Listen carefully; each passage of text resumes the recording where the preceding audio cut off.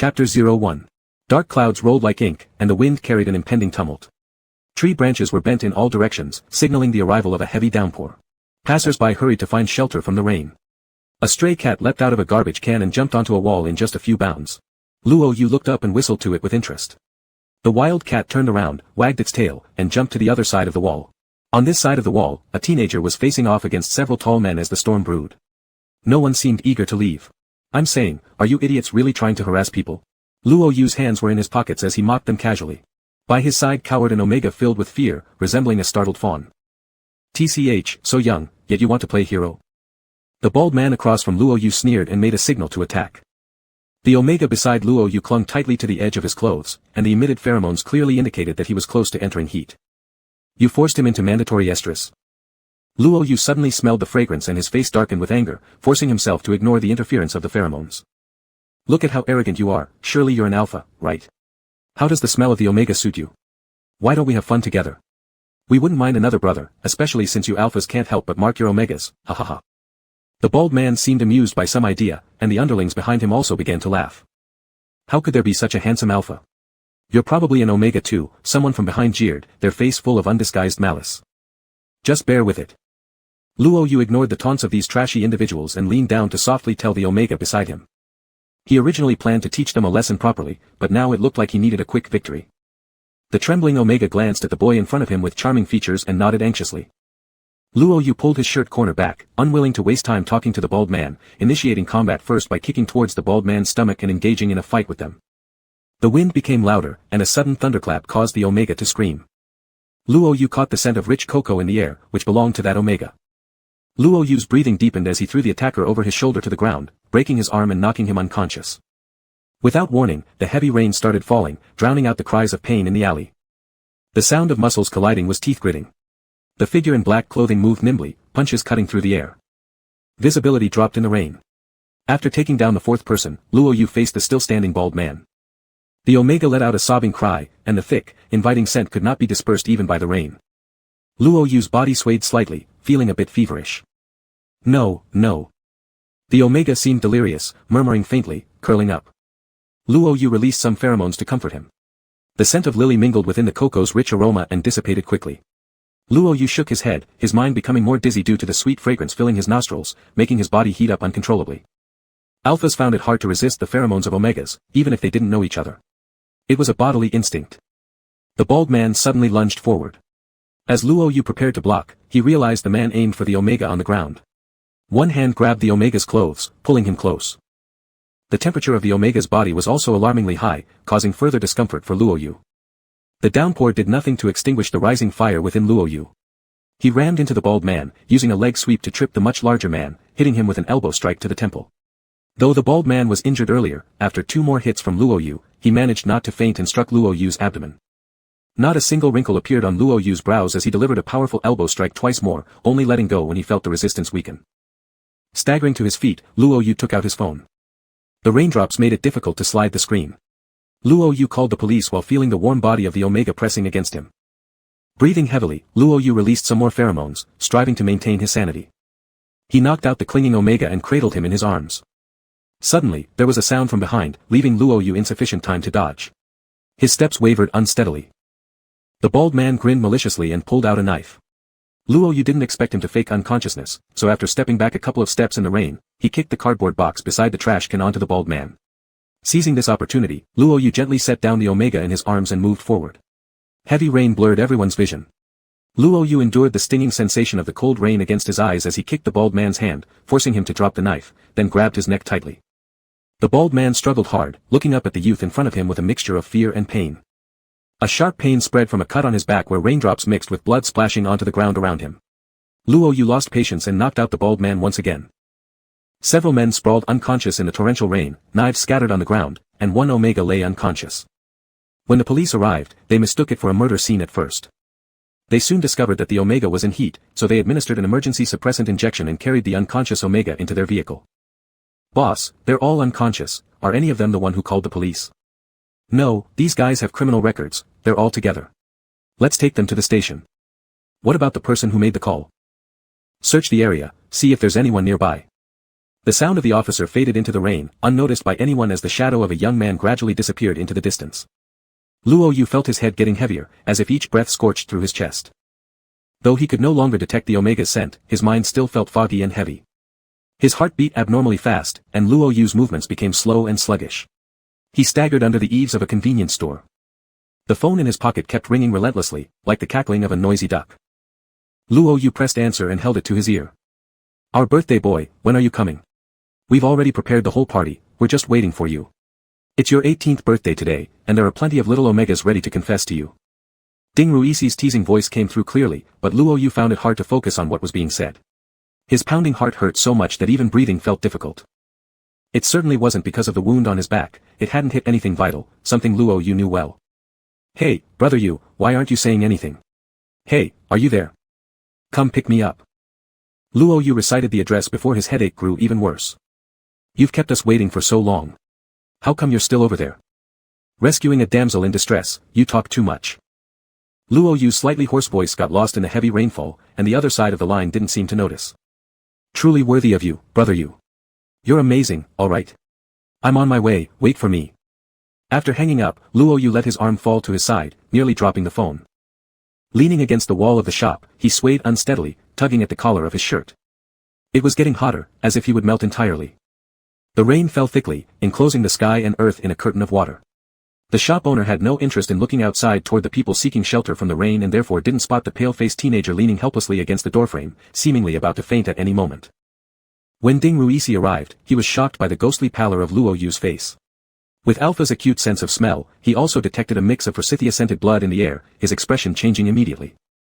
"Brother Yu, are you injured? Let me take you to the hospital." Luo Yu could barely make out what he was saying, only watching the movement of Ding Ruisi's lips while everything else began to blur. Ding Ruisi opened the car door and helped Luo Yu inside. The road was slippery due to the rain, yet less congested, allowing Ding Ruisi to drive swiftly. Seeing Luo Yu unconscious in the car seat, he panicked and called Luo Yu's mother right away. In the dark void, Luo Yu continued to descend, reaching the very bottom. Between consciousness and unconsciousness, he thought he heard voices speaking. How could he possibly be an Omega? "Doctor, did you make a mistake? My son was tested as an Alpha since birth, it's impossible for him to be an Omega." "It is indeed an Omega. Look here, this is his genetic sequence. Clearly showing A to O conversion. We believe this is a case of gender reversal." Gender reversal? In medical history, this phenomenon isn't unprecedented. Decades ago, there was a case of O to A transformation. Your child probably underwent a similar situation. What was this nonsense? Why was it so loud? Luo Yu wanted to open his eyes and tell them to be quiet, but his consciousness remained heavy, and he couldn't manage it. How could the reversal happen so suddenly? Was it caused by the wound on his back? It's not that simple. Actually, he should have been an Omega since birth. However, because his pheromones were too powerful for his body to handle, he disguised himself with the more aggressive alpha pheromones. Now that his body can support the intensity of the pheromones, as we suspect, his transformation was likely accelerated due to the exposure to Omega pheromones. Does that mean, there's no way to reverse it? Xiao Wanrong murmured softly, her heart breaking as she glanced at Luo Yu lying in the bed. No one understood better than her how deeply Luo Yu longed to grow up into a fine alpha. He had even planned meticulously to apply for the military academy, but Omegas weren't allowed to enroll. How could someone as proud as Luo Yu accept such a dramatic transformation? Yes, it can't be reversed. Moreover, his pheromone type is A0719, a new kind of A-level pheromone never seen before. Do you know what this means? The doctor, holding Luo Yu's medical record, spoke with a tone wavering between astonishment and regret. It means, no suppressant will work on him. Xiao Wanrong's eyes widened in horror. She herself was an Omega, and enduring the agony of resisting the heat without suppressants was akin to a form of slow execution.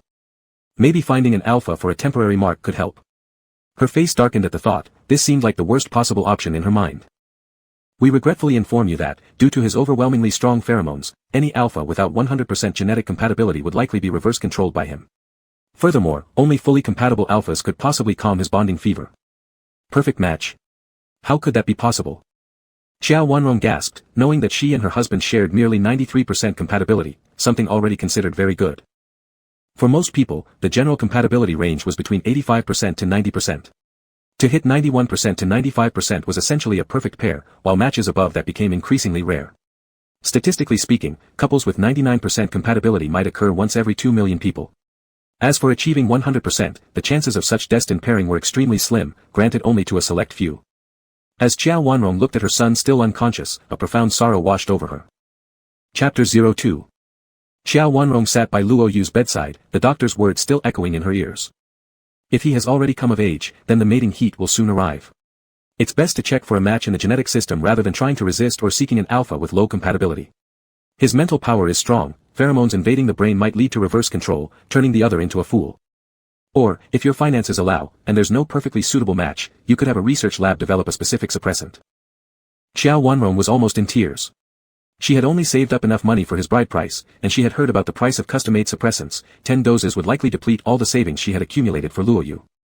The mating heat usually occurs once a month after adulthood, but initially it tends to be erratic. There might be frequent heats, and the scent of other omega's estrus pheromones can also trigger a pseudo-heat. Xiao Wanrong felt despair creeping in. For the first time, she found the word strong so repugnant. She wished that Luo Yu could be just average, perhaps he wouldn't have to endure such suffering. When Luo Yu opened his eyes, all he saw was a white patch on the hospital ceiling, while 4 drips steadily trickled down, leaving him dazed for a moment. The feverish sensation before he fell unconscious was entirely gone now. He currently felt comfortable, except for a slight weakness. Luo Yu believed he was fine. "Son, you're awake." Xiao Wanrong's face lit up with joy as she held Luo Yu's hand, but the happiness quickly faded, replaced by gloom. "Mom, why do you look like this? As though I've contracted a terminal illness." Luo Yu joked lightly, trying to enliven the atmosphere. Normally, his mother would scold him not to tempt fate with such thoughts, but today, she remained eerily silent. "Really, Mom, am I dying?" Luo Yu's heart skipped a beat as he tentatively questioned. "I'd rather you were sick, something curable, at least." Xiao Wanrong forced a tearful smile at Luo Yu, unsure how to begin. "Cancer?" Luo Yu scrutinized Xiao Wanrong's face again and cautiously asked. "No, your body is fine." Xiao Wanrong was on the verge of tears, sniffing back sobs. "You've turned into an omega." "Huh, what?" "Mom, that's not funny at all. How could I possibly turn into an..." Suddenly, voices erupted in Luo Yu's mind, chilling him to the core. "Gender reversal? How can it possibly be an omega? Doctor, did you misdiagnose? Since birth, my son has been tested as an alpha, not an omega. In fact, he might always have been an omega. Meaning, this cannot be changed anymore. Yes, it cannot be reversed. What the hell is going on?" An oppressive silence spread throughout the ward. Xiao Wanrong watched her glum-faced son and didn't offer any consoling words because she knew he wasn't ready to listen. Let him calm down first. Luo Yu tried to take several deep breaths but couldn't calm himself down. He ripped the intravenous needle from his hand, ignoring Xiao Wanrong's protests, and locked himself inside the restroom. This had to be some cruel joke that fate played on him, living as an alpha for 18 years, only to find out that he's actually an omega. Luo Yu couldn't accept it. Being an omega would mean all his dreams of attending military school were gone forever. To everyone, omegas are synonymous with frailty, not just physically weaker, but more dependent mentally as well. A delicate fragrance of forsythia filled the cramped bathroom space. Luo Yu smelled his own scent, unable to notice any difference in himself. He stared into the mirror and found nothing different from how he looked before. Why had this happened? All he had done was save someone on the road. Why did everything change so drastically when he woke up? Stay calm, remain calm. Luo Yu turned on the faucet, splashing water onto his face. Droplets scattered onto the mirror, distorting his reflection. Luo Yu couldn't stay calm, he clenched his fists tightly. Screw it all. The mirror shattered with a crisp sound, the reflection of the person cut into pieces by cracks, and in that critical moment, it all collapsed. Luo Yu looked at his reddened knuckles, now fiery red after the heavy punch. In the past, when he was still an alpha, there wouldn't have been a mark left behind. He knew what had changed within him. "Son, are you alright?" Xiao Wanrong heard the noise and hurried to knock on the door. The door opened from the inside. She saw Luo Yu offering her a forced smile, walking past her with a somewhat dazed look. The fragrance of forsythia overflowed the space, making her momentarily stunned. Nothing could illustrate everything as vividly as pheromones. Previously, Luo Yu was an alpha, his pheromones had a fierce attack, even scaring her occasionally despite being blood-related. But now things were different. That scent of forsythia transformed from sharp to gentle, softly floating around her like a cloud filled with sweetness.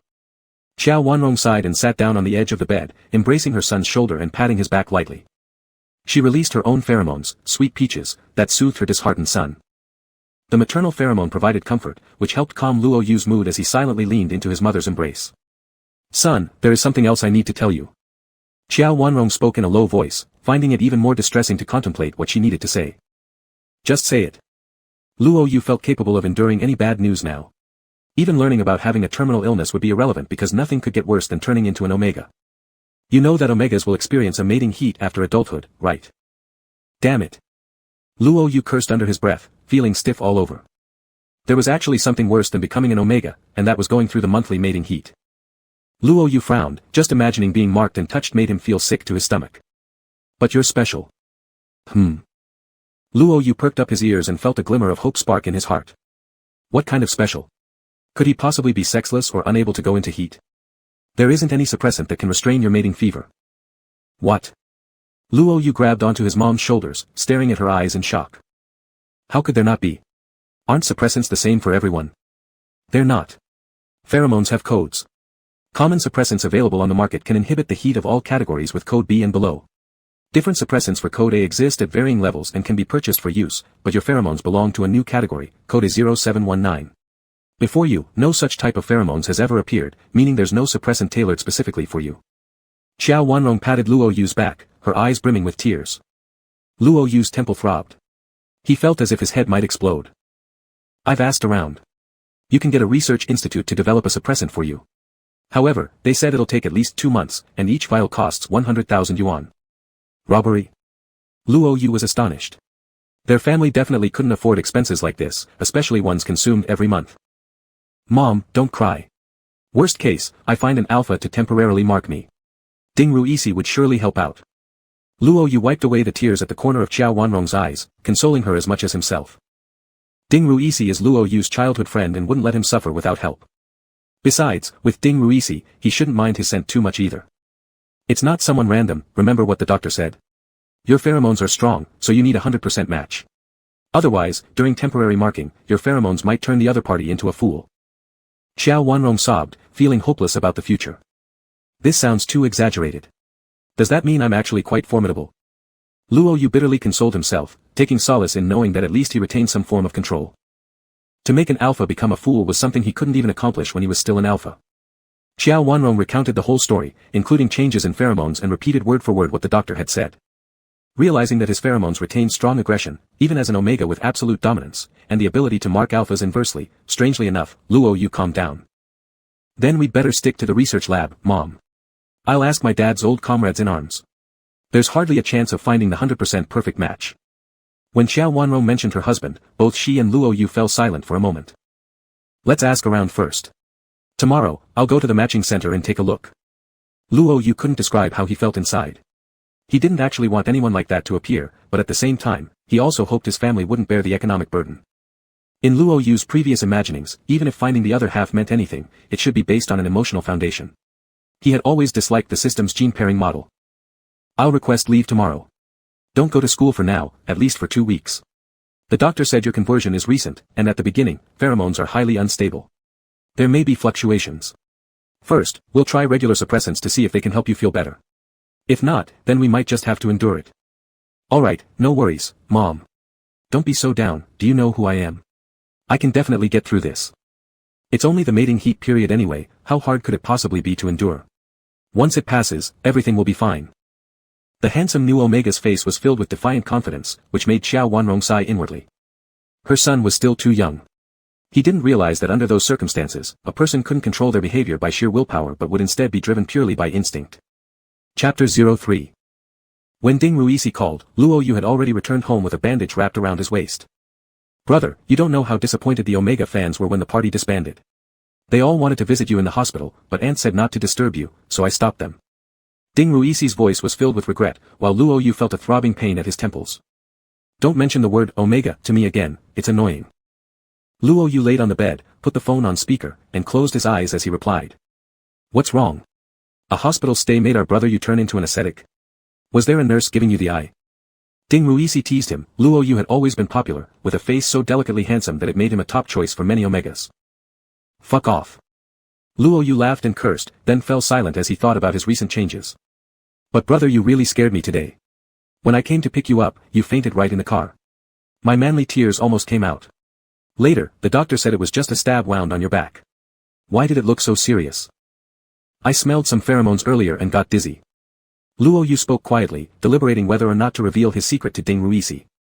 He wasn't worried about losing Ding Ruisi's respect but simply didn't want others to treat him like an omega. No wonder. Are you still in the hospital or have you gone home? I'm home. In that case, I'll come over to your place. There's 20 minutes until midnight, I must deliver this birthday cake to you. Ding Ruisi lived close by, only 3 minutes away from Luo Yu. Sure, don't bring anyone else. Of course not. Wait for me. Luo Yu sat up in bed and applied a scent-suppressing patch to the gland at the back of his neck. 3 minutes later, Ding Ruisi arrived with the cake and brought several bottles of chilled beer. To celebrate your release from the hospital and your birthday, we need something festive. So, I brought beer. Ding Ruisi went straight into Luo Yu's room without hesitation, plopping down on the floor. The cake was opened, and on the card was written. Happy 18th birthday to Super A Luo Yu. These ugly characters must be yours. Luo Yu picked up the card, smeared with some cream, running his fingertip over the letter A. Ding Ruisi sniffed, my handwriting has the flair of cursive. You just don't appreciate it. Let me cut the cake. Luo Yu hadn't eaten anything all evening and had no appetite, forcing himself to eat a piece of cake and opening a bottle of beer. Seeing Luo Yu's expressionless face, Ding Ruisi understood that anyone falling unconscious in the hospital on their birthday wouldn't be cheerful, so he decided to lighten the mood. Brother Yu, do you know Chimu also sent you a birthday gift? Could this be a sign of his weakness? At the mention of Chimu, Luo Yu flared up. Their rivalry could be traced back to kindergarten, even before Ding Ruisi entered the picture. Luo Yu and Chimu didn't attend the same preschool, Luo Yu went to Sunflower Kindergarten, while Chimu attended the nearby Crest Wave Noble Kindergarten. From a young age, Luo Yu was known for his tough demeanor, bullying other alphas, but showing no interest in picking on betas or omegas. The day he entered kindergarten, he set his goal to become the top alpha in the school and succeeded. However, being restless, he looked to expand his territory and started setting his sights on the kindergarten across the street. Alphas naturally have aggressive tendencies, and Luo Yu was especially fierce. After school, he shouted across 2 iron gates at the children from the opposite kindergarten, inciting the alphas there to retaliate. Amidst the commotion at the neighboring school, only one person remained calm, muttering the word immature. This stuck with Luo Yu deeply. On the day his mother tried taking him home after school, he refused to go, waiting until Chimu emerged, and immediately charged at him without a second thought. But he lost. Not only did he lose, but Chimu pinned him down, calling him immature. It was a great humiliation. Later dragged home by Qiao Wanrong, Luo Yu wasn't deterred. The next day, they fought to a draw, the third day saw him overpowering Chimu, but on the fourth day, he was beaten back, continuing all the way until the end of kindergarten. Luo Yu attended the third primary school, while Chimu enrolled in a private noble primary school, preventing further encounters between the two. They didn't meet again until the beginning of high school when Luo Yu noticed a very familiar name from his past grudge list on the freshman ranking list, finally reuniting with Chimu. Then, he realized that the other party had not changed their annoying nature, and their calm manner of mocking others fueled Luo Yu's hatred to the maximum.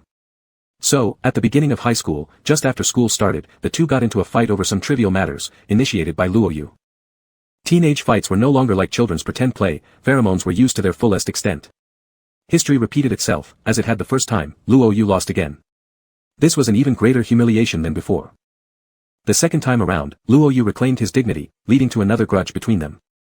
Everyone at Shi River High School knew they had this conflict. As Luo Yu's top follower, Ding Ruisi also found Chimu unpleasant. Luo Yu highly suspected the other's intention. He sent me a birthday gift, did he send me a clock? Ding Ruisi shook his head, I don't know. Without your order, I didn't dare open it, but I brought it. Luo Yu, you still brought it with you? Ding Ruisi, it's pretty small. Ding Ruisi took it out of his pocket and placed it in front of Luo Yu. It was a little gift box. After opening it, Luo Yu found a men's wristwatch inside. Ding Ruisi, seriously? Did he actually send you a clock? Luo Yu said nothing, just staring blankly at the mechanical dial for a moment. Brother Yu, he's absolutely mocking you. Ding Ruisi was making the beer can clang loudly, this bastard was going too far. This watch is the one I mentioned to you before. Luo Yu put the watch back in the box, frowning. Ah, isn't that the super expensive one you wanted? Ding Ruisi was surprised and quickly glanced at the brand. Yeah. Luo Yu's eyes immediately locked on it, it was priced at 5,999 renminbi. Although he wasn't short of food or clothing, he wouldn't spend money like that frivolously. Ding Ruisi suddenly came up with an idea, shit, could he really be trying to make nice with you, realizing he can't beat you anymore? You're insane. I'll return it tomorrow. Chimu would never admit defeat. He could perform a 360-degree turnaround on the spot if necessary. Alright, who cares about his present anyway? Hey, brother Yu, there seems to be a note here. Next to the watch cushion, there was a folded card. Every year we have today, every year has its own chapter. What kind of nonsense is this? Ding Ruisi looked completely confused. Luo Yu's expression immediately darkened. He's mocking me. To hell with having today every year, and to hell with having a new chapter every year. Today was definitely the unluckiest day of Luo Yu's 18 years of life. Not only did someone stab him, but his life underwent a huge change, and now he couldn't turn back. It truly was every year we have today. Luo Yu wanted to go block Chi Mu's jinxed mouth, pin him down, and give him a beating to vent his frustration. Tomorrow I'll take my family's second-hand alarm clock, slap it on his desk, and wish him every year we have today, every year has its own chapter. Ding Ruixi's indignant statement made Luo Yu burst out laughing. Luo Yu, how immature. Ding Ruixi refused to accept this. This is called an eye for an eye and a tooth for a tooth. Luo Yu, exchange his 6,000 yuan watch with your 25 yuan second-hand alarm clock. Ding Ruixi, isn't it 5,999 yuan? The missing 1 yuan I can afford. Luo Yu, that's ambitious. With this interruption, the atmosphere improved significantly. Luo Yu and Ding Ruixi slowly drank all the beer they'd brought over. Midnight had already passed, and the moon shone bright and round through the window. Just as Ding Ruixi was about to leave carrying the trash, Luo Yu stopped him. Ruixi, what would you do if you became an omega? I understand, let's imagine. Ding Ruixi gave an okay gesture and answered without hesitation, throwing in a seductive smile. Remember to close the door when you leave. Luo Yu felt nauseous from the stimulation he couldn't handle. Why did he even think about having a heartfelt conversation with Ding Ruixi? That was terrifying. Brother Yu, I'm serious. If I were an omega, I would certainly marry you, but now there won't be any outcome between us. Ding Ruixi carried the trash, acting dramatically. Had a few bottles and you're already this way. Luo Yu watched him act, smiling faintly. Hee, I'm leaving. Good night, brother Yu. Ding Ruixi feared getting hit, so he closed the door behind him and bolted. When Ding Ruixi left, Luo Yu's laughter gradually faded away. He didn't like being an omega, not because he thought they were weak or because he believed they needed to have children, but because he felt they were dependent. Under the influence of pheromones, after being marked, they would need support, become dependent, consider their alpha as their whole world, reveal everything about themselves, and provide whatever they asked for. After their alpha dies, if they don't wash away the marking to find a new alpha for comfort until their glands degenerate, during each heat period, even with suppressants, they will still endure significant discomfort. When Luo Yu was 10, his father died in battle. Since then, every month at a specific time, he would see his mother inject herself with suppressants, curl up in pain, and look weak. Luo Yu searched for information about this subject and read through a large amount of data. For an omega to wash away a marking is equivalent to having all their blood drained and then replaced with new blood. It involves continuous 10 hours of pain, followed by a 2-month recovery period, during which their physical condition significantly deteriorates. The cost of removing an omega's gland is even greater. Current technology doesn't adequately support this procedure. The failure rate is 98%, and failure can result in mental disorder, idiocy, or organ disease. Alphas, on the other hand, don't experience any physiological pain when they lose their omega and are also capable of marking multiple omegas. Of course, most alphas remain faithful because of gender ratio issues.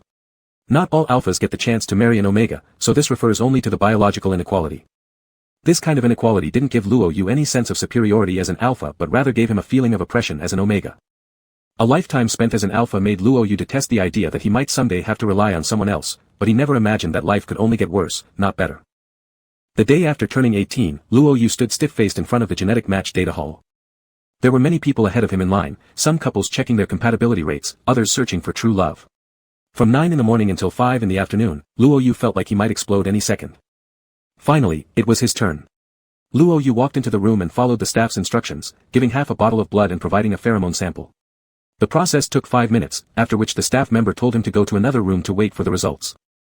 The results are only known by you and the database, please rest assured that there will be no breach of privacy. Seeing that the person in front of them was a handsome teenage omega, the staff assumed he had come to wait for love and gave him a gentle smile. Luo Yu nodded in thanks and continued on to the next room, still expressionless. In front of him was a large display screen, showing various data points while screening for the highest match. Just like Xiao Wanrong, Luo Yu didn't expect a 100% match but was simply waiting for the results of the process. The numbers jumped from 85 to 91, then from 91 to 99. Luo Yu slightly widened his eyes, watching the screen anxiously, palms sweating coldly. Can't be. The number changed from 9 to 0, and when it hit 100%, Luo Yu couldn't help but curse. Let him just see who on earth could possibly perfectly match with him. He thought it must be someone he didn't know, since the gene bank selected candidates nationwide. A very familiar face appeared in front of him, and Luo Yu thought he was going blind. Maybe it just looks like him. Luo Yu muttered to himself before being shattered by the system data. Chi Mu, male alpha, native of West River, pheromone code S209, perfect compatibility, congratulations, made in heaven. The system voice nearly made Luo Yu both blind and deaf, especially those last 4 words, making the veins on his forehead bulge. Would you like us to send the information to your perfectly compatible partner's contact method so that you can more easily find each other? Reject. Alright, wishing you happiness and a pleasant life. Please leave within 1 minute, thank you for your cooperation. The system's screen reverted to its original state, that big smiling face filled with mockery in Luo Yu's eyes. Chapter 04. As Luo Yu left the gene-matching data building, he still couldn't come to terms with reality. Son, how did it go? Xiao Wanrong, seated nearby on a chair, quickly came in when she saw Luo Yu emerge. Mom, why are you here? I told you to wait at home. Luo Yu took his mother's hand, her fingers cool even in the middle of summer. I just can't stop worrying about you. Don't worry though, if there's nothing found, it's okay. It's normal, so many people never encounter a perfect match in their whole life. Mom already contacted another institute through your dad's war comrade. They offer lower prices, probably around 8,000 to 9,000 yuan. I'll negotiate later. We do have savings. Xiao Wanrong tried to soothe him as much as possible. If worst comes to worst, we'll work harder for the money, there's always a way. Luo Yu could see the anxiety in his mother's eyes. He tightened his grip and felt dryness in his throat. The savings his mother referred to were from his father's compensation fund, and half of what they got from selling the ancestral home with uncle's side. Altogether, they had accumulated around 500,000 yuan over these years. It seemed like it might last for dozens of months, but Luo Yu wasn't as naive as his mom. The 8,000 to 9,000 mentioned might just be the single unit price, not including research costs. Unless many people carried the same A0719 pheromone information as him, the research lab wouldn't make a profit. Custom-made products for him alone would undoubtedly cost much more. No, Mom, don't. Luo Yu said, no, twice, feeling the anguish inside was no less severe than if 100 Ding Ruisi had been batting their eyelashes at him. You really think you can endure all that pain? Xiao Wanrong snapped angrily. It's not about enduring. I've actually found a perfect match, said Luo Yu. What? After Xiao Wanrong's initial shock wore off, her reaction turned into sheer surprise, as if she'd won a massive lottery prize of 50 million. Really? Who is it? Have you made contact? Where are they from? How old are they? A rapid-fire volley of questions bombarded Luo Yu. In this moment, Luo Yu wished he could be dealing with Ding Ruisi instead. Why aren't you answering, son? After her moment of joy, Xiao Wanrong noticed the troubled expression on her son's face. There was none of the excitement one should feel upon finding their fated partner, only the look of someone attending a funeral. Is it because the person is too ugly? Xiao Wanrong asked tentatively, since her son was undeniably good-looking. No. To be fair, Luo Yu couldn't say Chimu was ugly, good looks, presentable features, but Chimu himself was an idiot. Then is the person too old? Xiao Wanrong expressed some worry herself, too big of an age gap wouldn't be ideal. But now wasn't the time to consider ideals or not. Not older either. Despite this, Luo Yu's complexion didn't improve, prompting Xiao Wanrong to sigh. Son, if you don't think this works out, we can always back away from it. There's also still the institute to consider anyway. Compared to temporary pain, a long-lasting life together is far more important. Truthfully, Xiao Wanrong secretly thought this would work, because genetic matches weren't known to fail. If the person was truly 100% compatible, then it surely meant they fit well together. However, she understood Luo Yu's discomfort. Adjusting to being Omega rather than Alpha, coupled with having to urgently search for a person to calm his hormones, it was no small feat that Luo Yu wasn't already spiraling emotionally. To Xiao Wanrong, this showed her son had matured significantly. It really is painful. Luo Yu touched the watch in his pocket which he intended to return to Chimu, letting out an inward sigh. Ah, Chimu, the fool. So who exactly is it? You tell me first, let Mom take a look. Chimu. Luo Yu ground out the name between gritted teeth, thinking this cruel twist of fate was just layer after layer of mockery. The Chimu I know. Xiao Wanrong's eyes widened, nearly clapping her hands together in celebration. She'd seen Chimu before, small, white, and tidy when young. Even in childhood, little Luo Yu used to often fight with him. She'd even run into him again recently when taking Luo Yu to school. He'd grown handsomer each year, taller than her son, elegant and poised. He greeted her politely as they passed. Maybe we could invite him to dinner. Though, do you two not get along very well? Should I perhaps? Mom, please don't. Let me handle it. I'll do it myself. Luo Yu interrupted hastily. This kind of gossip coming from anyone else's mouth would sound bizarre beyond measure. And if he was hesitant, Chimu would likely hate the idea even more. You have to seize this opportunity. If he doesn't agree, I'll go talk to him. A short-term marking could be helpful, let's make preparations on both fronts, the research institute still needs time. Xiao Wanrong truly saw hope and her whole demeanor was different from yesterday's despondency, she appeared spirited. Alright, don't decide too quickly about the research institute. Remember to consult with me. Luo Yu nodded, touching the gift in his pocket. Mom knows. Well, I'm heading to school. Now. Luo Yu always hated wasting time and would act promptly when something needed doing. When Luo Yu arrived at school, it was just after class had ended. Everyone was walking toward the school gate, naturally no one noticed the figure rushing into the school. Luo Yu had already sent a message to Ding Ruisi to stop Chimu, but Chimu might not cooperate. By the time Luo Yu got there were already people arguing in the classroom. Ding Ruisi, what is your problem? You block us without saying why. What happened? Is Luo Yu not here today so you're causing trouble? This was said by Tang Yu, a female alpha, fiery-tempered, and Chimu's good friend and master arguer. Why do you care so much if it's not for you? Ding Ruisi rolled her eyes, making the atmosphere even more tense. Luo Yu is coming. The boy standing by his desk slowly packed up his things with an aloof voice, like the sound of jade striking against each other. Chimu maintained a very calm expression, with dark black eyes, and when they locked on each other, Ding Ruisi always felt inexplicably nervous. The sound of footsteps echoed outside the door as Ding Ruisi quietly sighed in relief. After all, blocking 3 alphas by himself would leave him disfigured if a fight broke out. Luo Yu pushed the door open, a bead of sweat dropping from his temple. Chimu, come out. If you tell us to go. Tang Yu hadn't finished her sentence when Chimu walked out, leaving her speechless. Something wrong?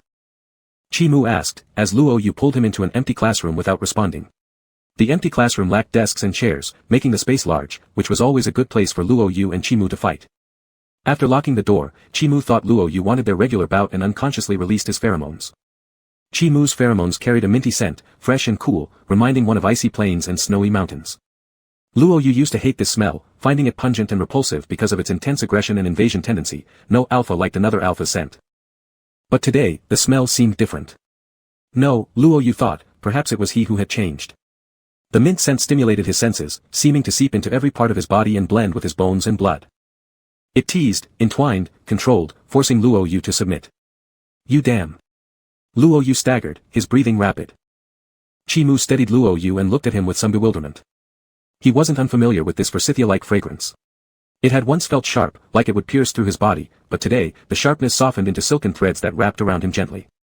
The flower aroma was excessively seductive, soft yet unrestrained, as if suddenly a patch of forsythia blossomed before him, adorned with fragrance. This was unmistakably the scent of an omega.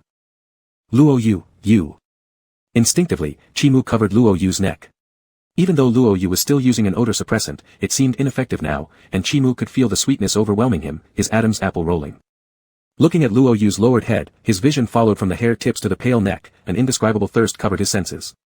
The deep-rooted desire for possession within him seemed ready to break free, and instinct told him this omega was exceptionally delectable and belonged to him. Every inch seemed to fit perfectly, the floating forsythia aroma luring him to lose his mind. Chimu forcibly retracted his own pheromones meant to entwine the other, trying hard to remain clear-headed. When the part of Luo Yu touched by his pheromones tingled, he'd never felt so sensitive before.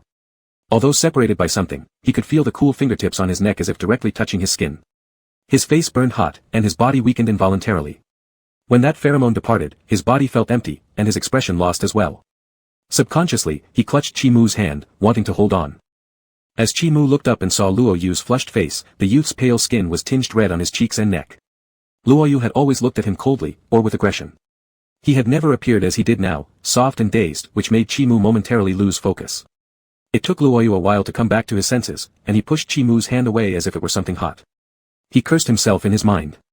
This was the reason why he hated becoming an omega, especially one who matched perfectly with Chimu.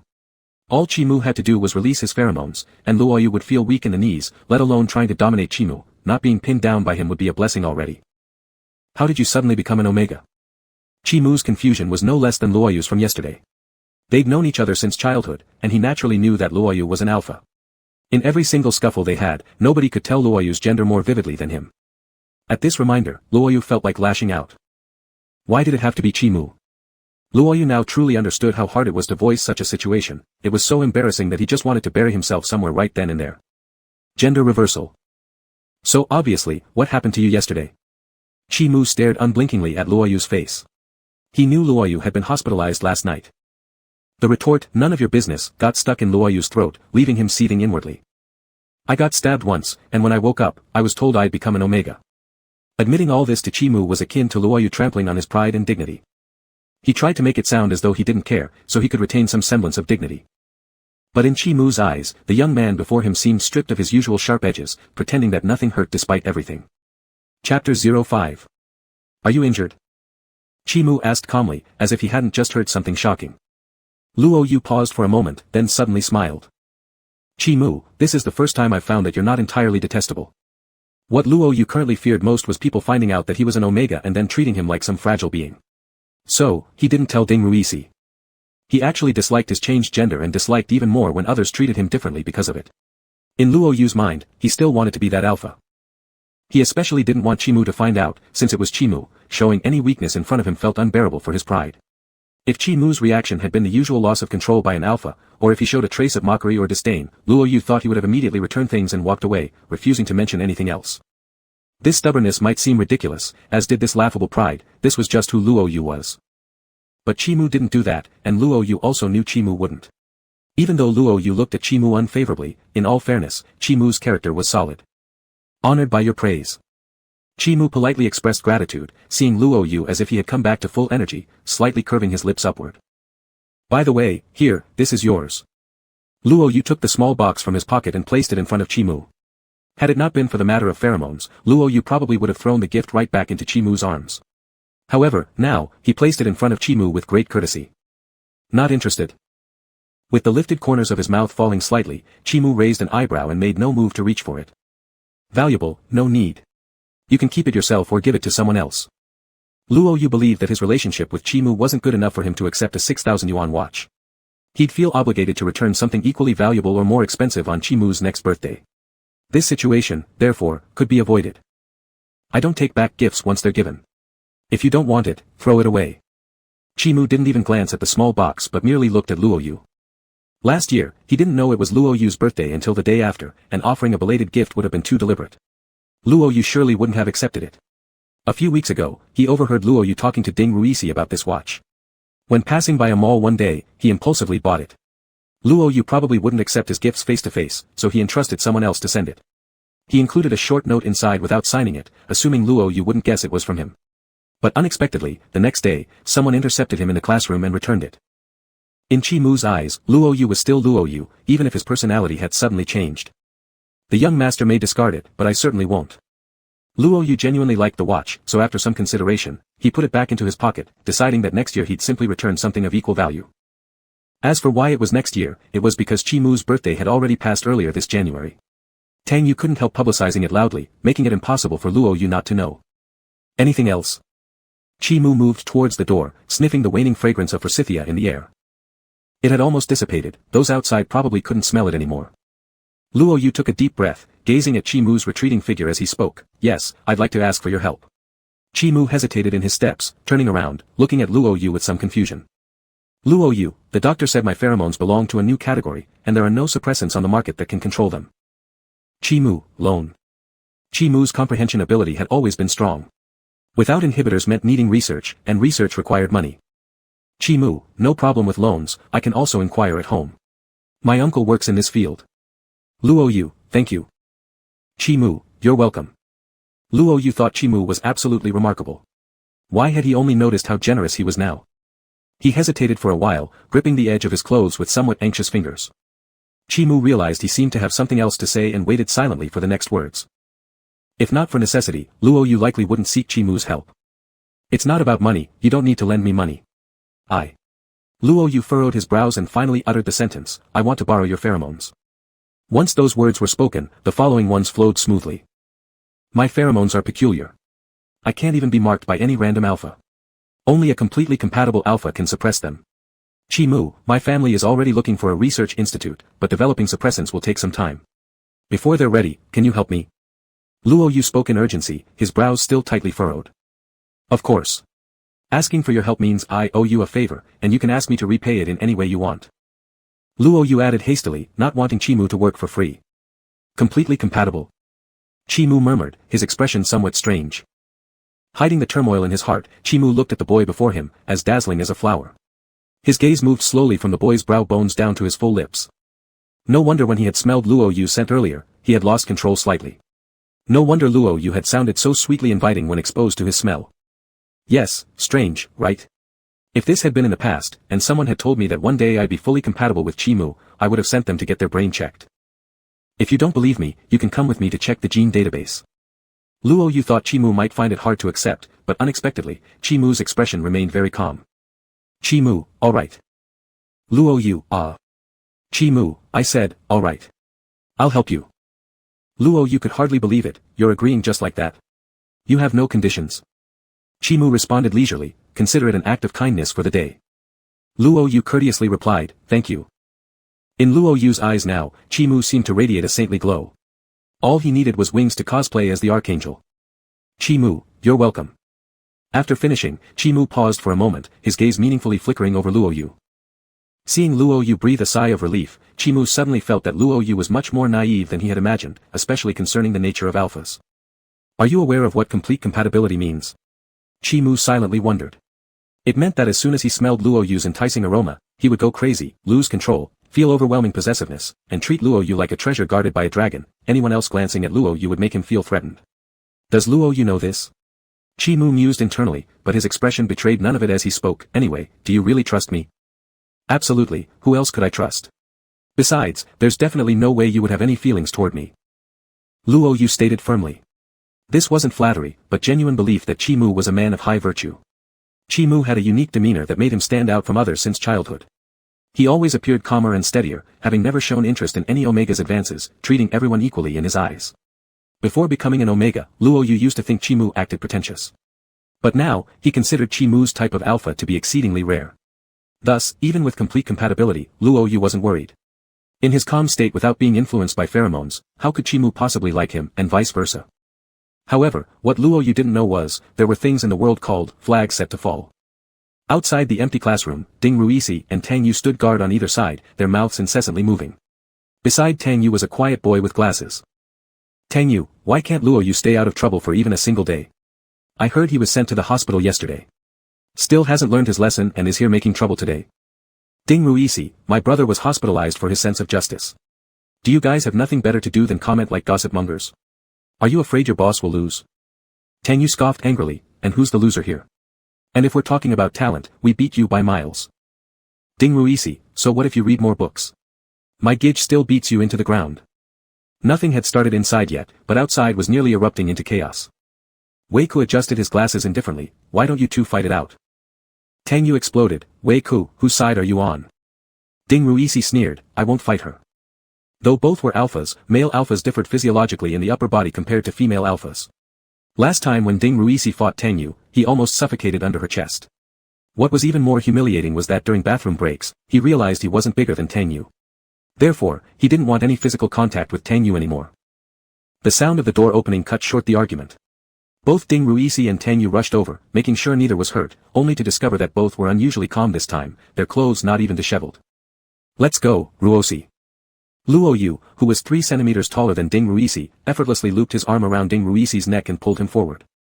Chimu's brows involuntarily furrowed slightly, but he quickly returned to normal, watching as Luo Yu happily walked away. Tang Yu wanted to ask something, but Chimu shook his head slightly, and Tang Yu immediately fell silent. They went down the other side of the staircase. As Wei Ku passed by the door, his gaze flickered into the empty classroom for a moment. An extremely faint sweetness had disappeared before he could even contemplate further, making it feel like an illusion. Chimu quietly left without a sound, while Luo Yu seemed as if it were the new year. Ding Ruisi, did you win? Luo Yu, Ding Ruisi. Ding Ruisi, wait, Gidge, why are you smiling so strangely? Suddenly Ding Ruisi felt a bit uneasy. The last time he saw Luo Yu smile this way was when they were chased down 3 streets until they finally fled into the police station to save their lives, only to have their parents called afterward. Luo Yu shook his head, you wouldn't understand. It's just me finding joy amidst hardship. It wasn't exactly happiness, more like a sigh of relief. Although things have gotten somewhat worse, at least they weren't utterly unfortunate.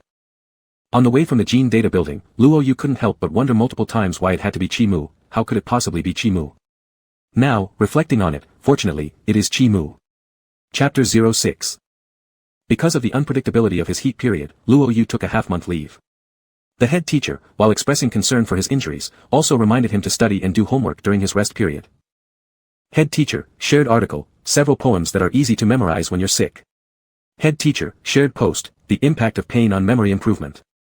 Head teacher, shared post, a few literary works worth reading when you're ill. Luo Yu, thank you. Lying on the bed with nothing better to do, Luo Yu clicked into those WeChat articles reluctantly. He would rather read these articles than face Chi-Mu, who was sitting next to his bed. Chi-Mu was wearing a white shirt today, its cuffs neatly covering his wrists. The light from the window shone upon him as if casting a halo around him. His pale, slender fingers turned the pages of the book gently, exuding an aura of peaceful serenity, except for Luo Yu, who now only felt awkward and stiff. He even wanted to call Ding Ruisi to come over and tell a stand-up comedy bit just to ease the tension. The reason why Chi-Mu appeared at his house so early in the morning had to go back to last night. After returning home yesterday, Luo Yu told his mother about Chi-Mu's willingness to help out. His mother was extremely delighted and obtained Chi-Mu's phone number to thank him personally, a 10-minute call where she almost cried. Luo Yu originally suggested not to bother Chi-Mu too much, but somehow, after discussing things with Chi-Mu over the phone, it was decided that Chi-Mu would take a week off and temporarily stay at their house. Luo Yu had no say in this matter, it was settled. Thus, upon waking up and stepping out of his room, he saw Chi-Mu already seated on the couch. Following his mother's indication, Luo Yu invited Chi-Mu into his room, starting what would become a very awkward day. Never had Luo Yu imagined himself enduring such a day. It was far worse than merely asking Chi-Mu for help during his heat period. Instead, he had to wait for his unpredictable heat in the same room as Chi-Mu. Every minute and second was excruciating for Luo Yu, so much so that he couldn't even concentrate on gaming, leaving him scrolling aimlessly through funny memes online. Suddenly, his phone vibrated. It was a message from Ding Ruisi. Looking at the time, indeed, classes were in session right now. Ruisi, brother Yu, do you know? Chi-Mu has taken leave too. Luo Yu thought, how could he not know, with the person literally sitting beside him. Luo Yu, so what? Ruisi, it can't be that you injured him yesterday, right? Not bad for my brother Yu, already capable of injuring someone with pure inner energy. Luo Yu, buddy, flattery stops here. Ruisi, alright. Ruisi, but since he's not in school, I brought my props for nothing. Gosh. Luo Yu, what props? Ruisi, an old alarm clock. Unable to contain his laughter, Luo Yu thought how truly absurd Ding Ruisi could be. Luo Yu, keep them, you won't need them for now. Focus on your class. Ruisi, okay, when will you return to school? Aren't you supposed to be home recovering? Luo Yu, later, I'm chilling at home for a couple more days. Ruisi, alright, I'll visit after school. Luo Yu, my mom recently bought 20 sets of test papers. You coming is perfect, you'll do them with me. Real bros solve problems together. Ruisi, 886, bye-bye. Luo Yu closed WeChat. Due to Ding Ruisi's interruption, his mood slightly improved. He sat up on the bed, glancing at Chi-Mu, who was still seated on the chair beside his bed. Chi-Mu continued reading, without even raising his eyes.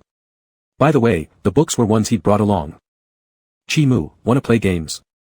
This was probably the first time Luo Yu interacted so calmly and peacefully with Chi-Mu. Every other interaction had been either in a fight or leading to one. He figured he should start some conversation or activity. No. Chi-Mu politely glanced up briefly, then quickly returned his gaze to the book.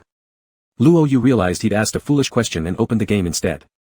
Chi-Mu was always so uninteresting and aloof, emanating an air of noble dignity that kept others at bay. But this was good, very reassuring. Luo Yu started a match of PUBG, joining a squad, marking a spot to farm resources. Luo Yu loved firearms and excelled in all kinds of shooting games. His original goal was to enroll in a military academy one day to touch real guns, though now this dream seemed unlikely. Thankfully, he could still game. With melancholy in his heart, Luo Yu's hands didn't falter, swiftly looting supplies after searching the wild spots. After growing a little fatter in terms of gear, he began collecting packages, loot. As the signal zone kept refreshing, Luo Yu positioned himself near the bridge, preparing for a thrilling confrontation. A fully equipped team came. Luo Yu twitched his fingers and blew the opponent's head off at the first moment they showed up. The opposing side immediately threw a smoke grenade. Luo Yu was calm and deliberate, estimating their positions and tossing 2 grenades. His heartbeat started to quicken as if even his breathing carried a burning sensation. Luo Yu wondered whether this wasn't the first time he had blocked the bridge. Why should he be so nervous?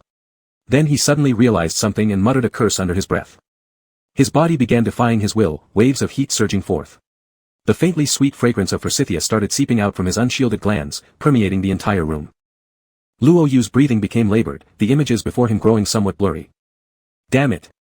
I'm here defending the bridge. Luo Yu wanted nothing more than to strangle himself for this inexplicable onset of heat at such an inconvenient time. Chi-Mu closed the book, seemingly struggling to breathe, and with pursed lips, undid the top 2 buttons of his shirt. As his cool hand touched the back of his neck, Luo Yu tried one last desperate attempt to fight against it. Let me finish the game. Chi-Mu didn't rush him since he could wait. His fingers lightly grazed the nape of the boy's neck, releasing that sweet scent, which continued to wrap around him, urging and tempting him to release pheromones. Luo Yu strained to focus, but the heat overtook his body without permission, leaving him unable to resist. The young man's face flushed bright red, even his neck turning pale pink. Chi-Mu frowned, realizing that the attraction due to 100% compatibility was beyond what he had anticipated. For instance, right now, he already wanted to throw away whatever Luo Yu held, forcing him to look into his eyes, and kissing those full red lips. The alpha instinct continuously urged and drove him, telling him this was his exclusive omega, where he could freely leave his mark on her, declaring sovereignty to all. Chi-Mu's fingertips continued to gently stroke that tiny patch of skin on the nape of the neck, patiently waiting for Luo Yu. Though managing to switch gears twice, Luo Yu succumbed to the attack and died, irritably ripping off the headphones, clearly in a bad mood. Had it not been for this untimely situation, defeating 4 players would have been no problem. At the same time Luo Yu threw down his phone, Chi-Mu finally released his pheromones. It was like a drop of water splashing into a pan of oil, instantly bursting into sparks. The 2 pheromones embraced each other, fusing in the air. The refreshing minty smell instantly overwhelmed Luo Yu's senses, making him forget all about the game or the bridge. He found himself uncontrollably moving closer to Chi-Mu. Chi-Mu. Luo Yu's eyes were wet, gripping Chi-Mu's clothes, unconsciously calling out his name. I'm here. Chi-Mu's voice was hoarse as another hand gently stroked Luo Yu's face, soothing his emotions. Other than a quick glance in the empty classroom yesterday, Chi-Mu had never seen so clearly this softer, dependent side of Luo Yu. Even after what happened yesterday, in Chi-Mu's mind, Luo Yu was still that stubborn, mouthy teenager who refused to give in. In this moment, the impact of that gaze brought Chi-Mu a tremor that seemed far stronger than anything induced by pheromones. Chi-Mu restrained his impulse to kiss Luo Yu, even though Luo Yu looked as though he was asking for it. He closed his eyes momentarily, trying to block out visual stimuli and distractions, restricting himself to only touching Luo Yu's face. Though he lacked experience in this area, his biology classes had served him well. When an omega is in mating, heat, embrace, kisses, and caresses are used to comfort them. When the omega does not reject it, temporarily marking them by biting their gland can be considered. He adhered strictly to the rules, his every touch gentlemanly. When sight is lost, the other senses seem amplified many times over. Luo Yu was uncomfortable, a different kind of pain compared to the melting fear experienced earlier. Beads of sweat appeared on his forehead, and his very breath was hot. Pheromones provided relief only on the surface, yet dissatisfaction brewed within him. But the person in front of him was truly excessive, while one hand gently brushed his cheek and the other just barely touched his glands, they wouldn't move further. Apart from generously giving off pheromones, everything else was stingy.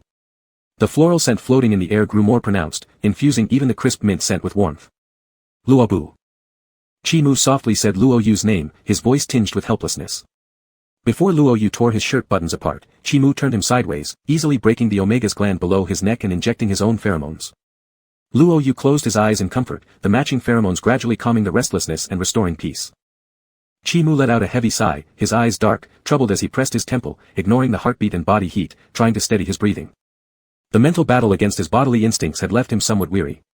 He touched the tooth marks on Luo Yu's nape and picked up his phone to search for a method to clear his mind. After a 3-hour nap, Luo Yu woke up, wishing first to slap himself awake and then place Chi-Mu on a pedestal. Right, celibacy on the left, unchanged purity on the right, and true gentleman across the top, said Luo Yu, tears welling up. Brother, you're my real brother from now on. Luo Yu exclaimed, whoever bothers you is bothering me. Chi-Mu replied calmly, no one but you troubles me. I'll pass on being your real brother, no incest here. Luo Yu, filled with regret, said, sorry, I take back what I just said. I feel like yelling at you again. 24-character guideline, prosperity, democracy, civility, harmony, freedom, equality, justice, rule of law, patriotism, dedication, integrity, friendliness, nothing above the neck, please don't lock it anymore, I beg you. Chapter 07. Luo Yu and Chi-Mu both thought that, after this brief marking, Luo Yu's physical condition should have stabilized somewhat, as the pheromones were a perfect match for soothing his system. However, neither of them expected that during the night, Luo Yu's pheromones became chaotic once again. The pheromones injected into his body were rapidly metabolized and consumed, leaving Lian Xiao without nourishment, which caused her to rebel anew. In a daze, Luo Yu stumbled up and staggered toward the door. Luo Yu and Chi-Mu hadn't slept in the same room, this was Qiao Wanrong's arrangement. Both Luo Yu and Chi-Mu thought it was fine, while Qiao Wanrong worried that the perfect compatibility would cause the two youngsters to lose control. Luo Yu's throat was parched, his face burned red, and he wobbled as he moved toward his destination. The fragrance of Lian Xiao reached Chi-Mu before her owner did, prompting an automatic response from his pheromones even in his semi-conscious state. Each ignited and intertwined with the other, and when Chi-Mu was touched by something hot, he instinctively gripped the person's hand tightly. Chi-Mu, I feel terrible, so terrible. Luo Yu muttered, clinging to Chi Mu's hand while sensing the refreshing minty air. The dominant alpha presence was like a barrier, isolating him from the outside world, indulging recklessly in this sea of mint. It's okay. Still groggy, Chi Mu could not see Luo Yu's face through the heavy darkness, but relying on memory, he wiped the sweat off Luo Yu's forehead, gently patting his back to soothe him. Luo Yu's black hair had become messy in the turmoil, with redness at the corners of his eyes. His body shivered involuntarily, finding peace only when close to Chi Mu. But despite this, the alpha remained restrained, touching nothing beyond the hands he held and the back he patted. Yet the minty pheromones acted contrary to their master's restraint, tightly confining the swaying Lianxia within its grasp, imprisoning her in this guest room. Chi Mu. Luo Yu continued calling out Chi Mu's name, his voice low and hoarse, each call striking against Chi Mu's heart. Chi Mu's eyes turned dark, sweat running down his neck.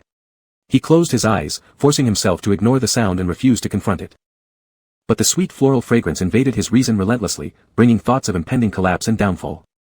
A voice in his mind urged him to give in to instinct, to confine Luo Yu, holding on to him no matter how unwilling or desperate he became to escape. Luo Yu would become his omega, entirely belonging to him. Evil thoughts took root in his mind, unleashing primal desires of possession and control. They repeated over and over, "Don't you want it? Don't you desire it?"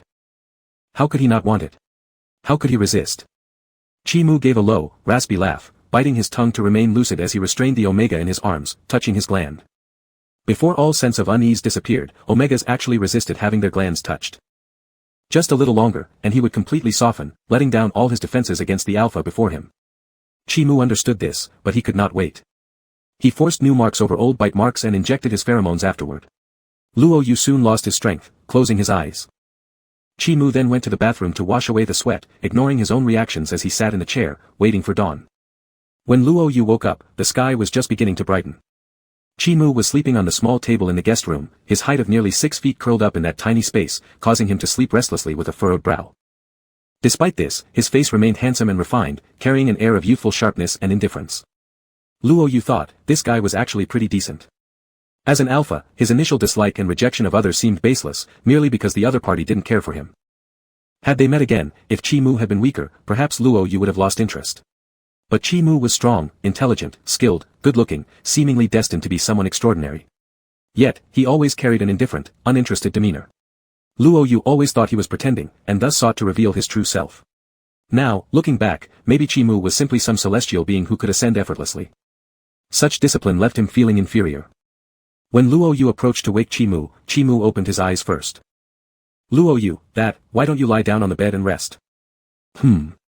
Chi Mu pressed his temples, bloodshot eyes revealing his fatigue. Luo Yu quickly apologized in a brisk manner, "Sorry, I had no idea that last night I ended up doing that weird thing again. Next time, you can just knock me out and finish the process."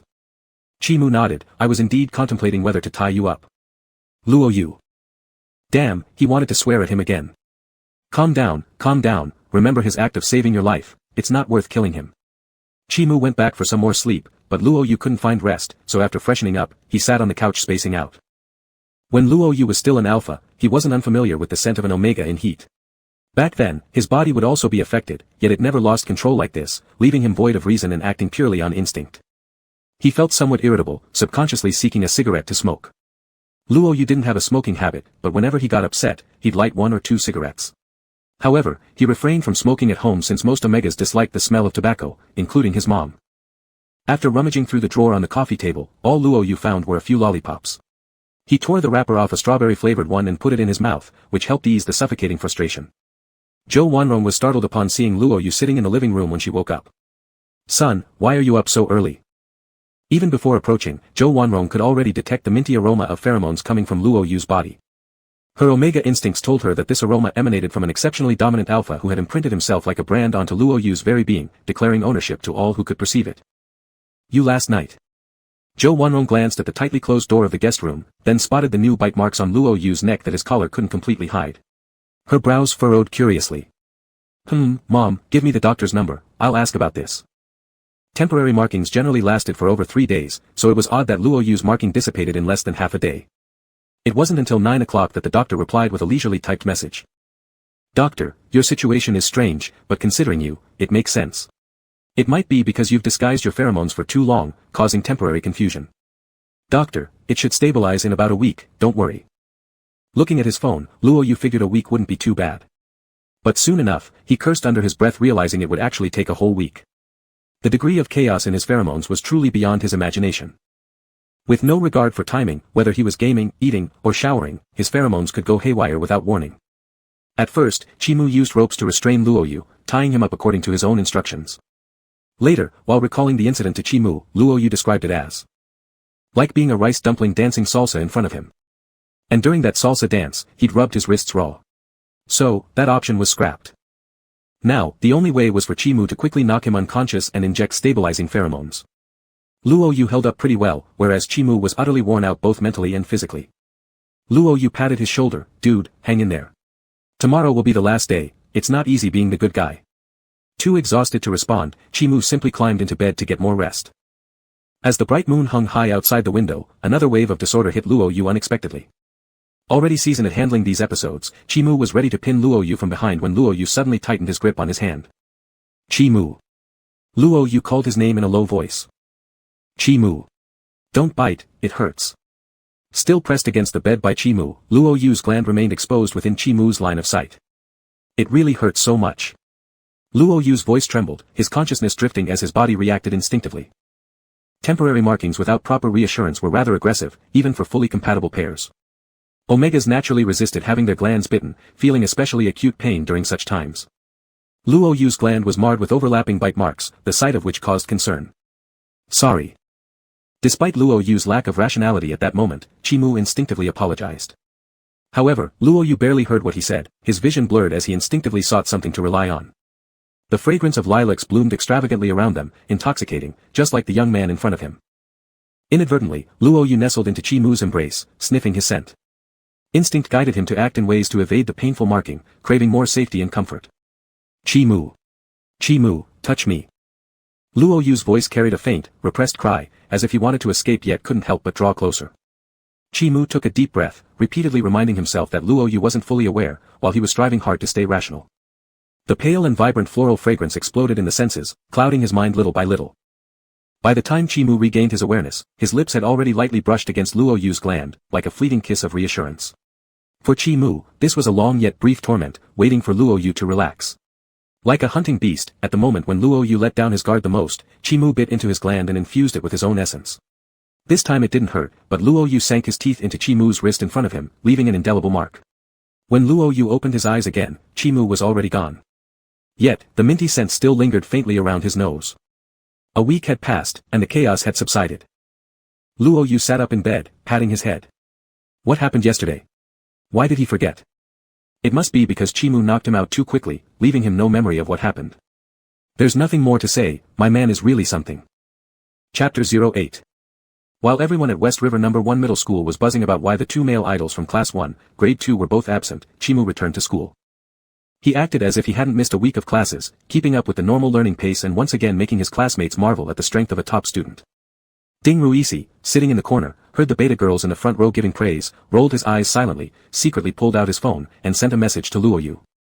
"Ruisi, big brother, when are you coming back to school? It's been a whole week. Don't you feel like you're going moldy staying home? Are those injuries not healed yet? Luoyu, haven't finished the exam papers yet. Let me rest for a couple more days." It's not that Luoyu didn't want to go out, but he couldn't. Right now, he smelled strongly of Chimu, unable to even leave the house. If he went out, the elders in the neighborhood would know that he had been claimed as an Omega, and Luoyu dared not step outside. "Ruisi, by the way, brother I came to your place yesterday, but you weren't there." "Luoyu, what time?" "Ruisi, around 9 in the evening. I wanted to drink with you. I even brought an English-Chinese dictionary to help you do your exam papers." "Ruisi, but Auntie said you weren't home." "Ruisi, how could you hang out without bringing me?" Luoyu thought about it. At 9 in the evening, he seemed to be lying in the room with Chimu, their pheromones intertwining. "Luoyu, I went out to buy a dictionary." "Ruisi. Ruisi, buy a dictionary at 9 in the evening?" "Luoyu, I bought freedom, not a dictionary." "Luoyu, don't believe me? I'll send you a picture." Luoyu opened Baidu, found someone else's photo of a dictionary, cropped out the background, and sent it to Ding Ruisi. "Ruisi, big brother, you're having too hard a time." Luoyu, yeah. His neck still hurt, being an Omega was tough. "Ruisi, when you come back, we will conquer West River No. 1 Middle School together. You have no idea how bad it was for me when you weren't around." "Ruisi, That garbage Tang Yu, when Chimu wasn't around, she did whatever she pleased and even blocked me in the restroom demanding to compare sizes. Ruisi, now that Chimu is back, she's pretending to be polite. Every word dripping with blood, Luo Yu could almost see how dispirited Ding Ruisi was between the lines, and he couldn't help laughing out loud. Everyone has been saying that Tang Yu's father was actually under Chimu's father, so Tang Yu always followed Chimu's lead. Chimu liked to be quiet and didn't enjoy people around him being crude, so Tang Yu was always a quiet alpha in front of Chimu. Luo Yu had initially assumed the same thing. Until one day, Ding Ruisi sobbed while telling him that he had fought with Tang Yu, nearly suffocated by her chest. Luo Yu, shared link, alpha male shares at age 35, shocked, doing this action before bed helps males grow. Ruisi, you're mocking me. Ruisi, I'm crying. My tears flooded the entire middle school, and even caused a fire alarm. The entire Shijiang city now uses my tears as their tap water source. The Yellow River feels shy now. Ruisi, but she really is well endowed. Is it normal for female alphas to be larger? I think even Chimu can't compare to her. Luo Yu, have you seen Chimu's? Ruisi, no. Luo Yu, then what the hell are you talking about? Ruisi, I'm just saying it. Super extra righteous and confident. Luo Yu told Ding Ruisi to get back to class, then started searching through his blurred memories, realizing that Chimu's touch felt pretty exaggerated. Luo Yu shook his head, thinking he might have been possessed by Ding Ruisi. Even at home, relaxing and releasing his scent, Luo Yu didn't idle. Xiao Wanrong found a research institute. Luo Yu discussed things with them for quite a while, somewhat understanding certain points, then carefully read the contract word by word. After reviewing it himself, he also consulted a lawyer. The main person in charge of the research institute was the nephew of a close friend of Luo Yu's father, so he was reliable. Only after confirming that the contract was fine did Luo Yu sign his name. They took samples of pheromones and blood, Xiao Wanrong paid the fee, and the two left the institute. They first put up 20 million for the project initiation. The salary for the institute was fixed, and the remaining funds were for purchasing rare herbs required for customizing the specific suppressants. Adapting the suppressant was quite troublesome, especially for a case like Luo Yu with unprecedented pheromone patterns, so the researchers didn't commit to a definite timeline, only promising to do their best. It's okay, everything will be alright. Xiao Wanrong patted Luo Yu's hand, concealing the faint sorrow in her brows. Luo Yu softly replied. Up to this point, this chaotic gender transformation had been a mixture of luck and misfortune. As Xiao Wanrong had said before, how many people in a lifetime could encounter something that was 100% certain? Even though he felt like it might be tough to get through the next 2 months, he had seen the light at the end of the tunnel, knowing there were always ways to solve problems. Luo Yu wasn't actually a carefree person, but for now, aside from trying to stay calm, there was nothing else he could do. He couldn't change back into an alpha, but life must go on. When Luo Yu returned to school, the wound on his back had already healed, leaving only a faint scar. Although Luo Yu didn't care much about it, Xiao Wanrong insisted on applying anti-scarring ointment every day. After being absent for 2 weeks, Luo Yu's return was not only greeted by classmates, but also by a thick stack of test papers on his desk. Are you serious? This much? Luo Yu picked up the pile of papers and sat down at his seat. Not just those, your drawer is full too. Ding Ruisi, who sat beside him, had organized the tests for Luo Yu. Are they trying to kill us with these exams? Luo Yu let out a sigh as he emptied his drawer. Apart from test papers, there were all sorts of strange things, cards, envelopes, candies. All of those are gifts for you. Since you weren't here, I took the liberty to help myself to the snacks. Ding Ruisi grinned. He didn't particularly like sweets, so the candies stayed in Luo Yu's drawer. Luo Yu stuffed the candies into his pocket, arranged the cards neatly on the side along with the letters, without even bothering to open them. Ding Ruisi winked mischievously. You're such a heartbreaker today. Don't you want to read those love letters? I even saw Bai Jingzhu's letter to you. Who's that? Asked Luo Yu. Bai Jingzhu. The new sophomore girl who attended your party that got cancelled. She's an omega with a rose-like scent. Despite her innocent name, her pheromones are incredibly inviting. They say she's like a little chili pepper, and she has declared that she wants you. Luo Yu remained coldly indifferent. Oh. Even when Luo Yu was still an alpha, he was the quintessential emotionless alpha, never indulging in ambiguity or accepting confessions directly. But because of his good looks, his eyes were electrifying, and his reputation for being generous and helping others in trouble, everyone thought he harbored feelings for them. After being rejected, those admirers would cry and accuse Luo Yu of being a heartless playboy. Ding Ruisi often sympathized with Luo Yu, but no matter how hard he tried, people stuck to their preconceived notions that Luo Yu surrounded himself with beta and omega admirers. Since Luo Yu disliked explanations, over time Ding Ruisi also left it be. The class bell rang, signaling the start of the first period, math class. Take out yesterday's test papers so we can review them. The whole class quickly retrieved their papers. Luo Yu glanced at Ding Ruisi's desk, where an English test paper was proudly displayed, looking rather convincing. On Luo Yu's desk, among the multitude of test papers, he couldn't immediately find the right one, so he randomly picked one and placed it in front of him. As the math teacher started lecturing, Luo Yu drifted off into a daze. They were now in the second year of high school, and soon it would be the third. Originally, Luo Yu had planned to apply to the National Defense University. Being an alpha with excellent physical attributes, his vision, weight, and height were all standard compliant, and they still met the criteria. However, due to his change in gender, those plans were dashed. What did he want to do now? What kind of person did he want to become? Luo Yu hadn't figured it out yet. He had always believed his life path was a straight line, but now it had taken a sharp turn and split into forks, making it very difficult to navigate. Whatever, he'd deal with it when the time came. Luo Yu looked at the physics test paper in front of him, twirled his pen, and started writing what he knew. The 40-minute math class passed in the sound of the teacher enthusiastically explaining problems, while Luo Yu completed part of his physics problems. He put away his pen and went to the restroom. However, as he reached the restroom door, he hesitated momentarily. Each floor in number 1 middle school had 3 restrooms, one for alphas, one for female betas and omegas, and one for male betas and omegas.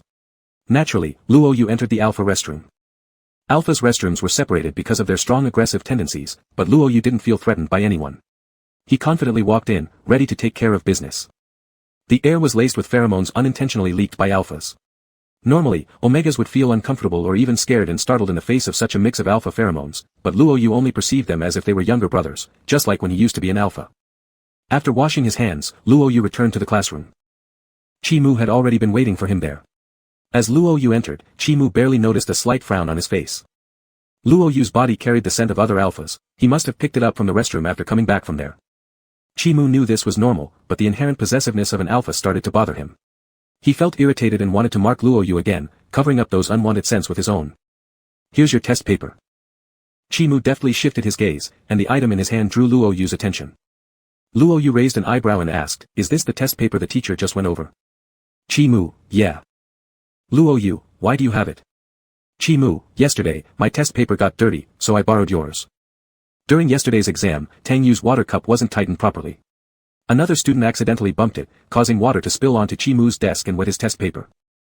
Tang Yu originally planned to go to the office to ask the teacher for another one, but instead, Chi-Mu casually took Luo Yu's test from the back row since Luo Yu wasn't present at the time. Tang Yu was somewhat surprised, thinking Chi-Mu might use this chance to upset Luo Yu, but she didn't say anything. Only Chi-Mu himself truly understood why he did that. Both Chi-Mu and Luo Yu were the center of attention in their class. When some students noticed the two talking, they nudged others nearby to look. Unexpectedly, most of the class ended up watching them. Student A muttered, are they going to fight? Student B was highly excited, what happened? What happened? Student C, enjoying the spectacle, said, didn't the class monitor take Luo Yu's test paper yesterday? Luo Yu is back today. Everyone thought Luo Yu would use this as an excuse to flare up, but he simply glanced indifferently. Luo Yu, you can keep it, the teacher will continue reviewing the paper in the next class. Chi-Mu, I've already corrected the mistakes. Even without the test paper, I know what the teacher is going to talk about. Luo Yu. Shit. For some reason, every time Chi-Mu spoke, it carried a tone that made people want to hit him. Even though Luo Yu knew Chi-Mu was merely stating facts, neither boasting nor bragging, it still irked him immensely. Chi-Mu put down the test paper and walked back to his seat. Seeing there wouldn't be any drama, everyone turned away disappointed. But unexpectedly, after taking a few steps, Chi-Mu suddenly turned back around. Luo Yu gave him a look, silently asking, still something left? Without saying anything, Chi-Mu suddenly raised his hand and wiped Luo Yu's cheek with his thumb, which left Luo Yu stunned. Chi-Mu's thumb and index finger brushed lightly against each other while hanging at his side. The other pheromone smells on the Omega's body had completely dissipated, as if a small lump in Chi-Mu's heart had also been smoothed out with that simple touch. A bit of dirt. Chi-Mu appeared completely calm, as if nothing had happened, and returned to his seat. Chi-Mu, you. Tang Yu looked horrified, unsure why Chi-Mu would suddenly touch Luo Yu's face. The scene seemed oddly terrifying. There was a bit of dirt on his face, Chi-Mu rarely explained his behavior. Though Tang Yu nodded, she still found it hard to comprehend. Luo Yu's face was dirty, so you touched it. During the break, Ding Ruisi came back from buying snacks. Seeing the math test, he almost bashed his head against the wall, shakily offering his chicken wrap. Ding Ruisi, brother, it's all my fault. I failed to protect the purity of your test paper, it got dirty. When Chi-Mu had taken the test paper yesterday, Ding Ruisi had been nearby. Initially unwilling, Ding Ruisi caved after one cold glance from Chi-Mu. Ding Ruisi, big brother you, please use my test paper. It's dirty. Don't be angry, have some chicken wrap. Luo Yu, Do you really need to make such a big deal out of this? Luo Yu looked at the chicken wrap Ding Ruisi had already bitten into, veins twitching slightly on his temple. Ding Ruisi, my sense of guilt is too strong, so I bought the chicken wrap to repair my broken heart. Ding Ruisi continued eating happily, shouting, delicious, in between bites. Luo Yu watched him, fearing that one day his intelligence would be contaminated by Ding Ruisi's antics. The test paper laid out on the desk was neat, with the name section filled in as Chi-Mu. Tidy and beautiful penmanship. Chi-Mu's grades were excellent, especially in mathematics. Luo Yu's math was just average, not the best, but not bad either. There was no one truly weak in class 1. Even Ding Ruisi, who acted nonchalantly without paying attention, still excelled in English. It was just his poor math skills that kept him consistently at the bottom of the class rankings. The math teacher took a sip of water and, when the bell rang signaling the start of the lesson, began enthusiastically explaining the problems once again. Luo Yu stared at the test paper, holding his pen but never leaving any marks. He strangely felt as though there was a faint scent of mint on the paper, carrying a certain sense of lingering attachment. Having missed classes for 2 weeks, Luo Yu had fallen slightly behind on some key concepts. However, fortunately, the beta girl in front of him generously offered her notes from this period and placed them before Luo Yu. Thank you.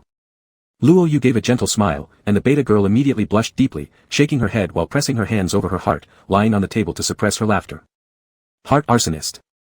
Ding Ruisi made an unsurprising remark. How did those people on the forums come up with the idea that Luo Yu was a scum alpha? If Luo Yu acted as coldly as Chi-Mu, surely no one would say such things about him. Luo Yu didn't bother to respond. After all, he only cared about having a clear conscience himself. He didn't regret saving others, and it wasn't his concern how they reacted after he rejected their confessions. But soon enough, Luo Yu overturned his own thought process. To hell with not regretting it. Luo Yu now really regretted saving that Omega on his 18th birthday. It had been more than half a month since that day. Luo Yu's body was very stable except for the initial chaotic week, and nothing unusual had happened since then. Luo Yu felt at ease. He continued wearing his smell-blocking patches, perceiving no differences between now and before, and neither he nor Chi-Mu had brought it up. So when Ding Ruisi urged him to participate in some artistic gala, Luo Yu readily agreed. It was already early April, and the senior students were close to the National College entrance exam. Following the tradition at Shijiang No. 1 Middle School, freshmen and sophomores were selected to report programs for a cultural performance dedicated to the graduating class, to cheer them on for the exam and give them a chance to unwind from heavy studies for a bit and receive encouragement from younger students. Luo Yu could play the drums, so when Ding Ruisi encouraged him to sign up, he agreed without hesitation. As an alpha, Luo Yu had always been flashy and ostentatious. Even as an omega, he was still Luo Yu, still flashy. After passing the preliminary review for the program, Luo Yu gained the right to perform, and he could practice in the music classroom during evening self-study sessions. Tonight, after only practicing for a few minutes, someone pushed open the door to the music classroom. Luo Yu assumed it was another student coming to practice, so he didn't even look up until he caught the scent of an omega entering heat, a sweet cocoa-like fragrance. Where's your suppressant? Luo Yu covered his nose and mouth, asking gruffly. I didn't bring it.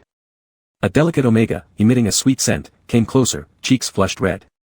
Don't you remember me? I'm the person you saved in the alley that day. I've been looking for you. Omega's eyes already glistened with signs of arousal, revealing their pheromone glands shamelessly, tempting the nearby Luo Yu. It's lucky I finally found you. We're actually from the same school. You're really good looking. The Omega's soft voice echoed in the empty music room, their gaze fixated on Luo Yu with a hint of obsession. As soon as I smelled you that day, I couldn't help myself. Our compatibility must be very high. We will definitely be a great fit. You must feel something for me, right?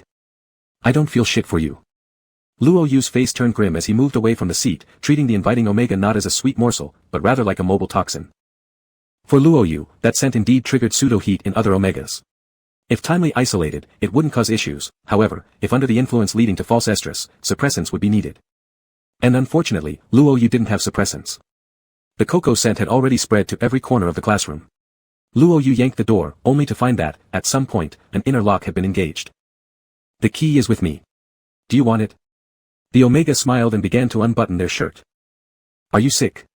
I don't look down on you, understand? It doesn't matter. As long as you lose control and mark me, does it matter if you don't look up to me, unless you want to go to jail? Marking an abandoned omega could lead to the omega suing the alpha. Luo Yu almost laughed out of anger. No matter how hard he tried to cover his nose and mouth, that sweet and sticky pheromone scent still surrounded him. Do you even know what the consequences are? We're still in school, there are plenty of alphas around, do you want to die here? This is the art building. Only students rehearsing will be here. Today, except for you, no one else is rehearsing here. I've locked the doors downstairs. Do you think anyone else will come in? The Omega's face was already red, looking at Luo Yu with a desiring gaze, but receiving not the slightest response. That flower-like aroma which they had expected would appear, never did. Did you plan this? Luo Yu was startled and angry, thinking how he now, as an Omega, couldn't even mark the other. Luo Yu's glands were starting to feel warm, and he kicked at the door. The music classroom had an iron door, immovable. Fortunately, Omegas in heat are physically weaker. He had already collapsed on the ground, shamelessly releasing his pheromones. If Luo Yu were still an alpha, he might have fallen for it, but now he wasn't. Instead of something rising, his legs often went limp instead. Luo Yu called Ding Ruisi, but the call wasn't answered. Obviously, the person was busy doing something else. Luo Yu swore, this guy can't be counted on in critical moments. He tentatively called Chi Mu, who quickly answered. At this point, during the evening self-study session, everyone looked as Chi Mu stood up. Teacher, may I step out to take a call? Chi Mu signaled to the teacher and left immediately. Bringing phones to school was prohibited at First High School, but since it was Chi Mu, the homeroom teacher coughed lightly twice to quiet the class, then continued writing their lesson plan. Music room, emergency rescue, bring suppressants. Luo Yu spoke urgently and quickly, his breaths audible through the phone. Wait for me. Chi Mu didn't hang up but ran straight to the infirmary. Only the infirmary had suppressants. Chi Mu rushed there, grabbed a dose, and hurried to the art building, only to find the doors locked. Are you really, unwilling? The frail Omega gazed at Luo Yu with ease, having completely shed his clothes and inching toward Luo Yu like a crawler. This scene seemed no different from a zombie coming towards Luo Yu, pure terror. He tightly pinched his palm. Fortunately, the smell-blocking patch was still effective, so his own pheromones hadn't dispersed yet. As soon as this person smelled him, wouldn't they realize he's an Omega? And with such abnormal extreme actions, it was impossible to ensure the entire school wouldn't know he's an Omega by tomorrow. The day I saved you wasn't so you could act like this. Luo Yu's body was already overheated, his waist and legs limp. So he really disliked being an Omega. When he was an Alpha, even if he lost control, his bursts of strength under restraint could multiply several times over compared to usual. But Omegas facing resistance would most likely end up like the Omega in front of him, soft and maximally alluring. I've prepared everything for you, you can enjoy me, conquer me, mark me, Luo Yu. Just as the Omega finished speaking, someone kicked the iron door. Luo Yu. It was Chi Mu's voice. Here, the door is locked. I can't get out. Luo Yu managed to stand up, seeing the Omega panic and curl into a ball. Wait. Chi Mu's voice was concise and strong. Luo Yu leaned against the wall, waiting for Chi Mu to save him. Chi Mu kicked at the lock on the door, kicking it about 7 or 8 times until it broke open. Once inside, a strong wave of pheromones from an Omega in heat hit Chi Mu, again, that thick cocoa aroma. Chi Mu remained completely unaffected as he injected the suppressant into the prostrate Omega on the ground, focusing solely on finishing the task before tossing the needle aside.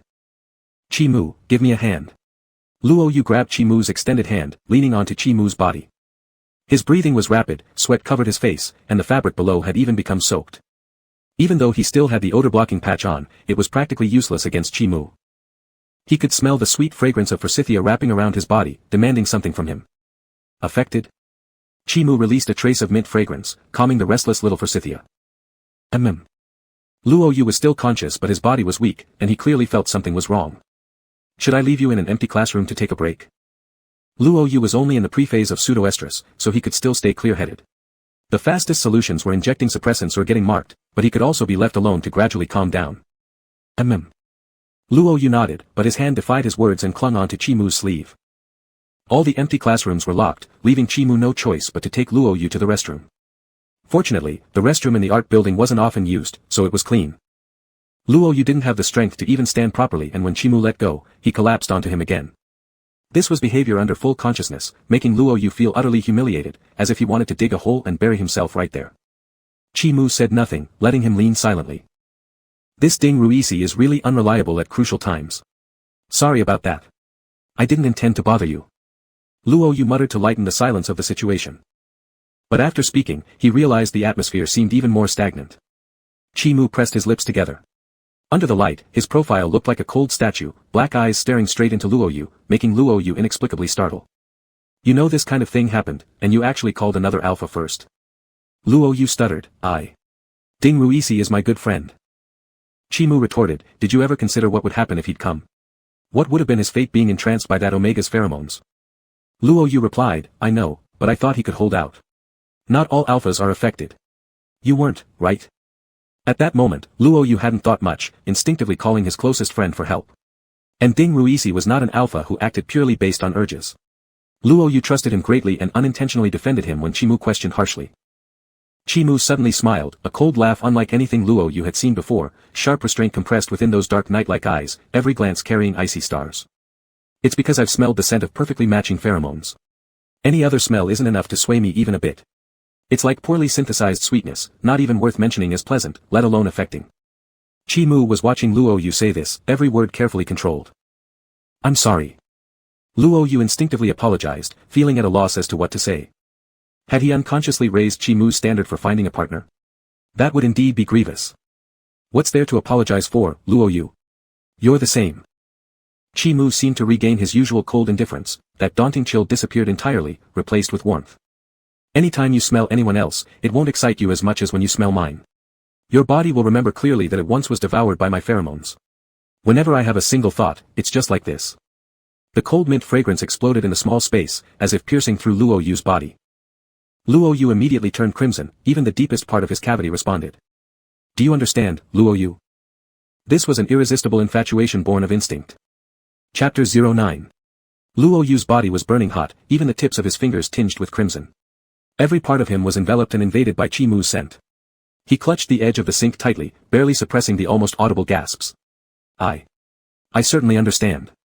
Luo Yu spoke with great difficulty, doing everything he could to remain rational. A thin layer of sweat covered his nose, and the mist in his eyes resembled soft gauze but failed to obscure their brightness. But what does that matter? Even if it fits perfectly, even if it is irresistible, so what? Luo Yu said firmly, clarity is the norm, Chimu. I know your thoughts align with mine. Since we're human, since we have reason, how can we yield to our instincts?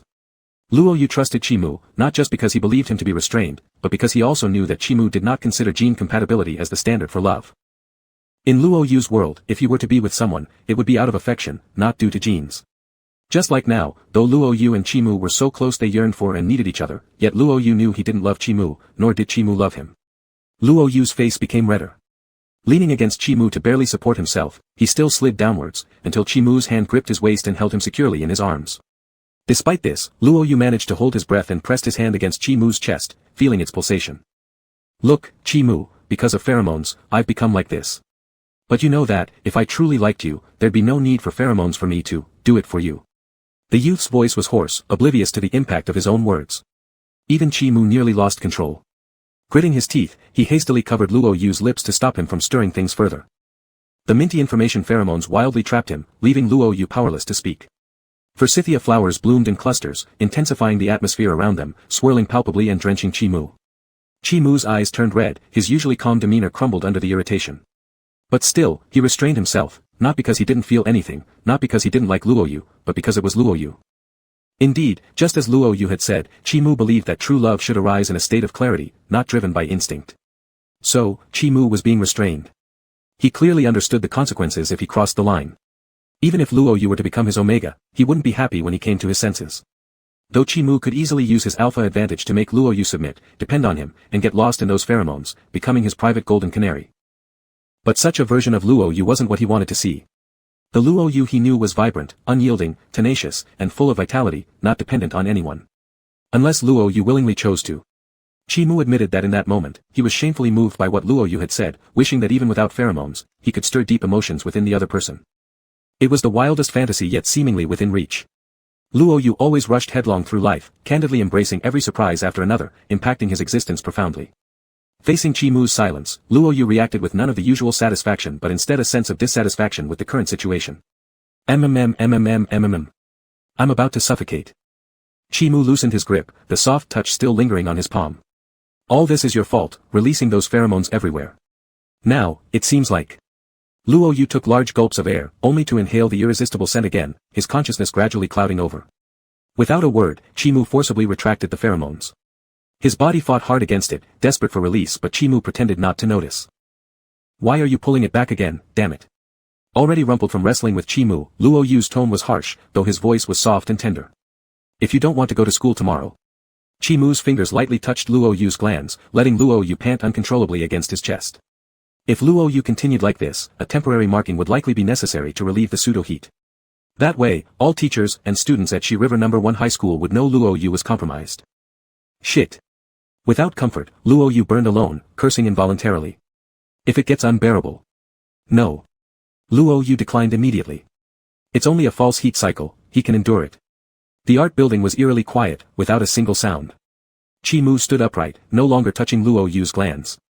When Luo Yu trembled, he emitted a silent sigh and hugged him tighter. Luo Yu initially only felt heat and thirst, as if walking under the scorching sun in the hottest days of summer, urgently craving for someone to offer shade. The person in front of him had a burning body, and he struggled to escape, but helplessly moved closer. He wanted to tear off his clothes, but the hands of the person in front of him firmly held on. There was no escape, no hiding. When the longing reached its peak, an extreme cold burst within his body, rushing through his bones, cold and painful. It was as if every molecule in the air had turned into malicious blades, pressing against his skin, cutting into his soul. Malice lurked in the minutiae, squeezing the space around them, leaving darkness all around. Luo Yu tightly embraced Chi Mu, unable to think or escape, seemingly trapped in a small place waiting for an endless torment. Alternating between cold and heat, abundant moisture flowed uncontrollably with no support. His body drooped, waiting for an infusion of relief. Chi Mu also felt extremely uncomfortable. The pervasive lily of the valley scent pleaded softly to cling onto him, and his body almost lost control in response. The youth in front of him seemed to be in immense pain, emitting weak sounds.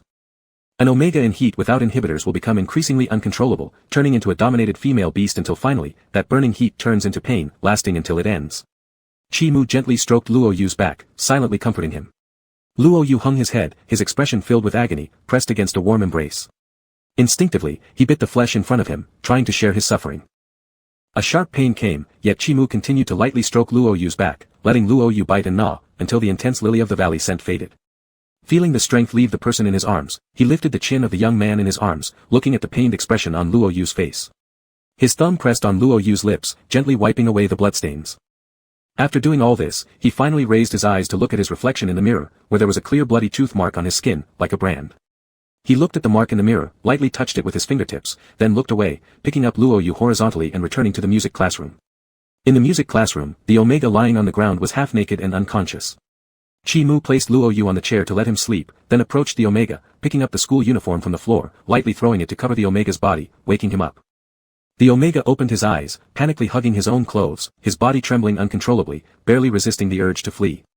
Chui Han, Minister of Cultural Propaganda in the senior year.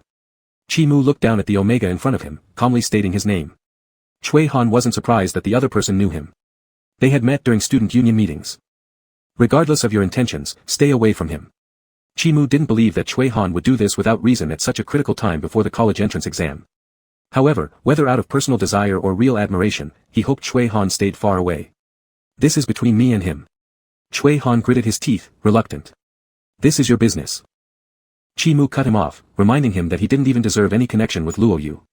If you don't want this to end with your expulsion, take your clothes and go out now, go downstairs, open the door. Chi Mu wasn't negotiating, he was issuing orders. Chui Han involuntarily stepped back. Although the other party didn't release pheromones, he instinctively felt fear and knew that Chi Mu was telling the truth. Chui Han stood up, and Chi Mu turned his back. The rustling sounds of dressing didn't catch his attention. At the edge of his vision, Luo Yu was asleep, leaning on the chair. All the sharpness and audacity of the youth were buried, his sleeping face resembled a gentle lily of the valley hanging on a branch, adding a few strokes of softness, making people feel good when they saw him. When Luo Yu opened his eyes, it was already 10 o'clock in the evening. Shit, is the school gate closed? Luo Yu's neck hurt from sleeping, and he sprang up from the chair. The gate was closed half an hour ago. Chi Mu put away his phone and stood up. Luo Yu, why didn't you wake me up? What about that guy, did he leave? Chi Mu, yes. Since Luo Yu was sleeping so soundly, and Chi Mu wasn't in a hurry anyway, he simply waited. Luo Yu mumbled, next time I catch him, I'll give him a piece of my mind. TCH, forget it, just an omega, why would he do such a thing? As Luo Yu babbled on, he suddenly smacked his lips and muttered in confusion, why do I taste blood? Did I bite myself? Chi Mu didn't respond but picked up the used syringe containing the heat suppressant from the floor. Luo Yu's memory of what happened before he blacked out was hazy. All he could recall was intense pain, cold and hot sensations, and no wonder his mother had said that without suppressants or an alpha's comfort, omegas endure great suffering. That pain far outweighs being punched or stabbed, it feels like being flayed alive from within. His pants had already dried during his unconsciousness, but after taking a couple of steps, Luo Yu still felt sticky. Luo Yu suddenly thought of something, isn't the gate below locked? How did you get here? Chi Mu, climbed through the water pipe. Luo Yu raised his fist, big brother, you're amazing. Luo Yu never imagined Chi Mu to be one who would climb through water pipes, just thinking about it made him laugh. Luo Yu wrapped his arm around Chimu's neck and smirked, "Young master, to thank you, come, let me buy you a meal." Luo Yu only treated his brothers to food. Chapter 10. Luo Yu didn't take Chimu to the school gate, it was obvious that it would be closed by now. So, he decided to climb the wall with Chimu. "Come on, master, let's climb over." Luo Yu put his hand on Chimu's shoulder and led him towards the east gate. Not far from the east gate stood an ancient tree, one that had been there since the school's establishment. It was said to be sacred. Even though students often used this tree to sneak out of the school grounds, the principal never ordered it cut down but instead placed surveillance there. However, the cameras were always sabotaged, despite repeated warnings, so to save money, the principal eventually stopped installing them and just arranged for security patrols. By the time Luo Yu started school, the policy had already changed to patrols. Over many instances of being caught, Luo Yu had become fully aware of their patrol schedule. It was already 10 o'clock. The gates near the dormitory area had long been locked, and the patrolling security guards had also retired to the guardhouse. It was entirely risk-free. Luo Yu climbed up the tree with practiced ease, jumped onto the wall using a branch, and extended his hand to Chimu. Even though he knew Chimu wouldn't need help, Luo Yu instinctively offered his hand. Without hesitation, Chimu grabbed his hand and joined him on the wall. This wall had been climbed no less than hundreds of times by Luo Yu over 2 years, always finding the right footholds. As Luo Yu wiped the dust off his hands, Chimu was already beside him. At this hour, Luo Yu took Chimu to the night market. The night market had recently been relocated to Qingxi Road, where the streets were clear and stalls lined up neatly, looking quite clean.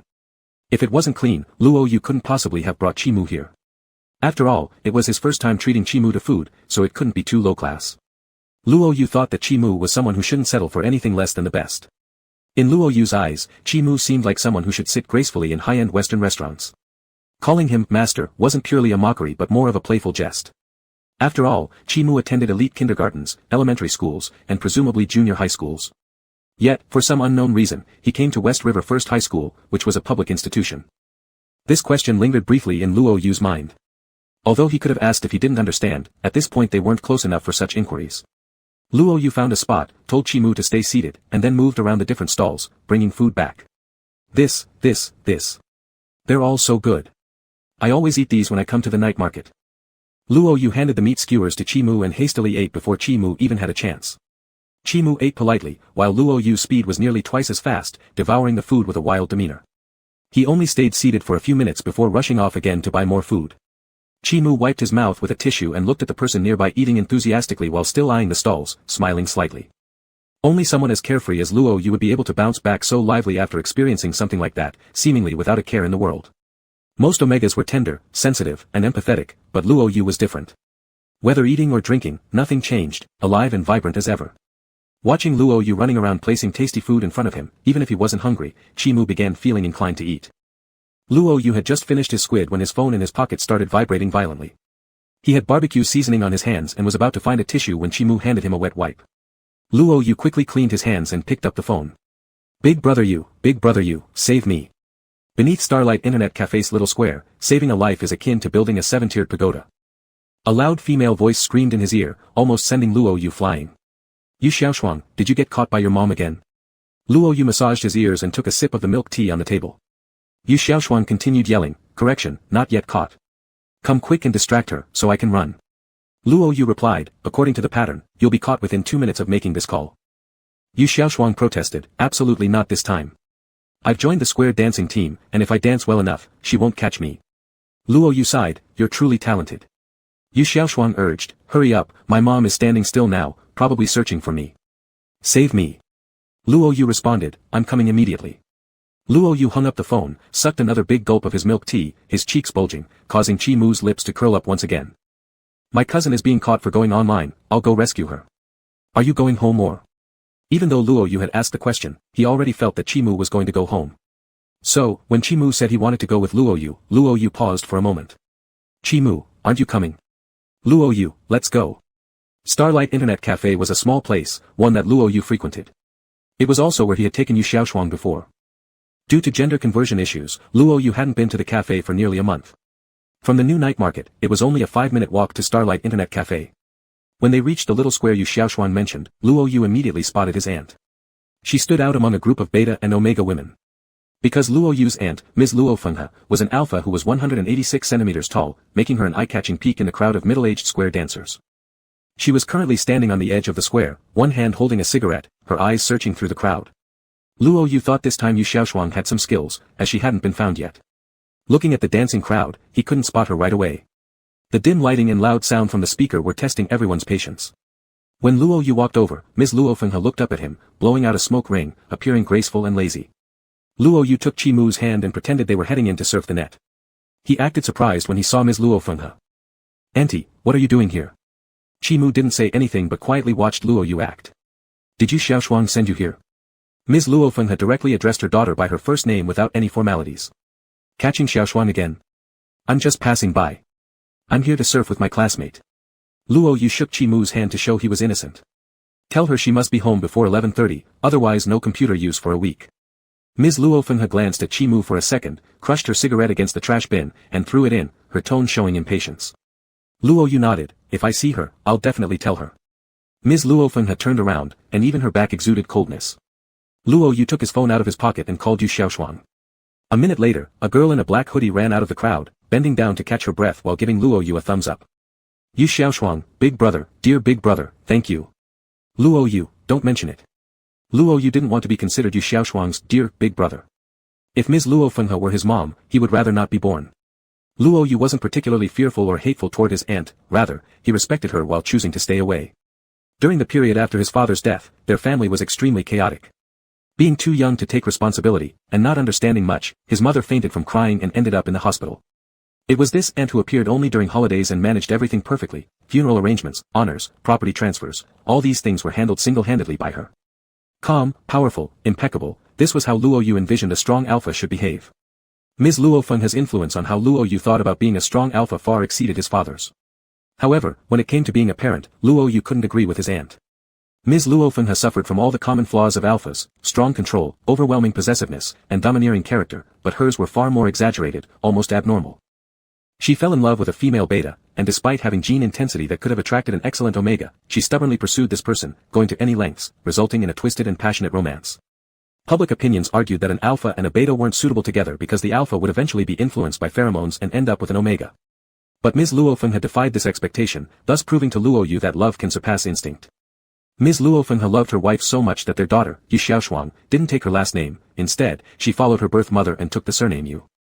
The dominant side of the parental relationship loved the other too much, which inevitably led to an imbalance in Yu Xiaoshuang's affection, causing her to live a love-deprived childhood and often visit the Luo household. "Luo Yu, isn't there a computer at your house? Why do you come out to surf the internet?" This point also puzzled Luo Yu.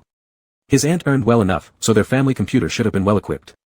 Yu Xiaoshuang waved her hand. "Oh, don't mention it. I caught a cold recently, and my mom blamed it on me playing too much on my phone and computer. She forbade me from using them, but you know me, I couldn't help myself, so I sneaked out to play. Before I could finish my game, she came looking for me." Luo Yu didn't know what to say when he saw her listless state. Yu Xiaoshuang was a hardcore internet-addicted girl who excelled at gaming and even taught herself programming. Yu Xiaoshuang wiped the sweat off her face. "Good thing I'm a beta with no pheromones. I've also spent some time practicing square dancing, and it finally came in handy right now." "Luo Yu, you're too dedicated.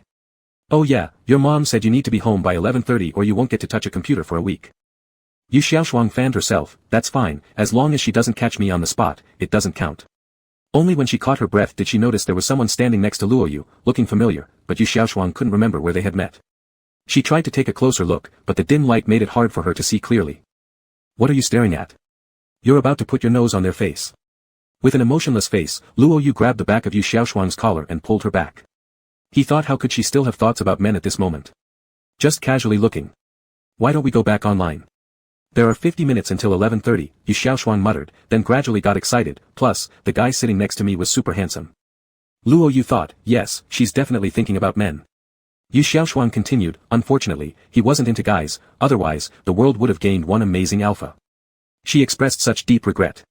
Then Luo Yu lifted Yu Xiaoshuang up like a little chick, causing a terrified scream from her. "Yu Xiaoshuang, bro, what are you doing?" Luo Yu replied with a cold laugh, "Let me see if shaking you upside down can get the water out of your brain." Yu Xiaoshuang, is telling the truth wrong? Help. Chi Mu pressed his lips with his fist to control his laughter. There always seemed to be so much fun going on around Luo Yu. Chapter 11. Luo Yu only let go when Yu Xiaoshuang begged for mercy, and he then looked at the person standing beside him. "Chi Mu, we're going to surf the net for a while. Do you want to come? The environment in the internet cafe may not be very good. Xingyue Internet Cafe is a small one, and its charges are slightly higher than most internet cafes in Xizjiang, but Luo Yu likes coming here because the computer configuration is good, and the environment is also better. However, there are still people smoking and eating instant noodles, so the smell might be a bit mixed. Chimu. Yu Xiaoshuang scratched her short hair that was messy from the hat, feeling it sounded very familiar. Strange, why can't I remember? Just as Chimu was about to respond, his phone in his pocket rang. After seeing the caller ID, Chimu's expression slightly darkened. He hung up and shook his head at Luo Yu. I have to go home. That's fine, said Luo Yu without surprise, placing his hand on Chimu's shoulder and patting his back. He leaned into his ear and said, I will keep tonight's events in mind. If there's anything in the future where you need my help, just ask. The breath of the young man blended with the spring-to-summer night breeze hitting Chimu's ear, momentarily disabling his senses, as if all surrounding sounds were washed away like the tides. Not until that warm breath disappeared did everything return to normal. See you tomorrow. Luo Yu took half a step back, waving at Chimu. See you tomorrow. All emotions were suppressed within those calm black eyes as Chimu looked at Luo Yu and softly said goodnight. Not until Chimu's figure vanished into the night did Luo Yu turn around. Stop scratching, or you'll go bald. Luo Yu saw Yu Xiaoshuang scratching her head and stopped her from potentially becoming prematurely bald. Yu Xiaoshuang, there's no way I'm going bald. There's no way anyone has more hair than me. Luo Yu, hasn't your hairline moved up again? Yu Xiaoshuang, with an aggrieved expression, you alphas are so annoying. Luo Yu shrugged indifferently, hands in his pockets, strolling leisurely toward the internet cafe. When Yu Xiaoshuang saw the computer, she couldn't move her feet anymore, quickly returning to the machine she had opened and starting the game. Wanna play together? Luo Yu started a machine for himself, logging into his account. Without hesitation, Yu Xiaoshuang refused. No, playing chicken makes me dizzy. Unlike Luo Yu who loved shooting games, Yu Xiaoshuang preferred MOBA games and strategy card games. She then touched her chin, as if suddenly realizing something. No wonder I'm just an ordinary beta female, maybe I'm unworthy. Luo Yu twitched his lips. You should team up with Roy C to perform crosstalk and make a debut, don't bury your talents. He often felt out of place with these two people because he wasn't as stupid as them. Mentioning Ding Ruisi, Luo Yu remembered the unconnected call during his evening self-study session. Yu Xiaoshuang, speaking of which, it's been a long time since I've seen Roy C. Big brother, why don't you call her out to hang out with us? Yu Xiaoshuang often visited Luo Yu's house as a child, so she also knew Ding Ruisi, and the three of them were extremely familiar with each other. Luo Yu made another call to Ding Ruisi, but the call still went unanswered. Sitting upright, Luo Yu began to wonder if Ding Ruisi hadn't paid her phone bill and had thus incurred a debt. Just as he was about to recharge 50 to check the situation, a WeChat call came in. Ding Ruisi asked first, Brother Yu, where are you now? I went to your aunt's house and they said you didn't come back. Leaning against the chair back, Luo Yu clicked his mouse while responding, Xingyue Internet Cafe, what's wrong, why didn't you answer my calls? Ding Ruisi's voice was dejected, don't mention it. My dad confiscated my phone. I found a phone from 2 years ago, it's terrible, and I ran out of the house, now I'm borrowing Wi-Fi outside. Ding Ruisi held a small phone in his hand, sadly squatting outside the convenience store, staring at the weak signal as if determining how much longer he would survive. Without money, he didn't even dare to enter. Luo Yu frowned, why did your dad take away your phone? Ding Ruisi, who knows? My dad said for the sake of my studies, it's better if I don't have a phone, and so it's gone. Luo Yu, come find me first. Ding Ruisi, coming right away. When Ding Ruisi arrived, Luo Yu had already opened a computer for him, right next to Yu Xiaoshuang. The handsome young man mentioned by Yu Xiaoshuang was gone when they entered the internet cafe, so it happened to be empty. Ding Ruisi was so moved that he hugged Luo Yu from behind and started crying. Brother Yu, you're really too good. I love you so much, woo woo woo. Ding Ruisi buried his face right into Luo Yu's neck, and the gland touching someone else's warmth made Luo Yu's body instinctively resistant. Brother Yu, why are you always wearing a scent-blocking patch recently? While Ding Ruisi was whining, he felt something hard on the back of Luo Yu's neck and touched it unconsciously, asking curiously. Luo Yu never wore this thing before, for in case of a fight, he had to tear it off from the back first and then release pheromones, which seemed less impressive. But suddenly, he started to wear it all the time. I just feel like wearing it. Luo Yu stared at the computer screen and swatted Ding Ruisi's hand away. That's it, I'm going to play. Ding Ruisi wasn't surprised because Luo Yu was the kind of person who would do whatever he wanted immediately, thus, suddenly wearing a scent-blocking patch wasn't a big deal. Ding Ruisi also greeted Yu Xiaoshuang, but Yu Xiaoshuang was wearing headphones and clicking the mouse furiously, completely isolating herself from the outside world. Ding Ruisi was used to it and got into the game, asking Luo Yu to lead him. Luo Yu hadn't touched the computer or games for a long time, so he played 2 rounds to get a feel of it, only to be humiliated by getting a chicken butt in the 3rd round. By now, it was already 11:20 p.m. Luo Yu took off the headphones and saw Yu Xiaoshuang reluctantly looking at the game interface, like a pair of ill-fated lovers being separated. I'll send you home. Luo Yu sent Ding Ruisi to the front desk to check out, pulling Yu Xiaoshuang up. He heard her muttering something when he approached her and found that she was murmuring about dying for love, not satisfied without full emotional release. This isn't an ill-fated lover, it's separation by death. By the time they reached the door, Yu Xiaoshuan was already singing, "The broken heart is like shards of glass." Ding Ruisi and Luo Yu were used to her state and escorted her home. On the way back, Luo Yu took a taxi, and Ding Ruisi sat inside fiddling with his 2-year-old phone, maintaining a melancholy expression from getting in to getting out.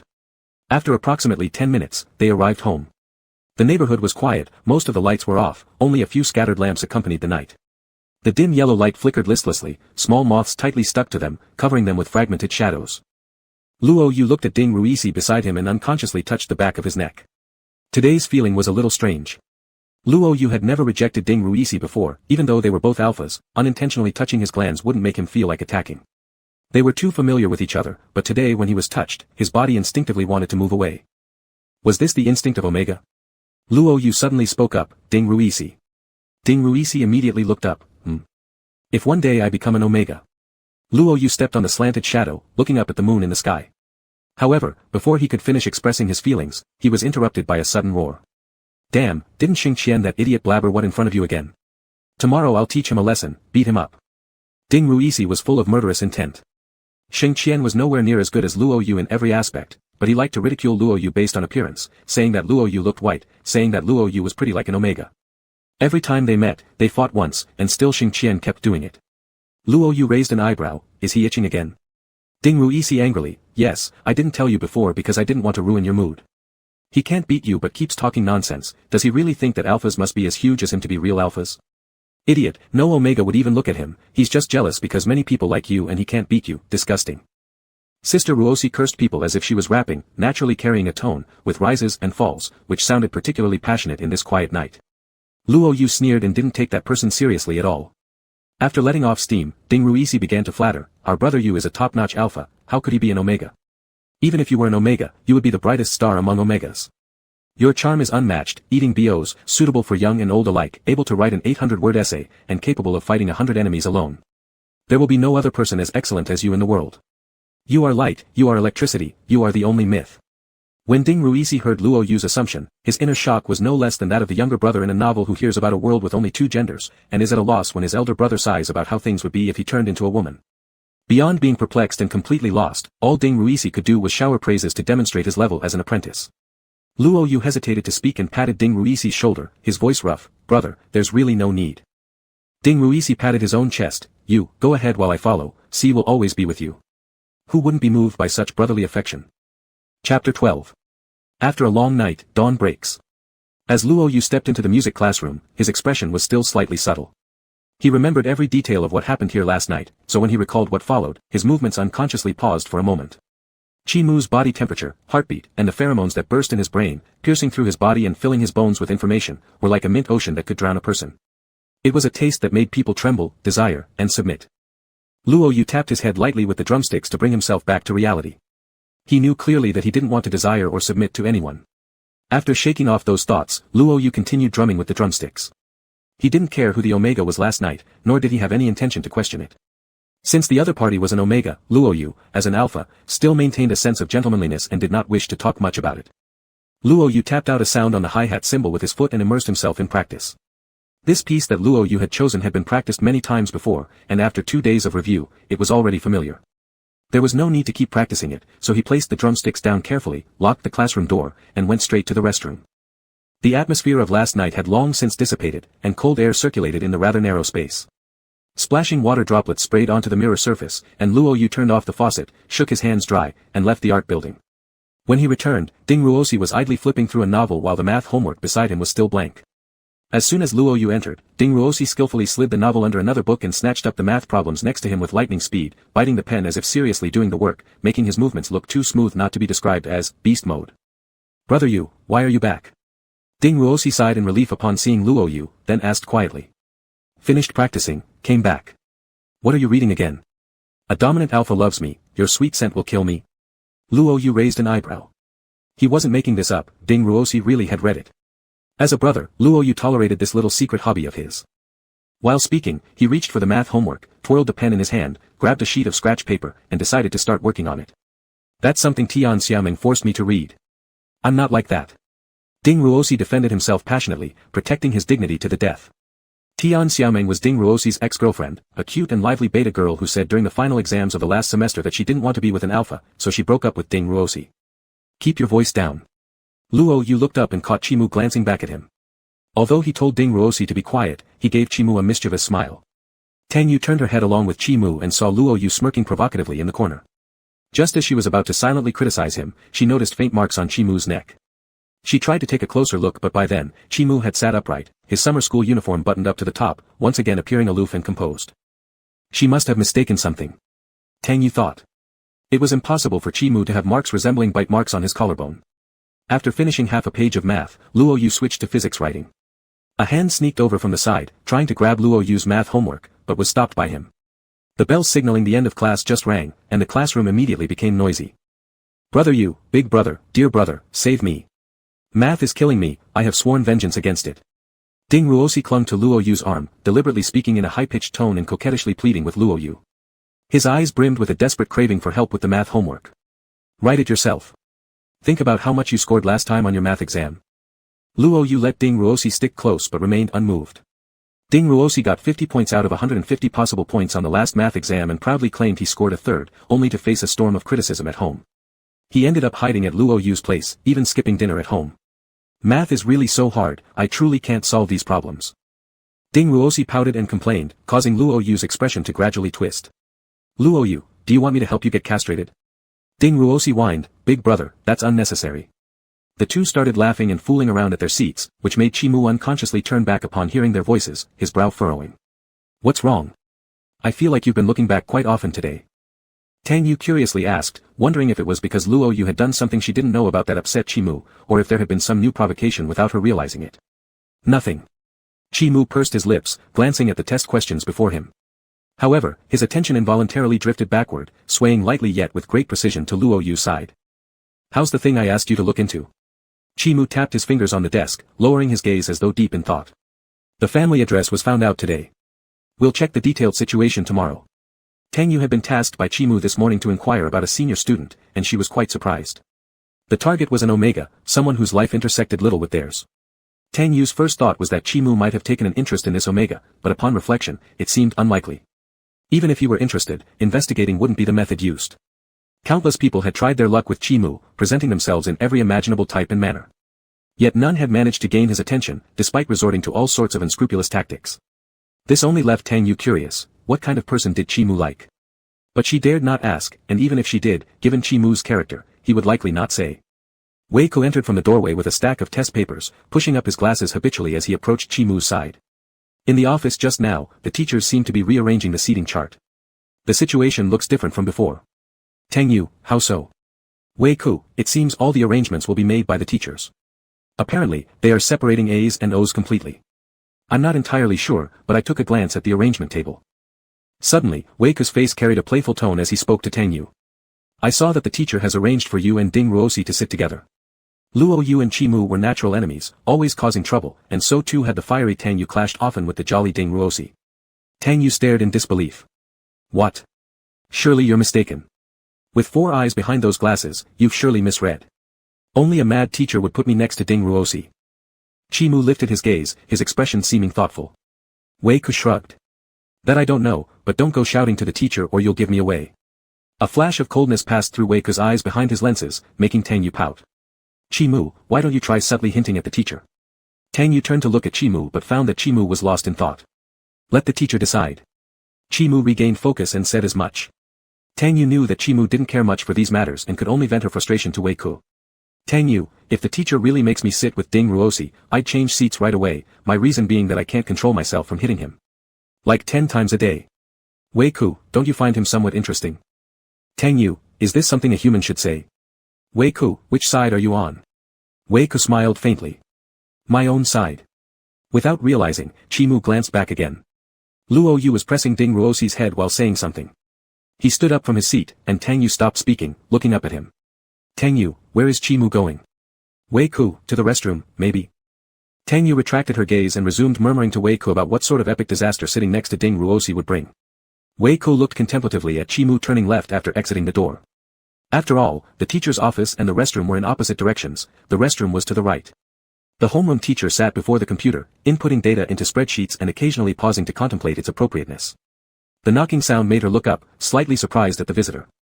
"Chi-Mu, is there something you need?" The teacher smiled warmly, her voice gentle. "I'm here to report on the current seating problem.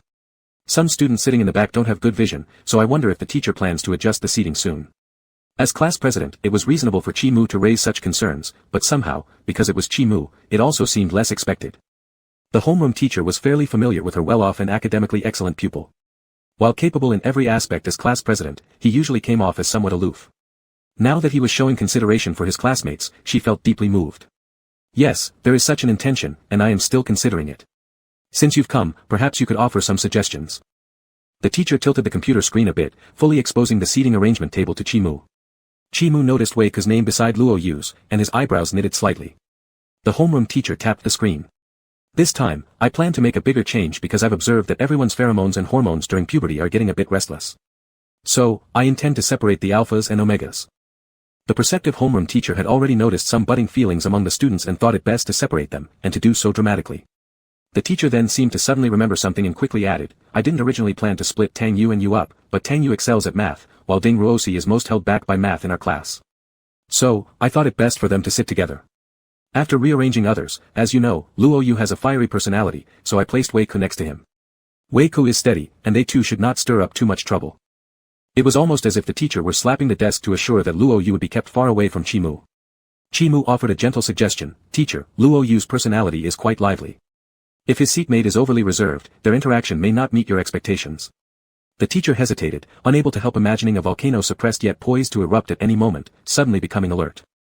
The teacher asked, "So what do you suggest?" Chi-Mu replied, "Place her next to me." Chapter 13.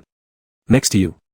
The homeroom teacher was first astonished, then after pondering for a while, she finally nodded. "It's good. In our class, the only person who can handle him is you." Though the teacher said this, her expression was still very hesitant as she looked at Chi-Mu, wanting to say something but holding back. She indeed trusted Chi-Mu completely, but when it came to Luo Yu, he was truly an exception.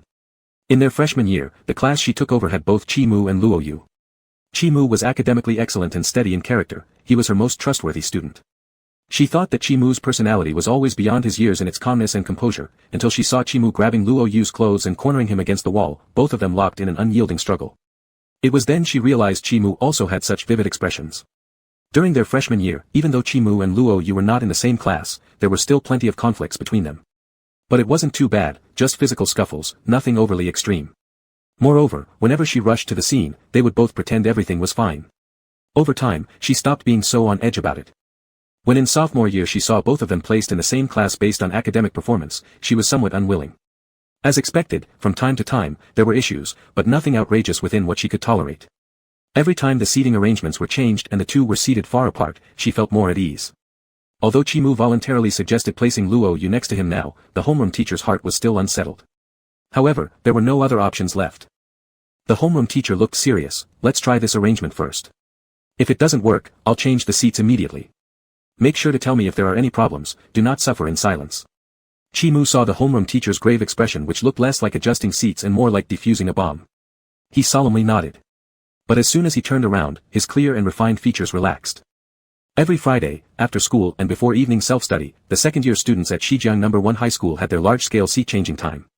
When the teacher projected the seating chart onto the screen, the classmates were dumbfounded, some reacted violently, some appeared disheartened, and more were muttering and gossiping among themselves. The classroom was a cacophony of scattered sounds, like mosquitoes buzzing non-stop, leaving the homeroom teacher thoroughly confused. "Quiet."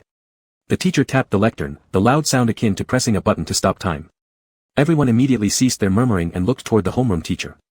"Those who have objections can talk to me after the seats are changed. Do you still want to go home to eat? Hurry up and switch your seats already." The homeroom teacher was a female beta who was usually gentle and got along well with the students. But when angry, nobody dared to joke around, not even Ding Ruisi, who reacted strongly just now. "I can't believe it. I really can't believe it." Ding Ruisi mumbled on endlessly as if possessed by Mistress Yang Lin, appearing listless. How cruel can the teacher be? Ding Ruisi gazed sorrowfully at Luo Yu, hoping for empathy. "I end up having to sit with Tang Yu, and you have to sit with Chi-Mu. This is outrageous." Luo Yu remained calm. "Hurry up and move the desk." Ding Ruisi was shocked. "Our ill-fated love is going to be split up, and you, brother Yu, don't feel sad. Luo Yu, do you want me to cleanse your mind right now for Chinese literature?" Ding Ruisi sniffled pitifully, you don't love me anymore, you don't even cherish me. With difficulty carrying the books, Luo Yu responded meaningfully, you're exaggerating, buddy. Ding Ruisi immediately straightened up, whispering as he carried his books, I really don't want to change seats. It's bad luck to be sitting with Tang Yu. Are you not upset, brother Yu? Luo Yu replied casually, not really. It was true, it surprised Luo Yu initially, but not as much as Ding Ruisi reacted.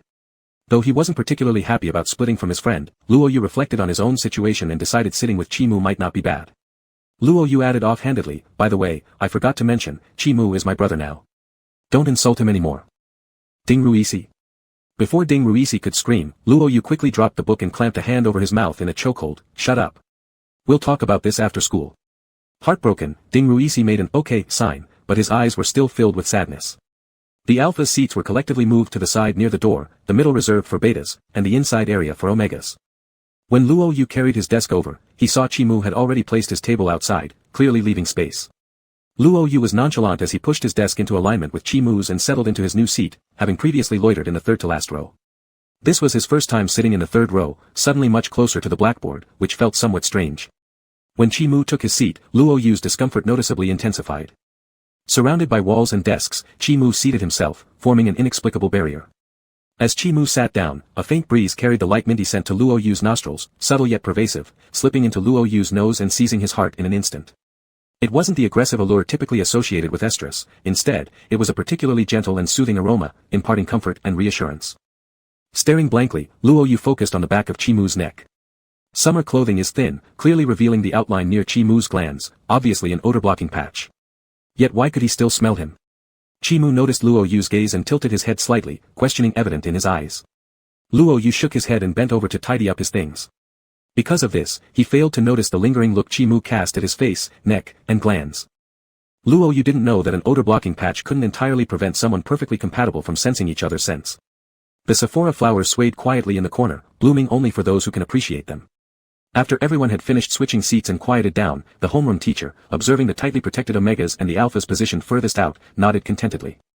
Her eyes lingered briefly on Chimu and Luo Yu, seeing them both organizing their drawers without apparent conflict, feeling a little relieved, she waved her hand signaling class dismissal. Big brother Yu, let's go. As soon as the teacher left, Ding Ruisi sprang up, visibly uneasy, waiting beside Chimu's desk for the leader within to emerge. What's your rush? I haven't even organized my things properly. Despite saying this, Luo Yu ceased tidying, leaving those messy books on the desk, patting Chimu's chair instead. Chimu moved backward, creating space ahead. Luo Yu squeezed past Chimu's body, completely unaware that in the brief moment of brushing past, his hair lightly kissed Chimu's cheek.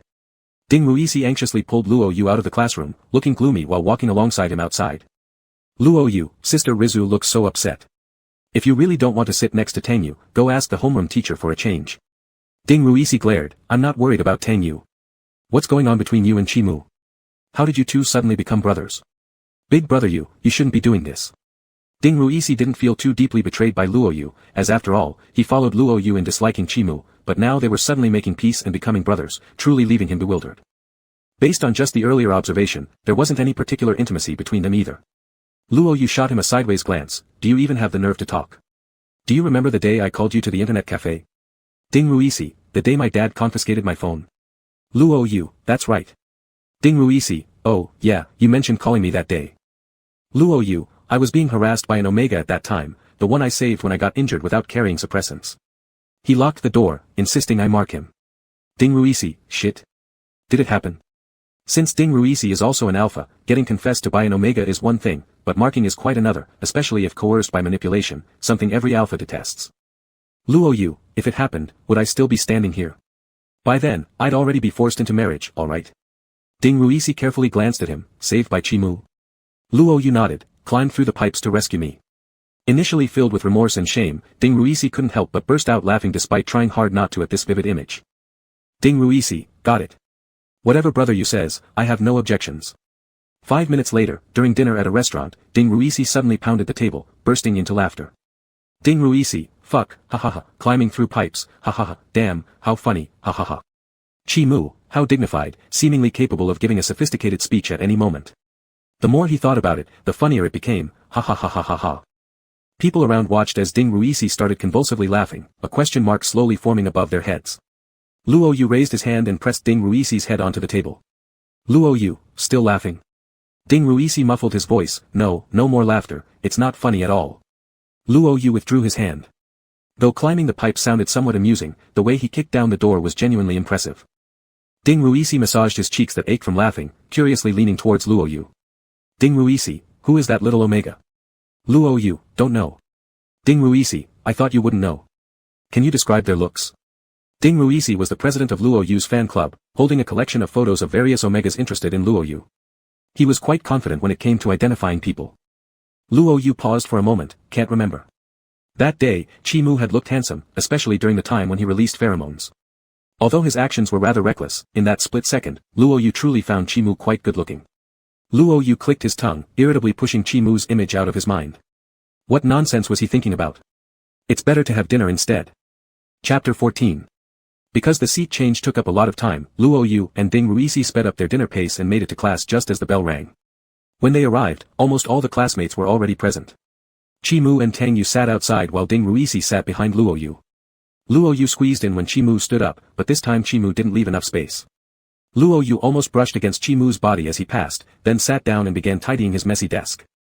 Ding Ruisi's face looked far worse than Luo Yu's, while Tang Yu especially got up and stood aside, creating a considerable distance from Ding Ruisi for fear of being touched by him.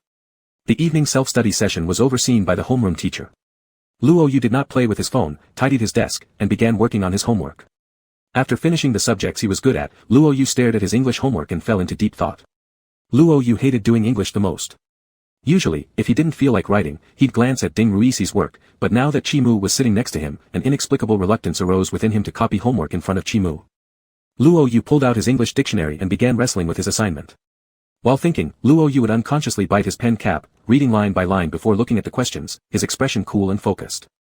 Chi Mu's gaze involuntarily fell onto that slender pen cap, which was held between his full red lips, even offering a glimpse of his faintly visible tongue. Chi Mu's eyelashes fluttered slightly, and when Luo Yu noticed, he forcibly turned his eyes away. Luo Yu who realized he was being watched. Did Chi Mu think he was doing his homework too slowly? And was using a dictionary too low class? Luo Yu closed the dictionary, irritably bit down hard on the pen cap in his mouth before realizing what he had done. Shit. He actually bit the pen cap in front of Chi Mu, such an elementary school kid move. With no expression, Luo Yu spat out the pen cap, intending to grab some tissues to wipe it off, only to discover that the tissues were used up. Luo Yu turned back and asked Ding Ruisi for a tissue. Ding Ruisi searched his drawer and eventually pulled out a short piece of white tissue from his pocket, handing it over to Luo Yu. Just as Luo Yu was about to clean the pen, a pristine handkerchief extended from beside him, its owner having long, elegant fingers with distinct knuckles. Chi Mu frowned as he looked at the crumpled tissue, stopping Luo Yu from wiping with it. Chi Mu, this one is cleaner. Luo Yu, luxurious. Someone as coarse as Luo Yu would never carry anything more refined than tissues, not even wet wipes, let alone something as high quality as the handkerchief he saw. To have another male alpha carrying such an item could seem overly delicate to some degree, yet on Chi Mu, Luo Yu felt it suited him. After all, this was the style of a young master. Seeing Chi Mu's actions, Ding Ruisi asked, whose tissue are you looking down upon? That tissue after all was found in his pants pocket after searching for several minutes. Tang Yu glared coldly, lower your voice, you're disturbing me. Ding Ruisi, do you have sonar hearing? The two mutually unlikable alphas exchanged glares, neither willing to back down. But because they were still in the middle of evening self-study, they both suppressed themselves. Luo Yu, no need, this will do. After all, damn it, he was going to clean his saliva. If he didn't clean it soon, it would dry. Chi Mu covered Luo Yu's raised pen with the handkerchief and said, there are a lot of bacteria on tissues. After all, this is something that goes in your mouth. His words trailed off with a hint of laughter. Chi Mu lightly wiped Luo Yu's pen with his fingers, neatly folded the handkerchief, and returned it to his pocket. With a cold face, Luo Yu hid his embarrassment, it was an accident, there won't be a next time, thank you. Chi Mu must be mocking him. Luo Yu looked at the tissue in his hands, crushed it into a ball, and threw it into the trash bag. He also felt uncomfortable holding the pen, so he switched to another and continued writing his homework. As for Chi Mu's handkerchief, Chi Mu had moved too quickly, retrieving it already without saying anything, and Luo Yu couldn't ask for it back to compensate with another, so he pretended nothing happened. By the end of the first period of evening self-study, Luo Yu's English reading comprehension was still stuck on the first passage. When he turned back to get Ding Ruisi's homework, he saw Ding Ruisi getting up with a book in hand. Luo Yu casually asked, where are you going? Ding Ruisi, to find Tian Xiaomeng. Luo Yu's expression became somewhat strange, are you about to break your own rules? Ding Ruisi might be young, but he had a lot of principles. He once proclaimed his personal life guideline, never be friends with an ex after breaking up to avoid making all parties involved uncomfortable. Last semester, after being dumped by Tian Xiaomeng, Ding Ruisi got drunk with Luo Yu, lamenting how women were heartless and would dump him just because he was alpha. However, the very next day, Ding Ruisi was back to normal. The world's default rule was like this: alphas and omegas naturally attracted each other, while betas often started their relationships in grandeur only to end them in sadness. Only a few couples ended happily like Luo Fenghe. Ding Ruisi said, "I'm just returning her book. You know, she's very lively and likes novels. She insisted on giving me recommendations." Ruisi began to come up with excuses as he stood by the aisle trying to justify his broken principle. Luo Yu stood up, while Tang Yu and Chimu went to the office during the break, or else they wouldn't have been standing around chatting idly. Ding Ruisi asked, "Do you want to come with me?" Luo Yu originally intended to go to the bathroom, but since Ding Ruisi asked, they went together. Tian Xiaomeng was in class 10, the liberal arts class, which was upstairs. Luo Yu and Ding Ruisi lazily walked down the stairs. Ding Ruisi went to the entrance of class 10 to find Tian Xiaomeng while Luo Yu headed for the restroom. This floor housed the liberal arts classes, where there were already fewer males and even fewer alphas. That's why Luo Yu came down with Ding Ruisi. The restroom was clean, and it didn't smell heavily of alpha pheromones. But few doesn't mean none. As soon as Luo Yu entered, he smelled a disgusting pheromone that made him uncomfortable. The scent was like a wasteland, mixed with the stench of gunpowder and waste materials, interwoven with cigarette smoke. "Hey, look who we have here, isn't this Luo Yu? What brings you to the second floor?" Xing Qian leaned against the sink smoking, looking rather menacing. He looked at Luo Yu, mocking slightly. "Pity it's too dim in this toilet, can't see your girlish face clearly. TSK, what a pretty face. If you were an omega, I'd mark you right now." Xing Qian crushed the cigarette but in the sink, staring at Luo Yu with undisguised mockery. He remembered noticing Luo Yu at the start of the term, but didn't expect the guy to actually be an alpha, much to his own chagrin. Not only did he not fight him, but Xing Qian could never land a solid punch either. However, that didn't stop his taunts. Luo Yu glared coldly, "Even if I were omega, I could still beat you into calling me father." He rotated his wrist, saying sarcastically, "Why am I here? Of course, it's to pay homage to you." Luo Yu hated dealing with Xing Qian. Once, he had sent Xing Qian to the hospital, yet this guy learned nothing. Whenever he saw Luo Yu, he mocked and provoked him relentlessly, like a madman. Luo Yu landed a heavy punch on Xing Qian's unguarded face, then kicked him into a corner. With a derisive expression, Luo Yu jeered, "Let your mother regret bringing such an abomination like you into the world." Xing Qian spat out blood-tinged saliva and released aggressive pheromones, throwing a punch towards Luo Yu. Luo Yu dodged, the punch slammed into the wall behind him instead. Xing Qian was tall and muscular compared to Luo Yu's relatively slender frame, but that didn't necessarily make him weaker. The sound of fists colliding rang out in the small restroom as Luo Yu shoved Xing Qian to the ground, though simultaneously being tripped and landing a blow to his stomach.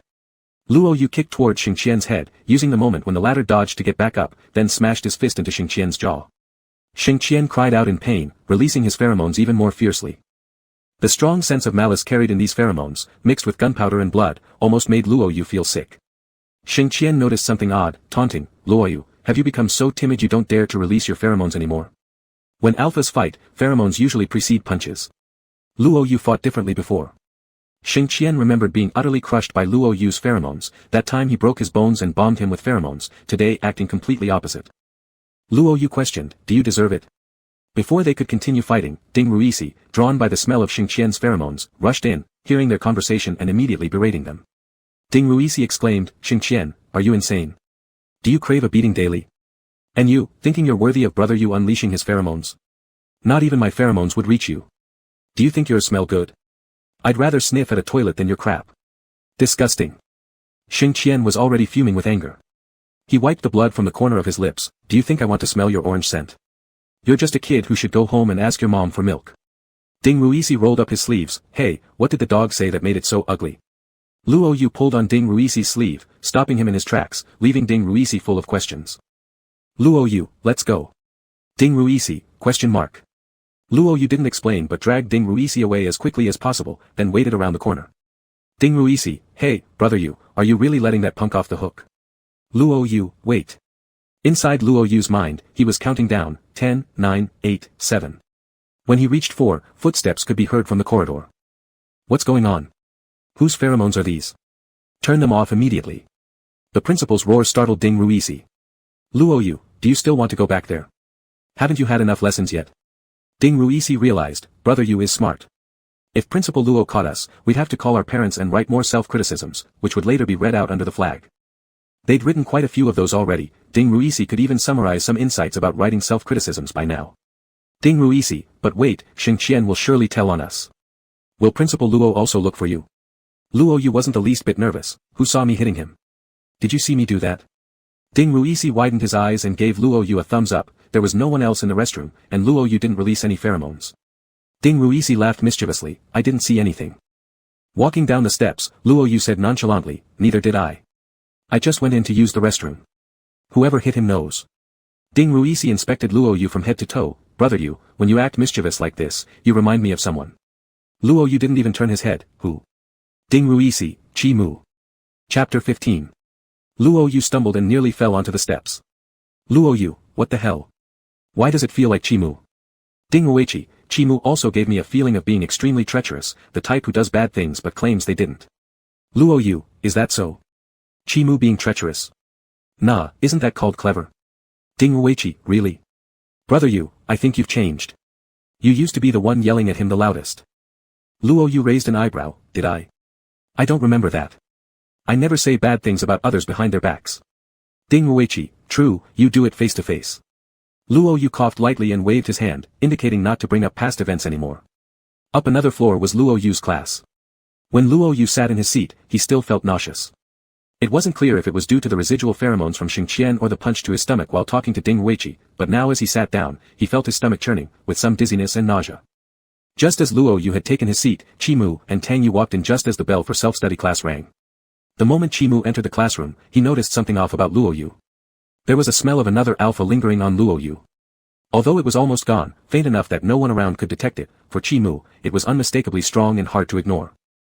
Even if the other people's scent on Luo Yu was weak, Chi Mu's instincts would be sharp enough to perceive it, urging him to cover over those scents until Luo Yu was filled only with his own aroma. Chi Mu suppressed the thoughts that subconsciously arose in his mind and sat calmly in his seat. The sudden mint fragrance carried by the breeze slightly alleviated Luo Yu's discomfort, but the sticky nausea rising from his stomach to his throat persisted. Luo Yu supported himself on the desk with one hand, tightly frowning at the wall. Being an Omega for not long, Luo Yu hadn't learned any Omega physiological basics or read the necessary manuals for Omegas, thus he naturally did not know how much mental trauma an Omega could suffer from an Alpha's pheromone attack. With just the aggressiveness of Xingqian earlier, a common Omega would have fainted by now, perhaps even warranting a police report. Luo Yu gritted his teeth against the discomfort and pulled out the English homework he hadn't finished earlier. At the sight of the first word, he couldn't help but lean forward and dry heave. Ding Ruichi exclaimed in surprise, Brother Yu, is the English homework affecting you so much that seeing it makes you vomit? Luo Yu massaged his stomach, too lazy to respond to Ding Ruichi. Just as Chi Mu was about to speak, there were several knocks on the classroom door. The homeroom teacher stood at the doorway looking at Luo Yu, come out for a moment. Luo Yu already knew what this was about. He asked Chi Mu to step aside and went out directly. Upon being led to the office by the teacher, sure enough, the principal and Xingqian were there. The homeroom teacher stood aside without speaking, and the principal spoke first. Why did you fight tonight? The principal was a 1.9-meter tall alpha named Mr. Wang. When he looked serious, he was quite intimidating. Teacher, I didn't fight. Luo Yu stood with his hands in his pockets, coolly meeting the principal's eyes. I went downstairs tonight with Ding Ruichi to return some books. While Ruichi was returning the books, I went to the restroom. But I don't know what got into Xingqian, he suddenly released pheromones to provoke me. Remembering your previous reprimand, I carefully thought through my mistakes, so after using the restroom, I left without engaging. I definitely didn't throw a punch. Luo Yu's expression was utterly solemn, emphasizing three painful tones that made the principal's head ache. Xingqian widened his eyes, Luo Yu, you motherf. The principal gave him a cold stare, whose mother? Shall I call your mother? Xingqian quickly shook his head, no, teacher, Luo Yu is lying. Look at this wound on my face, it's from Luo Yu. He even kicked me several times. Luo Yu looked disapprovingly at Xingqian, and immediately after he finished, responded, I found you like this when I came in. Xingqian, it's wrong of you to frame me for fights with others. Even if we have grievances, you can't falsely accuse me like this. Xingqian became furious, Luo Yu, you coward. You dare not take responsibility for what you did. It was clearly you. Luo Yu, what evidence do you have that it was me? Xingqian, who else would it be besides me knowing it? Luo Yu, full of admiration, how am I supposed to know whether you really know? Anyway, whoever hit you did a great job. Luo Yu's homeroom teacher, Luo Yu. Luo Yu retracted his smile, his face full of sincerity, teacher, it really wasn't me. I just went to the restroom. Teacher Wang, didn't you smell the pheromones of a second alpha when you were in the restroom? I didn't want to fight with him. The guidance counselor thought, indeed, I didn't smell anything. Xingqian suddenly realized that Luo Yu had played dirty from the very start and was deliberately framing him. At this point, Xingqian completely forgot that if he hadn't initiated the provocation, Luo Yu wouldn't have beaten him up. The guidance counselor, Xing Qian, so you're starting to frame people now? Xing Qian defended himself, teacher, I'm not. The guidance counselor, does it make sense that someone would go down 2 floors just to fight you? Give me a reason why they would do that. Xing Qian touched his nose, knowing that telling the truth would mostly place the blame on him. Acknowledging the fight would confirm it, leading to calling their parents. If things followed Luo Yu's explanation, there wouldn't be any fight. Xing Qian grudgingly said, teacher, I was wrong.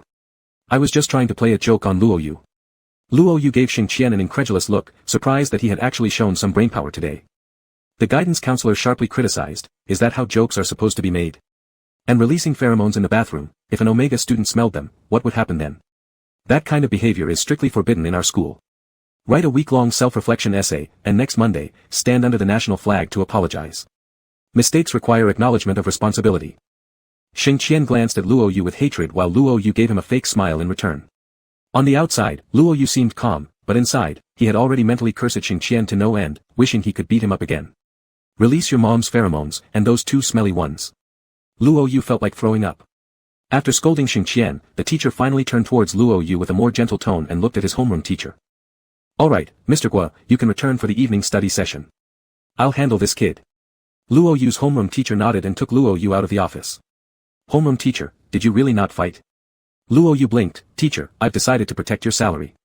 The homeroom teacher chuckled softly, you're always cracking jokes, I'd need to burn incense if you ever stopped.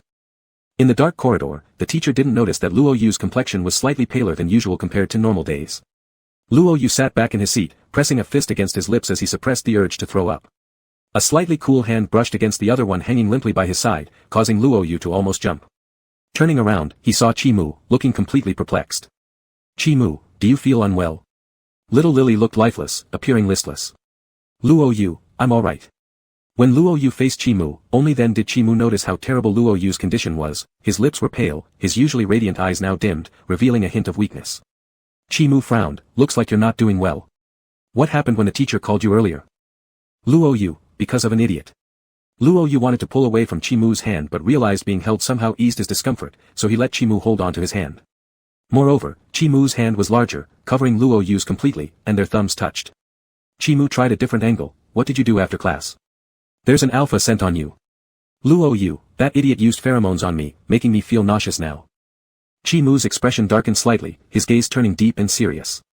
Being attacked by an alpha using pheromones, and yet not telling him about it, even enduring it silently. If he hadn't asked, Chimu doubted that Luo Yu would keep quiet all night, feeling uncomfortable without saying a word. Chimu, come with me. Luo Yu. Still unclear about the situation, Luo Yu watched as Chimu stood up and walked toward the teacher, speaking something quietly. The teacher raised her head, looked at him, and nodded. Confused, Luo Yu followed outside, where Chimu pulled him to the side near the door. Lowering his voice, Luo Yu couldn't figure it out, where are we going? Chimu opened the door of an empty classroom, using action to show Luo Yu where they were heading. Luo Yu was pulled into the room, and even before the lights were turned on, he was pushed against the wall by Chimu. Luo Yu. Was he being teased? Luo Yu, isn't this inappropriate? Chimu removed the scent-blocking patch and released his own pheromones. A refreshing, pleasant mint aroma filled the air, enveloping every inch of his skin. The discomfort rapidly diminished, replaced instead by a warm and soothing ease. Luo Yu took a deep breath, this is just perfect. Chimu, why didn't you tell me earlier? Luo Yu, inhaling Chimu's pheromones intensely, distractedly replied, tell you what? Chimu, about being attacked by an alpha's pheromones. Luo Yu responded with nonchalance, what was there to tell? It's not like I needed your permission for a fight. I pinned him down and beat him up anyway. Chimu, have you forgotten that you're an Omega now? Unhappy, Luo Yu said, I haven't forgotten. I didn't release my pheromones at all. And so what if I'm an Omega, even without pheromones, you might not win against me in a fight. Chimu patiently explained, an Omega under an Alpha's pheromone attack will experience both physical and psychological discomfort, some may even suffer irreversible harm. Only the comfort from a partner can slowly soothe it. Luo Yu was astonished, is it that serious? He just felt a little nauseous and somewhat dizzy, that's all. Chimu's voice turned slightly cold, so next time, you must tell me. Uncomfortable, Luo Yu mumbled in Chimu's embrace, it's my first time being an Omega, I lacked experience. I've learned, and next time, I'll definitely tell you. Chapter 16. The empty classroom had no curtains, leaving everything exposed to the soft glow of moonlight without any obstruction. Chimu didn't turn on the lights. The night made the bright moonlight even clearer, elongating their entangled shadows as they stretched from the floor up the walls. Luo Yu's eyes unconsciously moved forward and saw those intertwined shadows, only then realizing how close he was to Chimu. He was trapped between Chi Mu's chest and the wall, inhaling and exhaling that refreshing minty scent. Chi Mu was against the light, so Luo Yu couldn't see his face clearly, making him inexplicably afraid to look at him. Luo Yu tilted his head slightly, coughing lightly with unease. Luo Yu, well, I feel much better. Luo Yu lightly pushed Chi Mu's shoulder, but since he had inhaled the pheromones, Luo Yu couldn't muster much strength. Moreover, it wouldn't be right to push too hard considering what Chi Mu was doing was to help him. Thus, this little push was utterly ineffective to Chi Mu, who remained steadfastly leaning over him. Chi Mu noticed Luo Yu's discomfort. In Chi Mu's eyes, Luo Yu wasn't particularly skilled at hiding his emotions, much like forsythia blossoms during the flowering period that bloom freely, never concealing their appearance or fragrance, causing Chi Mu to involuntarily tease him. Chi Mu, are you sure you're feeling better? Chi Mu's hand pressed on Luo Yu's stomach through his school uniform, stopping around the stomach area below the chest, gently massaging it as if soothing him. Luo Yu felt a subconscious uneasiness upon Chi Mu's touch, wanting to push him away the moment they made contact, but instead winced in pain with a furrowed brow. Chi Mu stopped immediately. Is it painful? Luo Yu pushed Chi Mu away and pressed on his own stomach, taking a sharp intake of breath. Luo Yu, Sheng Qian accidentally hit me. I think it's swollen. Indeed, Sheng Qian had quite a bit of strength, and being tough-skinned, each time Luo Yu fought him, he would inevitably end up bruised and sore, requiring some time for the swelling to subside. Chi Mu, let me take a look. Luo Yu shook his head while leaning against the wall. There's no need, we both know it must be bruised. After hearing this, Chi Mu fell silent, standing at the distance where Luo Yu had pushed him away, releasing pheromones to soothe Luo Yu. The air suddenly became dead silent as Chi Mu's silence made Luo Yu feel uneasy. After all, Chi Mu was concerned about him. But Luo Yu thought that two alphas looking and touching each other this way seemed inappropriate. It just felt weird. Wait a minute. Did he just undergo a sex transformation? Ah, so this is why Chi Mu cared so much. Luo Yu fidgeted with the corner of his clothes, hesitantly speaking out. Actually, there isn't any problem. Even if I turned into an omega, it's not much different from before, no need to be overly cautious. Chi Mu's expression was hidden in the darkness, but his voice remained calm. I know, I don't treat you like something fragile. I just want to check your injuries. Luo Yu, come on, it's really nothing. I've endured wounds worse than this. But that bastard sure does hit hard. Even as he said this, Luo Yu stepped forward a bit, lifting the hem of his school uniform, examining the wound under the moonlight. The boy's waistline was smooth and beautiful, his pale skin under the moonlight contrasting starkly with a large, strikingly noticeable bruise across his abdomen. Chi Mu's dark gaze lingered on that mark. He would rather have Luo Yu continue resisting stubbornly than experience this current instability. The faint scent of forsythia already surged forth eagerly as soon as he released his pheromones, floating around him. That beautiful, proud omega who was uniquely compatible with him revealed himself, pulling up his clothes under the full moonlight amidst a flood of Chi Mu's pheromones. Even this fleeting sight was enough to ripple the heart. Unaware of Chi Mu's reaction, Luo Yu merely sighed irritably. Indeed, the constitution of omegas differed somewhat from alphas, at least in the past, Sheng Qian would not leave such obvious marks. Luo Yu, here, you've seen it, right? It's really a minor issue. Luo Yu glanced toward Chi Mu, intending to say something more bravado, but seeing the deep, dark gaze of Chi Mu, he lost his words and dropped his clothes. Why did it seem so frightening? Within moments, Chi Mu repressed the swirling emotions in his dark eyes and instructed calmly, remember to apply medicine when you get home. Luo Yu paid no heed. This bruise will heal in a couple of days anyway. Chi Mu, shall I come to your place and help you with the ointment? Chi Mu was not at all bothered by this. If Luo Yu were to hold the edge of his clothes, trembling slightly as he quietly pleaded for Chi Mu to be gentler while wiping, that would be entirely acceptable as well. Luo Yu shook his head with an expression that was hard to describe, this is completely unnecessary. Understood, I'll take care of it. He muttered under his breath, thinking how odd and almost scary this sudden concern from Chi Mu was, like having a mother hen fuss over such trifling matters. Chi Mu nodded, that's good then. Are you still feeling unwell? Luo Yu, no issues now. The nauseous dizziness had been entirely replaced by a refreshing sensation, leaving Luo Yu quite comfortable. As Chi Mu withdrew his pheromones, there was a peculiar sense of longing for what they had just provided. Being enveloped in those pheromones was so comforting that Luo Yu couldn't help but wonder if releasing his own pheromones towards Chi Mu might feel similarly good to him. But for him to soothe Chi Mu, Luo Yu struggled to imagine how that would feel. Over time, he'd only known two scenarios regarding their pheromone interactions, either the aggressive alpha dominance or the passive omega allure. A straightforward act like Chi Mu's calm reassurance was something Luo Yu simply couldn't picture. Besides, could someone who remained unfazed and coolly indifferent like Chi Mu ever show vulnerability? Luo Yu's presence was always strong, making his moments of quiet even more conspicuous. Chi Mu found himself asking, what are you thinking about? Without much thought, Luo Yu replied, thinking of you. Chi Mu's expression froze momentarily as Luo Yu hastily stretched his response into something awkward. Luo Yu, when I think of you, you're far away, when I think of you, you're right here. This unexpected burst of song left the atmosphere incredibly awkward. Luo Yu coughed lightly, blaming Ding Ruizhi for influencing his odd behavior. Chi Mu's lips curved slightly, a flicker of amusement in his eyes. To lighten the mood, Luo Yu quickly changed the subject. By the way, what did you tell the homeroom teacher when you brought me out? Chi Mu said you weren't feeling well and that I was taking you to the infirmary. Luo Yu, is that allowed? Wow, you should have said that earlier, we could have just left the building then. Leaving now meant risking being spotted by the teacher, which might expose them, or at least leave them unable to leave. Chi Mu, I wasn't thinking too much. He'd only seen Luo Yu in discomfort and wanted to find somewhere for him to relax quickly. Chi Mu, if you like, next time we can do it in the infirmary. Luo Yu. Despite the normal tone and expression, something about the statement didn't seem right. Luo Yu figured Chi Mu wouldn't intentionally say inappropriate things, pretending he hadn't heard properly. Luo Yu, so, shall we go out now? Sniffing himself, Luo Yu thought the scent of Chi Mu was nearly gone. Chi Mu, let's wait a bit longer. With alphas in the class, particularly Tang Yu and Wei Ku, who were familiar with Chi Mu's pheromones, Luo Yu walking in would definitely attract attention due to the residual unfamiliar scent. Luo Yu agreed without objection. In matters of pheromone perception, Chi Mu was the reliable one. Leaning back against the wall, they waited. Just before the bell signaling the end of the second self-study period rang, Chi Mu opened the door. The classroom door moved smoothly, pushing open silently without a sound. As Chi Mu closed the door behind them, the bell sounded, signaling the beginning of recess, causing each class to start buzzing with activity. People began trickling out, allowing Luo Yu and Chi Mu to blend seamlessly back into their own classroom among the crowd. Upon entering, Ding Ruizhi, who had been curious all along, waved immediately. Ding Ruizhi, where did you go, brother? Luo Yu, infirmary. Ding Ruizhi, concerned, are you okay? Luo Yu, jumping around just fine. Relieved, Ding Ruizhi exclaimed, great, my English homework has its successor. While teasing, once Luo Yu's gaze turned to him, Ding Ruizhi quickly surrendered, offering up his homework. With heartfelt words, without your kind graces, my little Ein would have felt so lonely and empty. If you would kindly lend me your math, I've missed it dearly since we parted yesterday.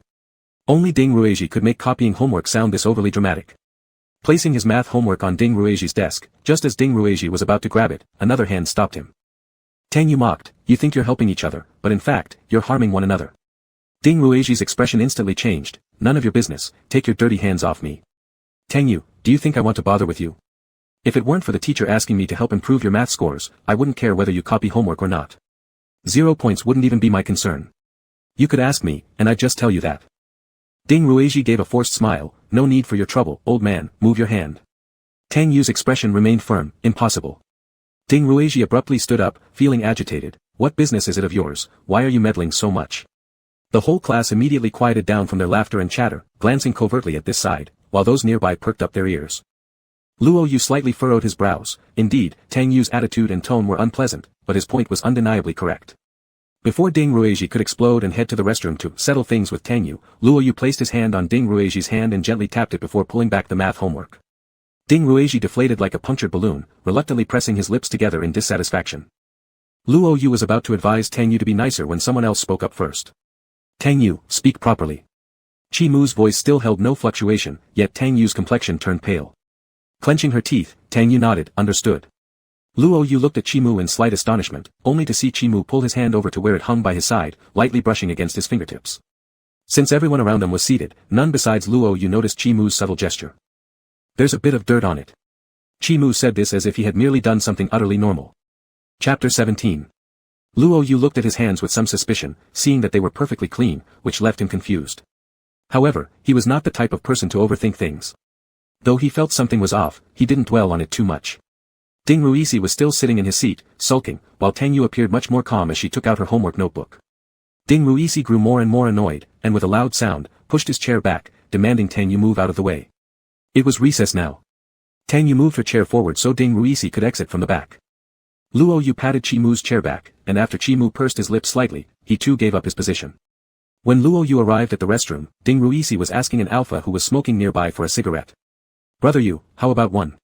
The alpha showed him the pack of cigarettes, gesturing toward Luo Yu. Luo Yu shook his head, indicating no interest. He didn't have a nicotine addiction, previously, he smoked only when feeling troubled. Ding Ruizhi smoked more aggressively than him, but had reined it in considerably after being scolded by his father. There weren't many alphas using the restroom. After the other alpha finished smoking, he left. A few others came in just to relieve themselves before leaving again. Ding Ruizhi leaned against the wall, exhaling smoke. Luo Yu, if you're really unhappy, you should talk to the homeroom teacher. Ding Ruisi drooped his brows and eyes. It won't help. I've already talked to the teacher. She told me not to resist math so much and to ask Tang Yu for help. As Ding Ruisi spoke, he became even angrier and stepped on his cigarette butt. Tang Yu irritates me even more than math does. Luo Yu, is there something between the two of you? Luo Yu considered whether their animosity towards each other was because of him and Chimu, yet he wondered why Ding Ruisi's frustration with Tang Yu was greater than his irritation with Chimu. Ding Ruisi looked distressed. She's never beaten me, damn it. Ding Ruisi disliked Tang Yu and thought female alphas were unreasonable. What made it worse was that sometimes he couldn't even beat her. Their last fight was a week and a half ago, though Ding Ruisi couldn't recall what caused it anymore. It escalated from mutual information hormone confrontation to actual physical conflict, both releasing pent-up anger toward each other. He was pinned against the wall by Tang Yu and discovered something indescribably frustrating happened, and Tang Yu argued earnestly that it was because of him, which infuriated Ding Ruisi to the point of wanting to punch her forehead. Did he voluntarily want to become such a young man? Still, this was something Ding Ruisi wouldn't tell Luo Yu. It was too embarrassing. Luo Yu, then train more. Go to the martial arts club over the weekend, and let Dong Dong help you practice. Luo Yu wasn't someone who learned to fight recklessly. As a child, he enjoyed sneaking into martial arts clubs. Growing up, he followed the combat techniques of his father's retired military friends, but still frequented martial arts clubs. Dong Dong was the son of the gym owner and could be regarded as half of Ding Ruisi's master. And the other half? Of course, it was Luo Yu. Ding Ruisi responded listlessly, still in a bad mood until Luo Yu handed him a tangerine-flavored candy. Ding Ruisi's pheromones smelled like tangerines, reminding one of summer cold soda and ice cream. He liked his own scent very much, and thus loved all things flavored with tangerines. Luo Yu glanced disapprovingly at Ding Ruisi who was happily munching on his candy inside the bathroom, then turned to leave. Ding Ruisi licked his candy with his tongue and cheerfully followed outside, only to see the mathematics homework ahead, which clouded his expression with worries. Luo Yu used the dictionary to finish his English assignment, then spent most of the class finishing math and chemistry, successfully wrapping up everything as the bell rang. Before heading out, Luo Yu was lightly tugged at the corner of his shirt by Chimu. Before Chimu even said anything, Luo Yu nodded. Luo Yu, understood, definitely wipe. Luo Yu kept murmuring agreement as he walked out. Wei Ku sitting in the front row looked somewhat astonished, his gaze shifting between Luo Yu, who had already walked away, and Chimu. Chimu lowered his head, tidying up the desk and arranging his books neatly. Wei Ku was more astonished now. Chimu only did such meticulous things when in a great mood. When Luo Yu returned home and opened the door, he still remembered the medicine application, but after taking a shower and lying down to play games, he completely forgot about it. While aiming at someone near the airdrop on the mountain peak, ready to mediate the situation when both sides were almost evenly matched, he suddenly pressed a shot, but his phone vibrated, causing the shot to go astray. Luo Yu looked at the 3 exclamation marks sent by Yu Xiaoshuang and then looked at the player startled by the gunfire, wondering how to help Yu Xiaoshuang quit gaming addiction. But Luo Yu didn't expect that this was just the beginning. His phone began vibrating incessantly. When he was about to block notifications, his eyes caught sight of a certain name. He was so distracted that he couldn't even focus on his game, instead switching to a split screen to check Yu Xiaoshuang's message. Internet addiction girl. Internet addiction girl, I remember. I finally remembered. Internet addiction girl, I remembered where I saw Chimu before, the one you mentioned. Internet addiction girl, I revisited the school forum and found all the posts deleted, only some older ones remained. Internet addiction girl, share URL. Luo Yu clicked into the URL, but because the screen was small in split view mode, he decided to go full screen for better viewing. The post theme was clear, with a straightforward 5-word title. Chimu personal thread. The main thread picture showed 2 different styles of Chimu, one wearing a school uniform, exuding a scholarly aura. Admittedly, the elite school uniforms were more attractive than regular ones. Luo Yu thought it surpassed the school uniform from No. 1 high school significantly. The other photo featured sportswear, showing a side profile, which seemed like an impromptu shot. These were likely Chimu's middle school photos, less mature yet equally elegant and gentle looking. As Luo Yu mused that this was probably the thread dedicated to posting Chimu's pictures, nothing worth looking at much, his mind prepared to swipe away while his hand instinctively scrolled down. Upon seeing numerous comments such as, I concur, I'm aroused, a day in tears for my brother, Luo Yu was genuinely surprised. His phone continued vibrating as Yu Xiaoshuang presumably sent more messages, but Luo Yu scrolled down again, planning to exit when he noticed a reply at the bottom of the screen. I have swimsuit photos. Risked my life during swimming class to capture them. Let me share them with fellow netizens. Wow. Luo Yu's hand lost control and continued scrolling down. The poster provided an image address. Luo Yu clicked on it, seeing a side of Chimu completely unlike what he usually sees. After all, Chimu didn't often wear so little. The background was a swimming pool. Chimu appeared to have just gotten out of the water, droplets tracing downwards along his abs and vanishing into black swim trunks, resembling an exquisite sea demon. In his hand, he held a swim cap, black hair falling across his forehead. He looked straight at the camera, evidently displeased about being secretly photographed. His lips, pressed together, conveyed a hint of coldness, black eyes piercing the heart. Luo Yu considered silently, the guy's physique was really impeccable. He exited the webpage and glanced at what else Yu Xiaoshuang had sent. Internet addiction girl, wait, there should be other threads too. Internet addiction girl, before, they were all praises, but I remember several threads once criticized him. I found it curious enough to check them out. Internet addiction girl, it should have been either 2 or 3 years ago when I saw those. Internet addiction girl, surprisingly, there's no trace left now. Looks like the person deleting them knew quite a lot about computers. Yu Xiaoshuang tapped away on her keyboard but could not find any content she saw 2 or 3 years back. Her eyes brightened nonetheless. Luo Yu, what was in the deleted posts? Internet addiction girl, not entirely sure anymore. They might have been something about omegas. Internet addiction girl, something about sleeping around irresponsibly or something, seems pretty serious though I can't recall clearly. Luo Yu, impossible. Chimu typed without hesitation, 3 characters, how could he possibly know Chimu better? If Chimu truly slept around irresponsibly with omegas, he'd eat his mobile phone whole. Internet addiction girl, anyway, I don't even know him, but I'm interested in whoever helped delete those threads for him. Internet addiction girl, if you ever get the chance, please ask him on my behalf. Luo Yu, are you stupid? How could he possibly inquire Chimu about such things? Besides, Luo Yu wasn't the least bit curious. He was sure Chimu would never do anything like that, maybe some jealous bastard's fabricated lies. However, during the next day's class, Luo Yu's eyes frequently darted toward Chimu. Luo Yu was pondering, had it been 2 years since then? Was Chimu's six-pack still intact? While Luo Yu looked at Chimu focused on the whiteboard. The math teacher was writing on the board explaining problems, and Chimu read the questions attentively, his neck slightly tilted left upward. Luo Yu had sharp eyesight, he seemed to catch sight of a red mark exposed on the neck. Just as he wanted to examine more carefully, their eyes met. Chimu softly asked, what are you looking at? Luo Yu has always been forthright, your neck seems kind of red. Luo Yu expected Chimu to say something, but Chimu just cast him a somewhat strange look, hiding something incomprehensible within his eyes. Chimu, would you like to see? Luo Yu initially intended to sneer and retort, who the hell would want to see that, but he involuntarily nodded anyway. It was just out of curiosity. Chimu slowly unbuttoned 2 buttons of his school uniform and slightly turned his body.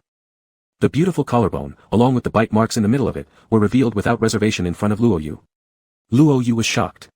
He didn't expect to see such an intimate mark on Chimu, and also thought that the person who bit him was really harsh. You could see where the skin had been bitten until it formed a thin scab, surrounded by a patch of red swelling.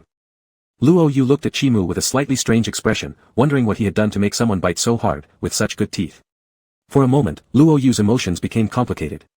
Thinking about someone biting Chimu like this made him somewhat restless and irritable for no reason, which was quite bizarre. Luo Yu thought how yesterday he had solemnly guaranteed that Chimu was a man of integrity, but today he had been proven wrong. Chimu saw the genuine shock on Luo Yu's face and squinted his eyes. He had thought that Luo Yu deliberately chose not to inquire or might have forgotten, but now it seemed as if Luo Yu possibly had no memory.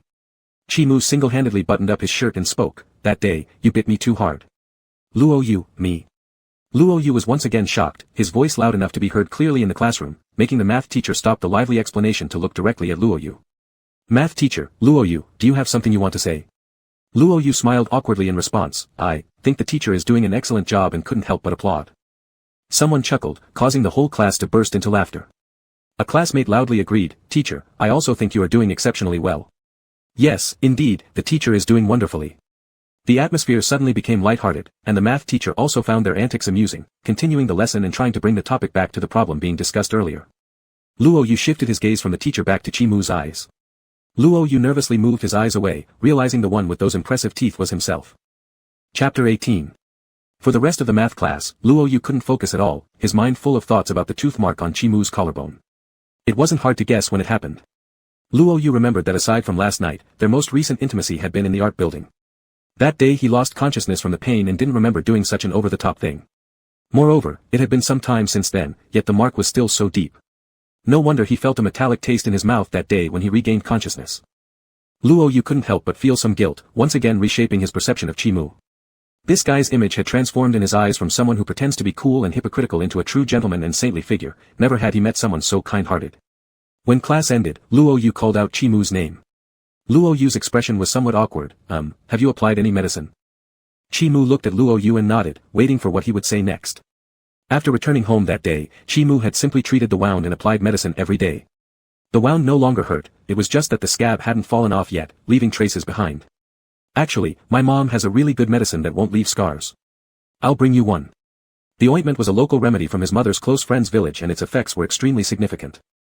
Luo Yu used to love playing around as a child, inevitably getting hurt during training and accumulating quite a few scars, but now there were no marks left on him due to that scar removal ointment. Luo Yu himself wasn't very concerned about scar removal, he'd always been forced by his mother to apply it, but now he thought it was indeed necessary. If Chimu got a scar because of him, the idea made him slightly uncomfortable. Alright, Chimu replied, looking at Xiao Lianxiao, a pet nickname, trying his best to make up for things. Suddenly, he changed the subject. Did you apply medicine after coming back yesterday? Luo Yu froze for a moment. Medicine? What medicine? Chimu narrowed his eyes a little. You forgot. Luo Yu, right, yes. Luo Yu wanted to come up with an excuse but saw the look in Chimu's eyes and eventually nodded. Yesterday, while engrossed in gaming, Luo Yu had completely forgotten about applying the medicine. Chimu, then we'll go to your place tonight. Luo Yu, huh? Chimu, meeting Luo Yu's shocked face, said calmly, do you remember what I said last night? Luo Yu slightly recalled and widened his eyes. He had said that if he didn't apply the medicine, Chimu would come to his house and help him apply it. Shit. He wasn't serious, was he? Luo Yu quickly shook his head. There's no need at all. I will definitely apply it tonight. As Luo Yu tensed up, thinking this was too scary, he noticed Chimu withdrawing his gaze and detected a hint of mockery in his tone. Chimu, just joking. Let me go get the medicine. Luo Yu, expressionless, oh. Shit Chimu. Chimu used to tease him like this when they weren't on good terms, and Luo Yu didn't enjoy being played around with. But now, considering this guy's injury, he decided to restrain himself from yelling curses. From the back row, Ding Ruosi looked curiously at the two people sitting close to each other in front. Although he knew that Luo Yu and Chimu were now on good terms, it still seemed strange. Ding Ruosi was distracted when Tang Yu threw him his notebook of wrong problems, making him snap out of it. Seeing the red pen marks, Ding Ruosi pinched his nose bridge and resignedly continued reviewing his math. After the evening self-study session ended, Luo Yu wasn't in a hurry to rush out. He tidied up his things at his desk and waited for Chimu to move aside. Ding Ruosi, big brother Yu. Ding Ruosi had already packed his things and was waiting for Luo Yu in the aisle, but today Luo Yu was calmly seated on the chair without the usual bustling energy. Then Ding Ruosi noticed Chimu standing next to Luo Yu and suddenly understood something. Ding Ruosi, isn't it weird that he is also going with us? Luo Yu, he needs to grab something. Let's go. Ding Ruosi withdrew his gaze, walked beside Luo Yu, and started talking about the upcoming performance on Sunday. The send-off performance for the senior students was scheduled for this Sunday morning in the auditorium, and afterward, they would start the monthly vacation. Shijiang No. 1 High School's vacation policy was like this: every Sunday afternoon is half day off, starting from 11:50 a.m. and ending with evening self-study at 6:30 p.m. Additionally, there are 2 days of a half-month break each month.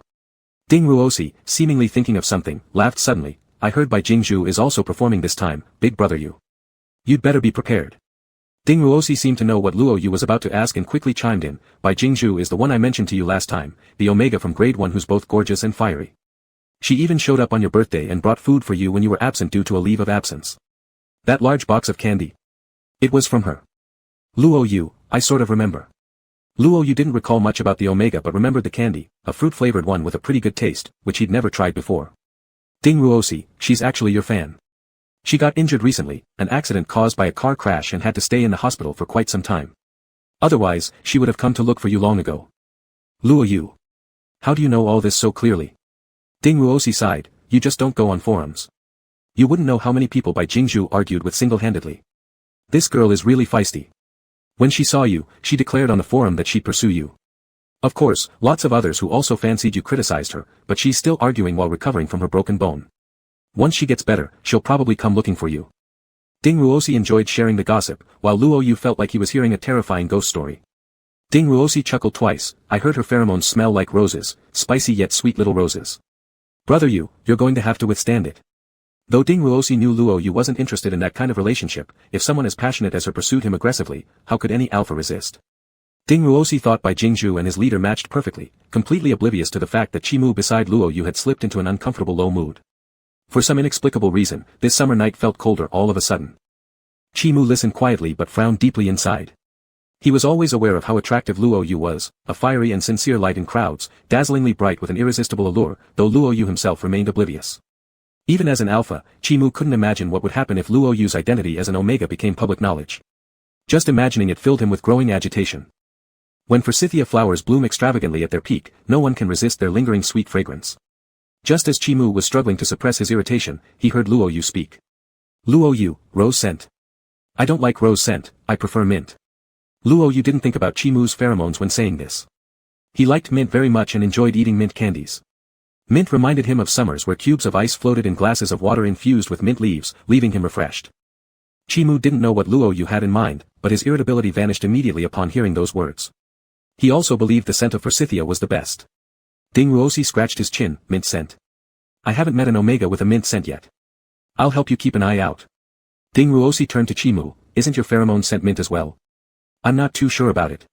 Actually, Ding Ruosi rarely caught the scent of Chimu's pheromones.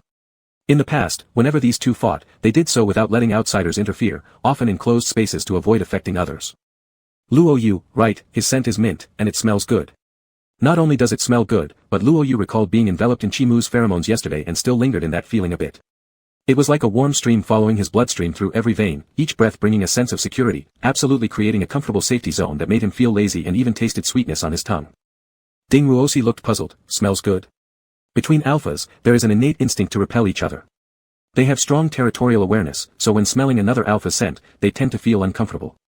An alpha releasing pheromones towards another alpha is considered a provocative act. Almost no alpha would find the scent of another alpha pleasant.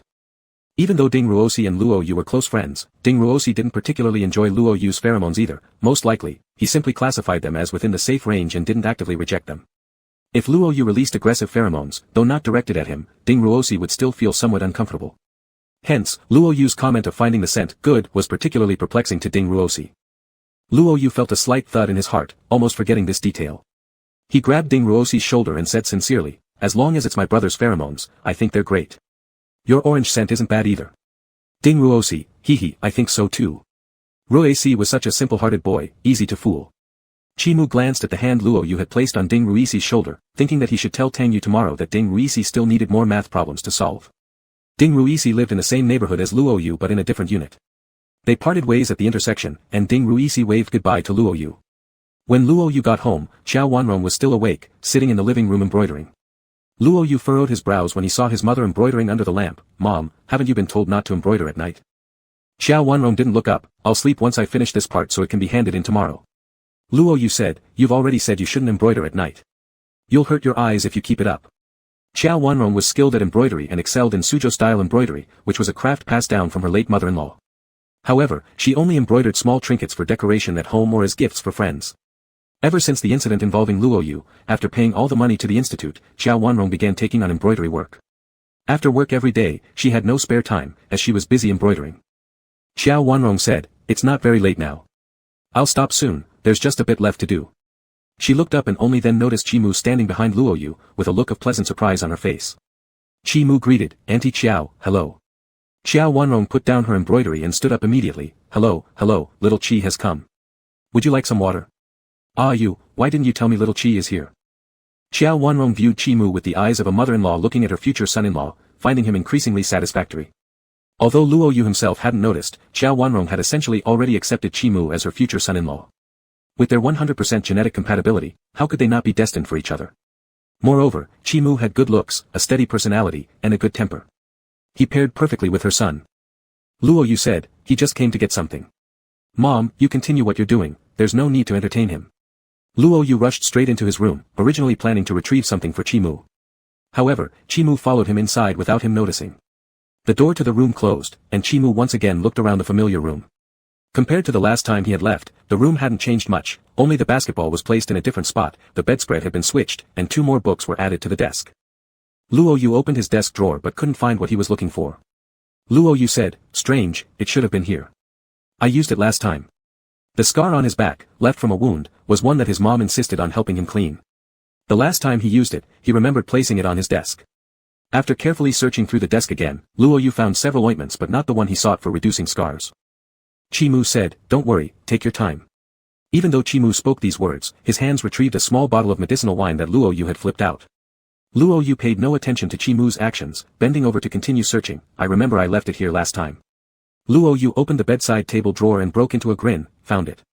But then Luo Yu's smile froze. Who could tell him why there was a pack of condoms next to the ointment, clearly inappropriate to mention. Chimu was standing right next to Luo Yu. Given Alpha's superior vision, he read the words, ultra-thin, smooth, ultimate pleasure, loud and clear. Chimu said, you. Luo Yu interrupted hastily, not mine. Luo Yu wondered if Ding Ruisi, that dimwit, had sneaked it in when he wasn't paying attention, but Ding Ruisi hadn't visited his house recently. So aggrieved, completely unfair. Luo Yu felt that his reputation and image in front of Chimu were in grave danger.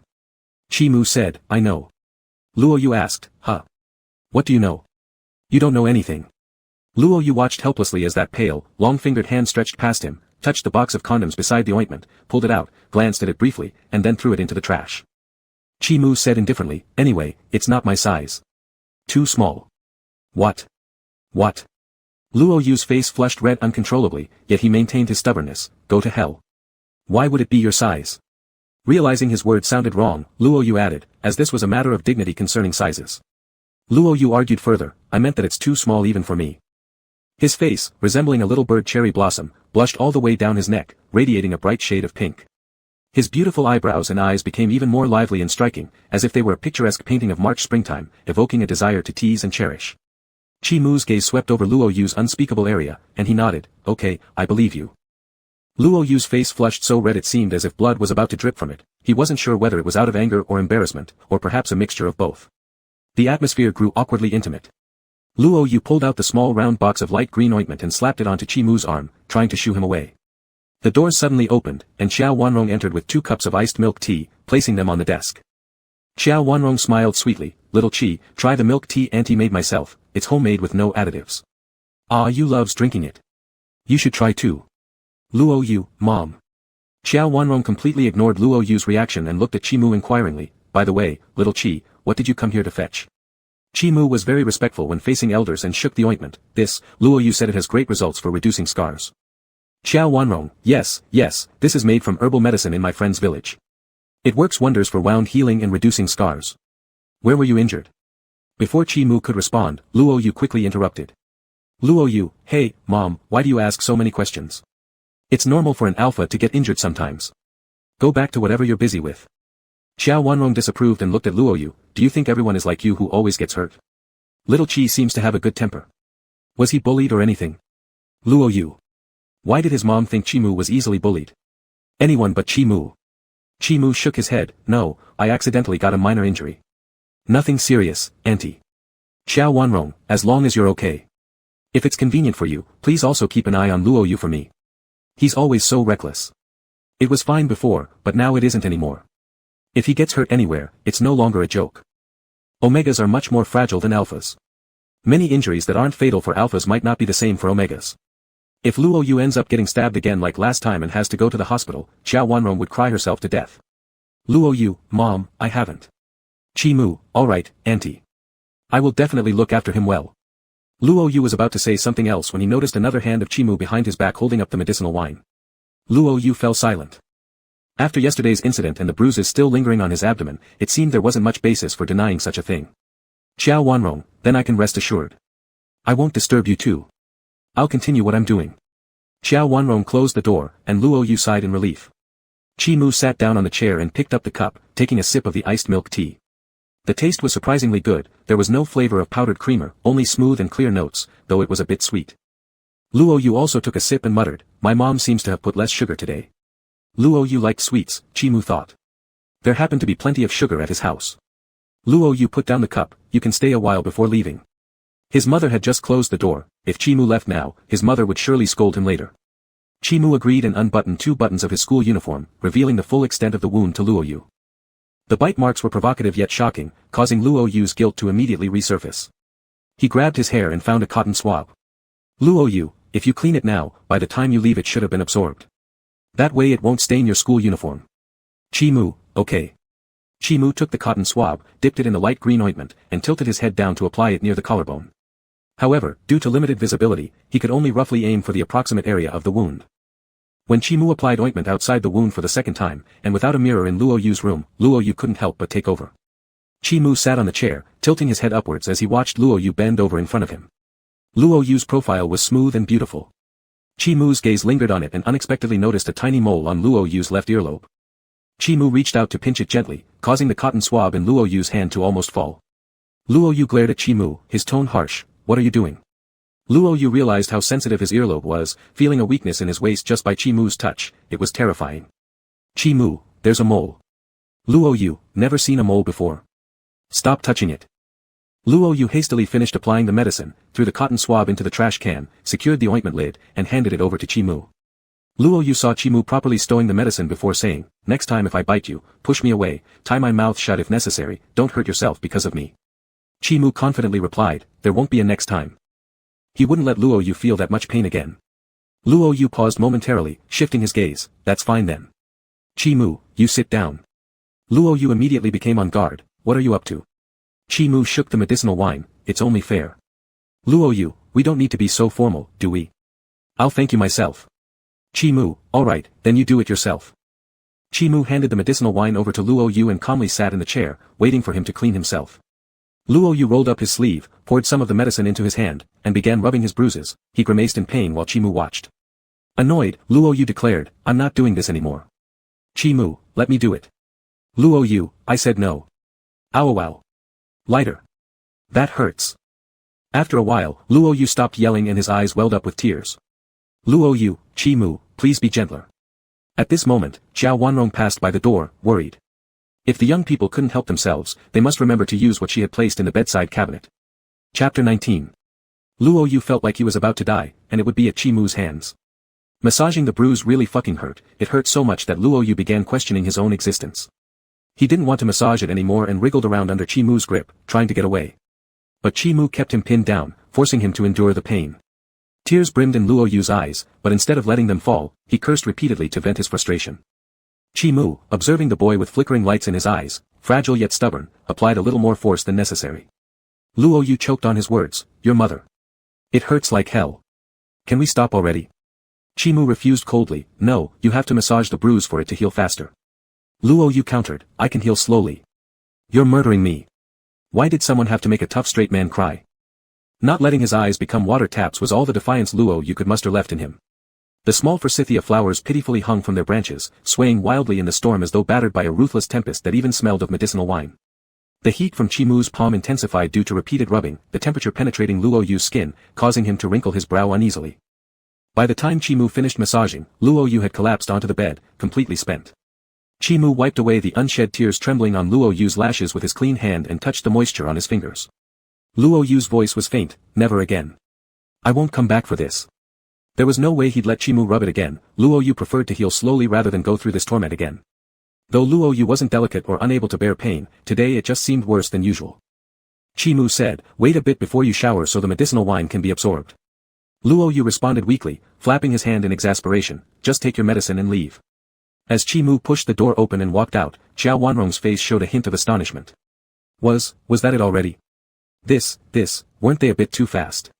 Chimu said, "Auntie, I'm leaving. Good night." Xiao Wanrong asked, "You're leaving already? Won't you stay a bit longer?" It was over. She started worrying about her son's future life. Chimu found Xiao Wanrong's expression somewhat strange. It contained disappointment, a sigh, and an inexplicable regret. Unsure why, he politely shook his head again. Xiao Wanrong said, "Be careful on your way home." Chimu replied, "All right, auntie, goodbye." After Chimu changed his shoes and closed the door behind him, Xiao Wanrong immediately went toward Luo Yu's room. She contemplated whether she should advise her son. Even if alpha isn't effective, considering their perfect compatibility, one could endure it for a while. When Xiao Wanrong entered the room with full thoughts, she knew she had misjudged things. Other than the smell of medicinal oil, there were no pheromones in the room at all. Luo Yu was lying flat on the bed playing with his phone, tapped on his leg by Xiao Wanrong. Xiao Wanrong scolded, "Are you going to keep lying here staring at your phone? Do you not care about your eyes?" Luo Yu immediately sprang up in a fish-like movement, sitting upright with clothes still disheveled. His bruises and large red patches didn't escape Xiao Wanrong's attention. Xiao Wanrong frowned sharply, "Fighting again? When did this happen?" Luo Yu told a bold-faced lie, No fighting. This is from accidentally bumping into something. If you don't believe me, ask Chimu." Half convinced, Xiao Wanrong chided, "Clumsy as always. Be more careful next time and you won't bump into things." Luo Yu pleaded, Sorry, Mom, I'll definitely pay attention next time." "Good to know you'll be careful. You're not like you used to be." Xiao Wanrong sat beside Luo Yu on the bed in a posture clearly meant for a heart-to-heart talk. Luo Yu dragged out his reply, "Understood." Xiao Wanrong asked, "So Chimu was just here to apply some medicine for you?" Luo Yu said, "He came to fetch the medicine and help me apply it. Wish I hadn't let him come now." Luo Yu thought that packing the medicine and bringing it tomorrow would have been better to avoid tonight's torture. People were being nice, you shouldn't disappoint them.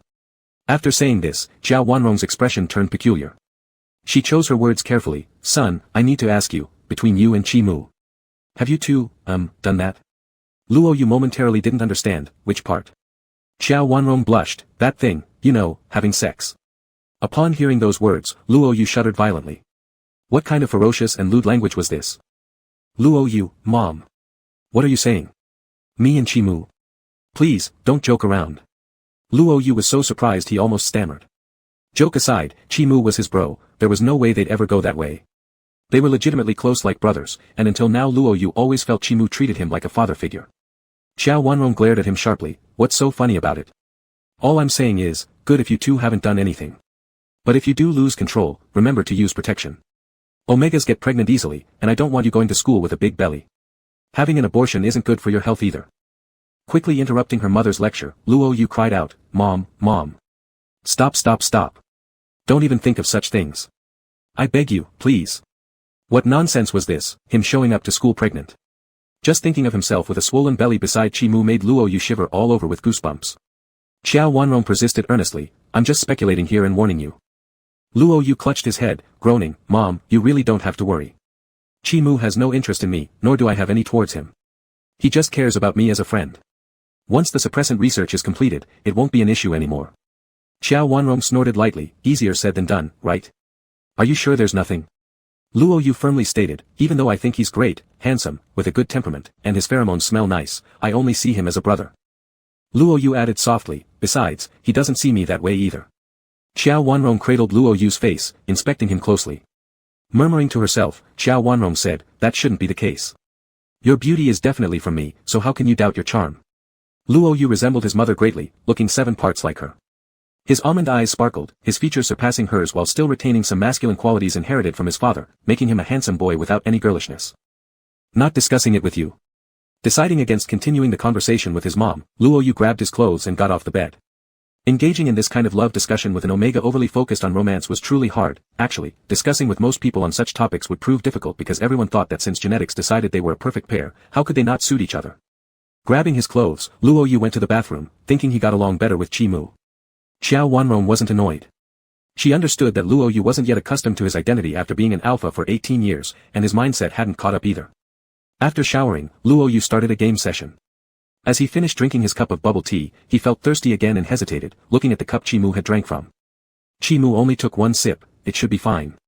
Luo Yu poured Qi Mu's bubble tea into his own cup and indulged happily. The bubble tea cooked by his mom truly tasted amazing. When Luo Yu saw Qi Mu the next day, he still remembered his mom's words from yesterday and acted a little awkwardly, but luckily both of them were getting busy since the cultural performance day was approaching. Luo Yu needed to go through formalities, while Qi Mu, as the grade representative, prepared for the closing speech. On the day of the cultural performance, everyone had been looking forward to it ever since morning study. Unlike their seniors who were about to enter the battlefield soon, they had plenty of time left and were fully excited for the performances ahead. In the middle of morning study, Luo Yu was called to gather with others to transport musical instruments from the music classroom to the backstage of the auditorium. Ding Ruizhi served as Luo Yu's small assistant, joyfully skipping morning study to help Luo Yu with preparations.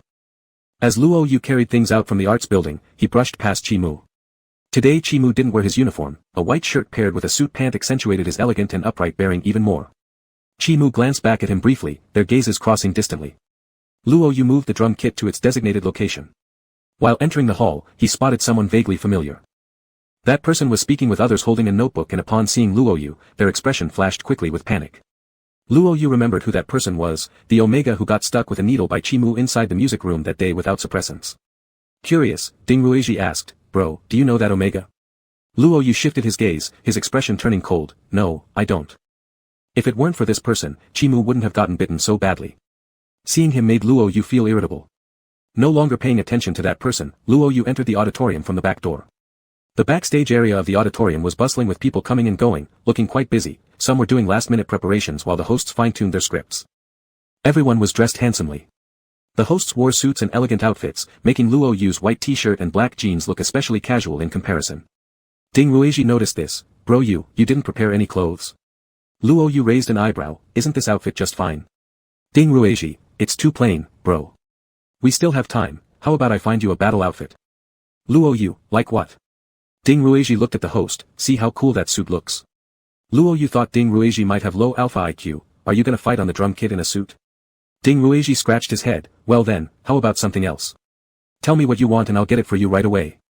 Luo Yu shook his head dismissively, looking thoroughly carefree. I don't need any of those. He leaned against the wall lazily, his features sharp but tempered with a touch of playfulness and defiance, like an ink painting concealing sharp frost. Ding Ruizhi thought to himself, indeed, even without fancy attire, Luo Yu was bound to be the center of attention no matter where he went. Chapter 20. Someone from the auditorium shouted for help, and the kind and idle Alpha Ruosi immediately went over. Luo Yu sat on the stool and touched her drumsticks. Yesterday, the publicity department had already sent him the order of performances, and she was placed last. Luo Yu had no objections, it would be great to watch all the performances beforehand. That. I am here to do your makeup. Are you available now? A soft voice sounded in front of Luo Yu, laced with shyness and restraint. Luo Yu looked up and saw a girl who stood out with looks, dressed in a white embroidered dress, like a swaying flower. Luo Yu shook her head, no thanks. The girl hesitated, as if caught between options. I won't cover you too much, I'll just fix your eyebrows. She held a makeup bag in her hands, looking somewhat anxiously at Luo Yu, her expression slightly embarrassed. After pondering for a while, Luo Yu nodded. The girl's face lit up with joy as she took out an eyebrow shaver and moved closer to Luo Yu. Her body carried a faint rose scent, not pheromones but probably perfume. Your skin is so good. I thought about contouring it for you, but there seems to be no need since I can't see any pimples, the girl marveled. Luo Yu responded lightly and looked down at her shirt, brows lowered. After finishing the eyebrows, the girl hesitated a bit more, wanting to do something else, but upon meeting Luo Yu's silent urging gaze, she reluctantly backed off.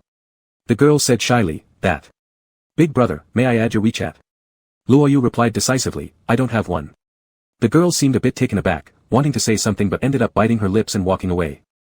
Luo Yu completely disregarded this move by her junior and blew on her bangs, preparing to go find Ding Ruizhi. Ding Ruizhi was just giving things to others when he happened to finish. That person thanked Ding Ruizhi, who waved his hand and then slung an arm around Luo Yu's shoulders.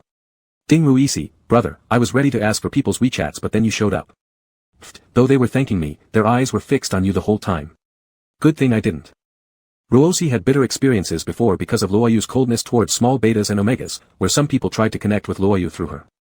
Back then, someone added Ruosi and interacted sweetly with her every day, being caring and attentive, even making Ding Ruizhi fall in love, only for that person to say during Ding Ruizhi's planned confession, can you help me get in touch with Luo Yu? Ding Ruizhi's young heart shattered that night, soaking Luo Yu's shoulder with tears. Luo Yu, I thought you'd want to keep dating Tian Xiaoming. Ding Ruizhi exclaimed in shock, good horses don't eat hay twice trodden. Besides, it was her who broke up with me first. Now we're just superficial friends. After finishing, Ding Ruizhi winked at Luo Yu. I thought I just saw Bai Jingzhu come out, though I'm not sure if she looked for you. She was supposed to wear a red long sleeve today for a street dance performance. Just as Luo Yu was about to mention a girl, hearing what Ding Ruizhi said, he remained quiet. Luo Yu hooked his arm around Ding Ruizhi and pulled him out, let's go. They should be organizing queues now. Follow to find seats. Ding Ruizhi, brother Yu, aren't you staying backstage to prepare? Luo Yu, my performance is the last one, so I've got time. Ding Ruizhi, alright, let's queue up in class. The seating arrangement in the hall followed the classroom seating, 4 per row, extending backwards. Luo Yu and Ding Ruizhi were in the front and back rows. Under this allocation, they naturally sat together. Ding Ruizhi, big brother Yu, sit next to me, keeping Tang Yu farther. Tang Yu sneered upon hearing this, happy to oblige. Ding Ruizhi shot back defiantly, don't ruin such a nice show for me. Luo Yu, move apart a little, keep quiet. Luo Yu noticed that whenever they met Tang Yu, Ding Ruizhi turned into a feisty little rooster. Ding Ruizhi sat at the innermost part of the 4th row, right next to students from other classes. Luo Yu sat beside him, and Tang Yu, demonstrating how much she disliked sitting near Ding Ruizhi, sat on the outermost seat. An empty spot remained in the middle, obviously intended for someone specific. The assembly started promptly at 8:10, with remarks from school leaders and representatives of senior 3 students before formal performances began. The speakers above spoke passionately and eloquently, stirring up emotions in the audience. Luo Yu, however, stealthily yawned, half-closed her eyes. Ding Ruizhi asked quietly, what's wrong, brother Yu? Didn't sleep well last night? Luo Yu quietly replied, his sleep quality indeed wasn't good last night as he kept dreaming. Thanks to his mom, he dreamt of Chimu and that terrifying childbearing scene. The content of the dream could be called a masterpiece of surrealism. First he dreamt of being heavily pregnant, about to give birth, madly pinching Chimu's arm telling him it hurt so much. Chimu said something he didn't remember, but what he remembered was how terrified he felt in the dream. Then the dream jumped to a hospital room. Chimu held a baby with an indiscernible face before him, telling him how great he was. Startled, Luo Yu woke up, only to find it was already bright outside. He got up and ran a few rounds, sat for a while after exercising, and then came straight to school. Now, under the principal's speech, the drowsiness came back again. Ding Ruisi, it's fine, go ahead and sleep. The lighting is so dim anyway, no one will discover you sleeping. I'll call you when the show starts. Luoyu, call me if I'm still not awake by my program. After speaking, Luoyu lay down on the chair and closed his eyes. The light focused on the stage in the auditorium, only a few small lights were left on at the very back so the space wouldn't be too dark. When Chimu walked over from the side, Luoyu was already sound asleep. Tang Yu prepared to sit further inside but was stopped by Chimu, so she let him pass and took the outer seat herself, allowing Chimu to sit in the middle before she quietly sat down. Luoyu slept rather restlessly. The soft chairs in the auditorium made him slide easily downward as he leaned against the backrest, his head gradually tilting down. Seeing Luoyu leaning down, Ding Ruisi's heart raced to his throat. He wanted to support him but realized Luoyu leaned to the other side, which meant he'd have to stand up, inevitably drawing everyone's attention. Just as Ding Ruisi prepared to stretch across and support Luoyu, someone gently caught Luoyu's head. Ding Ruisi gave Chimu a thumbs up, indicating he trusted him. Not sure whether he perceived the familiar aura or not, Luoyu did not open his eyes but lightly rubbed his cheek against the palm holding him. Soft and supple, carrying some of summer's starry warmth, sparks flew onto Chimu, diluting his usual aloofness. Chimu leaned toward Luoyu, allowing Luoyu's head to rest on his shoulder as he casually looked towards the stage. Tang Yu, upon seeing this scene, widened her eyes, her lips involuntarily slightly parted, suppressing her urge to kick Wei Ku's chair, occasionally stealing glances until meeting Chimu's calm and steady gaze. This was too strange, Tang Yu thought. Chimu had a phobia of germs, though it wasn't obvious, he never allowed others near his body, not even her and Wei Ku would touch Chimu without permission. It was surprising enough that Chimu used to fight with Luoyu, where Tang Yu once assumed Chimu merely disliked Luoyu, hence unable to control himself. But judging by the current trend, things seemed otherwise. Although Chimu previously fought with Luoyu, he never said anything nasty about Luoyu. When Tang Yu complained loudly, Chimu sometimes told her to stop appropriately. The long speeches finally concluded, and the host came on stage, officially starting the performances. The first performance was street dance. Excited, Ding Ruisi patted the chair, wanting to wake Luoyu but didn't dare to. Bai Jingzhu wore a red silk ribbon long-sleeved shirt and ripped jeans, her ponytail making her look dazzling like fire, showing off skills with her partner on stage. The cheers below weren't small. Ding Ruisi wondered why Luoyu wasn't woken up by the noise, turning back to see Chimu covering Luoyu's ears with his hand. Ding Ruisi couldn't help but put up a thumb, impressive. Chimu's eyes lingered on the stage for a moment and then shifted to Luoyu's sleeping face. Even in dim lighting, it was hard to conceal Luoyu's beauty. After removing the constant confusion and chaos, Chimu rarely saw Luoyu's quiet appearance, free from sharp edges, looking harmless and soft. His hand warmed Luoyu's ear until the music and energetic dancing subsided on stage, then Chimu released his hand. The next performance was a skit. Chimu watched seriously for a while, then began thinking if Luoyu was comfortable while sleeping. Honeysuckle wrapped around the shoulder, silently giving off fragrance. Luoyu woke up during the third performance. It was a water sleeve dance performed by second-year students, who all looked ethereal. Upon opening his eyes, Luoyu saw Chimu's side face. His eyes still carried some haze as he rubbed his face hot from sleep. Luoyu mumbled softly, his voice hoarse from just waking up, "When did you come?" Chimu reached out to pat his messy hair, "I've been here for a while."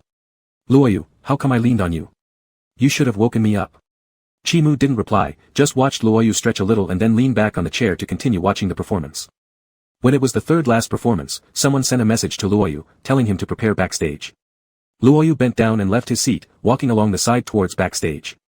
Backstage, some had just finished performing, others were about to go on stage.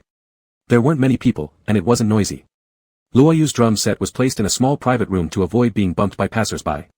He tapped each drum to test the sound, ensuring there were no issues before waiting for the previous act to finish. Someone knocked on the door, which was open. Luoyu looked over and saw that girl again. Only now she had changed her outfit. The white dress was replaced with a shirt and jeans, looking sharp and radiant, like a charming little rose. "Did the seniors see my performance just now?" She smiled brightly, full of anticipation. "Luoyu, are you Bai Jingzhu?" Bai Jingzhu's eyes widened in surprise. "Senior actually knows me? Did you remember me because of my performance?" Luoyu's expression carried an apologetic tone. "Sorry, I fell asleep just now." Luoyu had no idea when Bai Jingzhu performed. Bai Jingzhu became annoyed but quickly regained her energy. "It's okay, senior, we can get to know each other now. Whatever style you like, I can handle it." Bai Jingzhu knew that alphas preferred softer types, so for the first time, she specifically wore a waist-cinched white dress to look frail and gentle, but it seemed like Luoyu wasn't into that kind of look, so she switched back to her original passionate self and took a more direct approach. Luoyu showed little interest. "No need, don't waste your time on me." Bai Jingzhu wasn't discouraged but instead got more spirited, her beautiful eyes twinkling. "Spending time on you is not wasting time at all." In a flash, she planted a quick kiss on Luoyu's cheek and then stepped back 3 paces, wearing a look of smug satisfaction. By Jingzhu, Senior, a fiery woman isn't afraid of persistent men. You will be won over by me eventually. Luoyu. What nonsense. Who's the woman and who's the man? Just as Luoyu was about to put on a cold face, Bai Jingzhu prepared to run off. Bai Jingzhu, Senior, I'm going. See you next time. As Luoyu was about to call her back to teach her a lesson, he noticed Chimu standing behind Bai Jingzhu. Chimu's serene features were calm, his pitch-black eyes deep and impenetrable, making Luoyu inexplicably nervous. Chapter 21. Bai Jingzhu had achieved her goal and realized that staying any longer would be counterproductive. She glanced at the handsome senior standing behind her, feeling inexplicably intimidated, and quickly ran away. Luoyu wasn't sure why there was an inexplicable sense of unease in his heart, sensing that Chimu seemed a little unhappy. Luoyu tried to pretend as if nothing had happened. It's just this matter, it came suddenly, I find it surprising too. Not that he should explain anything. Chimu appeared to listen to his explanation, step by step approaching him. Luoyu instinctively retreated, wondering what he was nervous about. With his back to the light, Luoyu couldn't make out Chimu's expression, so he continued to explain despite himself, I didn't expect today's girls to be so enthusiastic, it's really unexpected. Luoyu, I have no feelings for her at all. Chimu had already reached the door. He was tall, and his shadow stretched long, covering the area around Luoyu's feet, creating a tangible sense of pressure. Chimu, The door to the private room was shut by Chimu. Luoyu subconsciously tried to open the door but was held down by a force. Chimu's hands were cool, pressing against the cheek that had been kissed by someone else earlier. He slowly wiped it, with both careful tenderness and an unrelenting strength that brooked no refusal. Like being prey watched by a predator, a creeping chill crept up Luoyu's spine, making him feel unfamiliar. Luoyu furrowed his eyebrows slightly, Chimu. He called his name hesitantly. Chimu's voice was restrained, Reason and instinct were constantly clashing, fiercely battling in Chimu's mind. When the young girl had been flirting and showing favor, Chimu was already displeased. That feeling stemmed purely from instinct, an aversion to having something precious approached by others. But when she crossed the boundary and kissed Luoyu's cheek, Chimu became genuinely angry. Instinct rampaged in his mind, screaming to drive away anyone who dared covet, branding their mark on the youth who belonged only to him. An uncontrollable instinct, like a thorny vine, surrounded him. The inherent dominance and possessiveness in alpha males served as its nourishment, urging him to lose control. To confine that vibrant beauty within a delicate cage, to let that unrestrained charm belong solely to him, to admire her brilliance only through his eyes, to lower her proud head and bloom only in his hand, these voices whispered softly in his mind, yet Chimu forcibly suppressed them. He knew he did not wish to act this way, nor would he ever do such things to Luoyu. However, as he endured silently, treasured tenderly, restrained carefully, and respected fully without overstepping, someone else acted impulsively and lightly kissed his cheek. Pheromones boiled within his body, eagerly waiting to erupt and envelop the prey, driving the person before him into complete submission. A dark shadow flickered in Chimu's eyes, and his thumb continued to stroke Luoyu's cheek gently. He controlled his force carefully, fearing to hurt Luoyu. Luoyu, what's wrong? You seem a bit off. Luoyu wasn't stupid, he could see that Chimu was upset. But why was Chimu unhappy? Was it because Bai Jingzhu had kissed him? But that shouldn't have been a reason unless Chimu liked him, right? Otherwise, how could he get mad over something like that? But even this notion seemed absurd, far-fetched. Chimu's usually cold voice now carried a faint hoarseness, sorry, I lost control a bit. Luoyu, what, ah. A sudden chill spread over his shoulder, followed by a slight sting, causing Luoyu to stiffen instantly. The bite mark was shallow, incomparably lighter than what Luoyu had done that day. Yet, it felt more like a mark, bringing a sense of shame greater than anything Chimu had ever done to him. Frozen in place, Luoyu was momentarily dazed, though he still heard Chimu's voice. Chimu looked up, straightening Luoyu's clothes, because we are completely compatible, my pheromones, my instincts will classify you as mine. Sorry, it might feel uncomfortable after what just happened. In that instant, Chimu seemed to return to the familiar figure of restraint, which rather made Luoyu feel a twinge of embarrassment. Everyone has been an alpha, and Luoyu knew well that during such emotional surges, how uncomfortable one could become.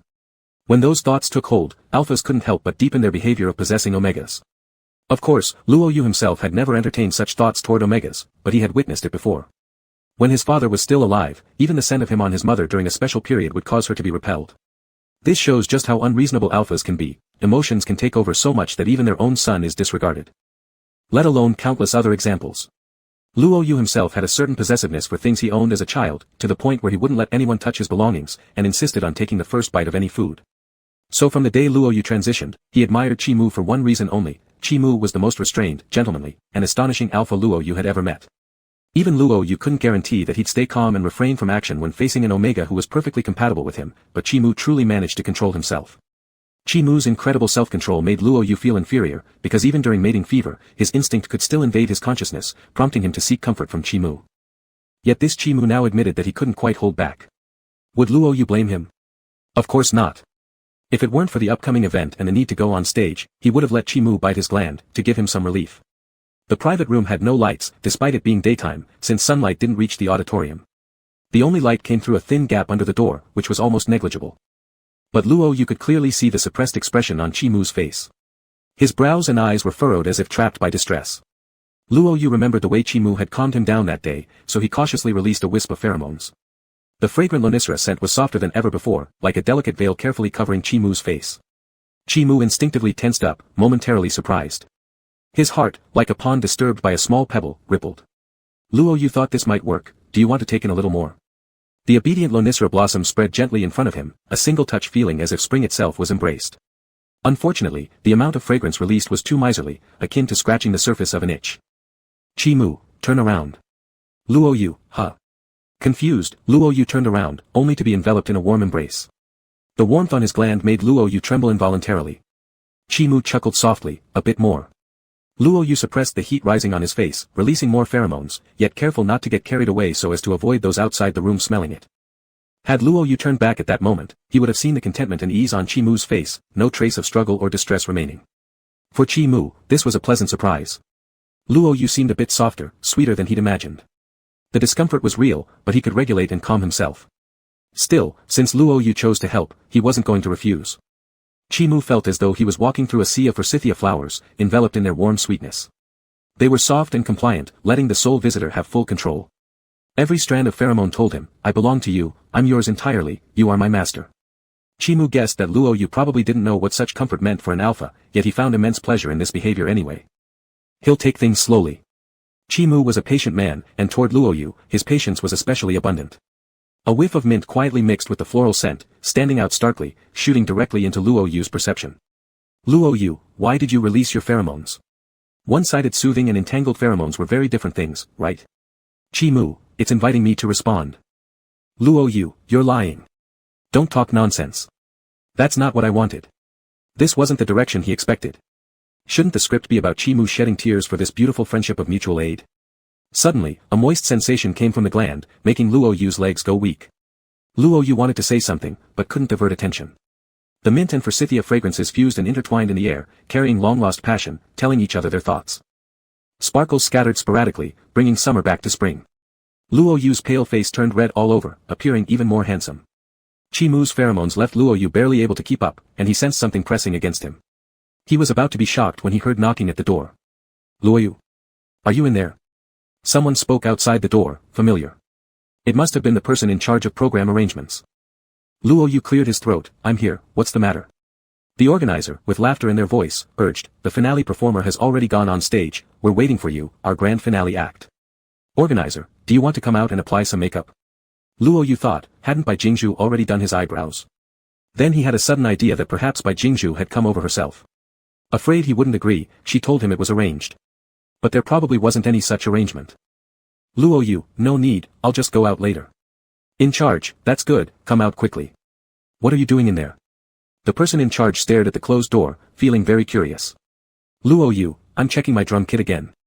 In charge, the second last performance has already started. Estimated within 10 minutes, come out quickly. The organizer's doubts lingered. Was it necessary to check the drum kit with the door closed, and wasn't the light on? However, she didn't have time to ask, as her train of thought was interrupted by a phone call, making her forget what she had wanted to ask. She took out her phone and answered the call by the door. Didn't you contact Chi Mu? Why hasn't he replied to your messages? Is he busy with something? After Luo Yu's performance, it will be his closing speech, we must find him soon. Already looked for him among the seats, but no one is there. He might have gone to the restroom. Keep looking, don't worry too much, Chi Mu won't have any issues, I'll head over right away. The person in charge absolutely didn't expect that the person she was looking for was just on the other side of the door. Inside, Luo Yu had already pushed Chi Mu away. He touched his gland, although Chi Mu hadn't bitten it, he felt that Chi Mu's presence was everywhere around him. Luo Yu looked at where Chi Mu had risen from, his expression incomprehensible. Little Chi Mu, you've changed. You weren't like this before. Chi Mu hid the contentment on his face, wanting to help adjust the somewhat messy hair and clothes, but was slapped away by Luo Yu. Unhappy, Luo Yu lowered his voice, don't release pheromones next time. Alphas can see well even in the dark. Chi-Mu saw Luo Yu's flushed face and thought about the marks on Luo Yu's shoulder, his lips curled in response. Yes, there will be a next time. Chapter 22. The person in charge outside the door left hurriedly after making a phone call. Luo Yu waited inside until the smell on his body had faded a bit, then he slightly pushed the door open and saw that there was no one around. Luo Yu had seen the program list. The third act should have been a guitar performance by a single person, who should have already left by now. Luo Yu opened the door and walked out. The backstage area was spacious with good air circulation, which quickly blew away the pheromones on Luo Yu's body. Chi-Mu came out of the dressing room after a short rest, with his white shirt neatly buttoned up to the top button, exuding a detached and refined charm, looking otherworldly. But who would have thought that he just did something as outrageous as licking his gland? Luo Yu thought to himself, what a great actor. 2 students from the props group came in through a small door, one of them from class 1, and they paused momentarily upon seeing Luo Yu and Chi-Mu standing together. Class president, why are you here? They were just looking for you. Luo Yu glanced at them and realized that they were both betas, so they couldn't smell the lingering pheromones on Chi-Mu, letting out a quiet sigh of relief. Chi-Mu feigned ignorance, really? Let me check my phone. The student nodded and looked toward the door behind Luo Yu. Student, we'll move your drum set to the backstage first, it'll be easier to transport later. Luo Yu nodded, alright, thank you for your help. The 2 beta students entered the small dressing room without realizing the strong scent of omega pheromones still in the air, moving the drum set out. They could never imagine that in the brief moments before going on stage, these 2 apparent sworn enemies actually shared an intimate moment inside the small props room. After watching the prop group students walk away, Luo Yu turned his eyes back to Chi-Mu. Luo Yu, weren't they looking for you? Aren't you going over? Chi-Mu, let's wait a bit longer. The scent in the room hadn't completely dissipated yet, and Chi-Mu didn't want anyone who can smell to catch on to Luo Yu's scent. Luo Yu leaned against the wall with his arms crossed, softly humming the song he would perform soon. Luo Yu suddenly asked, will you have time to watch me later? A glimmer of joy appeared in Chi-Mu's eyes, I wouldn't miss it. Luo Yu raised his chin, remember to properly admire my posture, big brother. Chi-Mu narrowed his eyes, big brother. If judged by age, Chi-Mu is 3 months older than Luo Yu. Luo Yu's birthday is March 16th, and Chi-Mu's is January 10th of the same year. Luo Yu nodded without hesitation, he had initially thought of calling himself father, but decided against it due to brotherly righteousness. Chi-Mu didn't say anything further but kept this matter in mind. As for how many times Luo Yu cried while shouting, brother, later, that's another story. When the previous performance was about to end, the person in charge rushed over and told Luo Yu to prepare. She paused when she saw Chi-Mu. There you are, we were just looking for you. Chi-Mu, I've already made contact. I'll go to the front stage to check things out and come on once his act is over. The person in charge readily agreed and led Luo Yu away. As the previous performance concluded, the host went on stage to summarize and announce the next act. Let's welcome Luo Yu from Class 1, Grade 2, who will perform It's My Life on drums. Please give him a warm welcome. The front stage erupted in cheers, the girls' screams nearly tore the roof off, startling the school leaders sitting up front. Luo Yu. Luo Yu, look at the camera.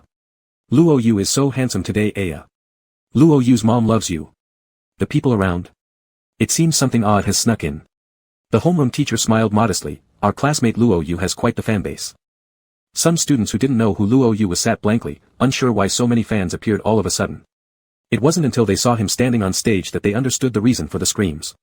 Ding Ruisi, as the president of the fan club, enthusiastically cheered and encouraged, taking videos of Luo Yu on her phone. Spotlights converged into a beam, illuminating the youthful face like jade.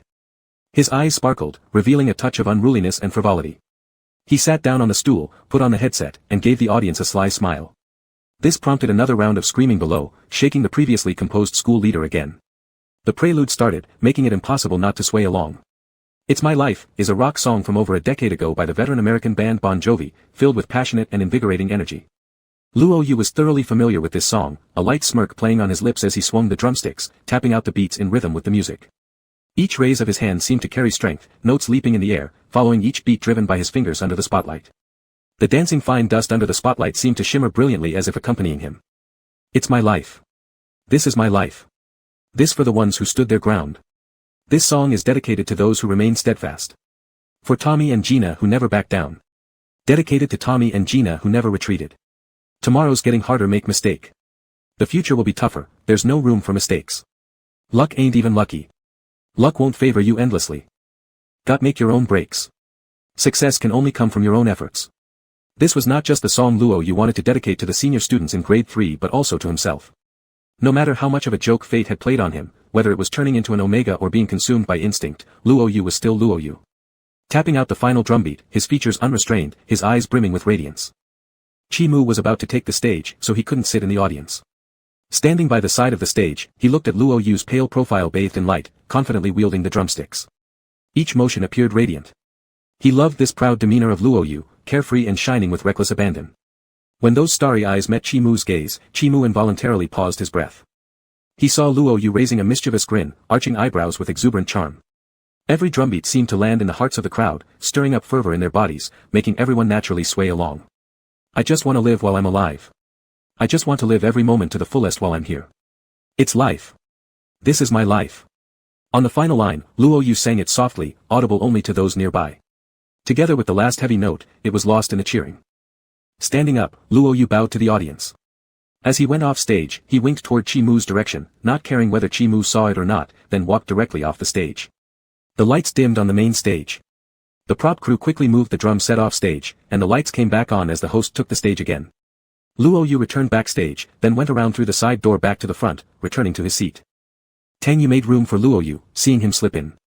It couldn't be denied that the person who had been on stage earlier had an undeniable charm, even alphas found themselves clapping involuntarily. Ding Ruisi was extremely excited. Handsome, handsome, handsome. Brother Yu, you're absolutely stunning. I've recorded everything, I didn't shake the camera once. It truly lives up to having Brother Yu as my idol. Luo Yu leaned back on the chair, keep it low-key. Ding Ruisi, the threads about you on the forum are filled with screams. Quite a few new students, juniors and seniors alike, have become fans after watching you perform. I just checked the confession wall, and there were tons of posts about you within a few minutes. Hee hee. Luo Yu showed no expression change, looking ahead as the host continued speaking. Ding Ruisi suddenly exclaimed in awe, our little Rose is quite bold, announcing again publicly that she would definitely win you over, taking her rivals head-on. Although straightforward and passionate, Ding Ruisi wasn't exactly against the small Rose. She thought it was rather novel since most Omegas were gentle and reserved. This one had excellent conditions and approached things boldly. If she were chasing Ding Ruisi might agree right away. Ding Ruisi chattered animatedly, turning her head only to find Luo Yu seemingly unfazed, leading her to lament his cold-heartedness. Though the goddess had intention, the king of Xiang showed no interest, it was all for nothing. The host concluded, and finally invited a student representative to speak for the closing remarks. Sitting a bit straighter, Luo Yu watched as Chi-Mu stepped onto the stage, taking the microphone from the host and nodding respectfully toward the school leaders and teachers on the podium. Chi-Mu's fangirls were all rational, maybe knowing Chi-Mu didn't like too much noise. They just clapped enthusiastically. Chi-Mu's voice was clear and pleasant, amplified by the equipment, adding a touch of magnetism. The beta beside Ding Ruisi covered her mouth, excitedly telling her little sister that this voice could make her ears pregnant. Luo Yu rolled his eyes at this comment. She obviously hadn't heard this guy's raspy voice speaking close to one's ear. Now that would be something unforgettable. Luo Yu wasn't sure if it was because he was an Omega that made him appreciate alphas more, but anyway, now when he looked at Chi-Mu, it seemed like this person not only looked good, sounded good, and had a great personality, but Luo Yu still thought there was some degree of pretentious gentlemanliness with bad water in the belly. But none of those above-mentioned points could outweigh the fact, no matter what, brotherhood transcends everything. After all, Luo Yu and Chi-Mu shared a life-and-death friendship. If not for Chi-Mu, Luo Yu might have ended up in repeated uncontrollable heats. Chi-Mu was still holding the microphone, making a speech without any notes, yet his movements, tone, and expression were impeccable. His spine was held straight, resembling a white poplar tree. Luo Yu knew that Chi-Mu always spoke beautiful words, even saying, I am also worried about entering the third year of high school, which was completely unbelievable from Chi-Mu, but strangely Chi-Mu possessed a peculiar force that made others believe him. Beside them, the little beta covered her mouth again, tears welling up in her eyes as her voice carried restrained excitement. It's so inspiring. The god said something so good. I'm crying, I'll work hard to study. Accompanying her voice were the sounds of Ding Ruisi's pounding keyboard, with the single-finger typing method that made Luo Yu worry if the screen would get damaged. Luo Yu asked, what are you doing? Ding Ruisi didn't even raise her head. I'm quarreling with Chi-Mu's fans online. They even said Chi-Mu is more alpha than you, ha. Our brother Yu is number 1A. Brother Yu, don't stop me, even if you two are brothers, I can't let this title slip. Luo Yu's expression was complex as he painfully patted Ding Ruisi on the shoulder. Kid, how do you tell your father that dad has changed genders? Chapter 23. However, looking at Ding Ruisi, who was determined to fight for his honor, Luo Yu could only express his inner thoughts with his gaze. He glanced to the right at Tang Yu, who was separated by an empty seat. Tang Yu was also holding her phone and typing quickly, showing symmetrical behavior with Ding Ruisi. After Chi-Mu finished speaking the last word on stage, he slightly bent down towards the audience. Applause rang out below, and Luo Yu clapped a couple of times. Then the lights became very bright, the music signaling the end of the event played, and teachers from each class began organizing the students to go back to their classrooms. The props team sent a message saying they would return the drum set to the music classroom, so Luo Yu didn't have to go. Chimu did not return to the line. He was pulled aside by student council members, standing next to the stage while discussing something. Luo Yu walked towards the door along the queue, passing by Chimu when he mischievously tugged at the corner of Chimu's clothes. Once done with his prank, he withdrew his hand. Chimu turned around but only managed to catch a glimpse of Luo Yu being pushed away by the crowd. Luo Yu's height made him stand out in the crowd, so Chimu spotted him immediately. Ding Ruixi's fighting spirit was undying, but it was inconvenient to use his phone while queuing up, so he had to temporarily restrain himself. Each class orderly returned to their classrooms. The homeroom teacher reminded the students to complete their homework during the holidays and pay attention to safety, then dismissed the eager young ones. Everyone had already packed their belongings during the morning reading session. Ding Ruixi had even packed his holiday items yesterday, borrowing the book today from Luo Yu just to pretend. On Chimu's desk were still a few books, which Tang Yu helped pack into his backpack before leaving the classroom with Wei Ku. Luo Yu slung his backpack over his shoulder. Ding Ruixi, empty-handed, took out his phone to continue browsing forums. Seeing the latest post, Ding Ruixi called out. "Brother Yu, didn't you just pull the corner of Chimu's clothes?" Luo Yu was startled. "How do you know?" Ding Ruixi shoved his phone in front of Luo Yu. "Look, there's a thread about it already." Shock to my mom. "Sisters, come see this idol drama." Luo Yu, "What is this idol drama thing?" Ding Ruixi, "Oh, that kind of title is dedicated to thread speculating on Discord between you two. If you search, countless posts like this will pop up." Luo Yu clicked on the post and saw a long string of comments. Original poster, "Today I stood at the front of the line, our class right next to class 1. Do you know what I saw? I saw Luo Yu pulling Chimu's clothes. First floor, do we lack your traffic due to punctuation marks? Reply from original poster, I apologize, I was too excited. Second floor, so Luo Yu started first. Our student council president is just too good-natured to bother with such people. Third floor, wah, baby fishy's provocation is so cute. I wish he'd tug my clothing, I'd definitely smother him in kisses. Fourth floor, upstairs sister must be dreaming nonsense. I'm already nestled in baby fishy's arms. Fifth floor, can't Luo Yu stay with his hands off anything? He always picks fights first, doesn't he? Sixth floor, pulling clothes is considered starting trouble now. Are fanboys of the student council president as delicate as glass hearts?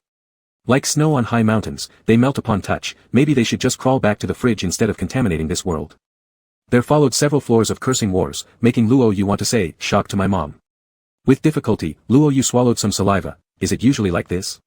Ding Ruixi, yes. Luo Yu, then what if I just posted saying Chimu and I are good brothers? Ding Ruixi was greatly shocked. You can't do that. Without hesitation, Ding Ruixi said, if you said that, it would be the total victory for Chimu's fans, and they'll be so arrogant. They look down on us. Luo Yu looked at his upset friend and hurriedly nodded. Anyway, as long as he and Chimu understood their relationship, it would be fine. Although he didn't understand why those juniors and seniors took it all so seriously, Luo Yu thought it over, returned the phone to Ding Ruixi, and distanced himself from the storm.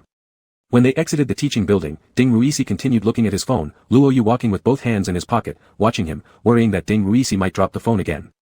It's already not good for him, no need for him to become any dumber. Not sure what he saw on his phone, Ding Ruixi exclaimed, holy crap, 3 times in shock. Ding Ruixi, what kind of stuff is this? Making them gay. Luo Yu, Ding Ruixi, never mind, I'm just shocked by the news. Ding Ruixi tried hard to keep his expression neutral so Luo Yu wouldn't see this post. Chi fish you have me, inseparable CP thread. LZ, inspired by the neighboring thread. I've been wanting to do this for a long time, and today I finally decided to go for it. Stunning dual alpha romance. Little fish pulling Chi-Chi's sleeve is just too cute, celestial CP. 1L, LZ, celibate, cold, refined top X fierce, cool, violent beauty bottom, ladies, I'm satisfied. 2L, can you even play with this? 3L, you have me male sign. 4L, enemies become lovers, I'm satisfied. This is my type. The more Ding Ruixi read, the angrier he got. What's wrong with these people? How dare they make alpha fall in love with another alpha? That's heresy. Ding Ruixi furiously poked at the screen and sent off a long string of words. Tangerine-flavored big cutie, I give up on all of you, none of you have ever been alphas, right? Do you know how severe the pheromone rejection can get? Even best brothers couldn't possibly become lovers. Making them gay is too terrifying. Ding Ruixi waited for LZ to reply, but then realized that his comment had been deleted. LZ, uniform response, all rebuttals will be deleted. Self-indulgent thread only, don't come here asking for deletions, one comes, one gets deleted. Unwilling to give up, Ding Ruixi responded from a different angle. Tangerine-flavored big cutie, and why isn't Luo Yu the top?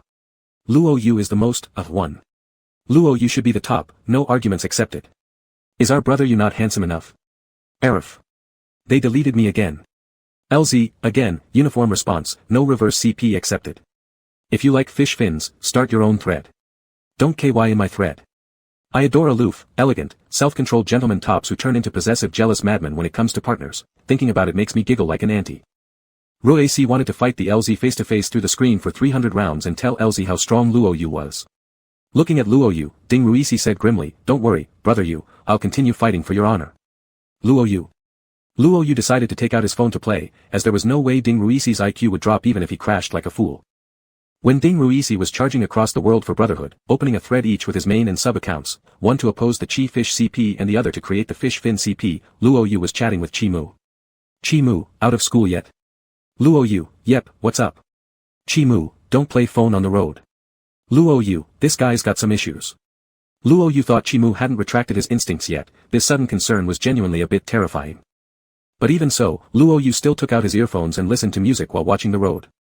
Ding Ruisi was busy switching between his main and sub accounts, being carried onto the car and taken off by Luo Yu, until lunchtime when the continuous WeChat notifications forced him to log out of the forum. Ding Ruisi munched on his chopstick with excitement, brother Yu, my mom just asked me to deliver a gift for her tomorrow. The place is Ran Village. The village chief's daughter is getting married, so they're having a fireworks evening. Would you like to join? West River has an explicit ban on fireworks, but Ran Village is different. Ran Village is located in the suburbs and is large despite being called a village. It's quite affluent and contributes significantly to the GDP of West River City every year. Due to its remoteness and not disturbing residents, it remains unregulated. Without hesitation, Luo Yu said, no. At heart, Luo Yu is a very unromantic alpha. Even though he became an omega, nothing changed much. Ding Ruisi showed some disappointment, alright. But Ding Ruisi also knows this is Luo Yu's style. It takes at least an hour and a half from here to Ran Village, and running so far just to watch a fireworks show is something Luo Yu would never do. After pondering for a moment, Ding Ruisi replied to his mom on WeChat first. Luo Yu put down his chopsticks, wiped his mouth with a tissue, and said, are you done eating? Let's head to the martial arts hall after we're done.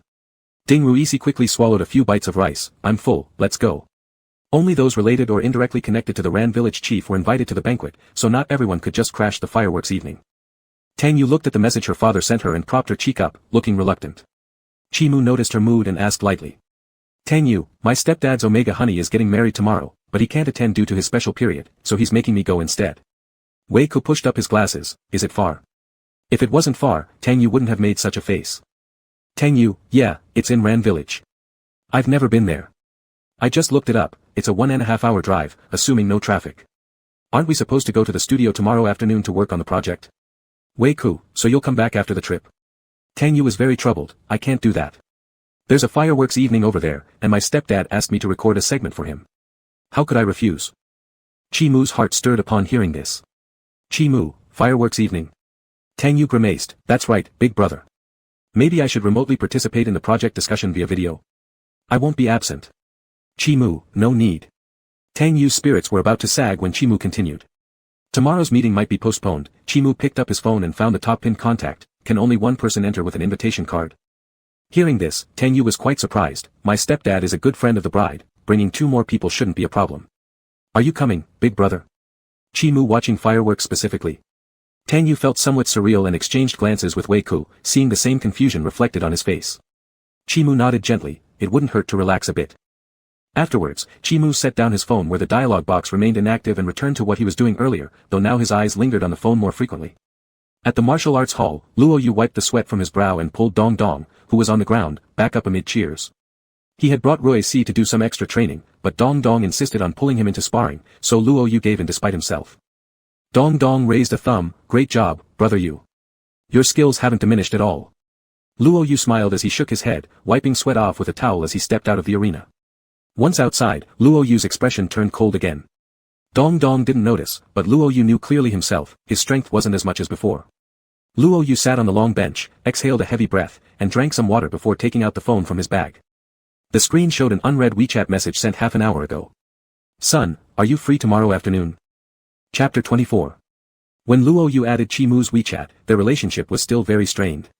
The reason for adding him was the basketball group stage at the time, as Chi Mu was responsible for notifying everyone of updates. After the basketball tournament, Luo Yu barely chatted with Chi Mu and had almost forgotten that he even had him on his contact list, assuming he hadn't added him yet. It wasn't until recently, when gender roles had switched, that he remembered, and it wasn't until this morning that they had been exchanging messages again via SMS. Luo Yu, do you have time? What's up? Luo Yu was quite curious about what Chimu wanted to say since this was the first time Chimu had ever asked if he was free. The reply came quickly, almost instantly. Son, Tang Yu invited me to a fireworks display tomorrow. Want to join us? Luo Yu couldn't help but laugh out loud, just seeing this nickname made him find it utterly hilarious, ha ha ha ha.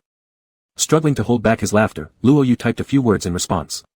Luo Yu, is this the one in Ran village? Son, do you know about it? Luo Yu, Ding Ruisi is going too. What a complicated destiny these two have. Luo Yu thought this was such a coincidence. If Ding Ruisi were to run into Tang Yu in Ran village, who knew how loud their arguments might get. Ding Ruisi was much more prone to anger than Luo Yu, with emotions that easily escalated. Although Tang Yu usually stayed quiet around Chimu, she became sharp-tongued in front of Ding Ruisi, seeming to enjoy making her furious. Sometimes, it even seemed rather childish. Luo Yu, anyway, why do you suddenly want to see fireworks now? Is there something romantic hidden in your nature? Son, are you coming?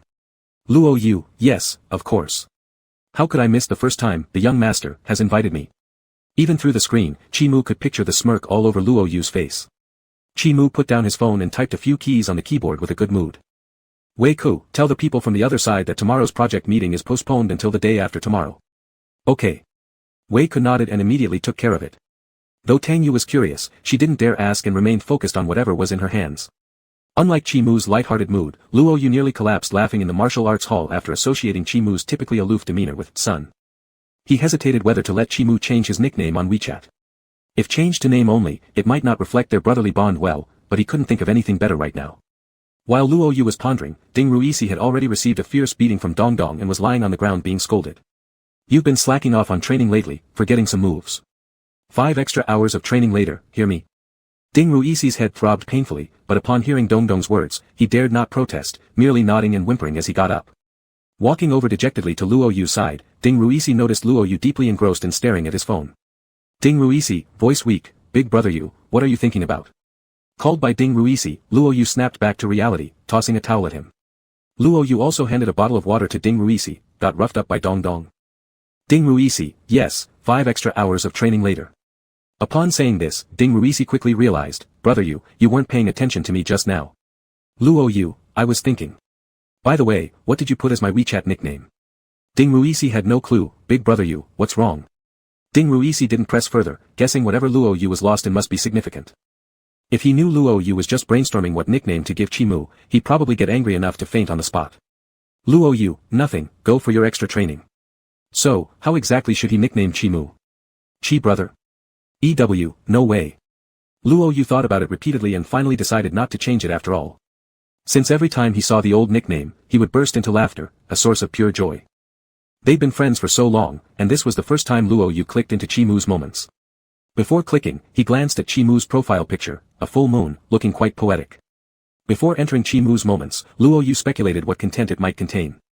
But once inside, it turned out to be completely empty. This was typical of Chimu, he didn't seem like the type to post frequently anyway. Luo Yu stared at Chimu's profile picture for a while, then set his phone aside and began his own training. With an open mind, Luo Yu reflected that although his strength had declined compared to before, he could always train harder. After the extra training, Ding Ruisi stumbled over, plopping himself onto the floor. Luo Yu massaged his hand as he walked beside Ding Ruisi, sweat dripping from his handsome cheek into his chest. Luo Yu took a sip of water and looked at Ding Ruisi who was still sitting on the ground. He called him up. Luo Yu took out his clothes from the bag. Before training, he had already changed into his training uniform. With a stride of his long legs, Luo Yu saw that Ding Ruisi was still sitting, so he grabbed the collar at the back of his shirt, let's go take a shower, don't sit there. Ding Ruisi's legs were already weak, and he moaned, I'm already a rag doll now, brother Yu, have some mercy on me.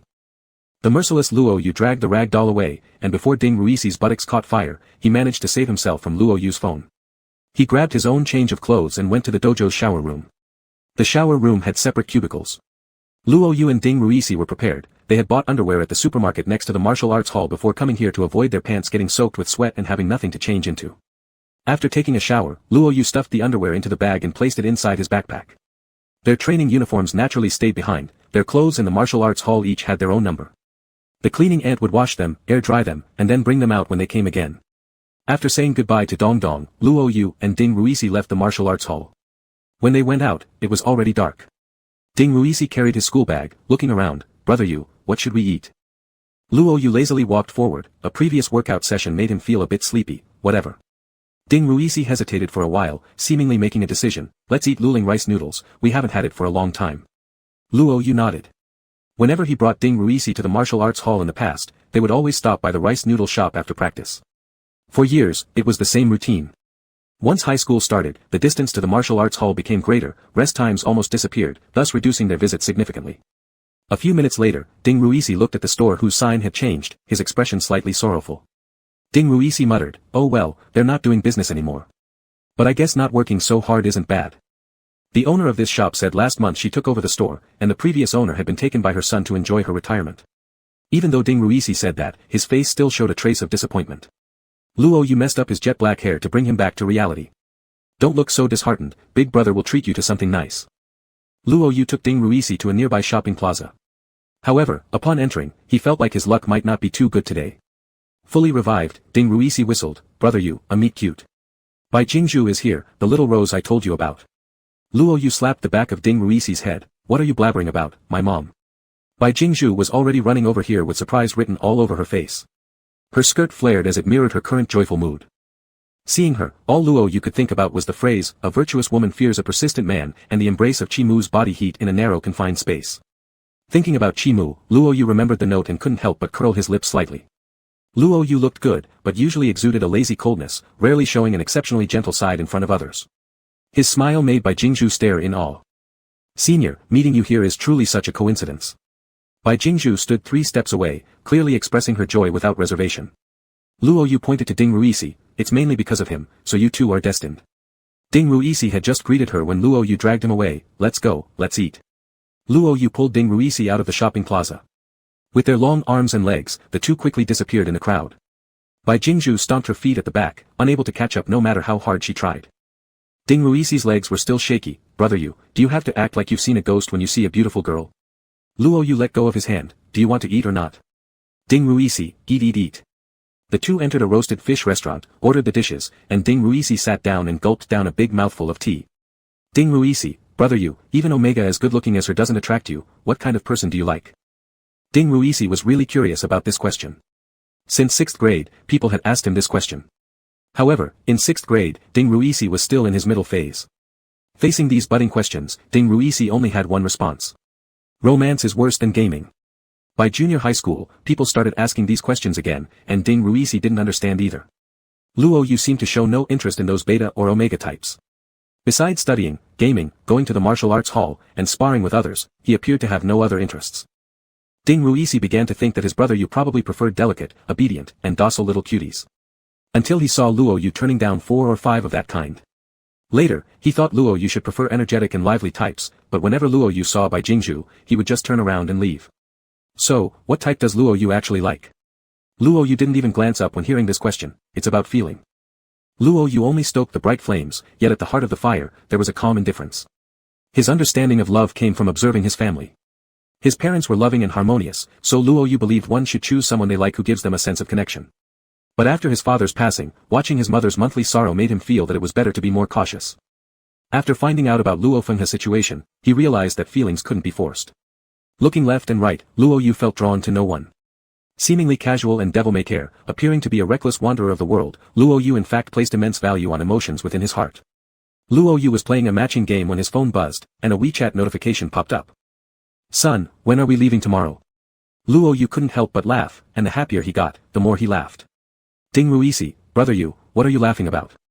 Ding Ruisi tried to peek at Luo Yu's screen, but Luo Yu pushed him back.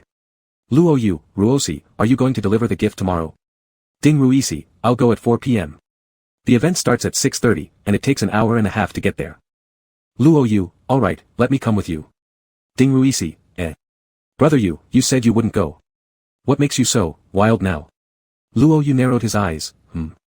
Ding Ruisi sneezed as he quickly finished his sentence, free-spirited. Chapter 25. Luo Yu didn't explain the reason because the waiter had already served the cold dishes first. A bowl of fern root powder successfully shut Ding Ruisi's mouth, and after the grilled fish arrived, he was even less interested in talking. Luo Yu was still chatting with Chimu, informing Chimu about the departure time tomorrow. After arranging to meet tomorrow, Luo Yu turned off his phone and focused on eating.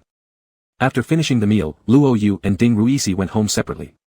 Having practiced at the martial arts hall for 5 hours today, Luo Yu was already a bit tired. After returning home, he took another shower and washed his underwear before finally lying down on the bed. The bruises on his abdomen were almost faded, thanks to Chimu's harsh treatment that day, otherwise it wouldn't have healed so quickly. Thinking about that day's Chimu, Luo Yu grabbed his phone and opened WeChat, wanting to ask if Chimu was feeling better. Just as he asked, the person on the other side soon replied. "Son, feeling better." And a photo came along with the reply. Chimu perhaps had just finished bathing, there were still water droplets on his collarbone. The scabs left by bite marks had long fallen off, leaving no scars under the effect of medication, now looking perfectly smooth. Seeing this flawless picture of collarbone, Luo Yu touched his chin and remembered the swimsuit photos he had seen of him that day. So, is Chimu's six-pack still there? Luo Yu didn't save that photo. If he wanted to see it again, he'd need to find Yu Xiaoshuang's avatar, go into the chat box again, and locate that link. After staring at it for a while, Luo Yu realized his behavior seemed a bit off. Calmly analyzing, it might be overstepping what one would call brotherly feelings. But, there's no denying that this brother really looked good. Luo Yu clicked his tongue and opened the game, putting on headphones and beginning his parachute journey. There was no way he could ever get tired of this game.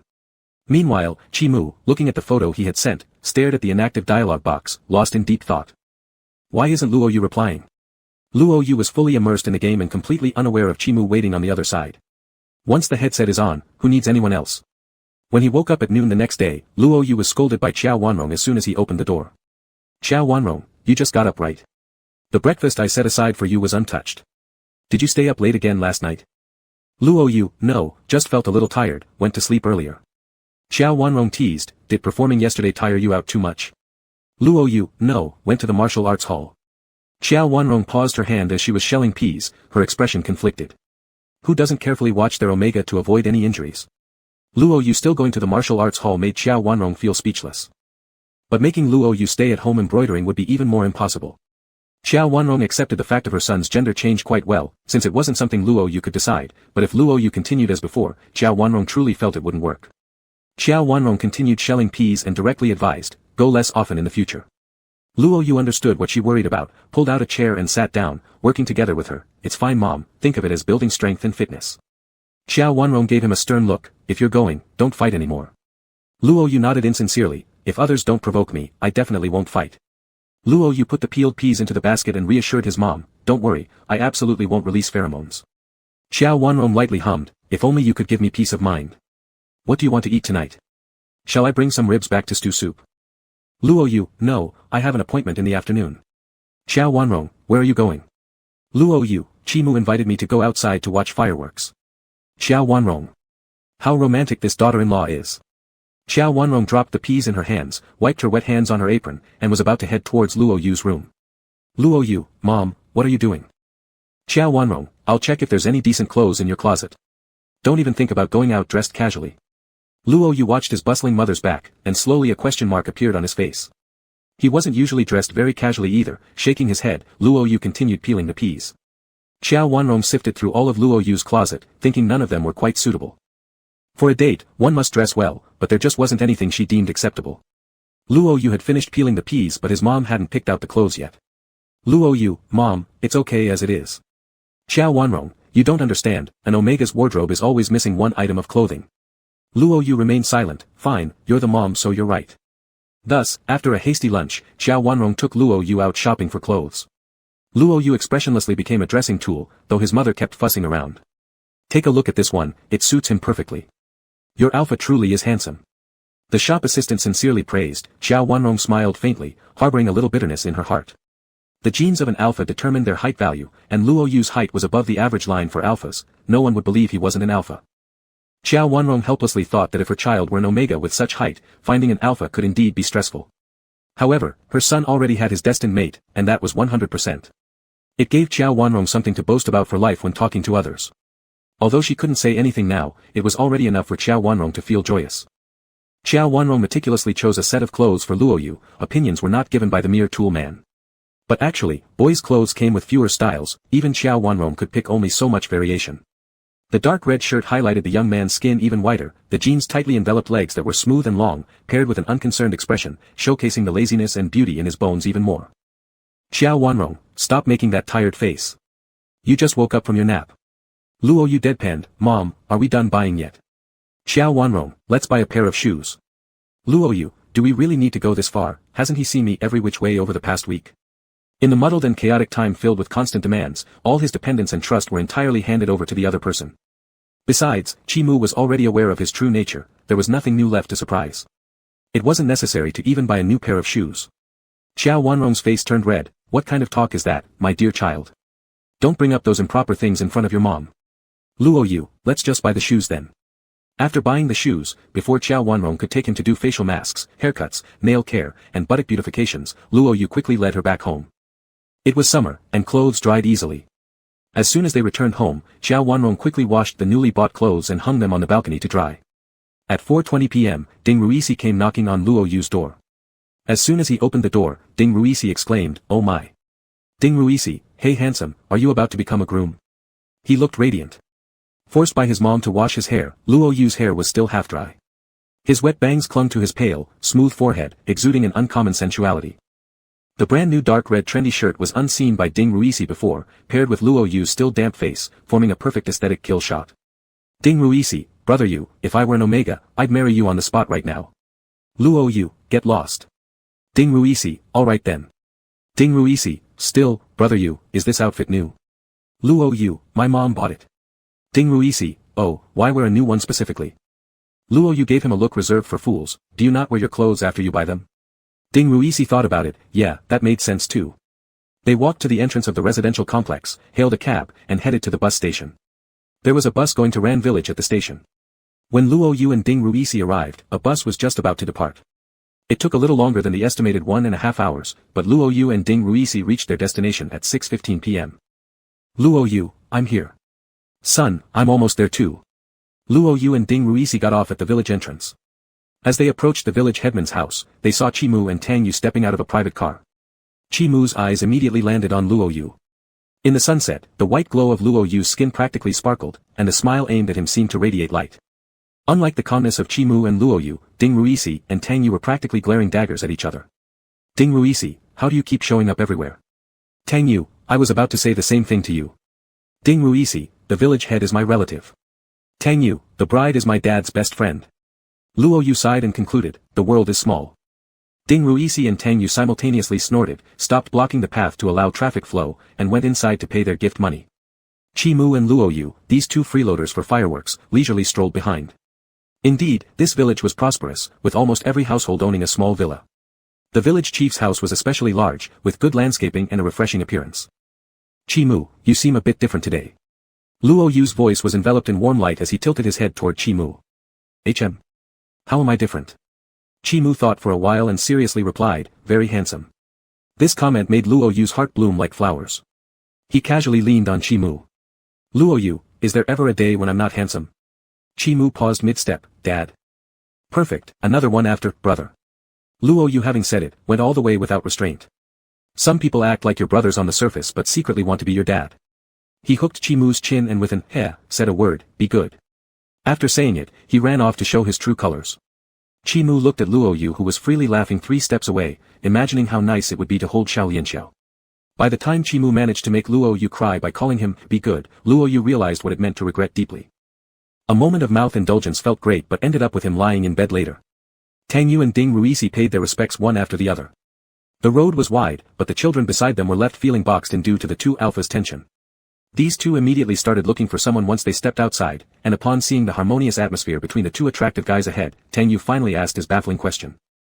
Tang Yu, how did their relationship improve? Ding Ruisi chuckled, whoa, you actually don't know that? Ding Ruisi's tone was akin to a comedian's, boozing with an irritating air. Tang Yu, never mind, I'm not interested in knowing from you. Ding Ruisi, not like I'd tell you either. Silence followed for several minutes, Ding Ruisi glancing at Tang Yu's expression, unable to restrain himself any longer. Ding Ruisi, really don't want to know. Tang Yu, no thanks, not interested. Ding Ruisi held out a few more minutes, seeing Tang Yu's lack of intention to ask, lost control first. Ding Ruisi, fine, let me enlighten you with my great mercy, it was due to an Omega's heat period. Tang Yu gasped sharply, with a complicated look on his face, 3p. Ding Ruisi, what the hell kind of dirty thoughts are you having? Get those back inside. My ears. Tang Yu, isn't this what you said yourself? Ding Ruisi, I didn't say that. Don't misrepresent me. The noise behind caught the attention of Luo Yu and Chimu up front, stopping them in their tracks. Luo Yu, what are you bickering about again? Ding Ruisi quickly jumped in. You brother, Tang Yu said you and Chimu engaged in a 3P. Chapter 26. When Ding Ruisi spoke, Tang Yu almost vomited blood. Tang Yu quickly explained, no, I didn't say it, Ding Ruisi said it herself. Ding Ruisi immediately countered, don't blame me. I'm an innocent person. These words are clearly yours, and you don't dare to admit it, do you? Tang Yu, but it was you who insisted on telling me that their relationship improved because of an Omega's heat period. Luo Yu and Chimu's gazes moved from Ding Ruisi to Tang Yu, then back to Ding Ruisi. Ding Ruisi shrugged, how could I know your thoughts are so filthy? It's because Chimu helped our brother Yu that their relationship became good, not because of the Omega. Luo Yu curled his lips, that's what I thought. Originally, it's just this matter. How could I and Chimu possibly create a third one? Ding Ruisi stood with her hands on her hips nearby, exactly, filthy heart. Chimu looked at Tang Yu with a stern expression, so this is what you think of me in your heart. Tang Yu quickly shook his head, looking somewhat confused, would never think that way about you. Even if you were fooling around with Luo Yu, there wouldn't be any three-way nonsense. After finishing, Tang Yu seemed dumbfounded by his own words, wanting to make amends but fearing further mistakes. Luo Yu almost choked on his own saliva, while Chimu's expression warmed up a bit. Ding Ruisi, what are you thinking?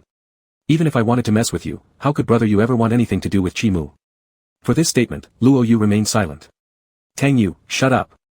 Anyway, leader, I didn't have that thought. Tang Yu was annoyed and saw Ding Ruisi still smirking next to him, immediately chasing after her intending to hit her. Ding Ruisi skirted around, circling Luo Yu once before running off. Enraged, Tang Yu chased after her, Ding Ruisi. Don't run away if you have the guts. Ding Ruisi, don't come near me. You filth. Tang Yu nearly injured himself internally, and the two ran far away bickering noisily as Luo Yu watched them leave. Luo Yu, they are both so immature. Chimu reflected deeply, Tang Yu isn't usually such a lively person. Luo Yu placed a hand on Chimu's shoulder, repulsion between alphas? I've never seen anyone more infuriating than you. Chimu looked at his side profile close at hand, now. Luo Yu patted Chimu's shoulder, now, you're the most calming one. Chimu's calm eyes met his sparkling ones, a gentle smile forming in his aloof gaze, it's an honor. Somewhere in his heart, it felt like a beat was skipped, and Luo Yu awkwardly retracted his hand. Luo Yu, then. I'll go chase after Ding Ruisi first. Dinner will start soon, right? What if she runs off? I'll go now. Bye. And with that, Luo Yu left swiftly, his clothing color bright and radiant yet soft like a flame under the setting sun. Chimu stayed behind and slowly followed. Luo Yu walked forward, feeling something slightly off, but before he could think too deeply, he was shocked by what he saw, and the image of Chimu disappeared from his mind. Luo Yu, what are you two doing? Ding Ruisi was pressed against the wall by Tang Yu, both of them gripping each other's collars fiercely, faces extremely close, they were practically ready for a kiss. Both Ding Ruisi and Tang Yu turned their heads and spoke in unison, we're arguing. Luo Yu, are you arguing face to face? That's quite sensual. Upon hearing this, Tang Yu and Ding Ruisi simultaneously released their grip, displaying identical looks of disgust, and both spat in sync. Luo Yu thought to himself that even if he and Chimu were perfectly matched, their movements might not have been as synchronized as these two. Luo Yu, the banquet is about to start, fix your hair. Ding Ruisi took out her phone and used its mirror function to tidy her hair, noticing Tang Yu walk away and sneering disdainfully. Luo Yu, why the sneer? Didn't you get pressed against the wall again? Ding Ruisi defended herself, I let her be. If it weren't for the fact that she's wearing a skirt today, I'd definitely press her down. Realizing her own strength was no match for hers, she wouldn't bring shame upon herself. After tidying up her disheveled hair, Ding Ruisi suddenly remembered something, speaking of which, what does brother Yu's pheromone smell like? Ding Ruisi had smelled Luo Yu's pheromones many times, knowing it was a floral fragrance, but she wasn't sure of the exact name. Ding Ruisi had never asked before, as it wasn't necessary. She suddenly remembered to ask because Tang Yu had just said that Chimu and Luo Yu were together, which reminded Ding Ruisi of the AA posts on the forum. People on the forum didn't know what Luo Yu and Chimu's pheromones smelled like. No one knew Chimu's, but some had mentioned that Luo Yu's was something floral. However, no one could specify which flower it was. Ding Ruisi did know the scent of Chimu's pheromones, but why would she give it away for free to them just so they could fantasize about it? Impossible. The day before, Ding Ruisi had seen a post about Luo Yu with the scent described as peony fragrance, flowers fit for wealthy humans. Though Ding Ruisi didn't know what kind of smell it was, she knew it definitely wasn't peony, making her laugh until she almost choked. She even dreamed of Luo Yu with a peony flower on his head that night, but she didn't dare tell him about it. As Luo Yu was about to say something, Ding Ruisi shouted again, wait. Luo Yu, are you alright in your head? Ding Ruisi, cough, cough. Never mind after all. Ding Ruisi was afraid that one day she might accidentally reveal this on the forum, which might lead to someone describing it too realistically when Luo Yu happened to visit the forum. That could make him angry. So she decided to create her own version of Luo Yu's pheromone smell, aggressive enough, just not peony. As for Chi Mu, she would go with gardenia, it smelled submissive enough. Luo Yu had no idea what the dimwit beside him was thinking when the music started. Ding Ruisi followed the crowd into the banquet hall with Luo Yu. The hall was much bigger than the usual hotel wedding locations, festively decorated, and exuded wealth everywhere. The bride was an omega, appearing quite petite next to her tall alpha husband. Neither Ding Ruisi nor Tang Yu intended to sit at the same table. Luo Yu sat with Ding Ruisi and waved to Chi Mu when he saw him. Thus, Tang Yu watched their leader without hesitation switch seats, leaving himself standing alone, somewhat pitifully. At the round table, Luo Yu had Chi Mu on his left and Ding Ruisi on his right. A boy was seated next to Chi Mu, emitting a subtle fragrance and slightly blushing while looking at Chi Mu. Chi Mu had made plans with Luo Yu today and naturally dressed up well. His round-necked t-shirt exposed his attractive collarbone line, and his clothes' warm tones softened his usually cold demeanor. Chi Mu had even considered spraying some perfume before going out but thought it unnecessary, since as long as he got close enough, Luo Yu would inevitably smell his natural scent. A delicate young boy tried to initiate conversation with Chi Mu but failed to open his mouth. Chi Mu didn't notice, as he was focused on peeling shrimp for Luo Yu. Luo Yu loved eating shrimp. The selection at the village chief's wedding feast was excellent, live steamed shrimp with firm and tender flesh that tasted good even without any seasoning. Luo Yu had already deftly picked 2 pieces of shrimp the moment they were served, careful not to appear too overbearing as there needed to be leftovers for others. Knowing Luo Yu's preference, Ding Ruisi quickly followed suit and placed 2 more pieces on Luo Yu's plate. Chi Mu gracefully stretched his chopsticks, taking 3 without hesitation. After swallowing the shrimp in his mouth, Luo Yu noticed that the young boy kept glancing at Chi Mu and involuntarily frowned slightly. To avoid a fruitless infatuation, Luo Yu decided to cut off this budding romance decisively. Before he could say anything, he saw Chi Mu place the peeled shrimp meat with dipping sauce in front of him. Luo Yu was surprised. Did you peel it for me? Chi Mu, yeah. Luo Yu, my hands are busy, ah. Though Chi Mu could have placed it in the bowl, Luo Yu chose to receive it by hand. Chi Mu raised his hand, complying willingly as he fed it to Luo Yu. Luo Yu bit into the shrimp and also licked off the juice from Chi Mu's fingertip. Chi Mu paused, watching as Luo Yu gave him a rather wicked smile. It was arrogant, causing Chi Mu to momentarily lose his composure and deepen his gaze. Luo Yu wasn't paying attention to Chi Mu's reaction. He certainly wasn't smiling for Chi Mu but for the person next to Chi Mu, feeling good after doing a random act of kindness. Chi Mu hid his expression and when peeling the next shrimp, instead of giving it to Luo Yu, he ate it himself. The traces overlapped, colors blending harmoniously. The young boy next to them couldn't hide his disappointment, filled with sadness, and told his friend online that handsome guys indeed belong together, turning his romance dream into nothingness. Ding Ruisi indulged herself in food and didn't notice this overly intimate scene. The newlyweds would go around to each table for toasts. The adults at the same table drank baijiu, but Luo Yu wasn't interested in that smell, so he drank Sprite. Once the bride finished her rounds of toasting, the village chief took the microphone and stood on the makeshift stage, thanking all the guests. There was no MC, no overly complicated procedures, only an old man's joy and sorrow, making people feel how reluctant he was to see his daughter leave. Ding Ruisi eating pig trotter sighed deeply. If my daughter was lured far away by some stinky guy, I wouldn't be happy either. The bride was not marrying within Ran village, and it was quite far from Shi River. Therefore, they were hosting 2 weddings, this was the first one, and the second would be held where the groom came from. Luo Yu joined the conversation. I think having an alpha child would save us from such troubles. Chi Mu, do you prefer alphas? But alphas can be quite a hassle inside the womb, which might cause a lot of discomfort. Luo Yu, someone like you probably wouldn't cause much trouble, right? Luo Yu pondered how Chi Mu had always been quiet since kindergarten. Would he have been as restless inside his mother's belly? Luo Yu swore he didn't mean anything inappropriate with what he just said and definitely did not entertain any idea of giving birth himself. But after he spoke, he realized something was off. Luo Yu attempted to explain, no, I meant your son, who looks like you, won't be troublesome, whereas mine, looking like me, would be different. Chi Mu, I hope he looks like you. Before Luo Yu could glare, Chi Mu slowly added, I'm talking about your son. Luo Yu thought Chi Mu was really inconsistent. Didn't you just say being restless would cause hardship? Suddenly, a faint minty aroma filled his nostrils, followed by the warm breath near his ear as Chi Mu's voice, low and hoarse with laughter, whispered. I'll make him behave. Chapter 27. Grass, grass, grass. Luo Yu's face inevitably turned red, and her hands tightly gripped the chair. Luo Yu glared at him sideways. If you give me a child, I'll think about it. Chi Mu, you've changed. You weren't this improper before. Upon hearing this, Chi Mu smiled, the light in his eyes intertwining with the glow of the crystal chandelier above, dazzling and overwhelming. The atmosphere inexplicably grew ambiguous. Before Chi Mu could speak, Ding Ruosi's voice cut through the air between them. Ding Ruosi, puzzled, what are you two doing? Ding Ruosi wondered how these two started whispering to each other out of nowhere. Still confused, Ding Ruosi pressed on, what did you mean just now? What do you mean by, you look like me? Although sitting nearby, Chi Mu's voice was too soft, mixed with the village head's voice, so that Ding Ruosi could only see their lips moving and make out a few words here and there. Luo Yu was still filled with embarrassment after being teased by Chi Mu, struggling to reclaim her composure. Eat your food, why so many words? Chi Mu also gave Ding Ruosi a cold glance, losing the warmth he had shown Luo Yu, now full of sharpness. Ding Ruosi pouted, oh. Are you two unable to keep up? Are you two unable to keep up? Why are you both so angry? But these words Ruisi only dared to mutter silently in her heart, continuing to eat to soothe her sadness with delicious food. Sigh, what will we do when it comes time to marry off daughters? The pain of becoming a father prematurely is unbearable, this is a kind of suffering one should not have to endure at his age.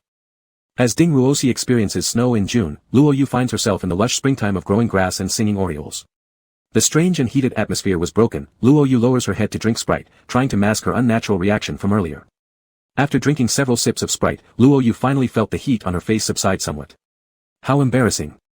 Since turning into an Omega, needing help from Chi Mu, relying on Chi Mu, getting help from Chi Mu, Luo Yu feels completely restrained and unable to recover the image of heroism she once held in front of Chi Mu. It's so hard, Luo Yu thought. Not only is it impossible to restore that image, but now she can't resist Chi Mu coming closer either. Just now, when Chi Mu spoke to her that way, her waist actually went limp. She was actually shocked.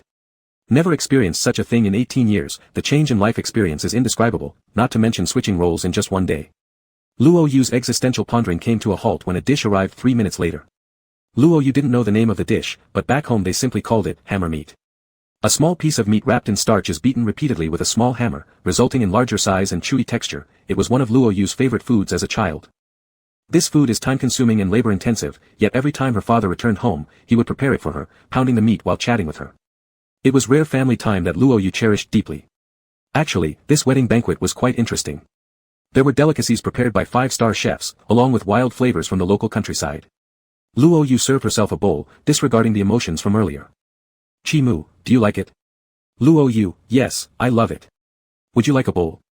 An irrepressible desire to share her favorite food surfaced, something Luo Yu wasn't aware of, as this feeling never arose with Ding Ruosi. At 7:40 p.m., the final dish was served. By 8 p.m., guests had begun leaving gradually, not all attending for the fireworks show, though indeed some stayed specifically for it. The official fireworks show would begin at 8:20 p.m., and people had already dispersed to find their spots. Most chose the large balcony on the second floor of the villa, with its vast view, making it the best place to watch the fireworks. Ding Ruosi enjoyed the lively crowd and joined those going to the big balcony upstairs, waving to Luo Yu who mercilessly declined. Tang Yu bore the responsibility of recording the fireworks for her dad and naturally chose a good viewing spot, also heading to the balcony, aligning with Chi Mu's wishes. With no one else around, the atmosphere seemed suddenly special. A crescent moon bent into a smiling curve hung quietly and obediently in the night sky. Luo Yu and Chi Mu walked forward in silence, gradually reaching a secluded area behind the house. The evening breeze of early summer carried a hint of coolness. Wearing short sleeves, Luo Yu unconsciously touched her arms. Chi Mu was organizing his thoughts and upon seeing Luo Yu's action, couldn't help but ask, are you cold? Luo Yu, it's okay, not really cold. But why did you suddenly invite me out to watch the fireworks? Chi Mu, I wanted to. Actually, Chi Mu was a person who preferred doing things without saying them outright. He thought he had hinted clearly enough, but he didn't know that the one he liked was someone who was clueless about romantic cues. Generally speaking, when people hear such words, they would think, does he like me and that's why he invited me out? But for Luo Yu, it became something else. No wonder he was such a good brother, always thinking of him when there were good things. After all, when Ding Ruosi heard the news of the fireworks display, her first reaction was also to ask if Luo Yu wanted to go. Luo Yu hooked Chi Mu's shoulder and smiled at him again. The bright smile was unrestrained, making hearts flutter. Luo Yu led Chi Mu back, let's go watch the fireworks. How did we end up here? There's nothing to see here. Chi Mu responded softly, following Luo Yu forward. A faint wisp of forsythia fragrance was carried by the summer breeze, making it seem as though his heart melted in this sweet scent. Luo Yu didn't want to go to crowded places, so she twisted around with Chi Mu and finally stopped in a circular corridor. Luo Yu looked around, why are they all rooms? How did I end up here? Luo Yu, Chi Mu, let's continue on. Luo Yu had originally seen a small balcony and thought they could go there to watch the fireworks, so she twisted her way in, but unexpectedly, there were too many stairs, similar decorations, interweaving in ways that made Luo Yu dizzy and ended up here. As Chi Mu saw Luo Yu take the wrong route once again, he silently followed beside her, continuing to walk forward together. Once again, Luo Yu returned to the circular corridor, just in another direction, standing in place deep in thought. Luo Yu, do you think the village head would get lost in his own house? Perhaps this was the problem of the rich, boring and tasteless. Suddenly, Luo Yu asked again, Chi Mu, would you get lost in your own house? Chi Mu shook his head, just preparing to say you could have a look someday, when the first firework exploded in the sky. In the middle of the circular corridor was an open space, the night sky completely exposed before Luo Yu and Chi Mu, including that blooming firework. Luo Yu held onto the railing, looking up at the sky. Well, let's just stay here. Chi Mu agreed, raising his head with Luo Yu's gaze, watching the vibrant colors in the night sky. The first lit firework seemed to be just a preview. Successive explosions composed the words, "Congratulations," in the sky, pausing momentarily before fading away, new bursts replacing the old. Luo Yu became dizzy from the dazzling fireworks, even hearing sounds unclearly. As the loud sounds of the fireworks exploded, the large area of forsythia fragrance burst forth immediately, and Chi Mu quickly noticed something wasn't right. That scent dispersed widely yet consciously approached him. The pheromones in his body immediately became disordered, wanting to overflow in response. Luo Yu tightly gripped the railing, his head hanging low, calling Chi Mu's name with a nasal tone. Chi Mu instantly wrapped his arms around Luo Yu, pulling him into his embrace, half holding him into the room behind. The room was empty, not even a bedsheet on the bed, sparsely furnished. Chi Mu closed the door, and Luo Yu leaned against the wall. The outline of the young man's waistline was graceful, fists clenched under the dim light revealing a restrained shine. Luo Yu's voice was hoarse. It wasn't this day last month. There should be around 8 days left until his heat cycle. If he knew it was today, Luo Yu wouldn't have come out. Chi Mu, maybe it still isn't stable, thus the time isn't fixed. Luckily, I'm here. Chi Mu held Luo Yu's clenched fist, gently kneading the tightened fingers, intertwining his own within. He let Luo Yu hold him tightly. Chi Mu softly repeated, luckily, I'm here. While Luo Yu still had the strength, he tugged at his clothes, presenting the gland to Chi Mu. Luo Yu, just bite directly. Luo Yu hadn't forgotten where they were, the continuous explosions of fireworks outside reminded him constantly. But Chi Mu didn't move. Luo Yu tightened his grip on his fingers, urging him. Chi Mu's slightly cool fingers brushed against the slightly protruding gland gently. Luo Yu lost all his strength instantly, sliding down to sit on the floor. Chi Mu, it will hurt. Luo Yu's beautiful eyes were filled with urgency. I'm not afraid. Chi Mu, I am. Marking without any prelude, even temporarily, is another kind of torture. Chi Mu squatted down to look Luo Yu in the eye. I don't want you to feel pain. His voice was gentle and lingering, followed by pheromones filled with a comforting aura, causing Luo Yu's expression to become dazed. Chi Mu stroked Luo Yu's black hair. Don't worry. This grand fireworks display would last 20 minutes, and they only needed to consider if anyone would come after those 20 minutes were over. Chi Mu stood up, but his wrist was grabbed by someone. Luo Yu's voice was somewhat flustered. Where are you going? Chi Mu soothingly rubbed Luo Yu's fingers. I'm going to close the window. The window was half open, with moonlight casting a silver glow, stretching its tail across the room. The night wind lightly fluttered the curtains, allowing the scent inside to drift outside. The window was shut tight, and the curtains were pulled together as well, plunging the unlit room into complete darkness. Luo Yu leaned against the door, curling himself up while waiting for Chi Mu to return. Each step could be heard clearly, each one landing heavily on Luo Yu's heart. Uncontrollable fluids began to flow out, bringing with it a familiar yet strange sensation, leaving the Omega who was experiencing rutting heat in a state of disarray. Unable to bear it any longer, Luo Yu called out the Alpha's name, Chi Mu. Beautifully long fingers left marks on the dusty floor, their shapes distorted due to the trembling of their owner. The familiar scent enveloped Luo Yu within a small space, instantly providing him immense security. Luo Yu retained a bit of rationality, feeling somewhat mocking at his own reaction. With a shaky voice, he chuckled softly, it's so unfair. Chi Mu touched his flushed cheek, wiping away the sweat from the tip of his nose, sighing gently, this is an irresistible instinct. An Omega in heat can only feel safe with their Alpha, like a single log in the vast ocean. In that moment, he will become the entire world to his Alpha. At this moment, Chi Mu was Luo Yu's entire world. Chapter 28. The darkness was boundless, plunging people into the space between instinct and reason. The mint-scented pheromones were as vast as an ocean, and Luo Yu fell into them. Luo Yu had never hated his instincts so much at this moment, disliking the part of him that couldn't think clearly, stubbornly holding on to a shred of dignity. Even though Luo Yu knew that this sense of dignity was useless, it would dissipate with the sleep of his willpower. Chi Mu let him lean on him, consoling softly, don't be afraid, because inability to resist is the essence of instinct, and it's not shameful. The light in Chi Mu's eyes dimmed, returning to obscurity, so don't worry. The reason Luo Yu feared resistance was still his inability to accept what he, as an Omega, must bear. He stubbornly believed that as long as he didn't touch the forbidden areas, then life would be no different from when he was an Alpha. But the reason there is gender difference is that their lives are indeed different. Chi Mu wanted Luo Yu to accept him, first to let Luo Yu accept himself. And then slowly capture his heart, making him unconsciously depend on him, fall into his trap, making him unable to escape. All these thoughts were suppressed under a calm exterior. Fireworks exploded outside the window, painting a spectacular scene. The continuous explosion seemed to have invaded Luo Yu's mind at that moment too, leaving a blank slate except for the brilliance of fireworks. Luo Yu murmured Chi Mu's name in a low voice. If Luo Yu were awake, he would discover that Chi Mu's usually handsome and aloof face had darkened completely, even with sweat breaking out on his forehead. The grand finale of the firework display was the biggest highlight. It was almost the largest firework of the entire evening, as if stars were spread across the sky. Its disappearance resembled meteors scattering, a stunning yet decadent beauty. And the fog enveloping the forsythia flowers dissipated at that moment, pouring down a heavy rain, each drop landing on the wooden floor, soaking the dark room. Luo Yu's tightly clenched fingers, which had turned pale white, gradually relaxed. Chi Mu put a temporary mark, ending this sudden chaos. Exhausted both mentally and physically, Luo Yu drifted off into a deep slumber, a process all Omegas could not avoid. No matter how powerful their mental strength might be, they would always succumb to sleep after the marking ended. But the stronger one's spirit, the less they suffered through it, waking more quickly. With dust covering the floor, Chi Mu sat uncaring on it and tidied Luo Yu's clothes. Luo Yu slept soundly, looking unusually obedient. The word obedient has never been something associated with Luo Yu before. Chi Mu wanted to rub the corner of his eyes but found his hands still moist.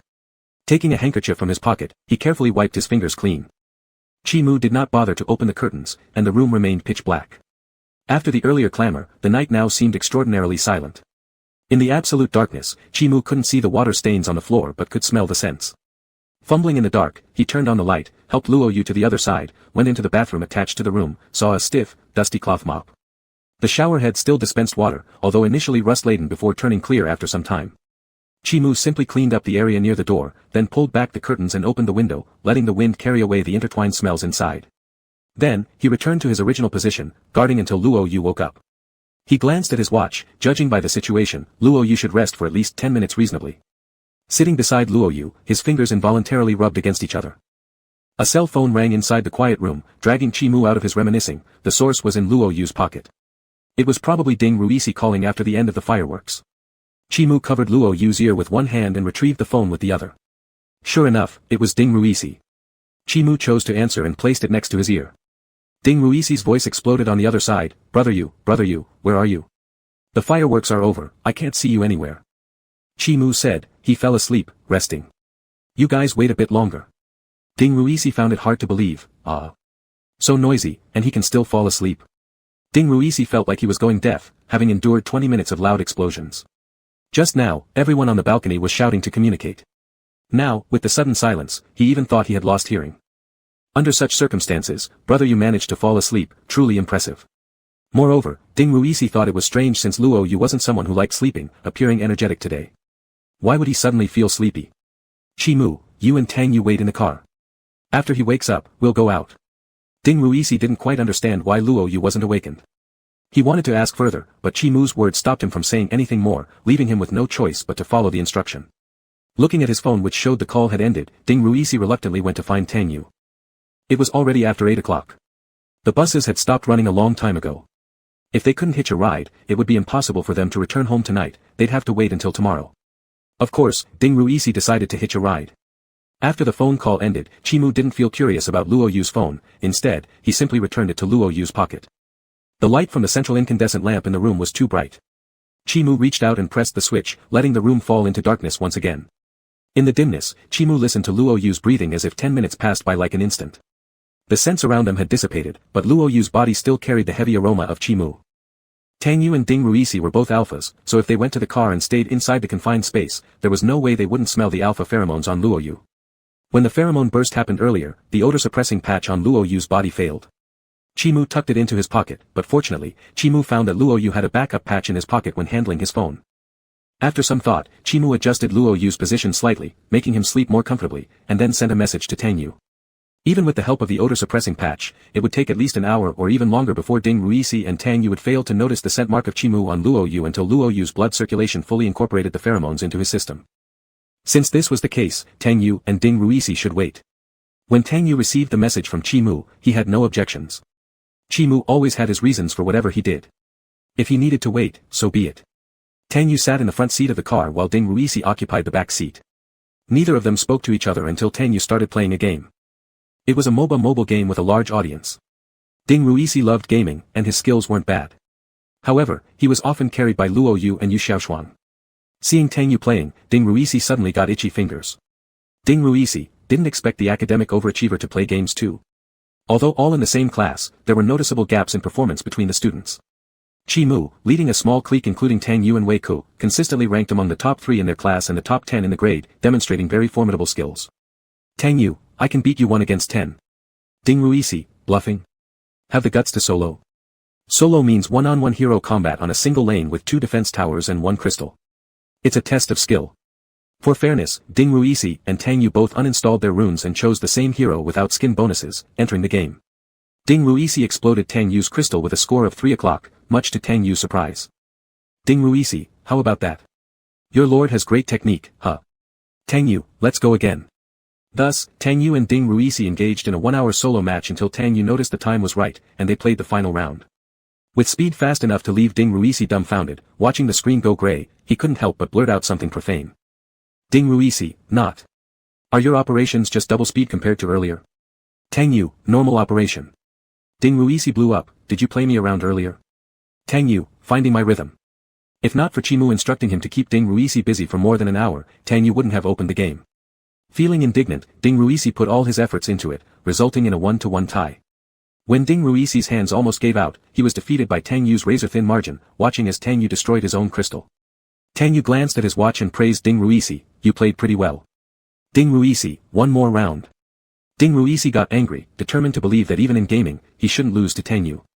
Tang Yu, alright, but first, a math test. Ding Ruisi, be human for once. Tang Yu, up for it? Ding Ruisi gritted his teeth, yes. Seeing that Qi Mu hadn't yet responded, Tang Yu accepted Ding Ruisi's invitation again. Lost in the game, Ding Ruisi didn't realize that Yu brother had already been asleep for over an hour and still hadn't appeared.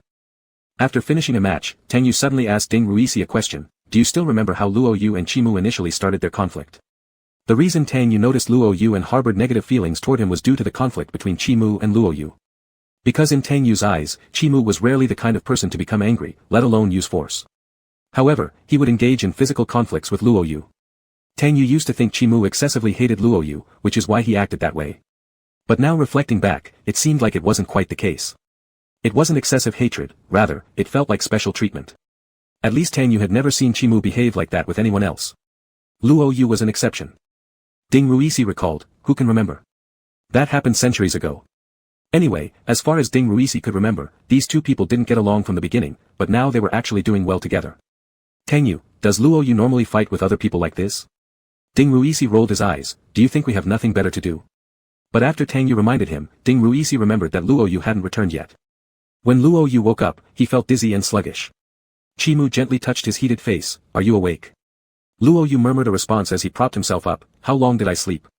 Qi Mu closed the web page on his phone, 1.5 hours. Luo Yu, What? 1.5 hours? Luo Yu immediately stood up, reaching into his pocket for his phone, only to see that the time had already changed to 9:50. Luo Yu wanted to say something, but his body gradually stiffened. He put his phone back in his pocket, his fists clenching audibly. Luo Yu, Qi Mu. What the F***K? Tomorrow will be your death day. Qi Mu smirked faintly, so you've regained some memory. Luo Yu's face burned as red as if set aflame, and he'd rather not remember at all. Chapter 29. Shame and anger were about to fill Luo Yu's body, like a balloon about to explode, ready to burst at any moment. Qi Mu was someone Luo Yu trusted. Even if Luo Yu became an Omega, Qi Mu was the person he solemnly promised would not take advantage of him. But what had happened in his memories almost made Luo Yu feel like he was falling apart, so humiliated and annoyed that he wished to sprint at full speed straight to the window, jump out, and bury himself in the resulting hole. The pride of being an alpha still remained despite what was thought to be complete degeneration. His sense of the intact anal passage was strong, yet Luo Yu didn't think it was such a big deal, he considered it only as a minor reaction that could be suppressed. But after Qi Mu put his hand inside, everything changed. Dark clouds overshadowed Luo Yu's eyes as he bent down to grab the collar of Qi Mu's shirt and clenched his back molars. Instead of being angry and beating the person before him for taking advantage, Luo Yu was actually more shocked that Qi Mu would do such a thing. This behavior was completely against Qi Mu's character. The faint light emitted from Qi Mu's phone illuminated his sharp features vividly, and Qi Mu quietly locked eyes with him, waiting for Luo Yu's next move. Actually, Qi Mu hadn't intended to act this way, he usually worked gradually and steadily. The plans and strategies in his mind had already carefully considered what appropriate actions to take during this encounter, and their consequences. However, Luo Yu was the unpredictable factor for him.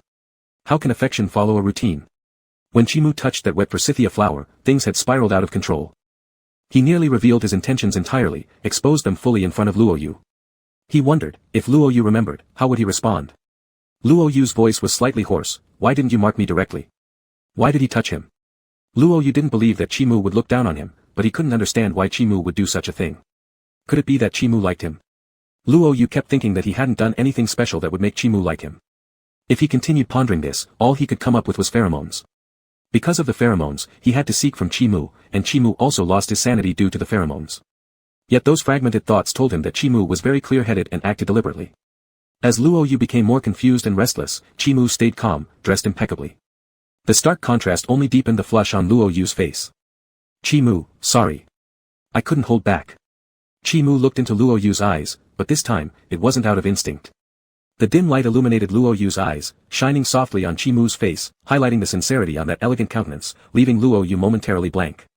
The small balloon about to explode slowly deflated.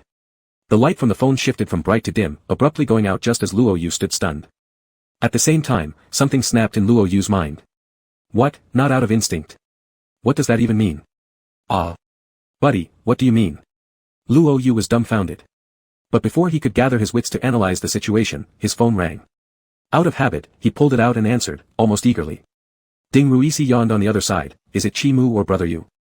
Has Brother Yu woken up? Luo Yu, just woke up. Ding Ruisi was overjoyed. Brother, you're finally awake. I'm so sleepy. Let's hurry up and get home. Luo Yu was flustered. I'll be there soon. After hanging up, all Luo Yu could think was run away. When his hand touched the door handle, upon opening it to walk out, he was held back by Chimu. Chimu, smell-blocking patches. Luo Yu retracted his hand as if electrocuted. Got it. Had Luo Yu turned around at this moment, with the help of the bright corridor lights, he might have noticed Chimu's reddened earlobes that weren't typical of him. But Luo Yu didn't turn around, anxious to break free from the uneasiness and awkwardness. As he walked downward, he pulled out the smell-blocking patch from his pocket and applied it to his glands.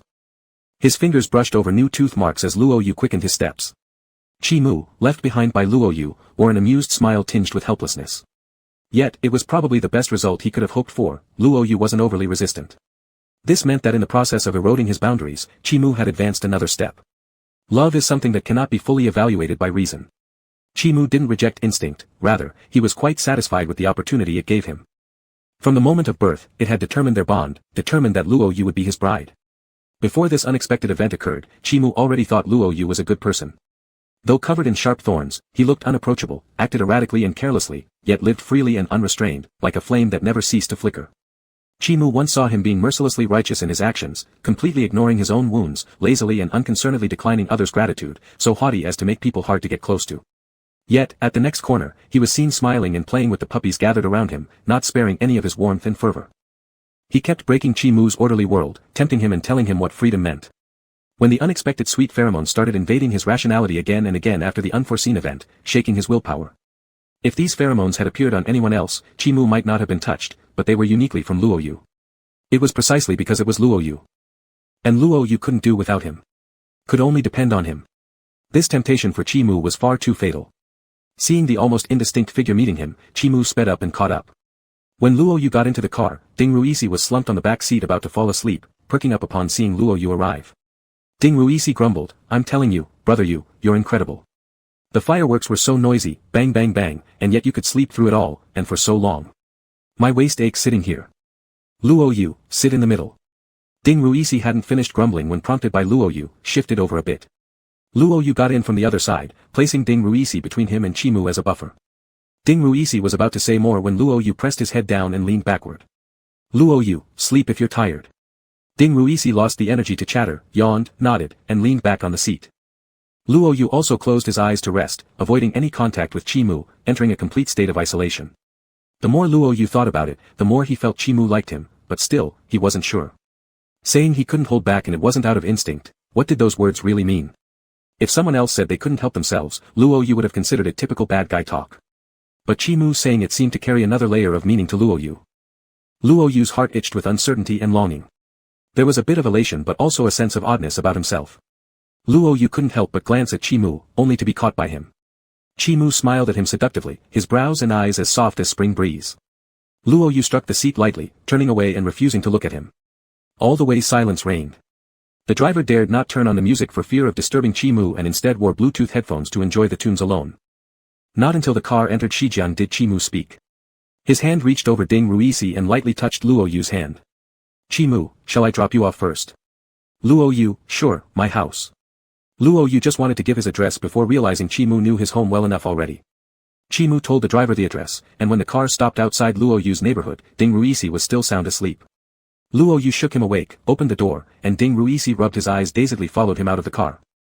Chi-Mu rolled down the window and met Luo Yu's gaze. Chi-Mu, rest early. Luo Yu, is that it? Luo Yu had thought Chi-Mu would say more, but unexpectedly, that was it. He began doubting whether his judgment that Chi-Mu liked him throughout the journey was an illusion. Who would react so coldly after taking advantage of someone they liked? Chi-Mu hesitated for a while, good night. He actually intended to save that sentence for after their evening chat. Luo Yu turned and walked away, bringing along Ding Ruisi who kept nodding off drowsily, maintaining a blank expression as he pondered over how his earlier thoughts were indeed illusions. After watching Ding Ruisi return to his unit building, Luo Yu shoved his hands into his trouser pockets and watched his shadow walk forward. He kicked a nearby soda can, its sound startling the quiet night, amplifying in the silent atmosphere. Luo Yu wandered ahead, picked up the can he'd kicked far away, and threw it toward the trash bin. 3 points. The soda can landed perfectly inside the trash bin, causing a slight curl of Luo Yu's lips. When Luo Yu opened the door, Xiao Wanrong hadn't gone to sleep yet and was lying on the sofa with a face mask on. Xiao Wanrong, you're back. It's so late already. I was about to call you to ask if you'd be spending the night over there. Luo Yu changed his shoes, the ride back was a bit late. Xiao Wanrong, was the fireworks display nice? Luo Yu, nice. He only looked at it for a few seconds before feeling dizzy, so how would he know if it was good or not? Xiao Wanrong, then why do you seem uninterested? Xiao Wanrong smoothed out the bubbles of her face mask, looking at Luo Yu who seemed a bit lethargic. Luo Yu shook his head, no, just a bit tired from playing around. At least the food at the wedding banquet was delicious, so it wasn't a wasted trip. If Chi-Mu had gone today while he didn't, things might have turned out worse. Luo Yu paused in his steps towards the bedroom. By the way, Mom, is there any way for omegas to tell if they are approaching their estrus period? If next time the irregular timing messed him up again, he'd better take precautions ahead of time. There was no way he'd always be that lucky and have Chi-Mu around all the time. Thinking about Chi-Mu made Luo Yu even more annoyed. What exactly did he mean? Xiao Wanrong felt a little embarrassed. Well, if you observe carefully, you can tell. Luo Yu looked at his mom's face covered by the mask. What should I observe?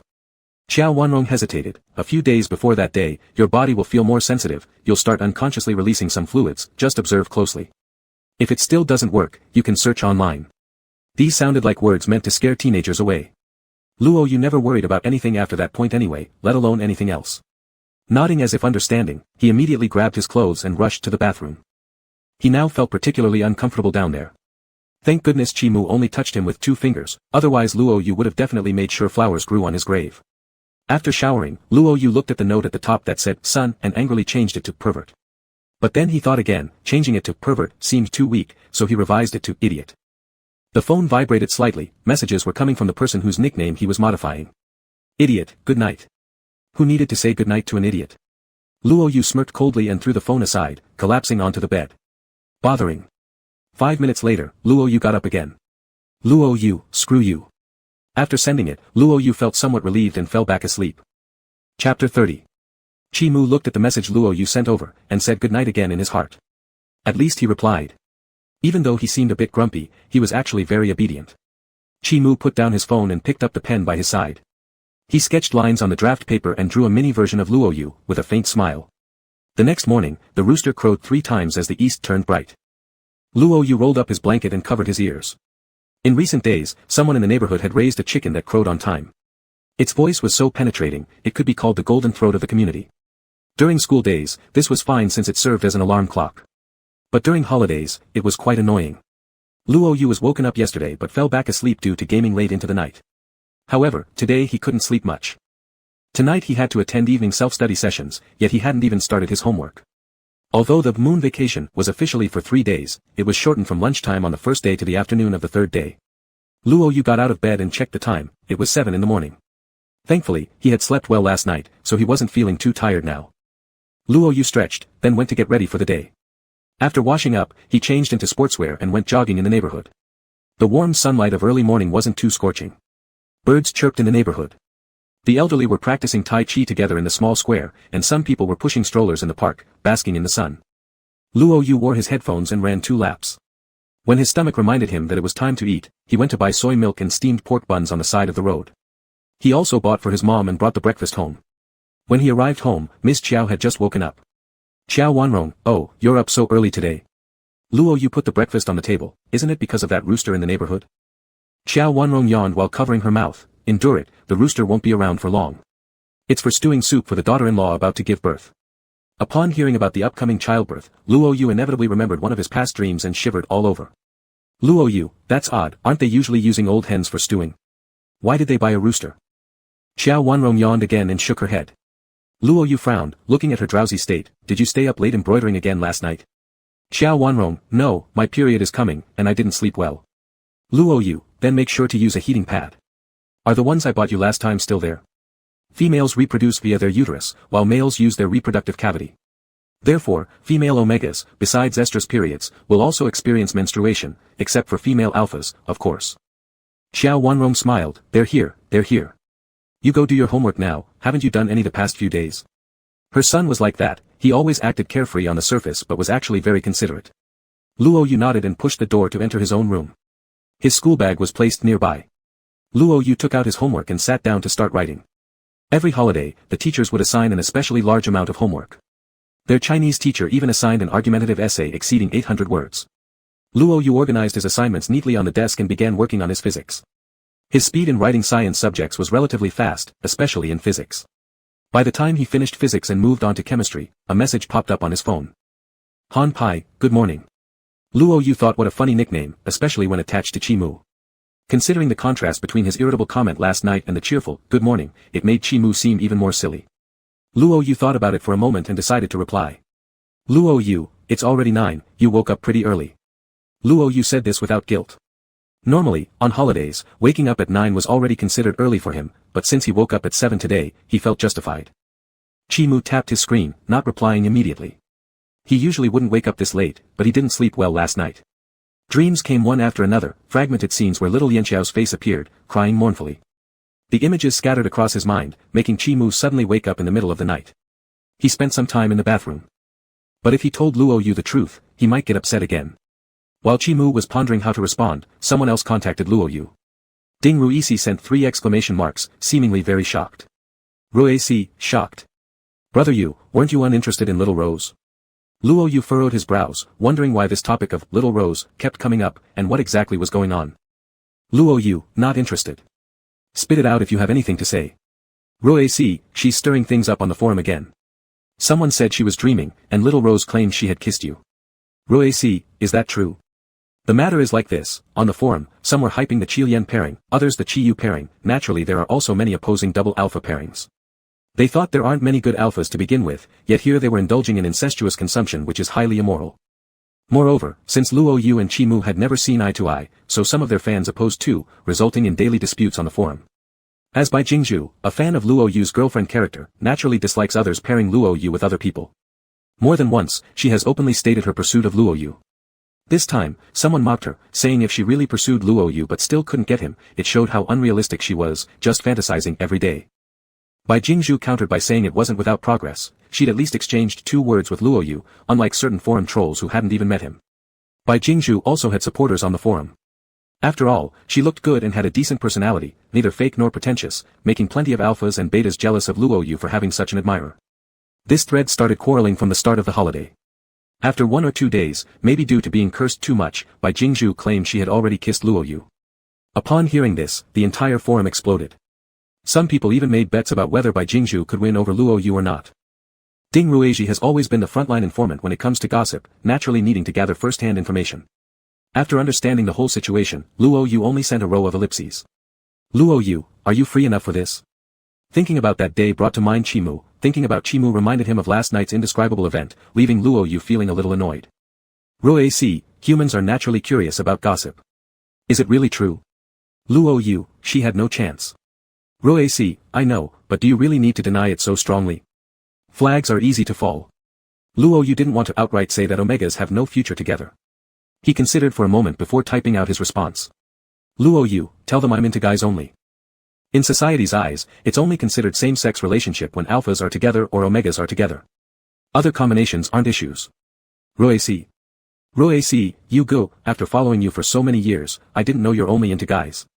Was my concern insufficient for you? Luo you, get lost. Roac, sob, poor little Rose. A young girl's heart has shattered.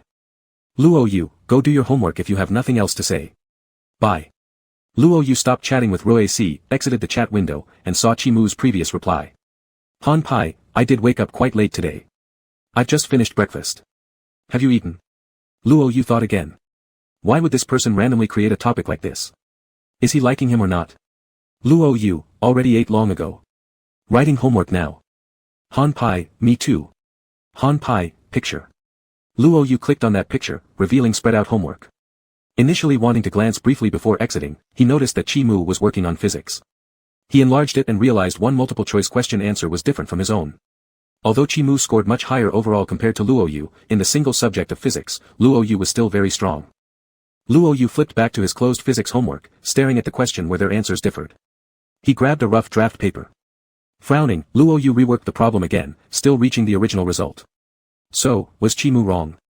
Luo Yu immediately snapped a photo of his calculations and told Chimu their results differed. Han Pai, let me check. For nearly 2 minutes, the dialog box remained silent without any replies. Luo Yu lost interest in doing his ongoing chemistry problem as he awaited Chimu's reply. Chimu wrote down his calculation process, took a photo, and sent it to Luo Yu. Luo Yu zoomed in from start to finish and found this method seemed plausible. Interesting. Luo Yu recalculated using Chimu's method and got the same result as Chimu. Just as he prepared to type to Chimu, Chimu's message arrived. Han Pai, there's an issue with the problem itself. These types of error rates do exist. Luo Yu reflected, circling the problematic area beside the question. Luo Yu, are you done with physics? Han Pai, just completed the last problem. Chimu typed with his left hand on the keyboard while writing the formula for the last question on the exam paper with his right, continuing smoothly downwards. Luo Yu, want to take a look? Luo Yu usually didn't care about checking answers. After all, it was just homework, not an exam. But now, for some reason, he felt the urge to compare and wanted to see Chimu's accuracy. Chimu finished writing his last step, then took a photo and sent it over to Luo Yu. Luo Yu compared the answers with his own work, noticing that the most challenging problem from this set had different answers between him and Chimu. This question was more complex, combining several elements, it was an extension problem. Luo Yu thought about writing out his calculation process to send over but realized it would take quite some time as there were too many steps. He looked through his rough work and found that it was far too messy to take a picture of. After pondering for a moment, Luo Yu put down his pen and tidied up his desk slightly. Luo Yu, are you available for a video call? There's a question I'd like to discuss with you. Han Pai, sure. The video request tone played, and Chimu accepted it, revealing Luo Yu's face on the screen. Wait a second, I'll fix this. Luo Yu fetched a phone holder and mounted his phone on it, directing it toward his desktop. As he stood up to adjust it, his clothes shifted slightly, exposing a glimpse of his flexible waist, which flashed past Chimu's eyes. Luo Yu tapped his draft paper lightly. Can you see clearly? Chimu adjusted the camera angle on his side as well. Yeah. Luo Yu pointed at the test paper. Look, it's this question, the magnetic flux density B in a uniform magnetic field equals 2 pi t. Luo Yu began explaining his line of thought, leaning down to write his process on the rough draft paper. The soft golden light streaming in from the window illuminated the boy's skin like warm jade. For a fleeting moment, Chimu felt as though time had crystallized into honey, slowly flowing through the air. Chapter 31. Luo Yu. So, my conclusion is this, but your calculations differ from mine. This problem involved a lot of steps, so much that Luo Yu even felt dry-mouthed from all the talking. He picked up the water bottle beside him for a sip, his Adam's apple moving up and down as he swallowed. Chimu retracted his gaze and spread out his rough draft paper under the camera. The lens was not focused on his eyes, so Luo Yu didn't notice Chimu's momentary daze. You misused a formula, actually, the part before it was correct. Your calculation for instantaneous induced electromotive force wasn't wrong either. The alternating voltage reading. Chimu's voice was clear, every word pronounced precisely and passed through the electronic device to reach Luo Yu's ears, diffusing into the warm-hued air. Where Luo Yu's gaze landed was Chimu's handsome hand gripping a pen, leaving marks on the white rough draft paper. Chimu's handwriting was quite neat, lying somewhere between block letters and running cursive script, occasionally changing styles but still exuding a graceful momentum. Chimu explained things clearly, directly pointing out where Luo Yu had calculated incorrectly. Luo Yu immediately reacted, understanding which step had gone wrong. He gave an OK sign towards the camera and continued filling in the remaining steps. After finishing, Chimu gave a slight sound of affirmation in response. Luo Yu propped his cheek in his hand, feeling like this setup wasn't too bad at all. With a light-hearted thank you, Luo Yu hesitated whether he should end the call when he heard a calm, steady voice come through the phone. Chi Mu, keep writing. I'm about to start chemistry. Luo Yu paused with his finger over the hang-up button. I'm also writing. And just like that, without much thought, they turned their video call into a session of studying together. This experience was different from sitting side by side in class doing homework, it felt unusually peaceful. Luo Yu twirled the pen in his hand and resumed solving problems. The reaction between X solution and copper starts fast and slows down later. Besides the heat generated by the reaction, it might also be due to the Cu2+ produced acting as a catalyst. Luo Yu softly muttered the problem, unintentionally biting on the pen cap as he thought. His head was very close to the assignment, so close that his chin and lips even appeared in the camera frame, but he didn't notice. Chi Mu was using a computer, with Luo Yu's image dominating the screen, enlarging the details. When Chi Mu raised his eyes unintentionally, he struggled slightly to look away. Vivid dreams surged at midnight, as wild and radiant as fireworks from yesterday. Luo Yu was busy writing the chemical equation, oblivious to Chi Mu's wandering thoughts. He enjoyed the current state, being able to discuss some tricky questions with Chi Mu whenever they encountered one. Chi Mu, as expected, being the top student of his grade, explained things thoroughly and enabled Luo Yu to understand them quickly, until Luo Yu moved on to English. Luo Yu wasn't averse to English, he listened to plenty of English songs, but the English words always seemed to be updating data in his brain, refreshing again and again, making many of the words seem both familiar and foreign to him. Luo Yu grabbed his little dictionary and painstakingly began working on his English homework. Seeing how effortlessly Chi Mu could write down answers on the other side of the lens made him suddenly feel like the world wasn't quiet at all anymore. Right at that moment, the door outside sounded with Xiao Wanrong calling him to eat. Luo Yu, I'm going to eat. See you. He hung up the video call in lightning speed. Looking at the end of call message displayed on the screen, Luo Yu realized he had unknowingly done homework with Chi Mu for nearly 3 hours. Xiao Wanrong stir-fried some cashew shrimp and tomato eggs, serving Luo Yu a bowl of rice. The family usually didn't have such bland food, but Luo Yu remembered that his mother's menstrual period was approaching, so eating something mild would be better for her. Xiao Wanrong handed the bowl to Luo Yu, saying, by the way, ask Xiao Qi if he has time this afternoon. Luo Yu perked up his ears, what? Xiao Wanrong, the research institute just contacted me. The progress of the inhibitor isn't going well because your gene sequence changes too fast and the pheromones have strong disguising properties. Therefore, they're thinking of switching direction, since Xiao Qi matches you perfectly, borrowing his data would be the fastest method. Xiao Wanrong, to be honest, I don't fully understand. Remember to ask him carefully when you do. When she was a student, Xiao Wanrong was undeniably a humanities major and completely clueless about science. She only half understood what they told her, and there were some professional terms she failed to remember. Luo Yu responded, got it. I'll ask him later. Xiao Wanrong placed a piece of shrimp on Luo Yu's bowl and cautioned him, remember to tidy up before going out. Luo Yu half-heartedly nodded, MHM. Luo Yu finished his lunch, grabbed a bottle of Yakult and gulped it down, then leaned on the chair to send Chi Mu a message. Luo Yu, do you have time this afternoon? Luo Yu, it seems like the research institute is having trouble with the inhibitor. I'll go take a look, and we might need your blood sample and pheromone sample. The reply came quickly, as if Chi Mu had been waiting by his phone. Idiot, sure, what time? Luo Yu, 2 p.m. It was just past noon.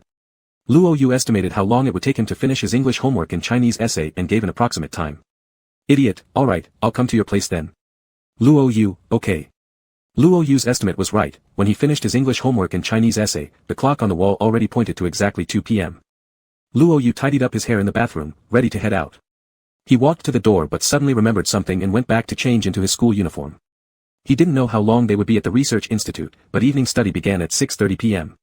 If he wasn't wearing the school uniform and got spotted by the principal, there would definitely be some criticism, affecting his homeroom teacher's performance review. When Luo Yu reached the building unit, he saw Chi Mu waiting near the small fountain in the park not far away. During summer, this little fountain would spray water. Even though the residential area had been built for many years, the fountain still worked, though the property management wasn't very generous about it all depended on when the person in charge was in a good mood. Apparently, that person was in a great mood today. The fountain looked like little waves, sparkling in the sunlight, making the tall teenager standing there even more radiant. Chi Mu clearly shared the same consideration as Luo Yu and wore the school uniform too. Luo Yu remembered that Chi Mu had been wearing a white shirt in the morning during their video call. This person really suited a white shirt so well, Luo Yu thought. It wasn't the kind of simple, clean-cut, gentle older brother vibe, but rather a restrained, cool, untouchable presence. Chi Mu noticed Luo Yu and waved to him. Luo Yu shielded the sun with his hand, flagged down a taxi by the roadside, and they headed straight to the research institute. Chi Mu, do you know where the problem lies yet? Luo Yu shook his head, not yet. They said the variability of the gene sequence and the pheromones are causing issues. I plan to ask directly once I'm there, so I didn't mention much on the phone. Chi Mu, did they send you any updates on the research progress? Luo Yu, yes, I read through some, but I don't fully understand them. Should I send them to you? Chi Mu, good. Luo Yu sent the files to Chi Mu. The Research Institute informed both of them about the progress regularly, but Luo Yu was not an expert and lacked full understanding. Even after reviewing some papers, he still felt like grasping the general idea, able to comprehend certain values, but not the detailed compositions. Chi Mu carefully examined each line of the latest update, deep in thought when he came across the section about the instability of pheromone mimicry mutation. Seeing his expression, Luo Yu cautiously asked, did you figure anything out? Chi Mu pulled himself from his thoughts and shook his head at Luo Yu. The research report mentioned that Luo Yu's pheromones were unstable, presenting different states without any predictable pattern.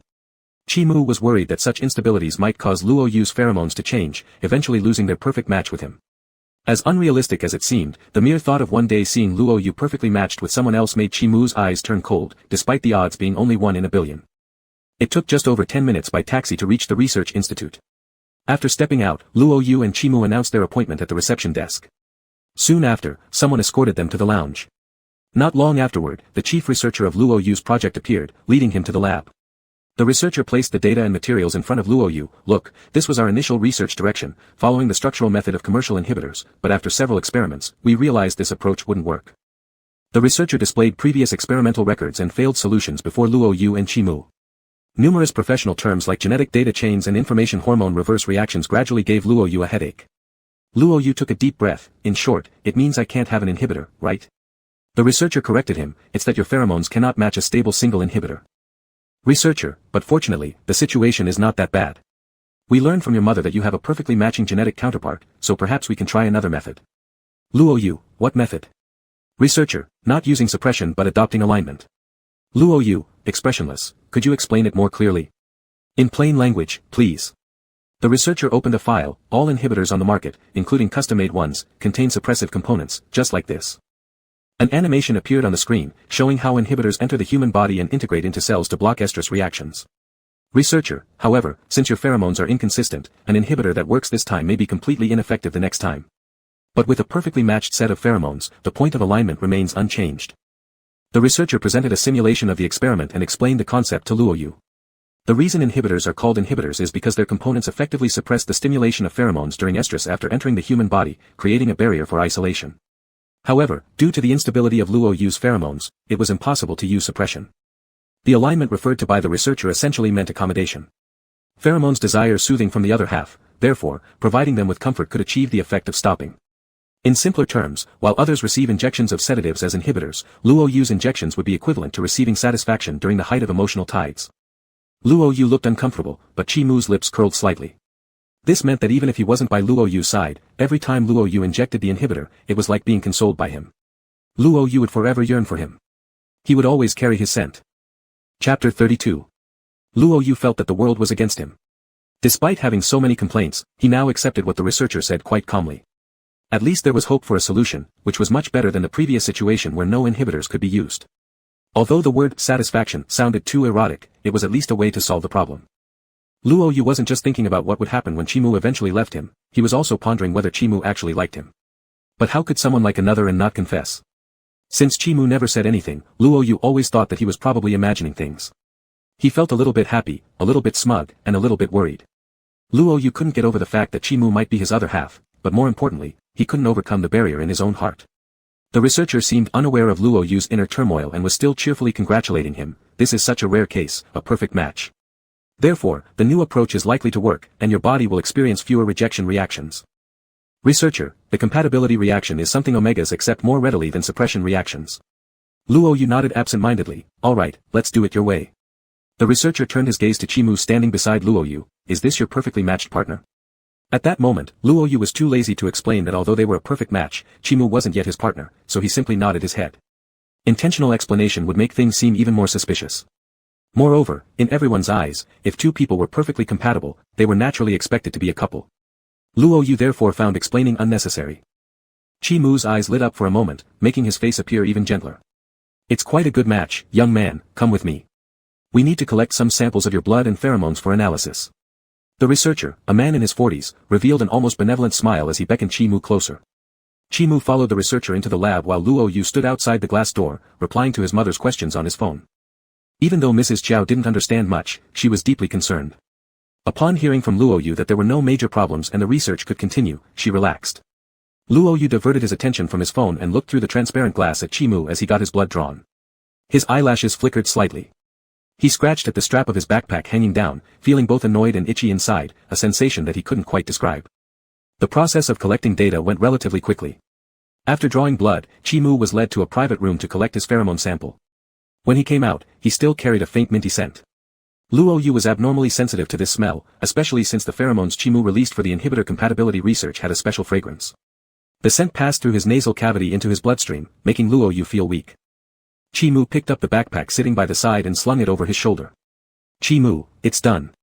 He'll inform you if there are any new developments, remember to forward them to me. Luo Yu, sure. Luo Yu lingered without moving. Chi-Mu paused for a second, puzzled, and then noticed that Luo Yu's face was slightly red. He immediately understood, so he stayed put alongside Luo Yu, waiting. When the strange sensations passed, Luo Yu felt his skin relax again. Luo Yu pulled out his phone and checked the time. It's not even 3 o'clock yet. There's plenty of time before evening study sessions. Do you want to go somewhere? Chi-Mu, it depends on you. Luo Yu was almost about to blurt out, what should I look at? But right when those words reached his lips, he realized Chi-Mu was letting him decide. While Luo Yu was thinking about what they could do, he heard Chi-Mu's voice. Chi-Mu looked at Luo Yu's wrist. Why aren't you wearing the watch I gave you? Luo Yu didn't wear a watch today. Sometimes he did wear one, but it wasn't the one Chi-Mu had given him. Luo Yu thought about it for a second. I've put it away. The watch that Chi-Mu gave Luo Yu was gifted on his 18th birthday. It was expensive, and back then, Luo Yu didn't have particularly positive feelings toward Chi-Mu. Luo Yu tried returning it to Chi-Mu later, but Chi-Mu refused, saying once it was given away, it wouldn't be taken back, so even if Luo Yu returned it, Chi-Mu would just throw it away. Luo Yu could only take it home. At that time, their relationship wasn't close enough, and the watch was too expensive, so Luo Yu kept it tucked away in his desk drawer and forgot all about it. Had Chi-Mu not mentioned it today, Luo Yu might not have remembered for a long time. Chi-Mu, if you like it, wear it. Luo Yu nodded, understood. He definitely wouldn't have worn it before, but now, why not? After all, it was a watch he'd been eyeing for a long time but hadn't bought due to its price, and its design perfectly suited his taste. Luo Yu thought about it for a moment but couldn't decide where to go. It's too sunny. How about we find an ice cream shop and sit down for a bit? The research institute was located in a relatively quiet area. To get to the nearby bustling shopping plaza, they would need to take a 7-minute taxi ride. Luo Yu flagged down a taxi and went with Chi-Mu to the pedestrian street. Several pedestrian streets extended around the shopping plaza. Since it was the weekend, there were quite a number of people. Merchants worked hard advertising their products, and even from 10 meters away, Luo Yu could hear the soul-stirring sound of everything 20 yuan. Luo Yu squinted his eyes under the sun, searching for the nearest ice cream shop. Chi-Mu saw one first, grabbing Luo Yu's wrist and pulling him towards it. Since it was in the direction he wanted to go, Luo Yu didn't resist. When they pushed open the door of the ice cream shop, a blast of cool air hit them. Because many people had gone out today, the tea shop was also quite crowded. Many young Beta and Omega customers who noticed the two handsome boys holding hands entering immediately directed their attention to them. Almost everyone assumed they were alphas, judging by their height. It was obvious genetic superiority. Hello, what would you like to order? At the ordering counter stood a female Beta employee. Upon seeing the two good-looking alphas, her smile sweetened considerably. Luo Yu was looking down at the menu hesitating on what to order, while Chi-Mu's gaze fell on the promotional flyer next to it. In bold letters on the flyer were the words, couple's second drink at half price, promotion. Luo Yu scanned the menu back and forth. I'll have a pudding milk tea. Chi-Mu, what do you want? Chi-Mu, fruit tea. Female employee, alright, that will be 24 yuan. Will you be paying via mobile payment? Luo Yu, sure. The female employee, alright, I'll scan you. Luo Yu opened WeChat and checked his balance, 23.89 yuan. Then it struck him, he'd already been broke for a long time. He checked his Alipay account, which was equally empty. Ah, damn it. Heaven has forsaken me. Luo Yu thought it'd be embarrassing to ask his mom for money right there in front of the cash register. His social awkwardness almost flared up. But since he had invited Chi-Mu, he couldn't very well tell him he didn't have enough money. That would embarrass him to death. Chi-Mu, standing next to Luo Yu, happened to see the low balance and casually nudged the promotional flyer closer to Luo Yu. Catching it from the corner of his eye, Luo Yu elbowed Chi-Mu and said, you go find a seat first. Chi-Mu, okay. Seeing Chi-Mu move farther away, Luo Yu turned to the female employee and flashed a smile. The smile left the female employee blushing and her heart pounding until she heard Luo Yu speak. Luo Yu, didn't you say couples got the second drink at half price? Has this promotion ended? Confused, the female employee shook her head. No, it's still ongoing. Suddenly realizing something, the employee sounded somewhat surprised. Are you two a couple? Luo Yu was glad he had sent Chi Mu away and nodded quickly. The female employee's tone immediately dimmed as she said, "Let me adjust the price, please rescan the code." A double alpha relationship left the female employee deeply saddened. Luo Yu paid smoothly, grabbed the receipt, and headed over to Chi Mu. His expression was calm, as if nothing had happened. "Luo Yu, let's go check things out. We can grab dinner before evening study session." Luo Yu had originally planned to relax in the air-conditioned tea shop, drinking his drink and playing with his phone. But because he was worried the employee might expose his little mishap, it was better to leave early. "Chi Mu, okay." With a gentle smile, Chi Mu looked at Luo Yu, whose expression appeared natural, softening inside. Luo Yu sat across from Chi Mu, acting carefree, though his fingers furiously tapped the keyboard of his phone.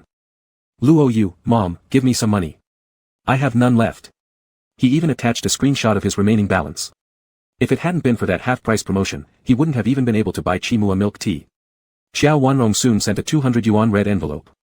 Luo Yu sent back a thank you emoticon. "Mom, are you out of the institute yet?" Luo Yu, "Yeah, I'm having drinks with Chi Mu now." "Mom, alright, have fun. Your mom will send you another 200. Luo Yu, "No need, the 200 is enough.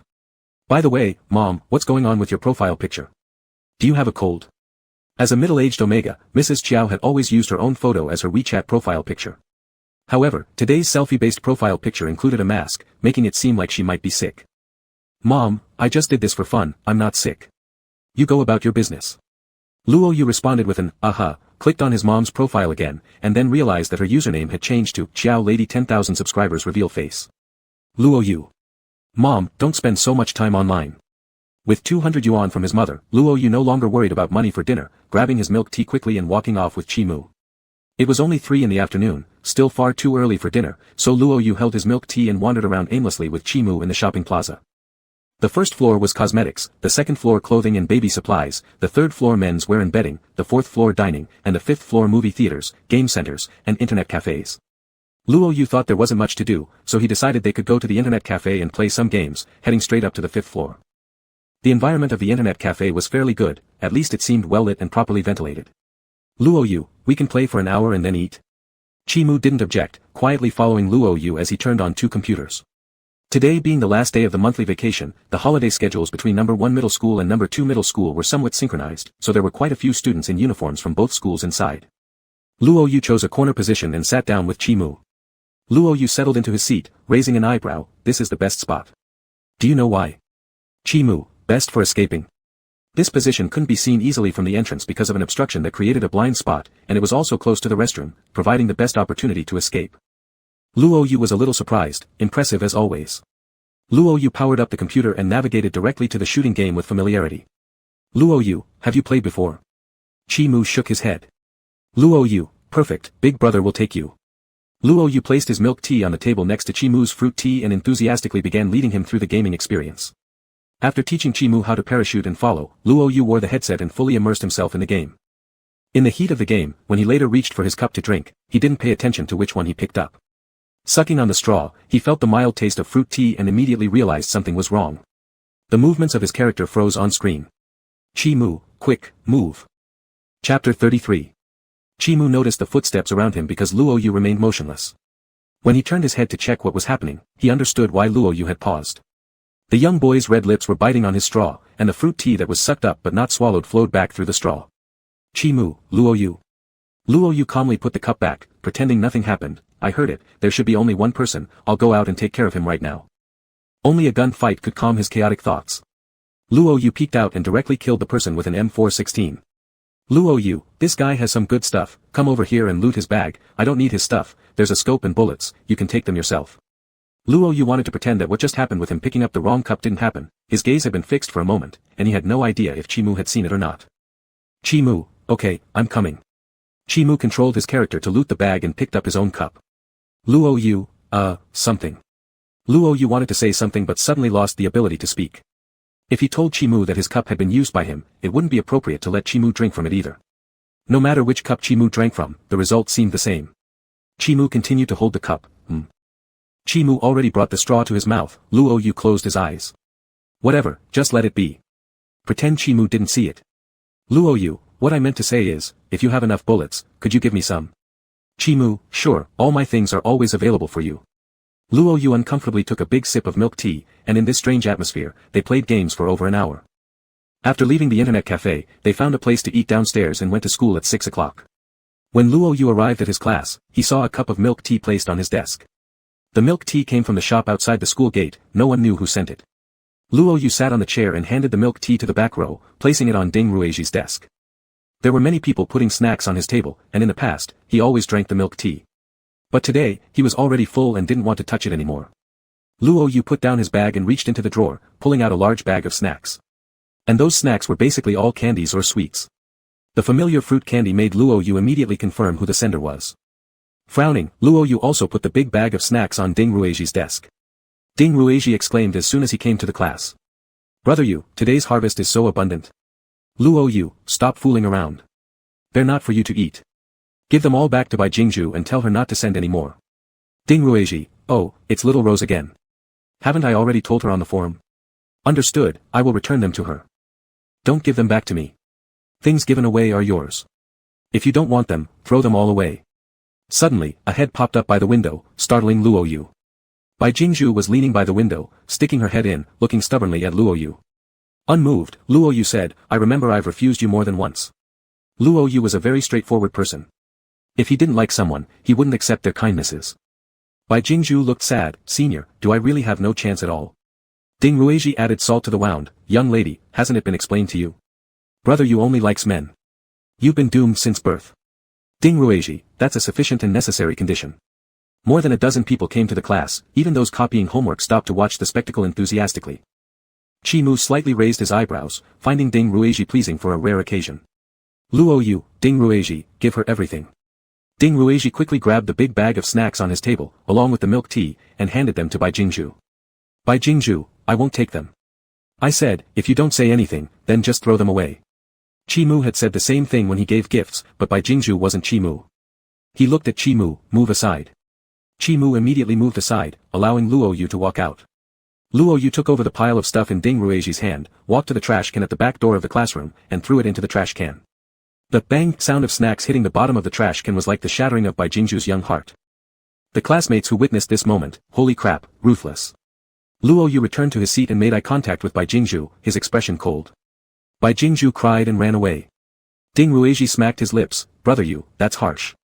Luo Yu, letting her have unrealistic expectations and waste time on me would be even crueler."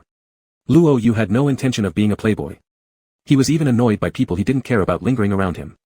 When it came to dealing with overly love-struck individuals, if they still didn't get the hint after 2 or 3 clear rejections, Luo Yu believed it was better to be straightforward. As for what others might say or think about him, he didn't care. Chi Mu quietly organized his desk, his face relaxed, feeling very pleasant. When the evening self-study bell rang, the class representatives began efficiently collecting homework. After all the homework was collected, the homeroom teacher announced the big news with a smile. "Next up is the exam. The questions were jointly prepared by our teachers over these few days. Unlike regular tests where there are more questions, the score will still count towards the grade ranking. Once the results are out, I'll send them to the parent group. Prepare yourselves, the time limit is 2.5 hours. All the students, what?" The homeroom teacher still wore a friendly smile. "Isn't there always a saying that opportunities belong to those who are prepared?" The class groaned in misery, as if it were a mass slaughter site.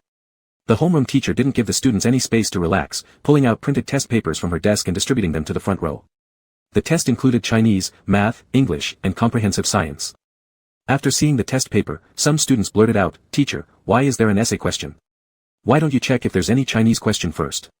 The homeroom teacher, being the Chinese teacher herself, smiled even more warmly. A student complained, "But teacher, the entire test is in Chinese." Homeroom teacher, "Do you want to sit at my desk and take the test instead?" The whole class fell silent, with only the sound of chairs moving filling the room. When Luo Yu saw a physics problem on the test, he raised an eyebrow slightly in surprise. This problem required knowledge points that he had discussed with Chi Mu earlier that morning, just less complex. At a glance, Luo Yu already understood. Chi Mu also noticed it and met Luo Yu's eyes. "Chi Mu, remember this?" "Luo Yu, of course." Before starting to write, Chi Mu slipped something into Luo Yu's palm. "Luo Yu." Luo Yu spread his hand open and saw a beautifully packaged candy. "Chi Mu, here's some candy for you." There's no need to lament losing candy from someone else, because Chi Mu would make up for it. Chi Mu knew Luo Yu liked eating candy. Luo Yu thought for a moment, then took an alpine candy from his pocket and placed it in Chi Mu's hand. "Luo Yu, reciprocity." The candy Luo Yu gave Chimu was strawberry flavored. Though Chimu didn't particularly enjoy eating sweets, he still unwrapped it and put it in his mouth. Sweetness spread across his tongue, like sweet forsythia blooming in his heart. The pen scratched against the test paper with a rustling sound. Luo Yu felt as though he had returned to the morning again, quiet surroundings filled solely with the sounds of writing. The round candy in his mouth made his cheeks puff out slightly as his tongue pressed against it.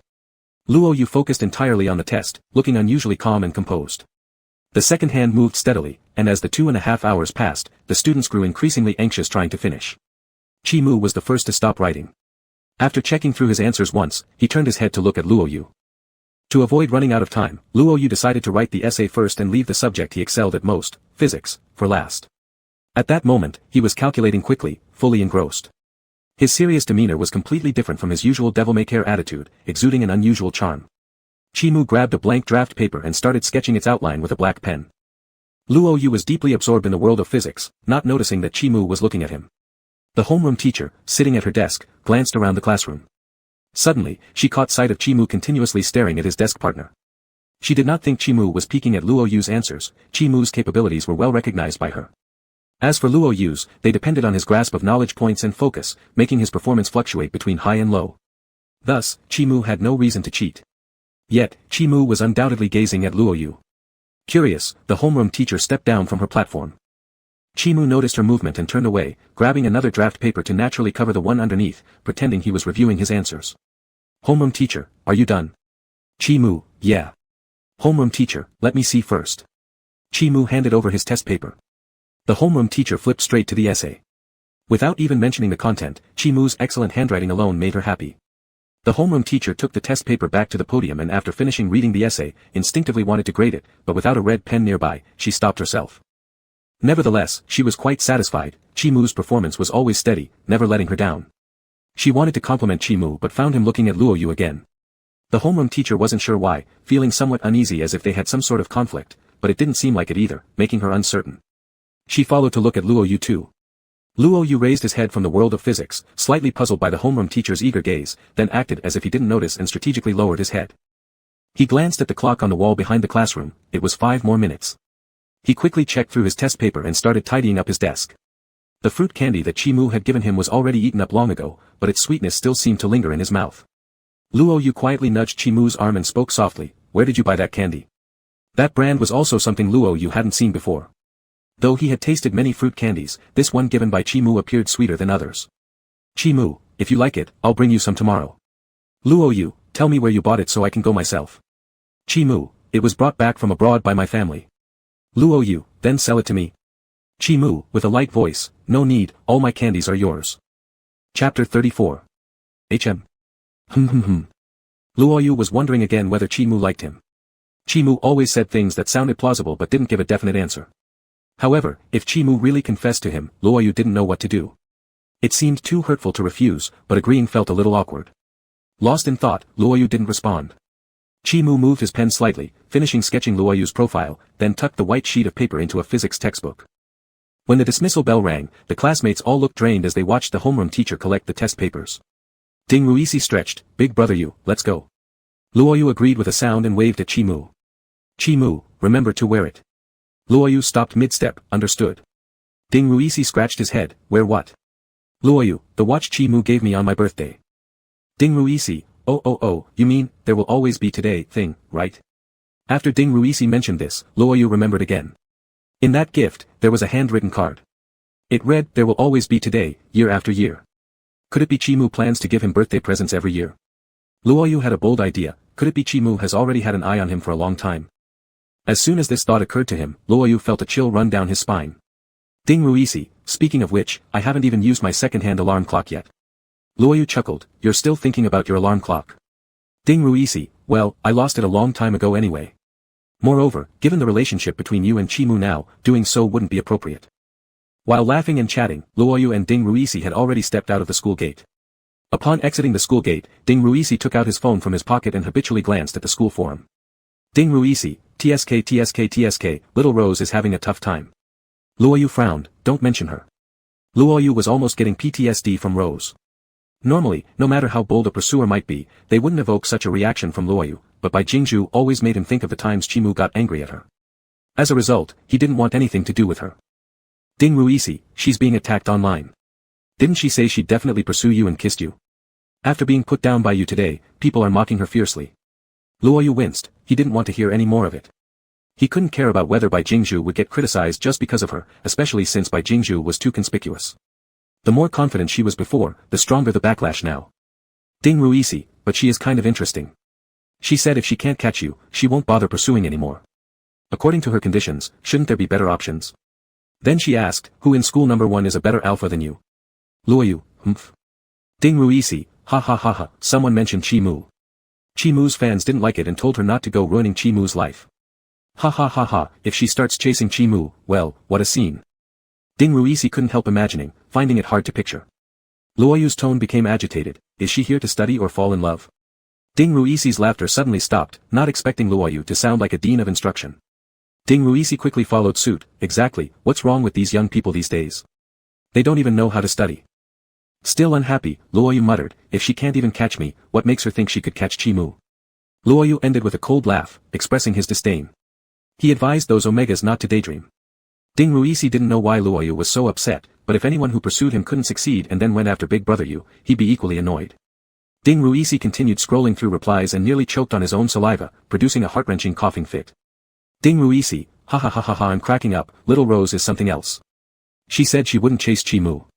Luoyu wasn't pleased hearing this, what's up? Is she looking down on Chi Mu? Chi Mu was rich and handsome, excelled academically, had a good temper, and strong pheromones.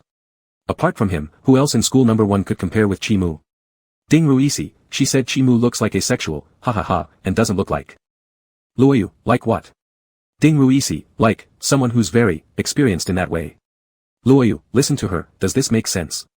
Are today's girls this bold? Ding Ruisi, Big Brother you should lighten up, she's actually affirming your capabilities. Luoyu, you shut up. Luoyu's home wasn't too far from the school, so after walking for over 10 minutes, Luoyu entered the residential area with Ding Ruisi. The first thing Luoyu did when he got home was to take out the watch that Chi Mu had given him.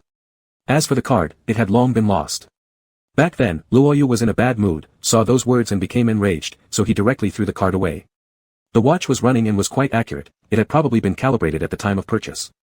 Luoyu still liked it very much, so he wore it the next morning before going to school. The morning light shone on the watch face, exuding a pleasant atmosphere. Today's morning reading session was in English, and Luoyu spread out his English textbook. When Luoyu saw the English words, he started to lose focus and even felt a bit sleepy.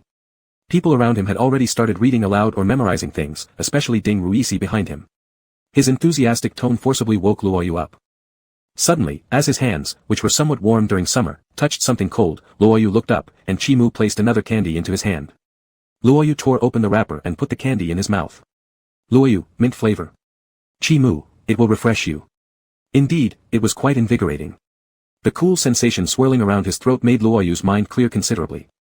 Luoyu fished around in his own pocket, I didn't bring any candies today. Luoyu continued, but I do have some spicy strips. Saying this, Luoyu actually didn't plan on giving Chi Mu any spicy strips. These were little snacks bought by Mrs. Chiao from the supermarket, tiny packs containing even some green beans. It wasn't that Luoyu didn't want to give them, he just thought the spicy strips didn't seem to match Chi Mu at all. A pale, slender hand reached out before him, asking. Luoyu, whoa, not you, brother. Such a distinguished young master asking for a pack of spicy strips. Chi Mu, then let's share. Luoyu, no need. Luoyu took out his small bag of spicy strips from his pocket and placed it in Chi Mu's palm. That 50-cent pack snack suddenly seemed 10 times more valuable in Chi Mu's hand. Chi Mu placed it in the drawer. He wasn't really intending to eat it, just wanted to tease Luoyu a bit. With the mint candy in his mouth, Luoyu mumbled the English words, his voice a bit unclear.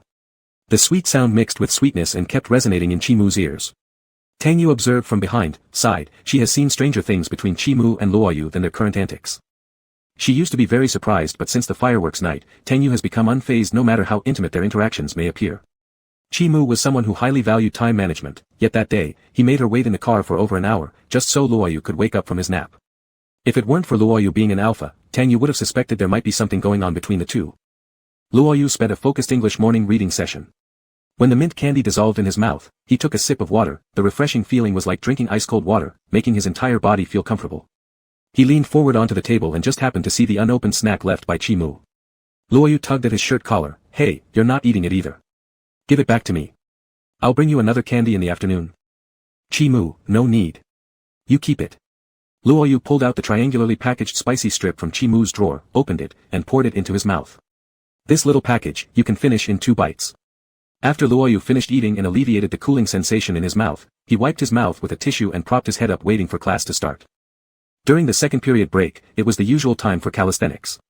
For the calisthenics, they needed to run a big lap around the school grounds, with synchronized movements and shouted slogans that needed to resound with spirit. The physical education committee member urged everyone to hurry up at the door, then hurriedly went downstairs to line everyone up. The physical education monitor was also an alpha. Though not exceptionally tall, he appeared robust with a loud voice, becoming the sole figure of the group doing the exercises. Ding Ruisi's muscles, which he exercised at the martial arts hall these past few days, still hurt, so he lagged behind while following Luo Yu down the stairs. But Luo Yu and Chi Mu were walking side by side, and with the corridor's width, he couldn't even drape an arm around Luo Yu's shoulder, so he could only hum discontentedly from behind. The entire sophomore grade was ready to run under the whistle, together they ran. Chi Mu actually didn't need to participate in the exercises. As the student council president, he had full inspection privileges. But today, he also joined the formation. While everyone else was shouting the slogan loudly at the front, Luo Yu and Chi Mu, both tall boys, slacked off at the back. Luo Yu, why are you running today? Chi Mu, exercise. If he were standing for inspection, all he could see was Luo Yu running farther and farther away in front of him. Chi Mu had watched this happen many times, and now he didn't feel like watching anymore. The physical education committee member started shouting the slogan again. The slogan for Class 1 was quite old-fashioned, with a hint of teenage arrogance. Class 1, fierce tigers descend from the mountain. The students of Class 1 enthusiastically repeated the slogan, and Luo Yu found it amusing in a way he hadn't noticed before.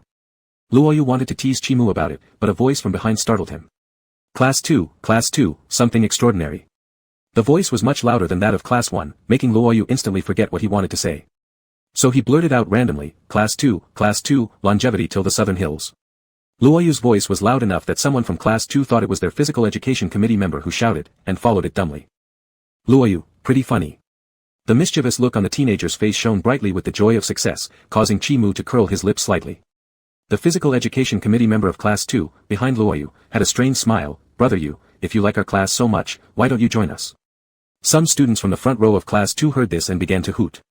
At the front of the formation were mostly Omegas, and some of the little Omegas from Class 2 even directly shouted, come to our class. Luo Yu pointed at Chi Mu beside him, buy one get one free, how about Chi Mu also comes?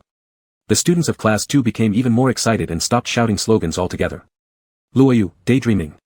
Someone from Class 2 yelled loudly, our class has handsome male Omegas. Luo Yu only liked males, and this piece of news had spread far and wide. Luo Yu gave an indifferent response, Class 1, fierce tigers descending from the mountain. The students from Class 2 collectively booed, while the students from Class 1 cheered even more enthusiastically. Chi Mu thought, how adorable he is. Chapter 35. Shijiang No. 1 High School starts to separate students into science and liberal arts streams from sophomore year, implementing a 6-choose-3 system. Luo Yu, as a fan of the natural sciences, naturally chose physics, chemistry, and biology. Although he no longer studied politics, Luo Yu had still heard a philosophical truth. A man cannot step into the same river twice. The river keeps flowing, so every step in is different. However, for Luo Yu, he had somehow stepped into the same pit twice. Familiar cocoa pheromones made Luo Yu's expression immediately change upon catching a whiff. Though this time, it wasn't aimed at him. Because Luo Yu was just passing by. Physical education class happened once a week. Before PE class started, the PE representative would get the warehouse key from the teacher, count the equipment beforehand and record it, then recount everything after class to avoid being responsible for missing items. It was originally the PE committee's job, but the PE committee member had diarrhea and was stuck in the restroom, so they asked Luo Yu, who was also heading there, for help. Luo Yu came to the playground with the register in hand. Who would have thought that upon arriving at the entrance, he would unwillingly experience secret matters in the equipment warehouse. Avi. That lingering smell of omega heat season quickly prompted Luo Yu to turn and leave. As long as he ran fast enough, the pseudo-heat wouldn't catch up to him. This, however, was clearly impossible. Perhaps due to extreme opposites, the pheromones hiding and disguising themselves in his body for 18 years could not resist the induction of similar pheromones, reacting almost instantly. Luo Yu covered the scent-blocking patch attached to his gland with one hand, pinching his fingers with the other. He didn't take out his phone, it was still in his bag, leaving him unable to contact anyone via phone. And unfortunately, No. 1 High School was large, with a considerable distance between the teaching building and the sports field. He wasn't sure if he could reach the teaching building without being noticed. Though it was break time, most people were still inside the teaching buildings, and there was no one visible around the sports field. Luo Yu cursed inwardly, urgently hoping to find a beta classmate who could deliver a message to Chi Mu. His heartbeat began to quicken, his face tinged with a light red hue. Unable to walk to the teaching building, Luo Yu suddenly changed his course, heading in another direction. At the end of the road, there was a fork. On one side stood the laboratory building, on the other, the art building. The art building required a bit more walking, and Luo Yu had originally intended to head toward the lab, but someone was standing along that path eating something. None other than Xingqian. Having had a run-in with Xingqian before, Luo Yu immediately recognized him. If Xingqian caught sight of him in his current state, Luo Yu frowned and turned toward the direction of the art building. Luo Yu wasn't interested in striking up a conversation, but Xingqian, having seen him, had no intention of letting him go. Xingqian still remembered how Luo Yu had gotten him to write checks last time, so he discarded the lollipop in his mouth into the trash can. Xingqian, well, isn't that Luo Yu? What are you doing heading to the art building? I'm pretty sure your class doesn't come here. Luo Yu ignored him and walked straight ahead. With blood coursing hotly through his veins, his body reacted involuntarily. Luo Yu didn't want Xingqian to detect the scent of his pheromones. It could cause endless trouble. Seeing that Luo Yu didn't acknowledge him, Xingqian grew even angrier. He hadn't expected Luo Yu to be so bold as to ignore him entirely. Xingqian, you motherfucker. Luo Yu, go away. Luo Yu's voice was sharp and cold, his brow furrowed in agitation, showing clear impatience. Standing at a distance while glaring at Xingqian, Luo Yu balled his hands into fists, his lips pressed down, the curve like a sharp blade. His eyes carried an almost sinister glare. Rarely did Luo Yu appear this way. More often than not, he exhibited casual arrogance and provocativeness, indicating he wasn't taking things seriously. Xingqian had once seen this kind of expression on Luo Yu's face. That time, Luo Yu had beaten him up and landed him in the hospital for over a month. Even thinking about it now, his ribs felt sore. This was the second time today. Xingqian had simply been testing him out of habit. In their previous encounters, he knew he wasn't a match for Luo Yu in a one-on-one fight. Moreover, Luo Yu had lately resorted to underhanded tactics. Even if it was just exchanging blows during normal times, Xingqian might have managed to make Luo Yu regret it, but when Luo Yu fought earnestly, Xingqian didn't want to go crazy alongside him. Xingqian, do you think I'll just walk away because you tell me to? If I weren't waiting for my next class, I'd beat you so bad your own mom wouldn't recognize you. Xingqian stormed off, unaware of Luo Yu's slight swaying where he stood. The small door of the art building was open, but all the windows and doors on the first floor were locked. Luo Yu could only head upstairs. Sweat dripped from the tip of his nose, blurring Luo Yu's vision. Perhaps because it wasn't class time, the entire art building was deserted. From the first to the third floor, every classroom's doors and windows were locked until Luo Yu reached a single-person piano practice room. The door was locked, but the window was slightly ajar due to the carelessness of whoever locked it. Luo Yu opened the window, climbed inside, then closed it behind him, pulling the curtains shut on the window by the door. On the other side of the wall was another window, fortunately tightly closed, sparing Luo Yu the trouble of walking over to close it. Square patches of light fell onto the body of the piano. The furnishings of the private room were simple, only a piano and a piano stool. A sheet of music lay flat on the stand, unmoving in the sunlight. However, Luo Yu didn't have the heart to notice any of this. He leaned against the wall, with the corner of the curtain just brushing his head. Here, Chi-Mu would never find him. Luo Yu thought hazily. Wildfires spread recklessly across a dry plain, burning away Luo Yu's reason and clouding the clarity in his eyes. This seemed related to bodily senses. Though Luo Yu tried to extinguish the raging fire within himself, he knew deep down that this wasn't the real problem. Without the omega pheromone mark, no matter how hard he searched for water within himself, it wouldn't help. Luo Yu refused to waste his efforts. He had already braced himself mentally, ready to endure the pain again like last time if necessary. Class 12A's students were heading towards the playground in groups, chatting cheerfully with one another. Chi-Mu was the last one to leave the classroom. His steps on the stairs were heavy with an unsettling feeling in his heart. As he walked to the second floor, he heard someone cursing by the wall. One day I'll teach Luo Yu a lesson. How dare he threaten me, pfft. The alpha speaker had a short haircut and looked rebellious. Chi-Mu gave him a cold glance, waiting for the person to stop talking before frowning and leaving the teaching building toward the playground. At the playground, the noise was chaotic. The beta classmates guarded the equipment warehouse, shouting for the omegas and alphas to stay back. The PE representative pinched his nose and approached, spotting Ding Ruisi.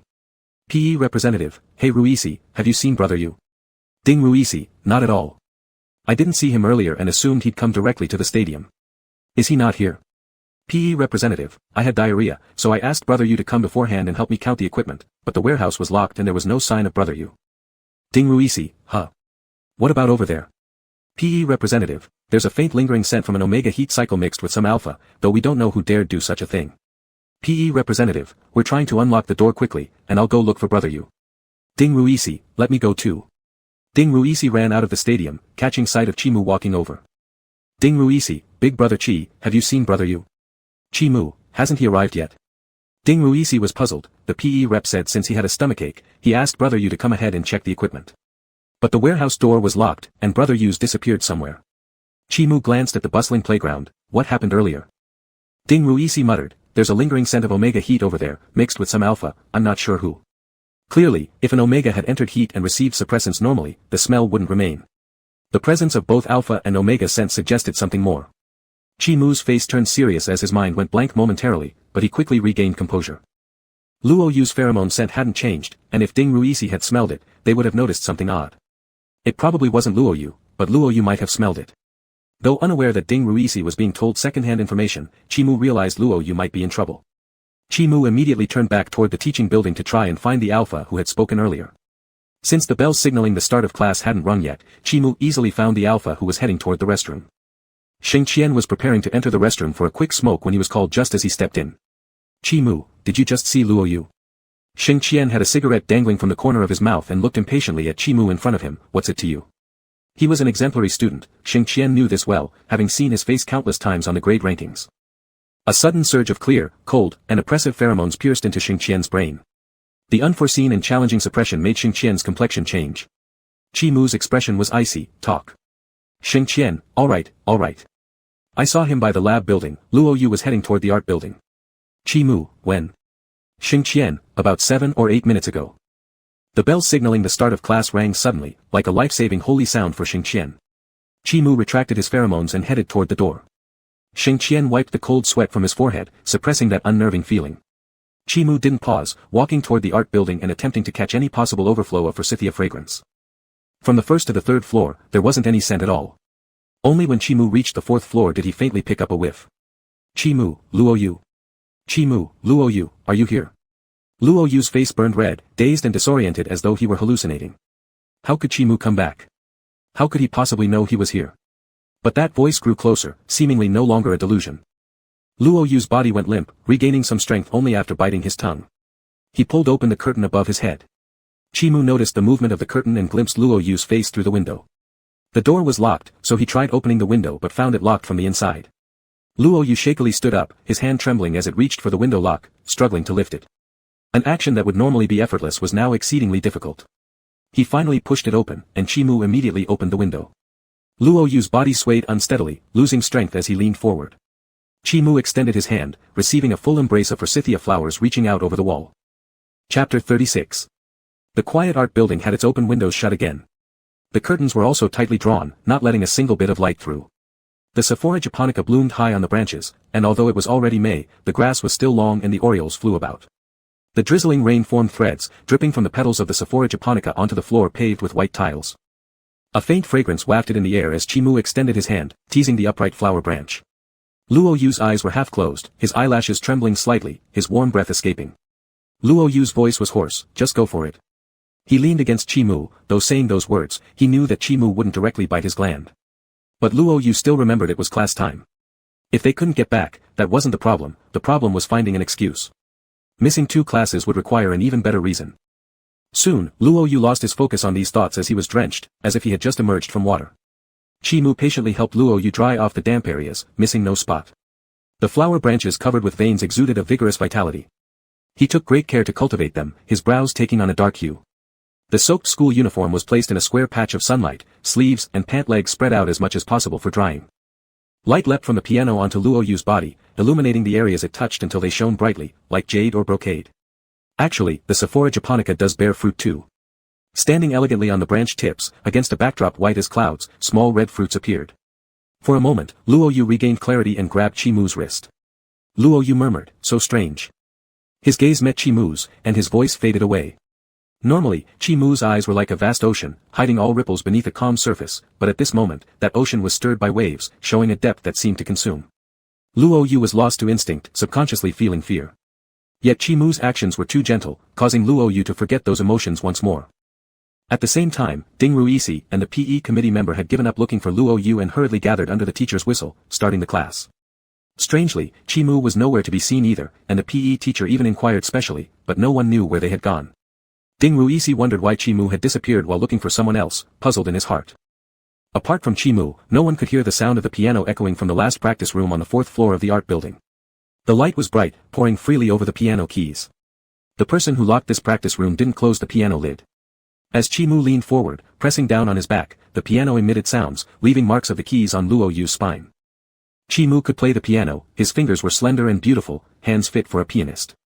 Fingertips danced on the keys, the techniques exquisite, the melody akin to a sudden storm, making the burdened Sephora japonica branch groan softly, choked up during the most intense moments. Unconsciously, Luo Yu tightened his grip on the edge of the piano, his taut lines displaying youthful energy under the sunlight. The mint scent tightly enveloped the fragrance of the Sephora japonica, adding extra allure to flowers blooming luxuriantly. Chimu was well prepared, using a handkerchief to wipe away the intermittent tears falling from the broken flower branches. This handkerchief had been used to wipe Luo Yu's saliva before, washed clean later, and brought along again. However, after this use, the handkerchief probably shouldn't be carried around anymore. Sparse rain trickled, the mist lingering in Luo Yu's eyes without falling. Chimu bent down and looked at his face, gently touching the quivering lashes, kissing away that tear. Luo Yu stared absent-mindedly at the interplay of light and shadow, propping himself up, and pressed a heavy note on the piano. Luo Yu, Chimu. He unconsciously murmured his name. Sweat dripped from his forehead into his eyes, causing slight pain and making it hard for him to see Chimu clearly. Chimu held the hand he reached out, steadying him. With a muffled voice, Luo Yu said, "My back hurts." Chimu, looking at the indentations, said, "I should have closed the piano lid." He then coaxed softly, "Turn around." Luo Yu knew what he was going to do, turning around dazedly, having little strength left, and then felt something. Luo Yu, Aren't you uncomfortable? Bai Jingzhu was wrong, people can't be judged by appearances. Luo Yu thought, Chimu always holds back, doesn't he suffer a lot? These were fleeting thoughts that occasionally flitted through Luo Yu's mind, confusing him at times. However, such questions were never meant to be asked directly, especially since the other party was not someone who made things easy, keeping quiet seemed safer. But now Luo Yu was in a phase of being soothed and comforted by pheromones, blurting out whatever came to his mind without thinking. Chimu paused for a moment with his hand on Luo Yu's back, then bit into his gland. Chimu grasped Luo Yu's hand tightly as his voice turned hoarse, "There's no problem." Chimu also wasn't always capable of restraint. If he had been, he wouldn't have walked into the bathroom after waking from dreams in the middle of the night. But this was something he habitually hid even from Luo Yu. In reality, Chimu was an extremely cunning person. He instinctively probed others for weaknesses, gaining a complete understanding of them while revealing only half of himself, ensuring his position remained one of absolute advantage. The mint-scented pheromone surged into his bloodstream, taking over his senses in that instant. It felt like a long, unavoidable process, yet it was all over in the blink of an eye. Marks from Chimu's teeth left clear traces on Luo Yu's gland as drowsiness deepened in Luo Yu's eyes. Chimu's voice melded into the warm sunlight, "Sleep." Luo Yu's vision blurred as he closed his eyes. Chimu straightened Luo Yu's clothes and used the wet wipes he carried with him to clean the piano. Actually, the piano didn't bear much evidence of their encounter, he simply let Luo Yu lean against it, using it as a support. The tiles on the floor bore traces of water. After wiping down the piano carefully, Chimu also cleaned up the marks on the ground. He slightly opened a window slit and drew back both curtains and windows on the other side, letting air circulate through the room to sweep away its lingering scent. Luo Yu slept soundly in the corner of the wall. Seeing his own reaction still present, Chimu leaned the sleeping Luo Yu upright before sitting on the ground himself, letting Luo Yu rest against him. Chimu thought, suppressants really were necessary. Last time worked out fine, this time too, but what about next? And the one after that? It was far too unstable. Chimu didn't want to imagine Luo Yu suffering somewhere unreachable, curled up enduring pain or facing danger. An alpha facing an out-of-control omega could lose all sense of reason, exceptions being few.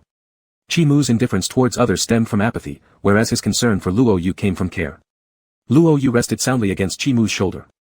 Chimu played with his fingers, studying every groove from fingertips to palm. He also noticed a small oval scar on Luo Yu's right wrist, slightly darker than the surrounding skin and positioned just above the pulse. This mark wasn't particularly noticeable, if you weren't looking closely, it would easily go unseen. Chimu's fingertip lingered there, feeling the vitality radiating from Luo Yu. His pulse beat steadily, like the ever-shining light within Luo Yu. A class lasted 45 minutes, and when it ended, the ringing sound spread across the entire school campus. Luo Yu was awakened by this noise, raising his hand to rub his temples.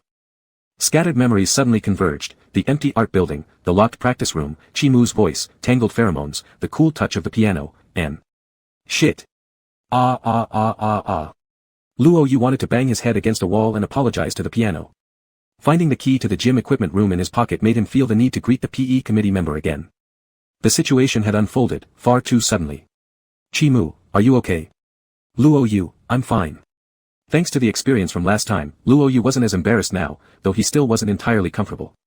He avoided running off hastily but struggled to look Chimu in the eye. Why could Chimu act so calm? Why did it seem like nothing happened? Luo Yu detested how Omegas passed out after being marked, it took away any chance for him to deal with the aftermath.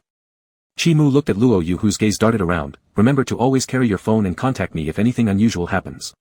This set Luo Yu off. It was an accident. Who would have thought they'd do it in the equipment room? Didn't they worry about others coming to take classes? Frowning, Luo Yu said, twice now it's been the same person, I wonder if that alpha did it willingly. Lowering the corners of his lips, Chi Mu asked, Chui Han. Chui Han, the Omega with cocoa-scented pheromones. Right, that's him. Do you know him? He's the president of the Student Union Publicity Department in grade 3. I've seen him at meetings. Luo Yu was quite surprised. Is he crazy? It's his final year of high school, isn't the college entrance exam coming up soon? There's only a month left. What is he doing? However, no matter what Chui Han was up to, Luo Yu hoped he wouldn't run into him again. Both times he had encountered Chui Han were in the art building, and both times they had ended up with Chi Mu. The first incident was bad enough, but the second was even worse. No, the first time should have been that rainy night when he saved Chui Han. Because of Chui Han's scent, the transformation rate of the pheromones in his body had increased, causing him to transition ahead of schedule on his 18th birthday. Thinking about it, it was truly unbelievable. Every time Luo Yu met Chui Han was either forced into heat or initiated it willingly. Although this time it wasn't clear if it was voluntary or not, the outcome remained unchanged. None of the 3 encounters ended well, so Luo Yu declared that Chui Han was now officially on his blacklist. That person was undoubtedly dangerous. Luo Yu said, forget about what he's up to. Let's go out. We've got class soon. Luo Yu pushed open the window and climbed out. Chi Mu restored the other window that should have been tightly closed, then followed Luo Yu through the window, closing it behind them. The sunlight still shone through the square windows into the room, where the sheet music on the piano stand remained undisturbed as if nothing had happened here. Luo Yu threw away the used odor-blocking patch and replaced it with a new one. Even though Luo Yu hadn't brought his phone, he remembered to take this important item with him. Chi Mu was also disposing of garbage by the trash can, wet wipes and water-stained tissues. Luo Yu felt his face heating up and turned his head away. Because Luo Yu didn't pay close attention, he naturally didn't know that the most crucial evidence was still hidden in Chi Mu's school uniform pants. The white, crumpled handkerchief, folded neatly, held their secret. The light flickered through the not-so-lush trees. With his short hair not covering his ears, Luo Yu's ears were fully exposed when he turned his head. And thus, his earlobes, red enough to seem almost dripping with blood, were completely defenseless before Chi Mu's gaze. Chi Mu recalled the mole he had seen last time, pressing his tongue against the roof of his mouth. Chapter 37. When Luo Yu returned to the classroom, he met the sports committee member's melancholy gaze. The sports committee member was nearly 1.8 meters tall with dark skin, and his rough demeanor could not be hidden no matter what. At this moment, he looked like an abandoned little wife, full of unspoken sorrow as he looked at Luo Yu, making Luo Yu a little uncomfortable. The sports committee member sighed mournfully, Brother Yu, you've made me suffer so much searching for you. Ding Ruisi followed with a sigh, Brother Yu, I've waited for you so anxiously. Luo Yu's veins slightly bulged as he said, what's it got to do with you? Ding Ruisi, oh it does have to do with me, I've been looking for a long time too. Chi Mu also went to look for you together, but in the end, both of you disappeared. Where did you go? Luo Yu responded vaguely, nothing important. Luo Yu hadn't yet thought up a good excuse, what could possibly explain why he and Chi Mu disappeared for an entire class period. Luo Yu took the key out from his pocket and threw it to the sports committee member. Luo Yu, I didn't have time to go inside, so I didn't count. If you're worried, you can check again. The sports committee member, alright. He suddenly remembered something and squeezed closer to Luo Yu, Brother Yu, when you went there, did you hear any sound from inside the door? Gossip is something everyone loves to hear, especially such explosive campus gossip. Ding Ruisi also came over, full of curiosity, so Brother Yu, did you see or hear anything? Or did you smell anything? Neither Ding Ruisi nor the sports committee member thought that perhaps Luo Yu left because he smelled something unpleasant, because for alphas, though omegas during heat may interfere with them, the level of residual pheromones at the equipment storehouse would at most make an alpha uncomfortable and cause some reactions, but certainly not require a whole class period to recover from. Luo Yu shot them a glare, when I went there, the door was closed, and they weren't done yet. Ding Ruisi and the sports committee member exchanged glances and grinned, wow, TSK, then what happened next? Luo Yu lazily sat on the chair, there is no next. I turned around and left. Ding Ruisi and the sports committee member let out a disappointed whistle, filled with regret about not getting further news. Ding Ruisi stroked his chin, I really want to know which couple dared to be so bold. The sports committee member suddenly became serious, I just thought of a serious issue. I should go to the equipment storehouse first to see if they messed up the yoga mats, if they dirted them, I will definitely reprimand them. Upon hearing the word dirty, Luo Yu coughed unnaturally and touched his back lightly. The imprint pressed by the piano might not have faded yet, that piano had suffered a lot. Chi Mu directly went to the teacher's office after returning, Luo Yu thought he probably went to talk to the teacher about skipping class. Chi-Mu's expression remained composed when he came back. Luo Yu, supporting his cheek while looking at him, felt this person seemed always calm like this. Even when showing reactions, his expression still appeared tranquil. Luo Yu, did you settle it? Chi-Mu, yeah, I said I had things to busy myself with, so you helped me. Luo Yu, does this work? Chi-Mu nodded, making Luo Yu give him a thumbs up. If he said it like that, the homeroom teacher would definitely make him say all the details. It soon spread throughout the school that someone had been fooling around in the equipment storehouse at the playground, even becoming a hot topic on forums. The sports committee member was the first one who smelled those pheromones, and answered directly when others asked curiously. It smelled like chocolate and coffee. People on the forum started listing students from number 1 middle school known to have such pheromones. As a vanguard of the rumor mill, Ding Ruisi naturally didn't miss a bit of the information and tried to secretly play on his phone to browse the forum during class. However, he didn't get any new updates, instead noticing an update on the Chi UCP thread. Out of curiosity about the situation, Ding Ruisi clicked in without hesitation.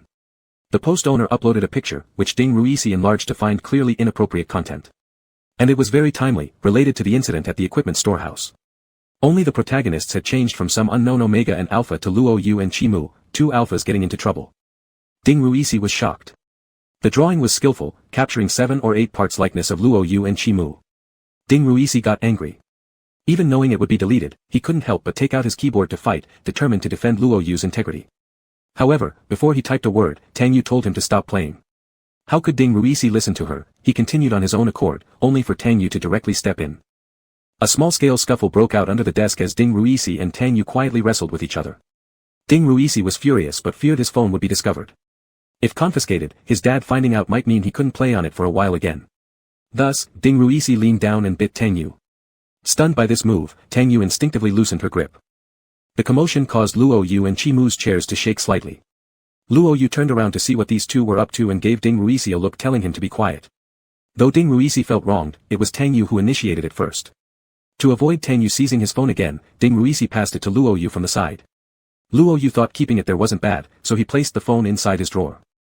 As the biology teacher was writing on the board, Luo Yu suddenly remembered that he hadn't looked up a point last time. Being someone who acted immediately, Luo Yu took out his phone to check, only to discover it had only 1% battery left due to not charging last night. It could die at any moment. Luo Yu simply grabbed Ding Ruisi's phone. The lock screen password was incredibly easy to guess, just Ding Ruisi's birthday. With almost no effort, Luo Yu unlocked it and saw its content. The screen showed a reply page, revealing Ding Ruisi was preparing to message someone, the exclamation marks in the draft quite vivid. Had it been anyone else, Luo Yu would have swiped away without interest, but seeing his own name made him stop. Luo Yu is the attacker. Can't you, authors? An unfinished sentence abruptly halted. Luo Yu returned to the previous page and noticed a blurry image. When he tapped it, the enlarged picture jumped into view, causing Luo Yu's pupils to shrink sharply. What the hell? If Luo Yu wasn't mistaken, he saw Chi-Mu pinning him down. The drawing was highly sensual and detailed, even polluting the yoga mat in the equipment room. Luo Yu remained expressionless as he reported the non-compliant image. Chi-Mu, what's this? Chi-Mu's voice suddenly sounded nearby, nearly making Luo Yu throw Ding Ruisi's phone away. It was too late for Luo Yu to hide it now, obviously, Chi-Mu had already seen. Chi-Mu indeed saw everything very clearly, including the yoga mat, the Luo Yu pinned by him, and milk flowing down the handsome youth's face. Chi-Mu's Adam's apple moved as he pressed harder on the edge of the book. This art creator had incredible skills. Luo Yu's face began heating up. Seems like it's something from the forum, let me see. What kind of shame was this feeling? Sliding upward, Luo Yu reached the top post where he saw the forum title. Chi UCP personal thread, the students in school sure knew how to stir things up. But Luo Yu wondered why Ding Ruisi's mom let him browse such content. The sensation of seeing one's own doujinshi thread was still rather subtle, especially when people in the thread kept shouting for Chi to do little fish soon. Luo Yu. Why was it? Did his looks and aura not make him more alpha than Chi-Mu? After all, in everyone's eyes right now, he was still an alpha. Wasn't it embarrassing? Reason told Luo Yu he should exit the thread now, better yet turn off the phone, and listen to the teacher's lecture. However, Luo Yu's hand wouldn't stop sliding, leading him to another doujin artwork. The level of excess in this second piece didn't fall behind the first much, though less straightforward scenes, there was still him straddling Chi-Mu. Chi-Mu's white shirt buttons were undone, exposing abdominal muscles clearly outlined. Luo Yu suddenly recalled the swimming photos he'd seen before, so did Chi-Mu's abs actually still exist? Chi-Mu's gaze became increasingly deep, swirling thick ink like darkness, fingers pressing even harder against the edge of the book. Luo Yu asked casually, you have abs in the picture, do you really? Chi-Mu didn't know how to describe Luo Yu's denseness, he focused not on the picture itself but on his body parts instead. Luo Yu glanced up, caught the biology teacher's eye, pretended nothing was happening as he stuffed his phone into the drawer, and held a pen pretending to pay attention. Only after the teacher's focus shifted did Luo Yu dare to look at Chi Mu's expression, waiting for his answer. Chi Mu's gaze carried ambiguous meanings, making Luo Yu assume they might be gone. Oh well, if they're gone, then so be it. No big deal. Luo Yu was about to say something to bypass their prior conversation when he saw Chi Mu sliding his hand along his forearm, grabbing onto his hand. Even though it was already summer, Chi Mu's palms remained slightly cool. Chi Mu, don't believe what you hear, but trust what you see. Luo Yu, I'm not doubting you. Just calm down. Dude, we're still in class. Doing this in public is inappropriate, isn't it? Was Chi Mu planning to secretly pull up his shirt to show him? Luo Yu's Adam's apple moved as he squeezed his fingertips, trying to suppress his growing impatience. He wasn't exactly excited, he was just curious about the answer. But Chi Mu didn't do what Luo Yu expected. Instead, he used a different yet equally straightforward method. Luo Yu's hand pressed against Chi Mu's school uniform. In no time, the layer of fabric offered no more obstruction. Chi Mu's body temperature was low, not just in his palms. The smooth muscle lines that were always hidden under clothing now made his lower temperature even more contrasting with the warmth of Luo Yu's hands, which felt like a burning flame. Luo Yu's body stiffened. His left hand tried to withdraw but was held in place, leaving him unable to move either way. Chi Mu maintained his usual composure as he looked at the blackboard, nodding occasionally when the teacher explained concepts, appearing to be a diligent student listening attentively. However, if the classmate sitting to Chi Mu's left leaned over slightly, they would notice that their usually calm and composed class president wasn't taking notes as usual. There was also an unusual bulge under his school uniform. If anyone had better eyesight, they might have seen the class president pressing the wrist of the person next to him, concealed beneath the hem of his uniform. It was all too clear. Yet no one noticed, in the corner of the classroom, this unspoken closeness. Chi Mu, do you know the answer now? Chapter 38. Luo Yu was pondering what kind of person Chi Mu really was. He always kept disrupting his understanding, leaving him in a state of confusion. If one were to say that Chi Mu was upright and proper, like those who practice self-restraint and propriety, then he had also done things in class and other inappropriate actions when no one was watching. But if one were to say that Chi Mu was not proper, Luo Yu had never met anyone else as patient and restrained as Chi Mu. To others, he appeared as serene and cold as the moon in the sky, unreachable and ethereal, polite and disciplined, always calm and unhurried. Yet he would also use pheromones to compete in open spaces when he was upset or provoked by Luo Yu, locking horns with him. He even stripped away Luo Yu's clothes under the dazzling fireworks, causing ripples in the clear, thick water. Luo Yu could never guess what Chi Mu would do next. For example, at this moment, such an action was completely unexpected. Despite all this, Chi Mu still maintained an air of ease, his beautiful face painted with composure, exuding virtue and integrity. His voice was clear and deep, sounding more like discussing the weather rather than querying about the touch of Luo Yu's palm. Luo Yu wasn't someone who blushed easily or floundered around aimlessly. He had always been the one taking the lead, yet inexplicably with Chi Mu, he was often led around by the nose. Alpha consciousness crept into his mind, emotions of dissatisfaction surged, curling the corner of Luo Yu's mouth upward slightly with a hint of mischief. Luo Yu, you're holding me down so I can't move, how am I supposed to feel?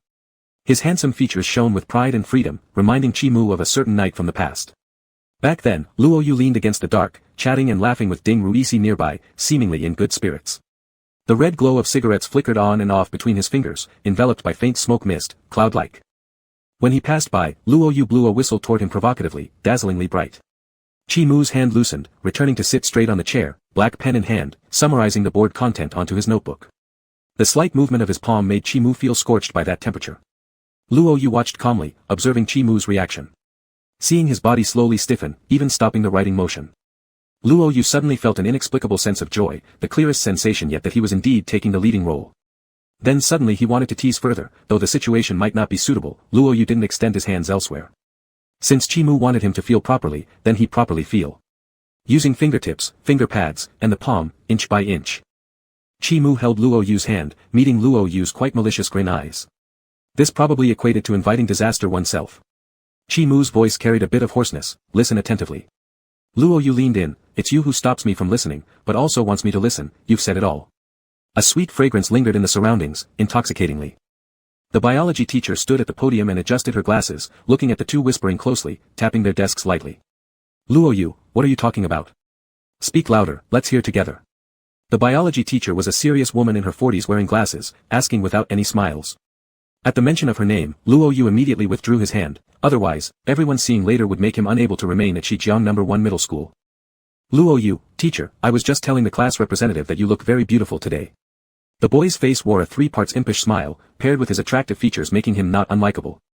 The biology teacher glared at him, sighing inwardly at the boy's unruly behavior, thinking nonetheless that once this guy grows up, he'd surely become a charming adult, unknowing how many hearts he'll break along the way. Biology teacher, sit upright and pay attention. Luo Yu nodded in agreement, unconsciously spinning his pen with his right hand, evidently in a very good mood. Chi Mu stopped the provocation, his tense body gradually relaxing. He turned his head, the troublemaker grinned mischievously back at him. Luo Yu thought, we'll see if Chi Mu dares to casually bother him again. With his focus drifting toward this matter, Luo Yu naturally forgot to revert Ding Ruisi's phone page in the drawer. The biology class was the last one of the day, the bell signaling dismissal rang, after which Ding Ruisi retrieved her phone and noticed the changed page, staring at Luo Yu's face. Instantly she became apprehensive.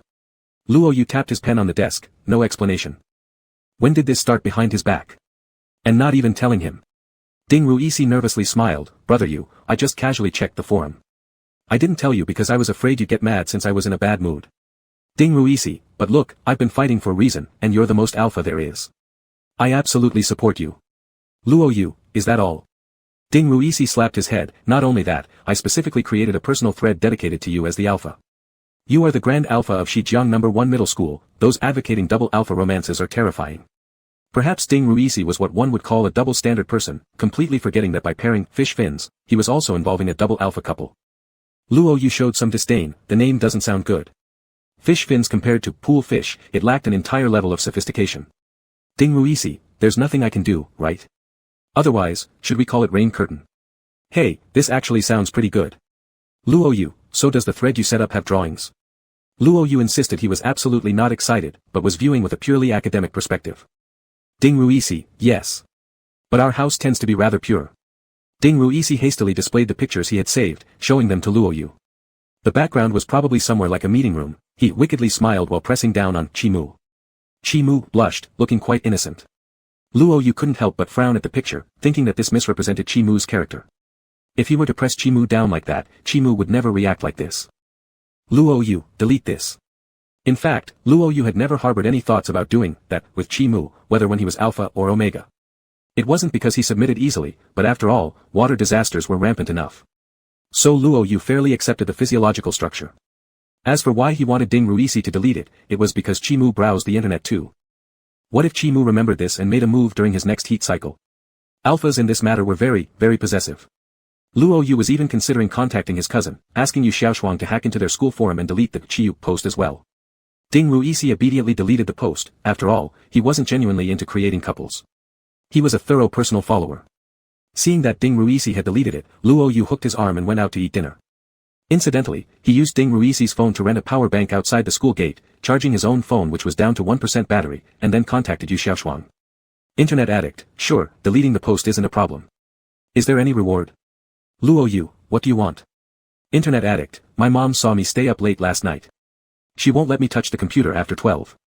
Let me come over to your place on the weekend and play all night long. Luo Yu, at your age, you should be careful about balding. Internet addict, then I'll just not delete the post and hang it on my social media instead. Let everyone see how you moan during. Yu Xiaoshuang had already infiltrated the Shijiang No. 1 middle school forum, finding many posts about her cousin. Most were trivial, except one CP thread which seemed significant. Yu Xiaoshuang guessed this was the one she needed to delete. Luo Yu, I've already taken screenshots. I'll tell your mom later, along with records of your sneaking out to visit internet cafes. Luo Yu smirked coldly. Threatening him, was she? Internet addict. Internet addict, brother, I've already deleted the post, it will definitely not be restored. Absolutely no one will see your helpless cries. Internet addict, Appa, brother Sauce, brother Sama, please. Luo Yu told himself to endure and ignore those atrocious terms. Internet addict, wait, how did it recover? Who broke my permissions? Internet addict, screw this. I'm dealing with this first. Luo Yu sensed something was amiss, took Ding Ruisi's phone, and logged onto the school forum. The Chi Yu CP thread floated red on the homepage as a hot post. But another refresh and the post disappeared. Yet with another refresh, it reappeared. Ding Ruisi, hey, what's going on? On the other side, someone else frowned deeply. Chi Mu's hands moved quickly across the keyboard, swiftly hacking into the system to pin the post to the top. But a mobile IP kept blocking him. By the time he attempted to trace it, the IP vanished, only to start cracking his protection program the next moment as if challenging him. Chi Mu could have left the posts about him and Luo Yu alone, but the other party's insistence on deleting them irritated him. Why would someone want to delete them for no reason? Could it be someone who has feelings for Luo Yu? Chi Mu frowned and continued writing the program. Luo Yu was completely unaware of this situation, nor did he know that he had become the subject of someone's affection. Seeing the post appear and disappear like a ghost, Luo Yu decided it wasn't worth pursuing with Yu Xiaoshuang anymore. The attention of the forum members was already drawn, and a single post didn't matter much in his mind. But Yu Xiaoshuang refused to drop it. Internet addict, this person's program feels familiar, it's the one that prevented me from recovering Chi Mu's old posts last time. I haven't cracked that program yet, I can't find any records. Now we've met again, I must fight this person until I win. Relevant to Chi Mu. Helping Chi Mu delete posts, then helping Chi Mu restore such posts, Luo Yu didn't believe it had nothing to do with Chi Mu. Could Chi Mu be making someone keep the post up? Then, reluctantly, the post could stay. Luo Yu, stop fighting. You can come over and stay at my house for 5 days. I'll have my mom handle it. Do whatever you want while you're there. Internet addict, long live brother Luo. Internet addict, so, do you have feelings for this Chi Mu? Internet addict, in those posts, he makes you cry so hard. Luo Yu. Internet addict, I mean in the posts. Luo Yu, no, go play on your own. Are you kidding? He couldn't possibly have feelings for Chi Mu. It's obviously Chi Mu who has feelings for him. And as for him? Well, maybe just a little teasing. Internet addict.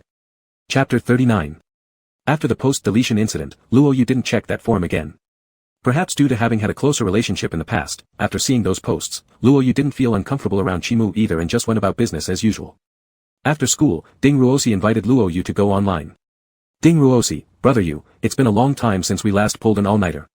My parents won't be home today, so how about we play tonight? Luo Yu looked weary, no. Having been marked earlier in the day, Luo Yu wasn't in great spirits and only wanted to go home and rest, so he flatly rejected Ding Ruosi's invitation. Ding Ruosi sighed a bit, really not going? I'm your most loyal guard, the medical soldier who never falls. Luo Yu refused mercilessly, nope, going home to sleep. Ding Ruosi, alright then, I'm going. Luo Yu, don't stay out too late. If you want to be bald in middle age, by all means pull an all-nighter. Ding Ruosi, understood. They parted ways at a fork in the road. Ding Ruosi turned toward the internet cafe while Luo Yu went home. The streetlights at the entrance of the residential complex had broken down a week ago, one was old and damaged, the other had been smashed by kids with slingshots. The property management was dragging its feet on repairs, leaving everyone no choice but to carry flashlights when going out at night. Mrs. Chiao had already reminded Luo Yu more than once to be careful. Luo Yu wasn't afraid of the dark, especially not for this short stretch from the entrance to his home. In the quiet darkness, footsteps were unusually clear. Hands in his pockets, Luo Yu slowly walked a short distance. Still not coming out. I'll head home if you don't. His voice dissipated into the early summer evening breeze, rustling branches swaying softly behind him, adding a shadow to his silhouette. He shone the flashlight on his phone straight at the man, which, though impolite, seemed necessary given the situation. The figure looked like an alpha, shorter than Luo Yu, unremarkable features, eyes brimming with darkness, clearly showing hostility and disdain towards Luo Yu. Luo Yu was certain he'd never seen this person before, certainly someone of no significance. Losing interest quickly, Luo Yu turned to continue heading home. If Luo Yu was still an alpha, he would have released pheromones first as a lesson to the guy, but he couldn't do that anymore. Luo Yu didn't care enough to waste any effort or time on dealing with him physically. The man spoke up, "You're Luo Yu." Luo Yu stopped mid-step, "Never met you, yet here you are stalking me." A wave of aggressively charged alpha pheromones hit Luo Yu, causing the man's knuckles to flex tightly. "I'm here to tell you to stay away from someone else's boyfriend." Luo Yu laughed incredulously, "What?" Apparently, the man had no intention of elaborating further, releasing his aggressive pheromones and immediately charging toward Luo Yu with a kick. Luo Yu sidestepped, annoyed by the situation, clicking his tongue in irritation as he shoved his phone back into his pocket. With the light source gone, the area in front of the neighborhood gate became pitch black. The alpha's aggressive pheromones invaded Luo Yu's senses, feeling almost like a blade piercing through his mind. This smell was somewhat familiar to Luo Yu, yet he couldn't place where exactly he had smelled it before.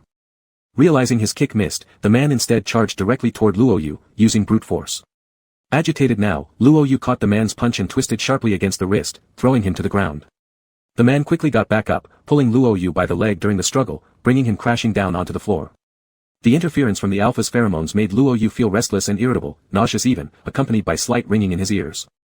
During the next assault, Luo Yu grabbed the assailant by the hair and bashed their head against the ground, kicking them away. Yet this person clung stubbornly like chewing gum, grabbing hold of Luo Yu's legs and pulling him backward, making Luo Yu fall once again. The fight grew fiercer. The man attacked like a rabid dog, hitting and kicking Luo Yu without any method or order. Luo Yu delivered a punch right to the man's stomach, stepping forward and delivering another straight punch that sent the man sprawling to the ground. The sound of punches meeting flesh made one's teeth grind, and the noise of bodies colliding echoed in the night. A sharp pain shot through Luo Yu's calf. Realizing the man had bitten him, He used his other foot to strike his body, forcing him to release. Shakily standing up, Luo Yu stared down at the figure sprawled on the ground like looking at a pile of garbage. The alpha's aggressive pheromones had already caused him physiological discomfort, and the nausea and dizziness were quite severe. Luo Yu, if you're sick, go get treated. Don't come out biting people in the middle of the night. The man was beaten until his nose and face were swollen, his teeth chattering audibly, and he glared at Luo Yu with bloodshot eyes full of hatred. He kept muttering under his breath, if it wasn't for you, if only it wasn't you.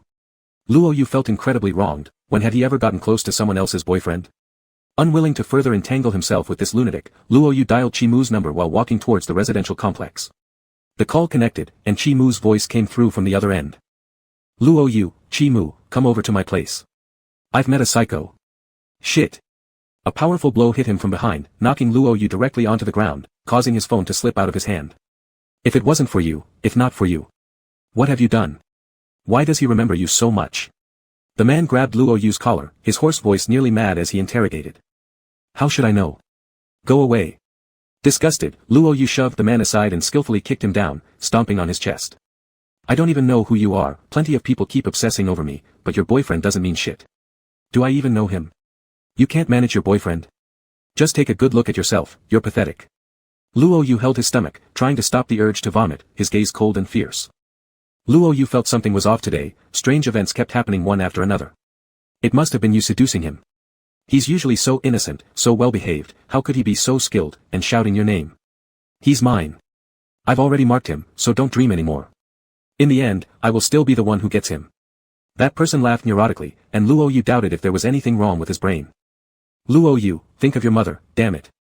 Luo Yu wanted to curse harshly, using stronger language than, screw your mother. All he did was live cleanly and honestly, how come others described him as a child abductor? Whose offspring could possibly shout his name while clapping with their partner? Not even Luo Yu would do such a thing willingly, it made him feel violated and repulsed, imagining being part of someone's fantasies. Luo Yu couldn't help himself any longer and retched violently, bending down to pick up his phone which was still on the line. He didn't know how much Chi-Mu had listened to. Luo Yu spoke listlessly, have you arrived? His mind felt as if it were pricked by countless needles, irritating his nerves. Chi-Mu's voice carried a coldness, I'm almost there. That person stood up shakily and stumbled away. By the time Chi-Mu arrived, Luo Yu was sitting at the entrance of the residential complex. His long legs had nowhere to go, hunched over due to constant nausea and vomiting. Luo Yu's head hurt, as if pounded repeatedly by a heavy hammer. Chi-Mu stood before him, and it took Luo Yu a dull moment to lift his head. Luo Yu, what did you say? Chi-Mu, go to the hospital. Luo Yu shook his head, no. Luo Yu intensely disliked hospitals, because bad things always happened to him there since he was young. Each time left him more desperate than the last. Luo Yu, there's nothing serious, just some nausea. Smell me, and I'll be fine. Chi-Mu was standing, making it easy for Luo Yu to lean against him, muffled voice. Chi-Mu stroked Luo Yu's sweat-drenched black hair and gently pressed his neck. I'll really be fine just by smelling you, no need to go to the hospital. Luo Yu grabbed Chi-Mu's other hand hanging by his side, lightly shaking it as if making a promise. His tone was softer than ever, almost coquettish. Chi-Mu couldn't see Luo Yu's expression, but moving his hand to his forehead revealed an abnormal temperature. He tried to help Luo Yu stand up but realized he refused to raise his head. Luo Yu murmured, Chi-Mu, I feel terrible. In a low voice, like a complaint or plea, Chi-Mu, give me more. It's going to disappear soon. Luo Yu showed none of the ferocity from earlier when fighting, revealing a hint of. It wasn't just the headache, nausea, and general malaise, Luo Yu also felt emotionally unwell. Who knew about this unexpected disaster, attributing everything to him? Since becoming an Omega, he couldn't fight using pheromones. Being suppressed caused him great discomfort. Luo Yu struggled to control his emotions. If it were anyone else, even Ding Ruosi, he wouldn't have acted like this. It just had to be Chi-Mu, the one Luo Yu felt he could confide in. Chi-Mu, let's go home first. This time is worse than last time, and it seems like you have a fever. Chi-Mu remembered the voice he had heard earlier, his face now cold as ice. Chi-Mu, do you have the strength? Luo Yu responded with a sound, being supported by Chi-Mu to stand up. Because of Chi-Mu's soothing pheromones, Luo Yu no longer felt the urge to vomit, but his head was still heavy, leaving him in a semi-conscious state. When Xiao Wanrong opened the door and saw Luo Yu leaning heavily on Chi-Mu with his head bowed, she was startled, thinking something bad had happened. Chi-Mu, Auntie, Luo Yu doesn't feel well. Do we have any fever medicine at home? Xiao Wanrong, yes, I'll go find it. You help him lie down first. How did he suddenly catch a fever? Luo Yu raised his head, striving to stay alert, it's a minor issue, Mom. You don't need to come in later, Chi-Mu can take care of me. Luo Yu didn't want Xiao Wanrong to know because it would only make her more worried without adding any benefit. He thought himself lucky that the lunatic hadn't attacked his face, otherwise, the truth would have been exposed for sure. Xiao Wanrong went to find the medicine while Luo Yu was helped into bed by Chimu, lying there quietly without saying a word. Chimu released a small amount of pheromones, then closed the window in Luo Yu's room. Xiao Wanrong quickly brought the fever-reducing medicine and warm water into Luo Yu's room. There was an unfamiliar alpha scent in the air, causing Xiao Wanrong's eyebrows to furrow slightly as if guessing something. But she didn't say anything, merely sighing softly. Xiao Wanrong, Xiao Qi, thank you for taking care of him. Chimu, sure, auntie, don't worry. Naturally, Xiao Wanrong trusted them, so she closed Luo Yu's room door. With Chimu's help, Luo Yu managed to swallow the medicine despite feeling weak all over. Chimu's pheromone seeped through his nasal cavity into his bloodstream, yet this time they didn't relieve him as quickly as before. He still felt uncomfortable, his brows knitted tightly. Chimu thought for a moment, removed his shoes, and lay beside Luo Yu, pulling him into an embrace. While closing the window, Chimu also drew the curtains shut and turned off the lights in the room. Without any light source, Luo Yu opened his eyes but couldn't see anything. Yet he could sense Chimu's breath and hear his steady heartbeat. As the medicine took effect alongside the comforting pheromones, Luo Yu grew increasingly drowsy. He curled up in Chimu's arms, his breathing gradually becoming slow and steady. Chapter 40. Luo Yu's fever subsided in the early hours of the morning. His previously furrowed brows had relaxed, and he no longer curled up in pain. He slept soundly. Chimu did not withdraw his pheromones but let them linger freely around Luo Yu. The sweet forsythia fragrance also behaved obediently, entwining with his pheromones' independence. In the dark, Chimu's fingers traced the outline of Luo Yu. With the fever gone, the warmth on Luo Yu's face had lessened, revealing a gentle glow. Chimu slightly adjusted his position so that Luo Yu wouldn't sleep uncomfortably. However, Luo Yu, nestled in his arms as if sensing something, placed a hand on Chimu's body in a rather domineering manner, preventing him from moving. Gently patting Luo Yu's back as if soothing a child, Chimu supported Luo Yu's head, helping him to lie more comfortably. Luo Yu mumbled a couple of meaningless syllables, causing Chimu to chuckle involuntarily. The rustling sounds of shifting bodies were small but exceedingly noticeable in the quiet night. Holding his breath for fear of waking Luo Yu, Chimu carefully arranged Luo Yu's sleeping posture before cautiously turning over and heading to the bathroom for a quick wash. Sleeping in school uniforms was indeed uncomfortable, but at this point, there was no other choice. Chimu didn't want to wake Luo Yu to change into pajamas, so he lay back down. In his sleep, Luo Yu seemed to sense something and rolled again into Chimu's embrace, placing his hand on Chimu once more and continuing to sleep. Chimu stroked Luo Yu's soft hair and closed his eyes. Luo Yu's sleeping posture was actually quite restless. Chimu had fully understood this fact during the first week of staying at Luo Yu's house. Yet, he could not comprehend how Luo Yu managed to toss and turn so much in his sleep. Moments earlier, Luo Yu was beside him, but when Chimu woke up, Luo Yu's head was already level with his waist, curled up oddly on the bed. Patiently, Chimu brought him back into his arms. While adjusting Luo Yu's posture, Luo Yu instinctively rubbed against his face in his deep sleep. The sudden warmth startled Chimu, making his whole body stiffen. Suddenly losing his strength, Chimu felt his limbs grow heavy like 1,000 pounds, even finding it difficult to move. The troublemaker continued to sleep soundly, completely unaware of what he had just done. Chimu's breathing grew disordered, rarely experiencing such confusion. His Adam's apple moved slightly as he gently drew Luo Yu closer toward him. This simple, unexpected touch caused Chimu's heart to race wildly, coloring his neck with a faint blush. Sweat formed on Chimu's palms, and his tense body gradually relaxed. Luo Yu's breathing remained long and steady as he continued his deep slumber, utterly unaware of anything outside his dreams, unmoving by even an inch. Luo Yu's lips were dry, perhaps due to the fever, causing his lips to peel and feel prickly. At the abrupt contact, Chimu tightened his fingertips. Chimu's pheromones grew more intense, no longer purely comforting but taking on the dominant intrusiveness of an alpha. Chimu barely restrained himself from his next action, but Luo Yu would have none of it. He turned his head away, leaving Chimu without any opportunity. Chimu, feeling somewhat frustrated, pressed his temples, looking at the oblivious Omega soundly asleep beside him, his expression carrying traces of vexation. It was always him who initiated the teasing, and yet it was also him who pulled away. Chimu wanted to go back to the bathroom, but considering they were still at Luo Yu's house where his mother was present, if she noticed him absent for too long after using the toilet, it might damage his image. Thus, Chimu waited until he calmed down, thinking of irrelevant things to distract his thoughts before closing his eyes to sleep. Perhaps because he had gone to bed early the previous day, Luo Yu surprisingly woke up before the alarm the next morning. As soon as Luo Yu opened his eyes, the first thing he saw was a handsome chin. Luo Yu's gaze wandered as he took in Chimu's peaceful expression while he slept.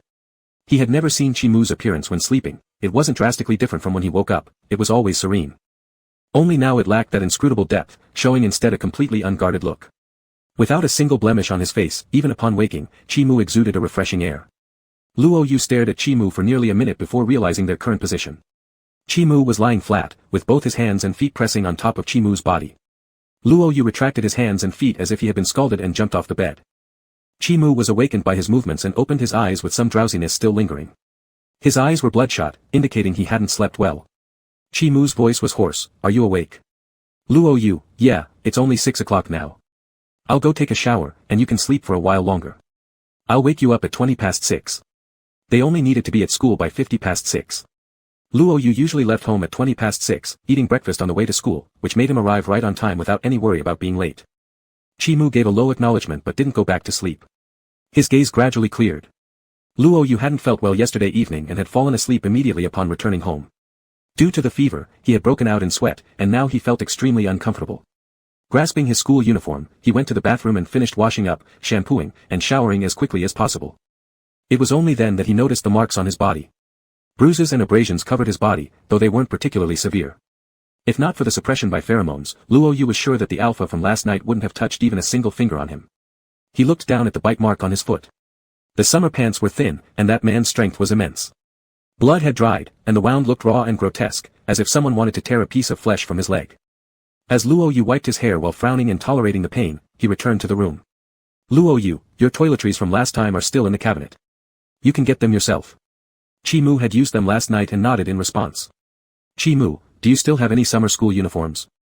Chi Mu had mild obsessive-compulsive tendencies. In this weather, going without a shower was absolutely unacceptable to him. Luo Yu, yes, I bought a few extras. Let me give you one. It's been worn, but do you mind? Chi Mu replied precisely, no. Luo Yu found Chi Mu a set of clothes. Fortunately, their builds were similar, so wearing each other's uniforms fit perfectly. To save time, Chi Mu bathed much faster than usual and emerged from the bathroom dressed in Luo Yu's clothing, surrounded by steam. As he returned to the room, he happened to see Luo Yu lifting his trouser leg. A bite wound marred his otherwise smooth, pale calf. After being washed with water, the wound had an averted edge, its edges whitened. Upon seeing this, Chi Mu furrowed his brows deeply. Chi Mu, did this happen last night? Luo Yu, yeah, crazy like a mad dog. I really didn't expect anyone would use their teeth in a fight. So low, it completely refreshed Luo Yu's perspective. Luo Yu, do I need to go to the hospital for a tetanus shot? Chi Mu's expression remained cold. Go. Last night, Chi Mu had no idea that Luo Yu had been bitten, and the wound was quite deep. Had he known, he would have taken Luo Yu to the hospital even if Luo Yu had been asleep, cleaning the wound and getting the tetanus shot. Thankfully, it was still within 24 hours, and Chi Mu immediately urged Luo Yu to leave while also calling the teacher to ask for leave. Meanwhile, he sent messages to Tang Yu and Wei Ku, instructing them to handle something. Chi Mu's mood was bad, very bad. Not only because Luo Yu had been attacked, which caused physical discomfort and fever due to the other person's pheromones, but also because of the wound on Luo Yu's leg. Partially anger at that person daring to hurt Luo Yu, partially alpha instinct, a precious treasure belonging to him had been scarred. Chi Mu's emotions were restless, and his anger was uncontrollable. Chi Mu, have you seen the person from last night? Luo Yu shook his head. No, when I find him, I must teach him a lesson. Tying his shoelaces, he thought about how insistent that man was last night, which made him irritated. Luo Yu, am I the type who looks overly flirtatious? Luo Yu indeed couldn't quite understand, and the description he'd heard last night sounded rather vulgar. Even during his time as an alpha, he had always been clean and untouched by others. And after switching genders, well, let's skip that. Upon hearing this, Chi Mu carefully examined Luo Yu's face. Frankly speaking, Luo Yu's appearance wasn't of the flirtatious or promiscuous type, but it was definitely handsome enough to draw attention. Even doing nothing, some people might throw themselves into danger just for him. Chi Mu's mood worsened. Luo Yu was somewhat unsettled under his gaze and hurriedly moved past the previous topic. Luo Yu originally planned to clean the wound, apply medicine, and then get the tetanus shot.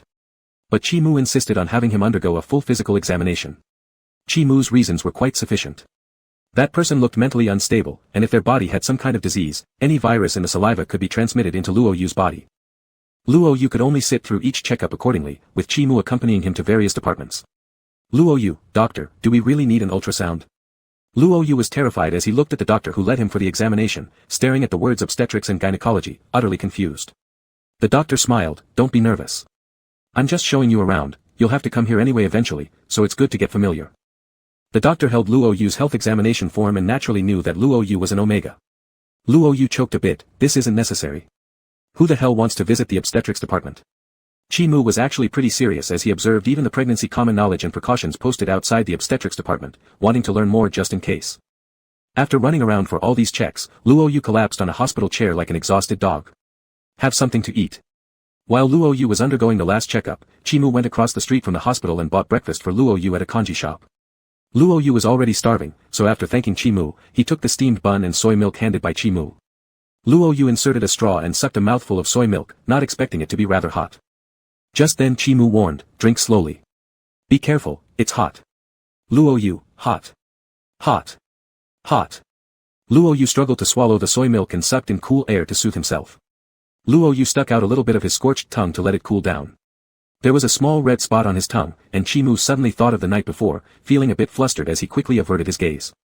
They needed to wait for the test results, but they initially determined that the person who bit Luo Yu had no infectious diseases.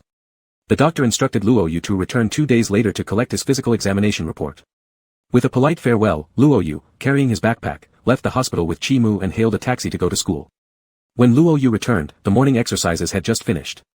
Ding Ruesi, wiping sweat, came over and plopped onto a chair. Ding Ruesi, brother you finally came. Did you oversleep? You missed 2 classes. Luo Yu, no, I went to the hospital. Ding Ruesi was greatly surprised, where are you injured, brother you? Ding Ruesi knew how much Luo Yu hated going to the hospital. If nothing major had happened, Luo Yu would never go there. Before Luo Yu could answer, he heard another question from Ding Ruesi. Ding Ruesi was somewhat puzzled, did you go to the hospital with Chimu? Were the 2 of you sleeping together last night? Luo Yu's heart skipped a beat, what? Ding Ruesi, look, isn't Chimu wearing your school uniform? There is even an unclean ink stain on the back. Wasn't this from my accident last time? Chapter 41. Luo Yu's heart skipped a beat, not expecting that Ding Ruesi could observe things so meticulously. His mind was racing. Luo Yu, this morning, I accidentally stained his uniform, so I lent him mine, and he went with me to the hospital. Ding Ruesi looked at Chimu, who nodded in perfect cooperation. If Tang Yu and Wei Ku heard this, they would surely find it riddled with holes. Not only do Luo Yu and Chimu not live on the same route, meeting each other is unlikely, but knowing Chimu as they do, even if his clothes were stained, he wouldn't wear someone else's. But Ding Ruesi listened and scratched his head, feeling something wasn't right but also somewhat logical. Ding Ruesi, what's wrong with you? Why did you go to the hospital? Looking at Luo Yu's limbs moving fine, Ding Ruesi worried whether there was some internal injury. Luo Yu, last night, I got bitten, so I went to get a tetanus shot. Ding Ruesi, a little bewildered, let me see. Luo Yu pulled up his uniform pants, revealing a bandage over the wound on his calf. Ding Ruesi, shit, who the hell fights with their mouth? Are they dogs? Who? Luo Yu, I don't know, but definitely someone from our school, I saw him in the uniform. His relaxed features curved into a cold smile. Once I find him, I'll make sure he learns that one needs to be polite. Luo Yu twirled the pen in his hand and, when stopping, placed it on the table with a crisp sound, almost like a verdict. By the side, Chimu seemed deep in thought, narrowing down the possibilities again. Knowing it was Zhejiang made things easier, Luo Yu had already started looking. Even though last night wasn't well lit, Luo Yu was certain he hit the person's face, and judging by his strength, that person must have a bruise on their face. Male alpha, face injured. Just these 2 points ruled out quite a few people, and although Luo Yu found someone in grade 1, it wasn't the one from last night. He lifted his chin slightly, and the invited junior left with relief. Ding Ruesi, not him either. I've asked around from grade 1 to grade 3, this is the only male alpha with an injured face. Luo Yu played with a small orange in his hand, and those who called in sick. Ding Ruesi, there seem to be some. I'll check again later. Luo Yu tossed the orange to Ding Ruesi, go back to class. When Luo Yu returned to the classroom, Chimu was sitting at his desk. As soon as he sat back down, Chimu handed over a piece of paper. It appeared to be a file, complete with name, age, blood type, and even home address and a brief personal history. The printed photo was undoubtedly that of the person from last night. Luo Yu, shocked. Incredible. Chimu, seems like him. Luo Yu, curious, how did you find this out? How did you know it's him? Chimu, I reviewed the student files and listed all the male alphas from grade 1 to grade 3, resulting in a data list. Since it's someone you don't know, I eliminated those from our class, leading to preliminary results. Chimu, then, I inquired in the teacher's group chat about the physical condition and attendance records of the male alphas in each class. Chimu, the results showed there was a male alpha with a facial injury in grade 1 due to a fight outside school, which happened 2 days ago, so it can be excluded. In terms of absenteeism, 3 students are absent today, 2 from grade 2 and 1 from grade 3. Of the missing male alphas, 2 are absent, 1 each from grade 1 and grade 2. Chimu, among the students on sick leave from grade 2, the reasons given were hives and acute gastroenteritis. The one with hives has been asking for fixed time leave since 3 days ago and has now returned to class. No facial marks, so exclude. For acute gastroenteritis, I confirmed the hospital visited, and had someone inquire, no injuries, so exclude. Chi-Mu, of the 2 absentees, we've contacted their parents and found them at their regular internet cafe, leaving just 1 candidate. Chi-Mu narrated calmly, with crystal clear logic, making Luo Yu's scalp tingle slightly. Scary, really scary. Just conducting the investigation to produce the data sheet was beyond what Luo Yu could achieve. This would need school permission, but then again, Chi-Mu being the student union president certainly has his methods. All these operations truly left Luo Yu gawking. Even visiting the hospital, investigating in the internet cafe, everything was done impeccably. All he could do was mutter, terrifyingly competent. Luo Yu rubbed the goosebumps on his hands. When did you start looking? Chi-Mu, when I left this morning. It was just the break after the first class in the afternoon. That meant, within half a day, Chi-Mu had never seen the person yet managed to uncover everything, even printing details such as which elementary school he attended on these few sheets of paper. Chi-Mu's tone was light. I wouldn't casually look into someone's past. This is the first time. If Chi-Mu wanted, knowing this person's parents' workplaces would be easy, but he held back, refraining from including them on this sheet. Chi-Mu didn't want Luo Yu to think too much of him, let alone anyone else who could make Chi-Mu so angry.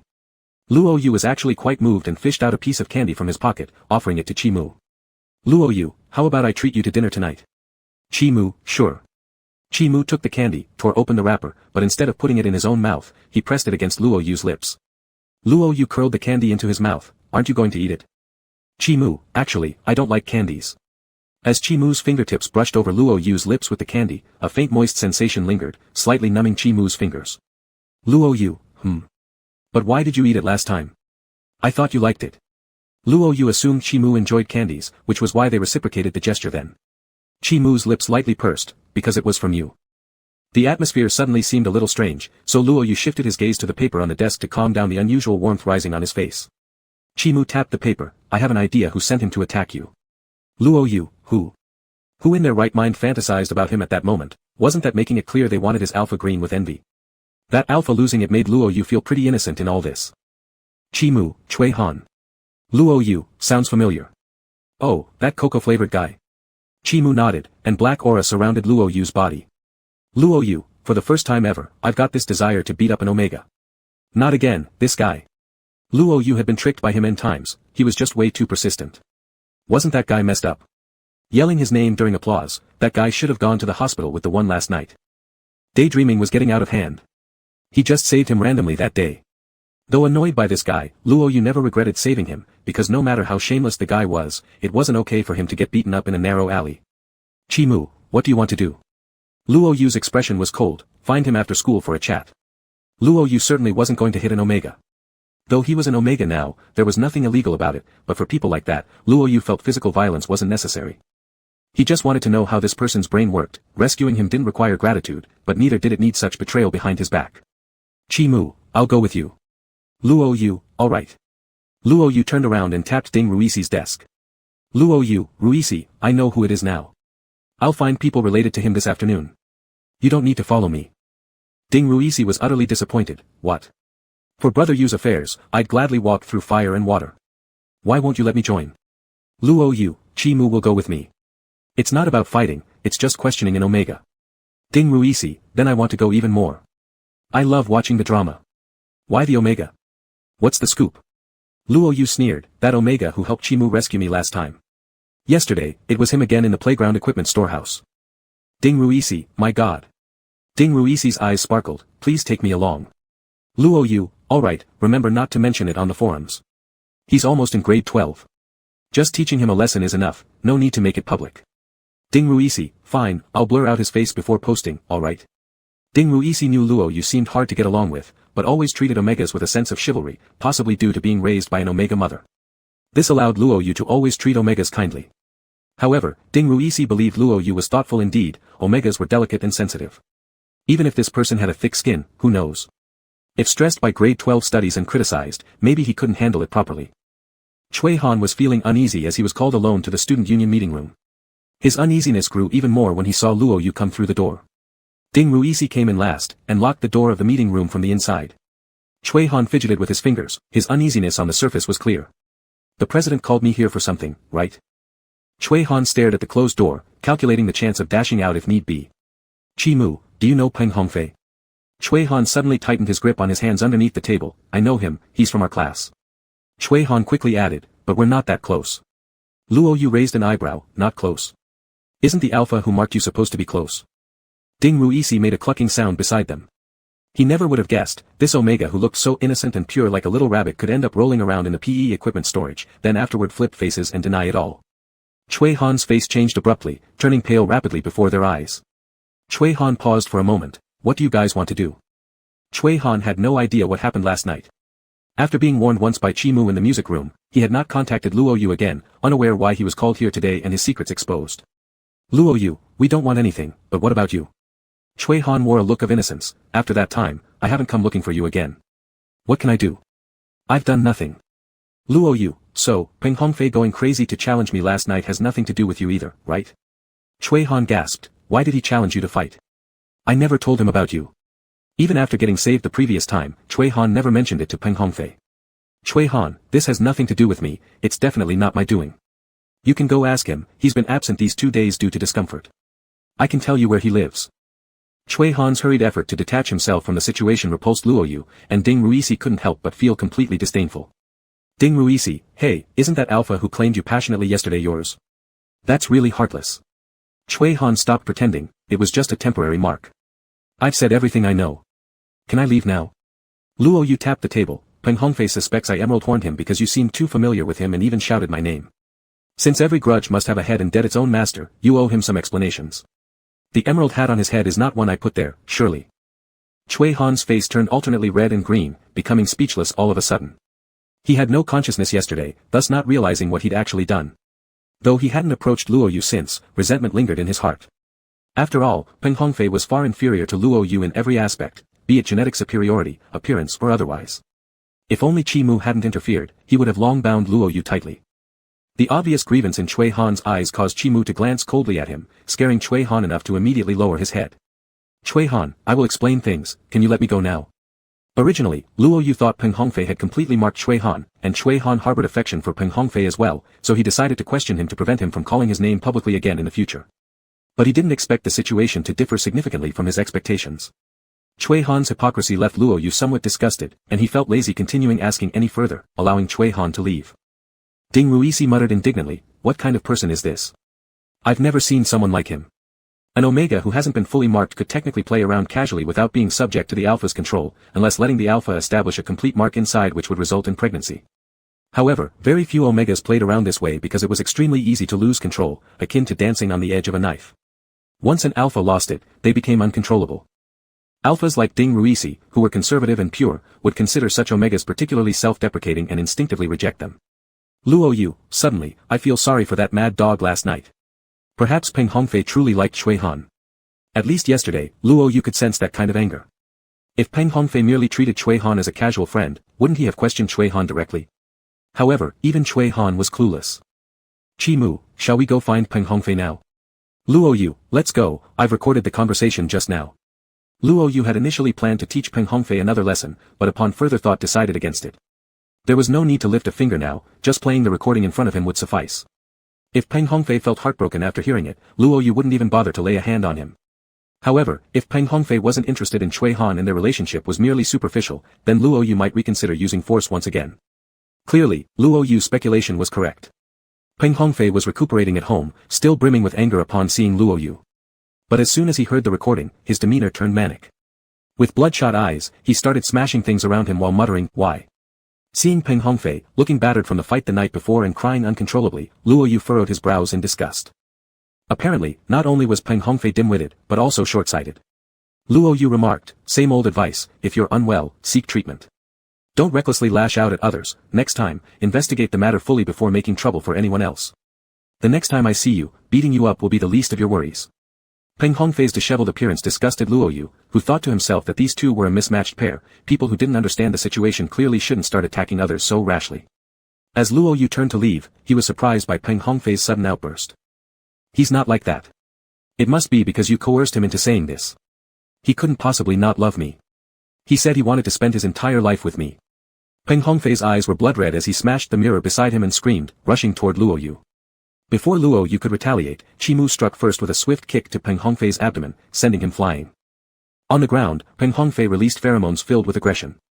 Chi Mu's icy gaze intensified as he pulled Luo Yu behind him and unleashed his pheromones toward Peng Hongfei's mind, a cold assault like an icy wind across the tundra, every strand sharper than steel.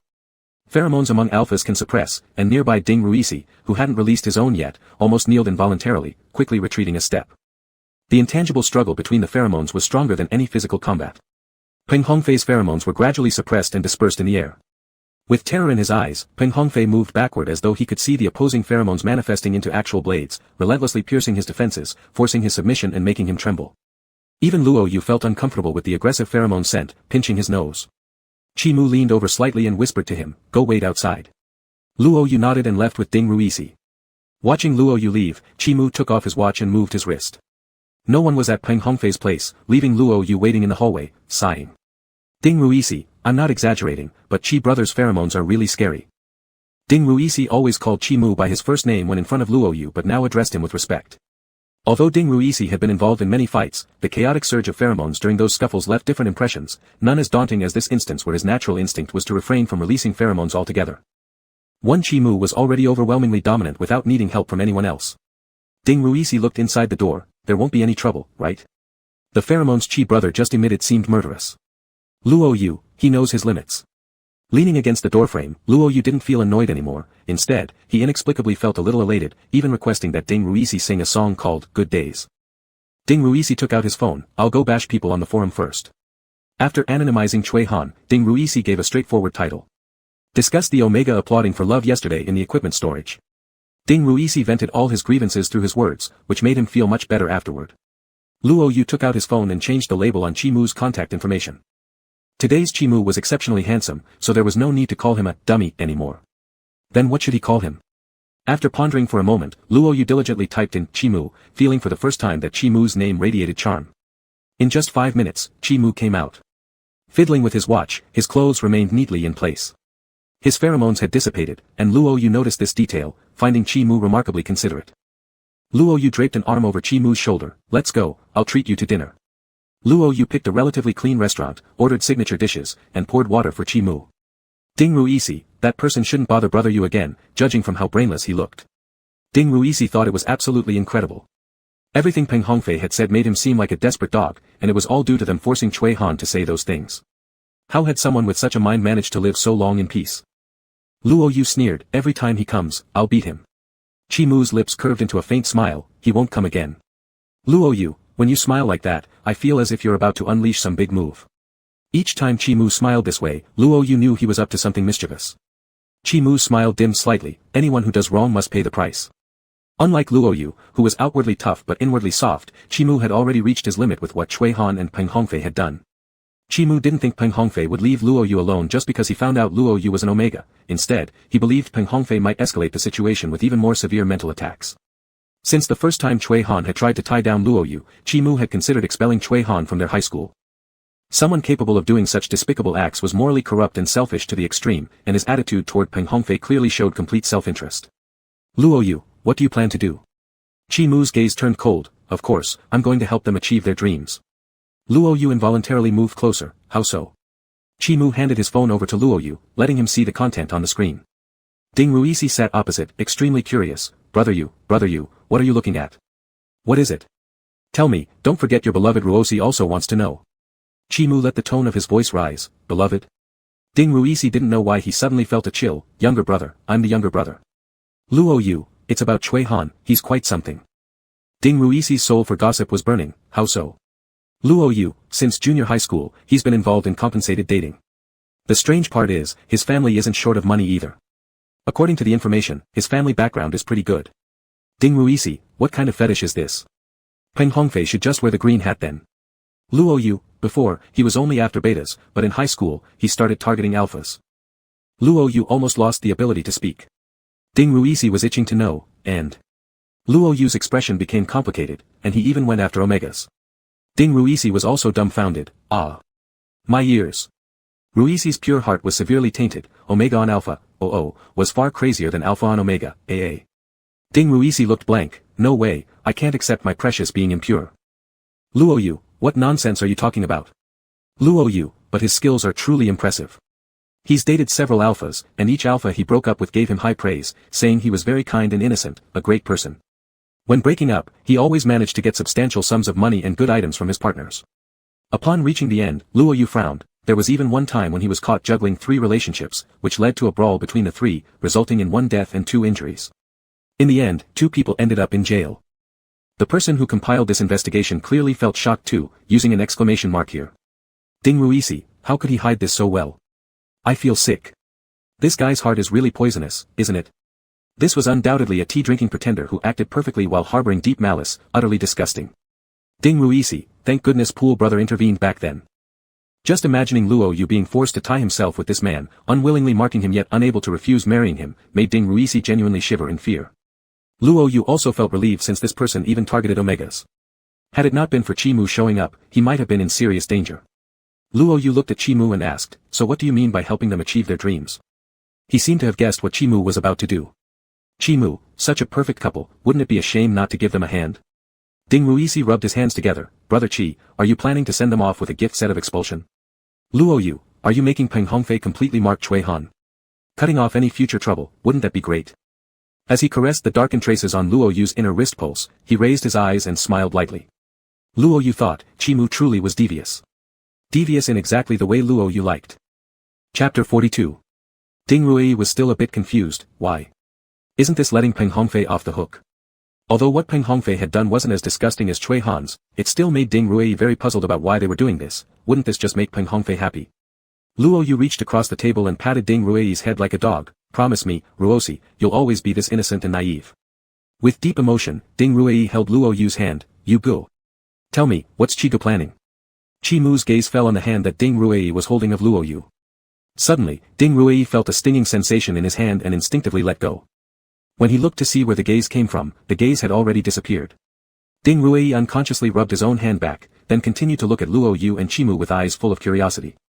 Luo Yu, do you think someone with Chui Han's character would willingly allow himself to be marked by an alpha who is only toying with him? Ding Rui, of course not. But once he's been marked, shouldn't he accept it? He doesn't dare take the risk of washing it off, does he?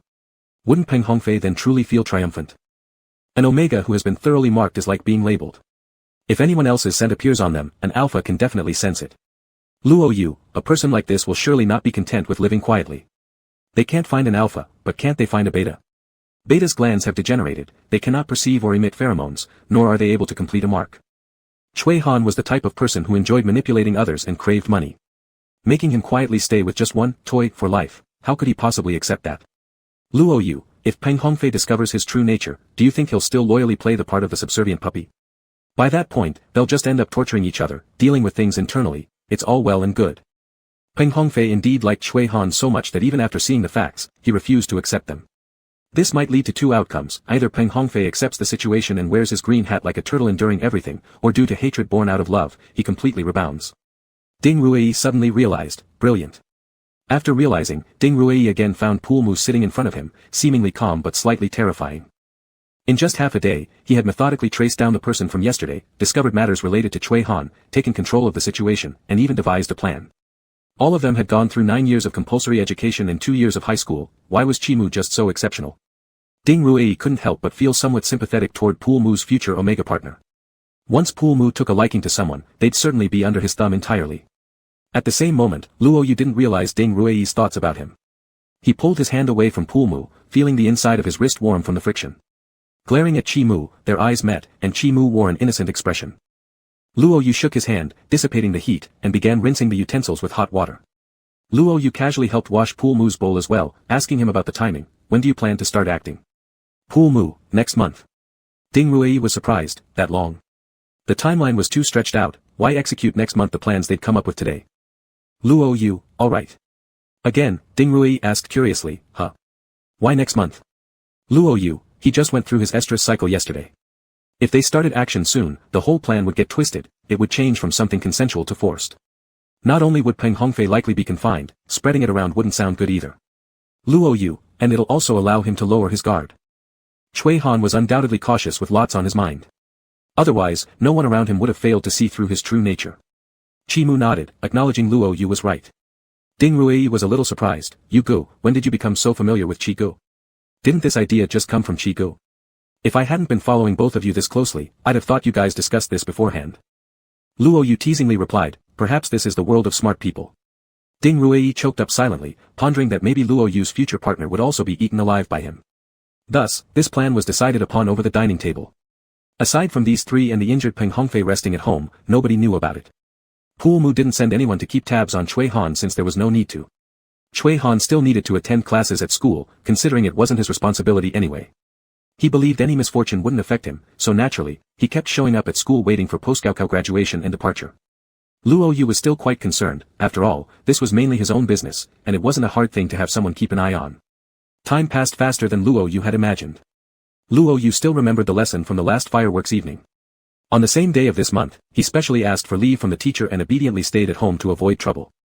Chimu naturally took the day off with him. They didn't go anywhere but stayed in the room studying while waiting for the heat period to come. But nothing happened that day. Luo Yu was forced to study English all day long. Chimu made him write, dictate, and memorize words, spending the entire day immersed in the world of English. How can we know a specific date for this thing? 3 different times in 3 months, and we don't even know when this month is. Luo Yu lay listlessly on the bed, feeling his head swell, and as if there were still echoes of Chimu reading out English words in his ears. Generally speaking, after the initial confusion, an omega cycle should stabilize in the second month, with errors usually within 3 days. Chimu, after flipping through the Omega user manual, gave a definitive answer. Luo Yu sighed, then let's just wait. I'll tell you immediately if something feels off. Luo Yu went to consult a doctor who said it might be due to suppression for too long, so stabilization would need to gradually take place. 3 days later, before his heat period arrived, Luo Yu faced the midterm exams. Thanks to Chimu's repeated coercion in writing English words, Luo Yu felt unusually good about his performance in the English exam, certainly better than usual. Ding Rueji, under Tang Yu's repeated supervision, saw a marginal increase in his math scores. Ding Rueji, my dad will be proud. I've improved. I scored 80 in math. Tears welled up in Ding Rueji's eyes, knowing that his usual math scores were only around 50 or 60, but his English scores fluctuated between 140 and occasionally hit full marks, which allowed him to stay doggedly in class 1. Tang Yu patted his head, good job, daddy knows. Ding Rueji slapped her hand away, climbed down, your lady has no place in my life. Chimu had already topped the class and appeared very calm under the teacher's lavish praise. After tidying up his things, he read quietly without any emotion. Luo Yu gathered his test papers, leaning his face on his hand as he looked at him. Being first place doesn't make you happy. Chimu also turned his head and looked at him, there's nothing particularly to be happy about. Morning light shone through the window to Luo Yu's right, enveloping Chimu's face in a glow that seemed almost blinding, making it difficult for Luo Yu to discern his expression. Luo Yu leaned closer to look at his face, why aren't you happy? Is it because being number 1 is routine for you? Suddenly, Luo Yu got closer, shortening the distance between them. The handsome youthful face filled with pride expanded in Chimu's eyes. His well-shaped lips exhaled a sweet fruity scent, it was the fruit candy Chimu had just given him. Chimu, yeah. The light shimmered lightly on Chimu's fingertips, like a leaping fairy. He had always been expected to be the best. It wasn't numbness to victory, but a sense of boredom. Luo Yu gnashed his molars, suddenly lifting his hand to pinch Chimu's cheek. This sudden action made Chimu slightly startle, his expression becoming a little more lively. Annoyed, Luo Yu coldly hummed, so what you guys say, geniuses, really greats. Do you even sound human? Listen to what you just said. Amused by Chimu's expression, Luo Yu grinned, and yet, I gotta say, your face does seem kind of interesting. Chimu was usually not cold-faced and difficult to approach. He gave off a gentle but indifferent vibe. A glance at him would let you know, you weren't in his world, and never would be. Chimu was somewhat slim, with few chubby cheeks, and good skin. Pinching his face brought an unusual comedic contrast. Luo Yu laughed uninhibitedly, his bright eyes sparkling with mirth. In Chimu's eyes, they were like stars meeting sunlight, flickering in warm gold and exuding brilliance beyond anyone's reach, flashing into someone's heart until syncing with their pulse, breathing, and heartbeat. Coincidentally raising his head, Ding Rueji caught sight of this scene and wore a slightly odd expression. Not sure whether he'd seen too many couple moments involving Chi and Yu or how it happened, he suddenly thought Luo Yu and Chimu looked rather gay. Since it wasn't class time and the classroom was full of people chatting, some noticed this moment, risking taking out their phones to snap a picture quickly and send it to a group called Chiyu Camp. All the sisters secretly playing with their phones in the group let out a unanimous cry, Ah Wei is dead, and the group chat was like a large cemetery for Ah Wei. The group owner was also the first to open the personal floor for the Chiyu couple. After seeing the picture, she went home and made mad edits to images that night, producing something within 2 hours and posted it on her personal floor. Every single person in the group and under the posts shouted how awesome this member of the Mrs. was. One comment drew the attention of the poster. Fish in the pool, the drawing by the poster is really good, I love this pair, can I give you a tip? Hoping for more output. Poster, ah, darling no need. This is happy creation, thank you for liking it. Though it's a limited CP, I love it too. On the other end of the screen, Chimu's fingertips paused, limited CP. Following the literal meaning, Chimu typed out a few more words on the screen. Fish in the pool, not limited. The poster looked at it without replying, shook her head and sighed, what a silly kid, how could Chimu and Luoyu possibly be together, they were just indulging in imagination after all. Unaware that on the other end sat the main character, who happily continued into the group to continue gossiping with brothers and sisters. Chimu closed the laptop. Since this picture had appeared, it indicated the possibility that someone from their class had done this, or at least some sharp-eyed fans in this group were from their class. Time would prove whether it was truly a limited thing. Chimu's fingers tapped on the desktop. Now was the time to deal with the trouble from a month ago. On the day action was set, Ding Rueji was more excited than Luoyu. Ding Rueji, but, why do they have to come along? Ding Rueji looked at Tang Yu and Wei Ku, thinking he was the ultimate spectator. Tang Yu snorted coldly, do you think where those resources came from? Wei Ku and I contributed quite a lot, unlike you, who just gossip. Ding Rueji, feeling irritated, hey, I did contribute as well, didn't I? If only I could be in the student council like you, I'd do my share. He also found someone for brother Yu, but just not as quick as the move from Chimu's side. Just as it seemed a chicken fight was about to break out among the young ones, Wei Ku cleared his throat lightly and exchanged glances with Tang Yu and Ding Rueji when they looked over. Tang Yu focused on Chimu while Ding Rueji kept his eyes on Luoyu, each silently stopped speaking. Luoyu with his arms crossed, not continuing. Ding Rueji smirked, I've got nothing to say to her, so what should we do now? Listen live. Luoyu, don't make it sound so strange, we're merely going to help Peng Hongfei hold the gate. Ding Rueji, but are we sure this time he still seeks Peng Hongfei? Luoyu, of course, I've been paying attention these past months. Besides being around Peng Hongfei, he has been hanging out with a male beta.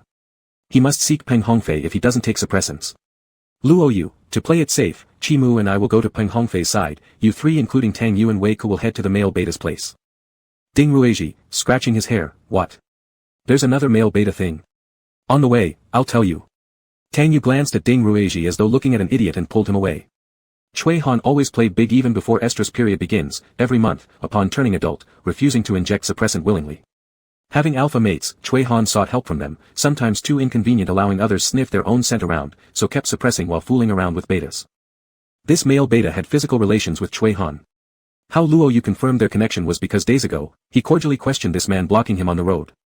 Ding Rueji knew none of it, because he went online that day. Ding Rueji regretted, never go online again. Tang Yu, a few days later, you'll fall back into the true fragrance law. As the three walked far away, Luoyu and Chimu already caught up with Peng Hongfei. Of course following couldn't be obvious and publicly visible, otherwise, if Chui Han noticed, they'd expose themselves. Luoyu kept a certain distance from Peng Hongfei, not too far, nor too close, trailing after. Silently beside him, Chimu swept off flying bugs when Luoyu wasn't moving. Evening of May wasn't very hot, a refreshing breeze blew, yet there was a trace of coolness.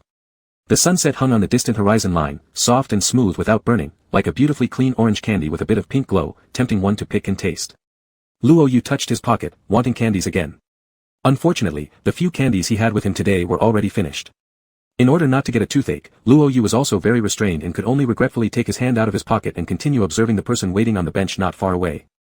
Luoyu confirmed without any doubt, Chui Han will come for him. Otherwise, Peng Hongfei wouldn't be in this place. It wasn't near Peng Hongfei's home or Chui Han's home but a place far from their houses and school. Not far from Peng Hongfei, there was a hotel, the purpose of which was very clear. Chimu, just wait for me a moment. Chimu stood up, and by the time Luoyu wanted to call him back, it was too late. Chimu went to a small shop, bought something, and then came out heading toward Peng Hongfei. Peng Hongfei looked evidently startled when seeing Chimu, subconsciously wanting to leave. Due to Chimu's figure covering the view, Luoyu didn't see clearly what Chimu did. However, shortly after, Chimu returned. Peng Hongfei didn't leave either, remaining quietly sitting on the bench, looking exactly like before Chimu approached. Curious, Luoyu asked, what did you go to do? Chimu placed a candy in Luoyu's palm, only one is allowed. A mint-flavored white candy, mixed with the warm colors of dusk, gave off a slightly refreshing feeling. Luoyu peeled off the candy wrapper and put the candy in his mouth, saying thanks to Chimu. With the candy in his mouth, his voice became unclear, what did you say to Peng Hongfei just now? Chimu's smile at the corner of his mouth was somewhat elusive, just lent him a hand. Luoyu, you said I don't have to prepare anything before, so are we going to wait outside later? What if Peng Hongfei holds on? In Luoyu's assumption, he thought that at this point they would walk in and add fuel to the fire for the two indulging in romance, so preparation was definitely necessary to make sure Peng Hongfei or Chui Han completely lost their senses and completed the thorough marking. Or enter and take away their condom, considering alpha and omega couples who haven't fully marked yet, the specialized condoms contributed quite a lot. Or forcefully press them down, anyway Peng Hongfei and Cui Han wouldn't be able to fight against the two of them. After Luo Yu explained his plans A, B, and C, Chimu only told him that no preparation was needed and all they had to do was wait and see. Luo Yu didn't know what Chimu was planning, but he completely trusted Chimu, so he waited. This feeling of being dragged along while knowing it's his own matter, really felt good. Not long after, Cui Han indeed arrived. Today was a half-day holiday from school, neither Cui Han nor Peng Hongfei wore uniforms. Luo Yu, if I hadn't remembered his face, I might have barely recognized him. Because Cui Han was wearing women's clothing. Had Luo Yu not been staring deliberately, given his relatively sharp vision, he wouldn't dare to believe this was Cui Han. Cui Han wore a short skirt and stockings paired with a wig. Combined with Omega's typically delicate skeleton, she looked just like a girl. Even though Luo Yu disliked Cui Han intensely, he had to admit, this trick was really skillful. How could Peng Hongfei resist the following temptations? He almost lost his mind on the spot. Chimu, he's very cautious. Luo Yu, do you mean he deliberately dressed like this so people couldn't recognize him? I thought this might be his preference. Chimu, maybe both. While Chimu was speaking, he recalled a picture he once saw on a CP floor online. It was drawn of Luo Yu, whose dress partially covered himself as if he thought the skirt was too short and pulled on the hem while glaring at someone. The artist depicted his expression vividly, causing Chimu to involuntarily lose focus and imagine such an adorable look. If it was unwillingness to wear it, perhaps it would really be such an adorable expression. Luo Yu had absolutely no idea what nonsense Chimu was thinking about. When he saw Peng Hongfei and Cui Han walking away, he quickly followed. The moment the door was shut, Cui Han and Peng Hongfei got straight to business. Cui Han was prepared early. He wore his socks after getting off the bus, having already enjoyed a hand touch from an unknown beta passerby on the bus. Now desperate, he rushed to find Peng Hongfei. Due to Chimu and Luo Yu, Cui Han didn't want any incidents happening right before leaving school, so he lived low-key cautiously for several days. Actually, since the countdown for the college entrance examination began at 100 days, Cui Han basically cut ties with the outside world because his family watched over his studying more closely. If it weren't for this, he wouldn't have gone along with Peng Hongfei last time. Initially, he only intended to occasionally give a small reward while dangling the bait. However, with no one else around now, in order to avoid unnecessary trouble, they just make do. Thinking of Chimu and Luo Yu, Cui Han couldn't help but feel a bit regretful. After all, these two were the best alphas in the school. As for Chimu, Cui Han didn't want to touch him, those kinds of people seemed hard to get rid of once involved. He heard that Chimu came from an influential family, the so-called heaven's favored child, though noble like a prince, wasn't Cui Han's type. Cui Han's favorite was the kind represented by Luo Yu, someone handsome and filled with allure, like a thorny flower or a young, ambitious beast, radiating a captivating charm. Thinking of the unreachable Luo Yu, and looking at Peng Hongfei before him, Cui Han felt his interest wane slightly. But that was merely on the conscious level, he still had urgent pleasures to deal with. Once the college entrance exam was over, there was still a month left when he could kick this guy away and find better alphas elsewhere. A sweet smile played on Cui Han's lips, making Peng Hongfei even more anxious. Cui Han released pheromones and took something out of his bag. Hongfei, you know, we can't complete the marking yet, right? The college entrance exam is coming up, we can't gamble our future, right? Peng Hongfei anxiously said, don't worry, Hanin, I will absolutely listen to you. Cui Han leaned against his chest, revealing a satisfied smile. However, things spiraled out of control when he lost consciousness. Instinctively sensing something wrong and fearful, Cui Han wanted to escape but was unable to struggle. Hongfei, what are you doing? You promised me. Cui Han's voice turned sharp with panic as he desperately tried to push Peng Hongfei away, but Omega and Alpha differences made it nearly impossible. Peng Hongfei just stared red-eyed, breathing heavily and looking entirely irrational, acting purely on instinct. Cui Han grew increasingly scared, pinching Peng Hongfei in an attempt to bring him back to reality. Let go. Get off me. Yet instincts kept stripping away his willpower, leaving Cui Han flailing in desperate struggles. He angrily cried and screamed, his eyes full of hatred, resembling a venomous snake. If he were completely marked, the days to come were almost imaginable, he definitely didn't want to be tied to this useless person for life. Peng Hongfei's eyes were almost blank, his mind occupied only by that evening in his own room when those overwhelming pheromones rendered him helpless, and the whisperings. You can fully mark him. That way, he'll belong to you forever. You will possess him. And he is willing. Biting into Cui Han's gland, Cui Han's eyes widened in shock, struggling in vain. No. Don't. Get away from me. He swore he would kill him. Even through a wall, Luo Yu could hear Cui Han's screams and look sincerely impressed at Chimu. Luo Yu, what exactly did you do? Chimu, just a little mental suggestion. Though Chimu hadn't deeply studied such skills, it was more than enough to handle weak-willed students like Peng Hongfei. When a stronger alpha uses pheromones to suppress the other, the weaker side rarely resists. While Peng Hongfei was losing consciousness, Chimu implanted the suggestion. Since Peng Hongfei originally loved Cui Han and had such thoughts in mind, utilizing them became much easier. Plus, wasn't it true that Cui Han voluntarily sought Peng Hongfei? Over there, Cui Han continued his collapse, reaping what he sowed. Buildings generally have coatings that prevent pheromones from spreading too far, so Luo Yu remained unaffected, stretching comfortably. Gradually, his actions froze, and his face darkened. Luo Yu gritted his teeth. I guess Cui Han is really my nemesis. Today, Luo Yu specifically prayed to various deities when stepping out, praying both Eastern and Western gods alike. He begged not to have his monthly heat onset happen today. But what was meant to come, seemed to have arrived. Chapter 43. To ensure the plan succeeded, Luo Yu and Chimu must personally hear or see, but they couldn't stand outside the door to listen. Avoiding surveillance in the corridor was crucial, otherwise, they'd be completely exposed. Luo Yu has exceptional hearing. Standing by the door, he overheard their conversation and learned the room number, after which he deliberately booked a room next to theirs. Because of this, Luo Yu could easily deal with things without worrying about being discovered. This inn seemed specially designed for couples, with the windows already closed when Luo Yu entered. Perhaps because the situation was stabilizing gradually, or maybe because this heat cycle was delayed, Luo Yu unusually retained his rationality for longer, slowly feeling the changes in his body. This was strange, stranger than any time before. Especially in front of Chimu, as the floral scent began to waft faintly, making Luo Yu increasingly embarrassed.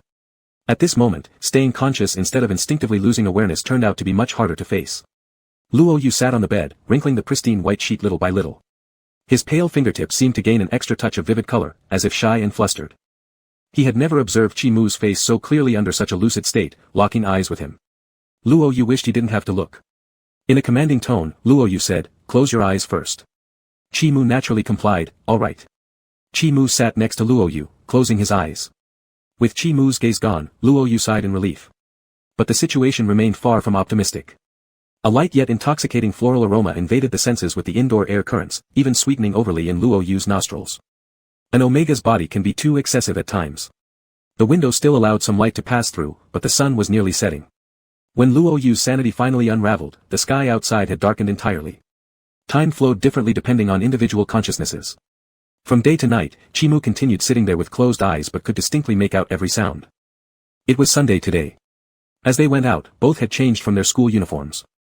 Luo Yu had been wearing a white t-shirt when they left, which now hung haphazardly at the edge of the bed, almost falling due to Luo Yu's absent-minded placement. Luo Yu wondered what Chimu would do this time. Just as this thought sprouted in his mind, Luo Yu immediately quashed it. He didn't dare think about it, yet those thoughts surged like a flood breaking its embankment, rapidly sweeping away rationality. By the time Chimu opened his eyes, Luo Yu no longer had the strength to stop him. Golden forsythia flowers, surrounded by a layer of mist, rested quietly on the white bed. Chimu's body temperature was low, leaving his hands always slightly cool, forming a stark contrast to the warmth radiating off the forsythia flowers. A soft breeze brushed off petals, and when lightly pinched, released a drop of nectar that Chimu casually smeared onto the red fruits entwined within. Forsythia flowers were delicate decorative plants, needing careful nurturing. Managing water flow to prevent flooding was indispensable. As the owner moved, the petals swayed gently. Luo Yu clenched the bedsheets tightly beneath his fingers, almost as if trying to wring them out. Outside, the night grew darker, and bright streetlights filtered through the thin curtains, illuminating Luo Yu's vision and rippling the waters in his eyes. The watch hand ticked on, marking the slow and steadfast progression of time. That white t-shirt draped on the corner of the bed finally slipped down to the ground with a soft sound. Simultaneously, the overwhelming sensation pushed Luo Yu to the brink. He wanted to escape from it, it was too uncontrollable, too heart-stirring, only allowing sounds akin to a wounded beast's groan amid his resistance. Figures swayed, the curtain flickered at some instant, letting outdoor light seep in and vanishing immediately. Like a mermaid moving through waves, briefly rising above the sea surface, showing a snow-like luminous whiteness, then quickly descending back into the sea. Lost and awake in the long night, instincts in Luo Yu seemed still yearning for something more. They lay close together, capturing every detail of each other's appearances. His voice raspy, "Should I help you?" Upon finishing the sentence, Luo Yu hesitated again, "Or, you can handle it yourself." Luo Yu's words scattered in the pheromones around, like a flame that refuses to extinguish despite icy winds, a persistent glow flickering in Chimu's thoughts. All self-composure dissipated, a bead of sweat hanging precariously at the tip of the nose seemed like the last remnant of fragile rationality. A bead of sweat slid down soundlessly. Chimu reached out, rubbing the youth's soft black hair and gently pressing on the gland. Luo Yu crashed into a sea of intense mint scent. The mint plants stood upright from their roots, with long leaves. Luo Yu's nasal cavity was filled with the crisp, chilly aroma of mint, though he knew the plant wouldn't feel as cool as it smelled, yet holding it revealed just how scorching it was. Unlike Chimu's outwardly icy appearance, Luo Yu thought what he kept buried deep within his thoughts must also burn this fiercely. Actually, Luo Yu was inexperienced, his only experience had been helping himself. Chi-Mu didn't rush him, instead grasping his hand to assist together, equally unskilled but still sufficient for two youths still in the process of learning. Luo Yu's hands were aesthetically pleasing, yet calloused. Since childhood, he loved tinkering with all sorts of things. Training wasn't merely about practicing punches and kicks. His father's former squad leader, also his master, had taught him to dismantle weapons and frequently took him to the shooting range. The marks left by his training seemed to serve a different purpose at this very moment. Chi-Mu's neck had turned bright red, his tightly clenched hands by his side revealed his unrest. Seemingly, some clamorous noise came from outside the window, but neither paid it any mind. It was as if their will had intentionally divided the world into two separate realms that didn't connect. Luo Yu's thoughts were hazy, and before him appeared to be something that beckoned, urging him to take it in. But rationality restrained his actions, preventing him from slipping into uncontrollable chaos. Instinct is instinct precisely because it only looks at the present, not considering the consequences. Omegas naturally crave everything from their other halves during this period, including nutrients, with an intent to become one entity. That seemed like something Omegas shouldn't speak about to others, yet it existed in every Omega's instincts. Demanding each other isn't a shameful thing, especially in front of perfect compatibility. This seemed like a good reason to persuade oneself, yet Luo Yu hesitated, while a voice in his mind kept urging, driving him to abandon contemplation. As Luo Yu touched, he tilted his head to meet Chi-Mu's gaze. Sitting steadily on the bed, Chi-Mu was enveloped in the darkness. The room was dark without lights. Luo Yu couldn't see Chi-Mu's face but could precisely feel his presence. Chi-Mu restrained himself for Luo Yu's pause, lightly touching his cheek and struggling to maintain his sanity. Omegas lose rationality at this time, and alpha attracted by Omegas are even more so. Because of their innate nature, they might pursue their goals more directly and straightforwardly, but Chi-Mu was an exception. He had to constantly remind himself to retain a shred of will to control the situation, only because he knew Luo Yu was someone who needed to be simmered slowly before being savored. Luo Yu's character was actually quite violent. Over-rigidity invites damage. If one insisted on brute force against another, both would end up battered. Chi-Mu guided slowly due to his self-restraint, covered in sweat. But then Luo Yu deliberately tested his patience. The forsythia flower was carefree, its fragrance growing more entrancing.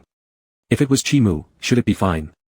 The scales of rationality tipped, allowing instinct to gain the upper hand, causing the Omega to capitulate completely.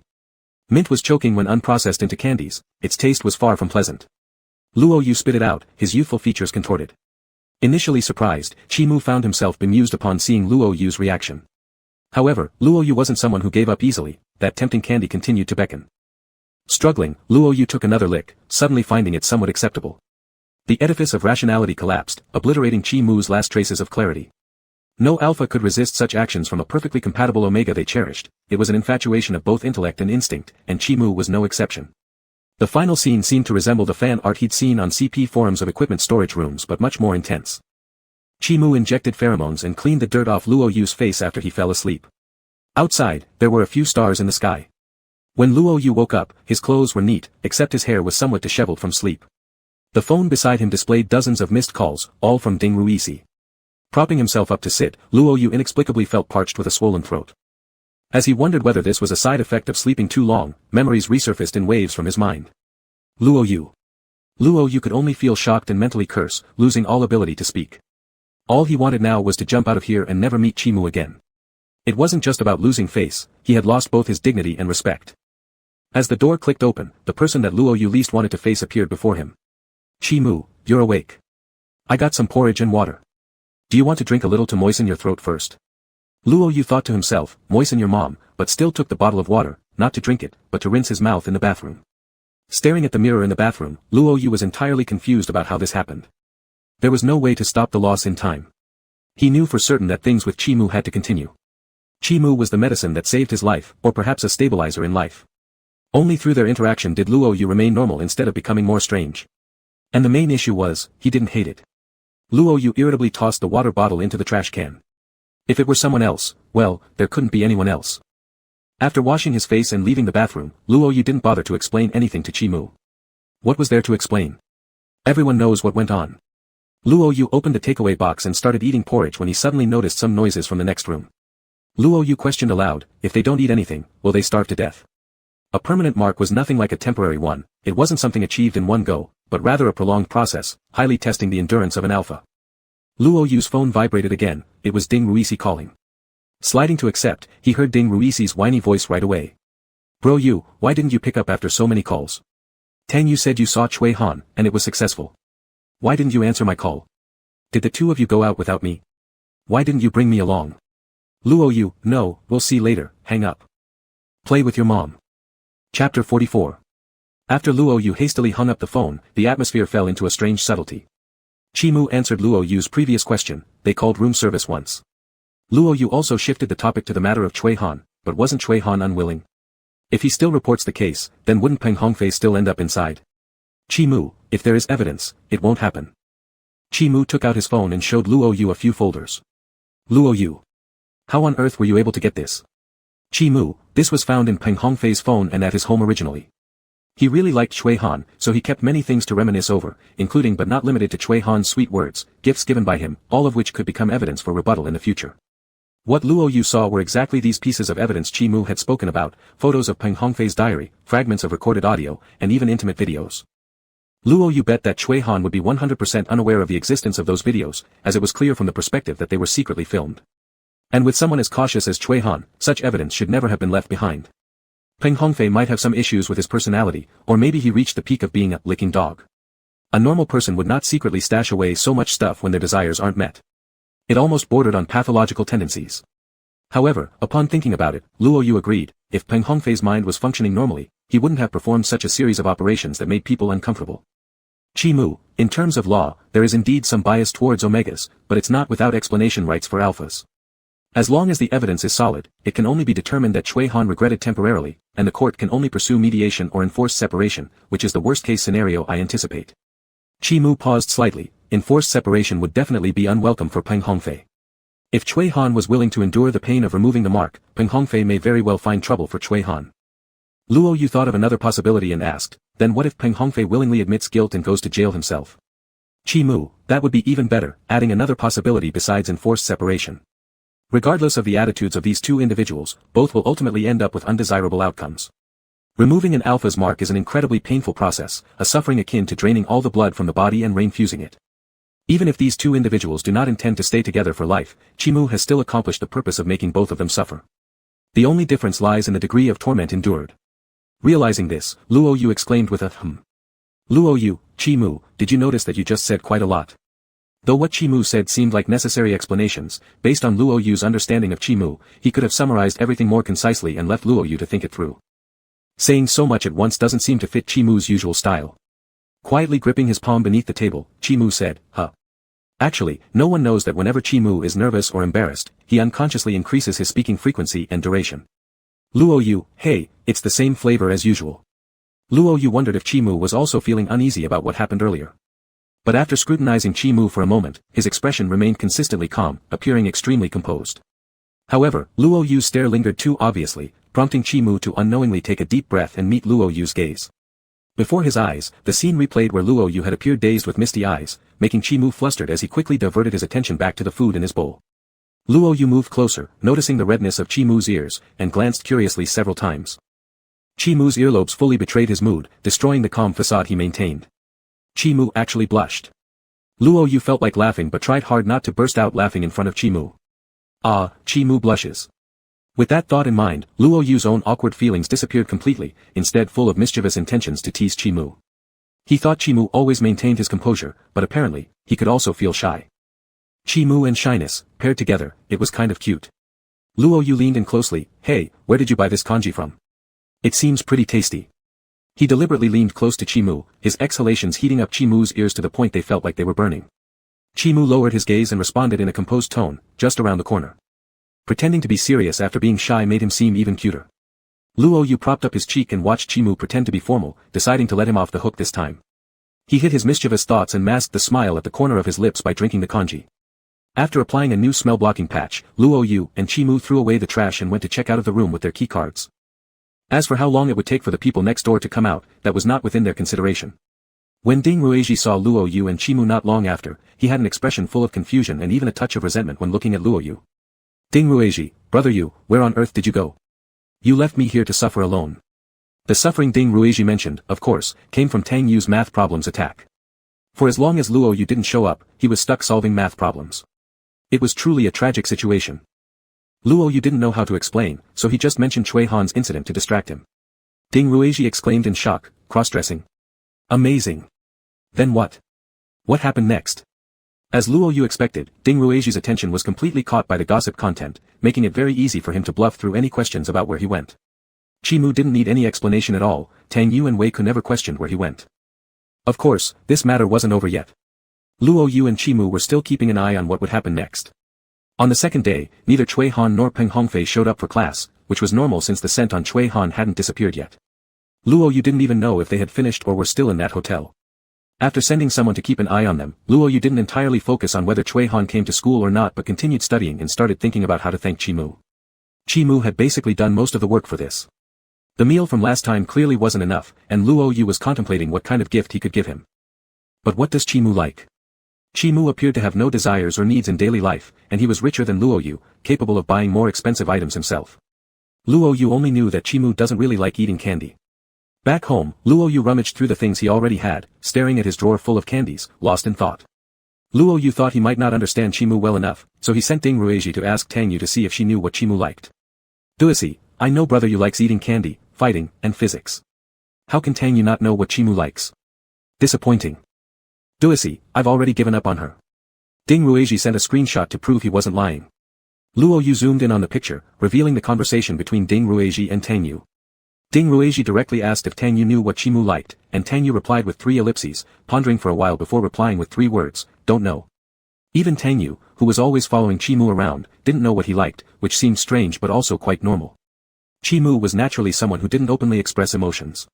Whether he liked something or not was hard for others to discern. Luo Yu popped a candy into his mouth, spinning the pen in his hand, his eyes scanning back and forth across his desk until they landed on something. It was a model ship he had built himself earlier, though it wasn't his intention to give it to Chimu. However, it gave him a little inspiration. Luo Yu took out his phone and messaged Chimu.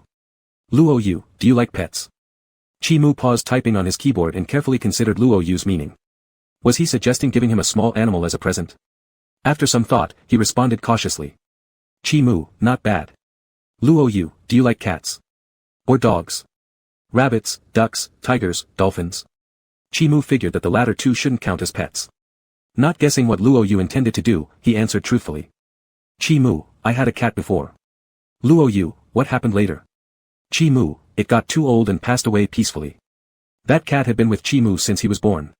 When Chimu was 7 years old, it couldn't hold on any longer and left. After Luo Yu understood the situation, he had an idea in mind and was just about to ask Chimu what the cat looked like when Chimu happened to send a message. Chimu, do you want to see it?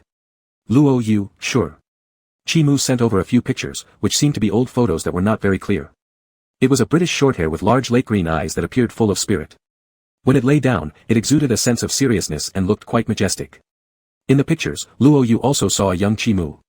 Around 5 or 6 years old, with a little solemn face like a little adult, sitting formally in front of the piano, while the cat lay on the adjacent cushion as if enjoying itself.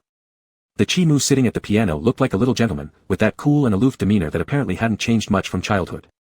Luo Yu, it's very cute. Does it have a name? Chimu, my grandfather named it Belle. Chimu, but I hope my cat could be called Little Fish. Luo Yu suspected Chimu might be hinting at something, recalling the CP pairs he had seen on forums, and his cheeks flushed a little as he put his phone aside.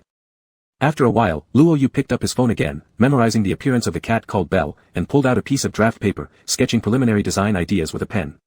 As Chimu waited long without a reply from Luo Yu, he hesitated whether to send another message but eventually gave in and messaged.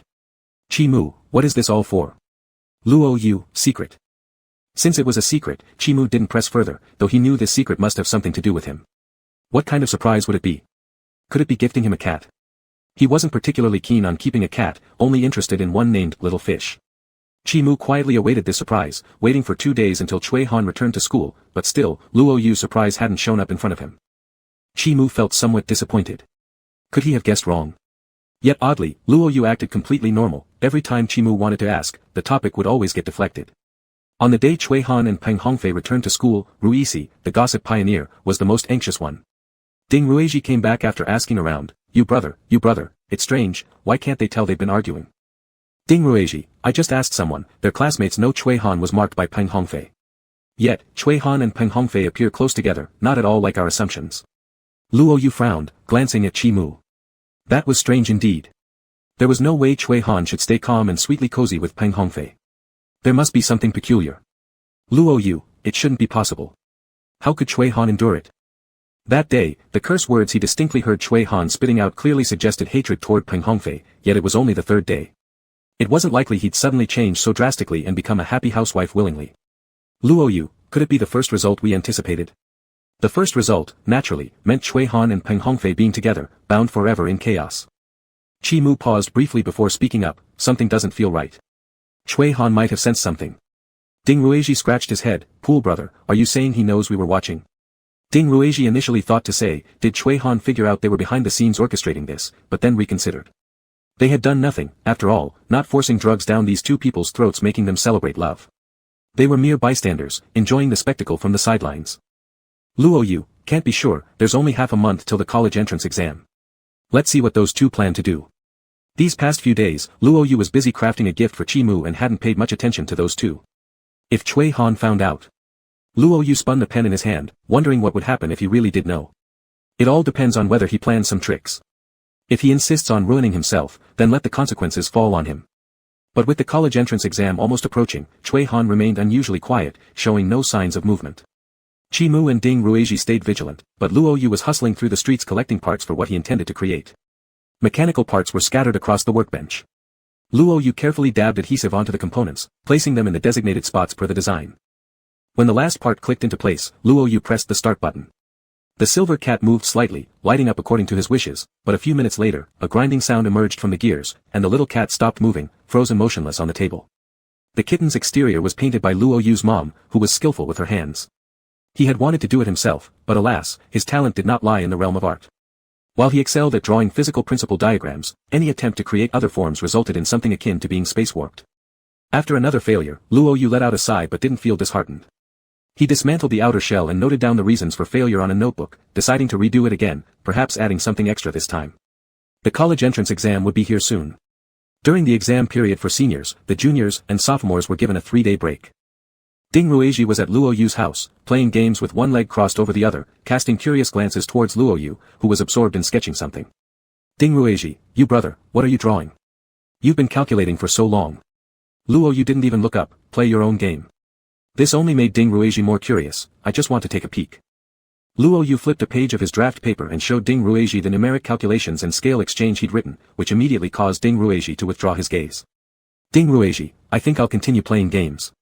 Though Ding Ruizhi wasn't terrible at liberal arts and sciences either, he focused on survival grades without going too deep into studies. At the sight of the magnetic poles and circuit diagrams Luo Yu had drawn, Ding Ruizhi retreated. Lost in gaming once more, Ding Ruizhi zoned out. Do you think Chui Han has really accepted it? Washing his hands and preparing soup. I don't believe it. Luo Yu paused his pen, leaned back on the chair, and massaged his temples. Luo Yu, I always have a bad feeling, but I can't put my finger on it. Chui Han gave him vibes like that of a venomous snake. The higher profile Chui Han became, the less Luo Yu paid attention. However, the moment he seemed completely inactive, Luo Yu began to suspect something bigger was coming. Luo Yu, if he's truly up to something, it'll be after his college entrance exam. It will happen within these few days, keep an eye on him. Chui Han was definitely someone who tried to stay clear of trouble no matter what. This was evident from his ability to smoothly escape the scandal involving 3 boats and 2 deaths and 1 injury. He played things close to his chest. On the night when the college entrance exam ended, Chi Mu, who had been constantly monitoring Chui Han's social media accounts, noticed a Weibo post by Chui Han. At the same time, posts appeared on the school forum and other gossip platforms sharing the same article. Chi Mu quickly deleted and intercepted the post, frowning deeply. Ding Ruizhi was still sitting in Luo Yu's house, scrolling aimlessly through forums out of boredom, when he came across an alarming post. Ding Ruizhi, what the hell is this? Ding Ruizhi, a real name accusation of 2 alpha students from our school abusing me beyond human decency. Thinking he stumbled upon some major drama, Ding Ruizhi hurriedly clicked in, only to freeze entirely afterward. Ding Ruizhi, if I'm not mistaken, Chui Han accused you, brother Yu, and also brother Qi and another alpha of treating him inhumanely. Ding Ruizhi, damn. Is the other person Peng Hongfei? Luo Yu put down his pen, grabbed the phone from Ding Ruizhi, and his lips tightened as he skimmed the visible text, the warmth in his eyes disappearing. Forum poster, my name is Chui Han. I am an Omega, a newly graduated senior student. Only after leaving campus did I finally gather the courage to speak about this incident. I accused 2 high school sophomores and 1 senior, all alphas, of the disgusting things they've done to me, an Omega, during the final month before the exam. Luo Yu chuckled coldly. So this was their plan. No wonder Chui Han dared to use such despicable tactics to falsely accuse people using bodily claims, only Chui Han could come up with something so dishonorable. Ding Ruizhi cursed under his breath, he's got me sick to my stomach talking about disgusting deeds. As Luo Yu attempted to scroll further, the message suddenly displayed that the post had been removed, likely by someone else's doing. Luo Yu handed the phone back to Ding Ruizhi and pulled out his own, sending a message to Chimu. Chimu didn't reply, perhaps busy or simply hadn't seen it yet.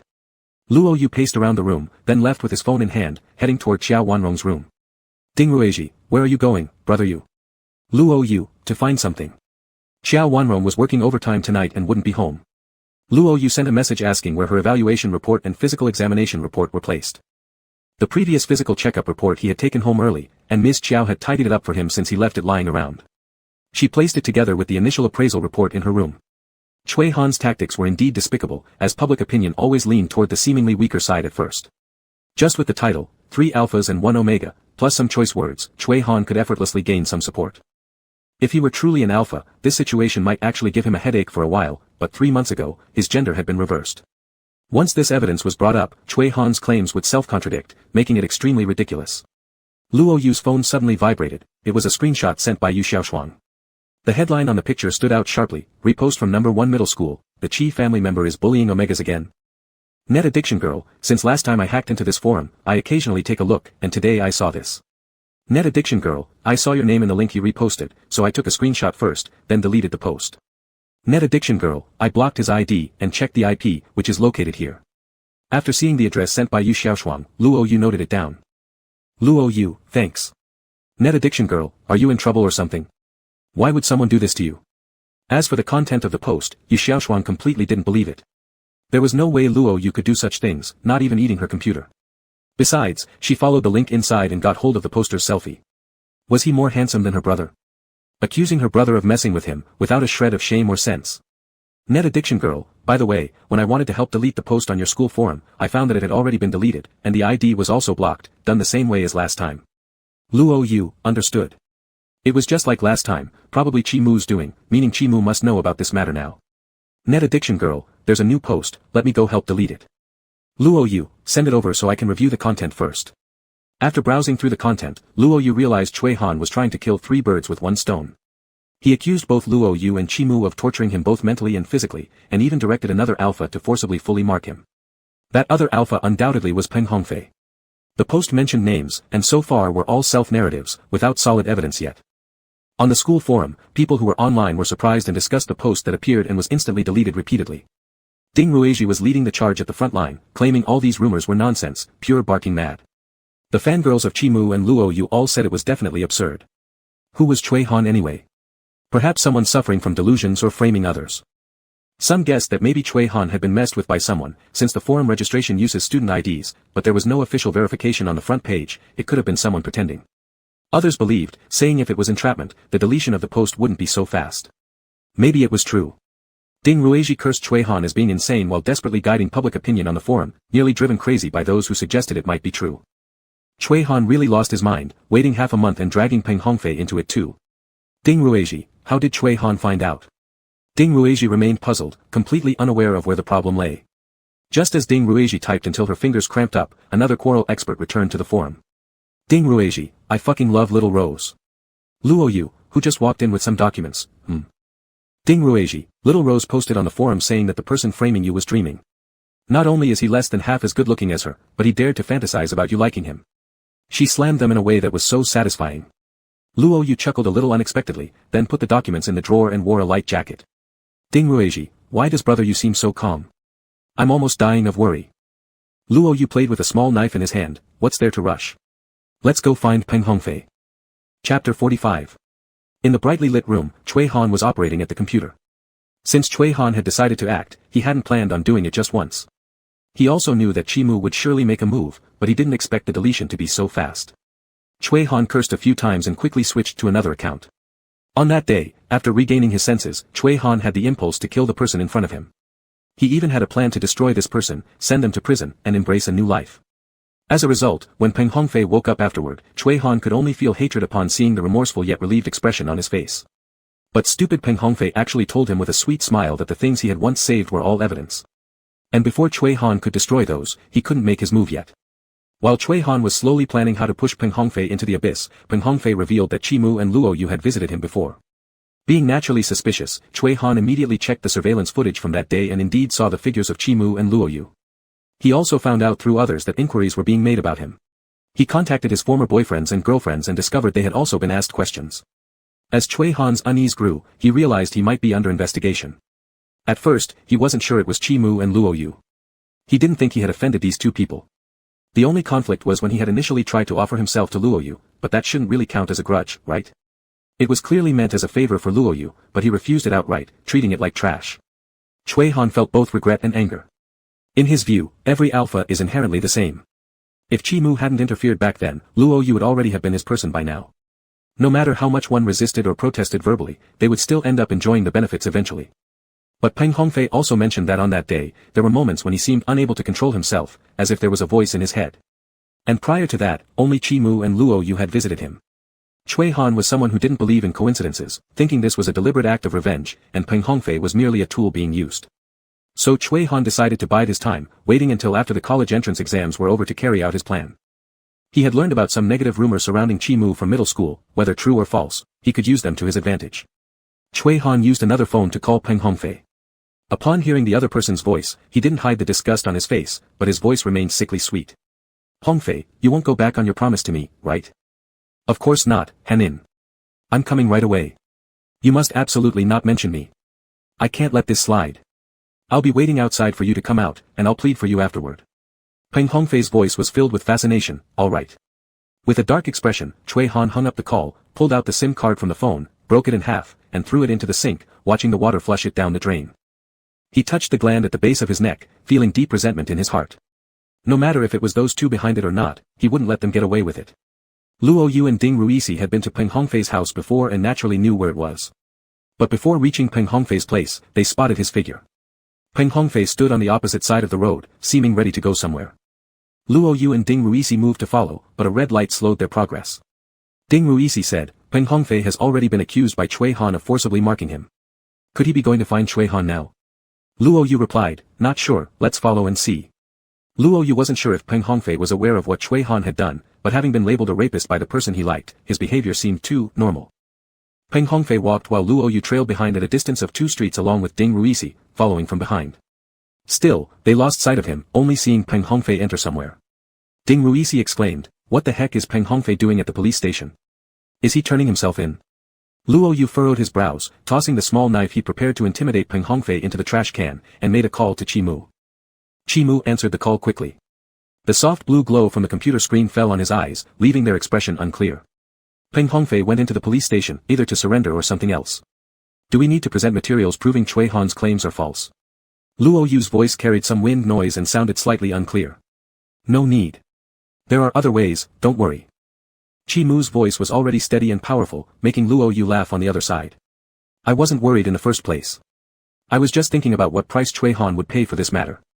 False accusation and entrapment crime, with severe circumstances, can result in a sentence of more than 3 to less than 10 years in prison. Since he is so eager to go in there to accompany Peng Hongfei, we might as well let him have his wish. Chi Mu's voice carried a coldness, deepening the smile on Luo Yu's face. Luo Yu chuckled, what a pair of divine lovers. By the way, just tell the truth when questioned later. Chi Mu, alright. After Luo Yu hung up, Chi Mu picked up the phone and dialed another number. Chui Han had prepared thoroughly, not only with one account but even using marketing accounts, evidently aiming to influence public opinion. Looking at the newly published critical Weibo article, Chi Mu thought that Chui Han seemed too impatient. His own post had been out for how long, and yet the marketing accounts were already acting, as if they were desperate for everyone to know the inside story. If it were in Chi Mu's old style, since Chui Han wanted to take such an approach, he might have fueled the online discourse further to let the situation explode before reversing it completely, letting Chui Han's plans fall flat and crashing down from an imagined victory into hell. But Chi Mu did not intend to wait now. This matter involved Luo Yu, and within the context of events categorized as malicious incidents, the online atmosphere would undoubtedly be hostile. Many would jump to conclusions without waiting for the full story. Chi Mu himself didn't care, but he couldn't bear seeing Luo Yu criticized.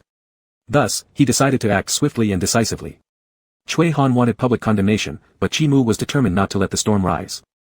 Uncle Cheng. There's a minor issue here. Yeah. Not a major problem, just suppress the heat. Fan Jia was a police officer at the Linan District Public Security Bureau of Shijiang City. She met a teenager claiming to surrender tonight at the bureau. After understanding the sequence of events, she initiated an investigation. After gathering evidence and filing the case, she reported it to the team leader. The person surrendering is Peng Hongfei, male alpha, 19 years old, local to Shijiang. He says that half a month ago, under instructions, he forcibly marked his love interest, a male omega. After suffering mentally for half a month, he still decided to surrender and atone for his crimes. Fan Jie handed out the materials in her hands to the group members, her indignation hard to conceal. The victim is Chui Han, male Omega, 19 years old. I especially went to the victim's house for verification, conducted blood sample collection, and confirmed that he indeed was fully marked by Peng Hongfei. Xiao Fang went to the hotel Peng mentioned, and the surveillance footage showed that they indeed stayed at that hotel on that day. The team leader paused for a moment, raising a question, then why didn't the victim file a report half a month ago? Upon hearing this, Fan Jie became even angrier, because they were both high school seniors preparing for the college entrance exam back then. When I went to Chui Han's house, that delicate Omega exhibited suicidal tendencies, shocking me because his parents seemed completely unaware of the torment and pain he suffered. Taking a deep breath to adjust her emotions, Fan Jie continued, Chui Han said he didn't dare to speak up because he was still in school at that time, fearing he wouldn't even be able to participate in the college entrance exam. He didn't expect Peng Hongfei to surrender voluntarily. He originally planned to report it tonight and even wrote a lengthy online article detailing his ordeal. It's truly pitiful for such a young kid. Recalling the scene from just 15 minutes ago at Chui Han's home where she gathered evidence, that young Omega appeared haggard, his eyes dark and melancholic, as if having lost hope for life. Fan Jie, I've printed out all the content of the lengthy article. It's in the materials, leader. You can take a look. Xiao Fang, who was somewhat restless, could barely contain his eagerness beside her. Leader, can we bring back the other two alphas for questioning now? The team leader was a middle-aged male alpha named Ji Zhiyong. After reviewing all the materials, he didn't hastily instruct Xiao Fang to bring the people back for questioning. Do we currently have enough evidence? Fan Jie was somewhat puzzled. Isn't this sufficient? The Omega's narrative, some photographic evidence of marks, appraisal reports, including the confessions of the self-confessed alpha. Ji Zhiyong squinted his eyes. There isn't sufficient evidence regarding the other two alphas. The individuals certainly must be brought back for interrogation, but direct sentencing isn't possible yet. Fan Jie, the most despicable ones are like this. According to the victim, he was tortured mentally and physically with pheromones and tools. Those two alphas didn't directly infringe on him or mark him. But even so, torturers shouldn't escape legal punishment. Ji Zhiyong, Fan Jie, calm down a bit. Fan Jie unwillingly admitted her mistake. She's a beta female who always finds it hard to stay calm about such incidents. Ji Zhiyong, first, bring back those two alphas for questioning. I'll go check on that Omega. Fan Jie, yes. Just as Luo Yu arrived home and sat down, the police came knocking. Xiao Wanrong looked uneasy when she saw the officers, pulling at Luo Yu's sleeve in confusion over what happened. When Xiao Wanrong heard the content from the officer, she froze. Officer, are you saying my son is suspected of harassing an Omega? Xiao Wanrong's voice quivered with disbelief. Fan Jie maintained a good attitude toward the startled parent in front of her. We currently cannot fully confirm, but there's a strong accusation, so suspicion is high. However, Fan Jie's expression toward Luo Yu wasn't as friendly. This young alpha, with a decent appearance, had committed some truly repugnant acts towards the helpless Omega. Xiao Wanrong tried to remain calm. Could you tell me when this supposedly happened? Fan Jie, half a month ago. Relieved, Xiao Wanrong shot a look at Luo Yu, silently asking what he'd done now to be accused of such a thing. Luo Yu shrugged. He also felt incredibly unlucky. Xiao Wanrong, officer, could there be any misunderstanding here? Fan Jie, madam, we've confirmed your son is the one being pointed out. So we hope you will accompany us for investigation. Luo Yu, mom, I'll go once. You sleep early. I'll try to get back soon. Fan Jie clenched her teeth, feeling confused yet also irritated by how brazen Luo Yu was acting. Was he confident no evidence existed to incriminate him, or had he really done nothing? Luo Yu slowly followed Fan Jie back to the station and even greeted Chi Mu who had been brought in too. Chi Mu couldn't help but curve his lips slightly at Luo Yu's lazy demeanor. This guy was utterly carefree, seemingly completely unbothered by carrying such a massive black pot. In 4 separate interrogation rooms inside the police station, the 4 individuals were led into their respective rooms. Fan Jie took charge of interrogating Luo Yu. In a square iron table setup, they faced each other. Name. Luo Yu. Age. 18. Fan Jie stared directly into Luo Yu's eyes. Do you know why you're here? Luo Yu, I do. Isn't it because of Chui Han? I've read Chui Han's post too. Fan Jie, after reading it, you're still this calm. Not the least bit nervous or angry. Luo Yu curled his lips. I just find the guy amusing. Truthfully, Luo Yu had no clue how Chui Han associated him and Chi Mu with the matter, but it didn't matter much anyway. If he was still an alpha, this might have been harder to explain clearly, but since he isn't, the situation was much simpler to resolve. Still, even though he wasn't responsible, he found it pretty distasteful. Fan Jie frowned. You think it's funny? Straighten up your attitude. Fan Jie continued, about the accusations he made, do you admit them or not? Luo Yu waved his hands. Of course not. I haven't even touched a single finger of his. Fan Jie, do you know Peng Hongfei? Luo Yu, certainly. A month and a half ago, Peng Hongfei picked a fight with me out of nowhere, accusing me of stealing his girl or something. This guy might be a little unstable mentally. Fan Jie, he claims you and another alpha ordered him to mark Chui Han. Do you admit to that? Of course not. I've only seen Peng Hongfei a few times, and our only connection was him attacking me. Marking Chui Han must have been entirely his own idea. He even told me during our fight that he'd already marked Chui Han and that I shouldn't even bother. Luo Yu responded without hesitation, somewhat surprised himself. Talking more, the way Peng Hongfei implicated others impressed him greatly. Fan Jie recorded the key points while keeping the recorder running, then asked further questions. When did you first meet Chui Han? Luo Yu thought it through briefly. Mid-March, I saved him once. Fan Jie, be more specific. Fan Jie wasn't surprised by this, because when she had questioned Chui Han earlier, he had provided the same answer, that Luo Yu had saved him in an alley and later used that to threaten him into doing things against his will.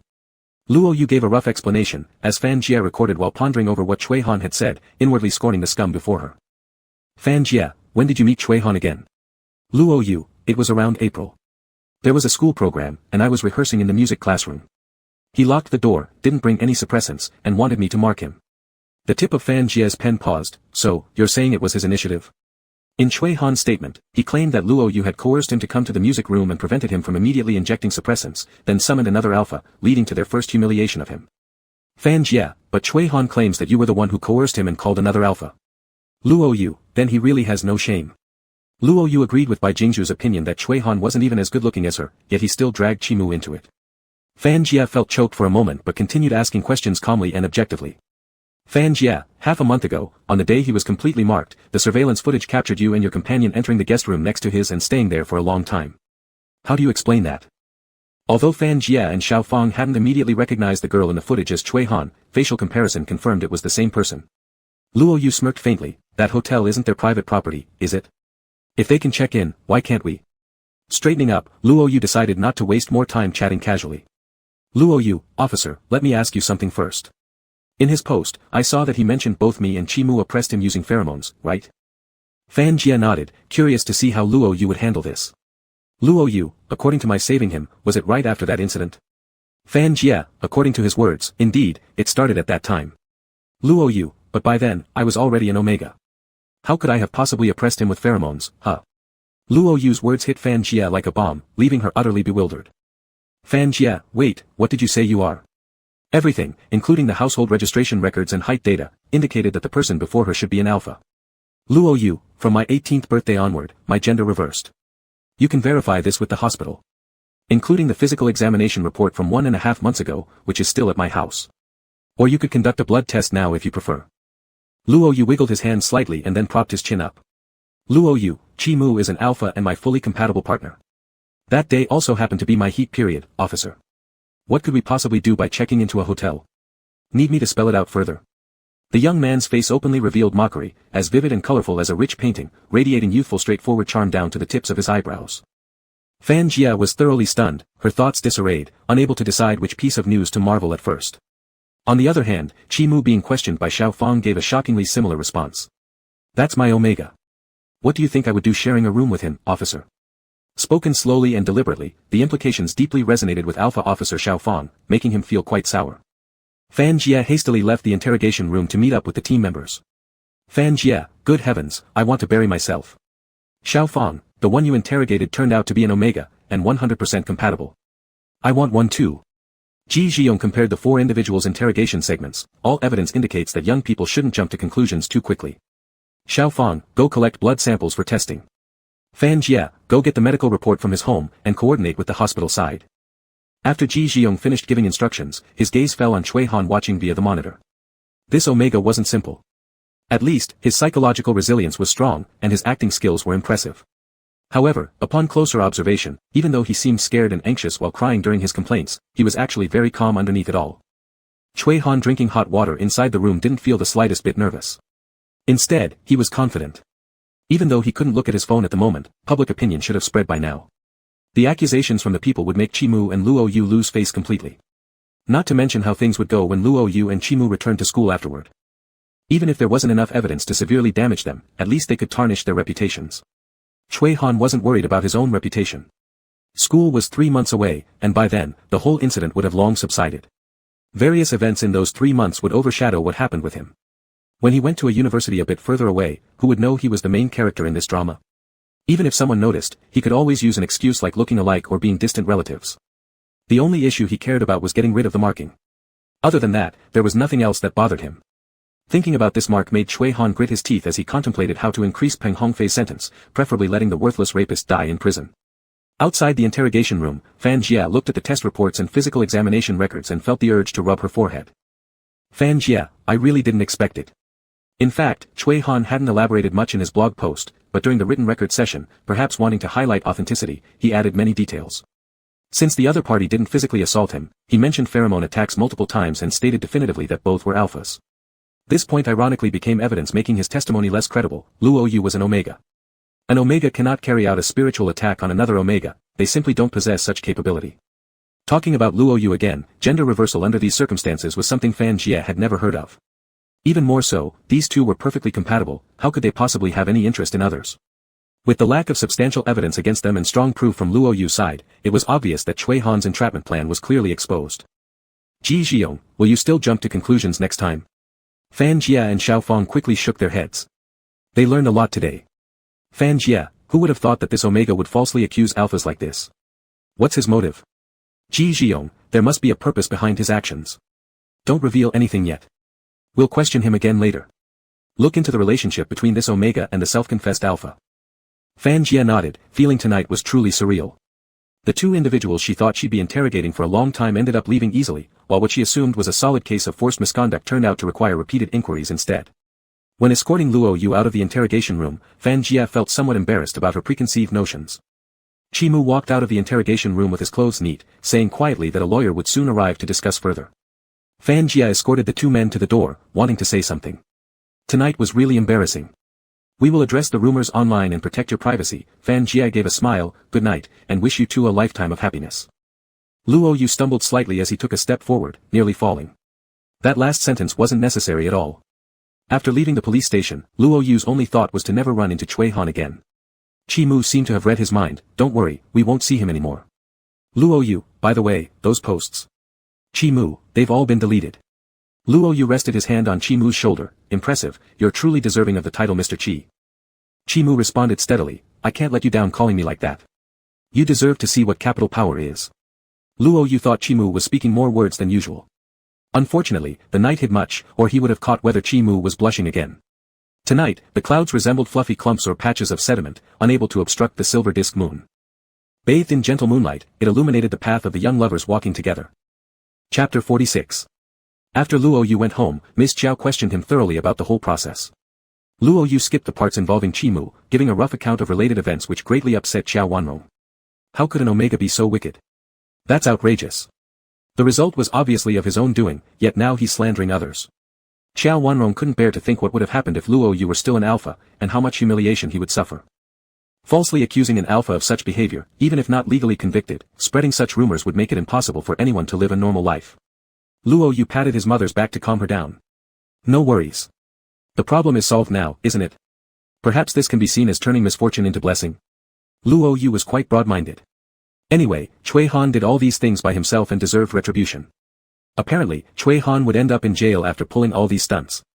Xiao Wanrong tapped her son's forehead, you're always so carefree, but yes, no need to keep worrying.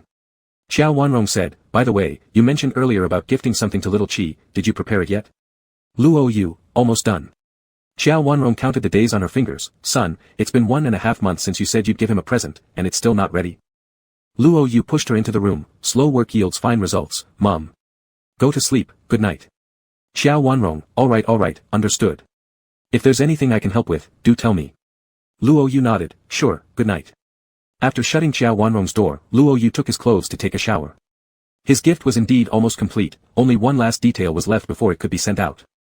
However, after taking a shower, Luo Yu didn't immediately return to the task he had been working on. Instead, he stared at the note in his hand. It was the address given by Yu Xiaoshuang, regarding some incidents from Chi Mu's junior high school days. Even though he only had vague clues, Luo Yu could roughly guess what had happened, probably similar to their current experience. Luo Yu firmly believed in Chi Mu and wasn't particularly interested in the details of that incident. He was just annoyed that people were still attacking Chi Mu over fabricated issues. But rushing headlong into trying to reason with someone wouldn't be something Luo Yu would do. Anyway, they were just like clowns. Luo Yu balled up the note in his hand and threw it into the trash can. When he woke up the next day, Luo Yu opened the door to find Ding Ruiji's slightly haggard face, startling him. Luo Yu, Ruosi, did you not sleep last night? Ding Ruiji was agitated. How could I sleep? Every time I closed my eyes, I thought about what Cui Han did, got mad, and woke myself up. Why does brother you look completely unruffled? Luo Yu, there's nothing urgent. The police came to us last night, and everything has become clear. Ding Ruiji, what? Ding Ruiji wailed, I don't know anything. Then what? Then what? How did they figure it out? What's happening to Cui Han now? Luo Yu bought him milk at the breakfast shop, letting him drink first before listening. Luo Yu, actually, this matter was easy to prove because...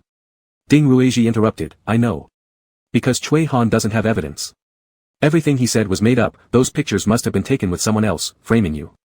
Luo Yu, not only is there no evidence, but also... Ding Ruiji interrupted again, if you investigate slightly, you'll know that neither you nor Cui Han had any connection whatsoever. Luo Yu sighed deeply. Having his confession interrupted twice, he didn't really feel like continuing anymore. Anyway, as long as Ding Ruiji was happy. Ding Ruiji seemed lost in his world of reasoning, no evidence for something that hasn't been done, any fabrication is fake. Cui Han couldn't possibly find witnesses. Even if Peng Hongfei lies, it would be useless. It's a fake hammer, attempting to hurt someone. Ding Ruiji, but will Peng Hongfei lie as a witness? Wasn't he also falsely accused by Cui Han of being a rapist? Luo Yu concurred, he would. Ding Ruiji, TSK, being a yes man eventually leads to a bad end. They both ended up in jail. After celebrating over this conclusion, Ding Ruiji quickly became worried again. Although the post on the forum was deleted, there are still quite a few people discussing it. I also saw it on Weibo, but there weren't many retweets. That blog post was quickly deleted too. I don't know if there were any elsewhere. What if you get cyberbullied? Luo Yu stuffed a small steamed dumpling into his mouth, blocking him from speaking. Luo Yu arched an eyebrow, I don't fear real-life violence, am I going to be afraid of online harassment? Ding Ruiji nodded while mumbling with food in his mouth, then got flicked on the forehead by Luo Yu's grin. The matter eventually reached the school administration. As soon as Luo Yu and Chi Mu arrived at class, their homeroom teacher called them both to her office. Upon receiving the news this morning, the usually calm and composed teacher had been completely shocked, nearly lost in thought for a full minute before assuring the school authorities that this kind of thing was absolutely false. Perhaps due to Chi Mu, the school's attitude was very good, they spoke gently and only wanted her to understand the situation clearly and cooperate with the investigation. After hanging up, the homeroom teacher hurriedly went to inform Luo Yu and Chi Mu to come to her office. Having taught Chi Mu and Luo Yu for 2 years, she knew them well. Chi Mu was her prized student, and though Luo Yu seemed laid back and unmanageable, his character wasn't bad at all, making it impossible for him to do something like that. Chi Mu started the explanation, always capable of clearing things up with the simplest words. After listening, the teacher felt the worry gradually fade away. This was not just a matter concerning 2 people or even the entire class, it could potentially tarnish the reputation of the school. I believe you, so go back to class and continue studying. I'll handle things with the school leaders. It seemed as if this issue had been lightly picked up and then casually let go. The ones left devastated were only 2 individuals. Cui Han couldn't understand why he'd suddenly become the perpetrator instead of the victim, struggling under persistent interrogation. This was far from what Cui Han had anticipated. He believed himself to be the one suffering harm, yet he was now being questioned as if a criminal. In particular, the middle-aged male alpha police officer showed no sympathy, simply staring coldly at him while he pretended to break down and cry. Officer, can I go home first? I really don't want to revisit those scenes anymore. It's incredibly painful. All I wish for now is to sleep. Cui Han appeared on the verge of tears, displaying his apparent collapse and pain. Seeing his performance from outside, Fan Jie couldn't help shaking her head, this person would make a great career in the entertainment circle.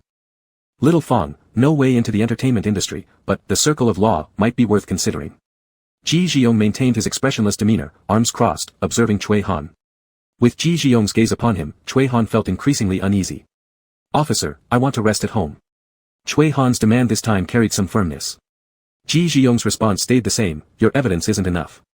To ensure the fairness of the case, we can't wrongfully accuse anyone. Cui Han grew agitated, is my evidence insufficient? I have no idea how to provide more. They haven't touched me themselves, so there's no DNA sample left, but does that mean the harm I've suffered doesn't exist because of lack of evidence? What do I need to do for you to believe me? Is it because you're an alpha, trying to protect your own kind? Isn't it obvious I'm the one who was tortured by 3 alphas? Now you're telling me there's no evidence, so I cannot sue, letting them go scot-free, right? Fan Jia and Little Fong clapped in awe outside. Truly, a fine example. If not for Fan Jia already knowing that Luo Yu was Omega and realizing the errors in the testimony, she might have believed it herself. Chui Han's theatrics left Ji Zhiyong feeling somewhat exasperated, his brows furrowed as he tapped on the desk. He'd asked enough questions and had little patience left to keep dancing around with Chui Han. Chui Han, you are no longer the victim here. I officially announce that you violated Article 243 of the criminal law, committing the crime of making false accusations. You fabricated facts to frame others, causing them to face criminal prosecution. Now we will formally interrogate you. Ji Zhiyong tapped on the glass, signaling for someone outside to enter and take notes. Fan Jia walked in and pulled out a chair opposite Chui Han. The expression on Chui Han's face almost crumbled. What does this mean? Chui Han, do you think I'm lying? No, officer, I'm not. Chui Han looked at the female beta police officer who had previously shown great sympathy for him, trying to get some hints. However, Fan Jia only looked at him in a very official manner, her face showing no emotion whatsoever. Chui Han's nails almost dug into his palms as he completely lost control of his emotions. Chui Han, what gives you the right to say I'm framing others when it's clear that I'm the victim? He shouted loudly, seemingly trying to convince himself. Fan Shui looked at him like watching a person struggling futilely, filled with mockery and pity. Chui Han, what evidence do you have to say I'm lying? Even if I don't have solid evidence, you can't do this to me. Chui Han was indeed panicked. In the outcome he had envisioned, even if he couldn't make Luoyu and Chimu suffer consequences, there was no way it would involve himself. Under Ji Zhiyong's indication, Fan Shui spoke, because Luoyu is an Omega, he cannot possibly do the things you testified. Chui Han suddenly stood up, impossible. Incredulously, Chui Han said, how could Luoyu be an Omega? This is impossible. He's clearly an Alpha. I know it well. Chui Han never doubted whether Luoyu was an Alpha since the day they met. The Alpha pheromones Luoyu emitted had made him dizzy and unable to control himself. The idea of Luoyu being an Omega was absolutely ridiculous. Fan Shui, this fact is absolutely certain. Now let's talk about what motivated you to do this. Still resisting the truth, Chui Han rejected all communication entirely. He couldn't believe Luoyu would be an Omega, couldn't believe his plan had failed, and couldn't believe he had lost so utterly. Chui Han lost control completely. I want to see him. I want to see him. While Fan Jia continued to attempt negotiations, Chui Han remained immersed in his own world, incapable of communication. Ji Zhiyong, forget it, lock him up first. Given his current state, we probably won't get much from him anyway. Ji Zhiyong had thought that under such stimulation, Chui Han might reveal something, but evidently he was disappointed. Chui Han only rambled on, questioning the truth, without divulging anything else. Luoyu was approached by the police officer around noon after school dismissed. As Chui Han's resistance was too strong, he insisted that once he saw Luoyu, he'd reveal everything. Ding Ruizi reacted more strongly than Luoyu. He has the audacity to ask Brother Yu to see him. He's nearly destroyed him.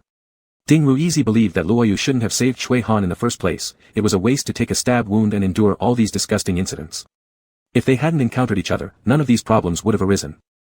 Luoyu chuckled lightly, patting Ding Ruizi on the shoulder. You go eat first. I'll be back after this trip. Reluctantly, Ding Ruizi agreed, watching Luoyu leave by car. By the next morning, Chui Han's appearance had changed quite alarmingly. His eyes were filled with gloom, looking extremely haggard, yet upon seeing Luoyu, his expression quickly transformed into one of utter confusion. Luoyu, how could you be an Omega when you clearly were an Alpha when you saved me? Luoyu gave him a rare dazzling smile. Sorry, it's true. How ironic, it happened on the same day I saved you. Luoyu released a trace of pheromones, thoroughly erasing any lingering doubts Chui Han still had. Instantly, Chui Han's face turned deathly pale, and he tightly clutched at his own clothing edges. Damn. Because of this slip-up, everything prior was ruined. Chui Han couldn't help but show resentment on his face. Luoyu leaned against the chair, like observing a defeated clown. Chui Han asked hastily, as if struck by an idea, Peng Hongfei forcibly marked me, was it your doing? Was it you who did this? Luoyu, that has nothing to do with us. What Peng Hongfei does with his love affairs is his business and has nothing to do with us. Luoyu's lips curved slightly. Even if I were an Alpha, I wouldn't have marked you that night. Someone like you standing naked in front of me wouldn't hurt my eyes less. Chui Han's chest heaved in anger as he clenched the table corner. Half a minute later, the fury on his face twisted into a forced apologetic expression. I'm sorry, it was my fault that night. I shouldn't have done it, but I really just forgot to bring the suppressant. This time, I did it thinking you were behind it. I apologize, I shouldn't have lied. I'll do whatever you want me to do. Please forgive me. Chui Han was crying his heart out, almost begging Luoyu for mercy on his knees. The speed of his reversal amazed Luoyu. Not only was Chui Han adaptable, he could also stretch the truth like a child's prank. How could someone be so stupidly funny, believing others would surely follow his whims? Luoyu calmly spoke, allow me to remind you, what you did wasn't lying, it was committing a crime. Chui Han's expression froze, looking even more pitiable. His voice quickened, I didn't know the consequences would be so severe. It was just a momentary impulse. If you can forgive me, I'll do anything, be it money or something else. Luo Yu, I won't forgive you, in fact, I don't even care about you. Though your self-centered attitude towards binding and controlling others is truly nauseating, I won't let you bother me for long. I'm surprised at how shameless you were in saying those words before. After finishing his speech, Luo Yu stood up. He had no intention of continuing to converse with Cui Han, wishing only to expel him entirely from his life. Seemingly realizing that groveling wouldn't work and knowing he might not escape easily, Cui Han coldly glared at Luo Yu, spitting out hateful curses. You two really belong together, look at you. After saying this, Luo Yu left feeling refreshed.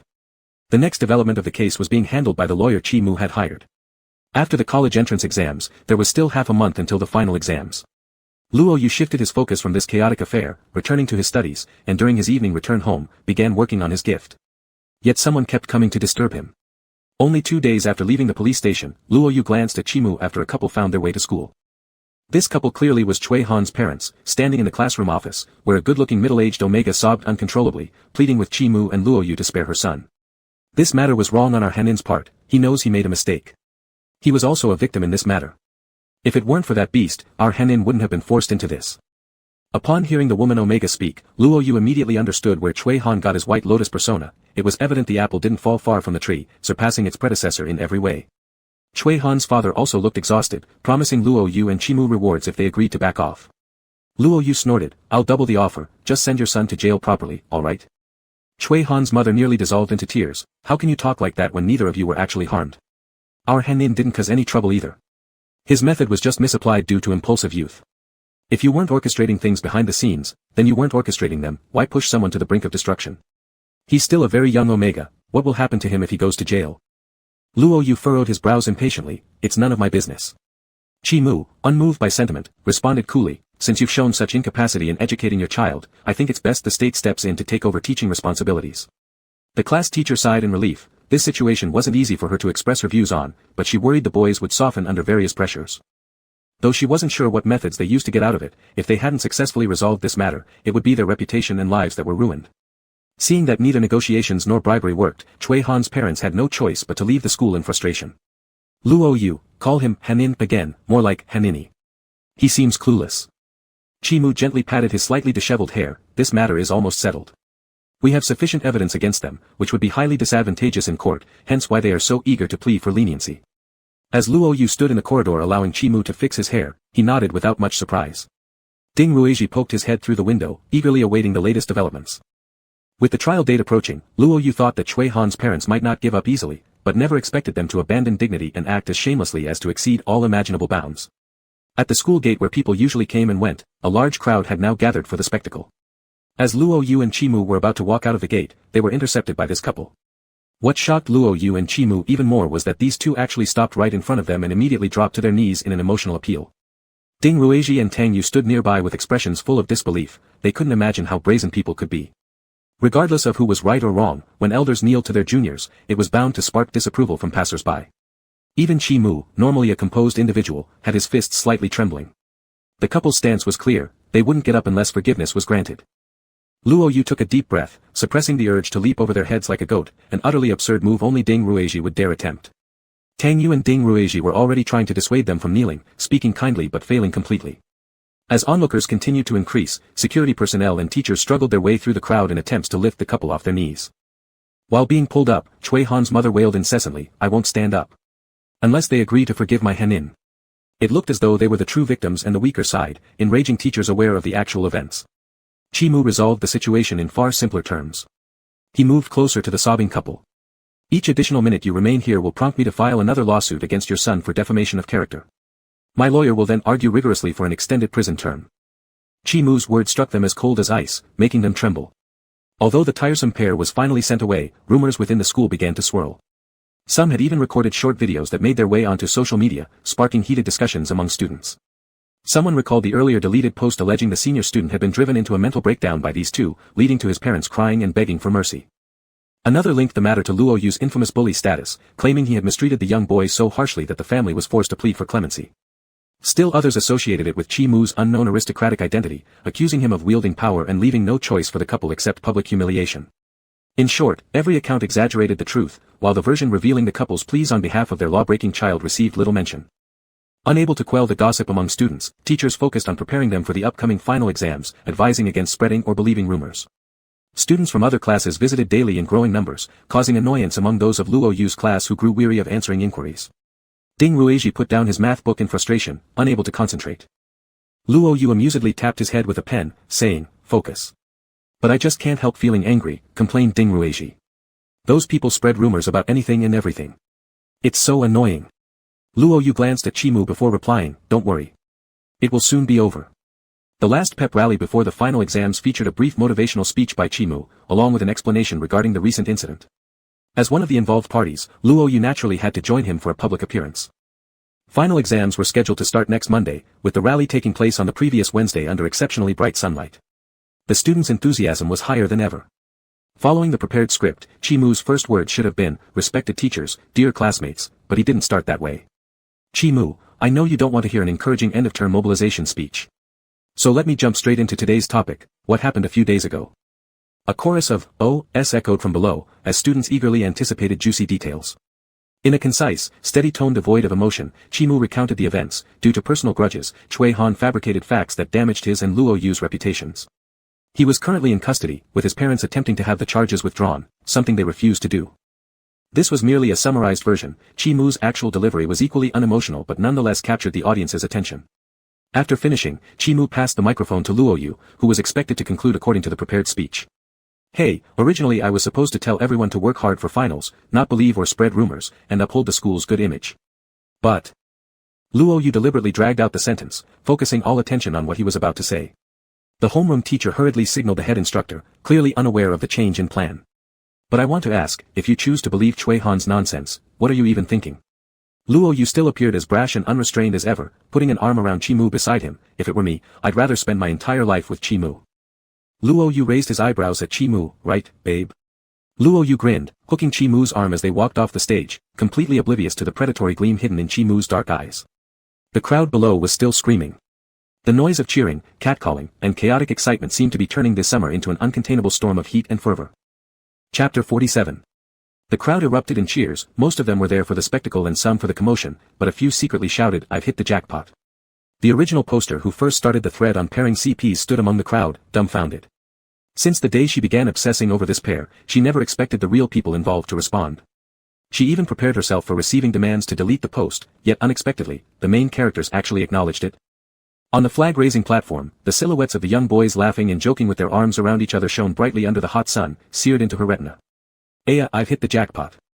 I'll go fetch the civil affairs office for you." Her voice was drowned in the clamor of cheers. The head teacher was made headache-stricken by the yelling below and wanted to criticize Luo Yu, who seemed completely out of line, smiling arrogantly. But when he remembered that Chimu, an outstanding student, hadn't followed the script either, his anger was repressed. With a wave of his hand, he let the teachers lead the students back to class. Seeing the sparse hair left on the head of the head teacher, the homeroom teacher could neither laugh nor be mad, looking at Luo Yu hanging on Chimu's shoulder without a care in the world. She said nothing else, just waved her hand and spoke, "Back to the classroom." When Luo Yu walked down, Ding Ruisi hugged his arm and called him amazing. "Ding Ruisi, I swear I laughed so hard below. Ha ha ha. You didn't see how close the principal was to being pissed bald, ha ha ha." Luo Yu chuckled, "It's all about rumors, it's no big deal." Ding Ruisi, right, whatever brother Yu says is correct." Ding Ruisi only regretted that Chui Han wasn't present, otherwise, he would have died of rage. Chimu stood with his arms crossed, watching Luo Yu chatting and laughing with Ding Ruisi, a slight trace of cheerfulness in his expression. Tang Yu and Wei Ku had already become accustomed to such scenes, walking behind while looking at the figure of Chimu walking beside Luo Yu. "Tang Yu, do you think our leader might already Dong Xian, to be moved, or if Luan Xian, fallen victim?" Tang Yu dared not say these words, as if speaking them would somehow break some taboo. Wei Ku responded in a calm tone, "Perhaps." "Tang Yu, why aren't you even a bit curious?" "Wei Ku, a person doesn't need unnecessary curiosity. Whether or not they do, it isn't something we can interfere with." Tang Yu rolled her eyes, "You're such a bore, but what you said is true." Since the fireworks show, Tang Yu had noticed something strange, though she rarely guessed Chimu's motives. Nevertheless, his closeness and indulgence towards Luo Yu were impossible to ignore. Luo Yu was like an exception, making the Chimu Tang Yu saw different from the one she used to know. It seemed her prying gaze became too obvious. Chimu ahead felt something and turned around. His eyes met hers, making Tang Yu shiver. Alright, still familiar old Chimu. Because of Luo Yu's previous performance, the classmates were also unsettled upon entering the classroom. They couldn't help glancing towards Luo Yu and Chi Mu from time to time. Luo Yu felt as if he'd be perforated by those stares. Yet when he looked, the people pretending to glance around seemed comically adorable. However, gossip was merely the seasoning of life. The upcoming final exams were the main event. The teacher stood above supervising their studies, emphasizing once again, this exam counts for 70% of your reference score and will directly affect your class placement in grade 3. So don't take it lightly. Focus on reviewing. Cramming is also a kind of skill. Many chose physics, chemistry, and biology as their subjects. Those in class 1 now might not be in class 1 by grade 3. After hearing this, everyone wore a serious expression. Only the flipping of books and scribbling of pens could be heard, the sound of fan rotations becoming mere background noise, fading away. After finishing the review of the other subjects, Luo Yu kept copying English words repeatedly, which was rather dull but very effective for memory retention. With Chi Mu watching over him, there was no way for Luo Yu to slack off. Even Ding Ruisi, despite writing endless math problems wrong and clearly expressing despair, didn't give up. Luo Yu originally intended to give away the long-prepared gift before the exam ended, but due to pursuing perfection, it was unfinished even on exam day. On the day of the exam, some grew more anxious, others calmed down. After setting the desk and chair, Luo Yu watched Ding Ruisi alternately rush to the bathroom and chew his nails. He patted Ding Ruisi's head, urging him to man up. With a gloomy face, Ding Ruisi lamented, "My dad said if I perform well this time, he'll buy me a new phone, if I don't, I'm up for men's singles tennis." Ding Ruisi's parents were both beta, so they naturally felt proud to have given birth to such an alpha son.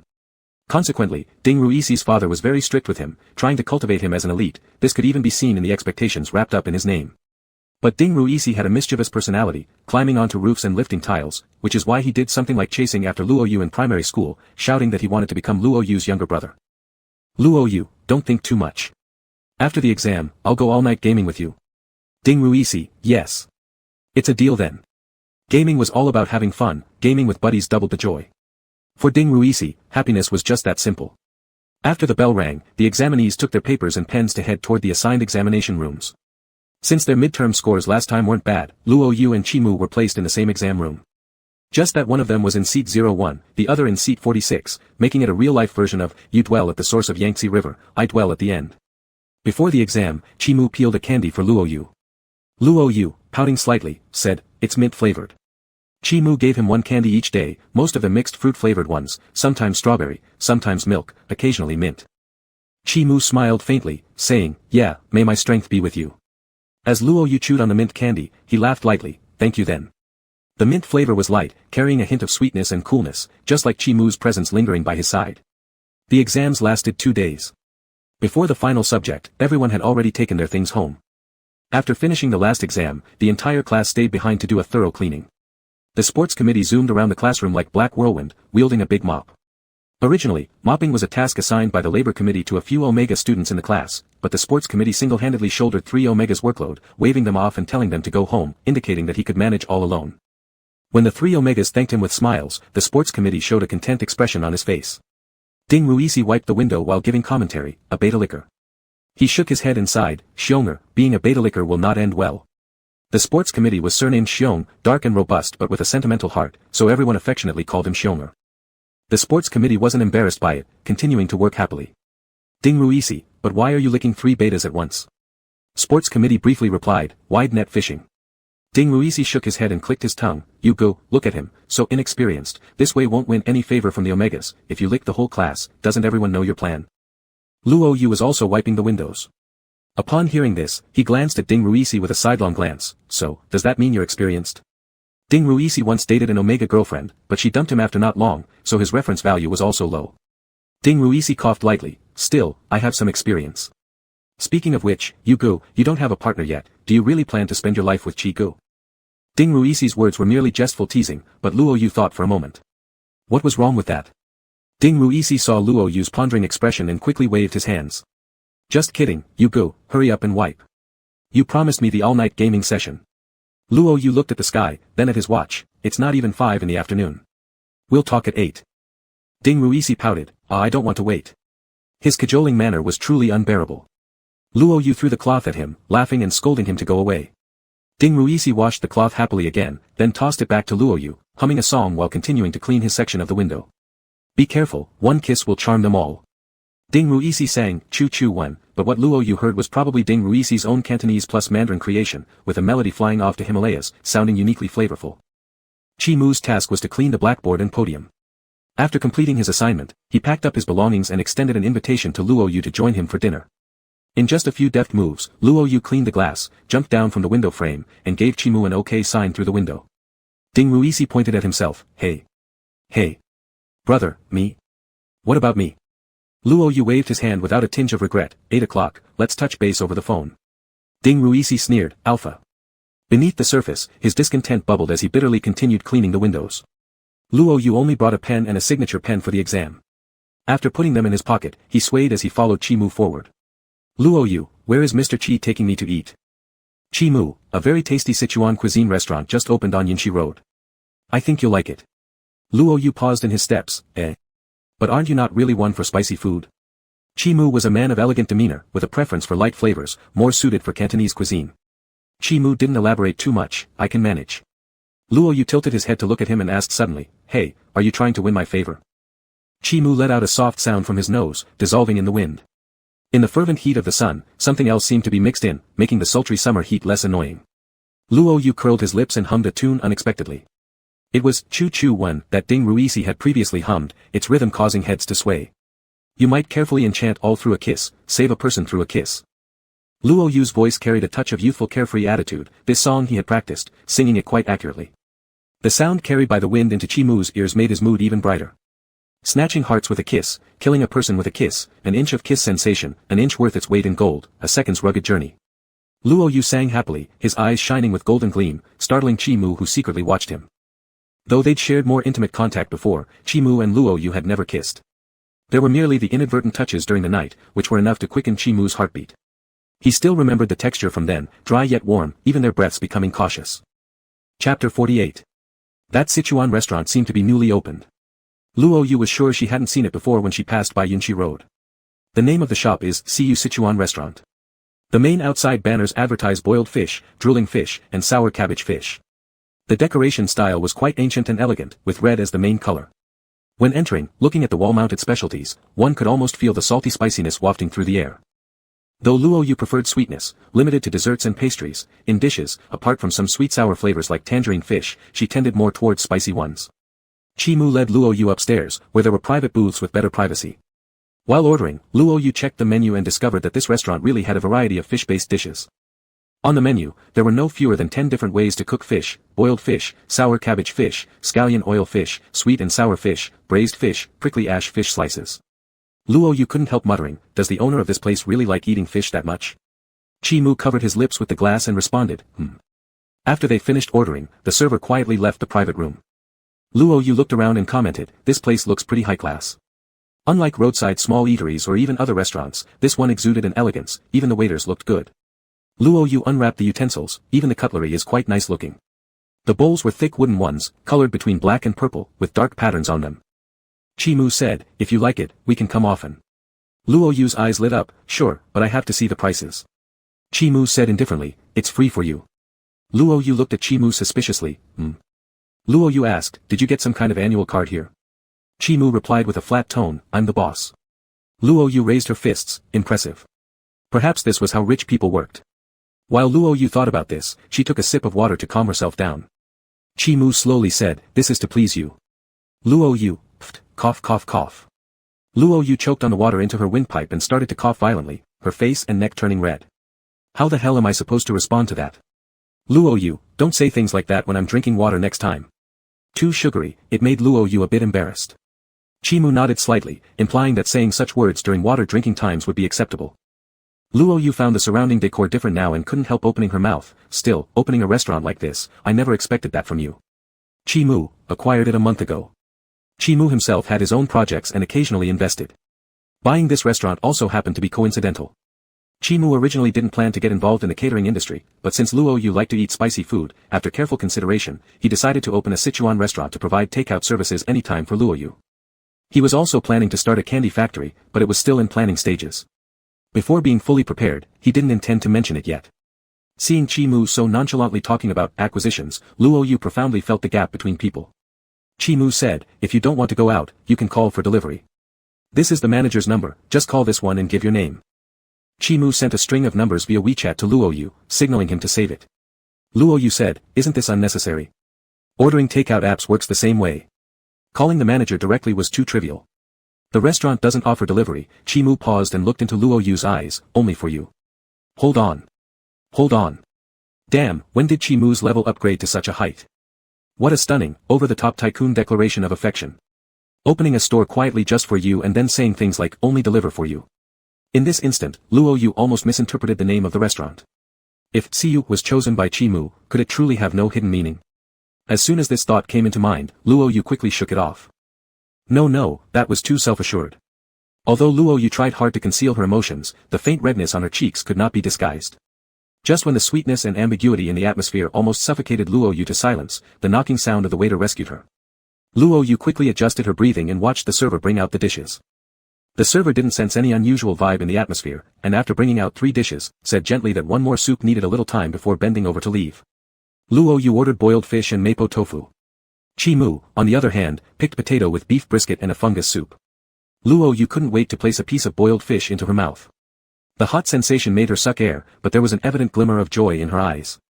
It's really delicious. The fish meat was tender, while the soup had a fresh, fragrant, spicy taste, combining for an explosion in the mouth, a feeling adored by Luo Yu, who loved spiciness. Chi-Mu also took a bite to try it. His motions were refined as he chewed slowly, yet after eating just a single piece, his lips turned red from the spice, causing Luo Yu to burst out laughing. Clearly unable to handle the spiciness, he still appeared so calm before saying that he could eat it. This tofu is good too, want to try? Luo Yu wanted to be mischievous now. She picked up a piece of mapo tofu and extended it in front of Chi-Mu. Without changing expression, Chi-Mu bit onto it. The tofu was both numbing and spicy, making his usually pale lips turn an unexpected vivid red. His chilly demeanor entirely transformed into a burning warmth. Luo Yu, gripping her chopsticks, watched him and noticed how the scorching redness spread even further on Chi-Mu's face. Her gaze landed on the chopsticks next to his hands. She realized she had used these very chopsticks to feed Chi-Mu moments ago and immediately retracted them with a mental, oh well. Attempting to change the subject, Luo Yu urged him, drink some water fast, and concentrate on your potatoes and beef. After Chi-Mu sipped tea water, the numb and fiery sensations in his mouth subsided somewhat. However, the gentle smile still lingered on his eyebrows. It took half an hour to finish their meal, during which Luo Yu ate until fully satisfied. When they left, the manager personally came to escort them and handed them 2 cups of chilled drinks made by the pastry chef at the restaurant. They received them warmly. Luo Yu thanked the manager and drank a sip, finding the flavor surprisingly pleasant with just the right amount of sweetness fitting her taste perfectly. The manager beamed, our boss informed us you prefer higher sweetness levels, so our chef specifically adjusted this sweetness level for you. Next time when you call to order food, we will assume this sweetness as default unless you request otherwise. Luo Yu nodded, indicating that she understood, thinking to herself that under normal circumstances, she would never call anyway since it was Chi-Mu's thoughtfulness, but she did not plan to trouble them unnecessarily. As the manager waved goodbye with, walk safely, the evening sun still cast long shadows on the street as it was only 6 o'clock. Biting her straw, Luo Yu sighed, being rich is great. Chi-Mu responded, so you don't need to feel like you're bothering anyone. Luo Yu tilted her head, huh? Was I being overly obvious? Chi-Mu met her gaze, conveying his thoughts through an expression. Chi-Mu, at first, it was because I knew you liked this kind of food that I decided to do this, otherwise, I wouldn't have bought it. If you didn't like it, well. Fearing he might say something overly sweet, Luo Yu hastily interrupted, like it, I do. But the problem was, he had no equal gift or effort to reciprocate such heartfelt care from Chi-Mu, just the present he'd spent almost 2 months crafting.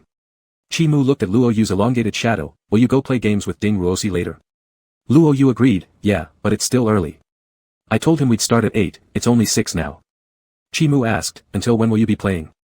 Without hesitation, Luo Yu replied, if it's all-night gaming, then around 7 or 8 tomorrow morning. Chi-Mu frowned deeply, it was harmful to the body. Though he disagreed slightly, he could not stop Luo Yu from playing. He quietly accepted it. Luo Yu lazily draped her arm around Chi-Mu's shoulders, what? You coming along? Before Chi-Mu could answer, Luo Yu shook her head self-deprecatingly. Nah, better not. All-night gaming simply wasn't suitable for Chi-Mu. Though Luo Yu didn't mind losing herself to it, she felt it would be wasting Chi-Mu's time if forced upon him. Savoring the cold drink coolly through her straw, Luo Yu leisurely enjoyed the peaceful summer evening hanging off Chi-Mu. Suddenly, loud commotions erupted behind them as someone ran past hurriedly, bumping into a deliverman holding food. The deliverman toppled towards where Luo Yu stood. Instinctively trying to steady himself, he accidentally shoved the side of Luo Yu.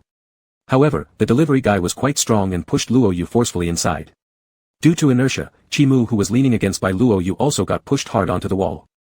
All this happened in an instant, and soon many people rushed past shouting, catch the thief. But the young men at the corner paid no attention to the grand procession passing by. The fallen cold drink lay pitifully on the ground. The delivery guy was busy delivering the meal which would be overdue soon. He fortunately found the food didn't fall down, said sorry to Luo Yu hastily and left in a hurry. Everyone was either enjoying the commotion or were occupied with their own business, so no one noticed the two young men stuck together due to the accident. Except for the sunset and the hot wind. Luo Yu gasped and stared at Chi Mu right in front of her. Just now when she got pushed, Chi Mu happened to turn his head, resulting in them colliding face-on. Ridiculously enough, Luo Yu's face came just 2 or 3 centimeters too close, leading to a lip collision. Although it sounds like a typical plot in romantic drama, the reality was not as glorified as those dramas presented. A sharp pain shot through her lips. Wrinkling her eyebrows in pain, Luo Yu pulled herself away from Chi Mu, licking her wound with her tongue and immediately tasted blood in her mouth. Chi Mu fared a little better than Luo Yu. Though there was also a cut on his lips, a drop of blood gathered there. Chi Mu wiped off that drop of blood with the pad of his fingers, spreading the trace of blood over his pale lips. This destroyed the usual air of abstinence surrounding the normally calm boy, adding instead an indescribable alluring aura. Luo Yu's lips got more severely scraped. Despite having licked the wound, blood kept trickling out. Chi Mu looked at Luo Yu whose eyes still held a hint of pain, squinting his eyes. Before Luo Yu could speak, a cool finger touched under her jaw, pulling her into an intimate yet dominating contact before she even reacted. Like the late evening breeze in summer mingling romantically with the remaining sunlight, evaporating every drop of water, leaving only unbearable heat. The unspoken words drowned amidst the interlocked lips, permeated with bloody tenderness and invasion. Chapter 49. Amidst the entanglement, there was pain, and the unskilled movements intertwined, leaving winding water marks and faint ambiguous sounds. Even though no pheromones were released, the boys who were close enough to each other could still smell each other's scents. The hot and stifling air seemed to be still around them. In their chasing and compliance, they ignited sparks and fireworks burst in their minds. The clouds spreading across the horizon were splendid and romantic, adding a few touches of beauty to this world. After his mind went momentarily blank, Luo Yu instinctively wanted to push away. However, Chi Mu's breath followed closely like a shadow, and before he pushed him away, he was forcibly pulled back. That pair of dark eyes that always carried a chill seemed to have all the floating ice melt into a warm current, revealing the true emotions of their owners. Having shed the cloak of refinement and elegance, it was filled with the dominance of an alpha and a refusal to be questioned. The scent of blood further stimulated their consciousness as alphas, triggering their violent and competitive nature. Luo Yu's competitiveness and territorial awareness seemed out of place at this moment, as he pressed Chi Mu against the wall. However, his attempt to seize sovereignty made Chi Mu believe that he was enthusiastically responding. Luo Yu pushed him away and touched the swollen area. There was still a hint of red in his eye corners, but he still arrogantly opened his mouth. Your kissing skills are terrible. Though his own skills weren't much better either. Chi Mu's painted eyebrows were covered with large patches of red, diluting the aura of noble self-control, revealing a youthful satisfaction. I'll practice more with you. His voice was no longer crisp, carrying a touch of lazy eroticism. Luo Yu gave him a sidelong glance. That wasn't what he meant. He noticed the cold drink that had been knocked off earlier, throwing the fallen cup and bag into the trash can. Luo Yu, what a waste. He quite liked drinking it. Chi Mu shook his own drink, drink mine.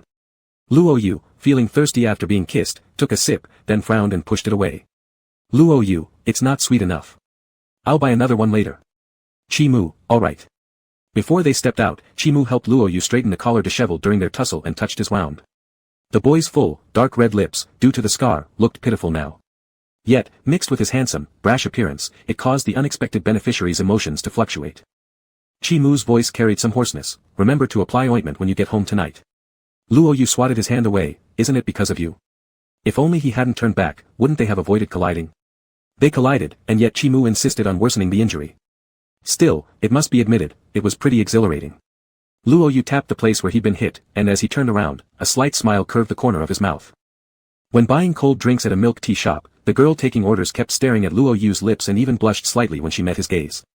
This prompted Luo Yu to take out his phone's front camera upon leaving the store to check the condition of his wound. Luo Yu, seems a bit bad. Luo Yu suffered from the more severe collision. Fortunately, the wound was outside, so it wouldn't lead to ulcers inside. The wound had already started preliminary self-healing, but whenever Luo Yu touched it, it still felt scorching and swollen. Chi Mu shoved a tube of ointment into Luo Yu's pocket. Here's some medicine. Remember to apply it when you get home. While waiting for his milk tea, Luo Yu happened to see a pharmacy, and thinking that Luo Yu was not the type who would go out of his way to buy ointment for such wounds, he prepared it in advance for Luo Yu. Luo Yu responded, holding his phone while sending a message to Ms. Qiao Wanrong, indicating that he wouldn't be going home that night. Ms. Qiao Wanrong immediately called, and as soon as Luo Yu answered, a barrage of questions came flying. Why aren't you coming home tonight? Didn't you finish your exams today? How did they go? Are you out of school now? If you're not coming home, what are you going to do? Finished. Just had dinner with Chi-Mu, and tonight I'm staying over at his house, won't come back. Luo Yu certainly didn't dare to tell his mother that he was going to stay up all night at the internet cafe. If he said that outright, he'd definitely receive a good scolding. Ah, you're with Xiao Qi. Hearing Chi-Mu's name, Miss Xiao Wanrong's tone softened considerably. Yeah, he's right beside me. If you don't believe me, I can let him say a word to you. Luo Yu placed the phone near Chi-Mu's ear, raising his eyebrows and signaling for him to speak without giving anything away. Chi-Mu greeted briefly, and Luo Yu quickly retrieved the phone. Luo Yu was soothing his mom on the other end. Are you satisfied now? You haven't been this nagging before. It was true. Previously, when he said he would hang out with Ding Ruisi or sleep at a classmate's house, Miss Xiao never asked much. Xiao Wanrong, can now be the same as before. When you didn't come home in the past, I only worried if you had conflicts with others and ended up in the police station. You were always the one causing trouble, so how could others bully you? Luo Yu confidently replied, I'm still like that now. Xiao Wanrong, son, you're an Omega now.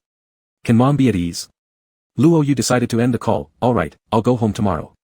Sleep well, don't stay up late, understood? Understood, Xiao Wanrong responded, then suddenly, but actually, you can stay at Xiao Qi's house for a couple more days. Just don't bother them too much. Luo Yu, Mom, do you even remember what you just said?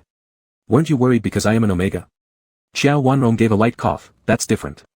I definitely trust Xiao Qi. Luo Yu, I'm hanging up, bye. Isn't it supposed to be less trust because of Chi-Mu being an alpha? Luo Yu sighed inwardly as he ended the conversation and put his phone back in his pocket. After Luo Yu hung up, Chi-Mu opened his mouth. So, are you coming to my place after we finish playing tomorrow morning?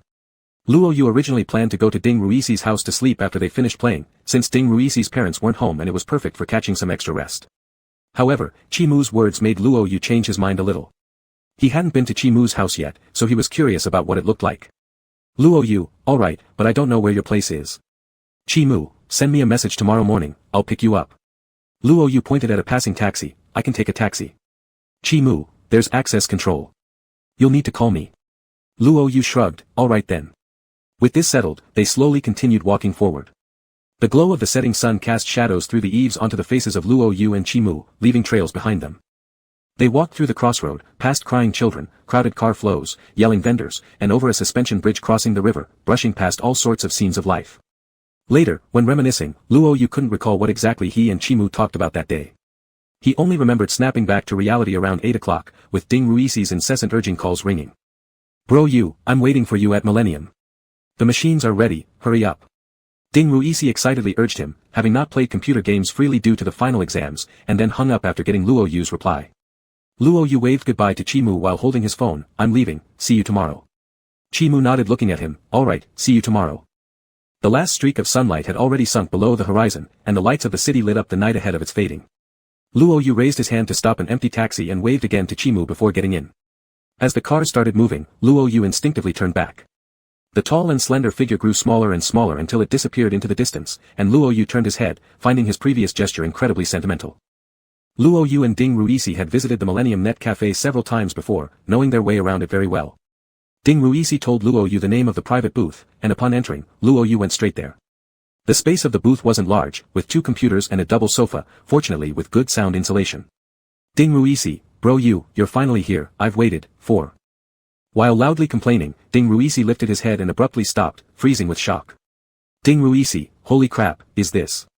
So bro Yu, you're quite capable, huh? Is that fiery Omega? Or maybe a beta? TSK, look at these marks, pretty fierce, aren't they? Ding Ruisi slapped the table, winking mischievously at Luo Yu as if he suddenly realized something. Sitting on the couch and closing the booth door, Luo Yu was too lazy to explain anything. Ding Ruisi thought for a moment, unless you were kissed again. Luo Yu raised his eyebrows, again. Ding Ruisi, hey, didn't Little Rose steal a kiss from you last time? Luo Yu hit him with a pillow, do you even know it was a sneak kiss? That was on the face. Is it the same as being forced kissed? Forget about it already. A Black History incident, thinking about it made Luo Yu realize he should have dodged earlier. Ding Ruisi dodged around while talking, so, explain yourself. Who kissed you? Do I know them? Luo Yu retrieved the pillow and leaned against it to explain, I bit myself. Ding Ruisi didn't believe it for a second, bro Yu, don't be shy about these things. It was your first kiss after all. Who got it? I'm so curious. A vein bulged slightly on Luo Yu's forehead. Ask your mom. Luo Yu said truthfully, Chi-Mu kissed me. Ding Ruisi mumbled discontentedly, alright then, if you say you bit yourself, fine. How could I not believe bro you? Luo Yu flicked his forehead, sighing at how nobody believes the truth these days.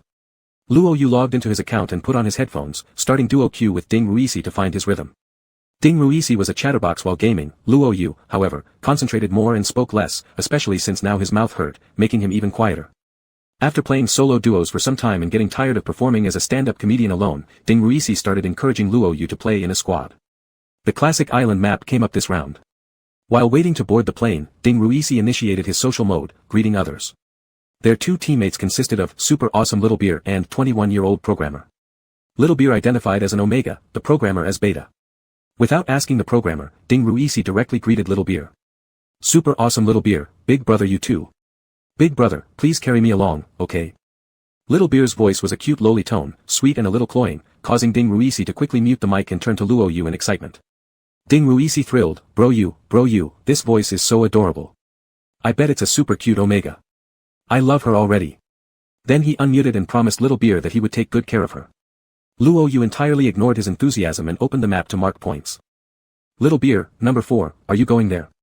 But I want to go to Peace City. Ding Ruisi immediately agreed, alrighty, we'll go to Peace City. Number 4 likes to free roam, so we'll meet up later in the game. Ding Ruisi, however, you're pretty brave going straight to Peace City. Make sure to protect yourself when you land. Luo Yu usually chose aggressive combat only when in a bad mood. Generally, he preferred to roam freely, gather supplies, and collect tolls from others, before slaughtering opponents in the final circle. He liked going solo over teaming up. Little Beer, okay. I will. Oh, are you two teammates? Ding Ruisi, yup. My bro's super skilled, my backbone, haha. Luo Yu intended to stay silent throughout, heading to his marked location. Although Ding Ruisi wasn't a very skilled player, he was quite lucky and often picked up good stuff. Little Beer, big brother, can you give me your 4x scope? Ding Ruisi happily complied, sure thing. Little Beer, my gun's terrible. Ding Ruisi, here, take mine. Little Beer, hey, where can I find helmets? All I get are level 1 ones. Ding Ruisi, here, my level 2 helmet is yours. And when we pick up a level 3, that's also for you. Luo Yu silently glanced at Ding Ruisi, wondering whether he remembered saying earlier that day, lick dog ends up losing everything. While Luo Yu wasn't particularly fond of such behavior, as long as Ding Ruisi was having fun, it was fine. Suddenly, Ding Ruisi emitted a panicked cry, 3 people, miss, I think we're in trouble here. The programmer had already sacrificed himself in the chaos of Peace City. Luo Yu looked at Ding Ruisi's screen. Both he and Little Beer were on the second floor of a house when grenades were thrown up. Just as Luo Yu prepared to mourn Ding Ruisi's imminent demise, a name flashed across the lower left corner, surprising him somewhat. Ding Ruisi nearly screamed in excitement, miss, you're amazing. I can do this. Luo Yu kicked him, can your ass do anything? Despite his insult, Luo Yu was indeed amazed. This person's skills were undeniably impressive. Ding Ruisi was over there showering Little Beer with compliments again. At this time, Luo Yu had already driven to the location of the parachute drop. He adjusted his headphones and set up a gun on the hillside, ready to mediate. Sure enough, 2 teams rushed over, one of which was fully staffed and gained the upper hand in firepower. It was going to be hard to mediate, thought Luo Yu. He immediately shot someone in the head and then sniped another who had just been revived. 2 out of 4 people fell instantly, and the others immediately threw smoke grenades. Luo Yu took out the grenades he had collected and with continuous assaults managed to kill all 4 opponents, collecting their loot. By this point, Little Beer and Ding Ruisi had come to Luo Yu's position, surprised by how Luo Yu had dealt with the 4 people. Little Beer, brother number 4 is so awesome. Why isn't he speaking? Little Beer, brother number 4, have you turned your mic on? Little Beer's sweet voice asked, brother number 4, do you have anything good?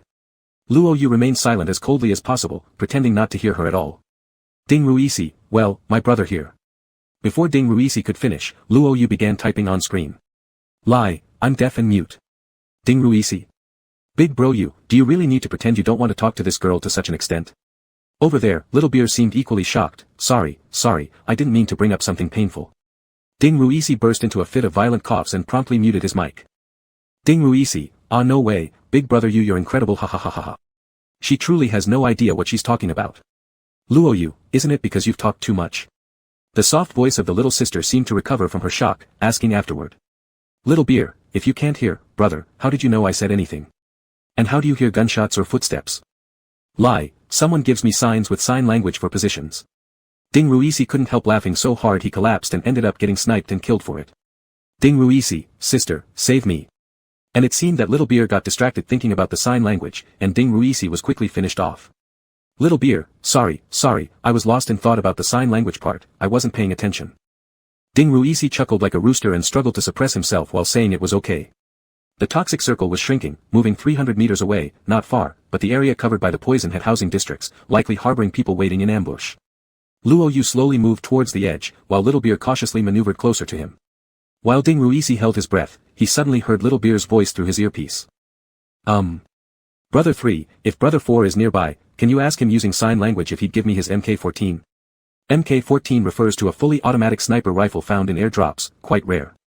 Ding Ruisi instantly changed from being overly flattering, that's highly unlikely. Little Beer seemed startled by Ding Ruisi's decisiveness, remaining silent for a while. Having played with Luo Yu for so long, Ding Ruisi knew exactly what Luo Yu liked to use in games, and also that whatever good things Luo Yu got absolutely wouldn't be given away unless something better was traded in return. Since they weren't in the final circle yet, Luo Yu had decided to bring along the MK-14 as both a sniping and assault weapon, and he even carried the expansion specifically for it. Although the MK-14 has a low rate of fire when used as an assault weapon, that doesn't stop Luo Yu from liking it. Luo Yu glanced at the weapons Little Beer carried, an M416 and an S686. Ding Ruisi also noticed Little Beer's S686, slightly surprised. He had been so focused on watching Luo Yu that he hadn't paid attention to what weapons Little Beer brought. Little sister, you're carrying a shotgun. That's brave. The S686 is a shotgun often referred to as equalizer, where close-range attacks make any level of armor or helmet ineffective. Little Beer's voice sounded cheerful again, yes, I love it. Luo Yu stayed at the edge of the toxic zone, while Little Beer had sneaked inside under cover of obstacles, approaching the building area. About half a minute later, Little Beer killed 2 people by opening doors unexpectedly. Ding Ruisi had his view on Little Beer and could only say she was pretty impressive. Luo Yu, not bad at all. Ding Ruisi still hadn't turned off his microphone, hearing Luo Yu's comment and pointing at his own computer hastily. Little Beer, oh, whose voice is that? Ding Ruisi, ha, I just bought a voice changer and was testing its effect. Pretty good, right? The other side's Little Beer strangely stayed silent for a few seconds before speaking, hey, how much did your voice changer cost? Ding Ruisi, $680. That number was completely fabricated just at the sight of that S686. Little Beer, wow, big brother, your voice changer is really of good quality. My one costs over 1,000 and it only feels this natural. But I still think my voice isn't sweet or soft enough to touch someone's heart with just one word. Yours sounds pretty good though. Little Beer was still Little Beer, her voice simply changed from the adorable, girl's voice, into a deep male tone, nearly causing Ding Ruisi to experience a cerebral palsy-like reaction. Ding Ruisi, wait, why? All around were the shattered hearts of Ruisi fans. Before Ding Ruisi could even ask the 10,000 whys, Luo Yu and Little Beer continued on their journey. Ding Ruisi lay on the couch beating his chest in an effort to keep his blood flowing smoothly. Little Beer, hey, this is all for fun, sorry if I misled you too much. Ding Ruisi asked seriously, Brother Yu, can we restart and let me be betrayed again? Luo Yu replied calmly, if you want. Little Beer, no, don't, but you guys also deceived me. And I actually thought you were deaf and mute. Your voice is quite pleasant though. Not someone who couldn't take playing fair, Ding Ruisi didn't get too sad and focused on watching Luo Yu continue to play. As expected, they won the game when Little Beer turned off the voice changer and became much more normal. She was great with the S686, eating chicken in a final round thanks to the S686. Luo Yu found her skills impressive and accepted her friend request when she sent one. When the second game began, Little Beer turned her voice changer back on. Luo Yu and Ding Ruisi watched coolly as the other teammate served them diligently, feeling extreme sympathy for that person. The three played continuously, Little Beer switched her voice changer on and off randomly. It went on like this until 2 a.m. Little Beer yawned, I'm sleepy, I'm about to quit.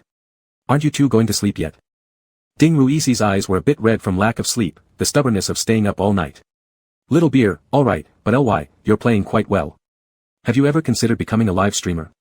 If you want, you can come to our platform. With your skills and voice, you will definitely become famous soon. Without hesitation, Luo Yu declined, I don't consider.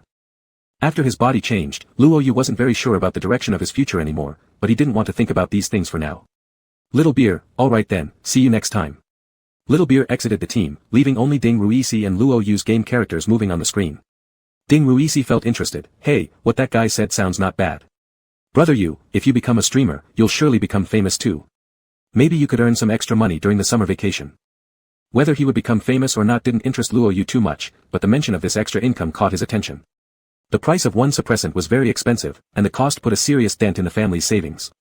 Luo Yu tapped his fingers on the armrest of the sofa and fell into thought. Ding Ruisi, starting the topic, didn't notice Luo Yu's expression. His momentary impulse was merely cheering him on, and his attention quickly shifted back to the game. Ding Ruisi, brother Yu, I'm logging out first. I'm gonna play a bit of League. Luo Yu acknowledged and also quit the game, logging into CSGO. It wasn't until 6:30 a.m. that Ding Ruisi couldn't bear it anymore. Ding Ruisi, you, come on, let's head to my place. Luo Yu, you go back yourself. I told mom I would study at Chimu's house. Ding Ruisi was shocked, but our finals are already over, how could Aunt Xiao believe you're studying? Luo Yu, she mainly trusts Chimu. Ding Ruisi, confused, wait, when did Aunt Xiao meet Chimu? No wait, you two are so close behind my back. The early morning breeze was particularly cold, and Ding Ruisi felt he had lost favor with Luo Yu. Chapter 50. It was still early, there were half an hour to go before the 7 o'clock meeting time Luo Yu had agreed upon with Chimu. Luo Yu sent a text message to Chimu on the phone first, checking if Chimu had woken up. The response came quickly, asking for Luo Yu's current location. After sending his address to Chimu, Luo Yu urged Ding Ruisi to head home. Ding Ruisi was still pretending to be sad, looking at Luo Yu as if he were a faithless man. It was only after Luo Yu tapped him on the skull that he returned to normal. But indeed, he felt a little downcast, scraping the dust off the road with his toe like a droopy orange beaten by wind and rain. Ding Ruisi muttered, seemingly complaining, brother Yu, am I still your best buddy? I've always been right beside you, but why do I feel like I know so little of what's going on? Actually, what Ding Ruisi really wanted to ask was whether he was still Luo Yu's best friend, as close as ever. But it would sound too melodramatic, so he didn't dare to ask. Luo Yu ruffled his already messy mop of hair, what are you thinking about? You don't miss out on anything you should know. As for some things, even if you don't know them now, you will definitely learn them in the future. Don't overthink things. Are you feeling the urge to go train with Dong Dong again? Ding Ruisi shook his head wildly, not this time, thanks. I can feel brother Yu's love for me. Luo Yu flicked his forehead with a smile, big deal. Ding Ruisi was undoubtedly Luo Yu's best buddy. But Chimu was something different entirely. What could be done with Chimu wouldn't be possible with Ding Ruisi. Luo Yu himself thought that his current relationship with Chimu fell into the category of unspoken understanding. I know you care about me, and I have some feelings towards you too, certainly, I'm not repulsed by you, and there's even a bit of joy in my heart. Under Luo Yu's farewell gaze, Ding Ruisi yawned and climbed into a taxi, waving at Luo Yu. Standing where he was, Luo Yu's stomach started growling, but having just left the internet cafe without washing up made eating breakfast feel uncomfortable to him. All he wanted was to freshen up, take a bath, and then sleep. Before long, Chimu arrived, and when Luo Yu pulled open the rear door, he saw Chimu with somewhat weary features. Luo Yu closed the door and asked, still sleepy? Chimu shook his head, I stayed up late reading. Chimu was busy until 3 in the morning last night. Originally wanting to sleep, but with the thought that Luo Yu might soon come, he lost all desire to rest. He boiled himself a cup of coffee and continued working until 6 in the morning. He had the driver prepared on standby ahead of time and tidied up the spotless house he hired cleaning services to clean yesterday. Luo Yu, so did you pull an all-nighter too? Chimu nodded and pinched the bridge of his nose. He was a disciplined person who rarely overworked himself and reduced efficiency, but this time was special. Luo Yu yawned, then we'll nap together. Chimu squeezed his pinky finger, nodding. The privacy screen between the front and back seats had long been raised, and Chimu wasn't worried about the driver seeing his small movements as he continued to toy with Luo Yu's fingers. Luo Yu was already sleepy, closing his eyes and letting him be. Chimu's home was in a high-end neighborhood with great lighting, and the place was impeccably clean, like it belonged to someone living alone. Luo Yu, do you live here alone? Chimu entered after him, arranging his shoes neatly, responding briefly. Luo Yu teased, I thought you'd live in one of those big villas with maids and butlers, in the manner of a young master. Though it wasn't a villa, Chimu's home was still much larger than Luo Yu's, though it seemed devoid of life due to its cleanliness. However, from the cushions on the sofa and some items in the kitchen, one could still catch glimpses of daily life. Chimu responded softly, it used to be like that, but it's too far from school and there's no real need to stay there. Luo Yu raised an eyebrow, the use of also was quite deliberate. But he wasn't interested in probing into Chimu's past affairs, pulling out the medicine that hadn't been applied all night from his pocket and placing it on the coffee table in the living room. Chimu glanced at the ointment untouched, then looked at Luo Yu's dry, blood-crusted lips, pouring him a glass of water. Luo Yu took it casually and put it back on the coffee table, his eyes searching for Chimu's bathroom. Do you have a new toothbrush or anything? I want to brush my teeth before I drink. Luo Yu sniffed at his own body odor, and maybe I'll need a set of pajamas too. The smell inside the internet cafe was naturally complex. Even sitting in a private booth and not smoking couldn't keep the greasy, smoky smell from sticking to him. Chimu pointed towards the bathroom, I've already prepared new ones for you, go take a shower first, I'll get you the sleepwear. Luo Yu, alright. Luo Yu walked to the bathroom in slippers. Chimu's bathroom was spacious with an anti-slip mat placed by the door. Next to the sink were unopened toothbrushes resting quietly in a cup. There were 3 towels of varying sizes and textures, each obviously intended for a different use, one for washing the face, one for bathing, and one for drying hair. The cabinets didn't hold much but a line of foreign labeled toiletries that left Luo Yu speechless. He couldn't tell which was for shampooing and which was for bathing. But Luo Yu was good at using search tools. After taking a picture with his phone, he got the answers instantly. Luo Yu put his phone aside, started to undress when Chimu knocked on the door, offering him the sleepwear. The door was slightly opened as a hand reached out to hand over the sleepwear. In that brief moment of the door opening and closing, Alpha Vision clearly captured the slim yet pale waistline of the young man.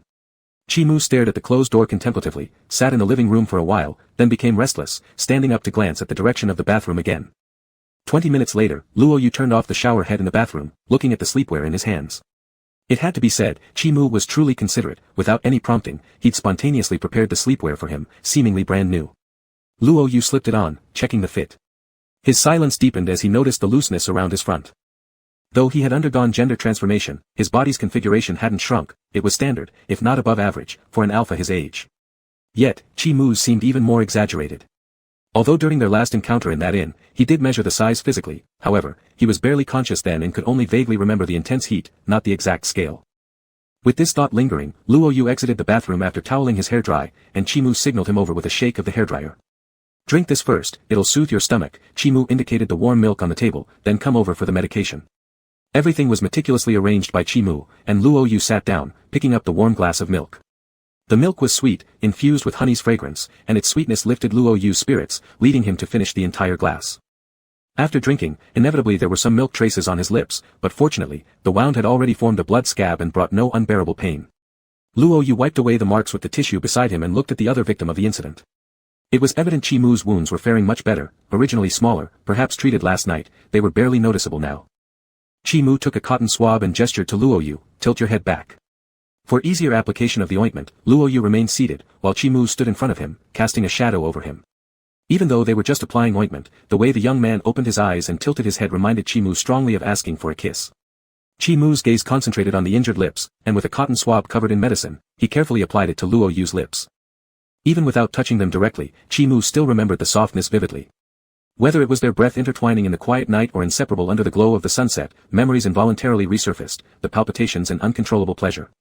That was a joy so intense it made his whole body and soul tremble. Unaware of Chimu's thoughts, Luo Yu was staring at his eyelashes, counting how many there were. Before he finished counting, Chimu had already finished cleaning. The sound of the hairdryer commenced its task. Luo Yu felt like a lord, fully enjoying Chimu's full suite of services. When Chimu dried his hair almost thoroughly, Luo Yu finally realized he had hands too. But it would be too fussy and ridiculous to offer to do it himself at this point, so Luo Yu simply declared this level of service sufficient. Luo Yu looked into each room. "Where am I sleeping?" "Chimu, to be honest, my place only has a master bedroom. You can sleep in my bed. If it makes you uncomfortable, I can sleep on the couch." Luo Yu waved his hand. "This is your home, I shouldn't make you sleep on the couch." "I don't have any preference, wherever I sleep will be fine." Lying in the same bed with Chimu again, he certainly didn't want history to repeat itself. Chimu calmly responded, "How could I let you sleep on the sofa at my place? I will sleep." Luo Yu, "Wait, your place really doesn't have a guest room? It looks like there are plenty of rooms." Luo Yu counted them. There were 5 rooms. Aside from the master bedroom, was there really no guest room? Chimu's voice carried a hint of amusement. "If you're not very sleepy right now, you can look around freely." Luo Yu, "Since you say so, then I won't be polite." Chimu, "Go ahead." Apart from the cleaning auntie, Luo Yu was probably the only outsider to step into this house, and Chimu had never prepared a guest room from the beginning. Luo Yu pushed open the doors of each room one by one. Next to the master bedroom was a study, with books filling the shelves and an office desk placed neatly. After closing the door to the study, Luo Yu moved on to look at other rooms. Next to the study was a fitness room, which was significantly larger than the master bedroom, equipped with a treadmill and other fitness equipment arranged orderly. Luo Yu recalled Chimu's abs and nodded approvingly. There was indeed reason behind their maintenance. Beside the fitness room was a music room. Its decor was simple, not differing much from the others, with a few potted green plants placed in the sun-facing area. Inside, there were a piano, a violin, and a guitar. In the transparent cabinets, even flutes and harmonicas were neatly placed. Looking at the person washing cups in the kitchen, Luo Yu praised, "Impressive, Mr. Chi, your talents are quite numerous." The guitar propped against the wall appeared to be finely crafted. Though Luo Yu could play it, he wasn't proficient. He wanted to touch it but currently felt too mentally drained. Thinking that he could explore after waking up, he closed the door to the music room and headed toward the last room. The last room was smaller than Luo Yu had expected, and even during daylight, it remained pitch black. Upon turning on the light, Luo Yu discovered it was a screening room. A shelf held several film discs, and the room had no windows, explaining why it lacked light. The sofa bed inside looked soft and comfortable, with light blankets folded neatly. Luo Yu, Mr. Qi, you have great taste. While drying his hands, Qi Mu approached. If you're interested, we can watch a movie together after you wake up. Just as Luo Yu felt drowsiness creeping up, he nodded, covering his mouth with a yawn. Qi Mu led Luo Yu towards the master bedroom, and Luo Yu didn't bother debating who would sleep on the couch, walking straight into Qi Mu's room. The curtains were already drawn, and the dim room's soft, cozy bed proved irresistibly inviting for someone who'd pulled an all-nighter and was feeling groggy. Luo Yu took off his shoes, collapsed onto the bed, and sighed contentedly. Whether it was the pillows, sheets, or quilts, all bore the crisp, pleasant scent of mint pheromones unique to Qi Mu. The calming influence of another compatible soul relaxed Luo Yu's mind swiftly, urging him to sink into deep slumber. The faint sound caught his attention, and with considerable effort, Luo Yu cracked open his heavy eyelids, seeing Qi Mu fetching something from the cabinet. Luo Yu, aren't you going to sleep? Qi Mu, I'll sleep on the couch. Luo Yu lapsed into silence for a moment, realizing that Qi Mu always seemed capable of doing things unexpected. Originally, Luo Yu thought Qi Mu had invited him to share a bed with some premeditated intention, but instead, the man was true to his word, preparing to grab a blanket and sleep on the couch.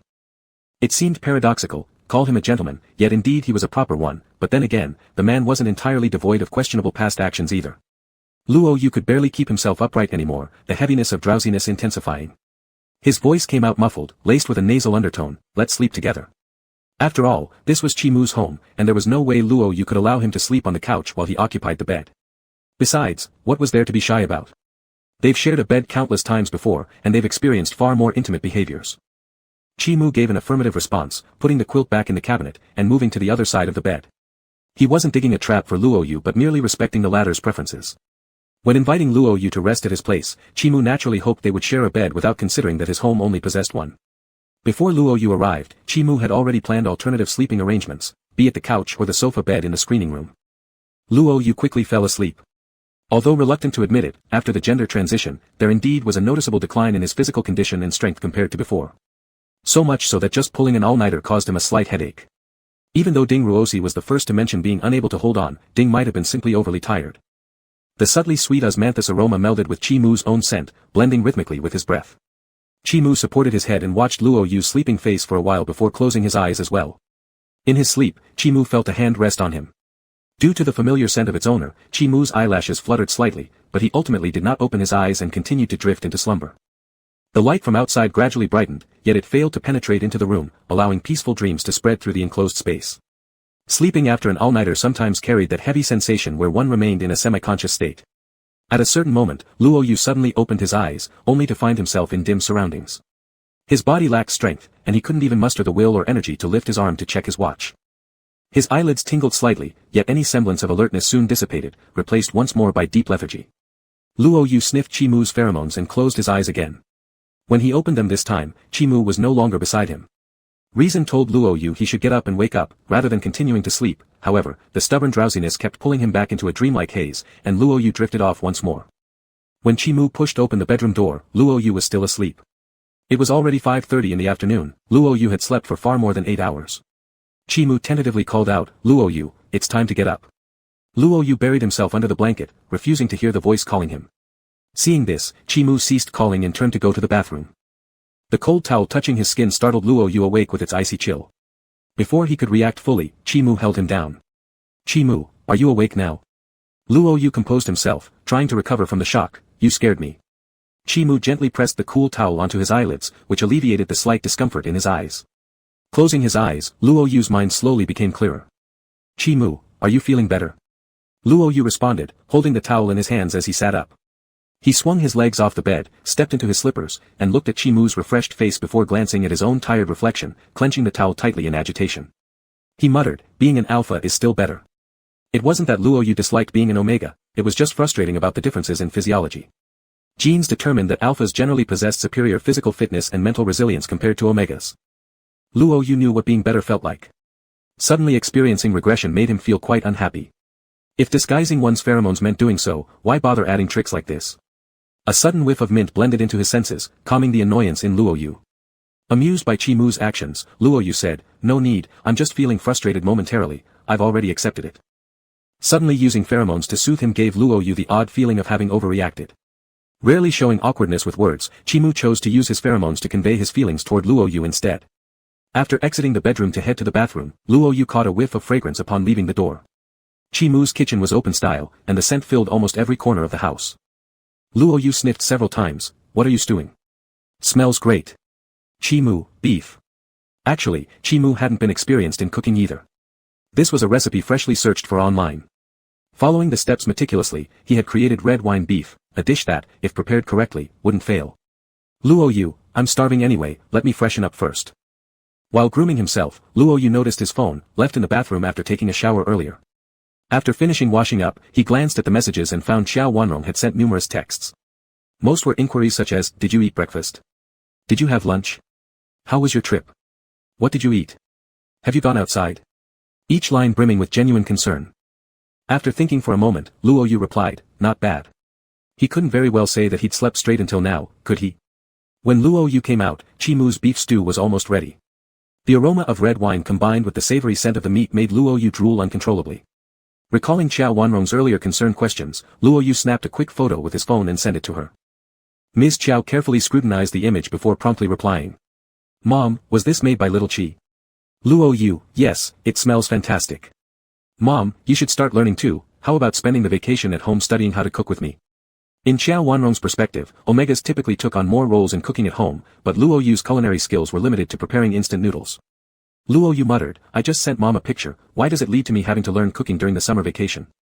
Why should I even bother with that? He regretted taking the extra step now.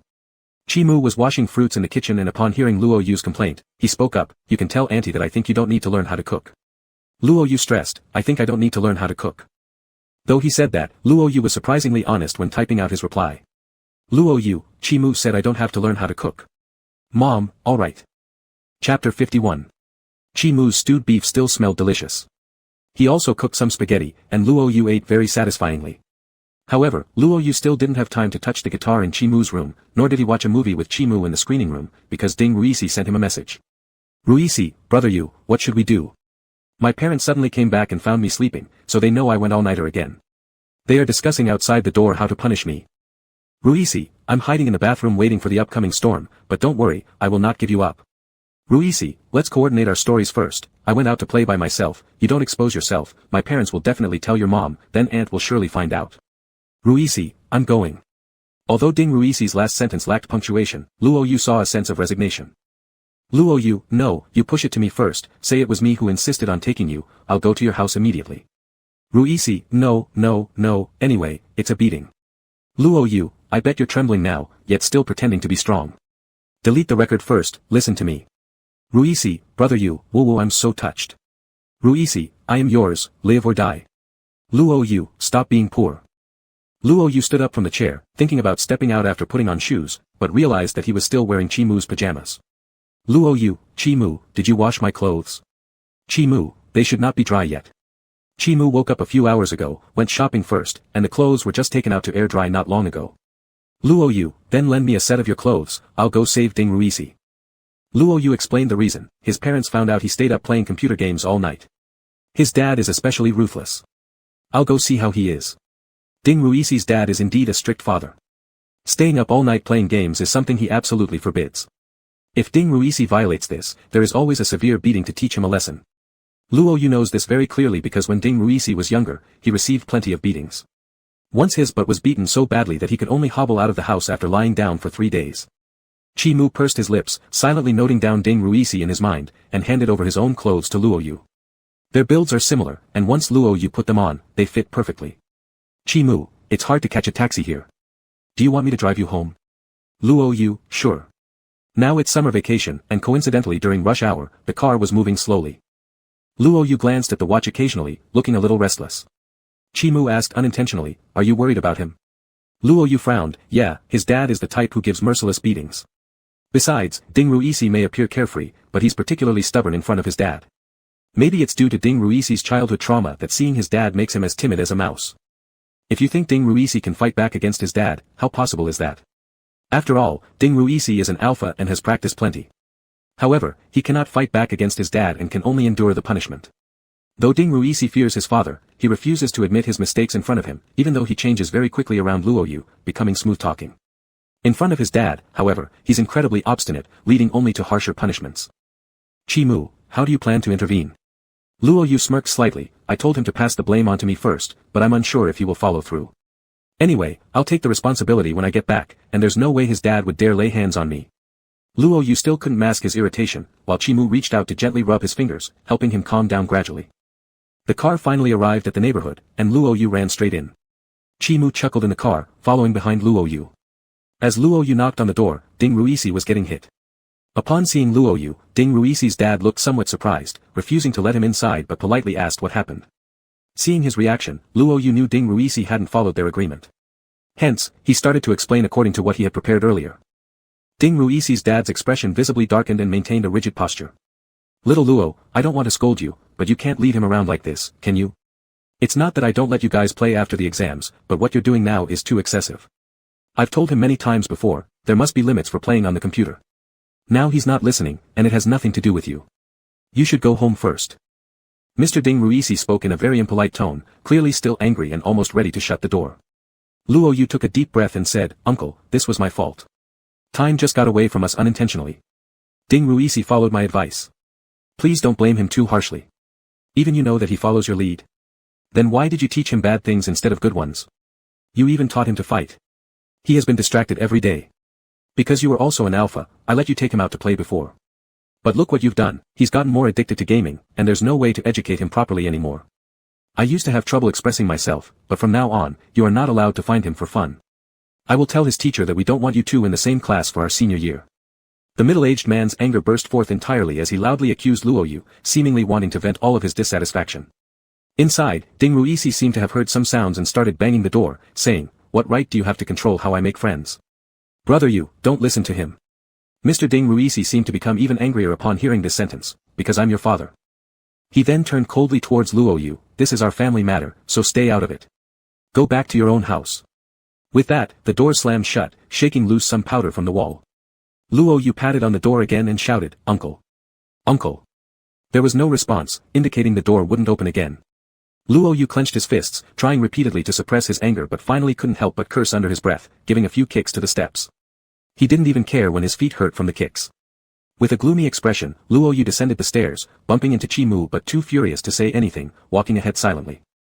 Chi Mu could see Luo Yu was fuming and remained silent, simply following behind Luo Yu to see where he would go. Luo Yu was practically boiling with rage. Yes, Mr. Ding Ruisi had a point, educating Ding Ruisi was indeed none of his business, yet Luo Yu simply couldn't help but feel irritated. Regardless of Mr. Ding's attitude towards Ding Ruisi or towards himself, the indignation swelled within his chest, making Luo Yu reluctant to speak a word. Seeking a release, Luo Yu refrained from turning back at Chi Mu so as not to direct his anger towards him. Luo Yu reached the martial arts hall, where Dong Dong greeted him only to be frightened by his grim face. Dong Dong, what happened? What's made you so mad? Where's our little Ruosi? Why didn't he come along? Upon hearing these words, Luo Yu's expression grew even darker. Dong Dong, can it be? Did Ruosi offend you? If you're this angry, could it be that Ruosi offered himself to you? These were purely jokes intended to make Luo Yu laugh, but Luo Yu couldn't find any joy in them, instead growing more restless and troubled as he thought about Ding Ruisi being beaten at home and the accusations from his father. Luo Yu's voice was almost icy with a touch of frost. I'm going to change clothes and practice around. I'll practice with you. A voice came from behind Luo Yu, causing Dong Dong to crane his neck and look back. It was someone Dong Dong had never seen before, striking in appearance, unmistakably an elite alpha. Dong Dong, brother Yu, is this your friend? Luo Yu looked at Chi Mu and replied, alright, you can join me. Luo Yu, Dong Dong, get him a set of training clothes. Although Dong Dong looked somewhat skeptical, thinking that Chi Mu seemed like a scholarly type who probably wasn't much of a fighter, he went ahead and fetched a training suit for Chi Mu anyway. Before long, Dong Dong realized whether Chi Mu could really fight or not. On the spacious training ground, over a dozen students sat watching this sparring session. Of course, pheromones weren't involved, it was a purely physical confrontation. In past sessions between Luo Yu and Dong Dong, they'd used techniques taught at the martial arts school, occasionally adding a bit of their personal style, mainly due to other students observing them. But now Luo Yu had no patience for that. Instead, he utilized combat moves learned from his retired master, mixed with his own unconventional fighting styles. His mood was extremely foul, truly terrible. Luo Yu hadn't realized how much resentment Ding Ruisi's father harbored against him, actually blaming him for ruining Ding Ruisi. Luo Yu believed he didn't deserve such accusations and certainly had no reason to criticize Ding Ruixi's father for his lack of parenting skills, considering his plans and ideas. But Luo Yu couldn't express that. Instead, he channeled all his dissatisfaction into each punch and kick. The punch broke the air, heading straight for Chimu's abdomen, but it was quickly blocked as Chimu grabbed his arm and slammed him onto the soft mat. Chimu might look like a restrained and elegant nobleman, but he wasn't just superior in pheromones. Luo Yu hadn't had such an all-out fight with him in a long time. After being thrown to the ground, Luo Yu quickly kneeled and hit Chimu's back, then wrapped his long legs around Chimu's body, immediately reversing their positions and pinning Chimu down. There is a violent factor inherent in the blood of alphas, and people watching around them felt their adrenaline surge. This was undoubtedly an excellent fight, more than just a mere scuffle. Dong Dong watched intently, pounding on the floor when Luo Yu was at a disadvantage. It was thoroughly invigorating. Every punch, suppression, and counterattack lessened the frustration in Luo Yu's heart. By the end, he had completely forgotten all that oppression, focusing solely on fighting against Chimu. Luo Yu kicked Chimu's knee and tried to pursue further when he noticed a gap, not realizing it was Chimu's intentional move. Then Chimu used one hand to control both of Luo Yu's hands and placed his other hand on Luo Yu's throat. Great! Although he supported Luo Yu, Dong Dong couldn't help but be thrilled by this move from Chimu. The surrounding students also cheered wildly and applauded fervently. Breathing heavily, Luo Yu could smell the faint mint scent from Chimu's nose, his mood gradually calming. Luo Yu relaxed his strength slightly, his voice hoarse, "I lost." One step behind, Luo Yu hadn't expected Chimu to intentionally make such a move. He wasn't rational enough to recognize the deliberate gap Chimu had created. Even though Chimu hadn't applied pressure with his hand, Luo Yu knew he had no way to retaliate. Sweat ran down Luo Yu's black hair and neck. Even Chimu's face was covered in sweat now, and that usually indifferent expression revealed authority and an irresistible charm. Their hearts beat resonantly close together. Just as Luo Yu wanted Chimu to release him, he realized Chimu was actually lowering his head to lightly lick his gland. Luo Yu felt an unprecedented impulse and urgency arise within him at that moment. He wanted to kiss Chimu who was behind him. Chapter 52. The dojo had air conditioning, but the coolness seemed to not reach Luo Yu and Chimu at all. Luo Yu exhaled a fiery breath, his heart beating rapidly. In that moment, he felt as if his blood was flowing faster, and that impulse was becoming clearer. The students surrounding them did not sense any abnormality. They thought the alpha behind Luo Yu was just leaning on him due to exhaustion from their previous fight. Dong Dong stood up and went over, ready to pat Luo Yu's shoulder to express his excitement. Dong Dong, wow, impressive. Brother Yu, your friend is amazing. As he spoke, he stepped forward but noticed Luo Yu pulling Chimu past him, creating a gust of wind. Luo Yu's voice came out hoarse and restless, "It's too hot. We'll go shower first, we can talk later." In haste, he dropped this remark without knowing if Dong Dong had heard it or not. Chimu gripped his hand firmly, warm with urgency. Luo Yu's reaction was similar. The door of the shower room was pushed open and closed. Luo Yu locked it and both stumbled into the cubicle. The shower cubicles were all single-person ones separated by glass. The space wasn't large, cramming two tall, slender boys inside left no spare room. Chimu was pulled by Luo Yu and leaned against the cold hard wall, slightly lowering his head to meet Luo Yu's fervor. Their minds remained intensely excited and euphoric, seemingly incapable even of calm reflection. An urgent, burning, unrestrained press and entanglement, as if trying to take away each other's final breath.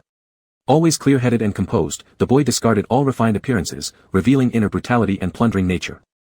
Starting softly intertwined, treating that layer of scab with pity yet losing control in doing so. Pain further stimulated the senses, prompting the sharp-edged youth to not yield and reciprocate touch back. His youthful face gleamed with a captivating allure.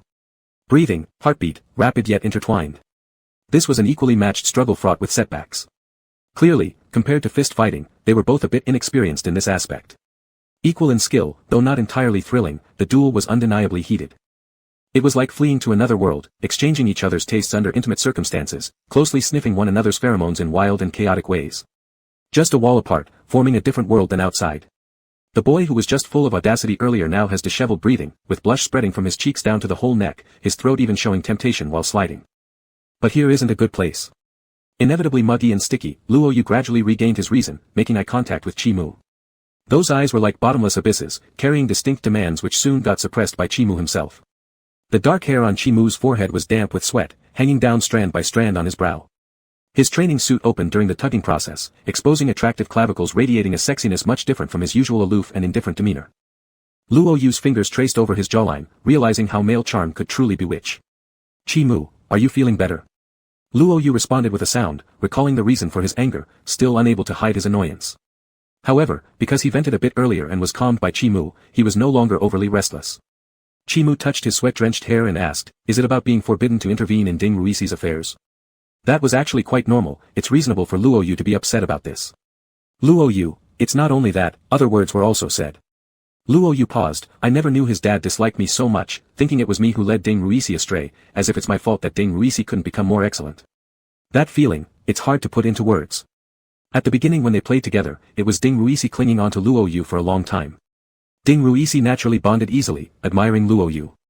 Initially, Luo Yu found Ding Ruisi somewhat annoying, but over time, he eventually remembered the person. So, Luo Yu didn't want Ding Ruisi to be unhappy or hurt, but that pain originated from Ding Ruisi's father, leaving Luo Yu powerless. Luo Yu, it's natural for his parents to get angry. If it were my mom, she would get mad too, making me write a self-examination or lock me at home for a few days to reflect, or make me do something else. But his father beating him is far from educating him. Luo Yu had once witnessed Ding Ruisi being punished. He was on his way to visit Ding Ruisi to play, when he noticed the door wasn't fully closed. Through the gap, he saw Ding Ruisi kneeling down as punishment. At that moment, Luo Yu felt a complex emotion, difficult to describe because for a proud alpha, kneeling is more painful than getting hit. It seemed to be around the age of 12 at the time, but what exactly Ding Ruisi had been punished for, Luo Yu had forgotten. But he remembered it was winter, and Ding Ruisi, in his pajamas, was kneeling on the floor at home while his father kept whipping him with a belt, asking if he knew his wrongdoings. Back then, Ding Ruisi would admit his mistakes. Tears would well up in his eyes as he said he knew he was wrong. Ding Ruisi lifted his head, catching Luo Yu's gaze, somewhat embarrassed and surprised, before sticking out his tongue at him. They silently understood the unspoken pact from that day, and since then, Luo Yu started treating Ding Ruisi like his silly son. Most of what Ding Ruisi told Luo Yu about his family were about his dad, always prohibiting this or that or forcing him into something. Luo Yu scoffed, his dad isn't even an alpha but is more tyrannical than any alpha. I know he wants Ding Ruisi to live a good life, but his methods just infuriate me. All he really wants is for Ding Ruisi to become who he wants, following his predetermined plans. It's like a fruit growing in a mold, bending and twisting until it turns into someone's ideal form. Does Ding Ruisi's father love him? There's no doubt about that. The middle-aged man worked tirelessly outside for Ding Ruisi to have better living conditions. But he was also the person who hurt Ding Ruisi the most. If asked whom Ding Ruisi wanted to avoid the most, it wouldn't be Tang Yu or those they fought with, but rather his own father. When Luo Yu thought Chimu would say something, Chimu unusually remained silent. His face clearly displayed coldness and disdain, all the sharp edges concealed upon meeting Luo Yu's gaze. Chimu pressed his lips together. I suddenly remembered, some people do share similarities when it comes to being parents. Luo Yu frowned, did your dad hit you too? Since Luo Yu trained from a young age, those techniques and strength came from practice. Aside from dueling, he never experienced physical punishment from elders. Before the age of 10, when Luo Yu made a mistake and was punished, his father made him stand in military posture or do horse stances. When older, penalties turned into heart-to-heart conversations with Miss Qiao or her shedding tears. How could Luo Yu bear to see his mother cry? He confessed incredibly quickly, adding flattering remarks during self-criticism sessions such as, Mom is beautiful and youthful. Despite only his mother being present, their family atmosphere was much better than Ding Ruisi's. Chimu getting beaten by his dad? It was hard for Luo Yu to imagine. After all, Chimu was likely obedient since childhood, praised as others' exemplary child, numb to first-place rankings, always receiving compliments at home. Chimu shook his head, his eyes dark and clouded with incomprehensible complexity. Luo Yu understood immediately, there definitely wasn't physical punishment, but there are different ways for parents to discipline their children. One method could be invisible emotional violence or another critical striking education style, among others. Regardless of which, none of them are good. Luo Yu had come here to vent his unhappiness and didn't mean to bring Chimu down. He reached out and undid Chimu's training uniform buttons, pulling Chimu back to reality. The gentle scent of forsythia entered Chimu's body as he raised his eyes to look at the youth swaying nearby. Luo Yu, Mr. Chi, let's shower, you smell terrible. Summer itself made sweating easy, and they had just engaged in intense activity. That sticky heat sensation made Luo Yu eager to wash right away. The individual bathroom was somewhat difficult for Luo Yu to maneuver in, so after locking the door, he pulled open the glass door and retreated to the outer space. It was then that Luo Yu realized an important issue. Luo Yu, Chimu, I didn't bring extra underwear. Well, neither did Chimu. There was no way Luo Yu wanted to wear his sweaty underwear again, so he called Dong Dong outside to buy 2 pairs of new underwear back. Dong Dong soon knocked on the door, placing the underwear in Luo Yu's hand. Dong Dong, brother Yu, once you're done changing, hurry up and come out. There are lots of people waiting for your guidance and your friends. Luo Yu, I haven't finished washing yet. Dong Dong, huh? How haven't you washed yet, brother Yu? This isn't your usual speed. What are you lingering inside for? Dong Dong's shock clearly and accurately transmitted through the door to Luo Yu. Luo Yu couldn't very well say he had been flirting and kissing Chimu, so he casually shifted the blame onto Chimu. Luo Yu, my friend is just particular about cleanliness and likes to wash a few more times. Washing twice more didn't happen, but they kissed quite a bit more, that was true. Dong dong, alright then. Luo Yu tossed the new underwear into the wardrobe before heading to the adjacent room to start washing his hair and taking a shower. Males usually washed their hair and showered quickly, so after drying off with the towel, Luo Yu stepped out, took a pair of underwear from the wardrobe, and slipped them on. Chimu also came out, catching Luo Yu's attention, making him whistle lowly. This time it wasn't just by touch, it was by sight. The contours of the youth's muscles were distinct, hiding explosive power. His abs and the V-lines along with a prominent, hard-to-ignore absolute domain were striking. As only Luo Yu was outside, Chimu did not make any special effort to cover up. Luo Yu threw another new pair of underwear into Chimu's hands before turning back to look for the clothes he had taken off earlier, slipping them back on. Chimu pulled on the underwear but furrowed his brow, looking slightly uncomfortable. Luo Yu, what's wrong? Chimu spoke honestly, it's a little small. Kind of tight. Without hesitation, Luo Yu retorted, it's because you're fucking too big. Luo Yu often forgot to bring extra underwear, and Dong Dong hadn't run errands for nothing. This size was what Dong Dong had purchased based on Luo Yu's measurements. Issues concerning dignity were absolutely something that could not be admitted easily. Luo Yu already thought he stood out compared to his peers, but Chimu's physique was truly a little exaggerated. Luo Yu studied material science and biology, and his biology teacher once explained how, to prevent an omega from escaping and to better ensure pregnancy, an alpha would form a knot inside the omega when breaking through the cavity. Luo Yu imagined that scene and felt a bit of goosebumps on his scalp. Chimu smiled faintly, thank you for your recognition, I hope you will be satisfied. Luo Yu threw his clothes at him, you talk too much nonsense. Satisfied my ass, you might as well get cut to stop permanently. Chapter 53. After Luo Yu left, Dong Dong bombarded him with several questions about Chimu. For example, what was his name, how did he know Luo Yu, whether or not he had trained himself, etc. All these things were buzzing in Luo Yu's ear. Luo Yu, is your next question going to be about the scent of his pheromones? Dong Dong, if I could, I'd ask too. Luo Yu shot him a dirty look, get lost. Dong Dong grinned, though he didn't actually plan to ask Chimu about his pheromone scent, after all, he didn't care about that either. When Chimu came out, Dong Dong initially wanted to ask him directly and build some rapport. But when Chimu gave him a questioning glance, Dong Dong could only stammer out a greeting before darting back to Luo Yu without asking any questions. Dong Dong, brother Yu, where on earth did you meet this friend of yours? Dong Dong originally intended to say that it looked scary, but it wasn't as if he thought Chimu was ferocious or suppressed by an alpha. Just earlier, during the event, Dong Dong assumed Chimu was similar in character to Luo Yu, someone who could be known, dealt with, and befriended. But upon closer inspection just now, he realized there was no chance, it wasn't at all like what he first thought. Luo Yu, he's my seatmate, Chimu. After thinking for a while, Dong Dong suddenly understood, oh, so this is Chimu. Isn't he the one you mentioned alongside Ruosi that you don't see eye to eye with? Dong Dong hadn't met Chimu before but had heard about him from Luo Yu and Ding Ruosi. Luo Yu wished he could cover Dong Dong's mouth, could you please lower your voice? He glanced back at Chimu standing a little distance away. This kind of thing, it was fine for others to hear it before, he even hoped they would hear. Now, however, it wouldn't do. Even though both he and Chimu knew the truth in their hearts, Luo Yu didn't want Chimu to hear such talk, it felt awkward. Dong Dong felt wronged, I was already speaking quietly anyway. But how did the two of you become good friends? Luo Yu, it's a long and complicated story. Dong Dong adopted an eager-to-listen expression, I love listening to stories. Luo Yu, so I won't bother telling it. Dong Dong. However, Dong Dong soon remembered something else and asked, was today's bad mood really because of Ruosi? Dong Dong still remembered the conversation before Luo Yu started the fight. They were brothers after all, and he considered himself as Ruosi's half-teacher. Luo Yu, not because of him. It's just a small matter. He stayed up all night surfing the web and is sleeping at home. Luo Yu avoided the core issue while answering the question. It wasn't that he intended to hide it from Dong Dong intentionally, it just wasn't something worth advertising. Moreover, alphas need their dignity, and Ding Ruosi had never told anyone about being beaten at home. Sometimes when mentioned, it was more like a joke. Others didn't know how severely he got beaten. Dong Dong nodded, that's good. As long as there's no problem between you two, given Ruosi's temperament, it's unlikely he'd irritate you. Dong Dong, by the way, are you leaving soon? If you're not in a hurry, why don't you stay for dinner? My mom is making spare ribs tonight. Luo Yu patted him on the shoulder, appreciate the offer, but I've already had dinner. I'm getting ready to leave. If Luo Yu had come alone, he might have stayed longer here, but since Chimu was still waiting, Luo Yu decided to leave the martial arts gym.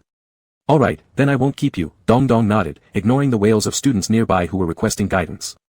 Remember to drop by often, now that it's summer vacation. Luo Yu agreed, waving goodbye to Dong Dong, and turned to look at Chimu.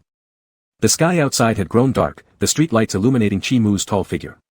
Suddenly recalling something, Luo Yu opened his mouth, by the way, are you heading home now? Hasn't your driver been waiting a long time? Chi-Mu, before coming with you, I already sent him back home. He stood naturally beside Luoyu, the two walking side by side forward.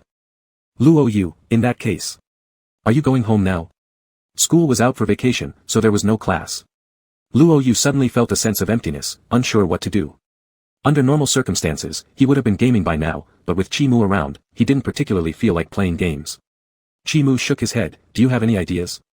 Luoyu shrugged, no particular ideas. But I was wondering, what do you usually do when you're bored? Chi-Mu, reading books, watching movies, working out, or playing the piano. Chi-Mu rarely had much leisure time, he would arrange his time meticulously and follow through with his plans. When he did have spare time, he would read, watch films, or play the piano to relax. Working out was part of his fixed schedule. Luoyu wasn't interested in what Chi-Mu mentioned, but then something came to his mind, brightening his eyes. Shall we go swimming? Luoyu could swim, but not for long periods. At this moment, he couldn't wait to be at the pool already. Chi-Mu, alright. Deciding on a whim, Luoyu said immediately, but first, we need to buy swim trunks, I don't know where mine are anymore, and also, I'm not sure how crowded the swimming pool will be. If there were too many people swimming, it wouldn't be swimming, it would be just soaking. Chi-Mu, we can go to my place. Luoyu, your place doesn't have a swimming pool. After speaking, Luoyu suddenly remembered that the home he visited earlier today was not Chi-Mu's only residence. But then Luoyu recalled Chi-Mu's unhappy expression when talking about his parents, and didn't want to make Chi-Mu feel down. Luoyu hooked his arm around Chi-Mu's shoulder. Going to the public swimming pool will be fine. Let's go, shopping. Chi-Mu, it's fine, we're not going to my parents' house. I have a villa under my own name that comes with a swimming pool. Luoyu, it's me who's limited. Poverty had severely curtailed his imagination. The villa under Chi-Mu's name was an 18th birthday gift from his grandfather. Chi-Mu had never lived there and instead listed it for rent for parties. Since there were often guests, the villa was always kept clean, and the water in the swimming pool was frequently changed. When they arrived at the place, looking at the swimming pool lit by lights, Luoyu felt his quality of life was ascending rapidly. Chi-Mu asked the person responsible for cleaning the villa, finding neatly placed new swim trunks and goggles in the cabinet in the living room. Before entering the pool, Luoyu performed some stretching exercises. Chi-Mu wore a swim cap and watched the youth in the light. His waistline extended beautifully with each stretch, white yet full of vitality. There were marks of varying red hues on his body, somewhat mysterious in the light. These were the traces left on him during their afternoon tussle, and on Chi-Mu's body were those left by Luoyu. Luoyu didn't pay attention to the marks on himself, only staring at Chi-Mu as he entered the water. The water surface shone darkly under the lights, and Chi-Mu in the water resembled a fish, alluring. When Luoyu entered the water, the cool temperature startled him, so he stayed still for half a minute before relaxing into the water. Not having swum for a long time, Luoyu's movements were slightly awkward. After swimming a lap back and forth, Chi-Mu leaned against the edge of the pool, watching Luoyu swim. Noticing Luoyu's unsmooth actions, Chi-Mu dived underwater and corrected Luoyu's posture. As his calf was suddenly touched, Luoyu instinctively wanted to kick away, but then adjusted his swimming position. Chi-Mu, try it like this. Gradually, Luoyu recaptured the feel of swimming lessons. After swimming a lap, he noticed Chi-Mu getting close again. Chi-Mu, the motion of your arms isn't quite right. I'll support you, try again. In the water, Chi-Mu encircled Luoyu's waist to keep him steady as Luoyu practiced the arm motions. Furrowing his brows slightly, Luoyu said, let go. Luoyu's feelings were becoming subtly strange, he didn't remember being so easily influenced. Since he couldn't tighten his body properly in the water, when Chi-Mu's hand rested on his waist, he unexpectedly lost strength. Ms. Chiao's words seemed to echo in his mind. When an omega's heat cycle approached, the body would become abnormally sensitive, especially to touch from their partner, making reactions more intense. Wait, this month it seemed. Luoyu's timing was unstable, every month he only remembered the previous one and assumed the next would be regular. However, things remained disordered. Chi-Mu, what's wrong? Luoyu, I suddenly feel weak. The swimming pool water felt particularly cool in the night, causing Luoyu to shiver involuntarily. Chi-Mu, tired already? Swimming itself required stamina. Although they had just started, they had engaged in a strenuous fight not long before. Luoyu gritted his teeth. Let go first. Though Chi-Mu's hands were resting lightly far away, upon hearing, he loosened his grip. Chi-Mu, are you okay? Luoyu nodded, trying hard to adjust himself in the water. Instead of abruptly pulling away, Chi-Mu slowly lifted his hands upward, grazing over Luoyu's skin that was slightly cool from the water, causing Luoyu to shiver involuntarily. Luoyu rested one hand on the edge of the pool and took off his swimming goggles, setting them aside. A wave of dizziness swept through Luoyu's mind, leaving his limbs weak and unresponsive. Behind him, warmth pressed close, trapping Luoyu between the pool wall and Chi-Mu's body. Chi-Mu lowered his head, lightly sniffing the sweet pheromones. Is it today? I don't know, get out of here, I'm almost out of strength, said Luoyu, feeling increasingly flustered. But the person behind him pressed even closer. Chi Mu's voice turned husky. It's fine, I'll hold you up. The fabric of the swim trunks felt slick against his skin, just as it would in the water. His fingers seemed to sink into Luoyu's softness, making Luoyu's body stiffen slightly. I don't want to do it here. Let's get out. Luoyu insisted. Being in the water made everything feel too uncontrollable, his body still floating without a solid anchor, the gentle waves now feeling like an irresistible fluid in tension. As his body swayed slightly, waves lapped against him, and the person who had promised to support him began acting mischievous. Chi Mu nudged Luoyu's scent gland with his nose and pulled off the swim cap, tossing it onto the shore. With messy black hair sticking up everywhere, Luoyu turned around, his eyes gleaming fiercely. Chi Mu. The swim trunks floated loosely on the surface of the water, having come off unnoticed. Under the lights, ripples shimmered across the water surface, the night breeze causing it to sway gently. Luoyu gripped the side of the pool tightly, his hand long and elegant, its blue veins glowing faintly under the lights, exuding a rich fragrance. The other hand covered his, their fingers intertwining. Chapter 54. This was absolutely the most unforgettable marking process for Luoyu so far, surpassing even the first one by far. The water in the pool cooled down the body, yet Luoyu felt burning hot. The wall of the pool was icy cold, and Luoyu was tightly pressed against it, his expression somewhat vacant. The intent to dominate mixed with mint pheromones made him feel as if he was drowning and unable to breathe, even though he was floating on the surface. At the moment of reaching climax, the sensation was almost blurry, the senses seemed to be covered by emptiness, nothing remained. Luoyu was carried onto the shore, his wet body leaving water marks wherever he stepped. Reason seemed to be cast away into another space, floating above the body, vaguely blurred. Luoyu had trouble standing, the consumption of energy in the water being faster than usual. Chi Mu held Luoyu on a large sofa. He didn't care about getting the fabric wet with his dripping wet body and closed his eyes wearily to rest. Chi Mu turned on a small lamp in the living room. Under the light, the red scratches on Luoyu's body caused by their sparring had more marks added to them. Luoyu's face was painted with exhaustion, allowing Chi Mu to leave soothing marks among those wounds. When touched, it wasn't very painful. They hadn't spared each other during their training but also didn't strike out at each other like sworn enemies, instead, they sparred skillfully. The marks left on their bodies were all quite shallow. Breath caressed over those traces, imparting a light damp feeling, blending with the water marks on Luoyu's body. Luoyu pushed his foot against Chi Mu's chest and said, "Mark me quickly." He turned and pointed to his gland. If Chi Mu continued dawdling, there was no guarantee that he wouldn't start another round. Luoyu wasn't fully prepared yet, at least not right now.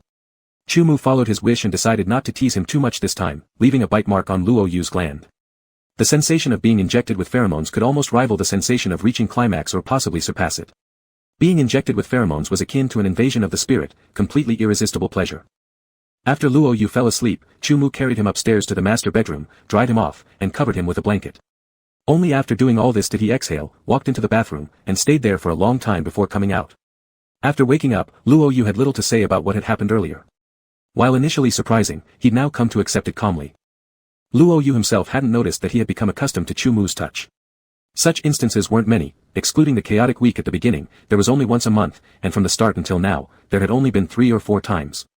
When Luoyu woke up, it was deep into the night, and Chi Mu was already asleep beside him. Luoyu opened his eyes and propped his head up looking at Chi Mu's sleeping face, gradually letting his thoughts drift elsewhere. The gift he had prepared for Chi Mu was already complete, just waiting to be given. How could he make giving this gift a bit more surprising? Luoyu thought for a while, and his brain, which wasn't filled with many romantic cells, found it difficult. Luoyu had never prepared such a thoughtful gift for anyone before. Though he often gave gifts to Ding Rui, he never went to such great lengths, making it by hand, failing multiple times, even having his mother help design it twice. Luoyu designed several scenarios in his mind and began to consider whether Chi Mu would like this gift. Chi Mu should probably like it, right? As Luoyu kept thinking, he couldn't ultimately come to a conclusion and decided to simply give the gift without any fuss, then drifted back to sleep. When Luoyu woke up the next morning, Chi Mu was already coming out of the bathroom after washing up. "Chi Mu, I've already ordered breakfast. Come down to the restaurant after you're done with your morning routine." Luoyu responded, throwing off the blanket. As soon as he threw it off, he noticed something wrong. His swimming shorts were probably still floating around in the pool downstairs. He slept without any covering last night and hadn't noticed it. Luoyu quickly pulled the blanket back again. He swore he definitely heard Chi Mu laughing as he left the room. After dressing and finishing his morning routine, when he came downstairs, Chi Mu had already opened the takeout boxes and laid out Luoyu's breakfast. The breakfast was rather light, consisting of congee and appetizing small pickled vegetables, as well as steamed pork buns, dumplings, and soup dumplings. After finishing their breakfast, they left the villa. Before departing, Luo Yu deliberately took a look at the swimming pool. Great, the evidence of the swimming shorts had already been destroyed. It wasn't easy to get a taxi here, but Chimu didn't call a driver either. Instead, he used a ride-hailing app and hired a car, taking them both to Luo Yu's house. While on the road, Luo Yu sent a message to Ding Rui, but there was no response.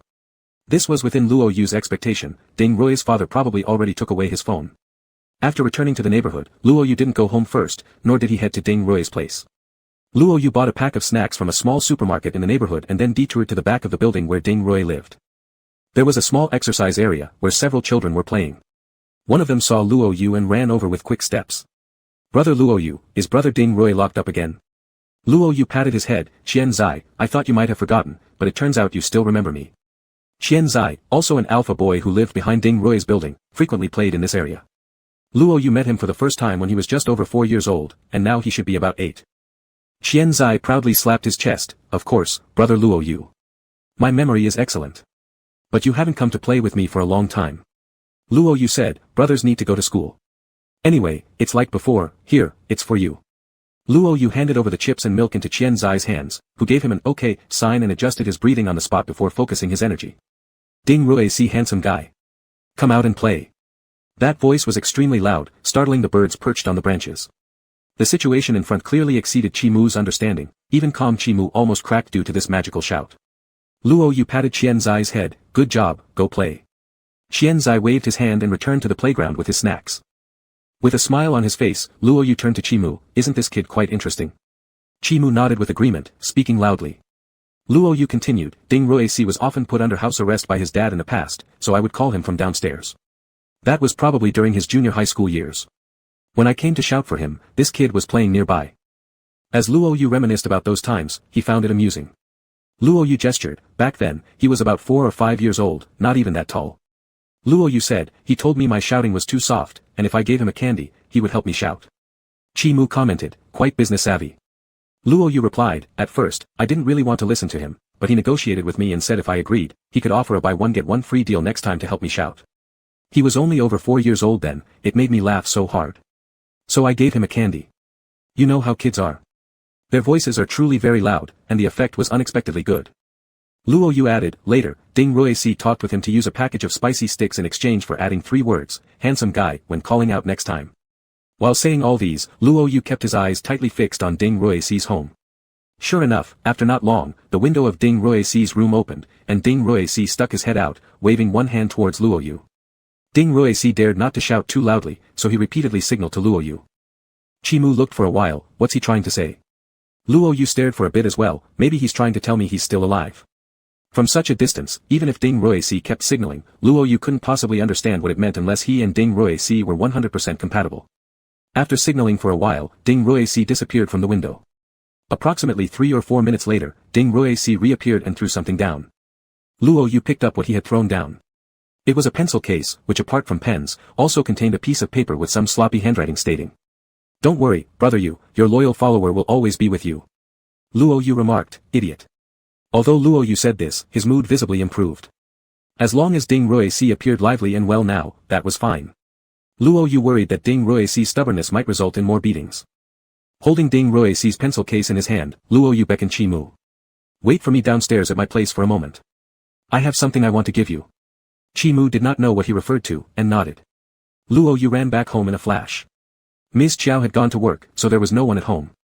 Luo Yu took the gift out from his room. He specially put that thing in a gift box, then placed it in a relatively nice-looking bag. Luo Yu ran downstairs and handed the bag to Chimu. "Luo Yu, although the gift is a bit late, it counts as my gratitude for the last time regarding Cui Han's matter. Remember to open it when you get home." Chimu suppressed his curiosity. "All right." Luo Yu added, "Just this thing is made by myself. It might not be particularly good-looking, and probably not very useful. Chimu, as long as it's from you, I'll like it." Luo Yu. "Buddy, can you stop being so cheesy?" Luo Yu gave Chimu's shoulder a shove and waved to him. "Luo Yu, that's all. You should go home now. I won't see you off. See you later." How did the atmosphere suddenly become indescribable? Chimu's eyes made Luo Yu feel a bit uneasy. Luo Yu went upstairs and couldn't help but peek from the window on the second floor to see if Chimu had left. Chimu was still standing there, just catching Luo Yu's sight. Luo Yu waved again, "Go home quickly." Chimu, "All right." Luo Yu went up to the third floor and couldn't help but peek again from the stairwell corner to see if Chimu had left. Chimu was still there, looking up at Luo Yu. This repeated several times until Luo Yu was almost at his own floor when Chimu finally waved to him. Luo Yu. Stupid. It wasn't clear whether he was referring to Chimu or himself. Chapter 55.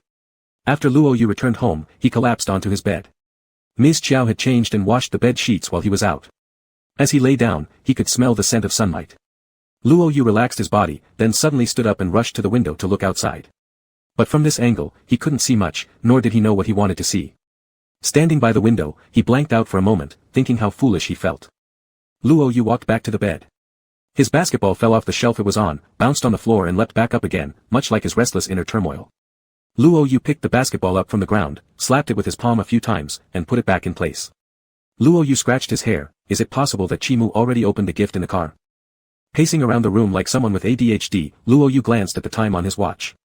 It had been only a few minutes since then. Chimu definitely wasn't home yet. Luo Yu continued to talk to himself. He wouldn't have done it, he promised me he'd open it at home. He definitely didn't do it in the car. In this state of anxious anticipation, time passed excruciatingly slowly. Every second seemed split into countless fragments, being gradually consumed away. Luo Yu climbed back onto his bed, eyes wide as he stared at the ceiling for a while, imagining Chimu might be home by now. He lifted his hand to check the time again on his watch. Barely 2 minutes had passed. Sitting up, Luo Yu decided to find something else to occupy himself to distract his attention. Surely Chimu would send him a message after opening the gift at home. Luo Yu unlocked his phone and scanned through all the game icons but ended up opening WeChat instead.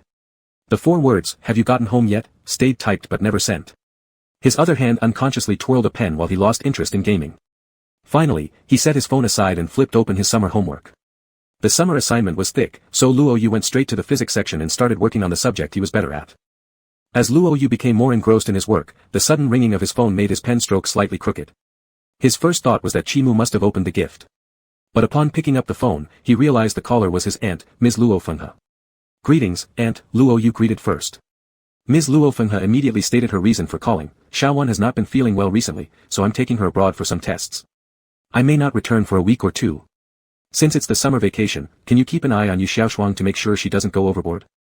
Xiaowan is Ms. Luo Fenghe's beta wife and also Luo Yu's paternal aunt. Luo Yu readily agreed, "Sure." Since Ms. Luo Fenghe would be out of the country for a week or 2, Yu Xiaoshuang was bound to celebrate her freedom by playing video games non-stop, a dangerous prospect indeed for a hardcore gamer. Luo Fenghe said, "Sorry for the trouble." Looking at the phone screen showing the call end, Luo Yu called Xiao Wanrong and told her about the situation. Xiao Wanrong replied, "Alright, why don't you bring Xiaoshuang over to our house right now? Pick her up, and on your way back, buy some groceries, whatever we want. I'll cook when I get home." Luo Yu, "Okay, I'll go." Luo Yu grabbed the keys, rode his motorcycle there, and called Yu Xiaoshuang first to let her prepare to come downstairs. Yu Xiaoshuang gave the impression of a white ghost who hadn't woken up fully, standing by the road while staring at her phone. When she heard the sound of the approaching vehicle, she quickly looked up. Excited, Yu Xiaoshuang jumped onto the back seat of Luo Yu's bike. "Big brother. Let's play games together tonight." Luo Yu responded dryly, "Dream on." Her expression dropped instantly. "I'm finally free. Just don't tell anyone, and neither my mom nor your mother will ever know that I went out to play." The real intention of Yu Xiaoshuang wasn't just to team up with Luo Yu for gaming, but rather to drag him down too. While riding, Luo Yu argued back, "Do you really think I'm here to pick you up because of what you did? Given your lack of self-control, should I share those articles my mom sent me about dying from gaming addiction with you too?" Yu Xiaoshuang mumbled quietly, "I'm not that bad. Fine, if you're not going to play with me, I'll just ask Ruei. Hearing the red light, Luo Yu paused before replying, "He's grounded at home now, you won't find him." Yu Xiaoshuang asked curiously, "What? What did he do?" Yuxiashuang considered herself to be in the same boat as Ding Rui since both of them were grounded. On top of that, every time she had to write a self-criticism, which meant by now, she was already an expert at composing these documents. Luo Yu, playing video games all night. Yuxiashuang, "Ah. In that case, I can't ask him to play video games with me anymore." Disappointed, Yuxiashuang looked down at her phone, catching a glimpse of a female classmate nearby giving her an envious look. Yuxiashuang stared at the back of her brother's head and sighed, "Brother, am I the first girl who has ever sat on the back seat of your motorcycle?" Luo Yu retorted without hesitation, "It's my mom." Yuxiashuang sighed, "That obviously doesn't count. I wonder who the Omega will be sitting here in the future. She must be really happy." Although Luo Yu appeared to have a bad temper, Yuxiashuang thought her brother was probably the kind who pampered his wife. Just as Luo Yu was about to say something, the red light turned green, so he continued riding forward. Suddenly, the mobile phone in his pocket vibrated twice, indicating someone had sent him a message. Yuxiashuang noticed it too. Brother, do you want me to take it out and check for you? Luo Yu nodded to allow Yuxiashuang to retrieve the phone. She pulled out Luo Yu's phone and saw the notification on the lock screen. Yuxiashuang, someone sent you a picture. I can't see what it is from the lock screen. What's your password? 4 zeros, Luo Yu said, glancing at the road ahead, then casually asked, who sent it? Yuxiashuang, Chi Mu. Luo Yu instinctively slammed on the brakes, don't open it. Yuxiashuang immediately collided with Luo Yu's back. You yelled at me and braked like that. Why are you doing this? Yuxiashuang rubbed her nose, sore from the collision, wondering why Luo Yu reacted so strongly. Luo Yu thought that this might just be the girl that Yuxiashuang had spoken about, someone who might sit behind him on his motorcycle one day sending messages. There's nothing, I just remembered it's not important. I can look at it when I get home.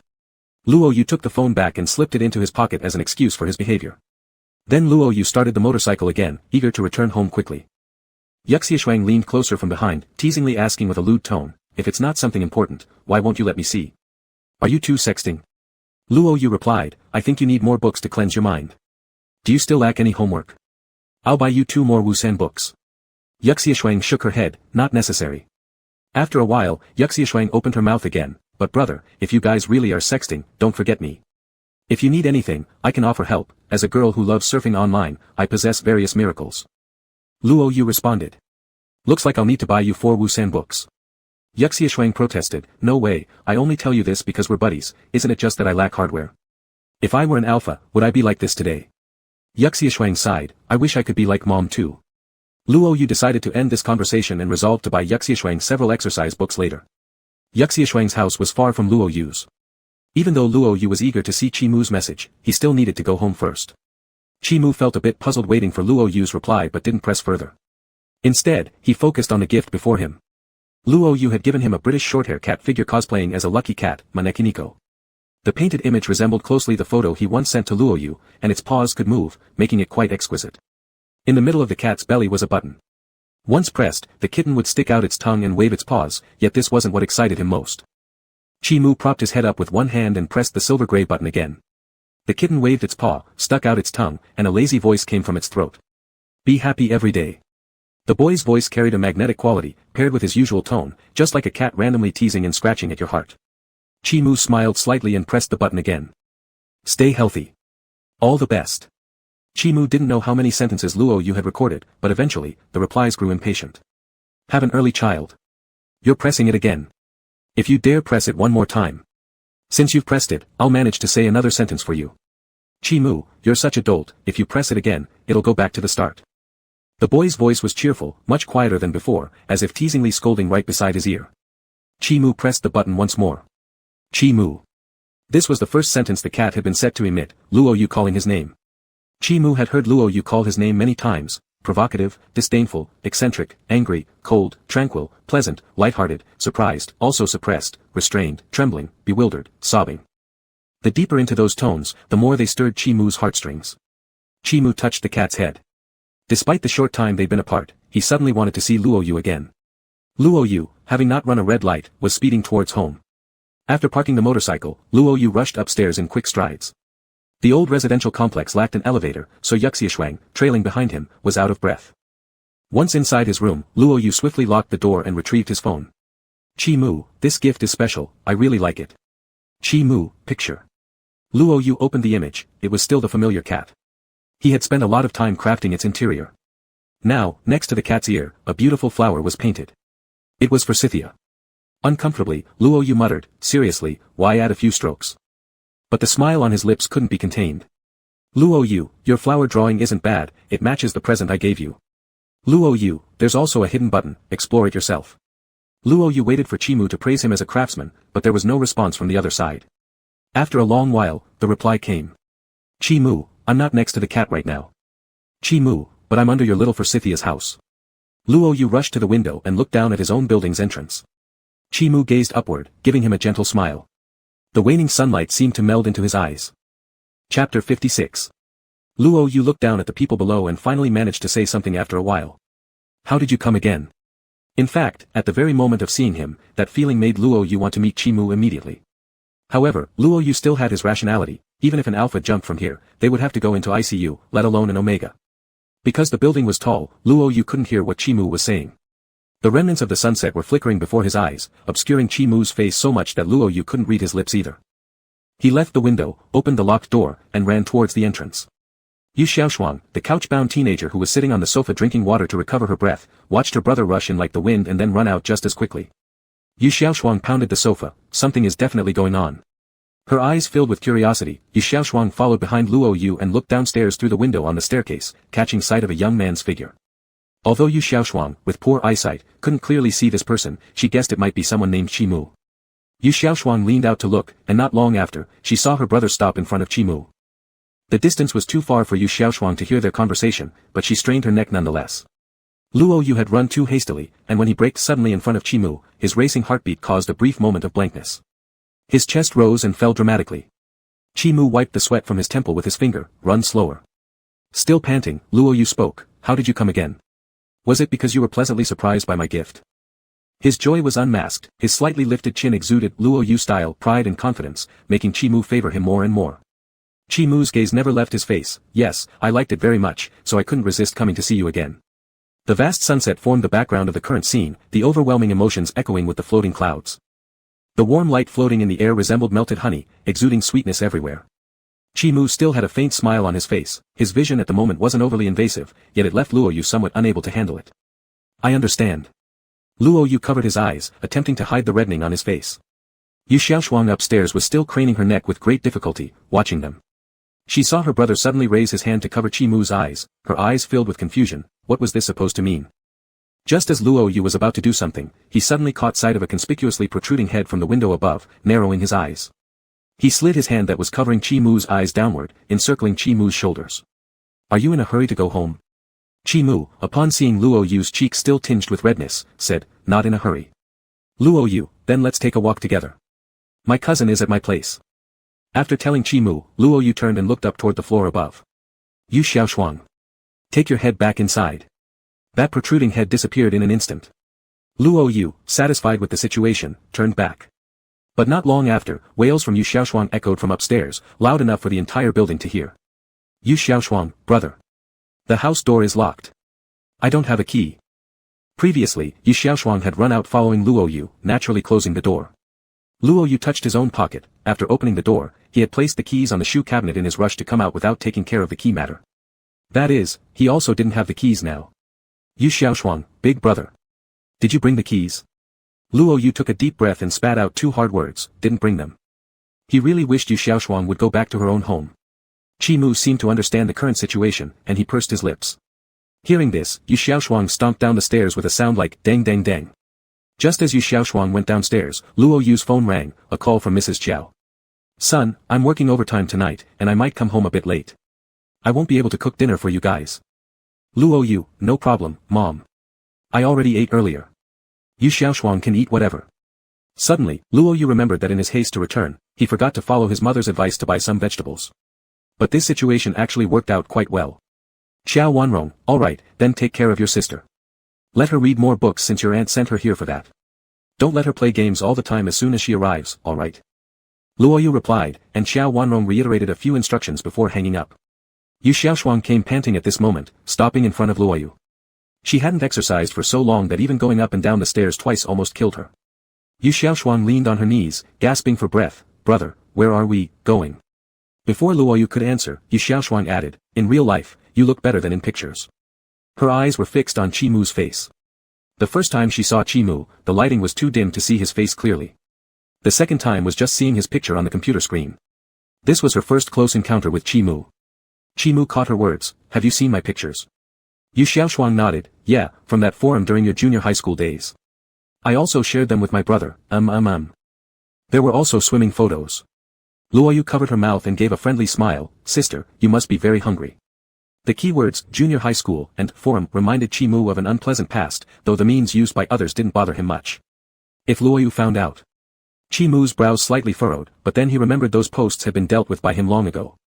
Being covered by Luo Yu's hand felt like being strangled. Due to the height difference, she was dragged forward by Luo Yu. She nodded frantically, she was indeed very hungry. Satisfied, Luo Yu released her hand, what do you want to eat? Yu Xiaoshuang, fried chicken. Luo Yu agreed, okay. As they spoke, the sky grew darker, and the neighborhood lights turned on. Yu Xiaoshuang walked ahead, humming a tune because they were going for fried chicken. Luoyu and Qimu walked behind together, thinking about how to tell Qimu about the posts Yu Xiaoshuang mentioned. He really hadn't paid special attention to Qimu's looks or abs in those posts. Luoyu prepared himself and began, about what she said, that post. Qimu softly interjected, "Do you not believe it was me who did it?" Luoyu was surprised, huh? Luoyu suddenly realized Qimu might have misunderstood something, and he also understood what Qimu was talking about. By now, they had reached the entrance of the community where the lights still hadn't been repaired, making it pitch black. Yu Xiaoshuang was walking ahead, using the light of her phone to illuminate the path, seemingly not intending to look back. In the darkness, Luoyu gently hooked Qimu's hand. Qimu had a low body temperature, and even in summer, holding his hand felt slightly cool. Luoyu held two of his fingers and gently swung them. His tone became relaxed, "Although I don't know much about that incident, I believe you." When Luoyu learned about Qimu's situation, he hadn't developed any particular feelings for him yet. However, he still instinctively denied the negative things about Qimu that Yu Xiaoshuang recounted. He didn't believe Qimu was a bad person. Gentlemanly, dignified, and elegant, Luoyu thought these 8 words described Qimu perfectly well. Upon hearing this, Qimu asked suddenly, "When did you see that post?" Luoyu, "A few months ago." Qimu realized he had misunderstood. Those things had been dealt with by him 2 years ago. Qimu returned the grip on Luoyu's hand. "Then what kind of post did you see?" Qimu asked softly right beside Luoyu's ear. His voice low and rising at the end, exuding magnetism that made Luoyu's heart skip a beat in the night air. Luoyu uncomfortably avoided his gaze. "Well, my sister, she used to be on your forum. She heard you were handsome and sent me the posts with your pictures." The unaware student Yu Xiaoshuang being referenced kept looking at the road and her phone without noticing anything between Luoyu and Qimu holding hands.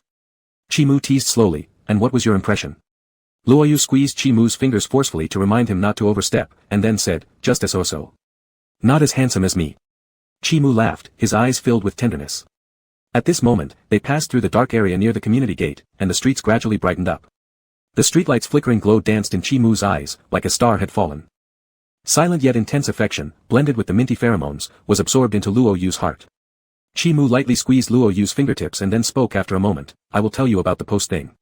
Luoyu shrugged indifferently, "If you don't want to talk about it, that's fine too. Anyway, I trust you, so I didn't dwell on it." The corners of Qimu's lips curled up more, unable to resist squeezing Luoyu's fingertips again. Luoyu's phone in his pocket suddenly vibrated, diverting his attention as he took it out. It was a message from Ding Ruisi, who began with 3 exclamation marks to express her excitement. Yu Xiaoshuang turned back from the front and said to Luoyu, "Brother, Ruisi has been released. She just replied to my WeChat." "Luoyu, I saw it." Ding Ruisi probably found it troublesome to send messages to both of them at the same time, so she started chatting in their group chat. "Ruisi, Ding Han-san is back. You go, how did you get your hands on a phone?" "Shuangmei, Ruisi, come out for some fried chicken." "Ruisi, brother Yugo, I nagged my mom for this, and sister Shuangmei, my butt is still swollen, so I can't leave the house." "Shuangmei, that's harsh.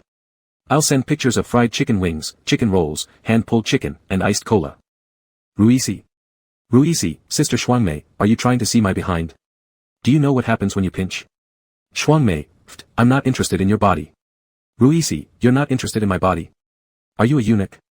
As Luoyu watched the scrolling messages on the screen, he invited Qimu to watch a live comedy performance together. "Luoyu, it's really a pity these two aren't performing crosstalk." Qimu reviewed, "Talented." "Shuangmei, even if I were craving an alpha, it would be like my brother." "Climb on, buddy." "Shuangmei, but I prefer plump, soft omegas. Because they're so pale, they bruise easily with just a pinch, hehe. Luoyu, you'd better stop reading this." Qimu's gaze was profound as he chuckled in agreement, indeed, easy to leave marks. "Ruisi, be normal, please, I'm scared." "Shuangmei, so be a little scared." "I'm not normal." "Shuangmei, if only he could blush, it would be perfect." "I move, and he sighs, haha." "Ruisi, does he sigh when you move?" Yu Xiaoshuang imagined the scene and almost laughed until she choked due to Ding Ruisi's clever wording. Just as she was about to laugh with Luoyu, she suddenly met Luoyu's death glare. Luoyu sneered coldly, "Yu Xiaoshuang, write a physics exam under my watchful eyes later, got it?" Chapter 57. Yu Xiaoshuang felt she had been treated unfairly. She had only said a few words on impulse, why did she have to be punished by doing an exam paper? Yu Xiaoshuang pleaded pitifully, "Brother, it was just a joke. There's no way I could ever think about you in that way even if I do have feelings for Ruisi. Besides, I wouldn't actually go and pick a fight with an omega just for fun, can't I just fantasize?" Luoyu responded with an understanding raise of the brow, "So you want another math exam added on?" Yu Xiaoshuang quickly retracted her neck and said, "No way, one exam paper is enough. Let my mind be purified through studying." I absolutely love studying. Brother, let's go buy some exam papers right after this. She mumbled to herself, studying makes me happy. Oh my god, I must have been a pen in my previous life. Yu Xiaoshuang generally heeded Liyu's words since she grew up alongside him, having become accustomed to being guided and taken care of by him.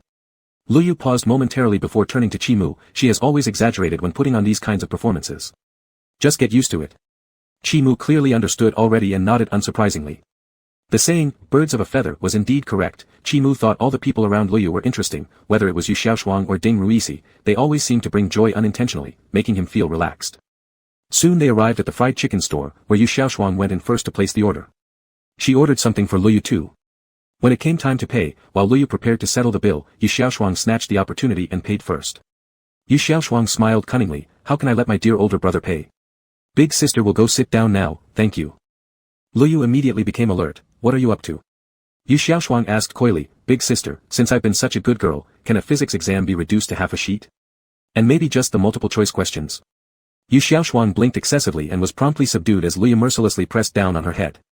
Liu remained expressionless, I'm about to vomit from what I ate tonight. Liu was covered in goosebumps from Yu Xiaoshuang's overly greasy behavior, quickly looking at Chimu beside him to wash his eyes clean. Liu sternly replied, no, one exam is one exam. Yu Xiaoshuang then turned her attention to Chimu and said, Chimu big sister, persuade my brother, alright? Since you two are friends, you're my big brother as well. How can you bear to see your cute little sister suffer under such homework? Liu's tone carried danger, straighten your tongue and speak properly.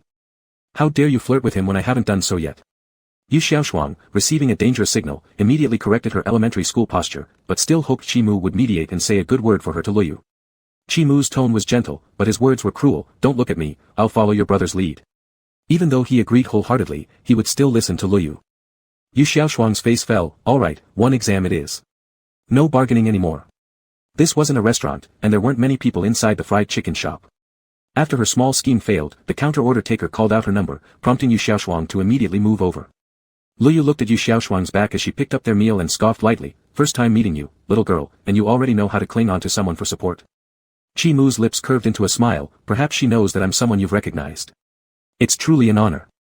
Liu leaned his head on his hand supported on the table, teasingly said, indeed, after all, Master Pool shines brightly in my heart. Yu Xiaoshuang was completely unaware of this small episode as she returned from the counter with the tray. The food she carried was only part of their order, including spicy wings, egg tarts, and sweet potato balls. The rest was still being prepared. When she returned, she noticed that her brother's mood seemed slightly improved. Years later, recalling this rather formal encounter, Yu Xiaoshuang realized her forward thinking and cleverness in knowing to immediately form a connection with her new sister-in-law upon first meeting. Liu wasn't very hungry and only ordered large fries. Chimu squeezed ketchup, and the two of them slowly ate together with Yu Xiaoshuang. The fries were freshly made, warm and soft, just as Liu liked them best. Chimu didn't eat much, occasionally feeding Liu a fry. Yu Xiaoshuang was deeply engrossed in her phone while eating the fried chicken, her eyes glued to the screen, unaware of any obvious signs right in front of her. After finishing eating, Liu dragged her off to the bookstore. Luo Yu was still very kind-hearted, allowing Yu Xiaoshuang to choose her own brand of exam papers, giving her a lot of freedom. Yu Xiaoshuang picked one on her way to pay for it and muttered under her breath, I even have to pay myself, it's cruel. Luo Yu kindly looked at her and said, anyway, you wrote it yourself, the knowledge you gain is yours, and the happiness is yours too. Is it unreasonable for you to pay for it? After confiscating Yu Xiaoshuang's phone and sending her off to do homework in the room, Luo Yu finally felt like the unknowing 2 kilowatts light bulb between him and Chimu had disappeared. Luo Yu placed his hand on the fridge and asked, do you want to drink something? Peach flavored. Chimu nodded, yes. Luo Yu took out a small can from the fridge where Ms. Chiao had made peach jam just a few days ago. He took out 2 glasses from the cabinet, quickly rinsed them, scooped 2 large spoons of peach jam into each glass, then took out the ice cube tray above the fridge and tossed in some cubes before filling the glasses with cold soda. After stirring briefly with straws, he carried the drinks to the balcony. Ms. Chiao was an omega who knew how to enjoy life, romantic and poetic at heart. She had placed a small round table and 2 reclining chairs on the balcony along with a small air conditioner so that during summer they could watch stars and in winter watch snow. Green plants, succulents, and a pot of flowers whose type Luo Yu didn't know also adorned the balcony. The overall look was very refreshing at first glance. Luo Yu gestured to Chimu to sit in the recliner, pulled the door between the balcony and living room closed, drew the glass windows shut, and turned on the mini air conditioner. After finishing all this, he lounged comfortably in the chair, propping up his long legs, making the chair sway. Luo Yu turned his head and watched as Chimu sipped the drink, asking, tasty, right? Chimu nodded, is this your mom's work? Since the last time when Ms. Chiao made her own milk tea, Chimu discovered the gentle Omega's little hobby. Luo Yu, yes, my mother loves doing these things, and she set up this balcony herself. Chi Mu curled his lips, it carries a real homey feeling. It was the cozy atmosphere Chi Mu liked. Luo Yu failed to notice the faint envy in Chi Mu's heart and continued his conversation. The view here is quite nice too. To watch stars, she specially replaced the window here. Watching snow from here in winter feels especially good. You can come anytime if you want to. Luo Yu spoke naturally, causing Chi Mu to be momentarily stunned, and the laughter in his eyes grew even more intense. After speaking, Luo Yu recalled the situation at Chi Mu's place. No, it seems like your house has a much better view than mine. Chi Mu's place was on a higher floor, looking down through the floor-to-ceiling windows was like floating in the sky over the city. Chi Mu, then you can come to my place to see, anytime. Luo Yu, okay. Luo Yu picked up the cold drink on the small round table, took a sip of the cool peach soda, and bit into a peach kernel. The air suddenly became quiet, only the whirring sound of the small air conditioner breaking the silence for a while. Chi Mu paused quietly for a moment before speaking. That post appeared when I was about to graduate from my third year of junior high. Luo Yu responded without interrupting, waiting for Chi Mu to continue. He actually didn't understand too much about the matter, only vaguely knowing some details. The initial information came from Yu Xiaoshuang when she told him about it. Apparently, Chi Mu was rumored to have been involved with an Omega irresponsibly. Then there was the event concerning Chui Han when someone rekindled the rumor on the forum of Chi Mu's junior high school regarding Chi Mu's supposed conduct issues, followed by Chi Mu's comment himself. From snippets of what he'd heard, it wasn't difficult to piece together roughly what happened back then. However, Luo Yu had disbelieved it from the start and thus showed no interest in such rumors. Chi Mu's tone remained calm as he opened up. Actually, it was a calculated plot. My father was about to acquire a company. The son of the boss of that company attended the same school. Out of revenge and threat, they injected me with cephalotin to try and obtain evidence against me. Luo Yu asked anxiously, so are you alright? Unable to resist letting out a curse instinctively, he raged silently in his mind at those bastards who tried to harm Chi Mu. Cephalotin might seem inconspicuous by name, but it was a frightening substance for alphas. While alphas become excited by Omega's pheromones, sometimes to achieve a state of even greater excitement and extend the duration, they would use certain substances to aid in enhancing that effect, cephalotin being the advanced version of such products.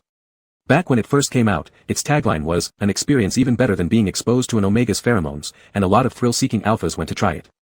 But the agent was completely unqualified, excessive substances in it would cause complete loss of control over alpha behavior. There had been cases where an alpha, after injecting cephalotin, ended up killing himself while under its influence, or engaging in indiscriminate violence against any living thing in sight. Not only that, cephalotin could also damage an alpha's brain. After being released for a while, the national government quickly banned it. Luo Yu had only heard of its existence, not expecting it to still be in circulation. Chi Mu, I got injected with half of it, then I knocked them out and left. Afterward, I sought medical treatment. Chi Mu, before I dealt with this issue, they released synthesized photos to slander and frame me. A look of disgust crossed Luo Yu's face. Their tactics are so similar to Chui Han's. What happened afterward? Did you take care of all of them? Chi Mu brushed off the event with nonchalance. Yeah. To people like that, thoughts are a luxury. In reality, Chi Mu could barely remember what happened on that day clearly. All he could recall was being caught off guard and thus ambushed. When about half of the cephalotin was injected, he quickly regained control, pulling out the needle. After that, there was a chaotic fight. Once away from them, Chi Mu immediately sought specific medical treatment at the hospital. The dosage of cephalotin was extremely high, and despite timely treatment, it left him with some residual side effects. Originally already somewhat indifferent toward those aspects, Chi Mu became even more detached. Until he met Luo Yu again and smelled his scent. Luo Yu could set him aflame. If the perfect match between an alpha and an omega is instinctive fascination, then Chi Mu's regard for Luo Yu goes beyond that, defying nature itself. Chapter 58. Chi Mu had no intention of detailing the events he initially experienced.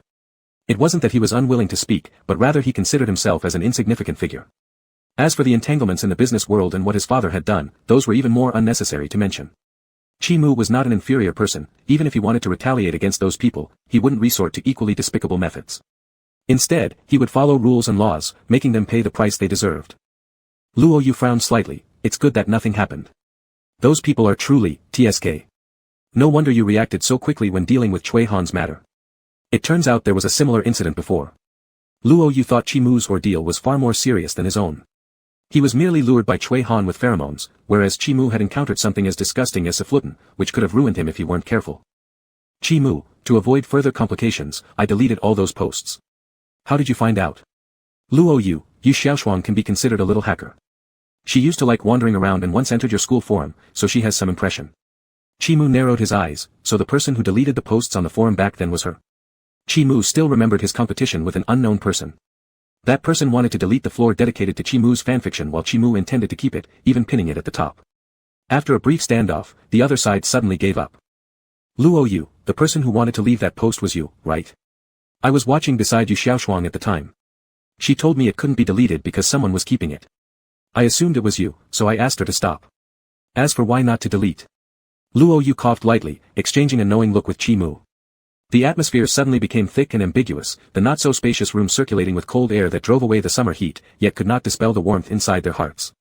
Luo Yu took a sip of icy sparkling water through a straw, letting the sweetness spread over his tongue. The sky tonight was very clear, without excessive cloud layers, but also with few stars. A full moon hung quietly in the sky, its gaze bringing a warm hue. Luo Yu gazed at the moon, catching a glance of Chimu's gaze out of the corner of his eye. Chimu's gaze was calm yet burning hot, impossible to ignore once noticed. He turned his head, meeting Chimu's eyes under the moonlight, outlining Chimu's features. Chimu had a refined and elegant appearance, not ostentatious or aggressive, but rather giving off a gentlemanly and profound aura like excellent cold jade, exuding grace and detachment. As Luo Yu observed closer, Chimu leaned forward slightly, as though about to kiss him the next moment.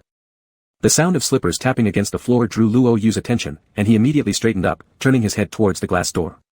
Yu Xiaoshuang stepped in, wearing slippers, stretching her head into the room. Big brother, I don't know how to solve this question. Can you check it out for me? Luo Yu clenched his fists and told himself to endure, can't you finish writing and ask me everything afterward? Yu Xiaoshuang pondered and nodded, opening her mouth, all right. She withdrew her head, closed the glass door, and walked away with a tap-tap-tap sound. Luo Yu took a deep breath, feeling an impulse to lock this large, third wheel, in the room.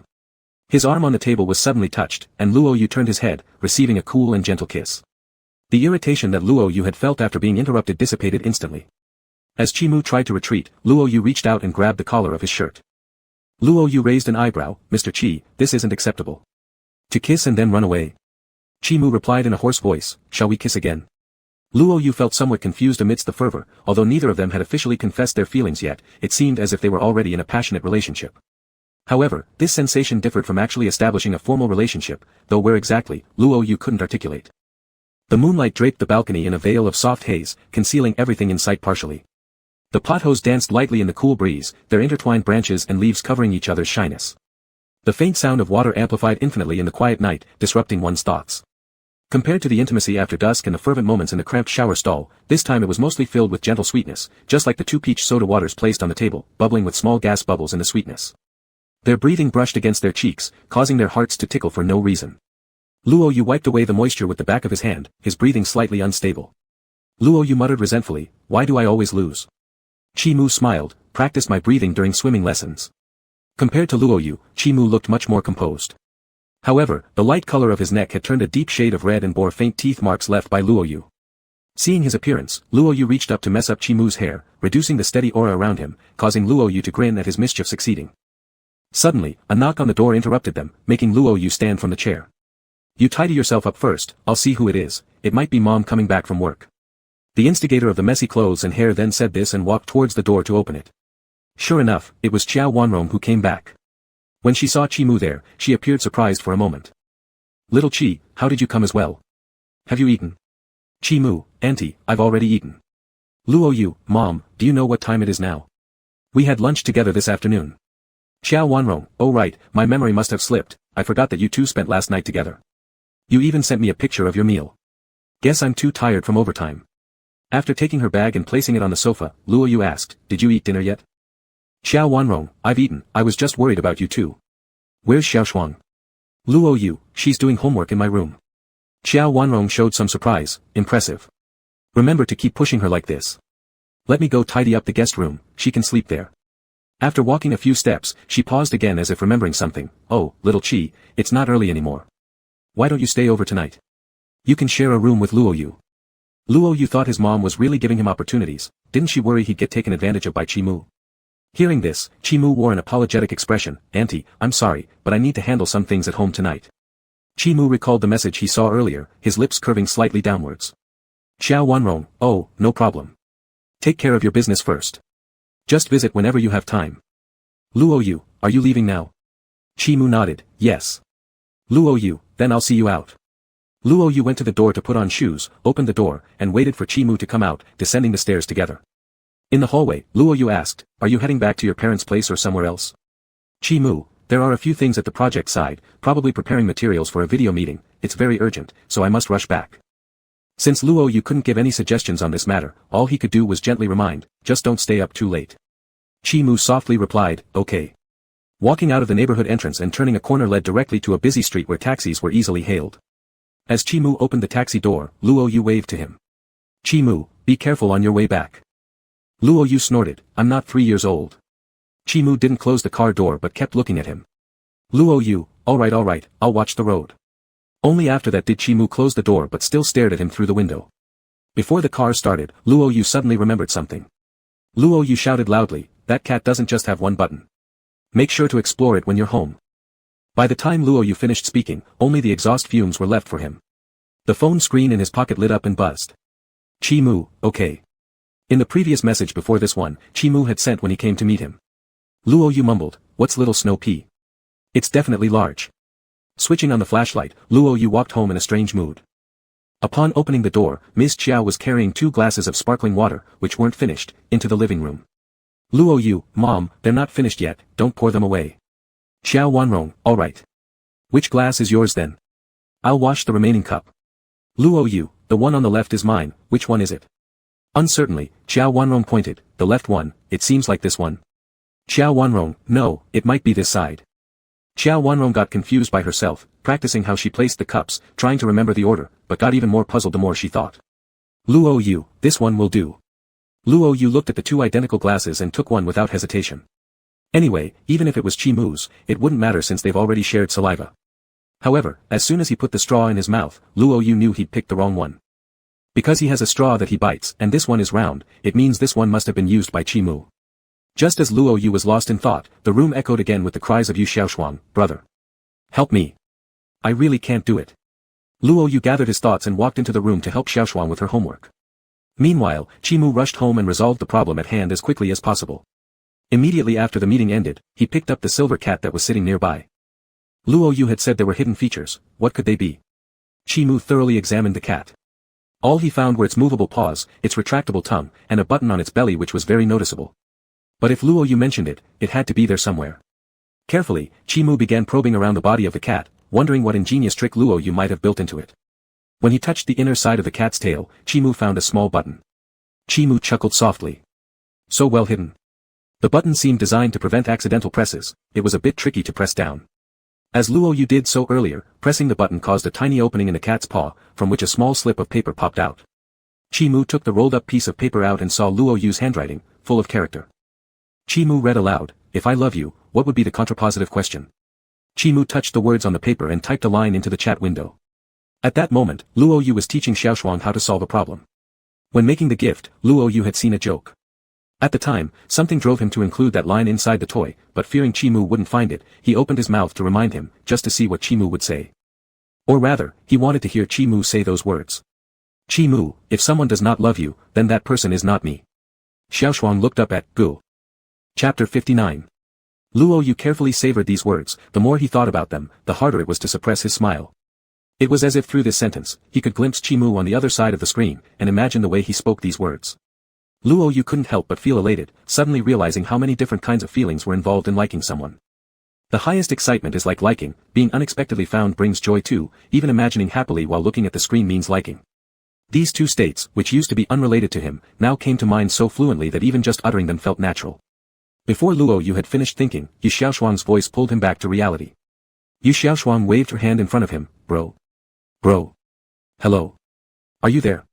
There was definitely something going on, Yu Xiaoshuang was certain she wasn't mistaken. Although she had sensed something was up that afternoon, who would have guessed that Luo Yu rushed down merely to meet Chi Mu? To be fair, that handsome older brother made quite a good impression on Yu Xiaoshuang. Luo Yu slapped away Yu Xiaoshuang's hand, what are you waving around for? Yu Xiaoshuang, wow, you finally snapped out of it. Did you know your mouth was about to reach behind your ears? She leaned closer, probing with a curious tone, bro, have you got a partner already?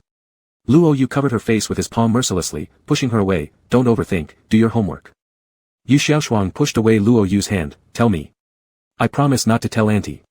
My lips are sealed.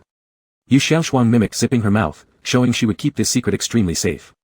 Luo Yu thought no one would understand his relationship with Chi Mu better than his mother anyway, making Yu Xiaoshuang's promise utterly useless. Luo Yu, why bother caring about such things? Children don't need to deal with romance. Come look at this physics problem instead. Yu Xiaoshuang wouldn't comply, covering her face pretending to cry. I knew it, I'm obviously not your most beloved little sister anymore. Even your love life, I can't know about it. Is it because I'm unworthy? Wah. Yu Xiaoshuang's act was terrible, and listening to her loud wailing was hurting Luo Yu's ears. Luo Yu, let's talk about it after it works out. Yu Xiaoshuang instantly became spirited, so does it mean it hasn't worked out yet? Brother, come on, with your conditions, haven't you succeeded in pursuing them yet? Yu Xiaoshuang excitedly exclaimed as if she had uncovered a big scoop. Is it beta or omega? Boy or girl? What type is it? How's their personality? Are they good looking? Do you have any photos? Let me see. Luo Yu got a headache from her string of questions, frowning slightly. Are you done babbling? Yu Xiaoshuang immediately became obedient. Brother, my point is, I can be your love consultant. I'm your strategist. Luo Yu gave her an icy glance up and down. Are you secretly dating without my knowledge? Male or female? Alpha, beta, or omega? He wanted to see which pig dared to steal his cabbage. Yu Xiaoshuang tried to defend herself. No, all my partners are fictional characters. Luo Yu raised an eyebrow. Then why do you want to be my advisor? Yu Xiaoshuang replied with confidence. Although I may be a short person in action, I'm a giant in theory. And she said it with pride. Luo Yu gave her a flick on the forehead. Focus on your homework. Yu Xiaoshuang resisted. No way, now that I've learned such a big secret, how can I focus on homework? I really want to know what my sister-in-law looks like. When Luo Yu paired the word sister-in-law with Qi Mu, he couldn't help but smile. Luo Yu, just like Qi Mu. Yu Xiaoshuang was surprised, pinching her chin while scrutinizing her brother up and down. Her eyes narrowed suspiciously. Bro, you wouldn't possibly. Luo Yu's heart skipped a beat. Had Yuan Shuang figured it out? Wouldn't you be eyeing Qi Mu's sister? Or maybe his elder sister? Younger brother? Luo Yu pressed her head down, forcing her to think properly about the physics question. But Yu Xiaoshuang was restless. During his explanation, her gaze kept wandering, clearly wanting to ask the same question again. Luo Yu simply shooed her out, letting her play on her phone in the next room. With one less chirpy little bird in the room, Luo Yu fell onto the bed, continuing reading his conversation with Qi Mu. After sending that sentence, Qi Mu sent another message. Qi Mu, this is my answer. After that, there was no further news. That's it? Is that all? Nothing else? Luo Yu tapped at the keyboard, wishing he could pry Qi Mu's head open to see what was inside. Hadn't he already hinted strongly enough? Surely one sentence wasn't enough to let him off the hook. Luo Yu didn't know what to reply, so he simply watched racing videos instead. The instinct of an alpha is to seek excitement, and competitive car racing ranked as one of Luo Yu's greatest hobbies, right at the top of his list. But he had never personally gotten involved in it. After all, car racing costs a fortune, so Luo Yu could only watch. He didn't dare ride motorcycles fast either, not out of fear for his own safety, but because he dreaded being scolded by Miss Chiao. He even had to hide his fights from Chiao Wanrong, let alone anything more dangerous. So Luo Yu could only chase after race video updates online, occasionally buying tickets to watch live car races. On the other side, Qi Mu waited for Luo Yu's reply for a long time. He carefully thought about what else he might send, but nothing came. Qi Mu hadn't found what he was looking for yet. He opened up his computer file, deciding to write a fourth confession plan. Confessing to Luo Yu was something Qi Mu had wanted to do for quite a while. He had waited until summer vacation only because there weren't good opportunities before, plus the extra drama with Cui Han, and because he wasn't prepared himself. Qi Mu lacked experience in this area, but he wanted to surprise Luo Yu, a surprise tailored to what Luo Yu would like. He wrote 3 drafts of a confession plan, all of which he rejected himself. He wanted to give Luo Yu the best, the most unforgettable experience. Qi Mu massaged his temples and dialed a certain contact in his phone. When the person on the other end answered, they sounded obviously surprised and skeptical. Hey. Qi Mu, uncle, it's me. Qi Lang, it really is you. When I saw the caller ID, I thought I must be mistaken. Not because they were unfamiliar, but because their relationship was actually quite good. Qi Lang was even more astonished. After all, Qi Mu wasn't someone who would call him except during holidays or major events. Qi Lang, what's wrong? Are you calling me for something? Qi Mu, I want to ask uncle for some advice. Qi Lang laughed, you asking me for advice? You're the most outstanding kid of our generation and yours, whereas I'm just the one who does nothing. What could you possibly ask me, about dating? Qi Lang was an omega, a rather unconventional one. Unlike Cui Han, who liked playing games with people's feelings and cheated around, Qi Lang always fell passionately in love, but each romance never reached its end. Qi Mu, yeah. Qi Lang was merely speaking offhandedly, but upon hearing Qi Mu confirm, he sat upright, shocked. Qi Lang, my goodness, my dear nephew, I'm not hearing wrong, are you saying you like someone? I thought you'd remain celibate forever. Qi Mu. It's not that bad. Qi Lang, hurry up, tell me what's going on. What can I help with? Chi Mu, I want to confess to him, but I haven't found the right way yet. Chi Lang paced back and forth at home. Confession. Confession. Let me think. Got it. How about fireworks? My first love confessed to me with fireworks. Even though I wasn't particularly into him at the time, I instantly fell for him. No Omega can resist such romance. Kissing and confessing under a sky full of fireworks should be very touching and unforgettable. Chi Lang believed that as long as the atmosphere was right, it would definitely succeed. Chi Mu rejected the idea, already done. That night when fireworks lit up the sky, Luo Yu had tightly gripped his hand. Repeating this wouldn't feel any more surprising. Chi Lang, huh? So you haven't succeeded yet? Chi Mu spoke frankly. At that time, it was a brief marking, no formal confession. Chi Lang, nephew of mine, are you? Chi Lang, a heartbreaker. Chi Mu stayed silent for a moment, suddenly feeling like this call might have been the worst decision. Chi Lang, just joking, I know you're not that kind of person. But the one who made you temporarily mark them, I must meet next time. Chi Mu, okay, so uncle, do you have any other good suggestions? Chi Lang, let me think. After my second breakup, I started learning how to swim. He was my swimming coach. Physical contact is inevitable when swimming. As you know, between alphas and omegas, those reactions happen. His pheromones smelled pretty nice to me. Chi Lang spoke a bit shyly. Once when I went to see him, he was swimming. It was as if he were the king of the water. He surfaced from underwater and gave me an unexpectedly dominant kiss. We even kissed underwater, and that's how we got together. Chi Mu rejected the idea again. We've done that too. Not only had they kissed, but they'd done something much more intense. Chi Lang, didn't work either. Didn't confess. Chi Mu, yes. Chi Lang, heartbreaker. Chi Lang coughed, suppressing his outburst. Your ideas aren't bad. Let me think of another one. There was this time when someone arranged for a banner to be pulled by a plane. Chi Mu, he wouldn't like that. Chi Lang, fine. Someone filled my entire room with flowers. Chi Mu, he wouldn't like that either. Chi Lang, then play him a piece on the piano. The discussion dragged on for about 20 minutes before Chi Lang cracked first. Chi Lang, I clearly don't have what it takes to teach you how to confess. Your level is far beyond mine. Why is your Omega so difficult? I thought some of the things I suggested were quite romantic, but he doesn't seem to like them. But how do you even know if he truly likes them or not? Chi Mu's voice carried an uncommon gentleness. I know. Chi Lang shivered, feeling inexplicably affected by his nephew's display of emotion, so just cater to his preferences then. Honestly, from my own experience, there's no need to overly pursue perfection. Go with the flow. Confess when the timing and environment are right, no need for elaborate planning, and don't delay it unnecessarily. Chi Lang, you're the type who insists on doing everything perfectly, making sure every step in your heart is flawless. What's the point of all that? Nephew, love isn't something you can control. While stroking the tail of the cat, Chi Mu responded thoughtfully. Chi Mu deleted the first 3 versions of his confession plan and wrote down the 4th. Chapter 60. After watching a racing video, Luo Yu felt an overwhelming urge to run a couple of laps downstairs, but he merely thought about it. With reluctance, he closed the app and decided to go wash up and sleep. Luo Yu was still wearing Chi Mu's clothes. Thinking of Chi Mu, he pressed the shower gel a bit harder. Sneaky and foolish, Luo Yu silently cursed in his heart, thinking that if Chi Mu kept hesitating, he would make the first move. But confession was something new to Luo Yu. While showering, he thought about it, coming up with only the idea of singing love songs, nothing else more romantic. After showering and returning to the room, Luo Yu saw more than 10 messages on his phone. He assumed they were from Chi Mu, but upon opening them, they were all from Ding Ruisi. The first message was a series of question marks and exclamation points, clearly showing Ding Ruisi's confusion and astonishment. Then came a long string of questions, mixed with a few emoticons. Ruisi, big brother you, do you have someone you like? Ruisi, holy crap, who is it? Old Ding too doesn't know.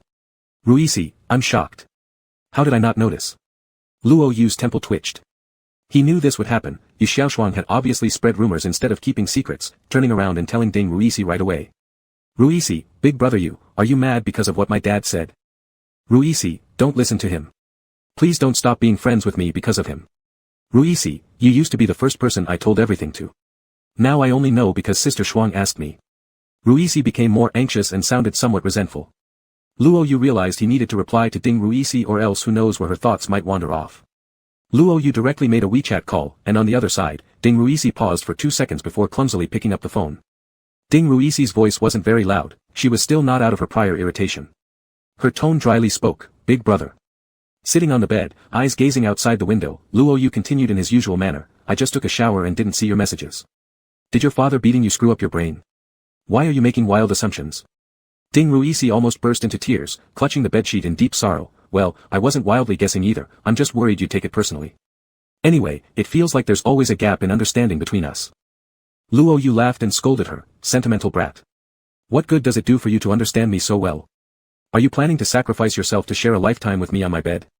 Ding Ruisi, cough cough cough, no need for that, our brotherhood through thick and thin doesn't require a physical commitment. With a light-hearted detachment, Luo Yu said, that's behind me now. I haven't taken it personally. As for the relationship between us, we know what's going on. I believe I haven't led you astray, and others' opinions don't matter much to me. Ding Ruisi, yeah, definitely not. I keep everything you've done for me in mind. You even helped me study. My dad's just too old-fashioned, unreasonable. Do you remember the new year when I was in the second year of junior high? That winter break, I didn't visit you to play together. I said I was at home. Luo Yu, I remember. Every year after the new year, Ding Ruisi would come to play with Luo Yu. Only that one year she didn't show up, just gave a phone call to wish him a happy new year and barely contacted throughout the whole winter break. Narrowly speaking, Ding Ruisi admitted, at that time, I wasn't actually at home, I was recuperating from injuries. That year, I performed particularly poorly in school exams. My dad beat me until I got a fracture and went to the hospital. And to save face, I still limped to pay New Year visits, telling people it was due to a fight. It was too embarrassing to tell you. For a moment, Luo Yu fell silent, feeling uneasy inside. Ding Ruisi, sometimes, I think about giving him a beating, but it's just a thought. I can't be so unfilial. Moreover, I know he doesn't consider me as an enemy, he's simply old school, strict in parenting ways. But maybe he has learned from past mistakes, this time he didn't hit me too harshly. At most, I'll stay at home for a few more days and then I can go find you to play. Luo Yu hadn't yet figured out the words to comfort her when Ding Ruisi had already bounced back energetically. Luo Yu, alright, just let me know when. And don't overthink things with me. You're you, and your father is your father. I'm not demented, I can tell the difference. Ding Ruisi, roger that. Ha.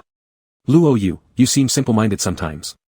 Don't completely defy your father, but also don't blindly follow him. If words can resolve it, there's no need to resort to violence. Take care of yourself. Ding Ruisi, yeah, definitely not. Ha. So, brother Yu, can you tell me who it is that you like now? Sister Shuang came to ask me, and when I heard this, I thought, how could this be? I didn't know at all, why didn't I hear any news about it? Did I miss something? Luo Yu thought, you've missed so much, and you're just asking now. Several times he was about to say something but was interrupted by Ding Ruisi herself. Luo Yu, we'll talk about it once it's settled. I'll tell you sooner or later. How could I hide something from you? Ding Ruisi, then tell me who it is. I haven't seen you get close to any beta or omega. This semester, the only one you hung out with well was Chi Mu after your reconciliation. It seems like there wasn't anyone else. Luo Yu pondered, Ding Ruisi isn't stupid, Chi Mu is the only one close to me, so it must be Chi Mu. Ding Ruisi seemed to think of something, her voice carrying a bit of surprise, could it be, brother Yu? Luo Yu raised his voice, Ding Ruisi, are you having an online relationship? Ding Ruisi rambled on, brother Yu, let me tell you, online relationships come with risks, reality is more solid. Our school has many high-quality young betas and omegas too. If you want, I can introduce you. Luo Yu felt he had overestimated Ding Ruisi's imagination, go to hell. Hang up, I'm going to sleep. If Ding Ruisi were in front of Luo Yu probably would have slapped the back of his head to see if water would come out. Ding Ruisi quickly spoke before he hung up, it's not that, right? You won't give me any clues. I could even help you plan it. I'm the love expert beside you, unlike those who only play with paper cutouts. Brother Yu, you should listen to my advice. Luo Yu hesitated in hanging up, thinking it might not be a bad idea to listen to Ding Ruisi's experience in romance. He asked, opening the topic, Ruisi, how did you confess to someone? Ding Ruisi started recalling, how I confessed. Just, singing love songs and then asking if they'd be willing to be my significant other. Ding Ruisi proudly slapped the bed, brother Yu, listen to me. This method never fails, and with your looks, you'll surely succeed in one shot. Ding Ruisi became serious, learning quite a few love songs for the confession, making extra points with guitar playing and singing. Luo Yu, is there anything else? Ding Ruisi answered proudly, one good trick, eat everywhere. Luo Yu. Hang up.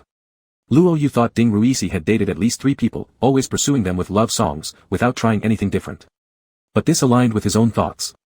Luo Yu carefully considered it, finding it not so bad after all. Lost in contemplation, Luo Yu fell asleep, sleeping until morning. When Luo Yu woke up, Xiao Wanrong had already gone to work. After finishing his wash-up, Luo Yu knocked on the guest room door, knocking several times before there was some movement inside. Yu Xiaoshuang stood by the door with messy hair and lifeless eyes, looking up at Luo Yu, big brother, what's up? Luo Yu, I'm going out for breakfast and then to see Ruisi. Do you want to come along? Yu Xiaoshuang yawned, seemingly thinking. Luo Yu, what time did you sleep last night? You look so tired. Yu Xiaoshuang muttered faintly, around 5 or 6 o'clock, I guess. I wasn't really paying attention. Luo Yu, never mind, go back to sleep. Yu Xiaoshuang, looking very sleepy, went back to bed. Luo Yu helped her close the door and took the keys to go out for breakfast. When Luo Yu arrived at Ding Ruixi's house, he first confirmed that Ding Ruixi was home. However, after waiting at the door for 10 minutes, Ding Ruixi finally opened it. When Ding Ruixi turned back around to walk, Luo Yu understood why he was moving so slowly. There was no other reason, Ding Ruixi's steps were slower than a snail's. Clearly, his butt was hurt, though those unaware might think something else was wrong. Luo Yu couldn't bear to watch anymore, so he helped Ding Ruixi back to his bedroom. Luo Yu, your butt is quite swollen this time. Ding Ruixi, lying face down on the bed, groaned in pain while still being stubborn. It's okay, I'm pretty tough. Luo Yu, with this, do you mean lying here for only a few days? Ding Ruixi gave a thumbs up, which made Luo Yu laugh and shake his head. But he didn't say anything further, peeling a banana for Ding Ruixi instead. Ding Ruixi originally wanted to inquire about who Luo Yu liked, but as soon as Luo Yu glared at him, he shut up immediately. Luo Yu spent the whole morning at Ding Ruixi's place, chatting and playing games together until Ding Ruixi's parents were almost home before he left. When Luo Yu exited Ding Ruixi's apartment building, the sun was blazing, its brightness making his eyes ache. He stood still for a moment, shaking his head before moving on. The summer vacation was usually a time of relaxation that students looked forward to. However, Ding Ruixi, who had always spent the holidays with Luo Yu, now lay injured at home, unable to move around. This left Luo Yu feeling somewhat bored. Even Qi Mu had recently become busy. Luo Yu knew Qi Mu was involved in legitimate activities and did not bother him. Yu Xiaoshuang, staying at Luo Yu's house, vowed never to leave her room unless it was for the internet cafe, claiming she would live and die alongside the air conditioning. But Luo Yu didn't want to stay cooped up all the time. He set a day aside, changed his clothes, and went to the shooting range alone. The place Luo Yu went to was actually a membership-only shooting club, quite far from his home. It had been a long while since Luo Yu last visited. In the past, he would come here accompanied by his father's old squad leader, who was also his master. However, ever since his master disappeared on a mission 2 years ago, Luo Yu hadn't come much anymore. The magnetic card given by his master was still valid. Luo Yu swiped it to enter, looking at the unchanged furnishings, and effortlessly made his way to the training area. Touching the firearms brought Luo Yu a sense of something long forgotten. His master had once let him handle real ones, telling Luo Yu there would be plenty of opportunities ahead, but alas, they were gone now. Luo Yu donned his protective gear, gripping the gun steadily in hand, and aimed at the bullseye. Bang! The gunshot sounded as if trying to annihilate all regrets. Luo Yu spent 2 hours at the shooting range. When he came out, his back was almost drenched, as though he'd just emerged from water. Despite feeling refreshed and invigorated, Luo Yu noticed an unusual sensation as he sat into a taxi. Unsure whether it was merely his imagination, his expression became increasingly peculiar over time. It seemed, perhaps, it wasn't his hallucination after all. Luo Yu took a deep breath, opened the browser on his phone, and started searching for the issue he experienced. What does it mean when Omega has sudden fluid discharge? Luo Yu seriously and meticulously researched this question, but the answers nearly split him open. Some referred to estrus. Others suggested that he might have gone too long without any sexual activity, leading to sensitive reactions, advising self-relief. Still, some responses were quite reliable. They suggested it could be a prelude to the heat period, a natural bodily response. However, Luo Yu's heat cycle had just ended, even though the dates weren't yet entirely stable, they had fixed within a certain interval. It definitely should not have been due to estrus. Luo Yu tried another keyword and continued searching. Why does a male omega secrete fluids outside the coupling heat period? Online Doctor replied, hello, generally, there are 3 possibilities for this situation. One is the natural reaction of the body, possibly because of prolonged repression. Typically, the secreted liquid will be clear with a slight viscosity. The second possibility may arise from overly intense sexual activities, where the fluid might appear cloudy with an odor, and prompt medical treatment is recommended. The third one could involve internal cavity abnormalities, which often occur after the male omega's heat period. Clinical symptoms include a large secretion of odorless clear liquid. But these cases are rare, with various causes. We recommend visiting the hospital for professional diagnosis. Luo Yu quietly recited the third possible cause, deeply conflicted inside. Being an omega sure was troublesome. After paying the taxi fare, Luo Yu immediately returned home. Upon returning home, the first thing Luo Yu did was grab some clothes and go to the bathroom, to check if it was all in his head. 5 minutes in the bathroom later, Luo Yu's expression turned extremely grim. The sweat on his body had already been washed off, but some areas kept secreting uncontrollably, leaving him wet and uncomfortable. The problem was, Luo Yu didn't know how long this would continue, so he put on clothes and headed to the hospital. When Ms. Chiao called from work to check on Luo Yu, he was waiting for the doctor's diagnosis results. Luo Yu intended to say he would be home soon, but Xiao Wanrong, upon hearing he was at the hospital, hurriedly came over without delay. Embarrassed to tell her exactly what was wrong with his body, Luo Yu vaguely claimed it was nothing serious. When the doctor appeared with the analysis report, Xiao Wanrong immediately rushed forward, anxiously asking, "Doctor, what's wrong with my son?" This doctor was also a familiar figure to Luo Yu and Xiao Wanrong. It was this very doctor who had informed them about Luo Yu's gender reversal, so when Luo Yu discovered his unusual condition, his first reaction was to seek out this doctor for an examination. "Doctor, don't worry, it's nothing serious. This isn't common in male omegas, but it's not exactly rare either." The doctor used specialized terms to explain, but seeing that Xiao Wanrong still looked confused, he gave another explanation in simpler terms. "Doctor, in short, it's somewhat like how some female omegas and betas may suffer from cold uterus, but there are differences. It's not a big problem, and it won't significantly affect an omega's ability to reproduce. However, after the special period, it might cause some residual effects. A complete cure would require long-term care. Currently, there is no medical method to completely eradicate this issue." Luo Yu's expression stiffened. "How long will it generally last?" The doctor looked at him with sympathy. "Usually 1 or 2 days, sometimes up to 3. I can't tell how it will be for you." Luo Yu's face contorted. "It can't just keep going like this." Damn, it was still ongoing. The doctor kindly suggested, "There are specially designed cotton tampons for cases like yours, you could give them a try. They should work quite well." The doctor added, "During such times, intimate life isn't hindered, but I suggest avoiding penetration by alphas while in this state." Luo Yu thought inwardly, what savage nonsense is this? With a wooden face, Luo Yu left the hospital, walking heavily. Xiao Wanrong, beside him, felt both heartbroken and amused, patting Luo Yu on the shoulder. "Don't worry, son. Think positively. It's not a big deal compared to hormone inhibitors. This is a tiny little setback." Luo Yu weakly nodded. He knew life always has its ups and downs, though he didn't expect reality to be as harsh as this. Eventually, Luo Yu succumbed to using the dedicated tampons. Since he had already compromised to pheromones, what else couldn't he accept? At least with it, life could proceed normally. Without it, waiting for the secretion would only wet his pants, making everything impossible to handle. Embarrassed, Luo Yu didn't mention this to Chi Mu. Even when Chi Mu sent messages to him, he kept silent about this matter. "Luo Yu, that medicine tastes so bad. Super bad. Really super bad." Luo Yu, I was forced to drink a bowl earlier, nearly vomited right after drinking it. I needed 3 candies to suppress the taste. Chi Mu, why did Auntie suddenly make you take Chinese medicine? Luo Yu hesitated a moment before deciding to tell the truth, finding the encyclopedia entry on the condition and screenshotting it to Chi Mu. Chi Mu immediately sought information about this condition and verified that it wasn't a severe issue, which reassured him. Chi Mu, when did it start? Luo Yu, just the day before yesterday, it started suddenly. My mom consulted a traditional Chinese doctor and obtained a prescription, insisting that I drink it under her supervision. Luo Yu loved sweets and detested bitter flavors, a fact he never hid. Naturally, Xiao Wanrong knew Luo Yu wouldn't like the taste, but taking care of the body often meant enduring such bitterness.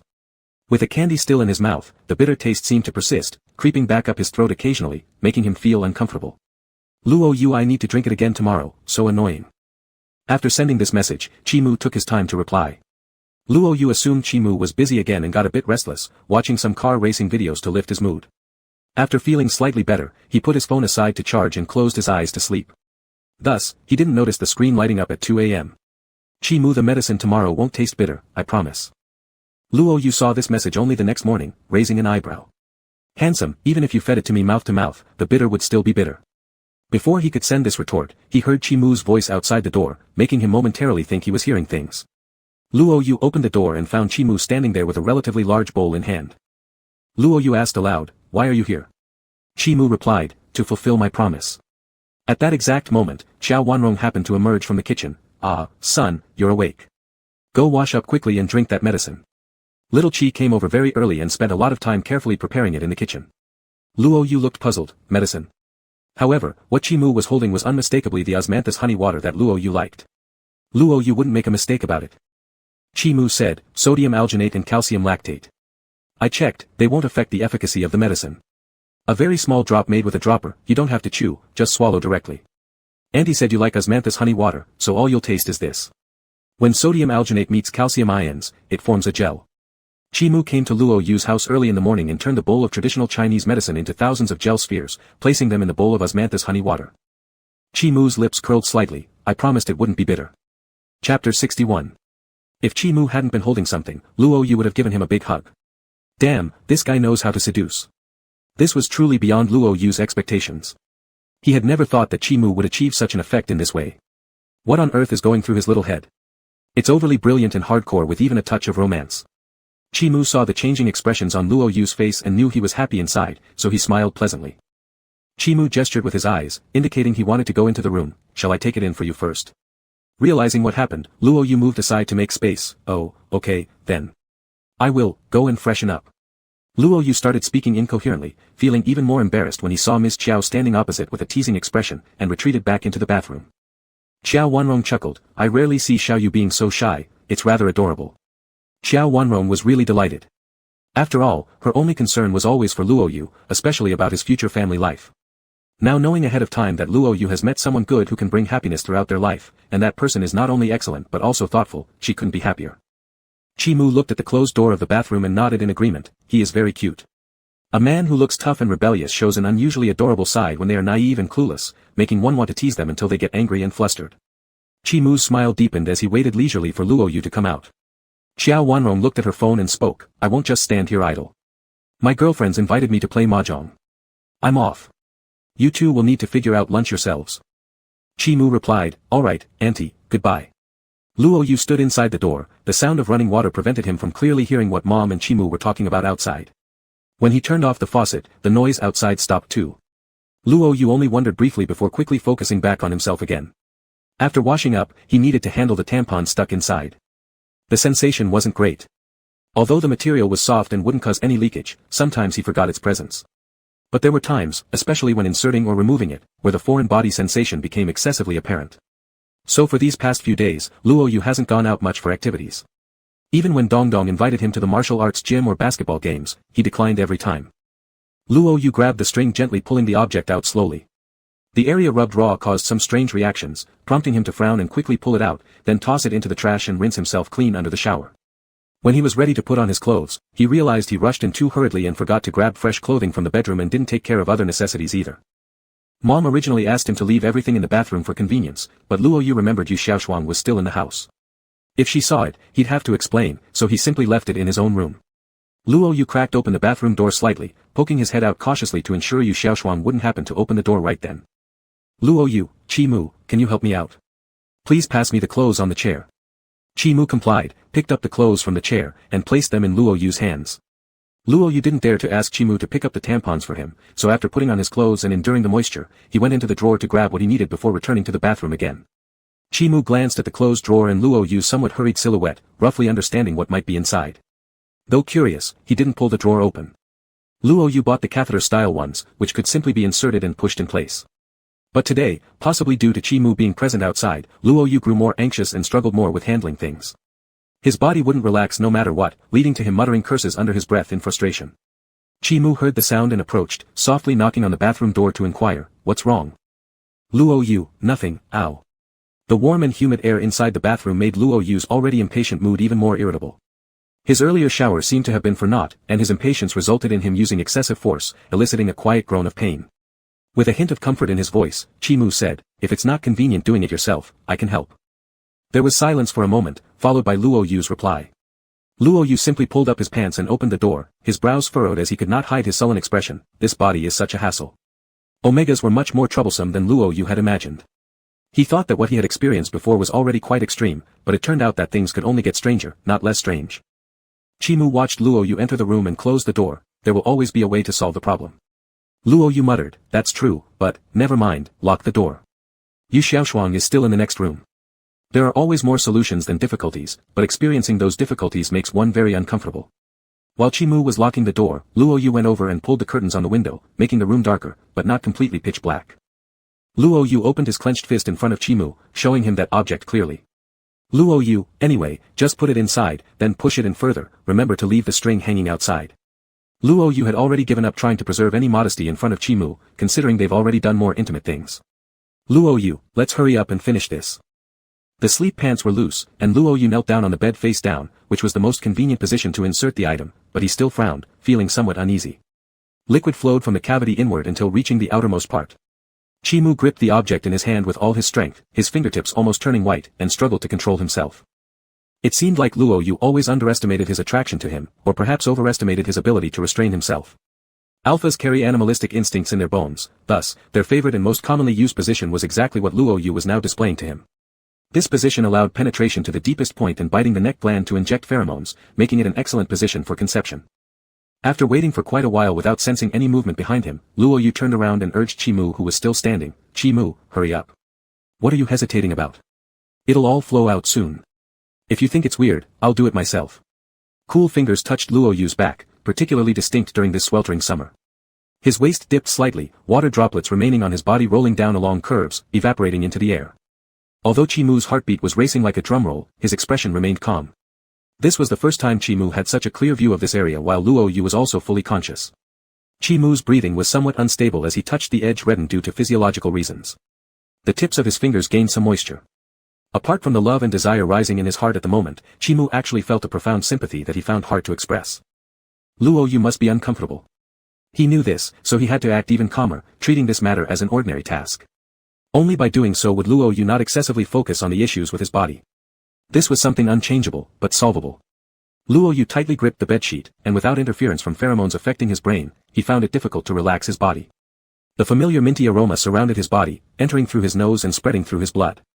The pheromones in Luo Yu's body seemed to resonate in response, slowly releasing. This silent communication between pheromones was akin to a form of spiritual comfort. Luo Yu continuously reminded himself that the person behind him was Chi-Mu, closing his eyes while holding himself up.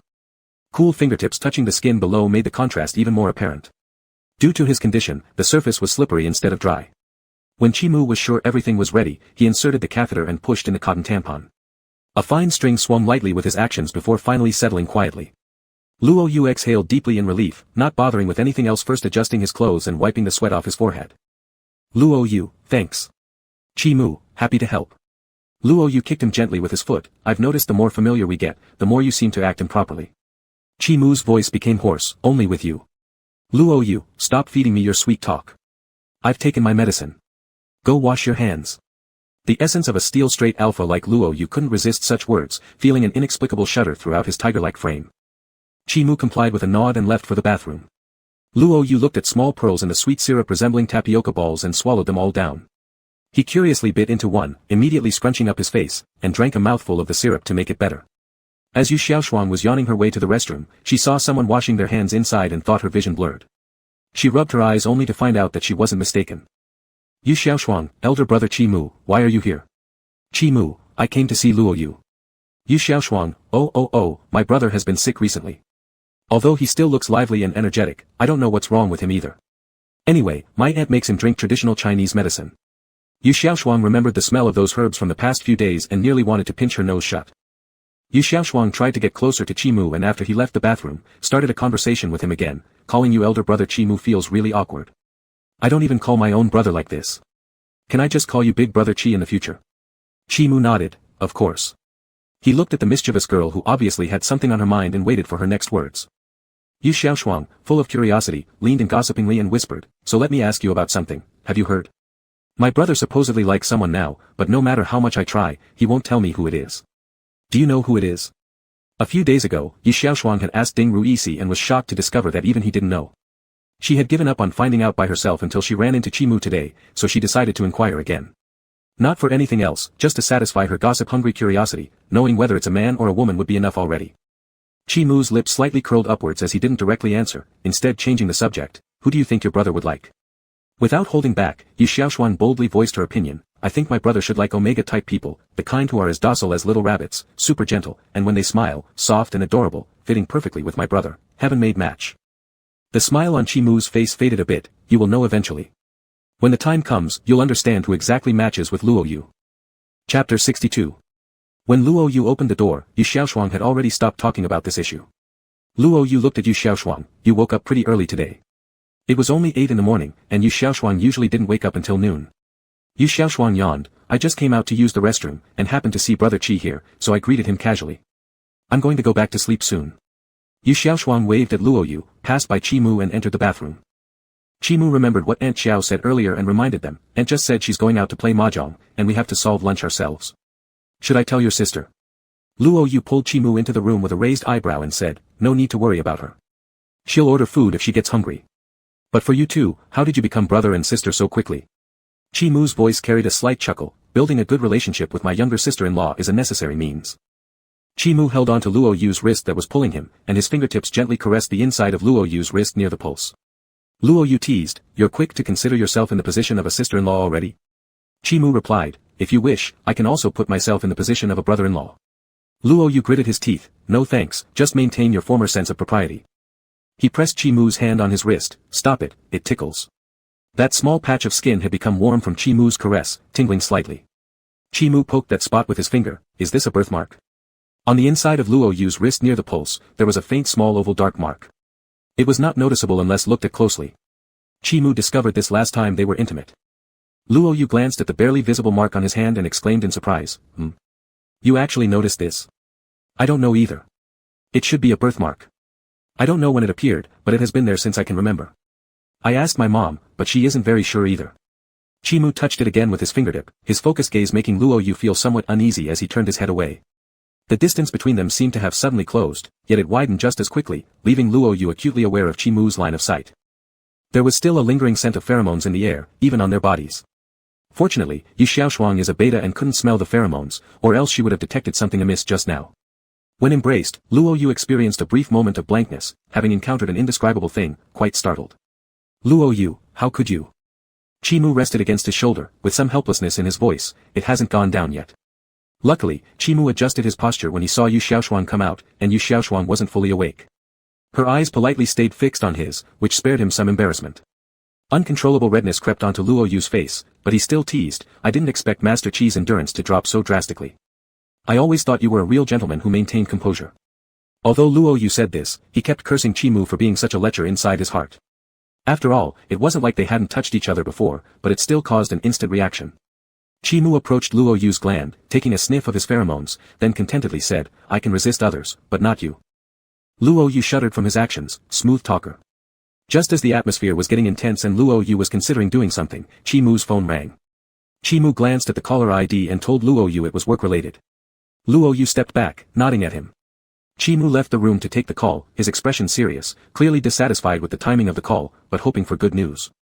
The person on the other end sounded cheerful, "What you wanted has been bought, and it's already being mailed back to the country. If things go smoothly, it should arrive within 3 days." Chimu's cold expression softened a bit, "Good, thank you for your trouble. Let me know the amount spent, and I'll transfer it to you later." "Alright, these can be discussed later. I'm curious why you suddenly want that thing. I don't remember you being interested in racing cars. This is my personal matter, and it's not convenient to disclose for now. Alright, let me know if you need anything. The amount and card number have been sent to you." After Chimu hung up the phone, he looked at the closed door of Luo Yu's room and took a deep breath. Thinking about the surprise and joy Luo Yu would express upon receiving this gift, Chimu's eyes filled with warmth. Everything was going according to his plan, and after the gift arrived, he could confess his feelings. Chimu was almost looking forward to that day eagerly.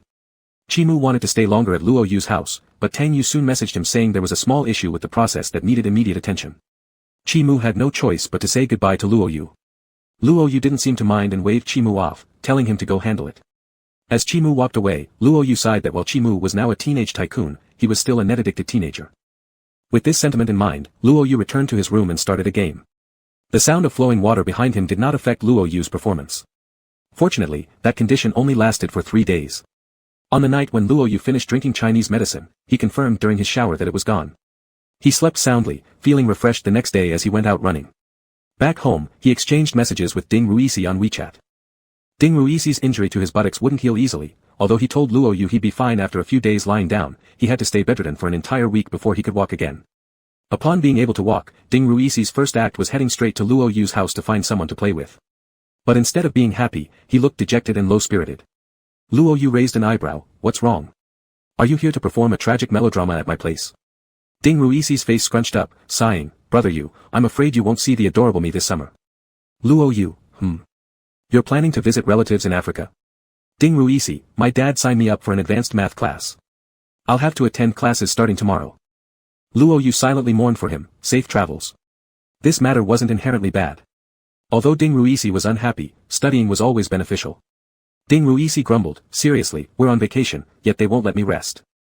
I think my math score is okay this time around, so why should I go?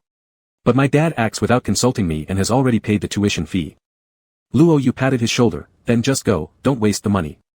Classes can't take up 24 hours a day, and there will always be times when we can play together. Whenever you have free time, just let me know. Ding Ruisi responded, good thing is that I'm free today. I've been lying at home like mold growing on me, feeling like playing basketball. Luo Yu earnestly said, I'm afraid you're newly healed but might crack. Ding Ruisi teasingly said with delicate gestures, bro, what you're implying sounds like I got anal raped. But if it was done by my beloved brother, I'd still accept it. Luo Yu laughed and punched him in the stomach, climb for grandpa. The slightly heavy atmosphere immediately dissipated, becoming lighthearted again. However, Luo Yu still didn't invite Ding Ruisi to gather people to play basketball, fearing that his recently healed but would reopen its wound. So he invited Yu Xiaoshuang to join them, forming a trio to play mobile games. The combined effect of Yu Xiaoshuang and Ding Ruisi was equivalent to having 100 ducks screaming in your ears all day long. By the end of the day, Luo Yu felt like he was getting tinnitus. And these two were dramatic actors. They acted even when playing games.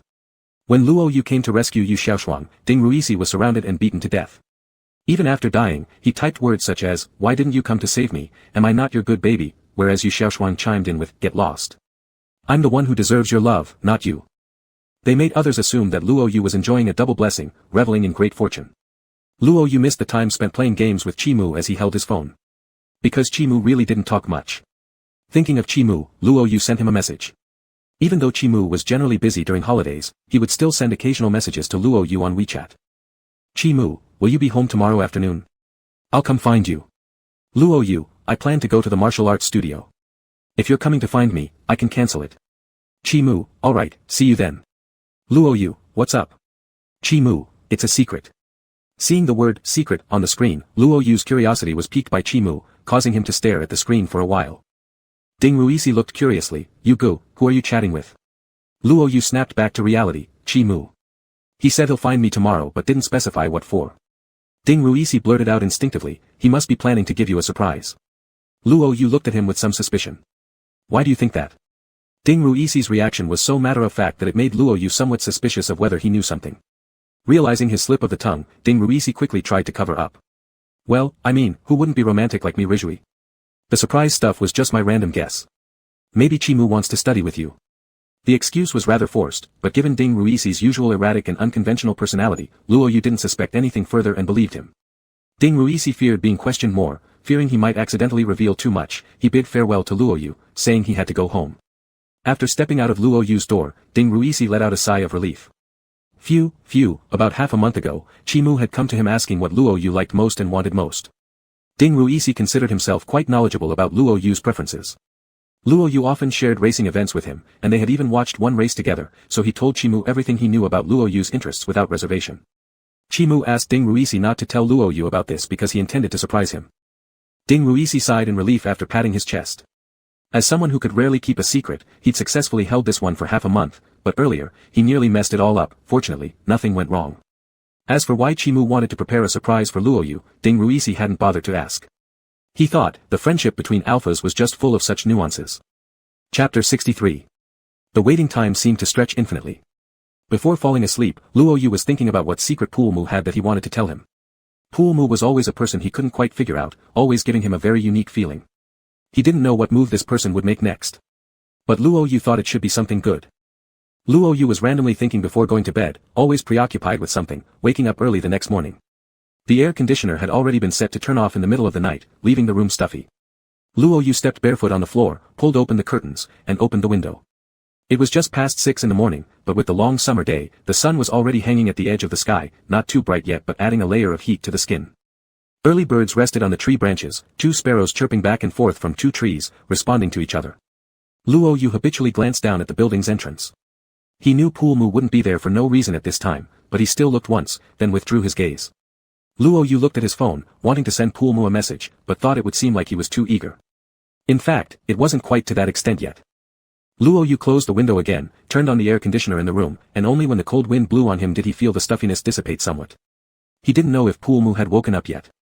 Luo Yu stared at the ceiling for a while, wrapped in a blanket, and dozed off again. When he opened his eyes again, the outside light was fierce, shining through the window onto the floor, elongating the shadows of the window frame. Luo Yu hurriedly checked the wall clock and found the time had reached 11. Poolmu still hadn't sent him any messages. Unable to hold on anymore, Luo Yu tossed an emoji at him, scratched his hair that stuck out wildly after sleeping, and shuffled into the bathroom in his slippers to wash up. Poolmu deliberately didn't reply to Luo Yu's message, holding off until 3 in the afternoon. All preparations were completed, just waiting for tonight's dusk to arrive, and he would reveal his perfect plan to Luo Yu.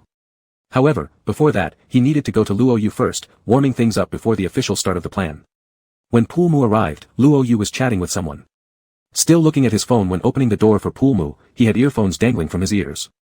Pool Mu was curious. What are you watching?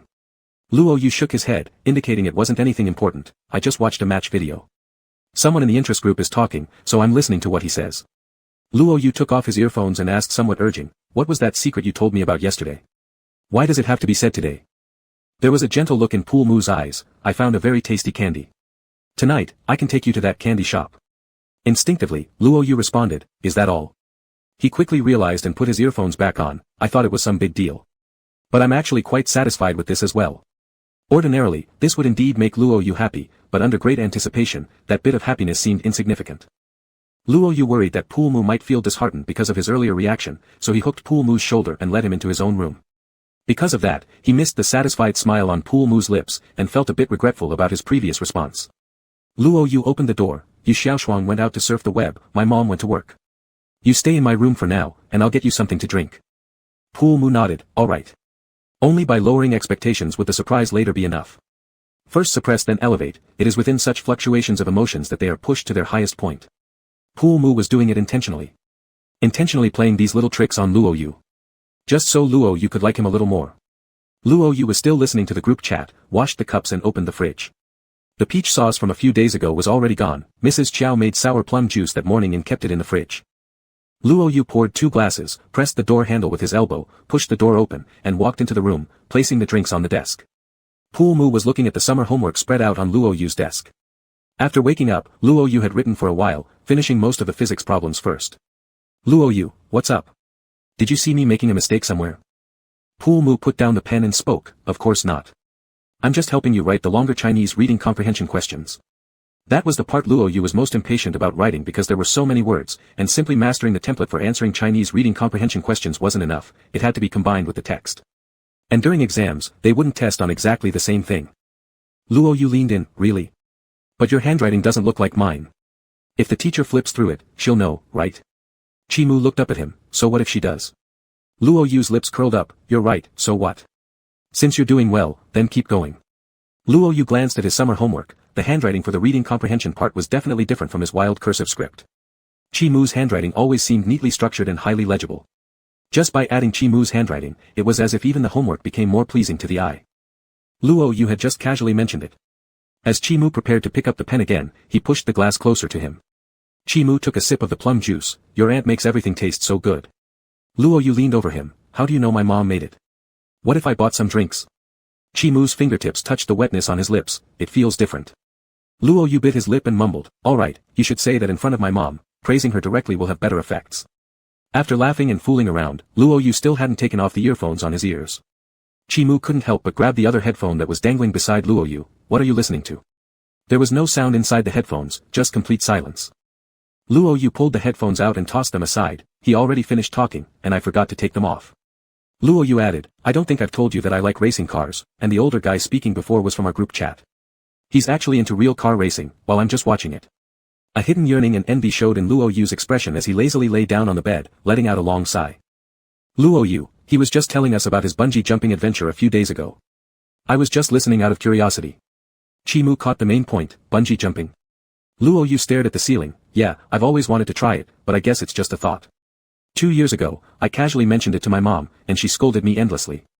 She won't let me participate in any extreme sports. By nature, Luo Yu was restless, with a deep-rooted pursuit of excitement. He liked all extreme sports, but he could only like them from afar. Xiao Wanrong didn't care much when she knew Luo Yu fought, as long as it wasn't too over the line. Besides, Luo Yu had the ability to protect himself or even win. But bungee jumping, surfing, car racing, those high-risk or extreme sports, Xiao Wanrong would never allow him to touch.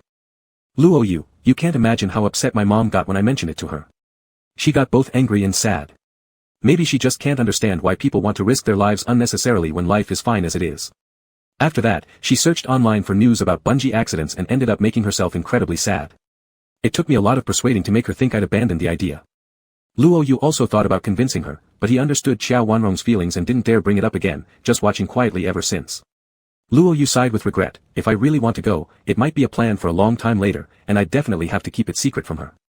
Chi Mu's fingers gripped the edge of the chair, his thoughts battling fiercely in his mind. Chi Lang's words suddenly popped into his head and refused to go away. Love itself was an uncontrollable variable, often bringing unknown surprises. Chi Mu asked with certainty, do you want to go? Luo Yu sighed, yeah. Chi Mu, then let's go. Luo Yu, huh?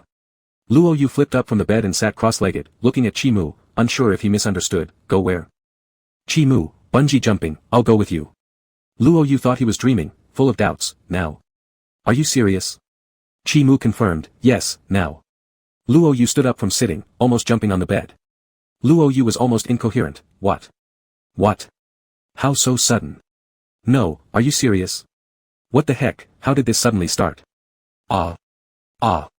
Luo Yu felt like he had been stunned by a falling pie from the sky, which might not be a very apt metaphor, but perfectly described his overwhelming joy. Dreams coming true so suddenly. Chi Mu, you pack your things first, and you can tell Aunt that you won't come back tonight because you're staying at my place. Luo Yu immediately responded, I'll pack my clothes now. For a second, Chi Mu hesitated about his plan. He had already prepared an enormous surprise, yet he didn't want to miss any opportunity to make Luo Yu happy. He knew how much Luo Yu longed for this, he wasn't sure when such a perfect moment would present itself again. Bungee jumping was something Chi Mu had never tried nor wanted to attempt before, but right now, all he could think about was going with Luo Yu to give it a try. When Luo Yu finished packing his clothes, he still felt as if he were in a dream. Just moments ago, he was chatting in the group chat about envying their older members' freedom. In the blink of an eye, now he could also experience the pursuit of the extreme himself. Just thinking about it sent adrenaline surging through Luo Yu's body. Chi Mu had arranged a driver even while Luo Yu was packing, so they could leave as soon as they went downstairs. Chi Mu, I just checked out several options. The nearest one is in the neighboring city's scenic area, it has cliff bungee jumping for 2 people. How does that sound? Luo Yu was completely over the moon, I have no objections whatsoever. Luo Yu struggled to articulate his eagerness and excitement, muttering to Chi Mu with gleaming eyes, I'm so happy. Chi Mu, I'm so happy. Chi Mu returned the sentiment with warmth and tenderness, making Luo Yu feel somewhat out of control. In an empty hallway where no one passed by, Luo Yu left a teeth mark on the side of Chi Mu's neck. Luo Yu thought to himself that after today, what he considered the wildest thing he'd ever done was about to change. It only took 20 minutes by high-speed rail to get to the neighboring city. Once off the train, they headed straight for their destination. There were quite a few people at the scenic spot. After purchasing tickets, Chi Mu and Luo Yu made their way to the bungee jumping site. 5 or 6 people were waiting ahead of them. The wind atop the mountain rustled powerfully, and the downward view made the distance seem vertiginous, sending shivers down anyone's spine. When it was finally Luo Yu and Chi Mu's turn to stand at the edge, Luo Yu's excitement reached its peak. The staff standing on either side carefully checked their equipment and instructed them to face each other with their backs against the cliff edge. One hand should be placed on each other's lower back, while the other hand held firmly together. Relax, don't be nervous, we're going to start counting down. 5. 4. 3. 2. 1. A push came from behind, and they plunged backward into the magnificent mountains and rivers below. Unable to restrain himself, Luo Yu let out a loud cry.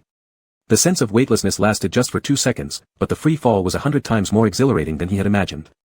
Luo Yu tightly gripped Chi Mu's hand, feeling it return the squeeze with equal force. At their lowest point, Chi Mu caught sight of Luo Yu's bright and fiery eyes, shining even brighter than the blazing sun suspended above. People always do extraordinary things because of love, but the sensation isn't bad, like at this exact moment. Chi Mu felt fortunate to witness this version of Luo Yu. The world seemed emptied except for the two of them, certain words pressed heavily on his tongue, impossible to suppress. I like you. The roaring wind drowned everything out, and some words might not even be audible. Yet, somehow, Luo Yu heard it. Shit, if it weren't inconvenient right now, I'd kiss you 100 times. Chapter 64. The wind blowing between the canyons was scorching, yet the small flame in his heart had surged into a blazing fire. Dropped to the very bottom and then pulled back up again, with the beautiful scenery of mountains and waters flashing past before their eyes. Luo Yu originally intended to have a good look, but now he just wanted to see Chi Mu. Chi Mu still carried himself as the young master. Even with his hair tousled by the wind, it didn't diminish his elegant demeanor. His brows conveyed a relaxed charm, adding a touch of artistry. Chi Mu noticed his gaze, locking eyes with him. The mountain wind swayed, together with feelings that penetrated one's heart. Chi Mu, I heard you. Luo Yu's words were swept away by the wind, and Chi Mu couldn't hear clearly. Luo Yu laughed, shouting out loud without restraint, I said, I heard you. A hint of astonishment appeared on Chi Mu's face. Evidently, he hadn't expected that his impromptu confession would be overheard. He hadn't planned to reveal his innermost feelings so hastily at this moment. Chi Mu usually kept his own thoughts bottled up, rarely voicing words of love, preferring to express himself through actions instead. It was exceedingly rare to see Chi Mu appear so lost for words. After witnessing this, Luo Yu burst into laughter again. He wasn't sure whether he should compliment Chimu for being romantic or for being unconventional and creative. If Ding Ruisi found out about them being together in the future and asked how Chimu confessed, if he told her it happened during bungee jumping, Ding Ruisi would surely be stunned. This was far too interesting. Especially Chimu's expression, his frustration intertwined with happiness at having been overheard, made it even more fascinating. In fact, the duration of a single bungee jump isn't long. It ends once the rope no longer has elasticity. There was a speedboat parked under the bungee site. The staff lowered the rope little by little. When Luo Yu and Chimu's feet finally touched the boat, the workers aboard would help them unfasten their gear. They traveled toward the exit along the direction of the lake on a rubber dinghy, and after a short walk, they could reach the foot of the mountain where their parcels were stored. Luo Yu looked at Chimu with a bright smile, reflecting upon the moment. So, that earlier look on your face meant you weren't planning to tell me right then? Placing his hand on Chimu's shoulder, Luo Yu leaned towards him. Tell me, when did you plan to confess if I hadn't overheard you? Originally, Luo Yu also planned to make the first move, but he was waiting for an appropriate opportunity. He hadn't expected that today, rather impulsively, he would hear a confession. Chimu locked gazes with Luo Yu and all traces of distress from that day disappeared. Today. He originally had a detailed plan, but alas, the surprise revealed itself sooner than expected. Luo Yu doubted him. Really? Did you plan to bring me here to bungee jump long ago? Luo Yu didn't quite believe it. It just so happened today, Chimu apparently learned of his intentions only recently. It's not that. It's about the secret I told you yesterday. Chimu's voice was clear and gentle, akin to the clouds floating at the horizon at noon and dusk. Didn't you say that secret was finding a sweet candy? Oh, Luo Yu realized something, stretching out the tone. You tricked me earlier, didn't you? Chimu corrected him. I merely created a small surprise.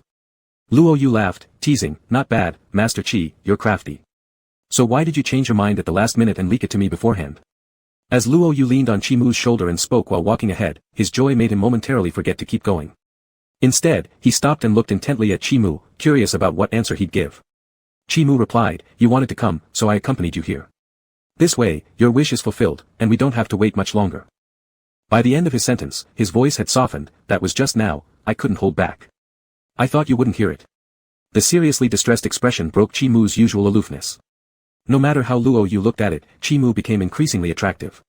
They were still walking near the base of the mountain and hadn't yet reached the parcel deposit area. This place had a small trail carved between two mountains, only wide enough for one person to pass through. There was also a rock ahead that could block the sight of those coming from further ahead. Luo Yu curled his fingers around Chimu's hand and pressed him against the rock. Standing almost as tall as Chimu, just slightly shorter by a centimeter or two, pinning him down was effortless. Leaning close to Chimu's ear, he spoke. But I did hear you, and not only did I hear you, but I also want to agree. Luo Yu's voice always carried a lazy and seductive quality, even more so when it dropped lower, challenging Chimu's tense nerves. The breath near his ear was hot and damp, stirring up a warm breeze. Chimu instinctively tightened his grip on Luo Yu's hand, his dark eyes heavy with desire, his voice slightly hoarse. Luo Yu, don't tempt me now. Luo Yu relied on the fact that someone might pass by here, believing Chimu wouldn't do anything, so naturally, he wasn't about to stop after hearing Chimu's warning. He continued, with laughter in his tone as he whispered into his ear, do you know what I was thinking just now when I heard your confession? I thought, if I weren't still swinging midair, I'd want to kiss you right then. That playful laughter slowly seeped into Chimu's heart, tempting him further. Chimu gritted his teeth, tightening his hold around the waist of the person in his arms as if issuing a warning. It seemed like all Luo Yu wanted was to drive him wild here. Without any influence of pheromones, even a single word from Luo Yu could nearly push Chimu over the edge. The normally cool expression between Chimu's brows was now laced with restraint. The more Luo Yu saw him like this, the more he wanted to stir things up. Stripping away the exterior of self-restraint layer by layer, revealing the inner madness solely for him, this seemed like something particularly gratifying for Luo Yu. Luo Yu said, however, since we're back on solid ground now, I should put my thoughts into action. Even though Luo Yu walked the path of an alpha-like ferocity, softness seemed far removed from him. Even after becoming an omega, his aura remained extremely aggressive, refusing to yield. Their advances were equally matched, and when they got close enough, even with scent-blocking patches applied, the perfectly compatible alpha and omega could still detect each other's pheromones. Intimate and fervent. In a corner unknown to others, two boys of similar height exchanged a kiss. Perhaps students who excel in learning tend to grasp skills quickly in various areas. Luo Yu was gradually losing his advantage and couldn't help but exclaim incredulously, did you practice behind my back? This was no longer about aura, it was purely about technique. Chimu adjusted his breathing, responding with the smile of a victor, only practiced with you. The cold and distant air surrounding him had vanished the moment Luo Yu leaned into him. His hair was tousled during the bungee jump, his clothes crumpled from being handled by Luo Yu, radiating a masculine allure. Footsteps approached from not too far away, accompanied by excited chatter. Luo Yu didn't continue teasing Chimu there and wiped his lips dry before raising his chin, let's go. They returned to the pathway from the corner. Two tourists chatting animatedly ahead paid no attention to the sudden appearance of the two teenage figures nearby. Glancing up, they simply assumed the boys had been there all along and continued discussing their own experiences. Luo Yu had brought only one bag, which held his own clothes. Chimu hadn't gone home, so naturally hadn't brought any change of clothing. But when Luo Yu packed his own stuff, he already included an extra set for Chimu anyway, as Chimu could wear his size. Luo Yu held Chimu's hand as they walked out together, speaking midway through their journey. Does this mean we're officially a thing? Chimu's lips curled upward slightly, already stamped, no way to back out now. Luo Yu said, backing out isn't possible anyway. When can we eat together? Invite Ding Ruisi and Yu Xiaoshuang, also Dong Dong and Liang Liang. You'll introduce them to her as your sister-in-law. Chimu replied, I'm open to that. I'll notify Tang Yu and Wei Ke when the time comes. With that windowpane metaphorically shattered, everything felt as though it had become openly legitimate. When Luo Yu wanted to hold his boyfriend's hand, he did so without caring about others' glances. As for those passers-by, Luo Yu didn't need to think hard to guess what they thought. After all, based on their heights alone, from appearances alone, they clearly looked like two alphas entwined. In theory, two alphas being together is unlikely to achieve physiological pleasure, given that alphas' pheromones naturally repel each other. Their clash would result in only one conclusion. Do you want to fight? Moreover, alphas' anal canals are almost entirely regressed, thus predetermining their dominant roles. Chimu glanced at his watch. Shall we head home? I have another secret waiting to tell you. Luo Yu nodded willingly. Alright, let's return. For the impending surprise, Luo Yu believed that even if Chimu truly intended to take him out for some delicious candy, he would still be delighted. Love really does act tyrannically and irrationally. On the way back to the city, Luo Yu's mind was entirely occupied by thoughts of Chimu. However, neither of them had the habit of being overly affectionate in public. They simply bought seats next to each other and shared a pair of headphones to listen to music. The scenery outside the window quickly slid backward, but for the youngsters, the best scenery seemed to already be etched in their hearts. Luo Yu received a call from Ms. Chiao the moment he got off the high-speed train. He pressed the button to answer. Chiao Wanrong, son, I've been busy all day and didn't even have time to check my phone. Are you planning to sleep at Chi-Chi's house tonight? Luo Yu, yeah, I'll go back tomorrow. Chiao Wanrong, alright, then have fun. Is Xiaoshuang home alone? Luo Yu, she's been stuck at home for a whole week. After I made sure she finished her homework, she went out to the internet cafe nearby our neighborhood. If you don't see her when you get home from work, just go find her there. Chiao Wanrong, okay. After finishing her sentence, Chiao Wanrong didn't hang up immediately, as if there was something else on her mind. Luo Yu was puzzled. What's wrong, Mom? Is there anything else you want to say? Chiao Wanrong hesitated a bit. I was just wondering if you guys had dinner yet. Luo Yu pulled Chimu's hand to check the time. Mom, it's not even 5 o'clock yet. Who eats so early? Chiao Wanrong, that's true, but don't eat too late. 5 or 6 o'clock is perfect. Chiao Wanrong dragged out the conversation a bit more, and Luo Yu really felt that she had something specific on her mind. Luo Yu urged with a chuckle, Mom, if you have something to say, just spit it out. There's no need to beat around the bush with me. Chiao Wanrong hesitated in her voice. I was just wondering if you and little Chi were going to sleep together. Luo Yu, I slept at his place half a month ago. You're asking this now, but indeed, his house only has one bed. Chiao Wanrong whispered, if anything unusual happens, you must tell me. I'm not that close-minded. I know you're an adult now, but I still need to remind you about taking necessary precautions. Luo Yu, Mom, Chimu is right here. The other earphone was still in his ear. Chimu held back laughter. Auntie, good evening. Auntie, please rest assured. Chiao Wanrong hung up the phone instantly. Chapter 65. Luo Yu looked at the screen showing the call had ended, and vividly felt Ms. Chiao's panic. Chimu still had a playful look on his face. Auntie is very concerned about you. Luo Yu was trying hard not to laugh. You'd better shut up. My mom probably just worries that I don't know the basics about omegas, but I'm not stupid. Every time his mom tried to hint around and give cautious advice like this, Luo Yu felt like he was some naive pure-hearted little O who could easily be lured away and tricked into having kids. But he wasn't that kind of person at all. What on earth was going through her mind?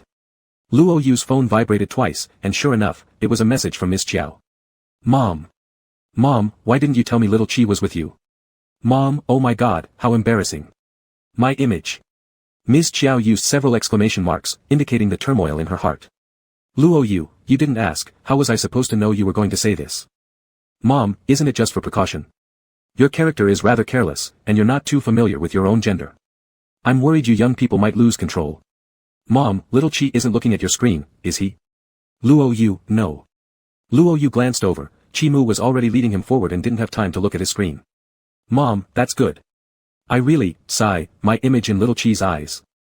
Luo Yu, you're a real loving mother. Mom, don't worry, we won't do that.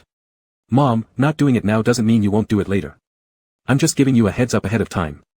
Don't think I don't know, you haven't read the Omega handbook properly at all. Luo Yu, cough cough cough, but I still have basic knowledge. Don't worry Mom, none of the things you're worried about will happen. Mom, I know little Chi is a sensible kid. Alright, go enjoy yourselves then. Luo Yu, Mom, it sounds like you think I can't resist. Mom, who knows who's taking advantage of whom between you two? Luo Yu, I'm your real son. Mom, a mother knows her child best. Luo Yu muttered, what? Chi Mu, Luo Yu scrutinized Chi Mu's face carefully and said, what did you do to make my mom so biased towards you? Chi Mu pondered thoughtfully, probably because the mother-in-law likes her son-in-law more and more every time she sees him. Luo Yu chuckled, go to hell. Don't flatter yourself. I think it's your fake righteousness that deceived my mom. Chi Mu swayed their intertwined hands slightly, pulling Luo Yu's hand to his lips, lightly biting the tip of his fingers as a way to act out his feigned propriety. Chi Mu didn't bite hard, it brought a tingling itch instead. Luo Yu shot him a sidelong glance, scratching the palm of Chi Mu's hand with his finger. In public, they only made small gestures, refraining from anything excessive. They are already back in West River, just getting off the train station taxi. Luo Yu touched his belly, hey there handsome, where are we eating dinner? Chi Mu glanced at the time on his watch, let's go to see you. After thinking for a while, Luo Yu finally remembered where that place was. It was a restaurant Chi Mu had specially opened for him. Although Chi Mu had mentioned delivering food exclusively for him before leaving last time, Luo Yu still felt like he'd be bothering him too much, so he never ordered any. However, thinking about the dishes served there, Luo Yu's mouth started watering automatically. Thinking about the background of this restaurant, Luo Yu suddenly became curious again. Not wanting the driver in front to hear their conversation, Luo Yu leaned closer to Chi Mu, whispering by his ear. Luo Yu, tell me, when did you start harboring feelings for me, huh? Luo Yu's voice inflected upward at the end, his lips almost touching Chi Mu's earlobe. Chi Mu's muscles tightened suddenly at the sensation on his knees, overwhelmed by the warmth of Luo Yu's breath, the trace of lotus fragrance spreading slowly along his skin texture and seeping into his body bit by bit. Struggling to gather all his focus, Chi Mu managed to answer Luo Yu's question calmly, a long time ago. Luo Yu was surprised, how long is a long time? The moment you told me I had turned into an Omega? Luo Yu's expression was somewhat peculiar. He indeed had no idea when Chi Mu had started to develop feelings for him, after all, there were absolutely no signs at the very beginning. By the time he realized it, they just seemed to naturally be together. Chi Mu appeared to be pondering, I can't really say. Luo Yu, there must have been a trigger point, don't try to fool me like this. Luo Yu, seemingly thinking of something, lowered his voice further, you couldn't have just been craving my body, right? This sentence even made Luo Yu laugh at himself. Perhaps this attraction factor played a role in there, but he knew that it was definitely not everything. Chi Mu's voice carried a hidden smile, saying that I wasn't attracted would be a lie, but before you changed, there might have been some sort of feeling already. Luo Yu was shocked, so much so that he couldn't speak for a moment. Luo Yu, wait just a moment. The driver in the front seat, hearing the commotion, turned his head towards the back seat in confusion, what? Luo Yu, nothing, please continue driving, sir. Luo Yu was trying hard to sort through his thoughts. How could it have happened so early? He clearly remembered his previous attitude being quite terrible. Back then, he genuinely disliked Chi Mu and wanted to fight him. Not until the driver dropped them off at their destination, did Luo Yu pull Chi Mu into a small alley beside the restaurant to start speaking. Luo Yu, I always thought you wanted to fight me too. Turns out you actually. What? Luo Yu scrutinized carefully, did I mess up your brain by hitting you or something? Back then, I seriously looked for a fight with you, finding trouble with you, and now you're telling me that you felt something? Could it be that Chi Mu is a masochist? Chi Mu explained, that kind of feeling back then wasn't liking, it leaned more towards admiration. If I have to specify when exactly I started liking you. Chi Mu smirked lightly as he pressed his lips, do you remember the night at the art building? Luo Yu, the time with Cui Han. How could I possibly forget?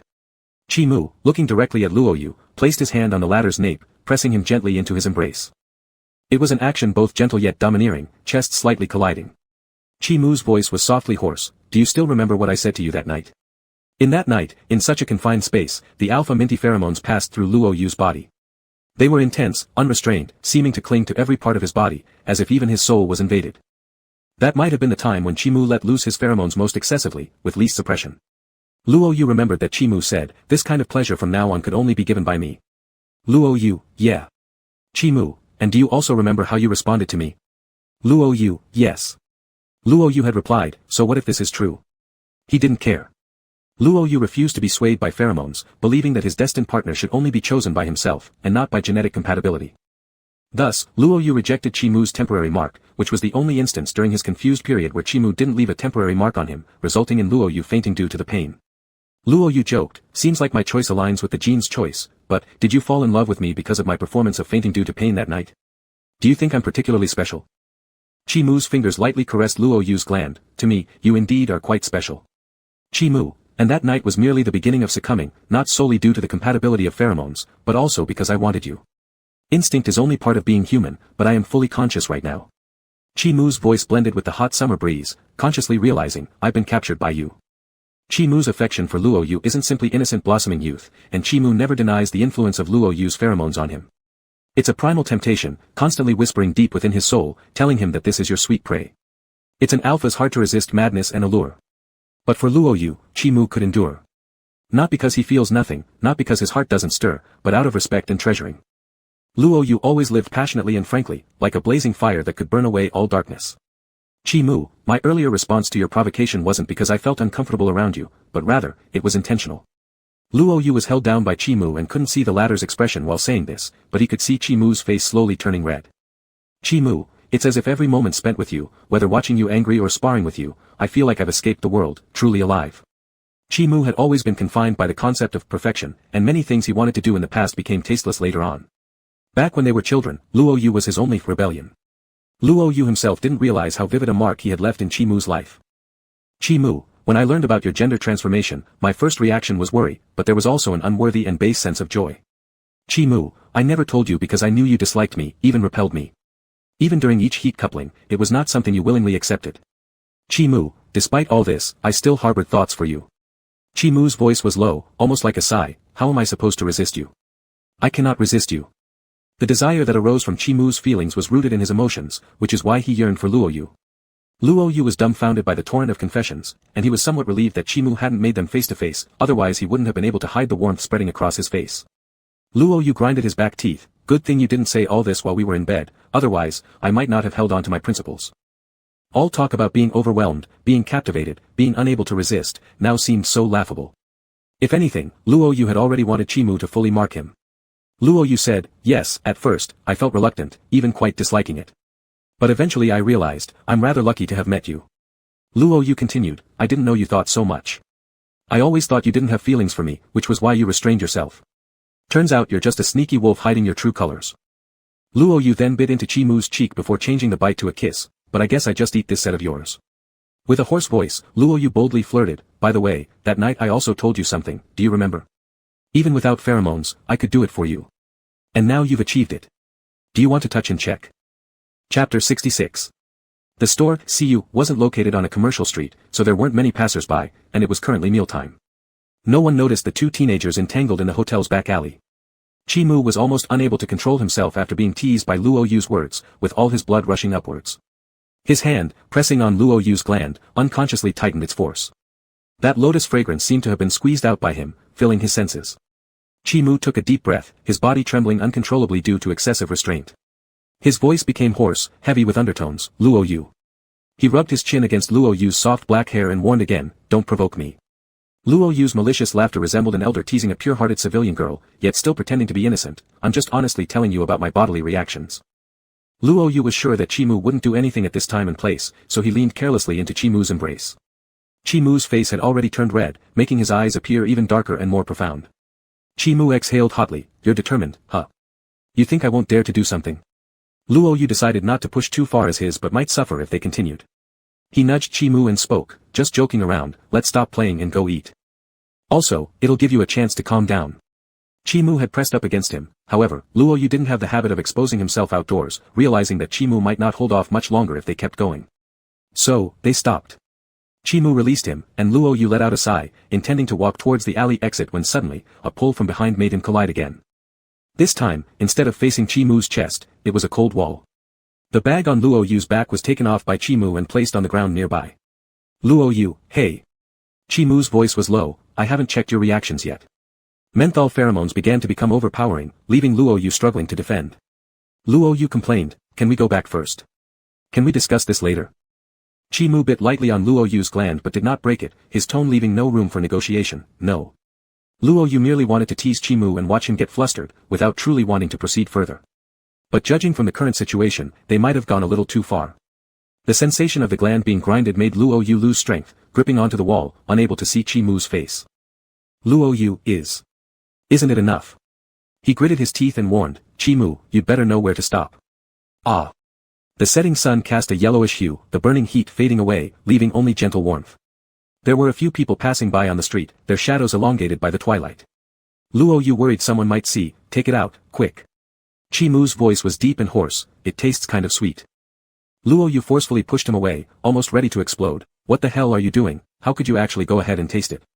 Luo Yu wished he could bang his head against the wall, he shouldn't have said anything nasty. How would Chi Mu understand moderation? It was clearly far beyond limits. Chi Mu pulled his finger away from his lips, smiling lightly at Luo Yu. Luo Yu, isn't it dirty over there? Chi Mu, you're the cleanest, and it really does taste a little sweet. Luo Yu was blushing furiously, his voice slightly agitated. Clean yourself up, will you? Let's eat. Hurry up and wash your hands. Let you touch, not taste. Simulation is one thing, surpassing boundaries is another. Luo Yu dragged Chi Mu into the restaurant and handed his bag to Chi Mu while entering, asking him to cover the bulge that hadn't fully subsided. The manager saw the boss arrive through the surveillance camera and came out personally to receive them, leading Luo Yu and Chi Mu to the private dining room. The manager tried to make conversation. Boss, you guys came directly from exercising, right? Coming here to have a meal. Luo Yu. How did you figure out we were just done exercising? The manager hesitated, thinking maybe he said something wrong. Both of your faces are very red. And it seems like you're also sweating, which indeed looks like what happens after exercise. Luo Yu gave a fake smile. Is that so? Then we'll use the restroom first, then come into the private room to order food. Luo Yu pulled Chi Mu into the restroom, and Chi Mu entered without objection. Luo Yu, quick, wash your hands. Seeing Chi Mu turn on the faucet, some of the heat on Luo Yu's face subsided. Luo Yu saw his crimson face in the mirror and splashed cold water on it to calm himself down. Chi Mu said lazily, are you going to tempt me next time? Luo Yu glared at him, can't I get a little favor from you? What's wrong with letting me tease you a bit? It had to be said that after Chi Mu's role was upgraded to boyfriend, Luo Yu spoke with more confidence. Chi Mu's voice softened, alright, next time you can do whatever you want. Luo Yu snorted softly, don't think I don't know what evil plans you're hatching. Next time, don't even try to drag me back. After having dinner at the restaurant, Luo Yu patted his full stomach and walked along the roadside with Chi Mu to digest the food. The bag was carried by Chi Mu, the two of them strolling casually on the street. After walking for a while, Luo Yu wondered curiously, are you really planning to walk all the way to your place? Although Chi Mu lived in an upscale neighborhood, not some suburban villa, based on the distance, it would take at least half an hour to walk home. Chi Mu glanced at his watch and reminded Luo Yu, you forgot, I still have a secret to tell you. Luo Yu exclaimed, I almost forgot about this. What other surprise do you have for me? Luo Yu did remember but got distracted before the meal. Now, he thought they'd head home after eating. Chi Mu said, the time is right. I'll take you somewhere. Chi Mu sent their approximate location to the driver while taking a walk, and the driver would arrive soon. Luo Yu wasn't particularly excited. His excitement level was already near saturation for today, there was nothing more thrilling than going bungee jumping with Chi Mu. But when Luo Yu got out of the car, he discovered there truly was something else. A huge venue lit up with dazzling lights, and a flashy racing car stopped at the starting point of the track. Unable to contain his curiosity, Luo Yu ran over first, wanting to touch it but hesitated. He excitedly circled around the car, wearing an astonished expression, looking at Chi Mu with bright eyes. Wow, this is so cool. Can I touch it? Luo Yu praised, this car model, these tires, Chi Mu. I don't even know how to express it. Is this the surprise you're giving me? The car was absolutely stunning. For a hot-blooded teenager like Luo Yu who wanted to drive cars but couldn't touch them at the moment, it was extremely appealing, making him unable to put it down. Chi Mu shook his head, no. Luo Yu looked puzzled, huh? Did he get excited for nothing? Chi Mu opened the car door, took out a box inside, and handed it to Luo Yu. Chi Mu said, this one. Luo Yu asked confusedly, what is this? Looking at the neatly wrapped square box, Luo Yu was unsure what was inside. Chi Mu encouraged, open it and take a look. The box was quite easy to open. Luo Yu tore the seal and saw the item inside. Luo Yu held the helmet in awe, a helmet. Wow, this one. It's the same model as my favorite driver's helmet. Luo Yu added wistfully, unfortunately, my favorite driver passed away years ago. He was insanely awesome, my true king of racing. He used to wear a helmet just like this one. Suddenly, Luo Yu shouted in surprise, the appearance looked so similar. And... holy crap. Luo Yu stared at Chi Mu incredulously, this signature, is it real? Luo Yu's voice trembled. His favorite racing king had passed away several years ago. All he could see were his race records. After his death, helmets signed by him were collected by enthusiasts and should now be on the other side of the ocean. Chimu nodded firmly, of course it's real, it's Vern's. Luo Yu suddenly felt the helmet in his hand become unusually heavy, like the crown of a king. Luo Yu held the helmet carefully with both hands, lowered his head and sniffed back tears, you fucking. Chimu, you truly. It was too much. This great surprise made Luo Yu feel dizzy and disoriented. He didn't expect Chimu to prepare all this for him, things he liked, or things he wanted, or even things he never dared to imagine. Shit, how could there be such a good person? Chimu stepped closer, this is my prepared plan. I originally intended to confess tonight, but I couldn't hold back. An impulsive, passionate hug left Chimu momentarily speechless. With one arm around the helmet, Luo Yu hugged Chimu tightly with the other. Luo Yu could find no words to express how he felt at this moment.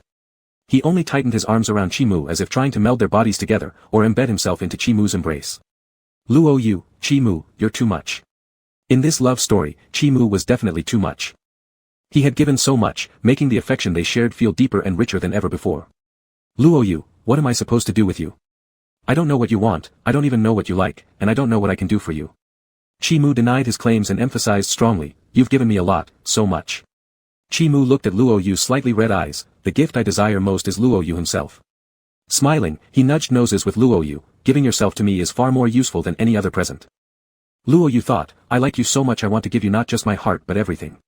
Yet he didn't say a word, placing the helmet on the race car seat instead. Then he pressed Chimu against the car body and gave him a passionate kiss. They briefly parted, only to touch lips again almost immediately. For the first time while in full awareness, Luo Yu experienced the gender identity of an Omega during intimacy.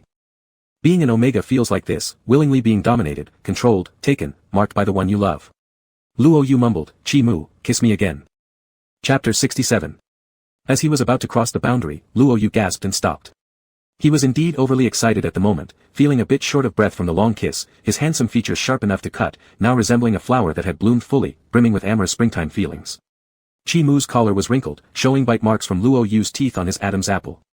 His pale lips were darker in color, and his face flushed with a light red hue, exuding an enticing sensuality. Luo Yu touched his forehead, still trying to steady his breathing. Chimu recovered first, smoothing out his rumpled collar, wiping away the sweat droplets on Luo Yu's nose with his finger. Luo Yu covered his eyes and muttered softly, you're going to drive me crazy. Chimu was truly one who didn't make noise but astonished everyone when he did act. All that slow motion, those preparations gave not a hint of what was to come, making Luo Yu believe there would be no movement, but then came this dense wave of action like a nuclear explosion. Chimu smiled at Luo Yu's expression. Do you want to try out this racing car with a helmet later? In the country where Chimu lived, it was legal to get a driver's license after the age of 16. Chimu had asked Xiao Wanrong and learned that Luo Yu had already obtained his license and knew how to drive, therefore, he had arranged for this car. Luo Yu removed his hand from his eyes, revealing his astonishment clearly before Chimu, the last time I drove was a long while ago, yet you trust me? Aren't you worried I'll crash your car?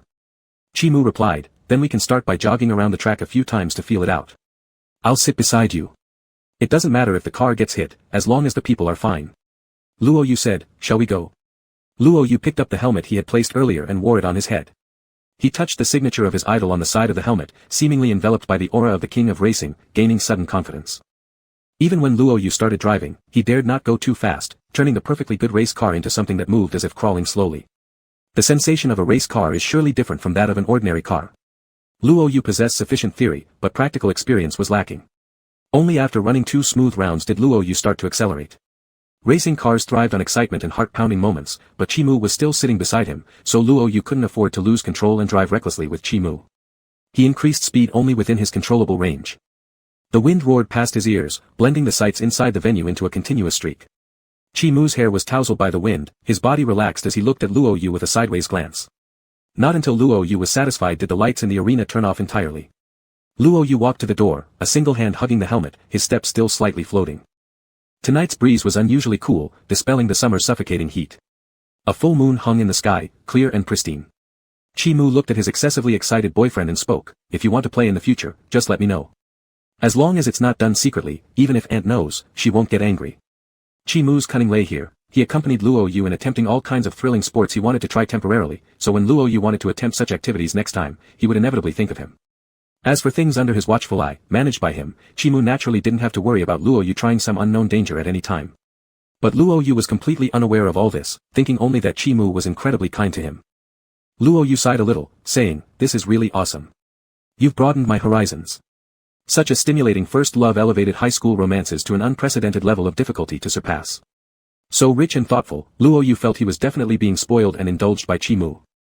Chi-Mu narrowed his eyes. Do you want to look at others in the future? He held Luo Yu's lower lip. I've stamped you as mine. Luo Yu raised his eyebrows, drawing an exceptionally devilish arc. It's clear that I've stamped you. Any girl in the future who wants to tempt you has to see if I agree.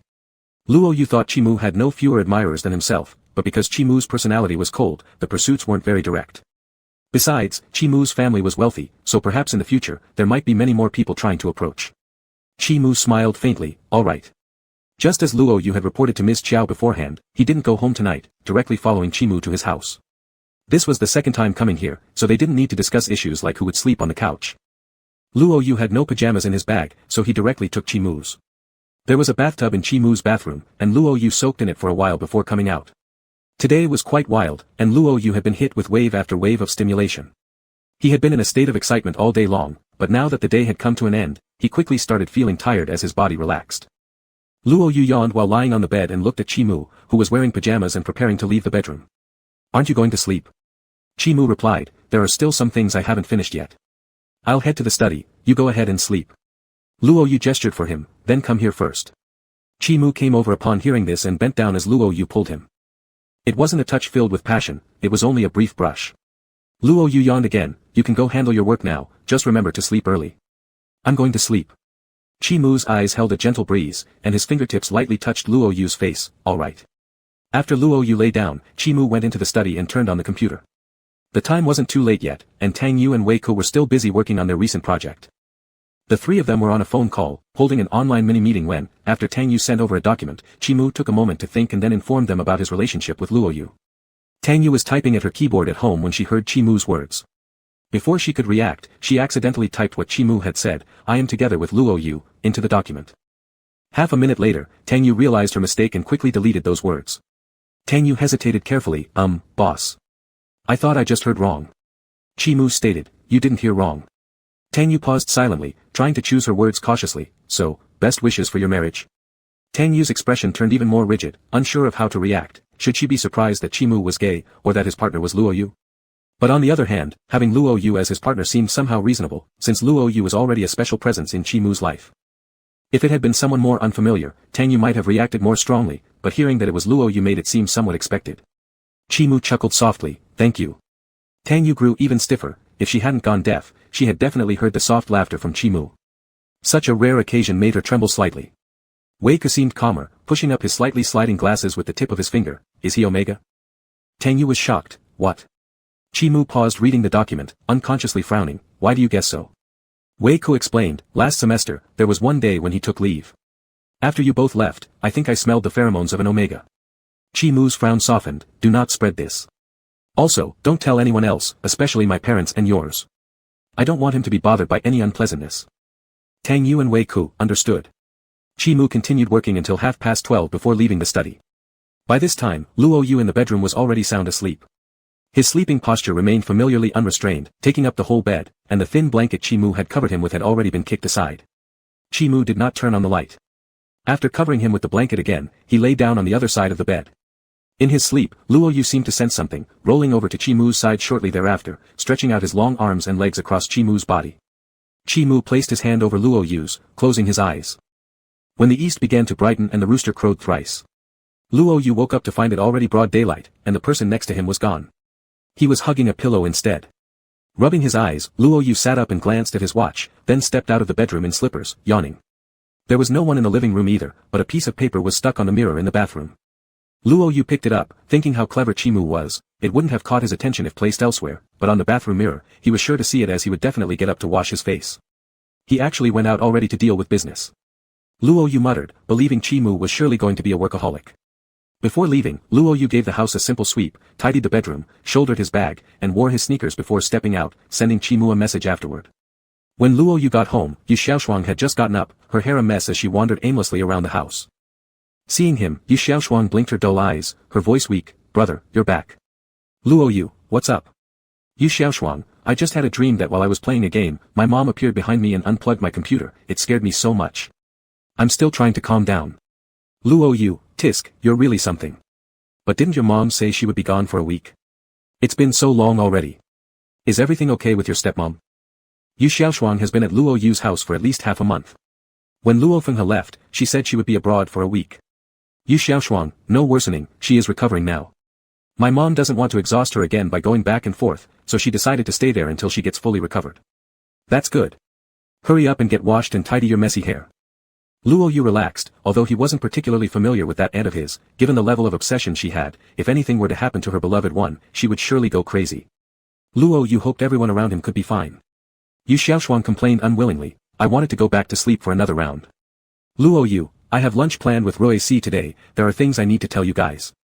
Luo Yu originally thought about letting Dong Dong know as well, but when he sent the message, Dong Dong said she was representing the martial arts school in a competition out of province, so Luo Yu didn't continue.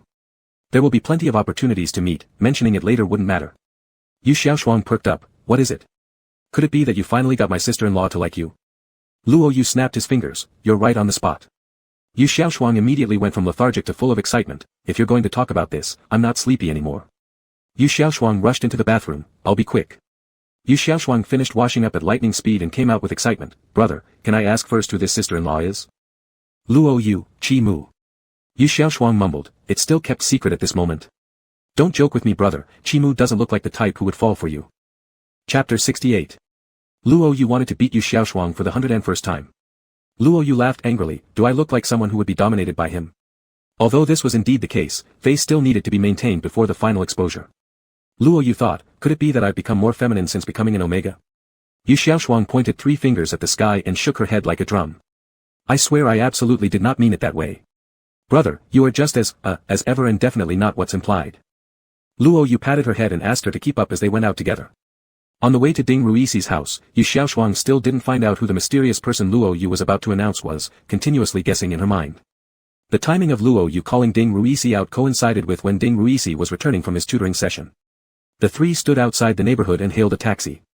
Ding Ruixi was still a lively young man after not seeing them for a day, leaning on Luo Yu's shoulder and walking forward. Luo Yu decided the place to talk would be at Siyu, for no other reason than that all 3 of them had similar tastes and were addicted to spicy food. Moreover, Siyu served delicious food and had a pleasant environment, making it naturally Luo Yu's top choice. In the taxi, Ding Ruixi couldn't help but start inquiring. Brother Yu, you're making this so formal. What are we going to talk about? Yu Xiaoshuang, he, it's definitely great news.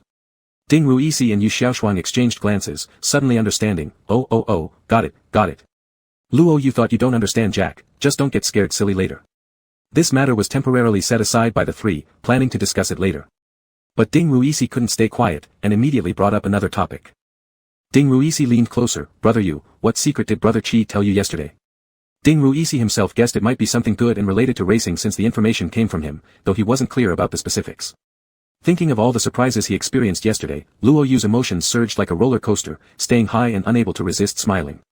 Ding Ruixi, did Brother Qi give you something good? Tell me quickly. Luo Yu narrowed his eyes, how do you know?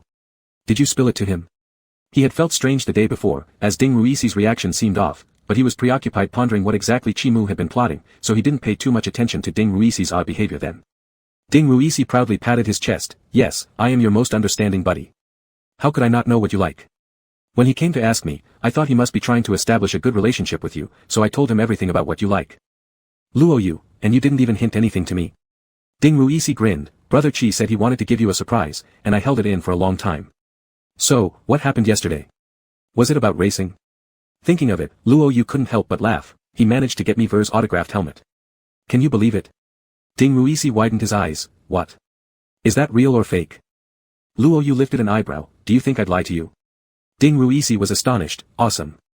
I thought he'd take you to watch a race or something, but who knew he'd go straight for such a big gesture. Suddenly, I feel like being your friend is really insignificant compared to that. Ding Ruixi, where is that helmet? I want to see it. Luo Yu, it's quite valuable. Although I ride bikes regularly, I wouldn't dare wear it around, afraid I'd lose it and die of anger. So, I left it at Qi Mu's place. Ding Ruixi nodded in understanding but still lingered in awe. After getting out of the car, Ding Ruixi and Yu Xiaoshuang remarked on how formal things were today when they saw the restaurant.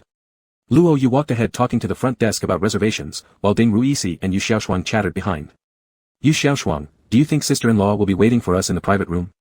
This is my brother's first love, and introducing her to us must be quite significant. I wonder what she's like.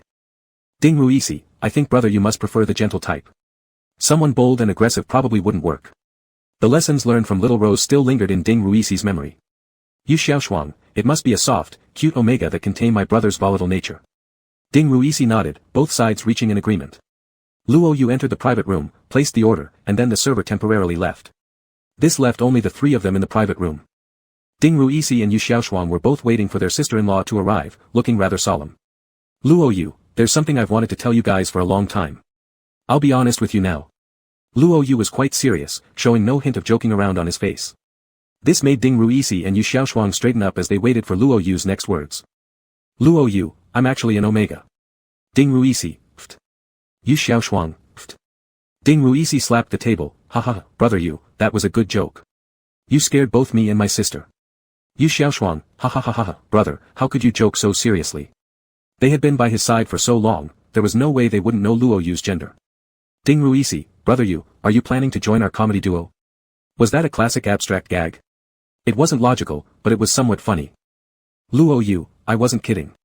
At first, I couldn't accept it either, but this is truly the case. Luo Yu exhaled, I underwent a gender reversal. The feeling of telling others and fully understanding oneself was different. Luo Yu wasn't worried about these two not accepting it, this matter had to be disclosed sooner or later. When they realized this wasn't a joke, Ding Ruisi and Yu Xiaoshuang stopped laughing and exchanged uneasy glances. Ding Ruisi grew anxious, what do you mean by reversal? What exactly happened? Has it harmed your body in any way? Yu Xiaoshuang also became tense, yeah, how did all of this just change like this? Is it due to illness or something else? Luo Yu leaned back against the chair, seeing how anxious these two looked. He tried to relax his expression. He released a wisp of his pheromones, and Ding Ruisi's expression quickly changed drastically. Yu Xiaoshuang couldn't smell it, but Ding Ruisi felt it crystal clear. Ding Ruisi had smelled Luo Yu's pheromones countless times before, especially during fights when Luo Yu often released them, making him very familiar with them. And now he confirmed that those alpha pheromones, which used to be aggressive and overbearing, still carried the same scent but had now transformed into an omega's. There isn't much to worry about. I've simply transitioned from an alpha to an omega, everything else remains the same as before. Yu Xiaoshuang nodded in partial understanding. As a beta, she didn't have a very clear grasp of the concept of gender, but she knew her brother would still be her brother. However, Ding Ruisi's complexion worsened considerably. Alphas understood alphas better, and the transformation into an omega wasn't something easy to casually accept. Despite Luo Yu glossing over it lightly, Ding Ruisi remained heavy-hearted. Luo Yu tapped the table, alright, stop making such serious faces. It's not that big of a deal. I've already gotten used to it. Yu Xiaoshuang still found it hard to believe. After all, she'd always thought her brother was an alpha. Now with a sudden gender change, yet no visible difference outwardly, and being unable to detect pheromones herself. Just as she was about to look at Luo Yu with a compassionate gaze, she was startled by his fierce glare. Fine, the essence of who he was hadn't changed a bit. It wasn't like becoming an omega would make one pitiable and overly sensitive. Ding Ruisi picked at his fingernails, brother Yu, when did all this happen? Luo Yu, last semester. Ding Ruisi, then why are you telling us now? Luo Yu, well, let me tell you. There's a long story behind it. Yu Xiaoshuang, brother, we aren't short on time. You could talk for 3 days and 3 nights if you need to. Luo Yu shot her a glare, you sure talk a lot. Luo Yu, my situation is actually quite unique. My pheromones don't match any inhibitor. Ding Ruisi was shocked multiple times today, and this time he was completely thunderstruck, ah. An omega without inhibitors, that was terrifying. Luo Yu, so, I need someone to give me a temporary mark. Ding Ruisi suddenly looked up, his eyes slightly red, why didn't you ask me? If I were to undergo a gender change, I'd definitely go to you first. Luo Yu, do you think I haven't considered it? But my pheromones won't allow it. Not anyone can mark me. Except for a complete match, others trying to mark me might get their minds wiped by my pheromones. Luo Yu looked at Ding Ruisi with a full of care, you're dumb enough as it is. Ding Ruisi didn't care much about being foolish or not, but found the first part of Luo Yu's story hard to believe, such a stringent condition. A perfect match, Ding Ruisi didn't even dare to dream of such odds. The chances were just too slim. He'd been tested in the gene building during his dating days, but no one was a complete match for him. Maybe that person had already passed away or wasn't born yet, there simply wasn't anyone. Luo Yu, but I did encounter one. Ding Ruisi and Yu Xiaoshuang simultaneously gasped, Chi Mu. Luo Yu snapped his fingers, exactly. Ding Ruisi, amazing. Yu Xiaoshuang, it's like a national level figure. Yu Xiaoshuang screamed, ah. So that's why every time I asked you who it was, and you said it was him. Ah. And I even dared to ask him myself. My goodness. She clasped her hands together and bowed to the air, I hope my future sister-in-law won't think me innocent because of these words. Ding Ruisi also froze. The truth was staring me in the face so many times, but what clouded my judgment? To hell with the friendship between alphas, that was love. The slightly solemn atmosphere somehow shifted into a lighter and sillier vibe all of a sudden. Ding Ruisi sighed helplessly. We agreed to stick together through thick and thin, yet here you are, not only undergoing gender change but finding your soulmate as well. Luo Yu clenched his fists tightly, cracking them with intention. Are you trying to provoke me, Ding Ruisi? Ding Ruisi covered his head. Nope, not me, never. I'm just feeling sour for finally getting off the bench. Ding Ruisi was initially quite heartbroken, but this unexpected perfect fit had left him stunned. Ding Ruisi, is gender reversal actually this beneficial? Then I have an audacious idea. Chapter 69. Luo Yu chuckled, you don't have a clue. Ding Ruisi scratched his head, I was just thinking, and I know it's impossible for me anyway. Yu Xiao Shuang put up his thumb, you better not go. Even if my brother is an omega, he's still the top among omegas. Yu Xiao Shuang gave Ding Ruisi a glance, Ruisi, forget about it. There are no omegas as burly as you. Not to mention 100% compatibility. Go find an alpha like Chi Gu. Ding Ruisi, don't look down on me, Ding Ruisi. Do you want to get wrecked in the... Ding Ruisi and Yu Xiao Shuang laughed together, trying to create an atmosphere that echoed Luo Yu's casual attitude. Ding Ruisi took a deep breath, so. Brother Yu, I'll be off to the restroom first. I drank too much water during class. Luo Yu stood up, I'll go with you. Ding Ruisi followed Luo Yu out. In the hallway, Luo Yu hooked his shoulder and patted him a couple of times in comfort. Luo Yu knew that Ding Ruisi wasn't really going to the bathroom. He directly led him to the stairs on the other side, near the ventilation outlet. Ding Ruisi fidgeted with his hair, feeling frustrated and not knowing how to vent. Leaning against the wall, he felt his pocket. Neither of them had a smoking habit, so naturally, they didn't carry cigarettes around. Unable to find one, Ding Ruisi cursed under his breath and kicked the wall. Luo Yu raised his hand and rubbed his messy hair, I'm really fine. Ding Ruisi, exactly when did that happen? Luo Yu, remember Chui Han? Ding Ruisi, how could I forget him? The guy completely shook my worldview. Luo Yu, on my birthday, wasn't I stabbed once for him? That day in the hospital, I found out something about myself. Ding Ruisi, damn it. In Ding Ruisi's heart, Luo Yu had always been his older brother, his lighthouse, his direction. The trustworthy friend he could confide in, the strong person he admired and followed. He couldn't accept it, not because he thought his admired big brother had become a weaker being biologically, but because he couldn't imagine how proud Luo Yu would feel upon learning this situation. For any alpha, becoming an omega was undoubtedly hard to accept. He understood Luo Yu, knowing Luo Yu's dreams, knowing what Luo Yu wanted to achieve, and what kind of person Luo Yu wanted to be. Thus, he also knew the impact such an outcome would have on Luo Yu. Luo Yu kicked the corner of the wall, I've been gradually getting used to it. This thing is indeed strange. The doctor said that my pheromones already determined that I am an omega, just that the degree was too strong, so I pretended to be an alpha. Now, it's merely regressing back to my original self. Ding Ruisi cursed lowly, what a damn world. Luo Yu tugged at the corner of his mouth, actually, it's okay. Not particularly difficult to accept.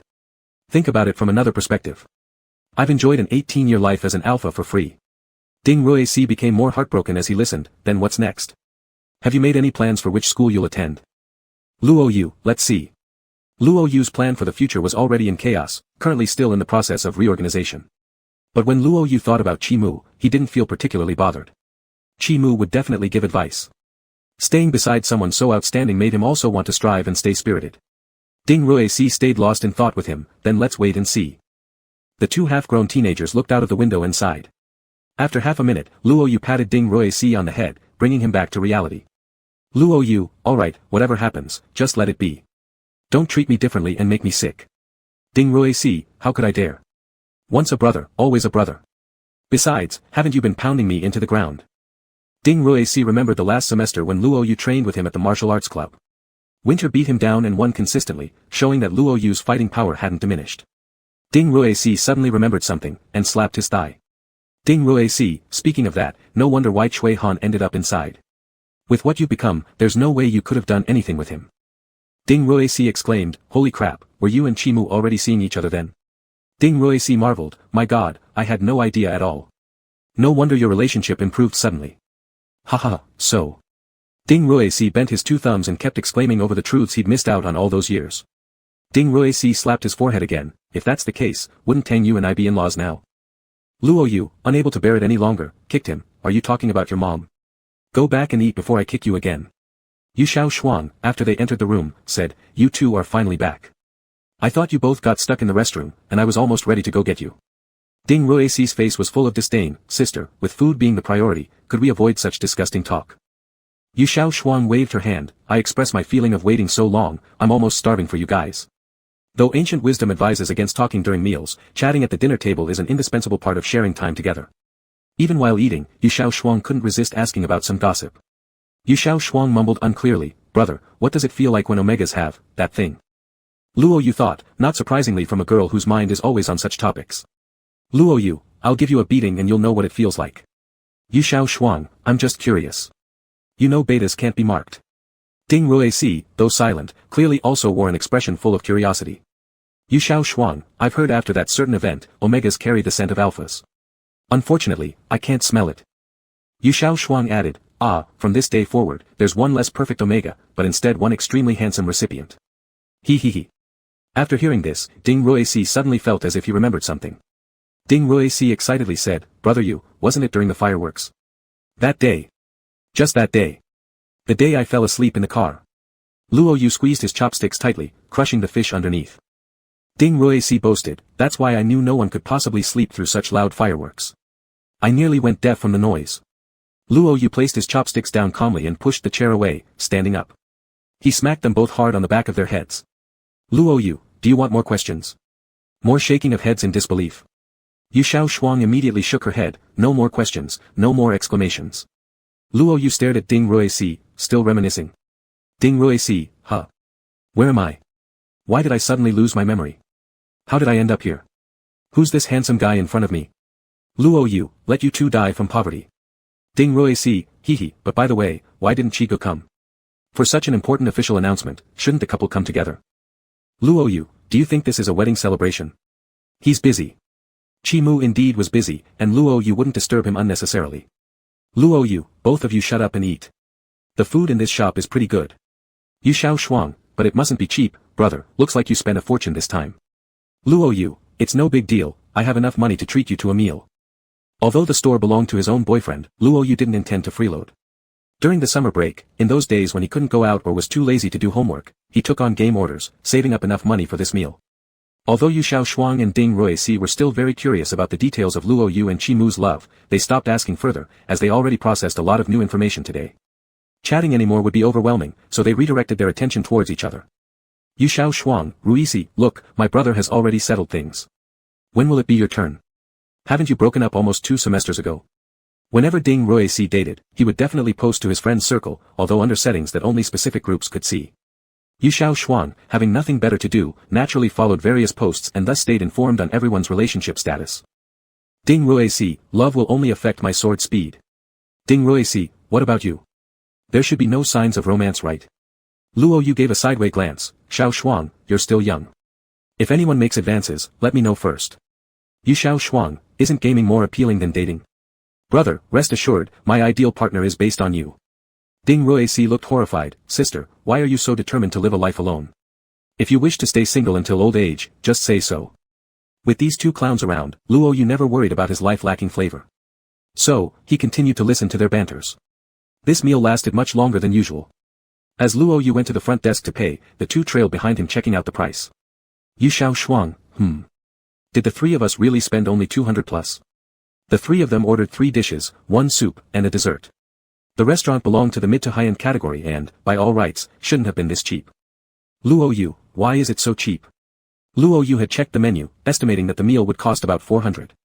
The manager, wiping sweat, walked over from the kitchen with something in hand. It's like this, the boss said any time you eat here it will be at 52% off. He told me to comp your meal, he figured you might not be happy about it. Yu Xiao Shuang, huh? Ding Ruixi, what? Luo Yu, alright. The manager took out the items in his hands. This is a specially prepared drink for you, and this is for your companion. Yu Xiao Shuang, oh my. Ding Ruixi, wow. Luo Yu felt oddly embarrassed by their coordinated responses. After paying the bill and grabbing the drinks, he called them to leave. Ding Ruixi, whoa, brother Yu is awesome. Do you know the owner of this place? Half-price deal and free drinks, that's got some flair.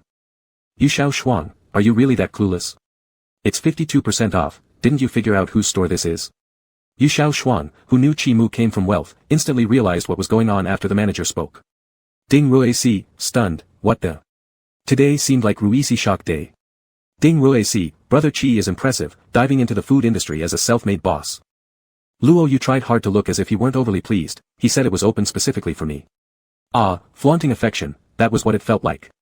Yu Xiao Shuang, I suggest you stop inflicting secondary harm on a first-class nationally protected waste like me. Ding Ruizi suddenly grabbed Yu Xiao Shuang and began sprinting, don't be scared, sis. As long as we run fast enough, Lemon won't catch us. Luo Yu stood there watching the two clowns ahead. The afternoon sunlight fell warmly upon him, even in the scorching heat, Luo Yu found himself unexpectedly untroubled. Instead, he felt the world around him radiating a sharp brilliance, enveloping him in warmth. Chapter 70. Luo Yu was shielding his eyes from the sun while looking at his screen, sending a message to Chi Mu. Luo Yu, I've already told Ding Ruizi and the others.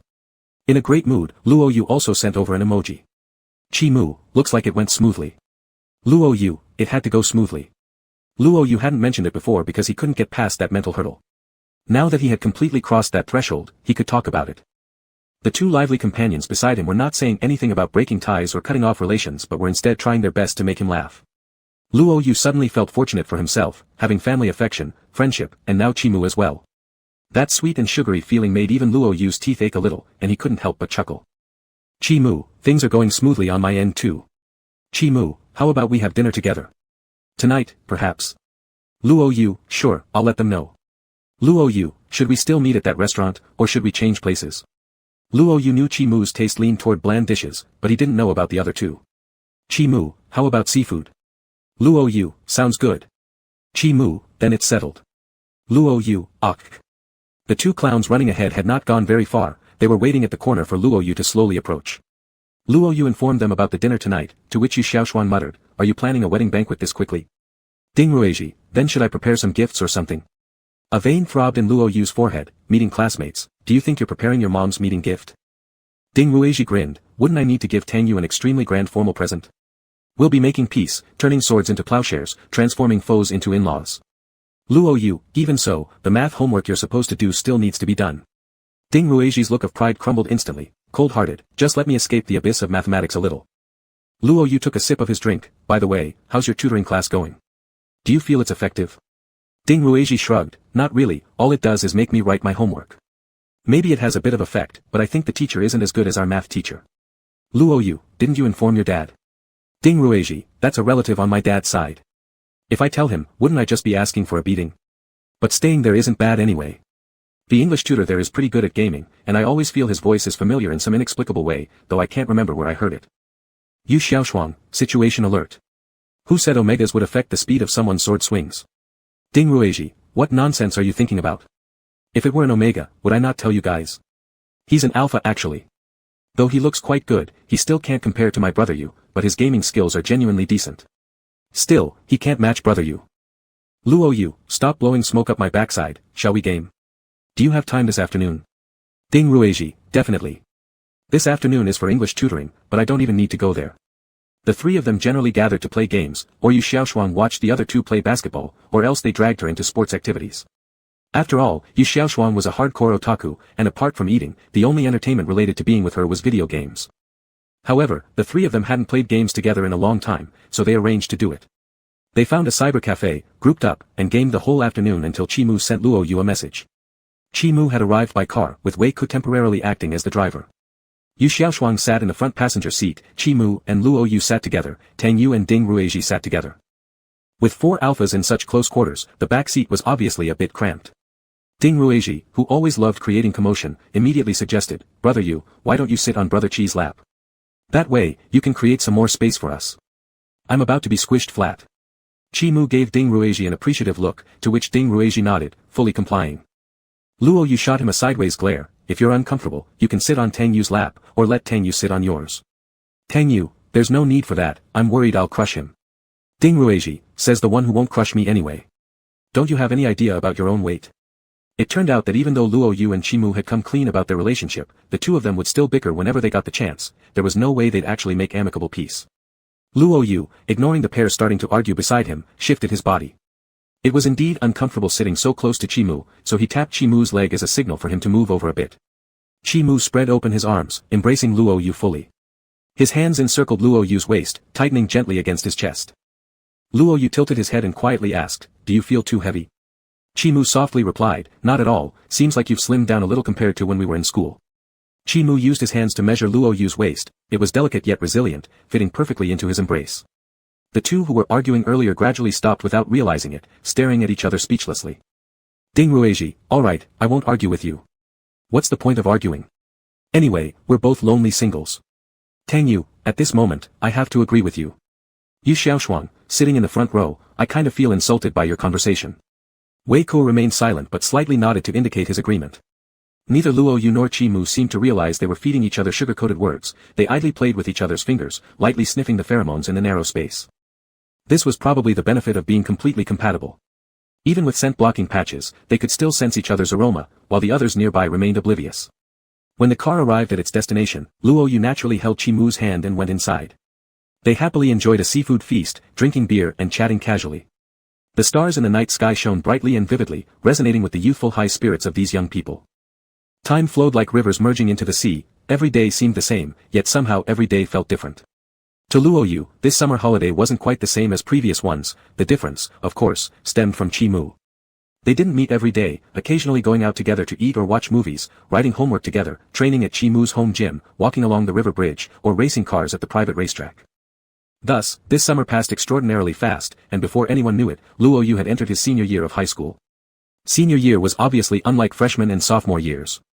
Shijiang No. 1 High School had 3 teaching buildings corresponding respectively to grades 9, 10, and 11. Each time students advanced a grade, they moved to the appropriate teaching building, allowing them to tangibly perceive their progress through the surrounding environment. Luo Yu still remained under the guidance of the original homeroom teacher from class 1, despite Ding Ruixi's father claiming he would transfer Ding Ruixi to another class.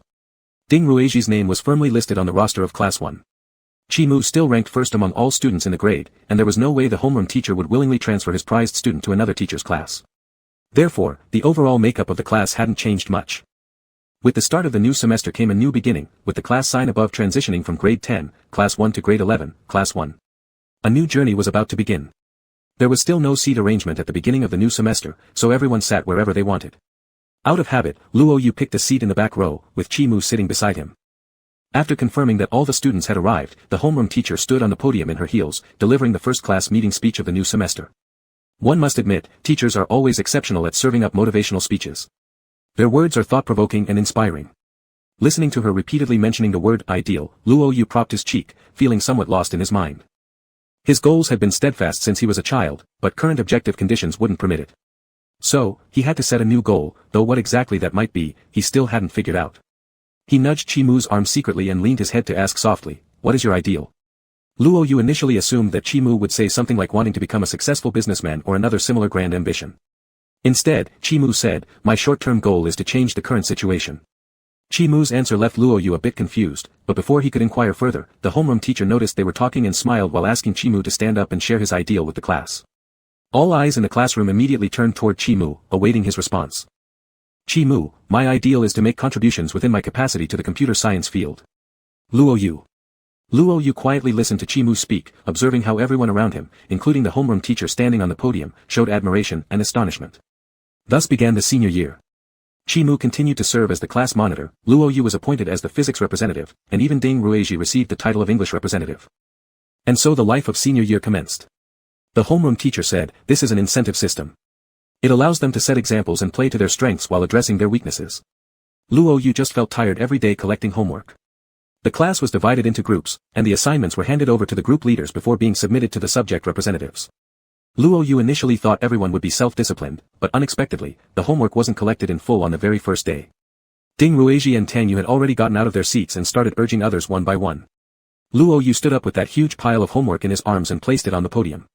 The sound of the pile hitting the desk drew everyone's attention. Luo Yu then tapped the table. "Who hasn't turned in their physics homework yet? Do so immediately. I'm going to count down from 10. If you don't submit it, I'll record your names." Luo Yu glanced at the watch's face and began counting down. No one dared to delay, because Luo Yu looked really intimidating. His reputation hadn't diminished even after a summer break. Chimu sat below, leaning on his head as he watched him, thinking, "My wife is really cool." The last class of the afternoon was physics. Before class, Luo Yu had brought back the corrected physics homework. Just as he sat down, the culture committee member came in with a form and announced the upcoming events. Shijiang No. 1 High School had a tradition, a cultural day once a year. This event allowed freshman students to see the talents of their senior students and also let the seniors enjoy the fresh vitality of new students. Each class could sign up for one performance or join forces with other classes for a joint performance to be showcased on the assigned day. Culture committee member, anyone willing to sign up? People started suggesting ideas enthusiastically, but when it came to actually signing up, they hesitated and looked at each other nervously. From the back row, some alpha shouted, "Let brother you perform something on behalf of our class." Everyone chimed in, since everyone knew that Luo you could sing and play the drum kit. "Brother you, give us a performance. Use your charm to annihilate them." Luo you lounged back lazily in his chair. "Not completely impossible. I can sing a song, though no guarantees about how good it'll sound." "You'll sound amazing no matter what. Can you sing now?" The atmosphere in the classroom became lively, with everyone cheering on eagerly. Luo you straightened up, cleared his throat. "Quiet. Quiet. Brother you is about to sing." The classroom fell silent, a pin could have been heard dropping. Everyone expected Luo you to perform a fiery and explosive song, given his image as an alpha youth, sharp and restless, like a knife slicing through the dull surface of monotony. But this time when Luo you opened his mouth, the tune was surprisingly gentle. In books, evenings are always depicted as exciting, with talks between him and her while riding bicycles. Girls' white dresses that boys love to see them wear. So many scenes, all so romantic. Breath held collectively, nobody wanted to disturb the moment. Even classmates passing by outside the window stopped to listen. Luo Yu's eyes locked onto Chi-Mu sitting right in front of him, filled with relaxed joy. "I just kissed you, didn't I? And you liked it, right? Otherwise, why won't you let go of my hand?" Chi-Mu subtly tightened his grip on his hand, his eyes seeming only able to hold the sight of the boy in front of him. "Slowly like you, slowly grow intimate. Slowly share ourselves, slowly walk together." The slanted rays of the setting sun stretched through half a branch, touching deep inside the hearts of the young men. Chapter 71. A song that lasted only a few minutes. Luo Yu didn't finish singing. He sang just the first half. Someone in the class unconsciously muttered, "I think I might be falling in love." Just as they said this, the physics teacher walked in. Who among you is in love? Tell me so I can tattle on you to your homeroom teacher." The physics teacher was a male beta in his 50s, with extremely rich teaching experience. His slight accent made people laugh when he spoke. The female Omega student who spoke up earlier felt rather embarrassed and shook her head quickly. "Teacher, I mean I'm going to fall in love with studying." Everyone burst out laughing, and the quiet classroom became lively again. The physics teacher put down his thermos on the podium. "All right, falling in love with studying is the best way to go. Textbooks will be your long-term lover, there's no rush for romance, plenty of time later on." With class not yet starting, the Cultural Affairs Committee member was still thinking about what happened before. Cultural Affairs Committee member, "Then it's decided, brother you're singing on stage." Luo Yu, "Sure, but I won't sing the one from before. I'll give you the title tomorrow." "There's no hurry, right?" Cultural Affairs member, "No problem, tomorrow works too, but why not the previous one?" Physics teacher curiously, "Which one?" All classmates chimed in, "Slowly falling in love." Physics teacher waved his hand, "Yo, nope. Too embarrassing, at my age, I don't know how to handle such things." Ding Ruisi, teacher. "It's the name of the song." Physics teacher adjusted his reading glasses. "Oh, you mean the cultural day of our school, asking the class representative to sing? That's good then, avoid love songs. Lush young man Luoyu should sing, 'My Love for My Motherland' or something like that. If nothing else, the school anthem would also work well." Everyone laughed as the teacher smiled while holding the thermos. The bell rang for class, and everyone took out their books and got focused. Ding Ruisi was still thinking about the question the Cultural Affairs Committee member had asked earlier, nudging Luo Yu's back softly, and quietly asking, "Bro, why not sing the one earlier?" Luo Yu moved his right hand, still held by Chi-Mu, and said slowly, "The full version I'll sing only for one person." Both Ding Ruisi and Tang Yu frowned simultaneously, shaking from the dose of sugary sentiment. It was truly sickeningly sweet, and yes, truly sour too. Chi-Mu rubbed his fingers over Luo Yu's palm gently. If not for being in public, he would have done something else indeed. Luo Yu looked into his eyes, teasing him with the smile around his eyebrows. Even though Chi-Mu wanted to do something, he couldn't due to the teacher possibly noticing, so he just gave Luo Yu's palm a squeeze and peeled him a candy. Sitting behind them, Ding Ruisi and Tang Yu exchanged glances, both revealing expressions of being completely sated with the dog food, followed by a sigh sympathizing with each other over their single lives, which seemed to be filled with loneliness. As the dismissal bell approached, the class began to get slightly restless. The moment the bell rang, and the teacher stepped out of the classroom door, the sounds of chairs and desks being pushed began one after another. Within 2 minutes, the classroom was completely empty. Luo Yu stretched his arms lazily, and his shirt hem lifted slightly, revealing a bit of his slender, flexible waist. Chi-Mu placed his hand on it. His hands were cool, making Luo Yu involuntarily shiver. When Luo Yu's body relaxed, he naturally leaned closer to Chi-Mu's embrace. Ding Ruisi tapped the desk, a reminder to the two in front, please moderate your behavior, there are single dogs here, and don't be so blatant about the torture. Luo Yu nodded at Chimu to step outside first, giving Ding Ruisi a glance, and said, had I known, I wouldn't have let you find out so early about us. Imagining we were alpha brothers sharing feelings would have been much better, thus sparing you all those unnecessary words. Ding Ruisi jealously remarked, not necessary either, eating lemon feels better than having nothing at all. He sighed sarcastically, whoever says puppy love affects grades must have never had a top-of-the-class boyfriend. Luo Yu chuckled at his witful words, but it was indeed true that after being with Chimu, his own academic performance had improved significantly. The frequency of him dozing off during class had decreased markedly. After all, staying with an outstanding person always made one strive hard to improve oneself and keep up with his pace. Unlike Ding Ruisi who was always inseparable from Luo Yu, Tang Yu and Wei Ke would not particularly dine with Chimu unless they had something to say. Since Chimu started dating, the number of times Tang Yu and Wei Ke joined him for meals had rapidly decreased, showing their discretion not to disturb his romantic time. Ding Ruisi still stubbornly acted as a third wheel, even when filled up with all the couple's dog food. Every day after school, there would always be a line of snack stalls at the school gate, and breakfast shops, fast food restaurants, and milk tea stores stretched down 2 streets. Ding Ruisi took out some money to buy roasted gluten sticks, politely asking Chimu if he wanted any. As expected, Chimu shook his head, so Ding bought 2 sticks and handed one to Luo Yu. After Luo Yu finished eating, both his hands and mouth were greasy. The little piece of paper on the stick wasn't enough to wipe his hands, so he searched through Chimu's pocket with his clean hand, took out some tissues, and wiped his mouth. Each time Ding Ruisi saw this scene, it felt like Luo Yu and Chimu's roles had swapped. The meal didn't last long, and after the brief dinner break, evening self-study commenced. Luo Yu was contemplating what program to sign up for when Chimu noticed the confirmed date of Cultural Day and frowned involuntarily. Chimu, Cultural Day is on the 26th of this month. Luo Yu nodded but waited for more information. What's wrong? Chimu, your heat period last month was on the 27th. Luo Yu's heat cycle had shown signs of stabilization over the summer holidays, it was on the 25th in July and the 27th in August. Following this trend, it might stabilize between the 25th and 28th. Luo Yu said uncertainly, it shouldn't be this coincidental, right? Although it may not occur precisely on the 26th when he was supposed to perform, there was still a chance of such coincidence.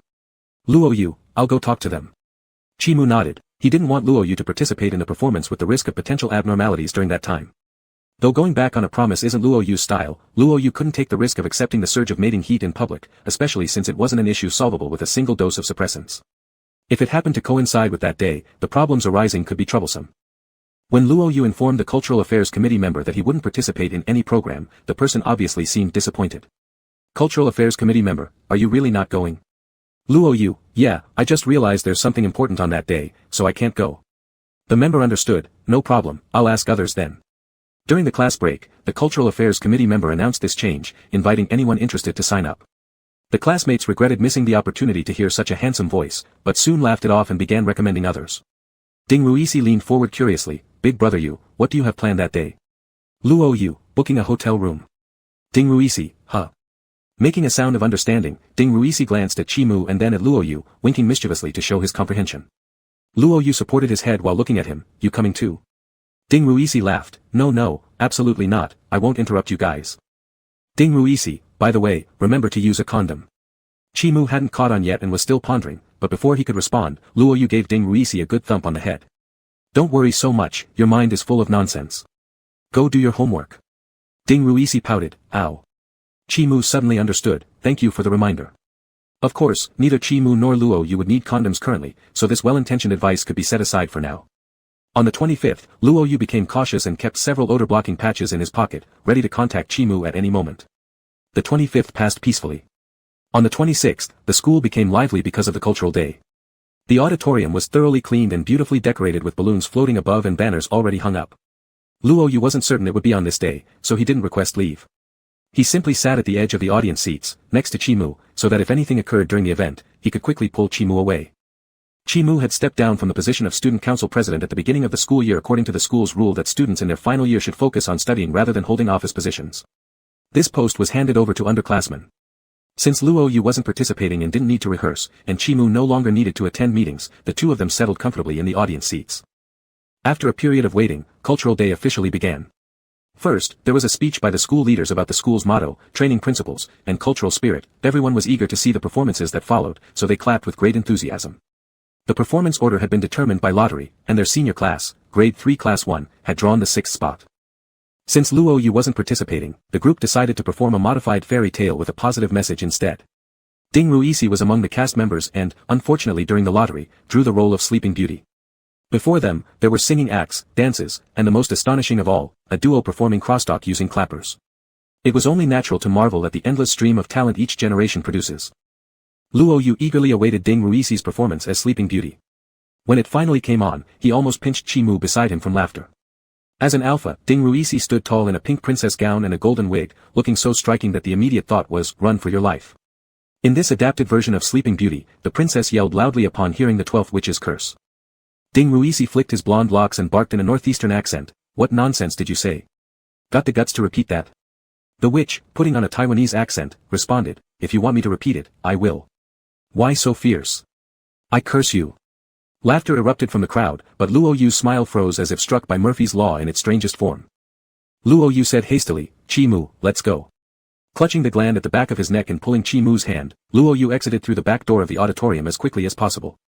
Primitive instincts that hadn't yet regressed in human bodies acted irrationally, causing the heat to come on both suddenly and intensely, leaving Luo Yu stumbling. The auditorium was far from everything, and Luo Yu was panting heavily even with Chi-Mu's support, not improving his situation one bit. Instead, Chi-Mu's pheromones made him feel even weaker. Breathing rapidly, Luo Yu said, the teaching building is locked. Where should we go? To prevent anyone from leaving or returning to classrooms early on Cultural Day, the school administration had instructed the gatekeepers to lock all teaching buildings once they were empty. The administration building's doors were open, but Luo Yu and Chi-Mu could never consider going there.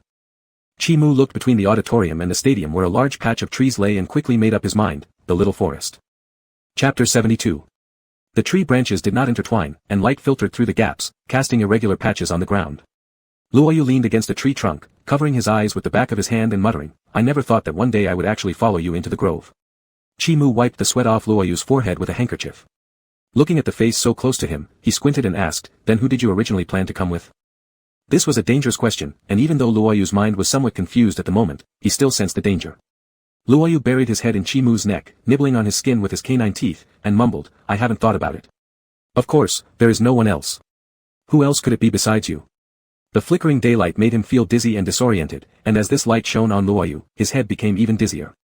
Chi-Mu chuckled softly and returned the handkerchief to his pocket. He gazed at Luo Yu's pale side neck. Different parts of the human body had their own beauty, and when thoughts lingered on one place, each spot seemed sweet and fragrant. Even the barrier of the scent patch couldn't stop the alluring forsythia fragrance from rushing out like an incoming tide towards Chi-Mu. Luo Yu, with a hoarse voice, gave directions, go a little further ahead, to that corner. It's a blind spot. As long as no one comes in, you can't see from outside. Chi-Mu laughed gently, asking, how do you know? Luo Yu replied, last time when I came in here to smoke, someone suddenly popped up. Breath unstable, Luo Yu bit Chi-Mu lightly, urging, stop stalling, hurry up. The place Luo Yu mentioned was a corner near where the auditorium touched the forest. He leaned against Chi-Mu, ready to be led over by Chi-Mu. But the sudden levitation took Luo Yu by surprise, and his muddled brain momentarily cleared slightly, making him instinctively struggle a bit. Put me down, just support me while I walk. Damn it, my legs aren't broken yet. Being carried princess style was something Luo Yu had never even thought of, causing his already heated face to redden even more. However, he didn't struggle forcefully since struggling wildly while being carried like that would make him appear more feminine than he wanted. Omega's natural reaction diminished Luo Yu's usual confidence, his eyes carrying uncontrollable moisture, glowing bright under the light. Carrying a boy roughly the same height as himself was not difficult for Chi-Mu. Ignoring Luo Yu's protests, Chi-Mu continued to carry him step by step forward. Chi-Mu, are you taking advantage of me now that I'm in this state? Luo Yu glared fiercely at him, planning to get his revenge after today, determined to return the favor by carrying Chi-Mu around the playground 10 times in the same manner to let him experience that same embarrassing feeling. Chi-Mu set him down, helped him lean against the wall, and kissed away the tears on Luo Yu's eyelashes. His eyes curved into a soft smile, I am only teasing you. Right now, Luo Yu could do nothing but accept being teased. Who would have guessed that the once dominant figure in school would end up helplessly submissive, trapped deep within the grove at the mercy of a model student? Even the late September sun was scorching, shining harshly on hearts, leaving them wobbling. Luo Yu stood in the shade, his cheek pressed against Chi-Mu's, burning hot with his senses hazy. Menthol scents penetrated unhindered into his bloodstream, blending with the pheromones inside him. Circulating in his blood, they transmitted signals to his heart and brain. His fingertips tightened on Chi-Mu's uniform, head tilted back as he inhaled deeply. Perhaps liking someone feels exactly like this, disorganized confusion clouding one's mind, seeing only the beauty everywhere in the other person. Both were conscientious students devoted to self-discipline and virtue, even though they were blossoming, growing larger, the relationship between them was still in its early, tender stages. The touch of their young bodies, however, was warm enough to rival the fierce sunlight overhead. In moments like these, Luoyu always lacked initiative. It couldn't be helped, as omegas often become mentally foggy at such times, clouded in dreams and mist, relying entirely on their alphas, trusting and surrendering completely to them. At this moment, the campus was eerily empty except for the gatekeeper uncle at the entrance. Everyone else was inside the large auditorium. Even the air felt quiet, tranquil, so much so that the chirping of the birds stood out extraordinarily clearly. It certainly sounded that way to Luoyu. The hand gripping the wall was held by Chimu, guiding Luoyu toward the two singing birds. Luoyu felt even more dizzy. The person before him seemed doubled in his vision. Too weak to touch, his hand clenched tightly onto the freely growing branches in the forest beside him, tearing down a few leaves. The gardener responsible for trimming those leaves might have cursed a little upon seeing this, but Luoyu didn't care to think about it. He gripped the leaves tightly, squeezing juice out until his palms smelled like plants. The two birds also absorbed the scent of the leaves. The menthol scent wove into a net carried by the wind, circulating tirelessly through the air. As the two birds flapped their wings and soared toward the sunlight, Luoyu's eyes carried a scattered blankness. The world was vividly laid out before him, and Luoyu tilted his head slightly at Chimu, then felt a sudden pain on his lips. Luoyu wanted to say something, but the words were muffled as they formed in his mouth. Looking into Chimu's pitch-black eyes, he found himself unable to utter a word. Luoyu had once wondered, is it good or bad that humans have evolved into 3 genders? Is it an evolution or a regression? Now, thinking about it, there are both downsides and benefits. After all, this system makes the loyalty of 2 genders so easy to distinguish and emotions so easy to connect. You see, even though I don't explicitly say, I like you, my pheromones, my scent, my blood, my genes, all of them express my love for you without a single word. A mild stinging sensation came from the glands, but compared to the pain of being pierced through the skin and the feeling of having pheromones injected, it was insignificant. It was the flood of affection and instinctual control, filling the Omega's brain until he could see nothing but the person right in front of him. When Luoyu closed his eyes, Chimu began tidying up after them. Their actions hadn't been overly exaggerated, but still took place in this obscure corner where every movement had been deliberately restrained. The handkerchief was crumpled into a ball. Chimu reattached the scent-blocking patch over Luoyu's glands, then carried him away, disposing of the evidence at the trash can nearby. In the haze of sleep while being princess carried again, Luoyu had no strength to resist this action. Chimu looked at his face and walked with him toward the infirmary, lowering him gently when they neared the destination, changing from carrying to supporting him. The intertwined atmosphere between them was still intense. Any alpha or omega who approached could instantly sense Luoyu's identity and their situation. However, there were neither students nor teachers wandering aimlessly around the school, and the nurse at the infirmary was a beta. In this era, medicine is a popular field for betas because both alphas and omegas carry instability, and beta medical personnel can effectively shield themselves from the interference of their sense, thus helping patients better. But this also means they often miss certain things. For instance, the nurse, seeing Luoyu supported while drowsy, promptly guided Chimu to lay him down on the bed, completely unaware of how full Luoyu's body was with Chimu's scent. When the nurse was about to begin checking Luoyu, Chimu stopped her with a hand gesture. "Teacher, don't worry. He just fell asleep because he was too tired. He didn't sleep well last night, and then worked hard all day for cultural day, so he's exhausted. Let him rest here on your bed."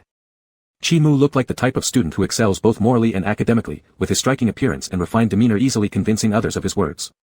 The nurse sighed in relief upon hearing it wasn't a coma and showed no suspicion toward Chimu's explanation, nodding and saying, "All right, let him sleep here." Chimu politely thanked her and sat beside the bed. The nurse thought he would leave, but when she saw him sitting there, she asked somewhat confusedly, "No problem. Just let him sleep here. You guys have performances for cultural day today, right? I'll keep an eye on him. Once he wakes up, I'll update him on the situation." Chimu replied, "Thank you, teacher. But I'm part of the student council, and I've already seen those performances. I'll stay here and watch over him." Chimu's smile was gentle yet carried an air of finality that did not invite argument. The nurse nodded and went back to playing on her phone. By the time Luoyu woke up, 2 hours had passed. Staring at the white ceiling, his mind was still foggy, taking some time to realize he was in the infirmary. Turning his head slightly, he saw Chimu asleep at the edge of the bed. The infirmary had 2 beds separated by curtains, which were drawn now, creating a secluded space. Luoyu turned onto his side, propping his head up to look at Chimu's sleeping face. He seemed to never have seen Chimu like this before. Chimu always slept later than him and rose earlier, so he could only vaguely sense the alpha's warmth and breath during his own slumber. Chimu's sleeping face didn't differ much from his waking self, perhaps because he already appeared aloof, giving little contrast even in repose. But looking at his peaceful expression, Luoyu felt that Chimu might be hiding some sort of heartache.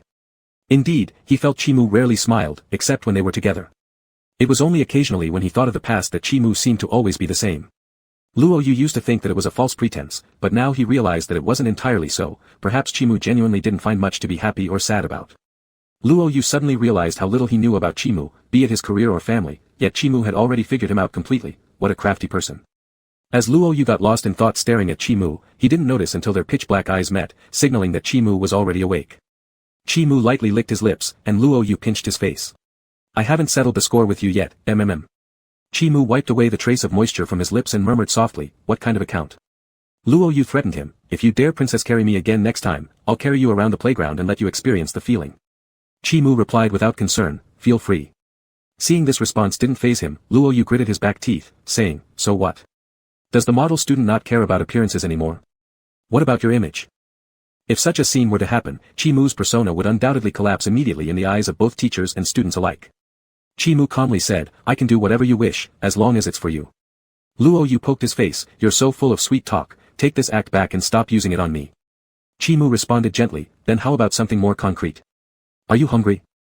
The cultural day usually lasts 3 hours, including performances by each class, host announcements, and speeches by school leaders, so it was almost 11 o'clock now and nearing the end of the event. Not hungry, there hasn't been much physical exertion so far, Luo Yu commented on this, suddenly recalling something and smirking at Chimu, but who knows about the future. Recalling reading about this in the Omega Handbook, Luo Yu had been shocked when he first learned about it. After all, marking requires considerable stamina, not just for Omegas but also for Alphas, especially Alphas. Since during this period, Omegas tend to focus primarily on one sensation while other sensory responses decrease, such as fatigue and hunger, but Alphas lack this ability and thus suffer greater energy depletion. Chimu said, every word you say, I keep in mind, and they'll all be repaid later. Luo Yu showed no fear and continued to provoke him, am I scared of you? After all, it would be Chimu himself who gets drained, so Luo Yu was utterly fearless. On some day in the future, Luo Yu will remember his current confidence and would want nothing more than to bash his head against the wall. Chapter 73. It wasn't hard to notice someone sneaking out of the auditorium after all. After the performances, each class was supposed to return in an organized manner, usually led by the class president. However, Class 1's president was nowhere to be seen, leaving the vice president to gather everyone together. Some students in the class were puzzled. The teacher had already received Chimu's leave request and said nothing, just waving a hand for everyone to return to the classroom. Ding Ruisi, Tang Yu, and Wei Ku, who knew something might have happened, kept silent and followed the crowd back to the classroom. When there were more people around, Chimu and Luo Yu also came out from the infirmary, blending into another class's group as they headed toward the classroom. School classes ended at 11:45, and it wasn't yet time to leave. Everyone obediently stayed seated, with some still discussing the performances that had just finished, making the classroom quite noisy. Luo Yu and Chimu entered through the back door, sitting down in their seats. Ding Ruisi teased Luo Yu with a wink, my lord has truly made me wait long. I've been waiting for you since my performance ended, your endurance is really something. Luo Yu tapped his head lightly, teasing him with improper innuendos, do you also want to experience my endurance? Ding Ruisi responded with mock coyness, ah, I don't deserve such a favor, it must be fate that makes our connection shallow. Luo Yu countered, I remember you just performed a fairy tale instead of a palace drama. Ding Ruisi laughed heartily, yeah, this one, oh, brother you missed out on something really good. That skit was so funny, it was done by grade 1, where every line included, your humble servant. It was actually funnier than my fairy tale. Freshmen really are devils. As he talked, Luo Yu absent-mindedly fiddled with the watch band on Chimu's wrist with his left hand. The entire classroom buzzed with joyful laughter until the homeroom teacher entered. Teacher, walking through the corridor, I found our class was the noisiest on the entire floor. Everyone immediately quieted down but grumbled inwardly, suspecting the teacher was exaggerating. After all, they had heard countless times from the teacher that they were the worst batch of students she'd ever taught, and remarks like, you're the loudest class, no longer fazed them, though they still pretended to listen. The teacher waved her hand, calling Luo Yu out. They stood in the hallway. Hearing from Chimu that you weren't feeling well earlier, are you okay now? Asked the teacher with concern despite looking over him up and down suspiciously, finding him seemingly full of energy. I'm fine now, replied Luo Yu, suppressing a pang of guilt, knowing fully well that he'd only gone to see birds with Chimu. 2 orioles chirping in green willows, a flock of egrets ascending to the blue sky. That's good. But I also wanted to ask you about something else, there are a few spots open for the physics competition recently. Would you be interested in participating? Luo Yu instinctively asked, is Chimu going? The teacher paused for a moment, of course, we've set aside a place for him as well, he is one of our school's standout students. But your first reaction is about this? I thought you would inquire when it happens or what rewards are involved. Luo Yu looked uncomfortable, I just think he's stronger in physics, and it feels like he deserves to go. The teacher chuckled, you appreciate him so much, praising him like that. Luo Yu muttered defensively, I'm just stating facts, not praising him. The teacher continued, all right. But I do notice your relationship has improved a lot, which reassures me greatly. Your subjects are heavily skewed, you really need to improve your English because it's one of the core subjects and will be useful in many areas later on. Having him help you, I feel relieved. Both teachers had watched them go from enemies to allies now. Though she didn't know how their relationship changed, it was undoubtedly a good thing for her. Seeing the unity and friendliness among classmates striving for improvement filled her with satisfaction. Luo Yu scratched the palm of his hand, things from the past are water under the bridge. Now I realize he's actually quite decent. The teacher added, that's good to hear. Recently, I've noticed your progress as well. So, are you participating in the physics competition? I suggest you do. It'll enhance yourself and give you a chance to compare with other school students. Luo Yu nodded, I'll participate. Physics was the subject Luo Yu enjoyed the most, so even if Chimu wouldn't go, he would still join. If Chimu went, then Luo Yu would certainly join too. Homeroom teacher, alright, go back to the classroom first, and call Chimu out for me. The homeroom teacher watched Luo Yu walk in and Chimu come out. She thought to herself that these two students complemented each other quite well, even when they were sitting quietly together. Years later, upon receiving their wedding invitation, the homeroom teacher realized that some things, even if not evident at the time, had already shown early signs. However, Chimu eventually didn't participate in the physics group competition because this time the school's competitive team also included mathematics. He joined the math team, excelling more in math than in physics. Luo Yu told his mom about the upcoming competition. When Ms. Xiao heard the news, she was somewhat disbelieving. Xiao Wanrong, wow. My son is so excellent. I'm proud of you. I feel so honored by you. Luo Yu, Mom, it's enough. We don't need to be so exaggerated. Xiao Wanrong, I just want to express my joy. After all, your mom went to school and read so many books her whole life, but never participated in a competition outside the school. How diligent you are. Actually, Mrs. Xiao didn't have high expectations for Luo Yu's academic performance, she only hoped that Luo Yu could live happily and joyfully. Xiao Wanrong, when will you leave? Mom can prepare some pastries for you to take with you, cheering you on during the competition. Luo Yu, next Wednesday. Chimu will also go. Xiao Wanrong, is Pool going as well? He's really great too. You can ask what he likes to eat, I'll make some, bring them along, and cheer for both of you. Luo Yu, okay. Chimu, Auntie, I like everything she makes, let her play freely. Luo Yu knew he would answer like this, it seemed that he didn't have any particular preference for food. Luo Yu, Mom, you could make something light for Chimu, he doesn't have anything special that he likes, but his taste is pretty mild, he doesn't prefer sweet things much. Xiao Wanrong, something a little lighter. Let me think. What about lemon pie? We could reduce the sourness and sweetness. Xiao Wanrong smiled, you can help me with it too, if Chi knows it's handmade by you, he'll surely be happier. Luo Yu nodded without much hesitation, if Mom isn't afraid of me blowing up the kitchen, there's absolutely no problem.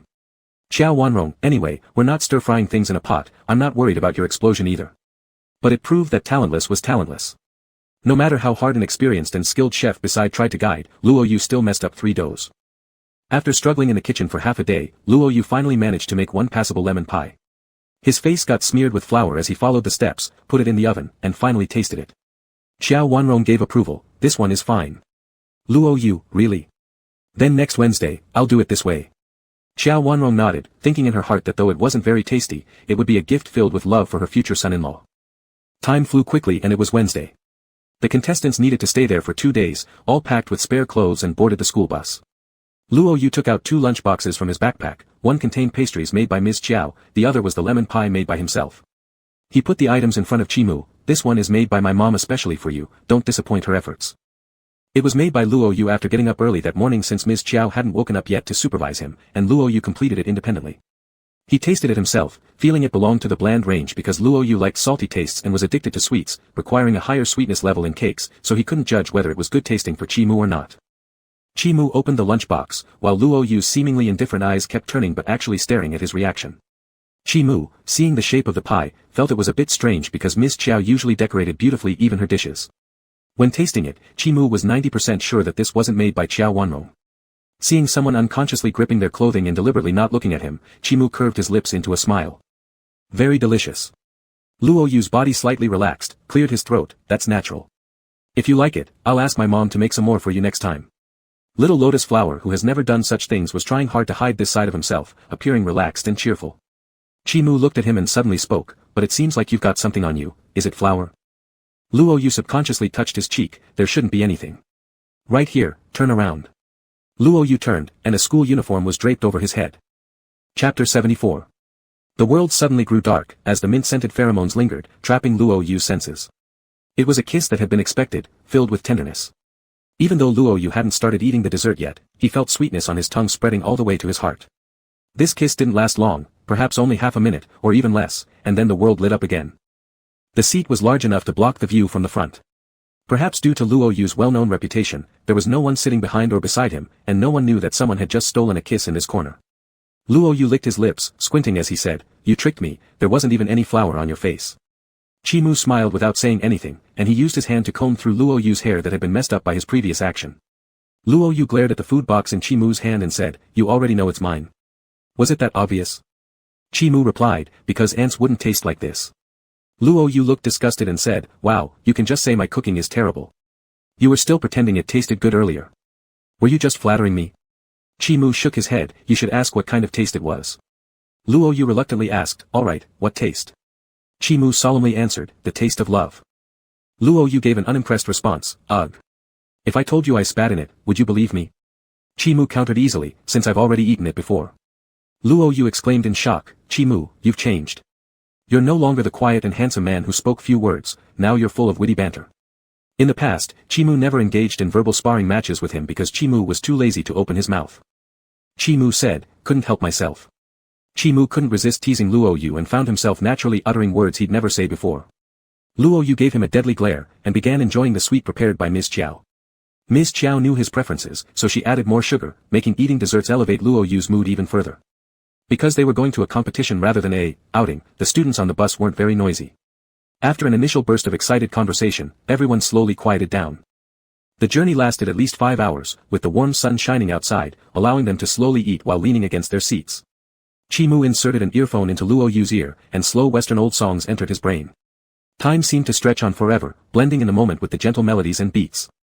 Scenes flew quickly past the window, light points dancing across people's faces like a water bird quietly resting on a lake surface before leaping and flying away in a fleeting instant. Luo Yu was seated by the window, and when he swallowed the last pastry, he pulled up the curtain of the car, dimming his surroundings. Chimu's school uniform jacket was still covering his body, the faint scent of mint flowing into his veins with every breath. Luo Yu turned his head to look at Chimu's face. Chimu had his eyes closed, listening to music, his eyelashes long and curling. Luo Yu stared for a while, and then closed his own eyes to rest and listen to the music. Luo Yu didn't remember when he fell asleep, it felt like it was just moments after closing his eyes. "Awake? Do you want some water?" Chimu reached out a bottle of water, and Luo Yu moved his slightly stiff shoulders, taking the water, drinking a sip, and stretching lazily. Luo Yu opened the curtain, looking at the unfamiliar scenery outside and asking, "Are we almost there?" Chimu replied, "Yeah, we stopped midway so everyone could have lunch, but I saw you sleeping and didn't wake you up. The preliminary round starts at 4 o'clock, and we will arrive around 2:20 p.m. It won't be long, let's eat lunch together afterward." Luo Yu said, "Okay, then are you not hungry?" Chimu replied, "I have the pastries you made." Luo Yu asked, "Did you finish them?" Chimu responded, "Yeah, they were really good." Luo Yu leaned on him, saying, "Alright, stop praising me already. I slept a bit and now my shoulder hurts. Let me lean on you." Chimu stretched out his hand to massage Luo Yu's shoulders, helping him relax the muscles. Luo Yu lazily said, "Massage my lower back too." Chimu scratched along his waistline, leaving Luo Yu powerless. Luo Yu gritted his teeth and said, "This time, I'm not kidding about wanting your attention. Don't rub my back anymore." Chimu said, "That's unacceptable." Chimu stopped fooling around with him, giving Luo Yu a proper massage until the teacher announced that they had arrived at the destination and asked everyone to get off the bus. Although it was the same time, Luo Yu and Chimu were competing in different events and entering different examination rooms. The competition would take 2 days, involving 2 rounds, the preliminary round and the final. If it was difficult to determine the winner, there would be an additional round. The competition involved students from 4 schools in total. Although Luo Yu excelled in physics, he wasn't unbeatable. In the end, he lost to a scholar from another school and came in second place in the physics competition. Luo Yu was quite accepting of his loss because during the final round, that person had handed in their exam paper 10 minutes earlier than him with an extremely high accuracy rate. Chimu also encountered a formidable opponent who submitted their paper almost simultaneously with him, and both had the same accuracy rate. Therefore, the teachers decided to hold an additional round just for them. While the teachers prepared the questions for the extra round, the 2 students were instructed to prepare for the tiebreaker. Luo Yu accompanied Chimu to the examination room and met the person who was evenly matched with Chimu. Before this, Luo Yu had imagined this person as a stereotypical bookworm. However, he found someone completely different, an energetic and lively alpha wearing sportswear instead of a school uniform. When this person saw Luo Yu, they greeted him with a cheerful smile. "Hey." Surprised by the initiative, Luo Yu responded by waving back at him. Approaching, the other student asked, "Are you here for the competition too?" Luo Yu answered, "Yes, but I'm competing in physics. Our section has already finished." The other said, "I guess the winner might be some guy who looks particularly nerdy with glasses." Luo Yu replied, "Exactly, is he from your school?" "Yes," the other confirmed, "we're both from Lon High." "Oh, by the way, I haven't introduced myself yet, my name's Ko Xingyue." Luo Yu complimented, "Ah, so you're from Lon High, no wonder you're so impressive." Lon High was known as the other school among the teachers of Yizhong High, renowned for its strong faculty and strict military-style management which bordered on extreme. Thinking about it, Luo Yu now understood why he lost. Ko Xingyue laughed playfully, "Well, not bad anyway. I initially thought there wouldn't be any serious rivals this time around. Who would have expected such a strong contender? I even promised myself that I'd definitely secure first place before this. Now, I'm not so sure anymore." Although his words were praising Chi Mu, his eyes kept flicking towards Luo Yu. Chi Mu's expression turned slightly cold as discomfort crept into his heart.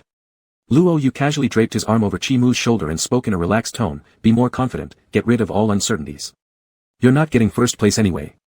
As to who would win first place, let the hype happen before confirming anything."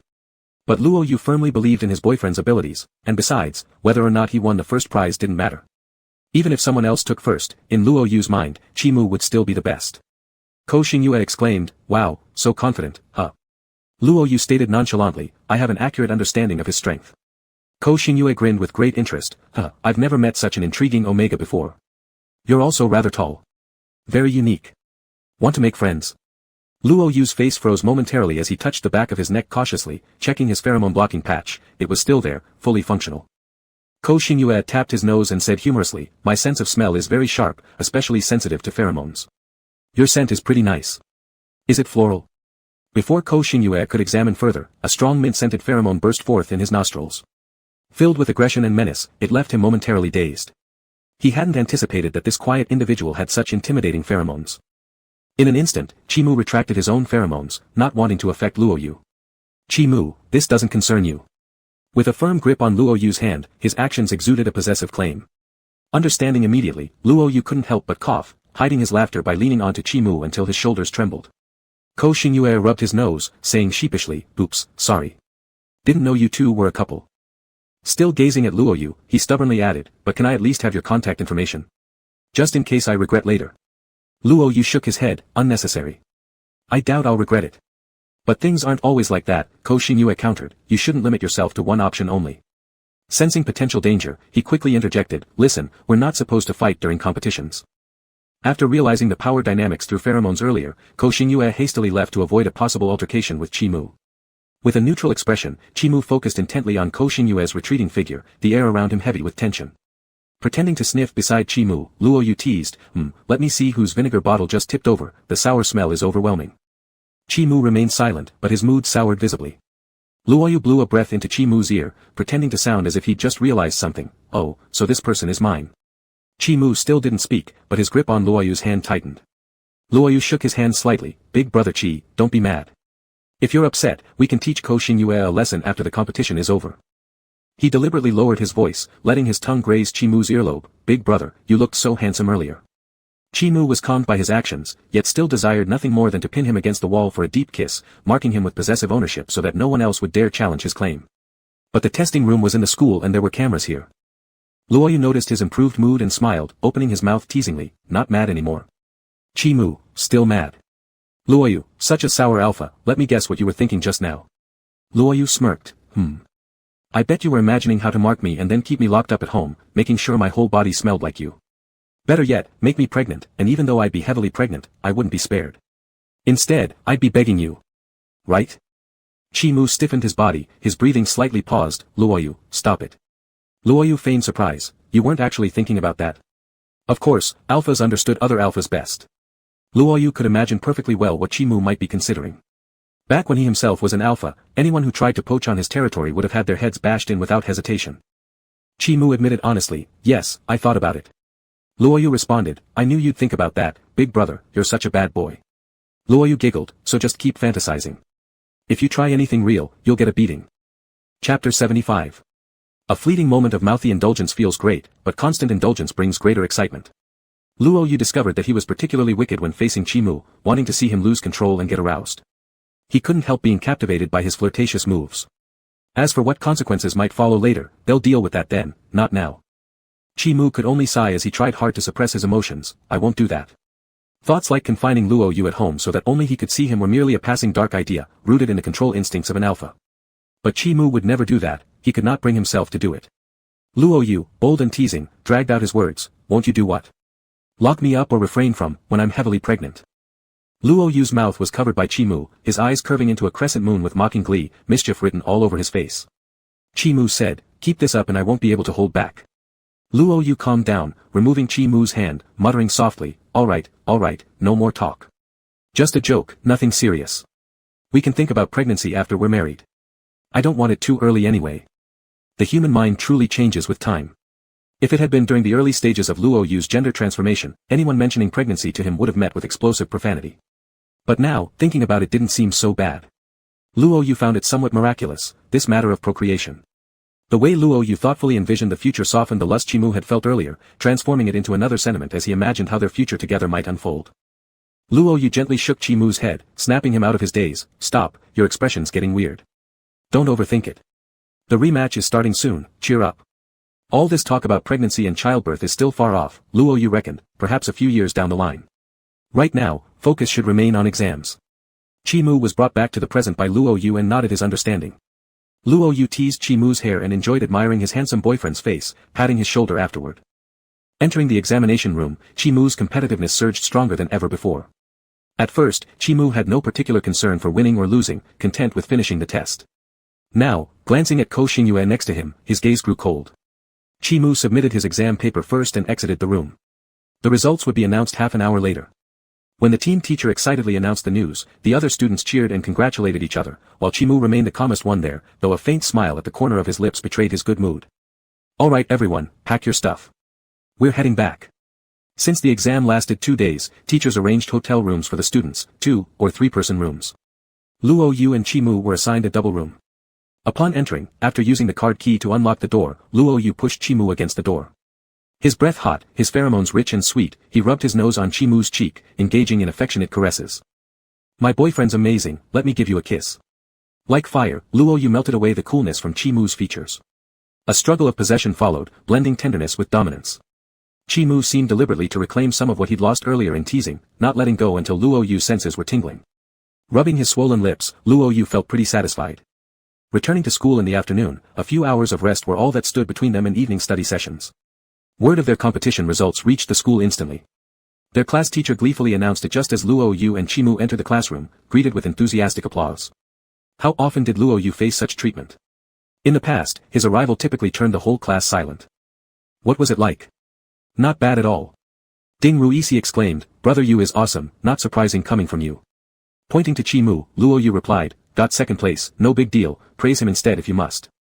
Ding Ruisi said humorously, well, family members. Praising you is the same as praising Brother Mu, isn't that right, Pool? Ding Ruisi was one of the few who dared address Chi-Mu with familiarity, and Chi-Mu acknowledged with a nod. Ding Ruisi lamented, still, these 2 days without you have been terribly lonely. Sinking into melancholy, he even began singing, it's not because I'm lonely that I miss you, but missing you makes me lonely. The tune wavered awkwardly, more like flying off-key rather than slight deviations. Luo Yu said, Ruosi, enough is enough. After Luo Yu finished speaking, something about what he said felt oddly familiar.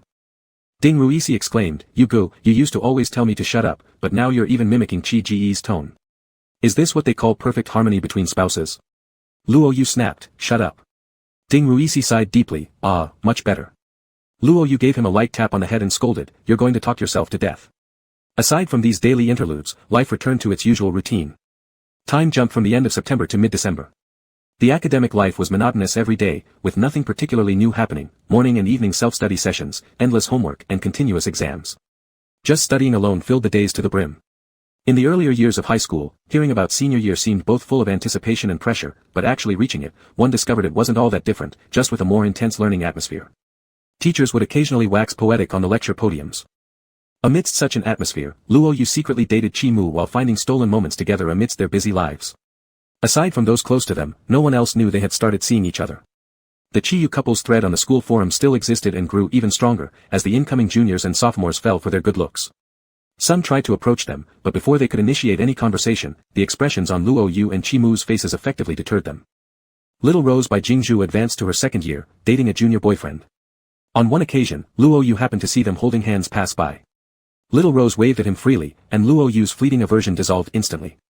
He even kindly warned Bai Jingzhu about the newly installed surveillance ahead.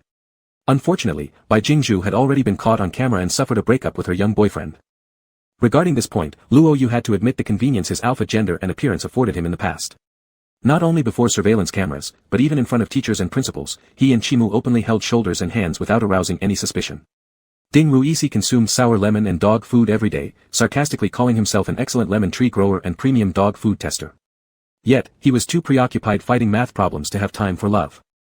Over these 2 months, the weather shifted from hot to cool. Shijiang was a city that skipped autumn altogether. Before people realized it, summer had already transitioned into winter. Luo Yu had donned a thick coat over the school uniform, and under his mother's insistence, also wore long underwear. He rolled up his trouser leg, glaring at the bright red underwear beneath, exclaiming irritably, "Mom, why does this long underwear have to be this color?" Xiao mother coughed awkwardly, "It symbolizes passion. Isn't the pattern rather nice? I bought a black set too, it's for Chi Chi." Luo Yu laughed aloud, Great, let me take it, I'll give it to him right away." Luo Yu suspected Chimu didn't wear long underwear, which couldn't be tolerated, so they must embrace maternal care from Xiao mother together. Xiao mother added, "Alright, though it's cold outside, I have warm patches here for you. Stick one on your stomach, it goes over the clothes." Luo Yu shook his head, "I don't need it, my stomach isn't cold." Xiao mother countered sternly, "What if the wind blows and you catch uterine cold?" Luo Yu glanced at her meaningfully, "Mom, although I haven't finished reading the Omega Handbook, I still possess basic physiological knowledge. Male Omegas do not have uteruses. Only gestational sacs." Xiao mother whispered apologetically, alright, it's just in case. Go quick." Xiao Wanrong shoved the bag containing the long underwear into Luo Yu's hand, urging him to hurry off. Luo Yu put on his helmet and got on his motorcycle. His helmet was still the one he'd owned previously, the one gifted by Chimu was reserved for display or special occasions like racing together. For everyday use, he wouldn't risk damaging it because a scratch would make him feel heartbroken. These days were chilly, but Shijiang hadn't seen snow yet. Luo Yu heard rumors that there would be snow this year, but didn't know when exactly. Luo Yu often visited Chimu's house, having become familiar enough with the guards there who registered him upon sight. There were many security codes in the upscale residential complex, access code, elevator code. Once everything was entered, Luo Yu arrived at Chimu's door, sending him a message as he opened it. "Guess he's not home." Looking at his phone screen, Luo Yu pushed the door open only to pause abruptly. At the entrance where shoes were placed, stood a pair unfamiliar to him. Clearly, they weren't Chimu's and were smaller in size compared to either of theirs. Luo Yu looked around at the interior furnishings to ensure it was indeed Chimu's home. Could it be that Chimu's family had visitors? This should be nearly impossible. If there were guests, Chimu wouldn't have failed to mention it in his last message. Luo Yu opened the shoe cabinet and discovered his slippers were missing. Frowning, he slipped into Chimu's shoes and entered the living room. The bedroom door suddenly swung open, and a person with a startled expression stared at Luo Yu. "Who are you? How did you get in?" Luo Yu glanced at the man wearing Chimu's pajamas, his face darkening. "That's what I should be asking you. Who are you?" In front of him stood an unmistakable Omega, petite and delicate, about a head shorter than Luo Yu. With a refined, beautiful face, this young boy was undoubtedly attractive, but to Luo Yu, just someone who could be taken down with one punch. "This is my home, so obviously I'm the master here. Are you perhaps a friend of my brother?" Hearing the word brother, Luo Yu's expression softened slightly, though he still bristled at being referred to as a guest. He'd spent so much time here and had never heard Chimu mention having a younger brother. "If you're a friend of my brother, then sit down." "Wow, my brother actually made a new friend without me knowing." The handsome youth crossed his legs on the carpet, pulling out a game controller as he spoke. Luo Yu noticed the screen showing exactly where Chimu had paused last time, without saving, and felt even angrier now that everything seemed wiped back to square one. "Did you bring something along?" "What's that? Pants. No way would my brother ever wear such things." "Luo Yu, he will." The youth responded resolutely, "Impossible." Luo Yu dialed Chimu directly, cutting straight to the point. "Chimu, I got you thermal underwear, will you wear them?" Chimu replied instantly, "Yes." The stunned look on the young man's face brought satisfaction to Luo Yu. "Oh, by the way, your brother is in your house." "Who?" Chimu's voice grew colder immediately, and even over the phone, Luo Yu could sense his discontent. "Are you on speaker?" asked Chimu. "Yes," answered Luo Yu. Chimu's tone froze. "Chi Han Chao, leave my house right now." Chi Han Chao stubbornly refused, whining, "No. Big brother, I finally managed to come inside, let me stay for a while." Luo Yu placed the phone on a nearby table, speaking into it. "Do you really want him gone?" Chimu replied firmly, "Yes. If he doesn't go willingly, wait for me, I'm heading back. No problem, waiting. Without breaking a sweat, Luo Yu effortlessly hoisted up the protesting youth, grabbed his own controller, and dragged him toward the door. Chi Han Chao struggled against him. Hey! What are you doing? Let go or I'll report you for hitting an Omega. Go ahead. And as an afterthought, as if I care, you're an Omega too. Luo Yu flung him outside and followed by tossing his shoes out, slamming the door shut before dusting off his hands. Done. Chi Mu couldn't help but laugh on the other end.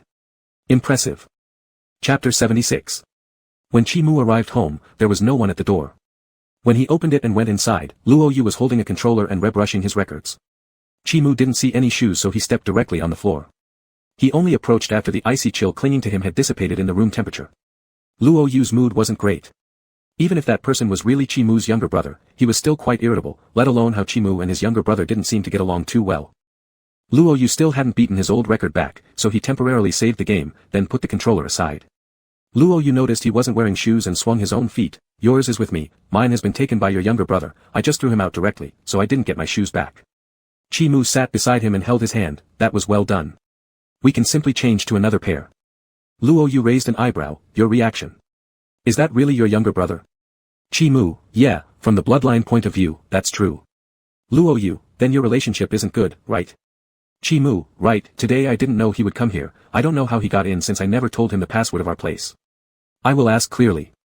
Luo Yu always knew Chi Mu's relationship with his family wasn't good, there were signs long ago. Whenever Chi Mu talked about parental education and matters regarding the family, his attitude was always very distant. Luo Yu chuckled despite his annoyance. Even though your relationship isn't good, he dared to tell me he is the owner here. He even wore your pajamas and walked out from your bedroom, messing with my game records. Chi Mu frowned slightly with some irritation as he said in a low voice, anything he touched can be thrown away. Luo Yu was originally in a bad mood, but seeing Chi Mu in an even worse state made him less annoyed instead, and curious about what the younger brother had actually done, making Chi Mu dislike him so much. Luo Yu rubbed Chi Mu's eyebrows and leaned against his chest, raising his hand to tear off the odor-blocking patch on his gland, releasing pheromones.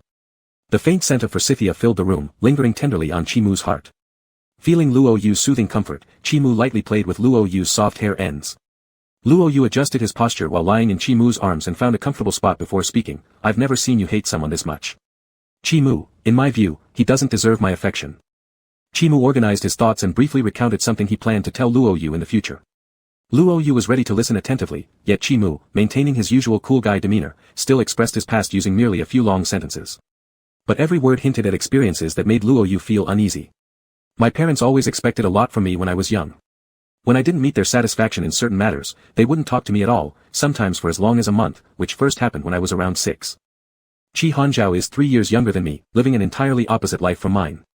We didn't live together, nor did we often meet each other, but he constantly wanted to see me, took things belonging to me for granted as his own, believing my belongings should naturally belong to him, and sometimes even did inexplicable things to me, so I couldn't generate any emotional connection toward him. If you hadn't come here today and I saw him here, I would have sent him to the police station. Luo Yu took a deep breath, climbed off Chi Mu. I might have to curse at your entire family except you. And before Chi Mu could react, Luo Yu began ranting furiously, shit. They're all fucking animals, right? How dare they act like humans? Are you really related by blood? Can I question whether that little son of bitch who came earlier was a mistake made out of your parents' supposed true love, and thus why they discriminated against you two so cruelly? If you had warned me that guy was this sort of trouble, I'd have thrown him out instantly and beat the crap out of him, letting him understand the cruelty of society, damn bastard. Luo Yu didn't hold back from expressing more unprintable contents, pouring out every bit of his anger and frustration, unable to comprehend such family dynamics without leading anyone into isolation or losing their voice. It was no surprise that when Luo Yu discussed Ding Ruixi's father's harsh education methods with Chi Mu before, Chi Mu mentioned cold violence was far more detestable. Some people are simply not fit to be parents. Not speaking to a child for a whole month, when they were so young, would leave deep psychological scars, wouldn't it? Luo Yu had actually thought that the guy from before had a good relationship with Chi Mu, even mistaking him for the owner of the place. If time could be reversed, Luo Yu would have kicked him twice to let him know who the real owner was. Previously, Luo Yu believed that Chi Mu's claim of being accustomed to coming in first place was a sign of his excellence. Now thinking about it, he felt sympathy instead. Chi Mu's mood became more relaxed as he listened to Luo Yu cursing, praising, your Mandarin is quite beautiful. He truly adored Luo Yu's straightforward personality, it was attractively fatal to him. Luo Yu, no, you're too kind, how could you tolerate that? Chi Mu, in junior high, I moved out. An incident during my 3rd year spread rumors, and Chi Hanzhao was standing there. Luo Yu shocked, is there anything wrong with his brain? Chi-Mu, during his third year of junior high, was attacked, injected with some substance, and then falsely accused of inappropriate conduct toward an Omega. Chi Hanzhao actually believed Chi-Mu could do such a thing. Luo Yu wondered, then how does he have the face to come here? Using your stuff and wearing your clothes? He should go in with Cui Han. Chi-Mu, I think he has severe psychological issues, his behavior is very but irrelevant to me. As for anything concerning my parents, when the value I generate suffices to repay what they've given, I'll relinquish inheritance rights. Chi-Mu remained calm, not forgiving nor tolerating but evaluating everything in a purely interested way to balance the debt of upbringing. For a moment, Luo Yu thought about repaying those parents back somehow, but realized that if that happened, Chi-Mu might end up seeing them and his psycho brother constantly trying to harm him again. He figured it might just be better if Chi-Mu stays far away. Besides, Luo Yu knew Chi-Mu wasn't someone full of resentment.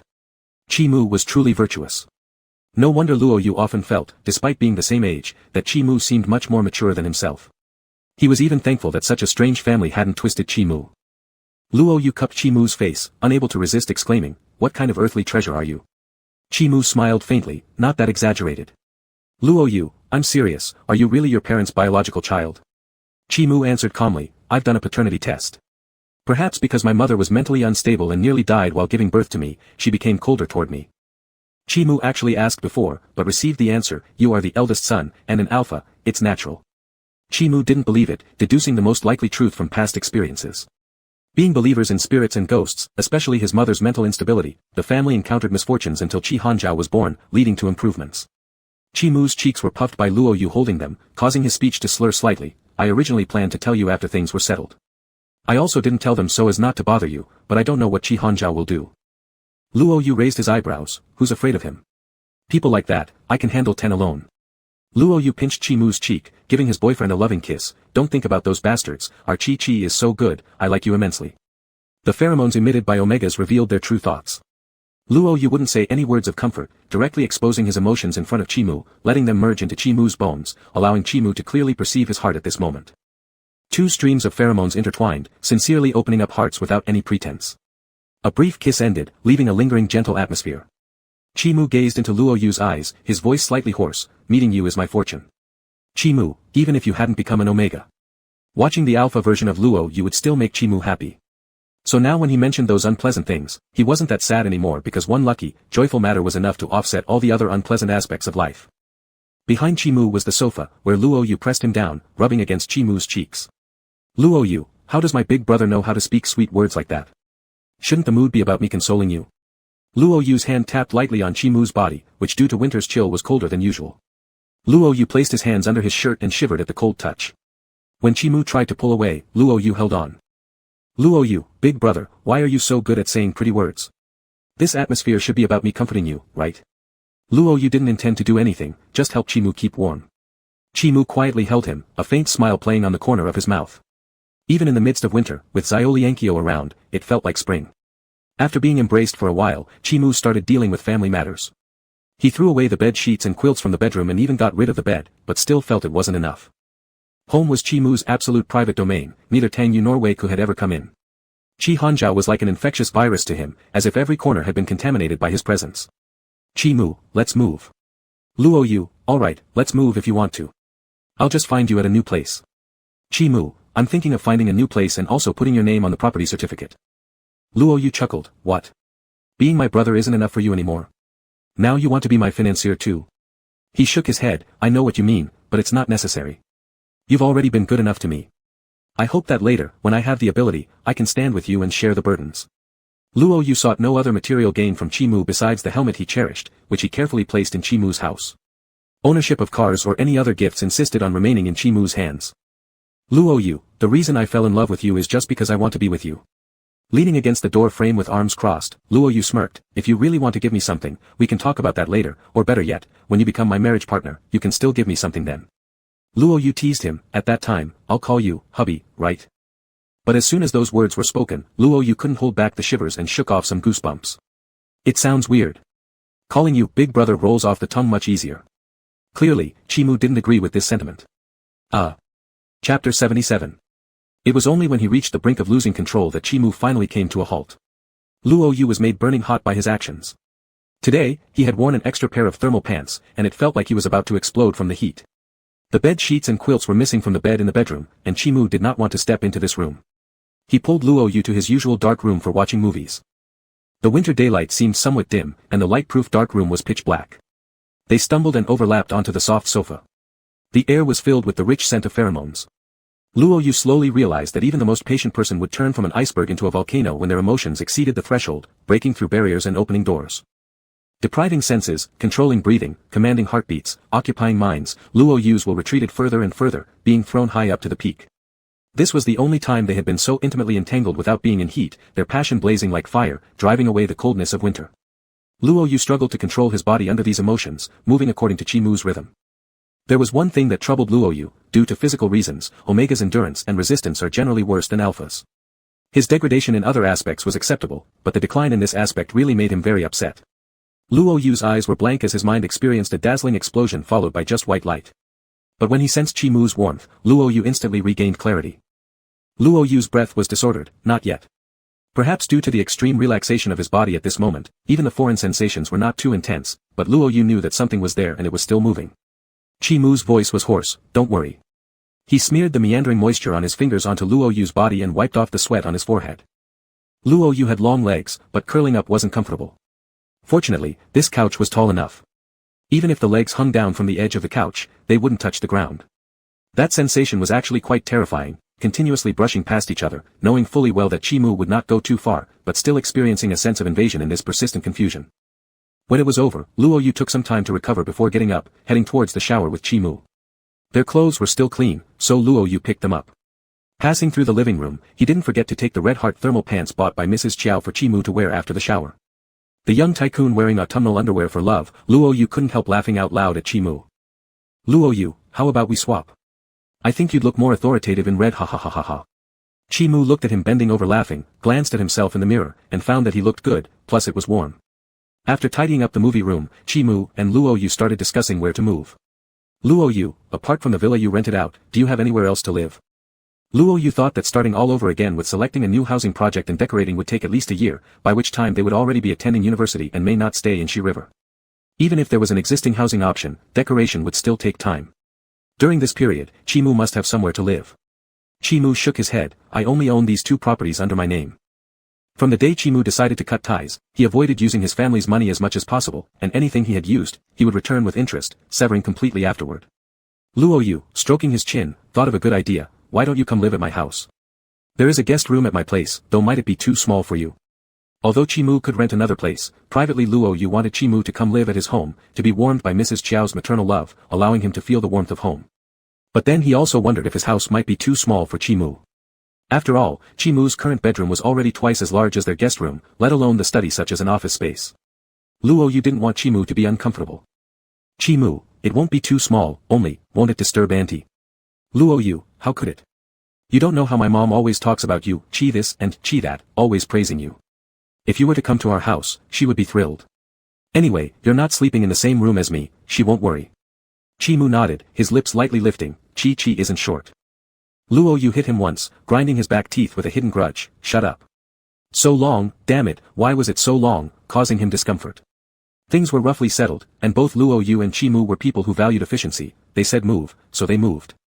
Chi Mu stayed at home to handle things, while Luo Yu returned home to inform his mother. When Luo Yu mentioned it, Mrs. Chiao readily agreed. "Chiao Wanrong, but why has Chi suddenly decided to move?" Luo Yu gave a sarcastic recount of the situation at Chi Mu's home, not going into too much detail but mentioning how Chi Mu's parents treated him and his brother differently, as well as Chi Mu experiencing cold violence during his childhood. This left Mrs. Chiao both angry and heartbroken. Chiao Wanrong had always thought that such an excellent child would have great parents who raised him well, never imagining this situation. "Chiao Wanrong, quickly, bring Chi over. Isn't this infuriating? What kind of parents behave like this? Any family with this child would be laughing in joy. They don't care for him, we will. There'll be plenty of time for them to regret." Though Mrs. Chiao was usually kind-tempered, she wasn't someone who backed down easily. She wanted to curse, but lacking the right words, could only spit out that they were blind to good fortune. Luo Yu nodded in agreement, his mother was absolutely right. "Luo Yu, Mom, you clean up the guest room. I'll go pick Chi Mu up." "Chiao Wanrong, alright, I'm preparing dinner. Tonight I bought some vegetables and meatballs, shall we have hot pot?"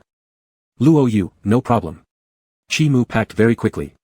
He didn't bring many items, just his laptop, some change of clothes, and that helmet. "Luo Yu, is that all? What about the rest?"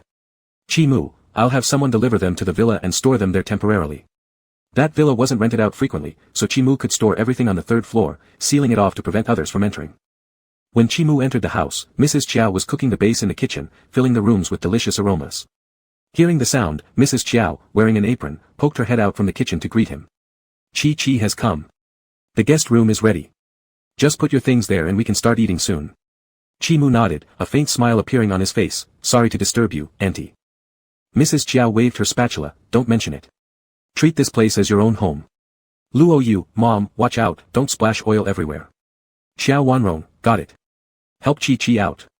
Luo Yu didn't need reminding and had already taken his boyfriend to the room. The wardrobe was empty, but Mrs. Chiao had placed quite a few hangers inside. Chi-mu hung his clothes, and Luo Yu helped alongside him. After a quick tidy-up, Xiao Wanrong called for them to eat. Luo Yu and Chi-mu washed their hands and sat at the dining table. The Luo's dining table wasn't large, yet it was filled with ingredients. In the center was an induction cooker with a double-flavor hot pot, where the soup was bubbling gently. Xiao Wanrong unfastened her apron and hung it on one side before sitting down. Chi, here are 2 kinds of soup bases. You can choose whichever you like. On the clear soup side, I used bone stock, which I carefully simmered for a long time. It smells amazing, and you can drink it directly. Would you like me to ladle you a bowl? Chi-mu shook his head hastily. No need, auntie. I can serve myself. Thank you, auntie, no need to trouble yourself. Xiao Wanrong, alright then, let's start eating. Help yourselves. Seeing some tension and restraint as well as the unsure enthusiasm between the two, Luo Yu served the first dish to ease the atmosphere. Luo Yu, Mom, try this. Luo Yu, Chi-mu, these meatballs taste great. Have some. After attending to both his mom and his boyfriend, Luo Yu began chatting casually with his mom to make her relax, just as if it was any other day having dinner. Luo Yu, by the way, Mom, what happened after the argument you mentioned earlier? Explaining to Chi-mu beside him, today when my mom was at work, 2 aunties at the breakfast stall were arguing over the spot, abandoning their business just to keep yelling at each other. My mom was watching and nearly ended up late for work. Mrs. Chiao loved sharing little stories with Luo Yu. After barely making it to the office on time this morning, she recounted the event to Luo Yu while laughing during lunch.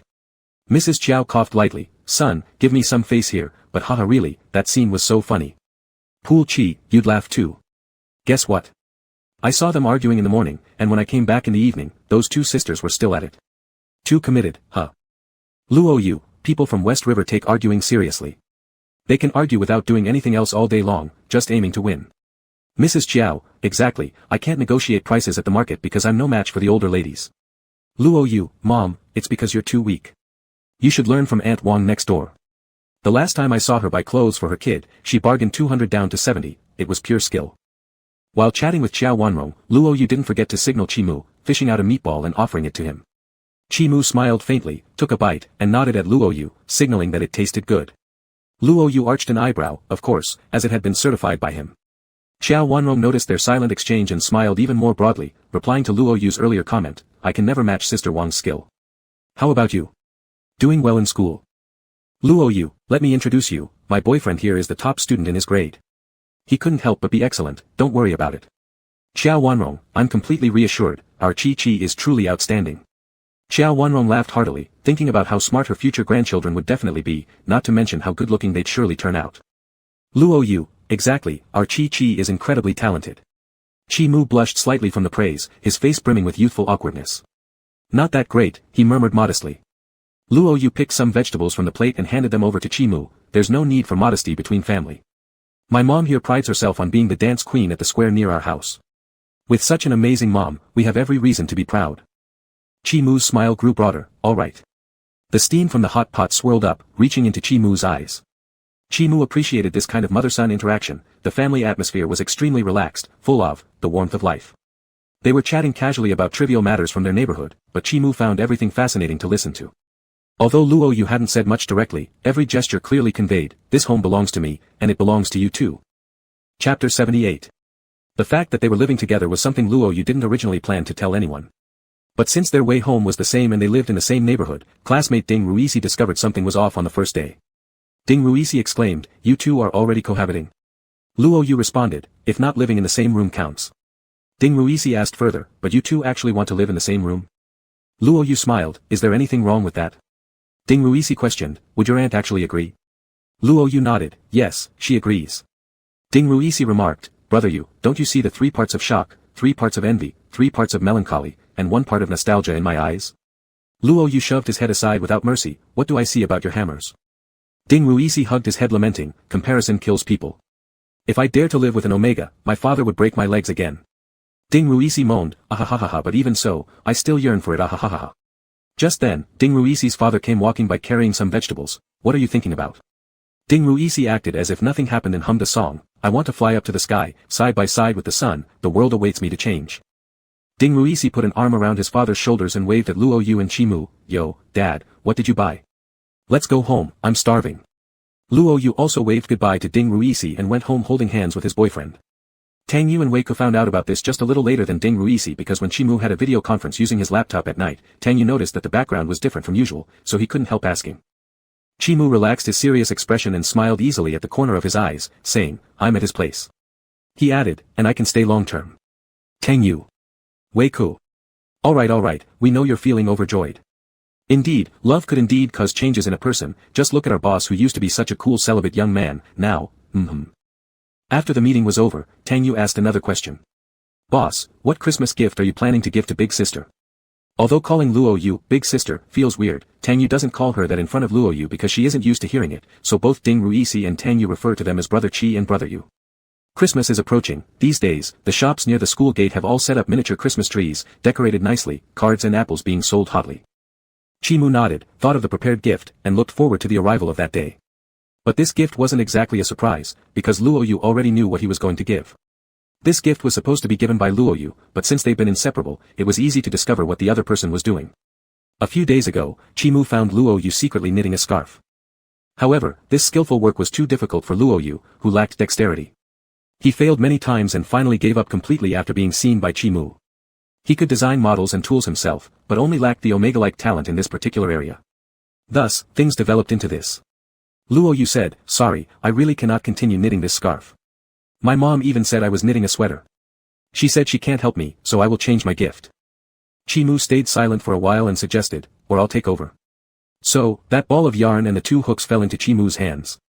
As an academic prodigy, Chimu quickly learned how to knit, and with his meticulous patience, he managed to master the double-sided hook technique, leaving Luo Yu speechless.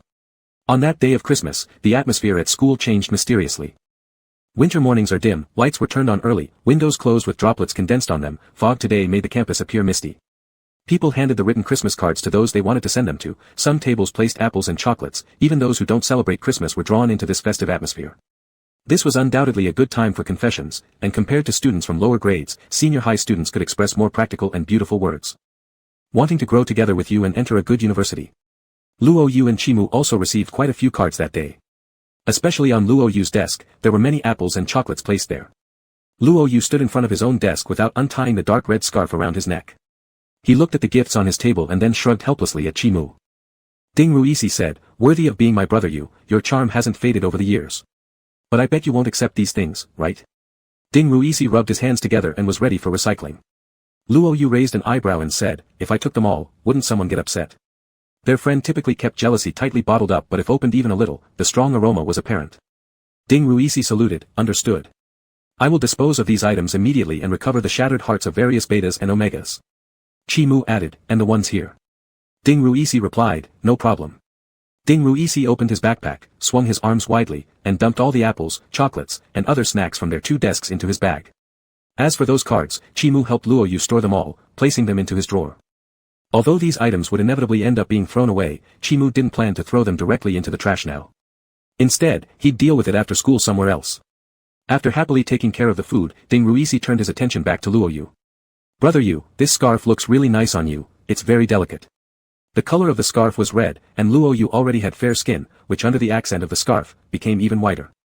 With his arched eyebrows, the beauty of a young man radiated prominently. Luo Yu proudly tilted his chin upward, beautiful, isn't it? This was handmade by Chimu especially for me. Ding Ruisi looked at the scarf, then at Chimu, then again at Luo Yu and Chimu, hesitantly stretching out a thumb, so domestic. This AO mismatch seemed unexpected, yet somehow predictable. After all, brother Yu could never be the one knitting. But what Ding Ruisi didn't know was that it wasn't that Luo Yu hadn't tried, rather, Luo Yu simply couldn't manage it. Even though Christmas was still just an ordinary school day. When the homeroom teacher walked into the class, classmates who were exchanging cards and chatting returned to their seats, starting another day of studying. Morning readings should always be loud. Today it was Chinese literature being recited, and a mixture of different recitation sounds arose throughout the classroom, blending together into a cacophony. Amongst the noise, Luo Yu was half-heartedly reading The Lute, idly scratching Chi Mu's leg under the desk. Winter was indeed cold, and Luo Yu's physical condition regressed slightly after gender transition. The him who didn't fear cold hands in winter before, was now suffering greatly during his first winter post-transition, with hands that grew icy. So whenever possible, he would stick them onto Chi Mu. Chi Mu gripped his hand and placed it inside the pocket of his coat, where the two hands squeezed closely together to keep warm in the confined space. Mischievously, Luo Yu scratched Chi Mu's palm and loudly pretended to read seriously when the homeroom teacher came around. Summoned again and again, she finally appears while half covering her face with a lute. Tuning 3 or 4 strings. The initial parts were read aloud, but towards the end, Luo Yu's voice dropped lower. Gently pressing the strings with ease, beginning with Rainbow Skirt and ending with 6 Little Tunes. Amidst the noisy chorus of readings, Luo Yu knew Chi Mu could hear him. His little actions continued, tracing lines within Chi Mu's palm. After the teacher left, Luo Yu leaned close to Chi Mu whispering secretly. "Can you guess what I prepared for your Christmas gift?" Chi Mu thought for a moment and shook his head. Luo Yu always came up with ingenious surprises, something Chi Mu would never anticipate. For instance, that little cat was still sitting on the guest room table at Chi Mu's place. Chi Mu would often press it, and sometimes Luo Yu would cover his hand to prevent him from pressing it, since the real person was right there.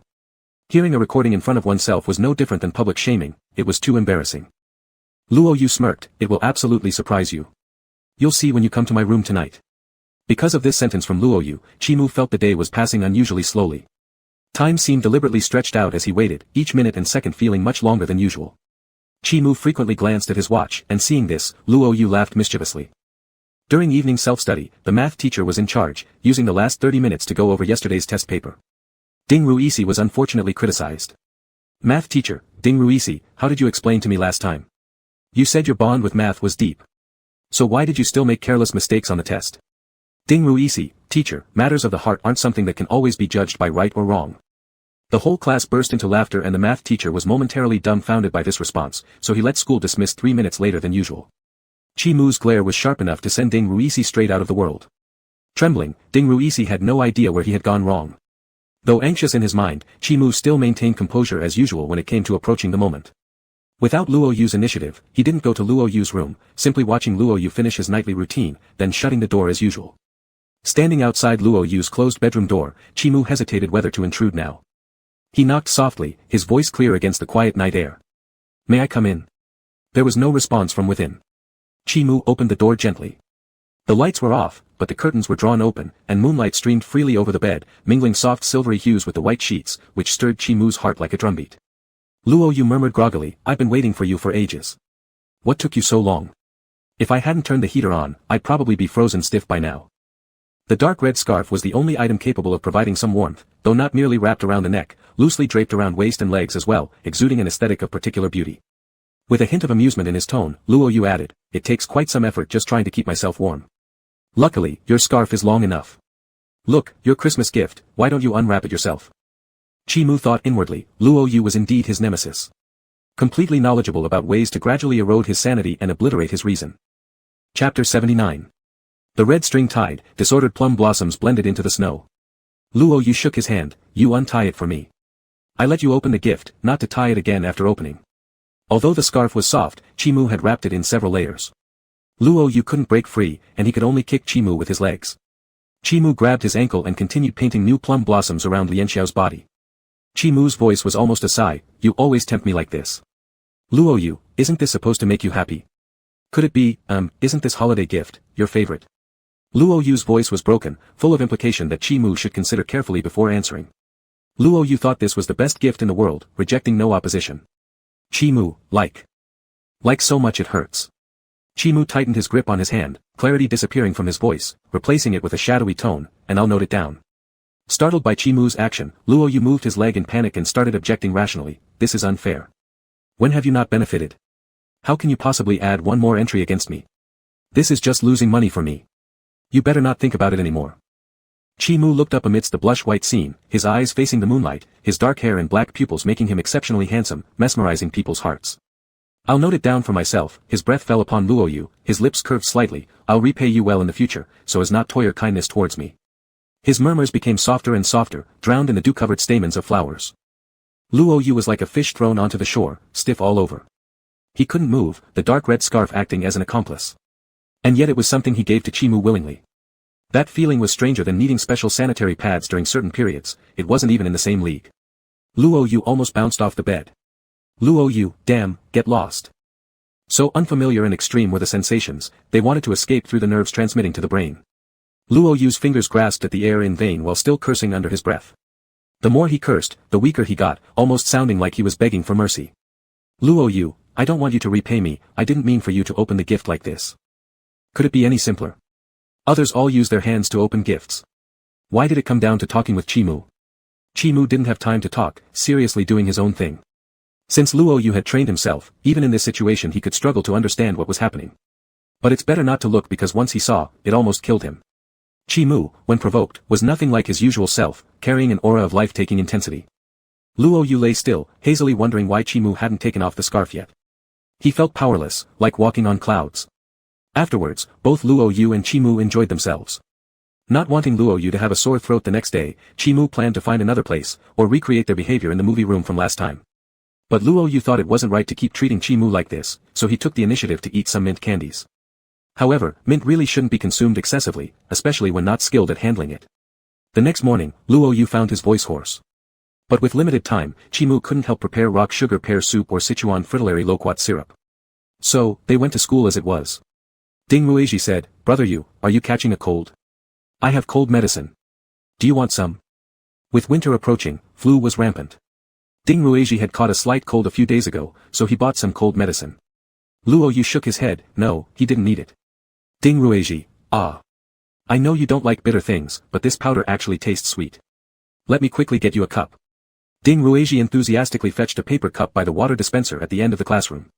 Since Luo Yu had a sore throat and didn't want to speak, he could only silently accept this. Under Ding Rueji's gaze, Luo Yu forcibly drank the cold drink mix, then searched his pockets looking for candy, only to find that he hadn't carried candy for a long time, it was all provided by Chimu. Chimu went to the office to deliver forms and hasn't returned yet. Luo Yu rummaged through his drawer, finding nothing. When Chimu walked in, he saw him bending down searching for something and asked, What are you looking for? Luo Yu's voice was rough, candy. The paper cup on the table still had traces of cold medicine. Chimu understood, taking out a candy from his pocket and placing it in front of Luo Yu. Unfortunately, this one was mint-flavored. Luo Yu stared at Chimu, I don't want a mint-flavored one. He didn't want to eat any more mint candies lately. Even if he did, he wouldn't eat them until they reached his throat like last night, which was an accident. Chimu was too inhuman. Luo Yu even thought that Chimu had room for further growth, just thinking about it gave him goosebumps. Chimu switched to a fruity flavor, which made Luo Yu happier. Ding Rueji didn't know what those young lovers were up to, so he buried himself deeper into studying. After all, Christmas had passed and final exams were coming up soon. This end-of-year exam near the Spring Festival was much more important than the summer's one because it significantly influenced how well one could enjoy the New Year celebrations. Clearly, Luo Yu and Chimu didn't have this concern. Chimu's grades were always steady while Luo Yu didn't need to worry about this at all, as regardless of how he performed, his new year would be spent happily. The reason was simple, his aunts and uncles never dared ask him how he did because he looked too fierce. On New Year's Eve, after evening study ended, Luo Yu held Chimu's hand and walked from the riverhead to the river tail and then back again. When they took their last step back to the riverhead, the countdown for the new year was over, marking the beginning of a new calendar year. Luo Yu exhaled a puff of white breath in the bright moonlit river and wind, waving their intertwined hands toward Chimu. Let's also have a start and finish like this in the new year. Chimu spoke firmly, it's certain. It wasn't until Chimu went home that he discovered someone had called him many times and sent numerous text messages. They were from Chi Han Chao. Chimu blocked that number without responding. But this time, Chi Han Chao seemed especially relentless, calling with a strange number. Chimu pondered for a moment and answered the call. Chi Han Chao's voice was sweet and cloying, why didn't you answer my calls, brother? It's New Year's Eve today. I wanted to wish you a happy new year. Standing by the window, Chimu's tone remained flat, if you hadn't contacted me, I might have been happier. Chi Han Chao said, puzzled, how can you treat me like this, remember what I did before? I've already apologized, and when I entered your house last time, I sincerely expressed my apologies. Chimu reminded him, you illegally intruded into my place. Chimu truly detested this trait where Chi Han Chao assumed that as long as he pouted and apologized, everything could be forgiven. Not everyone indulged and followed his whims. Chi Han Chao retorted, but I am your brother, shouldn't we be the closest people? Chimu replied coldly, no, do you have anything else? If not, I'm hanging up. Chi Han Chao said helplessly, brother, even though I doubted you and blamed you before, I've changed now. Can't you forgive me? My parents' attitudes aren't something I can decide, but I've tried to persuade them. You shouldn't hate me because you dislike them. Luo Yu knocked softly on the door, opening a small crack. He had merely wanted to say goodnight joyfully with his boyfriend but unexpectedly heard such things. Luo Yu pointed to himself, indicating he wanted to take the call. Chi-mu nodded, passing the phone over. Chi Han Chao's incomplete words were rudely interrupted. Do you think you're some kind of prince that others must forgive you once you apologize? If I beat you up and then apologize, will you forgive me? You're nonsense, using blood ties to threaten people. Have you thought about what you've done to your brother, a mere pest? Go suck your parents' blood, leave him alone. Do you really deserve to call him brother? What do you mean you shouldn't be disliked because of your parents? So, you know what different treatment is? One praise, one disdain, look at your comfort level. And you think your behavior is likable? Looking like a spoilt large reptile. You have all your parents' love, and you dare to beg for your brother's affection too. If only you treated your brother nicely, see what you've done in the past, yet you have the face to whine like this? Luo Yu usually refrained from foul language and preferred actions over reasoning, but sometimes against certain people, verbal sparring was necessary. Chi Han Chao was dumbfounded on the other side, suddenly remembering who this person was, the same person who threw him out the door last time. Chi Han Chao's voice trembled with anger. Who the hell are you? This is between me and my brother. Why do you interfere? What gives you the right to stick your nose into our family business? My husband, anything related to your brother concerns me as well. Do I qualify or not? Chi Han Chao, impossible. Aren't you an alpha? I don't believe it. Luo Yu scoffed lightly, whether you believe it or not. Luo Yu hung up the phone, blocked the number, but still coldly huffed, feeling unsatisfied. Chi-mu kissed the corner of his lips gently. Well done. The annoyance Chi-mu had felt during the phone call was completely gone, replaced by clear skies and sunshine. The way Luo Yu handled things sharply and confidently was already enough to make Chi-mu pleased all over. Luo Yu said, people like him deserve a good scolding. But clearly this job isn't suited for you, next time, let me handle it, guaranteeing he'll be driven silent. Chi-mu's eyes twinkled with amusement. Alright. Luo Yu grumbled, calling brother, this and that, it's all nonsense, makes me want to puke. Luo Yu teased him, my brother, sounds nice, doesn't it? Chi-mu kissed Luo Yu's lips softly in response. The cold moonlight bathed the window as frost-like snow covered the ground, passing a long night until winter's morning brought the crisp sun. Apparently, that phone call impacted Chi Han Chao significantly. However, after that, Chi-mu never answered his calls again. On the following day, he came directly to Chi-mu's school, waiting outside the gates. Upon seeing him, Luo Yu frowned coldly. Chi Han Chao's expression similarly indicated he had been deeply shocked. Chi Han Chao, big brother, could you really be? Before he finished, Luo Yu grabbed him and lifted him off the ground. With many classmates around, if what Chi Han Chao had almost shouted out loud, rumors would have undoubtedly spread immediately. Luo Yu dragged him aside where other students were watching overtly or covertly but didn't dare get too close. Though Luo Yu had withdrawn from the school bully stage in the past half-year, legends about him still circulated, retaining a strong deterrent presence. Though Ding Ruizhi didn't know what happened, following Luo Yu's lead, the older brother's actions must have reasons. So, Ding Ruizhi stood by shaking his hands to disperse the onlookers who wanted to watch the commotion. Once they reached a secluded place, Ding Ruizhi guarded the door while Luo Yu finally set down Chi Han Chao, who struggled continuously. Chi-mu gripped Luo Yu's hand, face emotionless. Whether I am or not, what does it matter to you? Chi Han Chao, how can you be a homosexual? It's absolutely impossible. Alphas are so perfect and naturally suitable for omegas. Big brother, with your excellence, you should pair up with a better omega. Luo Yu spoke without courtesy. What type your brother likes is entirely his choice and his freedom, it has nothing to do with you. It's none of your business to give orders here. Chi Han Chao screamed almost, you shut up. Being together with you will only harm my brother. Chi-mu's gaze turned sharp and icy, so cold and merciless that Chi Han Chao flinched, unable to continue speaking. I don't ever want to hear those words again. And between you and me, there is no relation anymore, not in my life. Chi Han Chao sobbed, big brother. Is it because of what he did to you that made you this way? Chi-mu, I'm not your brother anymore, perhaps once before. But starting now, definitely not. Chi Han Chao expressed an almost stubborn look, but you are. That's the blood fact. You cannot change it. He glared at Luo Yu with disdain, absolutely, it's something you've done. My brother wouldn't possibly like you, you're just incompatible. Ding Ruizhi couldn't hold back anymore. Hey, man, with my short temper, when people are meant for each other like a perfect match, who are you, some kind of monster, to object? Luo Yu responded, and we're truly sorry, but in this world, there's no one more suitable for him than me. As everyone knows, omegas cannot mentally attack alphas, but like how alphas can mutually sense and repel each other, omegas can also feel another omega's pheromones and emotions contained within them. Moreover, in very rare cases, some omegas have the ability to suppress another omega. However, only a select few omegas can do so, or even try. Most omegas naturally emit gentle pheromones and struggle to control their mental energy. Only an Omega capable of concentrating their spirit into an aggressive weapon can launch a psychic assault on another Omega, thus delivering a spiritual blow. Unluckily, Luo Yu had been an alpha for 18 years, ever since kindergarten. He picked fights and learned how to use pheromones to suppress others from elementary school. No one understood better than him how to flexibly use mental energy to overpower someone. Luo Yu tore off the scent-blocking patch on his back and released his pheromones. When Chi Han Chao first smelled this scent, he was incredulous. How could someone who looked so much like an alpha actually be an Omega? But before he could express his surprise, he fell into an indescribable fear. It was as if being targeted by a ferocious beast, unstoppable terror rising from the depths of his soul.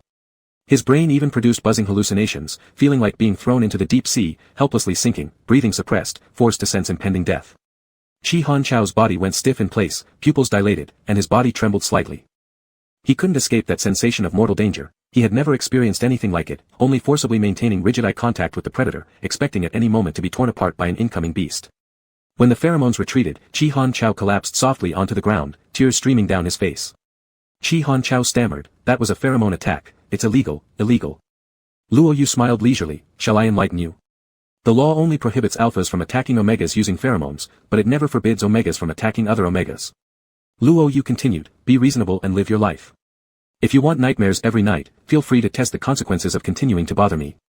Threatening others came naturally to Luo Yu, though he'd never done it to an omega before. Apparently, there was no difference, the effect was the same. Chi Han Chao didn't understand how such a terrifying omega existed in the world, sniffling and running away, not daring to glance back, as if chased by some monstrous beast. Luo Yu clapped his hands, nodding at Chi Mu, "No big deal." Chi Mu tightened his grip on Luo Yu's hand and kissed his fingertips. The meaning behind this gesture was too reverent, making Luo Yu slightly stunned. Not far away, Ding Ruizhi covered his eyes and groaned, "Please, think about the feelings of single dogs like me. I'm still here." Luo Yu replied, "Free dog food, if you don't want it, you don't have to eat." In high spirits, Luo Yu pulled Chi Mu's hand and walked out. Chi Mu attached a new odor-blocking patch on him and clasped his hand tightly. "Ding Ruizhi, was that omega scared by you just now? He probably won't come back, right?" Although Ding Ruizhi didn't fully understand what happened, from Chi Han Chao's words, he knew it was an unpleasant person. "Luo Yu, he probably won't come back. Just now, I let him experience something unforgettable, seeing me will leave a shadow over him." Luo Yu's attack would trigger the most fearsome things buried in Chi Han Chao's heart, amplifying his shadow. It was similar to an alpha's attack but caused only psychological pressure without physical side effects. "Luo Yu, if he doesn't fear me next time we meet, that would mean he has strong mental power. Clearly, he is very weak." Luo Yu's attack went unhindered, proving the other party was merely an unscathed, fragile omega, like a delicately tended flower in a greenhouse. Luo Yu was certain he wouldn't come back a second time. "Ding Ruizhi, worthy of you, I smelled your scent just now. It was quite fragrant, but just felt really intimidating. Actually, you're not much different from before." Luo Yu neither confirmed nor denied it. He thanked his pheromones for their strength. The strict selection process he once faced turned out to still be a powerful weapon for him. No one might have heard that an omega could mark an alpha or damage their brain regions. Although no one saw the process, curious onlookers noticed Luo Yu dragging an omega into an alleyway entrance, and some saw the person crying as they ran out. No one doubted that it wasn't two alphas bullying that omega, but rather, history seemed to repeat itself. Forum users guessed, it was possible that the omega had confessed to either Luo Yu or Chi Mu, and they said something along the lines of, "I'd look past you even if you begged." Although this differed from the truth somewhat, the essence remained unchanged. However, the of this incident on the forum only lasted less than a day, because there was an even more terrifying thing awaiting everyone, the final exams.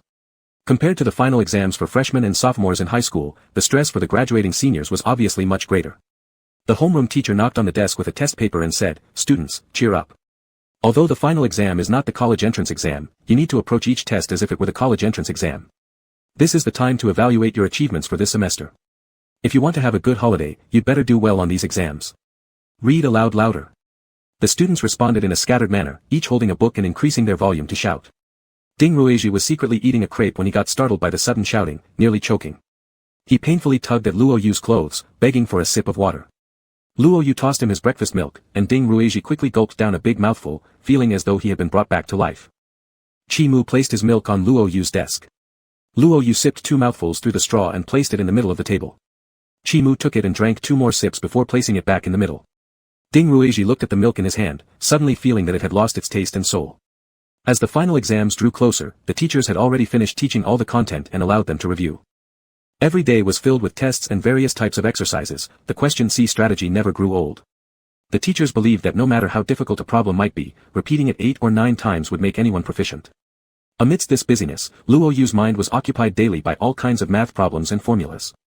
Even when going to sleep in Chi Mu's room, it was always because there were parts of the homework he still didn't understand and needed extra tutoring from his boyfriend. Luo Yu was relatively good at mathematics and physics, also not bad at chemistry, just getting by with Chinese, but particularly struggled with English. With much effort, Chi Mu managed to raise his grades slightly, but what Luo Yu remembered easily faded. Still, Luo Yu persevered and studied until midnight memorizing words. One time, while studying until 1 a.m., it was Chi Mu who noticed the light in Luo Yu's room and made him stop, ordering him to sleep earlier afterward. Ding Ruizhi also discovered Luo Yu's recent efforts in English and saw Luo Yu reviewing vocabulary after school one day. Surprisingly, Ding Ruizhi noted. "You go, these aren't the vocabulary we're tested on now, so there's no need for you to push yourself so hard." Luo Yu shook his head. "It's not because of the exam. I recently came across a physics thesis, but it's entirely in English, so I'm trying it out myself." Ding Ruizhi, "Physics again? I might not feel its charm yet, but I think chemistry is more interesting since you can perform experiments." Luo Yu, "When you get deeper into physics, you'll find its allure." The love for this subject shone clearly on Luo Yu's face. To him, physics truly was a very magical field, whether it's the smallest or largest things, they all fell under the scope of physics. Ding Ruizhi saw Chi Mu returning from the office, his eyes twinkling mischievously. "Then, you go, do you think physics is more charming or Chi Go is?" Luo Yu, without looking up, tidied his stuff. "How can you compare these two? They are totally different." Ding Ruizhi, "I'm just asking. But if you must choose." Luo Yu, "Then it's definitely Chi Mu. I could stop studying physics, but I couldn't leave him." Luo Yu thought Ding Ruizhi must be starving for dog food to ask such a provocative question. At that moment, a shadow fell over him. He looked up and received a gentle kiss. All the classmates had left, including Tang Yu and Wei Ku. As the sole witness of his self-inflicted torment, Ding Ruizhi couldn't help but knock on the door. "Teacher's coming." Instinctively, Luo Yu and Chi Mu separated. 3 seconds later, Luo Yu's voice rang through the classroom. "Ding Ruizhi. Do you want a beating?" Chapter 80. On the day of the final exam, snowflakes began to fall gently. At first, they were tiny sleet particles that quietly landed on people's shoulders, resembling raindrops. Some larger ones stood out more distinctly. Luo Yu and Chi Mu happened to enter the classroom early that day, avoiding getting a full-body sprinkle of sleet. They only learned it was snowing when a classmate near the window started shouting. This occurrence could be considered both curious and not so much. Shi River is in the southern part of China with a tropical monsoon climate, so snowfall is rare. The last snow in Luo Yu's memory might have been a few years ago. He went over to the window to look, stretching out his hand trying to catch some small sleet particles, then stuck them on Chi Mu's nape. Chi Mu shivered from the sudden icy chill. Luo Yu grinned mischievously at his success, behaving rather immaturely. Chi Mu gave him a helpless glance, peeled a candy for him, and popped it into his mouth. All the windows in the classroom were covered with a layer of mist. Some students were scribbling on them, writing, "Good luck on the exam." Luo Yu wrote Chi Mu's name on one of the windows. However, he couldn't write too finely, or the marks would blur together, creating large patches of blankness. Chi's name had many strokes and occupied a vast area. Failing to write it successfully, Luo Yu decided to smudge the entire section and left only the character, Chi. Ding Ruizhi exclaimed, "Hey! Brother Yu, why did you erase everything? My masterpiece drawing just got obliterated by your hands." Luo Yu grabbed his pen case and threw it at him, glaring at him, "Stop being disgusting." He wiped his hand on Chi Mu's school uniform and sat back in his chair as if nothing had happened. Chi Mu's mild obsession with cleanliness had long vanished in front of Luo Yu since they've exchanged practically everything. There was no concern about Luo Yu wiping things on him anymore. The homeroom teacher wrote down the exam time and subjects on the blackboard, reminding everyone to bring black neutral pens and 2B pencils for the multiple choice sections. Again, the teacher warned them not to miss or mistakenly mark the answer sheet and sent them off to their respective exam rooms. Chi Mu and Luo Yu were still in the same examination room. Chi Mu sat steadily at the 0-1 position by the door, and Luo Yu sat to his left. Luo Yu usually maintained a pretty relaxed attitude towards exams, never worrying or fretting about bad results. Thus, he proceeded with a particularly calm demeanor while answering the questions. In the morning, they had only one Chinese language test. After finishing his composition, Luo Yu put down his pen, checked through his paper once, and began idly playing with his pen, glancing over at Chi Mu occasionally. Chi Mu always maintained an upright posture, regardless of the situation.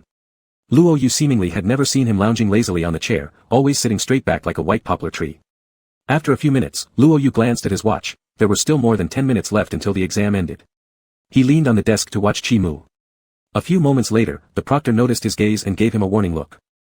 "Only 5 minutes left until the end of the exam, everyone, quickly finish marking your answer sheets. Don't be looking around."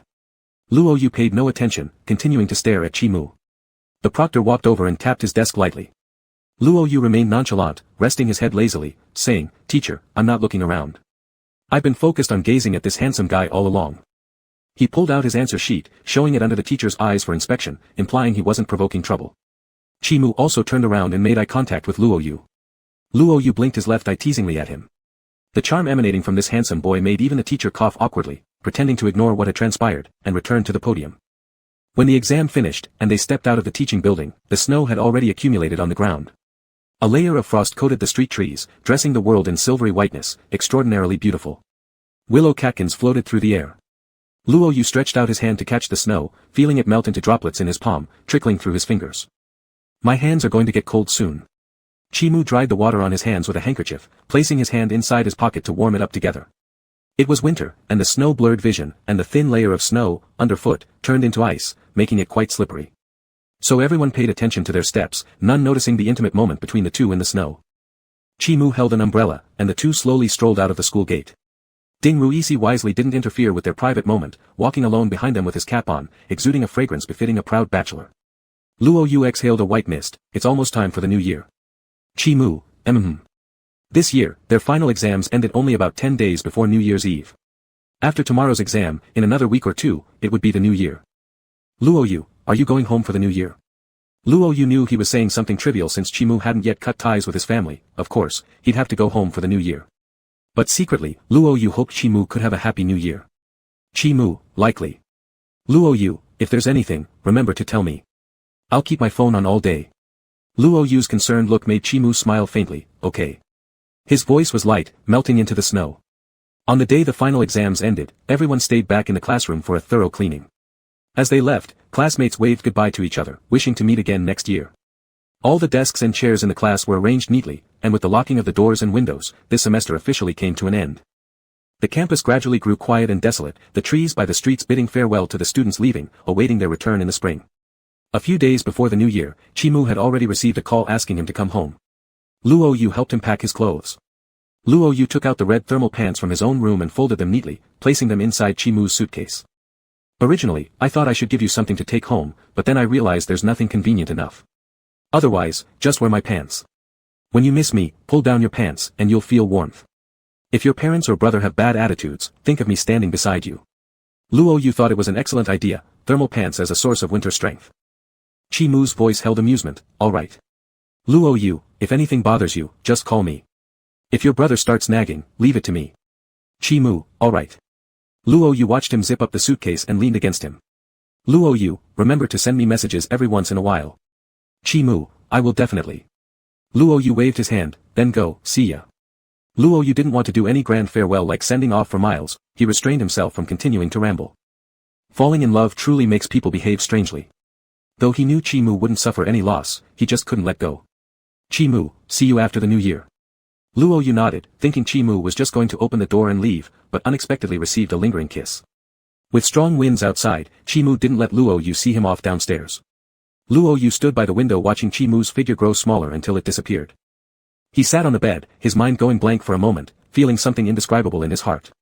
Though they spent the whole day together, there wasn't much to think about, but after they separated, he realized he really missed him.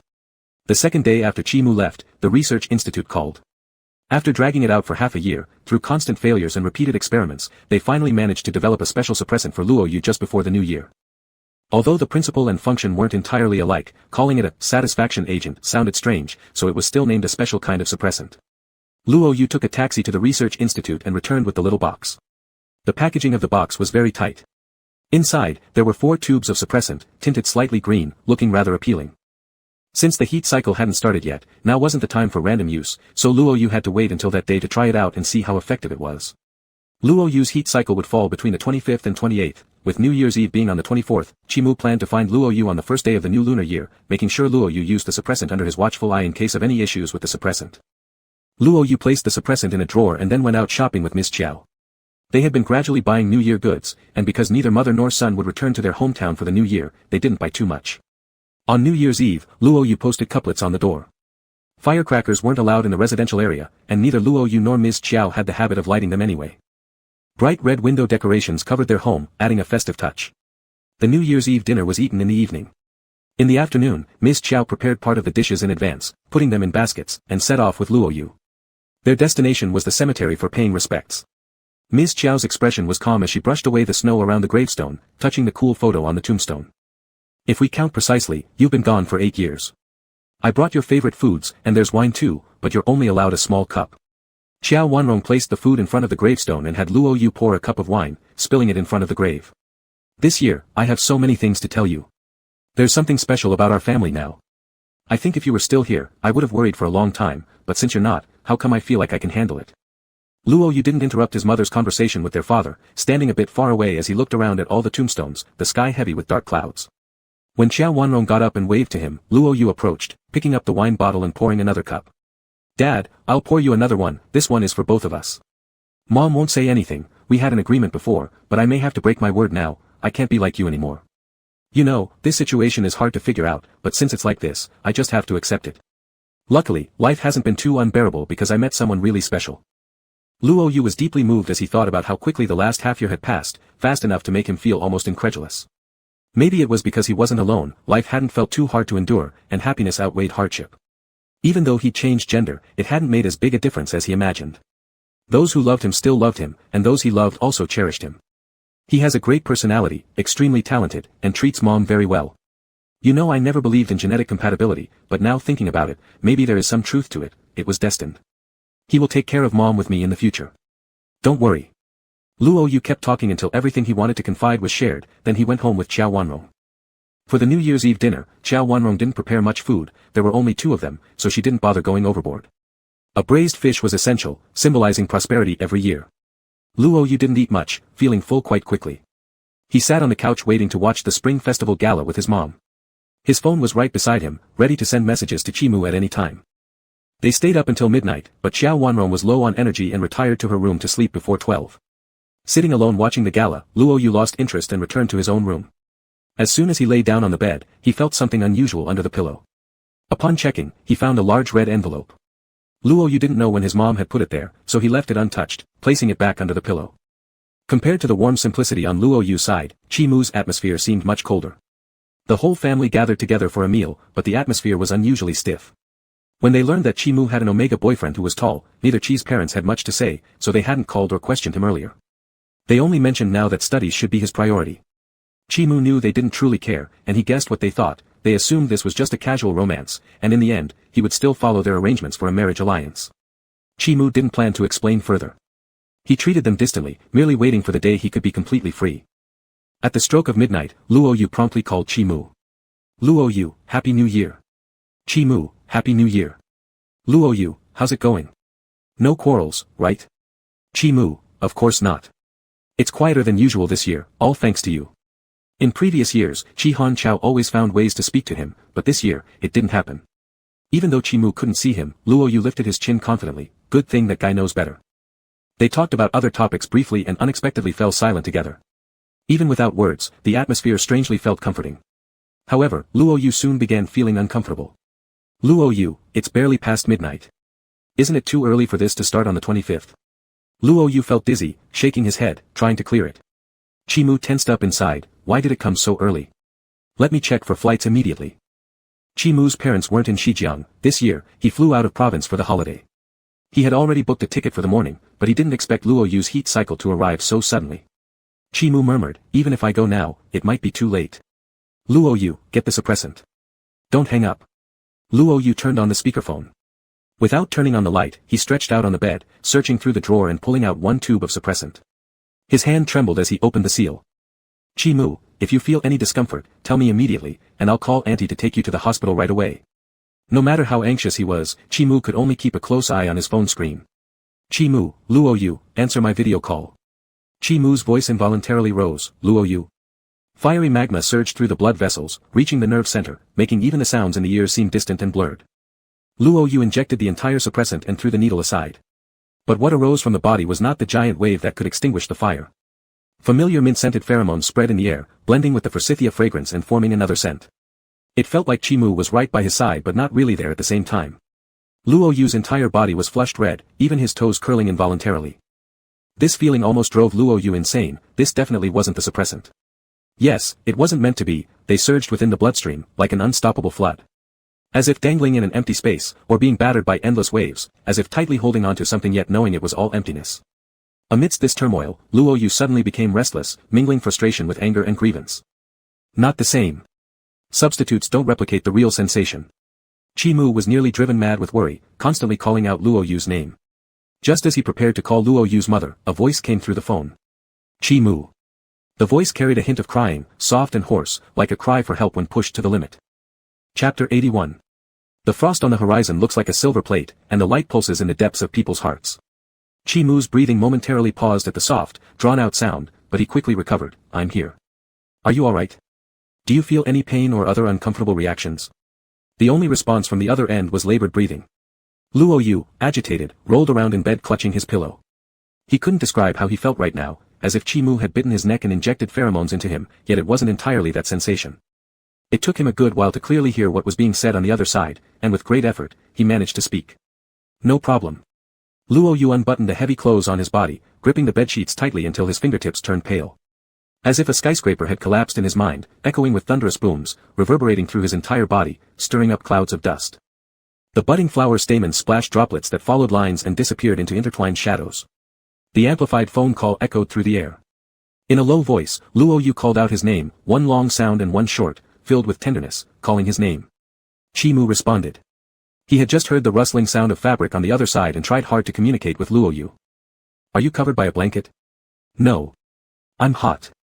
Luo Yu's black hair clung to his forehead due to sweat, his consciousness hazy, answering whatever came to mind. But you'll catch a cold this way. Would you cover yourself with a blanket? Chi Mu's voice carried a hint of coaxing. A fully awake Luo Yu would have probably told him to shut up and just let himself be covered alone, but since Luo Yu was now under the influence of the drug, he was in a state where soothing calmed him. No. Luo Yu kicked his legs restlessly, his eyes moistened with water, exuding an unusual allure not seen in everyday times. Not at all. I feel terrible. Luo Yu sniffled, his body involuntarily trembling slightly. Moonlight shone inside the room, dancing across the young man's body. Inhibitors only targeted uncontrollable pheromones and were not responsible for relieving other bodily reactions. And Luo Yu's inhibitors were rather special, equivalent to injecting artificial, perfectly matched pheromones which only intensified the bodily reaction and offered no reprieve. But Luo Yu still didn't understand clearly, his brain foggy, instinctively feeling uneasy. Where does it hurt? Chi Mu's voice sounded low and hoarse. The voice transmitted through a far-off machine carried a transformed tenderness. How come you're not by my side? It would be better if you were near me. I am here. Whenever you want me, I'll be there. Dark currents swirled in Chi Mu's eyes, his Adam's apple moving up and down, wishing he could instantly be before Luo Yu. His voice unintentionally coaxed, from now on, your right hand is my hand, be good. Clouds in the sky concealed the bright moon. Even righteous gentlemen discard their tranquility for beauty of the heart, breaking a branch of forsythia, plunging into waves of emotion.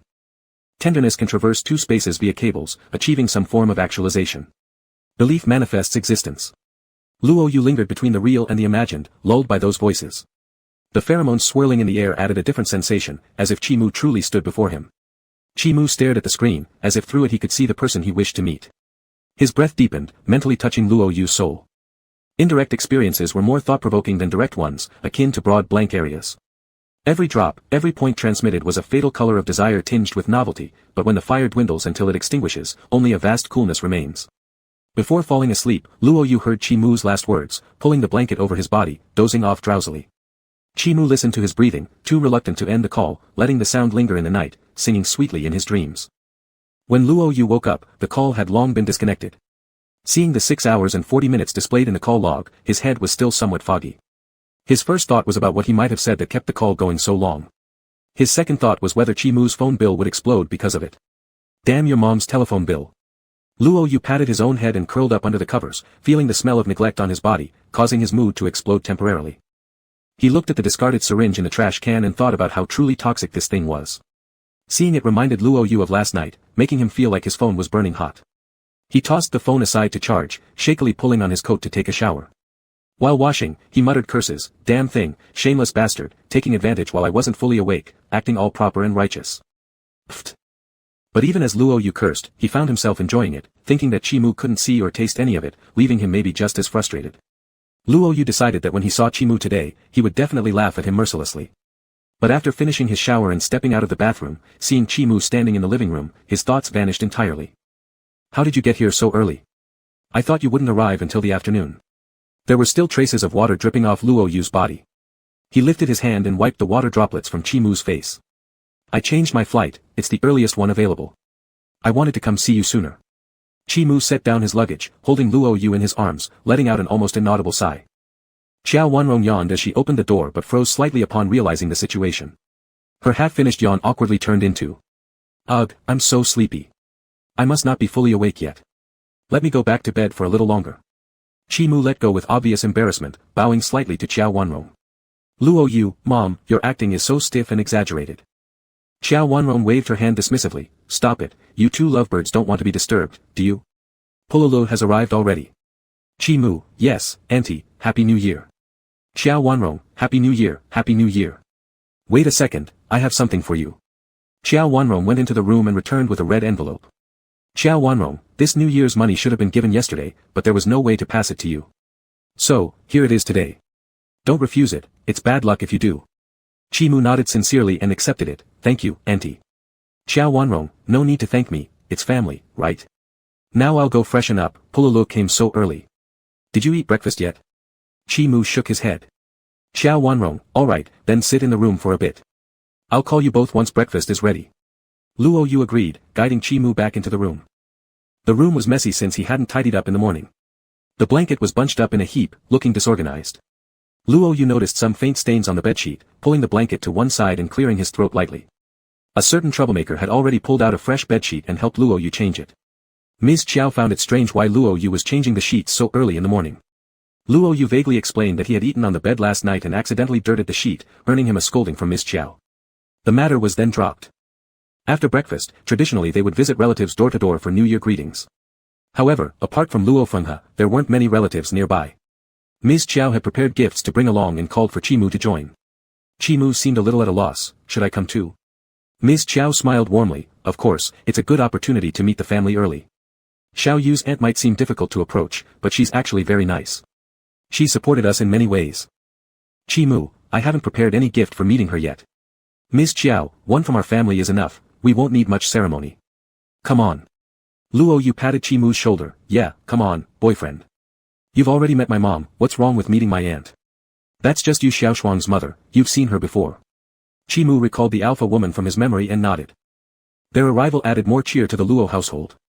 Yu Xiaoshuang's stepmother appeared well rested and served them some snacks. Luo Fenghe listened quietly while being updated on the changes in Luo Yu's life and Chi Mu's relationship with him. With piercing eyes like a hawk's, she inspected Chi Mu thoroughly from top to bottom. Luo Fenghe stood up. "Follow me." A puzzled Luo Yu glanced at her and then Chi Mu, watching Chi Mu follow Luo Fenghe onto the balcony. He wanted to say something but was stopped by a touch from his mom. Yu Xiaoshuang lazily cracked open some sunflower seeds beside them. "Relax big bro, my mom won't eat your boyfriend." Luo Yu raised an eyebrow, feeling confident now, teasing your older brother. Yu Xiaoshuang quickly handed over the sunflower seeds. "Sorry. Here, please have some seeds." Yu Xiaoshuang's stepmom was still in shock from the earlier events, sneakily observing Luo Yu.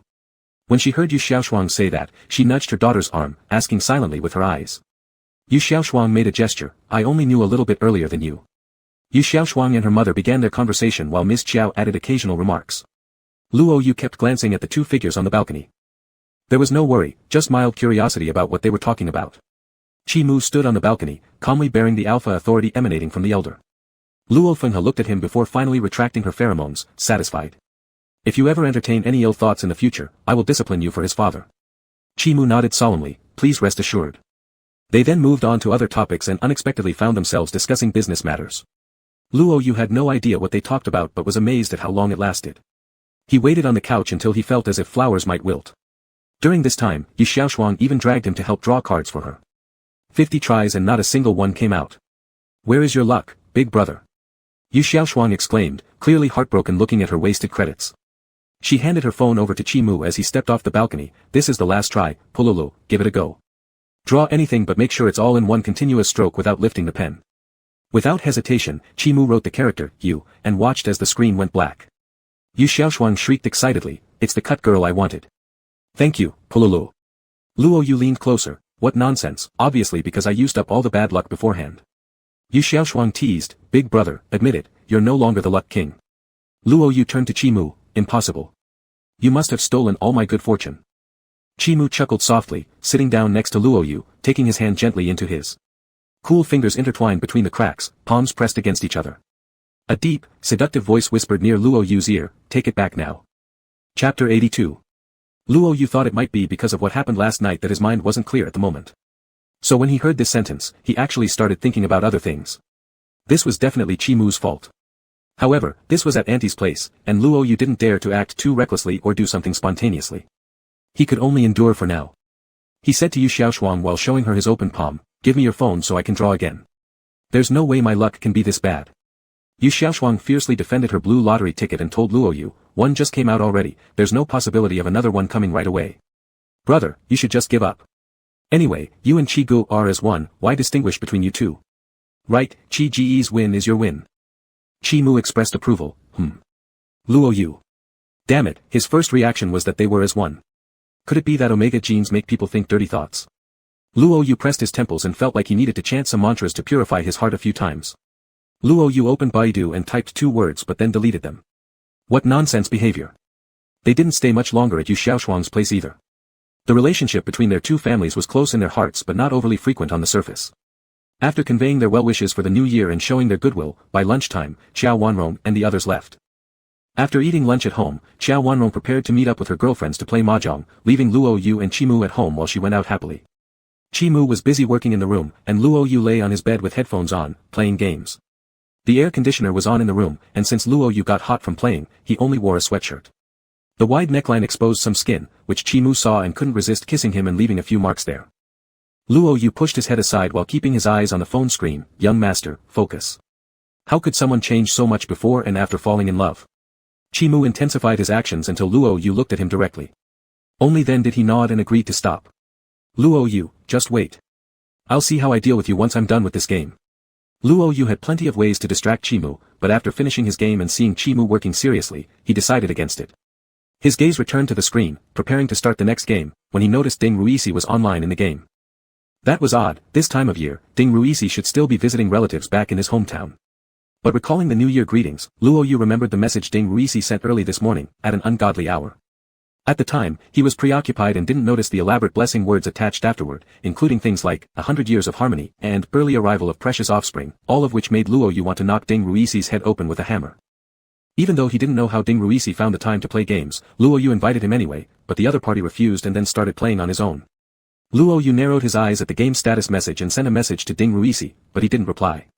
This wasn't like Ding Ruisi at all.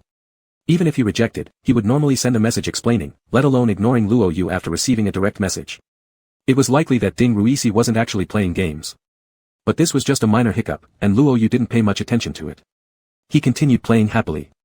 It wasn't until late at night that Ding Ruisi replied, saying that someone else played his account during the day. And so, Luo Yu completely forgot about the incident. Winter vacation lasted less than a month. Time seemed both slow and fast. After the new year passed, life resumed its normal pace. Luo Yu didn't go out to play often. In previous years, he would go to internet cafes to play games or visit basketball courts to play ball, but this year, his physical constitution had changed. Seeing the howling cold winds outside, he didn't even want to step out of the house. Instead, he preferred staying at home to play games or do homework. In previous years, Luo Yu rarely took winter vacation homework seriously. Aside from finishing physics and math problems, he worked on other subjects quite loosely, sometimes having Ding Ruisi write some of it for him. But this year was different. With Qi Mu beside him, Luo Yu felt embarrassed to not take studying seriously. What could he do? Who made his boyfriend so extraordinary? He had to keep putting in efforts to improve himself, striving not to be too far behind. Focusing on finishing the mathematics, physics, and chemistry parts first, Luo Yu completed the parts of Chinese with fewer written tasks and moved on to tackle English. Due to the relentless memorization before, his English scores actually improved a lot, though he would occasionally forget things, so he had to keep consolidating. Besides doing the exercises in the textbook, Chimu also required him to practice spoken English. If he slacked off even for a day, he wouldn't get his daily candy. For Luo Yu, who had a sweet tooth, it was no less than a form of torture. Luo Yu used to dislike being controlled, and when he didn't want to listen, he simply wouldn't. But falling in love was like being cursed by a spell that tamed his old temperament. Under Qi Mu's guidance, Luo Yu didn't find it annoying, instead, he felt a strange sense of sweetness. Luo Yu couldn't help but let out a sound of disbelief and shook off the goosebumps. The end of winter vacation felt like turning the page of a book with ease. A new semester arrived, and familiar classmates sat in familiar classrooms, yet their faces carried unfamiliar anticipation and nervousness. Now it was already the second half of Senior 3. After this semester, a turning point in life would come. With a fresh year and a new semester, there were new atmospheres and goals. The homeroom teacher's first assignment was to have everyone think about their ideal university and write it down on a piece of paper to be submitted. The teacher would print them out and post them on the wall outside the classroom. Every student passing by could see their goals, motivating them not to slack off as they strive toward their own objectives and dreams. Compared to Luo Yu's uncertainty, Ding Ruixi's goal was much clearer. He planned to apply to the Capital Foreign Studies University, which had always been his dream institution. Looking at the blank sheet of paper, Luo Yu considered which university he liked more. Turning his head, he saw that Chimu had already written down the name of a prestigious university located in the capital. Luo Yu knew himself well. If he continued to perform stably at his current level, he could attend a very good school. However, it still fell somewhat short of the university Chimu had chosen. Even though writing one's ideal university now did not represent future decisions, Luo Yu carefully weighed his options and finally wrote down the names of those universities. That school was famous domestically and ranked in the top 10. It produced many talents in physics research, and its annual admission score line was something Luo Yu was confident about. Ding Ruixi leaned over to see what they had written and then expressed surprise. Brother Yu, aren't you two planning to go to the same place? The city where Luo Yu intended to apply was a certain distance away from the capital, far from being nearby. Ding Ruixi assumed that the two of them would certainly apply to schools in the same place, so when he saw them applying to schools in different cities, he couldn't help but feel curious. Luo Yu placed the note on the table of the group leader who was responsible for collecting these, saying, "Let's see later, this isn't necessarily the final choice." Though he was responding to Ding Ruixi, his gaze rested on Chimu. Previously, he had discussed it with Chimu. Chimu gave a suggestion, planning several good universities for him, but Luo Yu hadn't made up his mind until today. Even though they were in the midst of passionate romance, both Luo Yu and Chimu had an unspoken understanding. Neither suggested or requested that the two of them should apply to universities in the same city but rather chose the options they had the most confidence in and that were most advantageous. Ding Ruixi scratched his head. "Then what will you do, brother Yu?" "Luo Yu, the suppressant has been developed." Ding Ruixi looked at Chimu. "Will you let him go, brother Chi?" Chimu looked at Luo Yu with pursed lips. "No." Ding Ruixi, "Then how?" Ding Ruixi's words were cut off prematurely by the bell signaling the start of self-study class. After evening study ended, Luo Yu and Chimu silently walked home together. Chimu didn't return to his room but followed Luo Yu to his room instead. Luo Yu patted his bed, inviting Chimu to climb up. Together, they gazed out the window at the crescent-shaped moon. Luo Yu joked, "Suddenly feel like we should grab some beer." "Chimu, it's still cold outside. How about some hot water instead?" Luo Yu put his feet on Chimu, casually flopping back onto the bed. "Don't you know how to set the mood?" Chimu held his ankle gently, softly caressing it without replying. In the silence, Luo Yu spoke again. "In fact, that's the outcome I expected. If nothing unexpected happens, it'll likely be my final choice." Chimu's hand involuntarily tightened. His voice was low and deep. "I know, perhaps I can." "You can't," Luo Yu interrupted him, sitting up. Due to the position being inconvenient, he ended up straddling Chimu instead. "Don't think I don't know what you're thinking. There's no need for that. If both Chimu and Luo Yu were admitted to the same university, it would be relatively easy to get in, but when it came to the overall ranking between these universities, which one was better needed no words to describe." Chimu hugged Luo Yu's waist tightly, silently listening to his heartbeat. In a relationship, omegas tend to immerse themselves fully, hoping to always stay by their alpha's side. But Luo Yu was definitely an exception. Having been an alpha for almost 18 years, Luo Yu's way of thinking had already become rather fixed. In this regard, he didn't feel the necessity for them to be glued together all the time. Though reluctant to part, reluctance alone couldn't serve as a reason for them to agree on staying together every second, naturally. Luo Yu did hope he could overperform to attend the same university as Chimu, but based on reality, they needed a more practical plan just in case. Luo Yu suddenly became curious. "What would you have done if you hadn't been with me?" Chimu replied quietly, "I probably would have studied abroad." Chimu's mood remained downcast.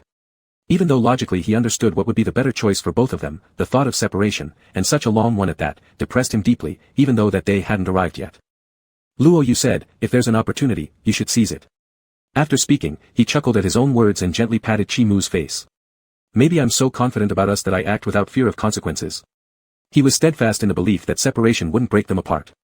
A mischievous smile appeared on Luo Yu's face suddenly. "I've thought about it. You should apply for the same school as me anyway. Otherwise, always making phone calls would make you feel terrible, can't see or taste anything, right? Sounds miserable, doesn't it?" Of course, those words were spoken in jest. Luo Yu thought, perhaps this is how it feels to like someone, right? Wishing him to remain as the prodigy under heaven, unshaken and not falling from grace. Chapter 83. Early March, the countdown to 100 days. That panel was stuck on the left side of the blackboard at the front of the class, very conspicuous. Every morning, the hygiene committee member would change the sign as a reminder for students that there was one less day. The atmosphere unconsciously became anxious, and every day was spent studying and nothing else. Teachers often motivated them by showing them videos from Lawn Middle School. Lawn Middle School had surveillance everywhere. All the dynamics of the students were under the watchful eyes of the teachers. Just looking at the screen made people feel an oppressive pressure. Compared to them, She River No. 1 Middle School actually had a more humane learning environment and was more relaxed, at least without omnipresent monitoring. Although teachers would occasionally show up at the door or window, sometimes peering through the small window. In March, Luo Yu's 19th birthday arrived as scheduled. Luo Yu looked at the cake bought by Ms. Chiao and felt infinitely sorrowful inside. On this day last year, he was still an alpha. On that day, he saved Shui Han in an alley, and on that same day, his gender reversed. After a year, many things had changed unconsciously. The biggest change was probably being together with Chi Mu. Luo Yu glanced at Chi Mu and said, "If I knew a year ago that we'd be together, I definitely wouldn't believe it." Chi Mu, one can speculate. If 18-year-old Luo Yu received a call from his 19-year-old self, telling him that he would be with Chi Mu, the 18-year-old Luo Yu would surely have cursed on the spot and become even more annoyed with Chi Mu. "Luo Yu, what about you?" Chi Mu hesitated. "I might gladly accept." If 18-year-old Chi Mu was told that he would be with Luo Yu, he should have been very happy. Knowing that there would be someone shining brightly, destined to be his. In previous birthdays, Luo Yu always celebrated outside, but this time he celebrated at home. There weren't many people. Luo Yu only invited Ding Ruisi, Yu Xiaoshuang, and Dong Dong, while Chi Mu invited Tang Yu and Wei Ku. Dong Dong had known about Luo Yu's situation since the winter break and had been treating Luo Yu carefully for a while, speaking softly. Eventually, Luo Yu beat him up in the martial arts hall, which allowed Dong Dong to return to normal. Everyone sat noisily at a table, and Ms. Chiao told them not to just eat vegetables, leaving some room for cake. When singing the birthday song, Luo Yu refused the childish crown and stared at the flickering candles on the cake. Around him, everyone sang the "Happy Birthday" song, out of tune and uncoordinated, but the most melodious voice came from Chi Mu nearby. With pleasure, Luo Yu closed his eyes and made a wish. If wishes could come true, he hoped that Ms. Chiao would stay healthy, Chi Mu would have everything go smoothly, Ding Ruisi would get beaten less, Yu Xiaoshuang would receive more love, and Dong Dong would strengthen the martial arts hall.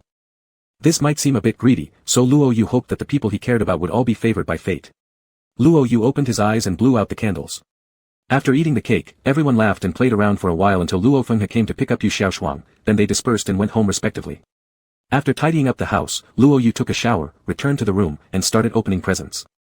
Everyone's gifts were there except for Chi Mu's. Last year, Chi Mu gave Luo Yu an expensive mechanical watch for his birthday.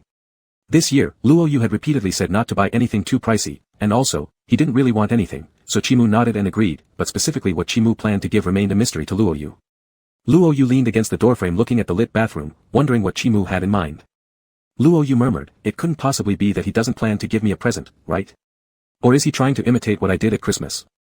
If Chi Mu tied himself up and presented himself as a gift, that image seemed funny no matter how you thought about it. No matter how much Luo Yu speculated, he couldn't figure out what kind of present Chi Mu would give him, so he simply laid down and waited for Chi Mu to come over. Just as Luo Yu began to doze off, the room door opened. Supporting his head, Luo Yu smiled at him. "Did you come to give me my birthday present?" Chi Mu, Luo Yu noticed that Chi Mu had something behind his back and looked curiously. "What is it?" "Chi Mu, extend your hand."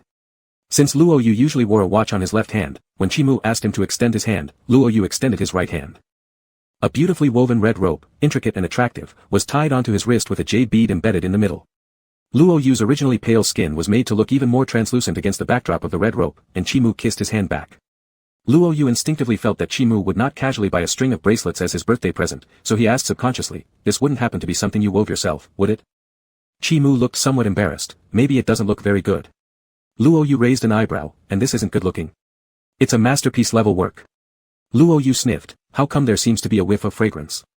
It wasn't an ordinary scent, but something Luo Yu couldn't put a name to. "Chi Mu, it might be sandalwood, it was placed in the temple for a few days." Chi Mu's usually cold eyes turned kinder. "I don't know if you believe it, but if there are really gods in the world, I hope they can truly protect you." Luo Yu rubbed against his cheek. "I absolutely love this birthday gift." The sentiment behind it transcended specific value. Sometimes Luo Yu thought Chi Mu had already given him so much, but unexpectedly, Chi Mu always managed to give him even more.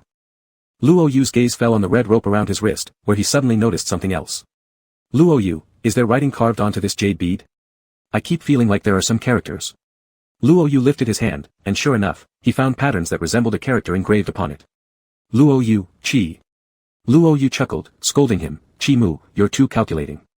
Is this a dog leash for me or what?" To make it so subtle and not to mention it actively until now, Chi Mu waited for him to discover it on his own. Seeing his little trick uncovered, Chimu admitted it quite naturally. Chimu solemnly said, I hope it deters some people who still have manners and shame. Luo Yu crawled on top of him and nibbled at his ear. Are you looking forward to the end of the college entrance exam right now? Luo Yu, you giving me this mark, huh? The warm breath brushing over his earlobe made Chimu's ears turn completely red, his throat dry, yes. In every moment that Luo Yu teased him, Chimu wanted to leave a mark that belonged exclusively to himself on Luo Yu's body, leaving traces, not just physically but psychologically as well, making everyone immediately understand that he belonged to someone. Luo Yu trembled with laughter. Why do I find you so cute when you act like this? Cuteness didn't seem to align with Chimu, but Luo Yu genuinely found Chimu adorable beyond compare at that moment. Chimu, there's actually another one, I want you to help me wear it. Chimu took another bracelet out from his pocket and placed it before Luo Yu. Luo Yu, why is your one black? Chimu, I ran out of the red thread after I finished yours. Weaving it was actually very labor-intensive. Chimu spent nearly a week learning how to do it, and once he finished weaving Luo Yu's bracelet, he realized there wasn't any red thread left. Luo Yu, does this one also have words carved on it? Let me take a look. Luo Yu squinted and, sure enough, saw something. Hey, why does mine say, Chi, and yours says, Yu instead of Lu? Chimu, because, Chi-Yu form a pair. Intertwined, inseparable. Luo Yu helped Chimu put the same style bracelet on his other wrist, then reflected for a moment and said, that's true. In the very beginning, weren't we like that? I'm the fish who would die without water, but you were different, you'd survive without me. Chimu, no, it's different. Without you, it's different. Luo Yu laughed playfully, don't get nervous, I meant back in the beginning. Now, you've already been labeled by me, so you'd better not consider raising any other fish. Luo Yu pulled Chimu along, letting them both fall backward onto the bed together. He patted the bed, handsome guy, wanna sleep together? It was purely about sleeping. The next day, at school, Ding Ruisi caught sight of the matching bracelets on Luo Yu and Chimu's wrists and clasped his chest in heartache. Ding Ruisi recited a line of poetry with a heavy sigh, once the yellow crane has flown away, it will never return, for thousands of years the clouds drift aimlessly. Luo Yu, is there anything wrong with you? Ding Ruisi raised his hand higher, I am only mourning our past beautiful years, so pure, so fragrant. Luo Yu corrected him, it's me who's fragrant. Have you not been talking about love enough? Before Ding Ruisi could respond, the homeroom teacher walked in. Ji Ruisi, what are you doing, raising your hand so high? Ding Ruisi immediately became serious, teacher, I'm reciting poetry to express my grand and sorrowful feelings. The downfall of the 6 states was due to themselves, not Qin. The extermination of the Qin dynasty was due to Qin itself, not the world. Ding Ruisi recited the Fu on Afang Palace, with rhythm, causing the teacher's eyes to twitch. In the second half of Senior 3, there wasn't much new knowledge to be learned, more time was spent on consolidating and reviewing. As Ding Ruisi recited texts from memory, Luo Yu also flipped open his book. The days were counting down one by one, moving from winter into spring as the weather gradually warmed up. But during this transition between cold and heat, it was a prime time for colds to spread. No one knew whether it was due to excessive academic pressure or physical discomfort, but already many students in the 3rd year had fallen ill, with one severely feverish student even collapsing in the classroom. This caused the school administration to take notice. Though studying was important, so was the physical well-being of the students. After all, without good health, how could they focus on their studies? Thus, each class was specially granted a physical education session to exercise in the indoor gymnasium. For those who didn't want to participate, they were allowed to stay back in the classroom and study instead. Class 1, Class 3, and Class 5 shared a PE period together, with roughly 2/3 of the students from each class showing up. Luo Yu had opted to go, or rather, nearly all the alphas from the 3 classes chose to attend. They gathered together to arrange a basketball match, eager to loosen their bodies and relax their minds. Ding Ruisi suggested, since we're just a small group here, there's no need to divide by class. Brother Yu, why don't you and Brother Chi play against each other? A team-up would just make it too easy. Luo Yu raised an eyebrow, glancing toward Chimu. Alright, but can you play basketball, Chimu? I wouldn't want to bully you. Chimu grabbed the ball, remaining modest as always. I'm decent at it. Luo Yu whistled, his expression arrogant with a touch of challenge in his eyes. Then let's see what you've got. Just don't embarrass yourself too badly. The physical education teacher acted as referee, while Luo Yu was chosen as the tip-off player for his side. Across from him stood Chimu. Students who had previously been scattered around found their way to the bleachers, watching as these two handsome rivals faced off. The referee blew the whistle and tossed the ball. Luo Yu leapt, seizing it first. With a smirk, Luo Yu exchanged glances with Chimu. Given the limited duration of the PE session, no halves were divided, whichever team scored 9 points first would win. Vigorous figures of young men darted back and forth on the court, with occasional bursts of cheers from the audience raising the energy to its peak. Chimu's basketball skills turned out to be impressive, and his coordination with teammates surpassed that of Luo Yu's group, resulting in the scores being tied neck and neck. Luo Yu dribbled past opponents with a feint, preparing to show off when he was intercepted by Chi-Mu, losing possession of the ball in the blink of an eye. Chi-Mu made a shot, while Luo Yu kept his eyes firmly on the ball. If it didn't go in, his team still stood a chance. However, Luo Yu failed to block it, and the ball swished through the hoop. The physical education teacher blew his whistle, signaling the end of the match. Though drenched in sweat, Luo Yu showed no frustration over losing, giving Chi-Mu a fist bump. Not bad. You actually blocked my shot. As Luo Yu smiled, his expression suddenly changed. Today was the 27th. With too many alphas present, he could faintly smell mixed pheromones in the air. Without time to say much, Luo Yu quickly pulled Chi-Mu toward the changing room. The others took a few steps after them but were stopped by Ding Ruisi and Tang Yu. Hey, are you not going to check? Are they about to fight? They shouldn't. Haven't they become friends already? Who knows? Maybe after the game, they got heated up. The chatter among the crowd grew louder, and the physical education teacher started to move towards them. Ding Ruisi hastily laughed and stopped him. Teacher, it's fine. This is their unique way of communication, they won't fight. I guarantee it. And if I'm lying, may I go impotent. His last words rang loudly across the basketball hall. Chapter 84. The physical education teacher was stunned by the last sentence, and all the students were shocked. Ding Rui thought bitterly in his heart. He was having a tough time. He had already guessed what had happened with Luo Yu earlier, and he knew things must be extremely urgent inside now. If the teacher or classmates found out, it would be like opening a Pandora's box.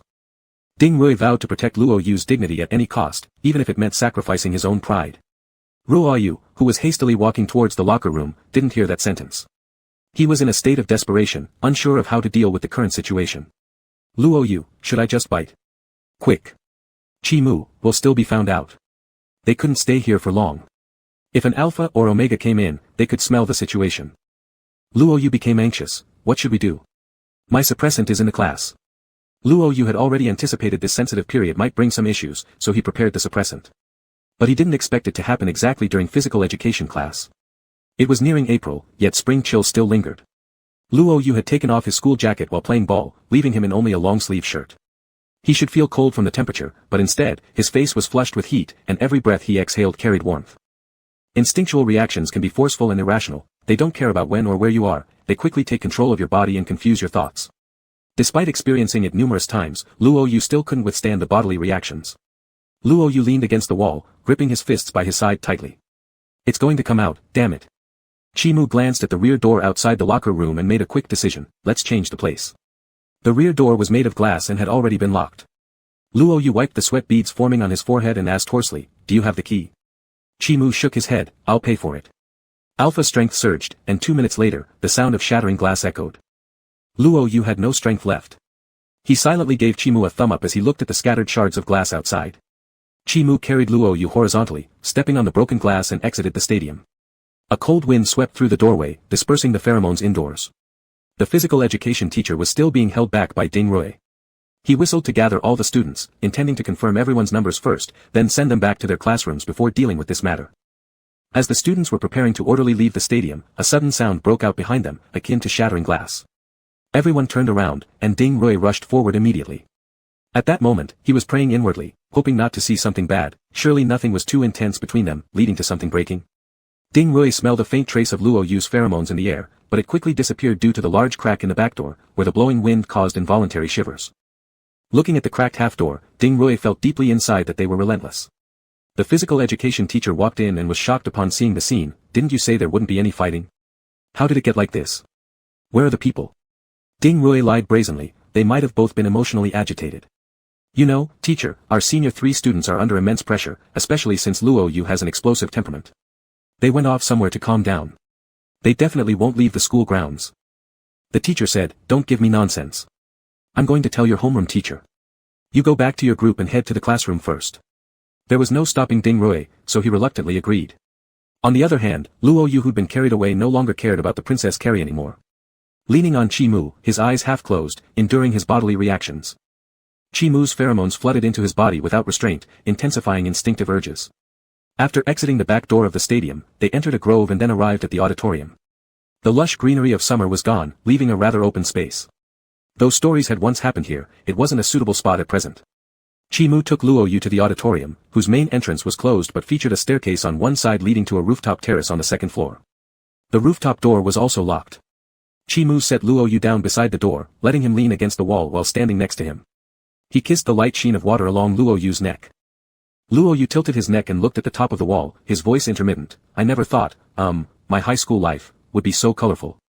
This colorful life was actually something he didn't desire, but the pheromones made no sense. They set ablaze a fierce fire in him, unfolding love and passion right before his eyes. It was the period between March and April, just when forsythia flowers were in bloom. Forsythias thrive in warm and humid conditions, but drainage must be carefully managed. Clearly, there was too much water now, and Chi-Mu only needed to reach out to get his palm soaked. Chi-Mu was doing the work of guiding it away, while quiet gurgling sounds filled this small space. Luo Yu buried his face into Chi-Mu's neck, leaving an imprint on the side. His spine arched like a crescent moon, as if drawn tight like a bowstring.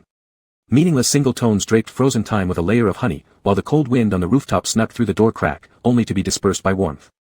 Luo Yu's uniform pants hung loosely enough to expose a pair of white, full thighs that rippled like water when touched by Chi-Mu's hand.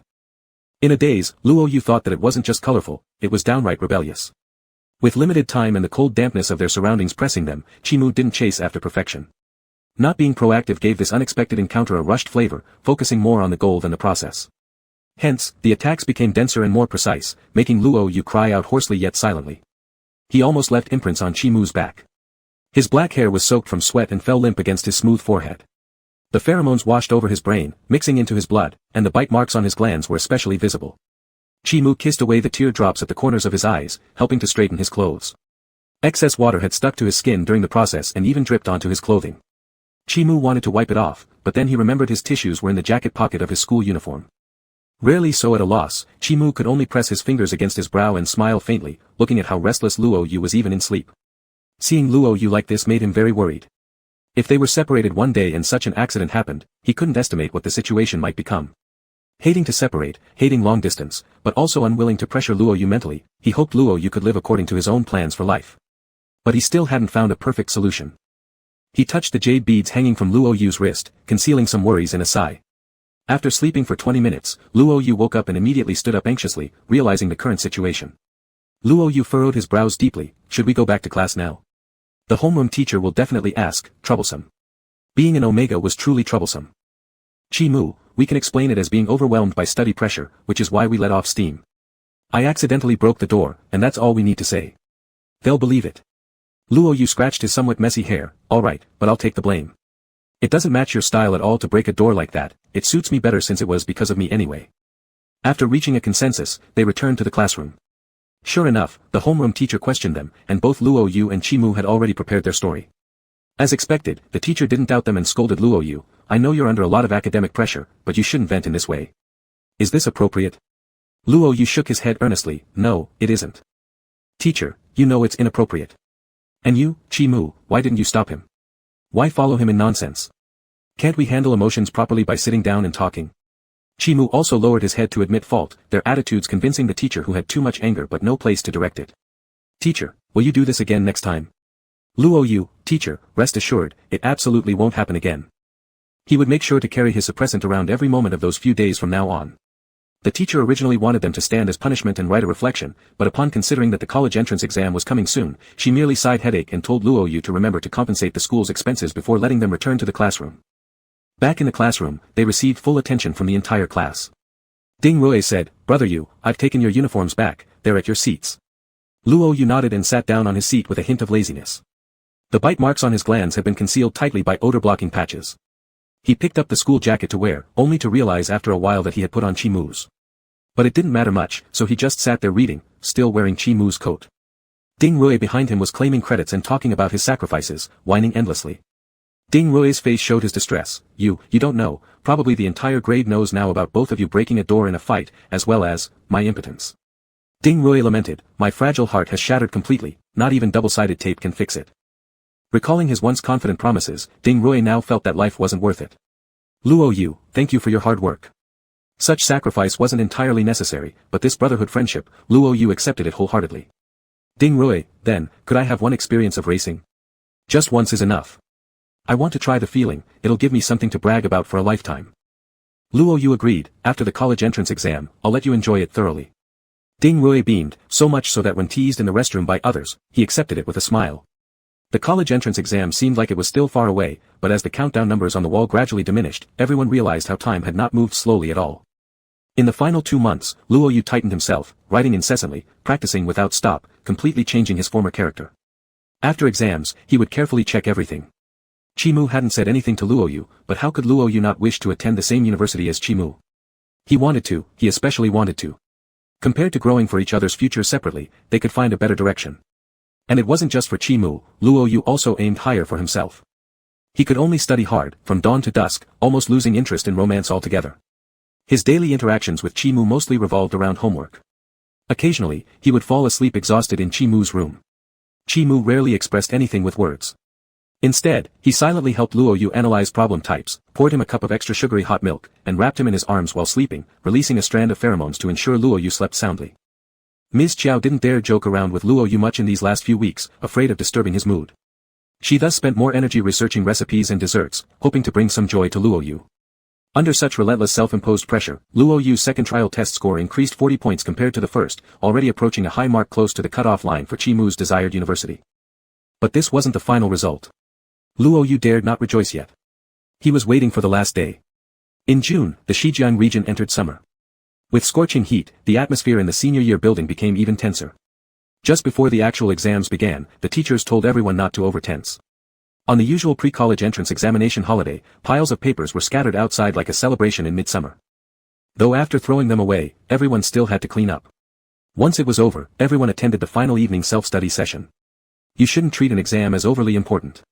The college entrance exam is nothing more than an ordinary exam anyway, just like any other you've faced before. You just need to relax as much as possible during the test, knowing that your life goes beyond this single exam. The most important thing is to avoid leaving any regrets and complete all previous efforts with a perfect conclusion. Now, class dismissed. The homeroom teacher wrote the school motto on the blackboard, memorizing his students' faces in his mind, then left the classroom. Some sentimental classmates couldn't help but shed tears. Luo Yu also put down his book, absent-mindedly twirling his pen with one hand. His other hand was held by Chimu, their body temperatures mingling. It wasn't until someone suddenly approached him that he snapped back to attention. That person was an Omega, who showed signs of fear upon making eye contact with him, but gathered the courage to speak nonetheless. Luo Yu, could you please, encourage me? Just one sentence will do. She was so nervous that she stammered, blushing deeply.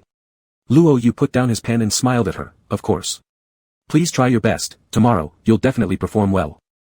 The Omega excitedly nodded, thank you. I will. And so will you. Another Omega raised a hand silently, I want you's encouragement too. A Beta classmate also raised a hand, we want it too. One bold student chimed in, and I want the class presidents. Luo Yu hooked his arm around Chimu's shoulder with a smile on his face, alright, everyone will get their share. The atmosphere in the class lightened a little as everyone began to pack up their belongings. In reality, there wasn't much left, everything had already been cleared out just a couple of days ago. Someone started singing the school anthem, the melody passing through every young face, leaving behind traces of youth spent among books and ink. Perhaps for most people, youth was never grand or dramatic, it was simply a period of time that turned into fragmented memories later on. Luo Yu thought that if he ever looked back on this time, he would find it especially sweet. Because beside him stood someone who gave him candy every day. Chapter 85. Before the college entrance exam, most students would more or less imagine what that day would be like. But when they really step into it, they find out that it's just an ordinary day in life. After one exam is over, even the classmates who like checking answers hold back that urge until the last bell of the final exam rings. No matter good or bad, things have been settled for this year. The campus radio station played a song to match the June campus. At this time, swallows are flying and grasses are growing, the one I love is on his way. I know he braves wind and rain, not pausing for sunset views. Crossing the ocean of people, only for a chance to embrace you. At this time, the moon is bright overhead, the one I love holds starlight in his hands. I know he fights against all odds, journeying through darkness. Feeling your pain as his own, bringing hope for redemption. Luo Yu hummed along with the tune, walking shoulder to shoulder with Chimu. Ding Ruisi caught up from behind and placed a hand on Luo Yu's shoulder, laughing cheerfully, finally liberated. Brother Yu, do you think the school plays this song because they're hinting we can start dating? Luo Yu held Chimu's hand and swung it in front of Ding Ruisi. Already dating. Ding Ruisi, I've already become immune to your two flaunting your happiness.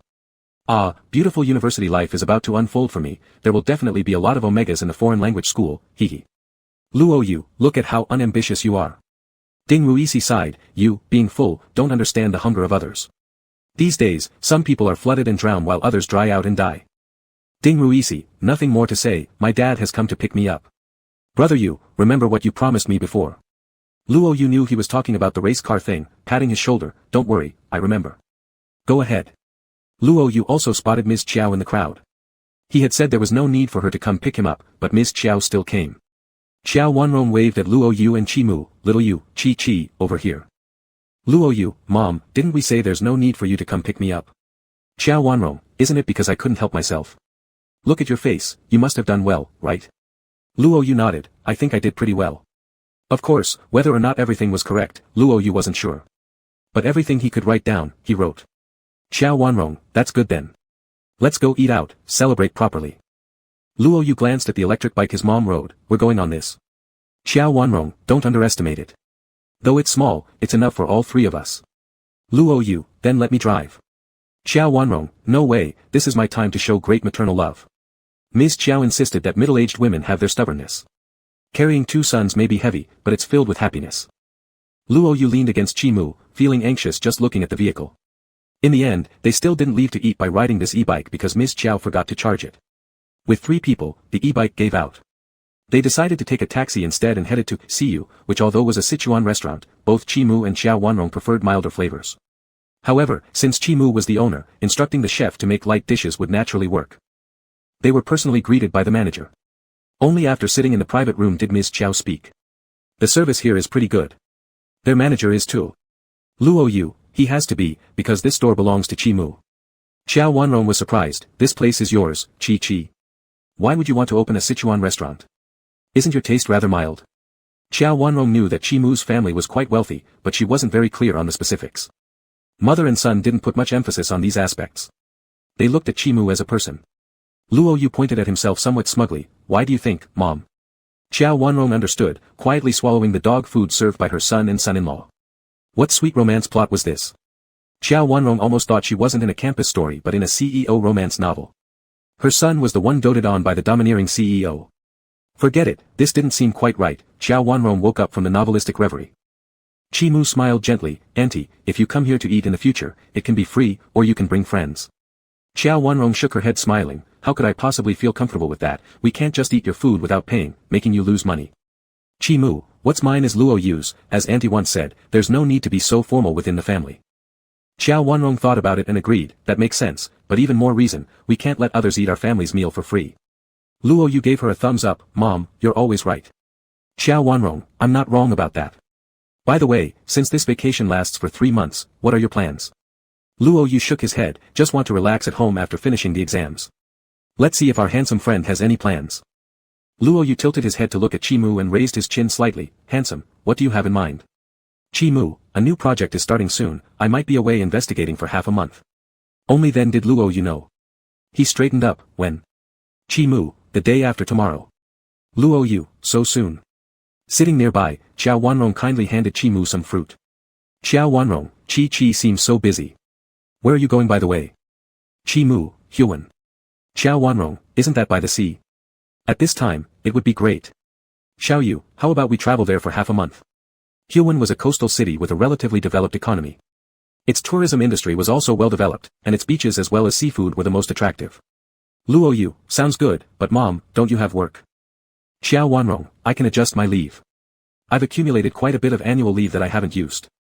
And so, a trip planned on the spur of the moment was decided just like that. After dinner, they went back home to pack the things they needed. Chi Mu returned to his own house to fetch things. Chi Mu's new home had been bought long ago, though it was under renovation until the days leading up to the college entrance exam when it was finally completed. Therefore, Chi Mu moved the things he kept at the villa to his new place. The previous location had already been sold off by Chi Mu. Luo Yu originally intended to persuade him that it wasn't necessary, that changing the lock would suffice. However, Chi Mu's extreme need for mental cleanliness came into full effect at that point. He couldn't accept strangers polluting his house without his knowledge. So, rather than compromising, he preferred to give it up and rebuild from scratch. Naturally, Luo Yu supported him and even offered some advice on decorating his new home. After getting things ready at Chi Mu's house, they returned to Luo Yu's home. The June air was swelteringly humid, moving seemed to bring out a sweat.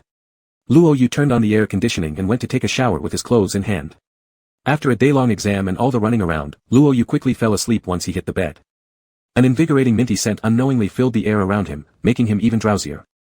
Chi Mu sat beside the desk, looking through documents while gazing at Luo Yu's sleeping face. Although graduation meant they could officially progress their relationship, neither felt the urgency of rushing into anything.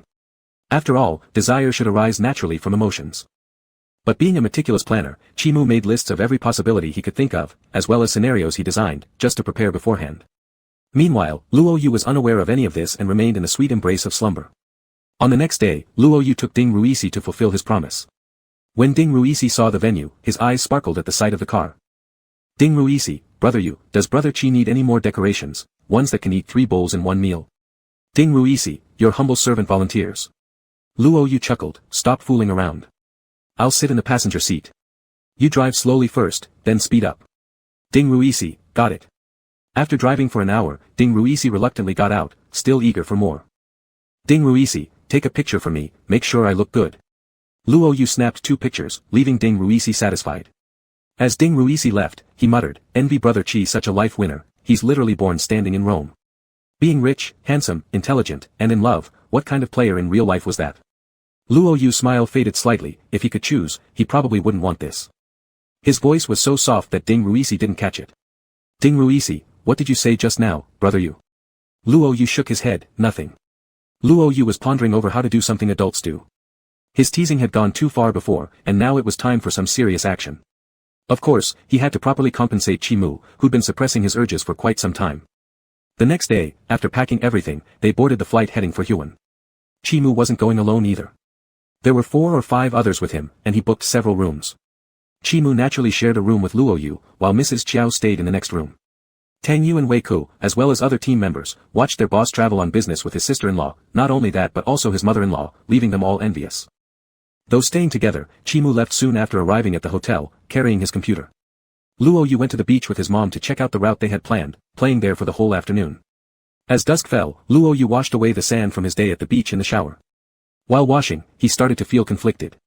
He heard it was better to prepare in advance, but Luo Yu had never done this kind of thing before. Doing it himself seemed straightforward at first, but then became increasingly awkward. Luo Yu fidgeted around for a bit, growing irritated by the odd sensation, eventually washing his hands clean and leaving the bathroom with his hair drying. The seaview room Chimu booked had the nighttime beach lit up like scattered stars. Luo Yu lay down on the bed, waiting for Chimu who had yet to return. He asked about the time Chimu would be back, hopped off the bed after receiving the reply. Since they were going to stay here for some time, both brought quite a few clothes which were hung up in the hotel wardrobe. Most of Luo Yu's clothes were t-shirts, whereas Chimu had many white shirts. Luo Yu picked one of Chimu's white shirts and put it on. He glanced at the hem that covered nothing, his expression becoming complicated.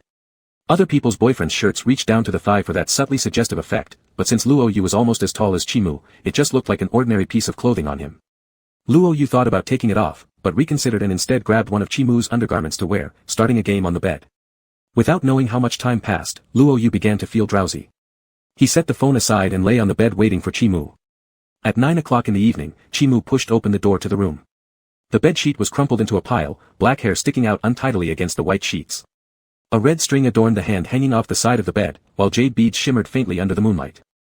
The youth was slim and tall, his shirt slightly rumpled with an elegant waistline. Chimu realized that the shirt and pants belonged to him. His gaze darkened, as deep as the long night. Chapter 86. Chimu's cool hand woke Luo Yu up from his drowsy state. He yawned and hooked Chimu's hand. Chimu, are you sleepy? Luo Yu propped his face up with his hand to look at him, no. His eyes were filled with intense ardor, pulling on Chimu's tie, drawing him closer. I went through all this trouble for you, and you're asking me if I'm sleepy?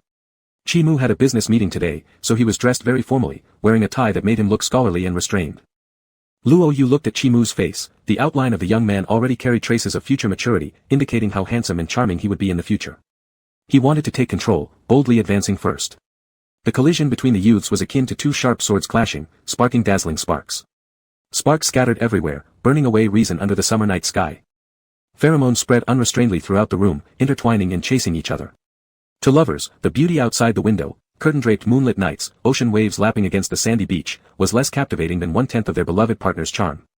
Chimu's tie was discarded to the side as Luo Yu found himself trembling while unbuttoning Chimu's shirt, becoming annoyed enough to simply rip it apart, ruining an item of Chimu's clothing. Chimu's abs disappeared into the dark forest of hair below, where a lurking giant awakened silently due to the disturbance. Luo Yu flicked him. Do you have anything? There actually were spares in the hotel room, but Luo Yu was concerned they might be too small. Chimu gave a low sound of acknowledgement, taking them out from the bedside cabinet drawer. Luo Yu chuckled, when did you place them here? Looks like you've been planning this for a while, huh? Chi Mu's hand slid over his calf, moving as if playing piano keys.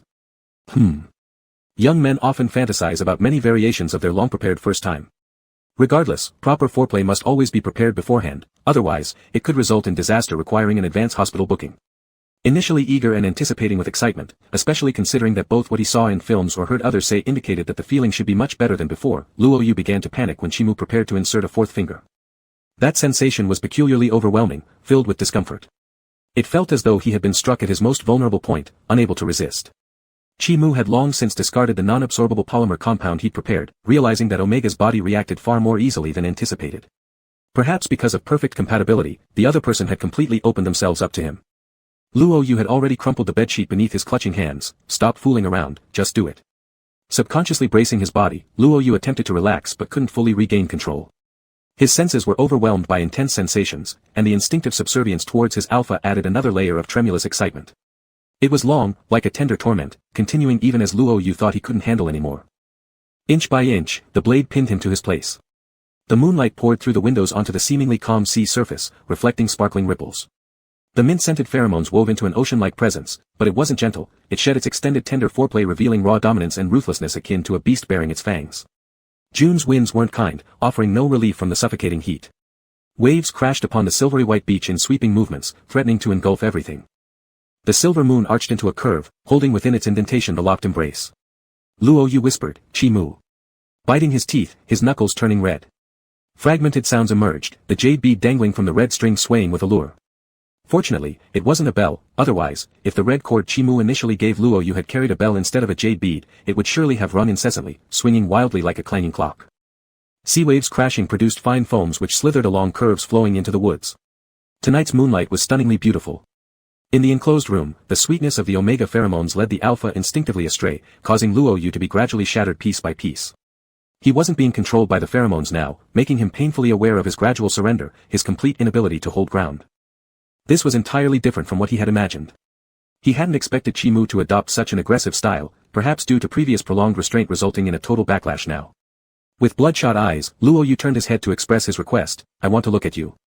That amount of time was more than enough for Luo Yu to gaze clearly at Chi Mu. In terms of stamina, Omegas can't compare with Alphas. Luo Yu thought he had held on long enough, but Chi Mu's patience surpassed his own. White seagulls flew toward the sky, yet suddenly plummeted due to gravity at a certain moment. Initially, Luo Yu still had the energy to observe Chi Mu losing control, but eventually, his vitality began to wane. He caressed his protruding belly, contemplating that no matter how terrifying things might get, he must endure for the sake of his boyfriend. Even the most enthusiastic host can't withstand endless demands from guests, just like kowai flowers blooming until they reach their peak. The tied-up small umbrella was tossed into the trash bin, and the moon in the sky concealed itself behind thick clouds. Amidst chaos and disorder, even time became confused. Chi Mu bit into Luo Yu's gland, leaving a fully possessive mark. Different from temporary marks, the scent marking him as his would not fade away in at least half a month. Luo Yu's foot tensed, then limply fell to the side of the bed. Chi Mu kissed the corner of his eyes and held him in his arms with satisfaction. The next day, Luo Yu woke up to the special ringtone dedicated to his mother. He reached out from under the blanket, fumbling beside the pillow for his phone, and weakly pressed the answer button. Xiao Wanrong, son, it's already noon. The sun is heating up your butt. Why haven't you gotten up yet? Luo Yu, I. He could only manage to croak out one word before realizing his voice was raspy beyond recognition. With an expressionless face, he looked down at himself and cursed Chi Mu for not being human. Although the happiness was genuinely immense, far surpassing anything he'd experienced before, the price of that happiness was equally severe. Xiao Wanrong, yesterday, you made plans to visit the scenic spots together this afternoon, didn't you? You must have stayed up all night, right? Luo Yu originally thought participating in a relaxing mind and body exercise session yesterday would leave him refreshed today. He was wrong, he currently lacked the strength to even go sightseeing. Luo Yu, Mom, I can't make it. Xiao Wanrong, why is your voice so hoarse? Did you not cover yourself well last night? I see, rest well. Xiao Wanrong initially hadn't considered the situation that way, but she suddenly realized what had happened. Before hanging up, Xiao Wanrong cautiously asked, did you take precautions? Are you okay now? Do you want me to take care of you? Luo Yu, Mom, I did exercise, but I'm not disabled. It wasn't necessary. Xiao Wanrong, do you want to eat lunch? Luo Yu, yes. After sitting on the bed for a while, possibly due to regular exercise, Luo Yu did not feel too bad. However, the various spots and traces on his body made Luo Yu appear quite miserable. Chi Mu had left at an unknown time, tidying up the room. After Luo Yu finished washing up and wearing his pajamas, he opened the door for Qiao Wanrong. Qiao Wanrong pinched her nose and glanced at the marks on Luo Yu's neck, wrists, and thighs, sighing how fierce Chi truly was. As Luo Yu took the food, seeing the smile on his mom's face during eating made him feel uneasy. Luo Yu, Mom, why are you laughing so frighteningly? Qiao Wanrong covered her mouth while laughing. I've already planned my post-retirement life playing with grandchildren. How many children do you plan to have with Chi? Luo Yu, perplexed, Mom, aren't you thinking too far ahead? I'm still a youthful teenager. How did the conversation jump so abruptly to the topic of having children? Qiao Wanrong, it's only a matter of time anyway. I am still far from retirement. But you shouldn't delay it too much. If it's too late, I will be old and in poor health, unable to help look after your kids. Luo Yu frowned, tsk. Stop worrying unnecessarily. You must stay healthy. To maintain your #1 status in a square dance, you need to strengthen your exercises. Have you heard? Qiao Wanrong lovingly ruffled his hair, understood. Previously, Qiao Wanrong was preoccupied with whether her son would find a good partner in the future. Now, there was no such concern anymore, seeing Luo Yu living happily pleased her greatly. Since Luo Yu went out to stroll every evening through the scenic spots, Miss Qiao had gone ahead according to her early arrangements. Sitting in the hotel, Luo Yu had nothing else to do but play games. When Chimu returned in the evening, the first thing he encountered upon entering the door was a flying pillow. Luo Yu grinned, handsome, did you enjoy yourself last night? Chimu's eyes fell on the marks on Luo Yu's neck, and he delightedly curved his lips, nodding honestly. Then, he endured a bout of harsh beating from Luo Yu.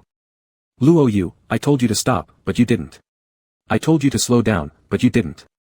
Luo Yu grabbed his collar and shook him, wishing he could shake the man into a concussion. Chimu, next time, I'll definitely listen to you. Luo Yu raised an eyebrow, should I believe your words?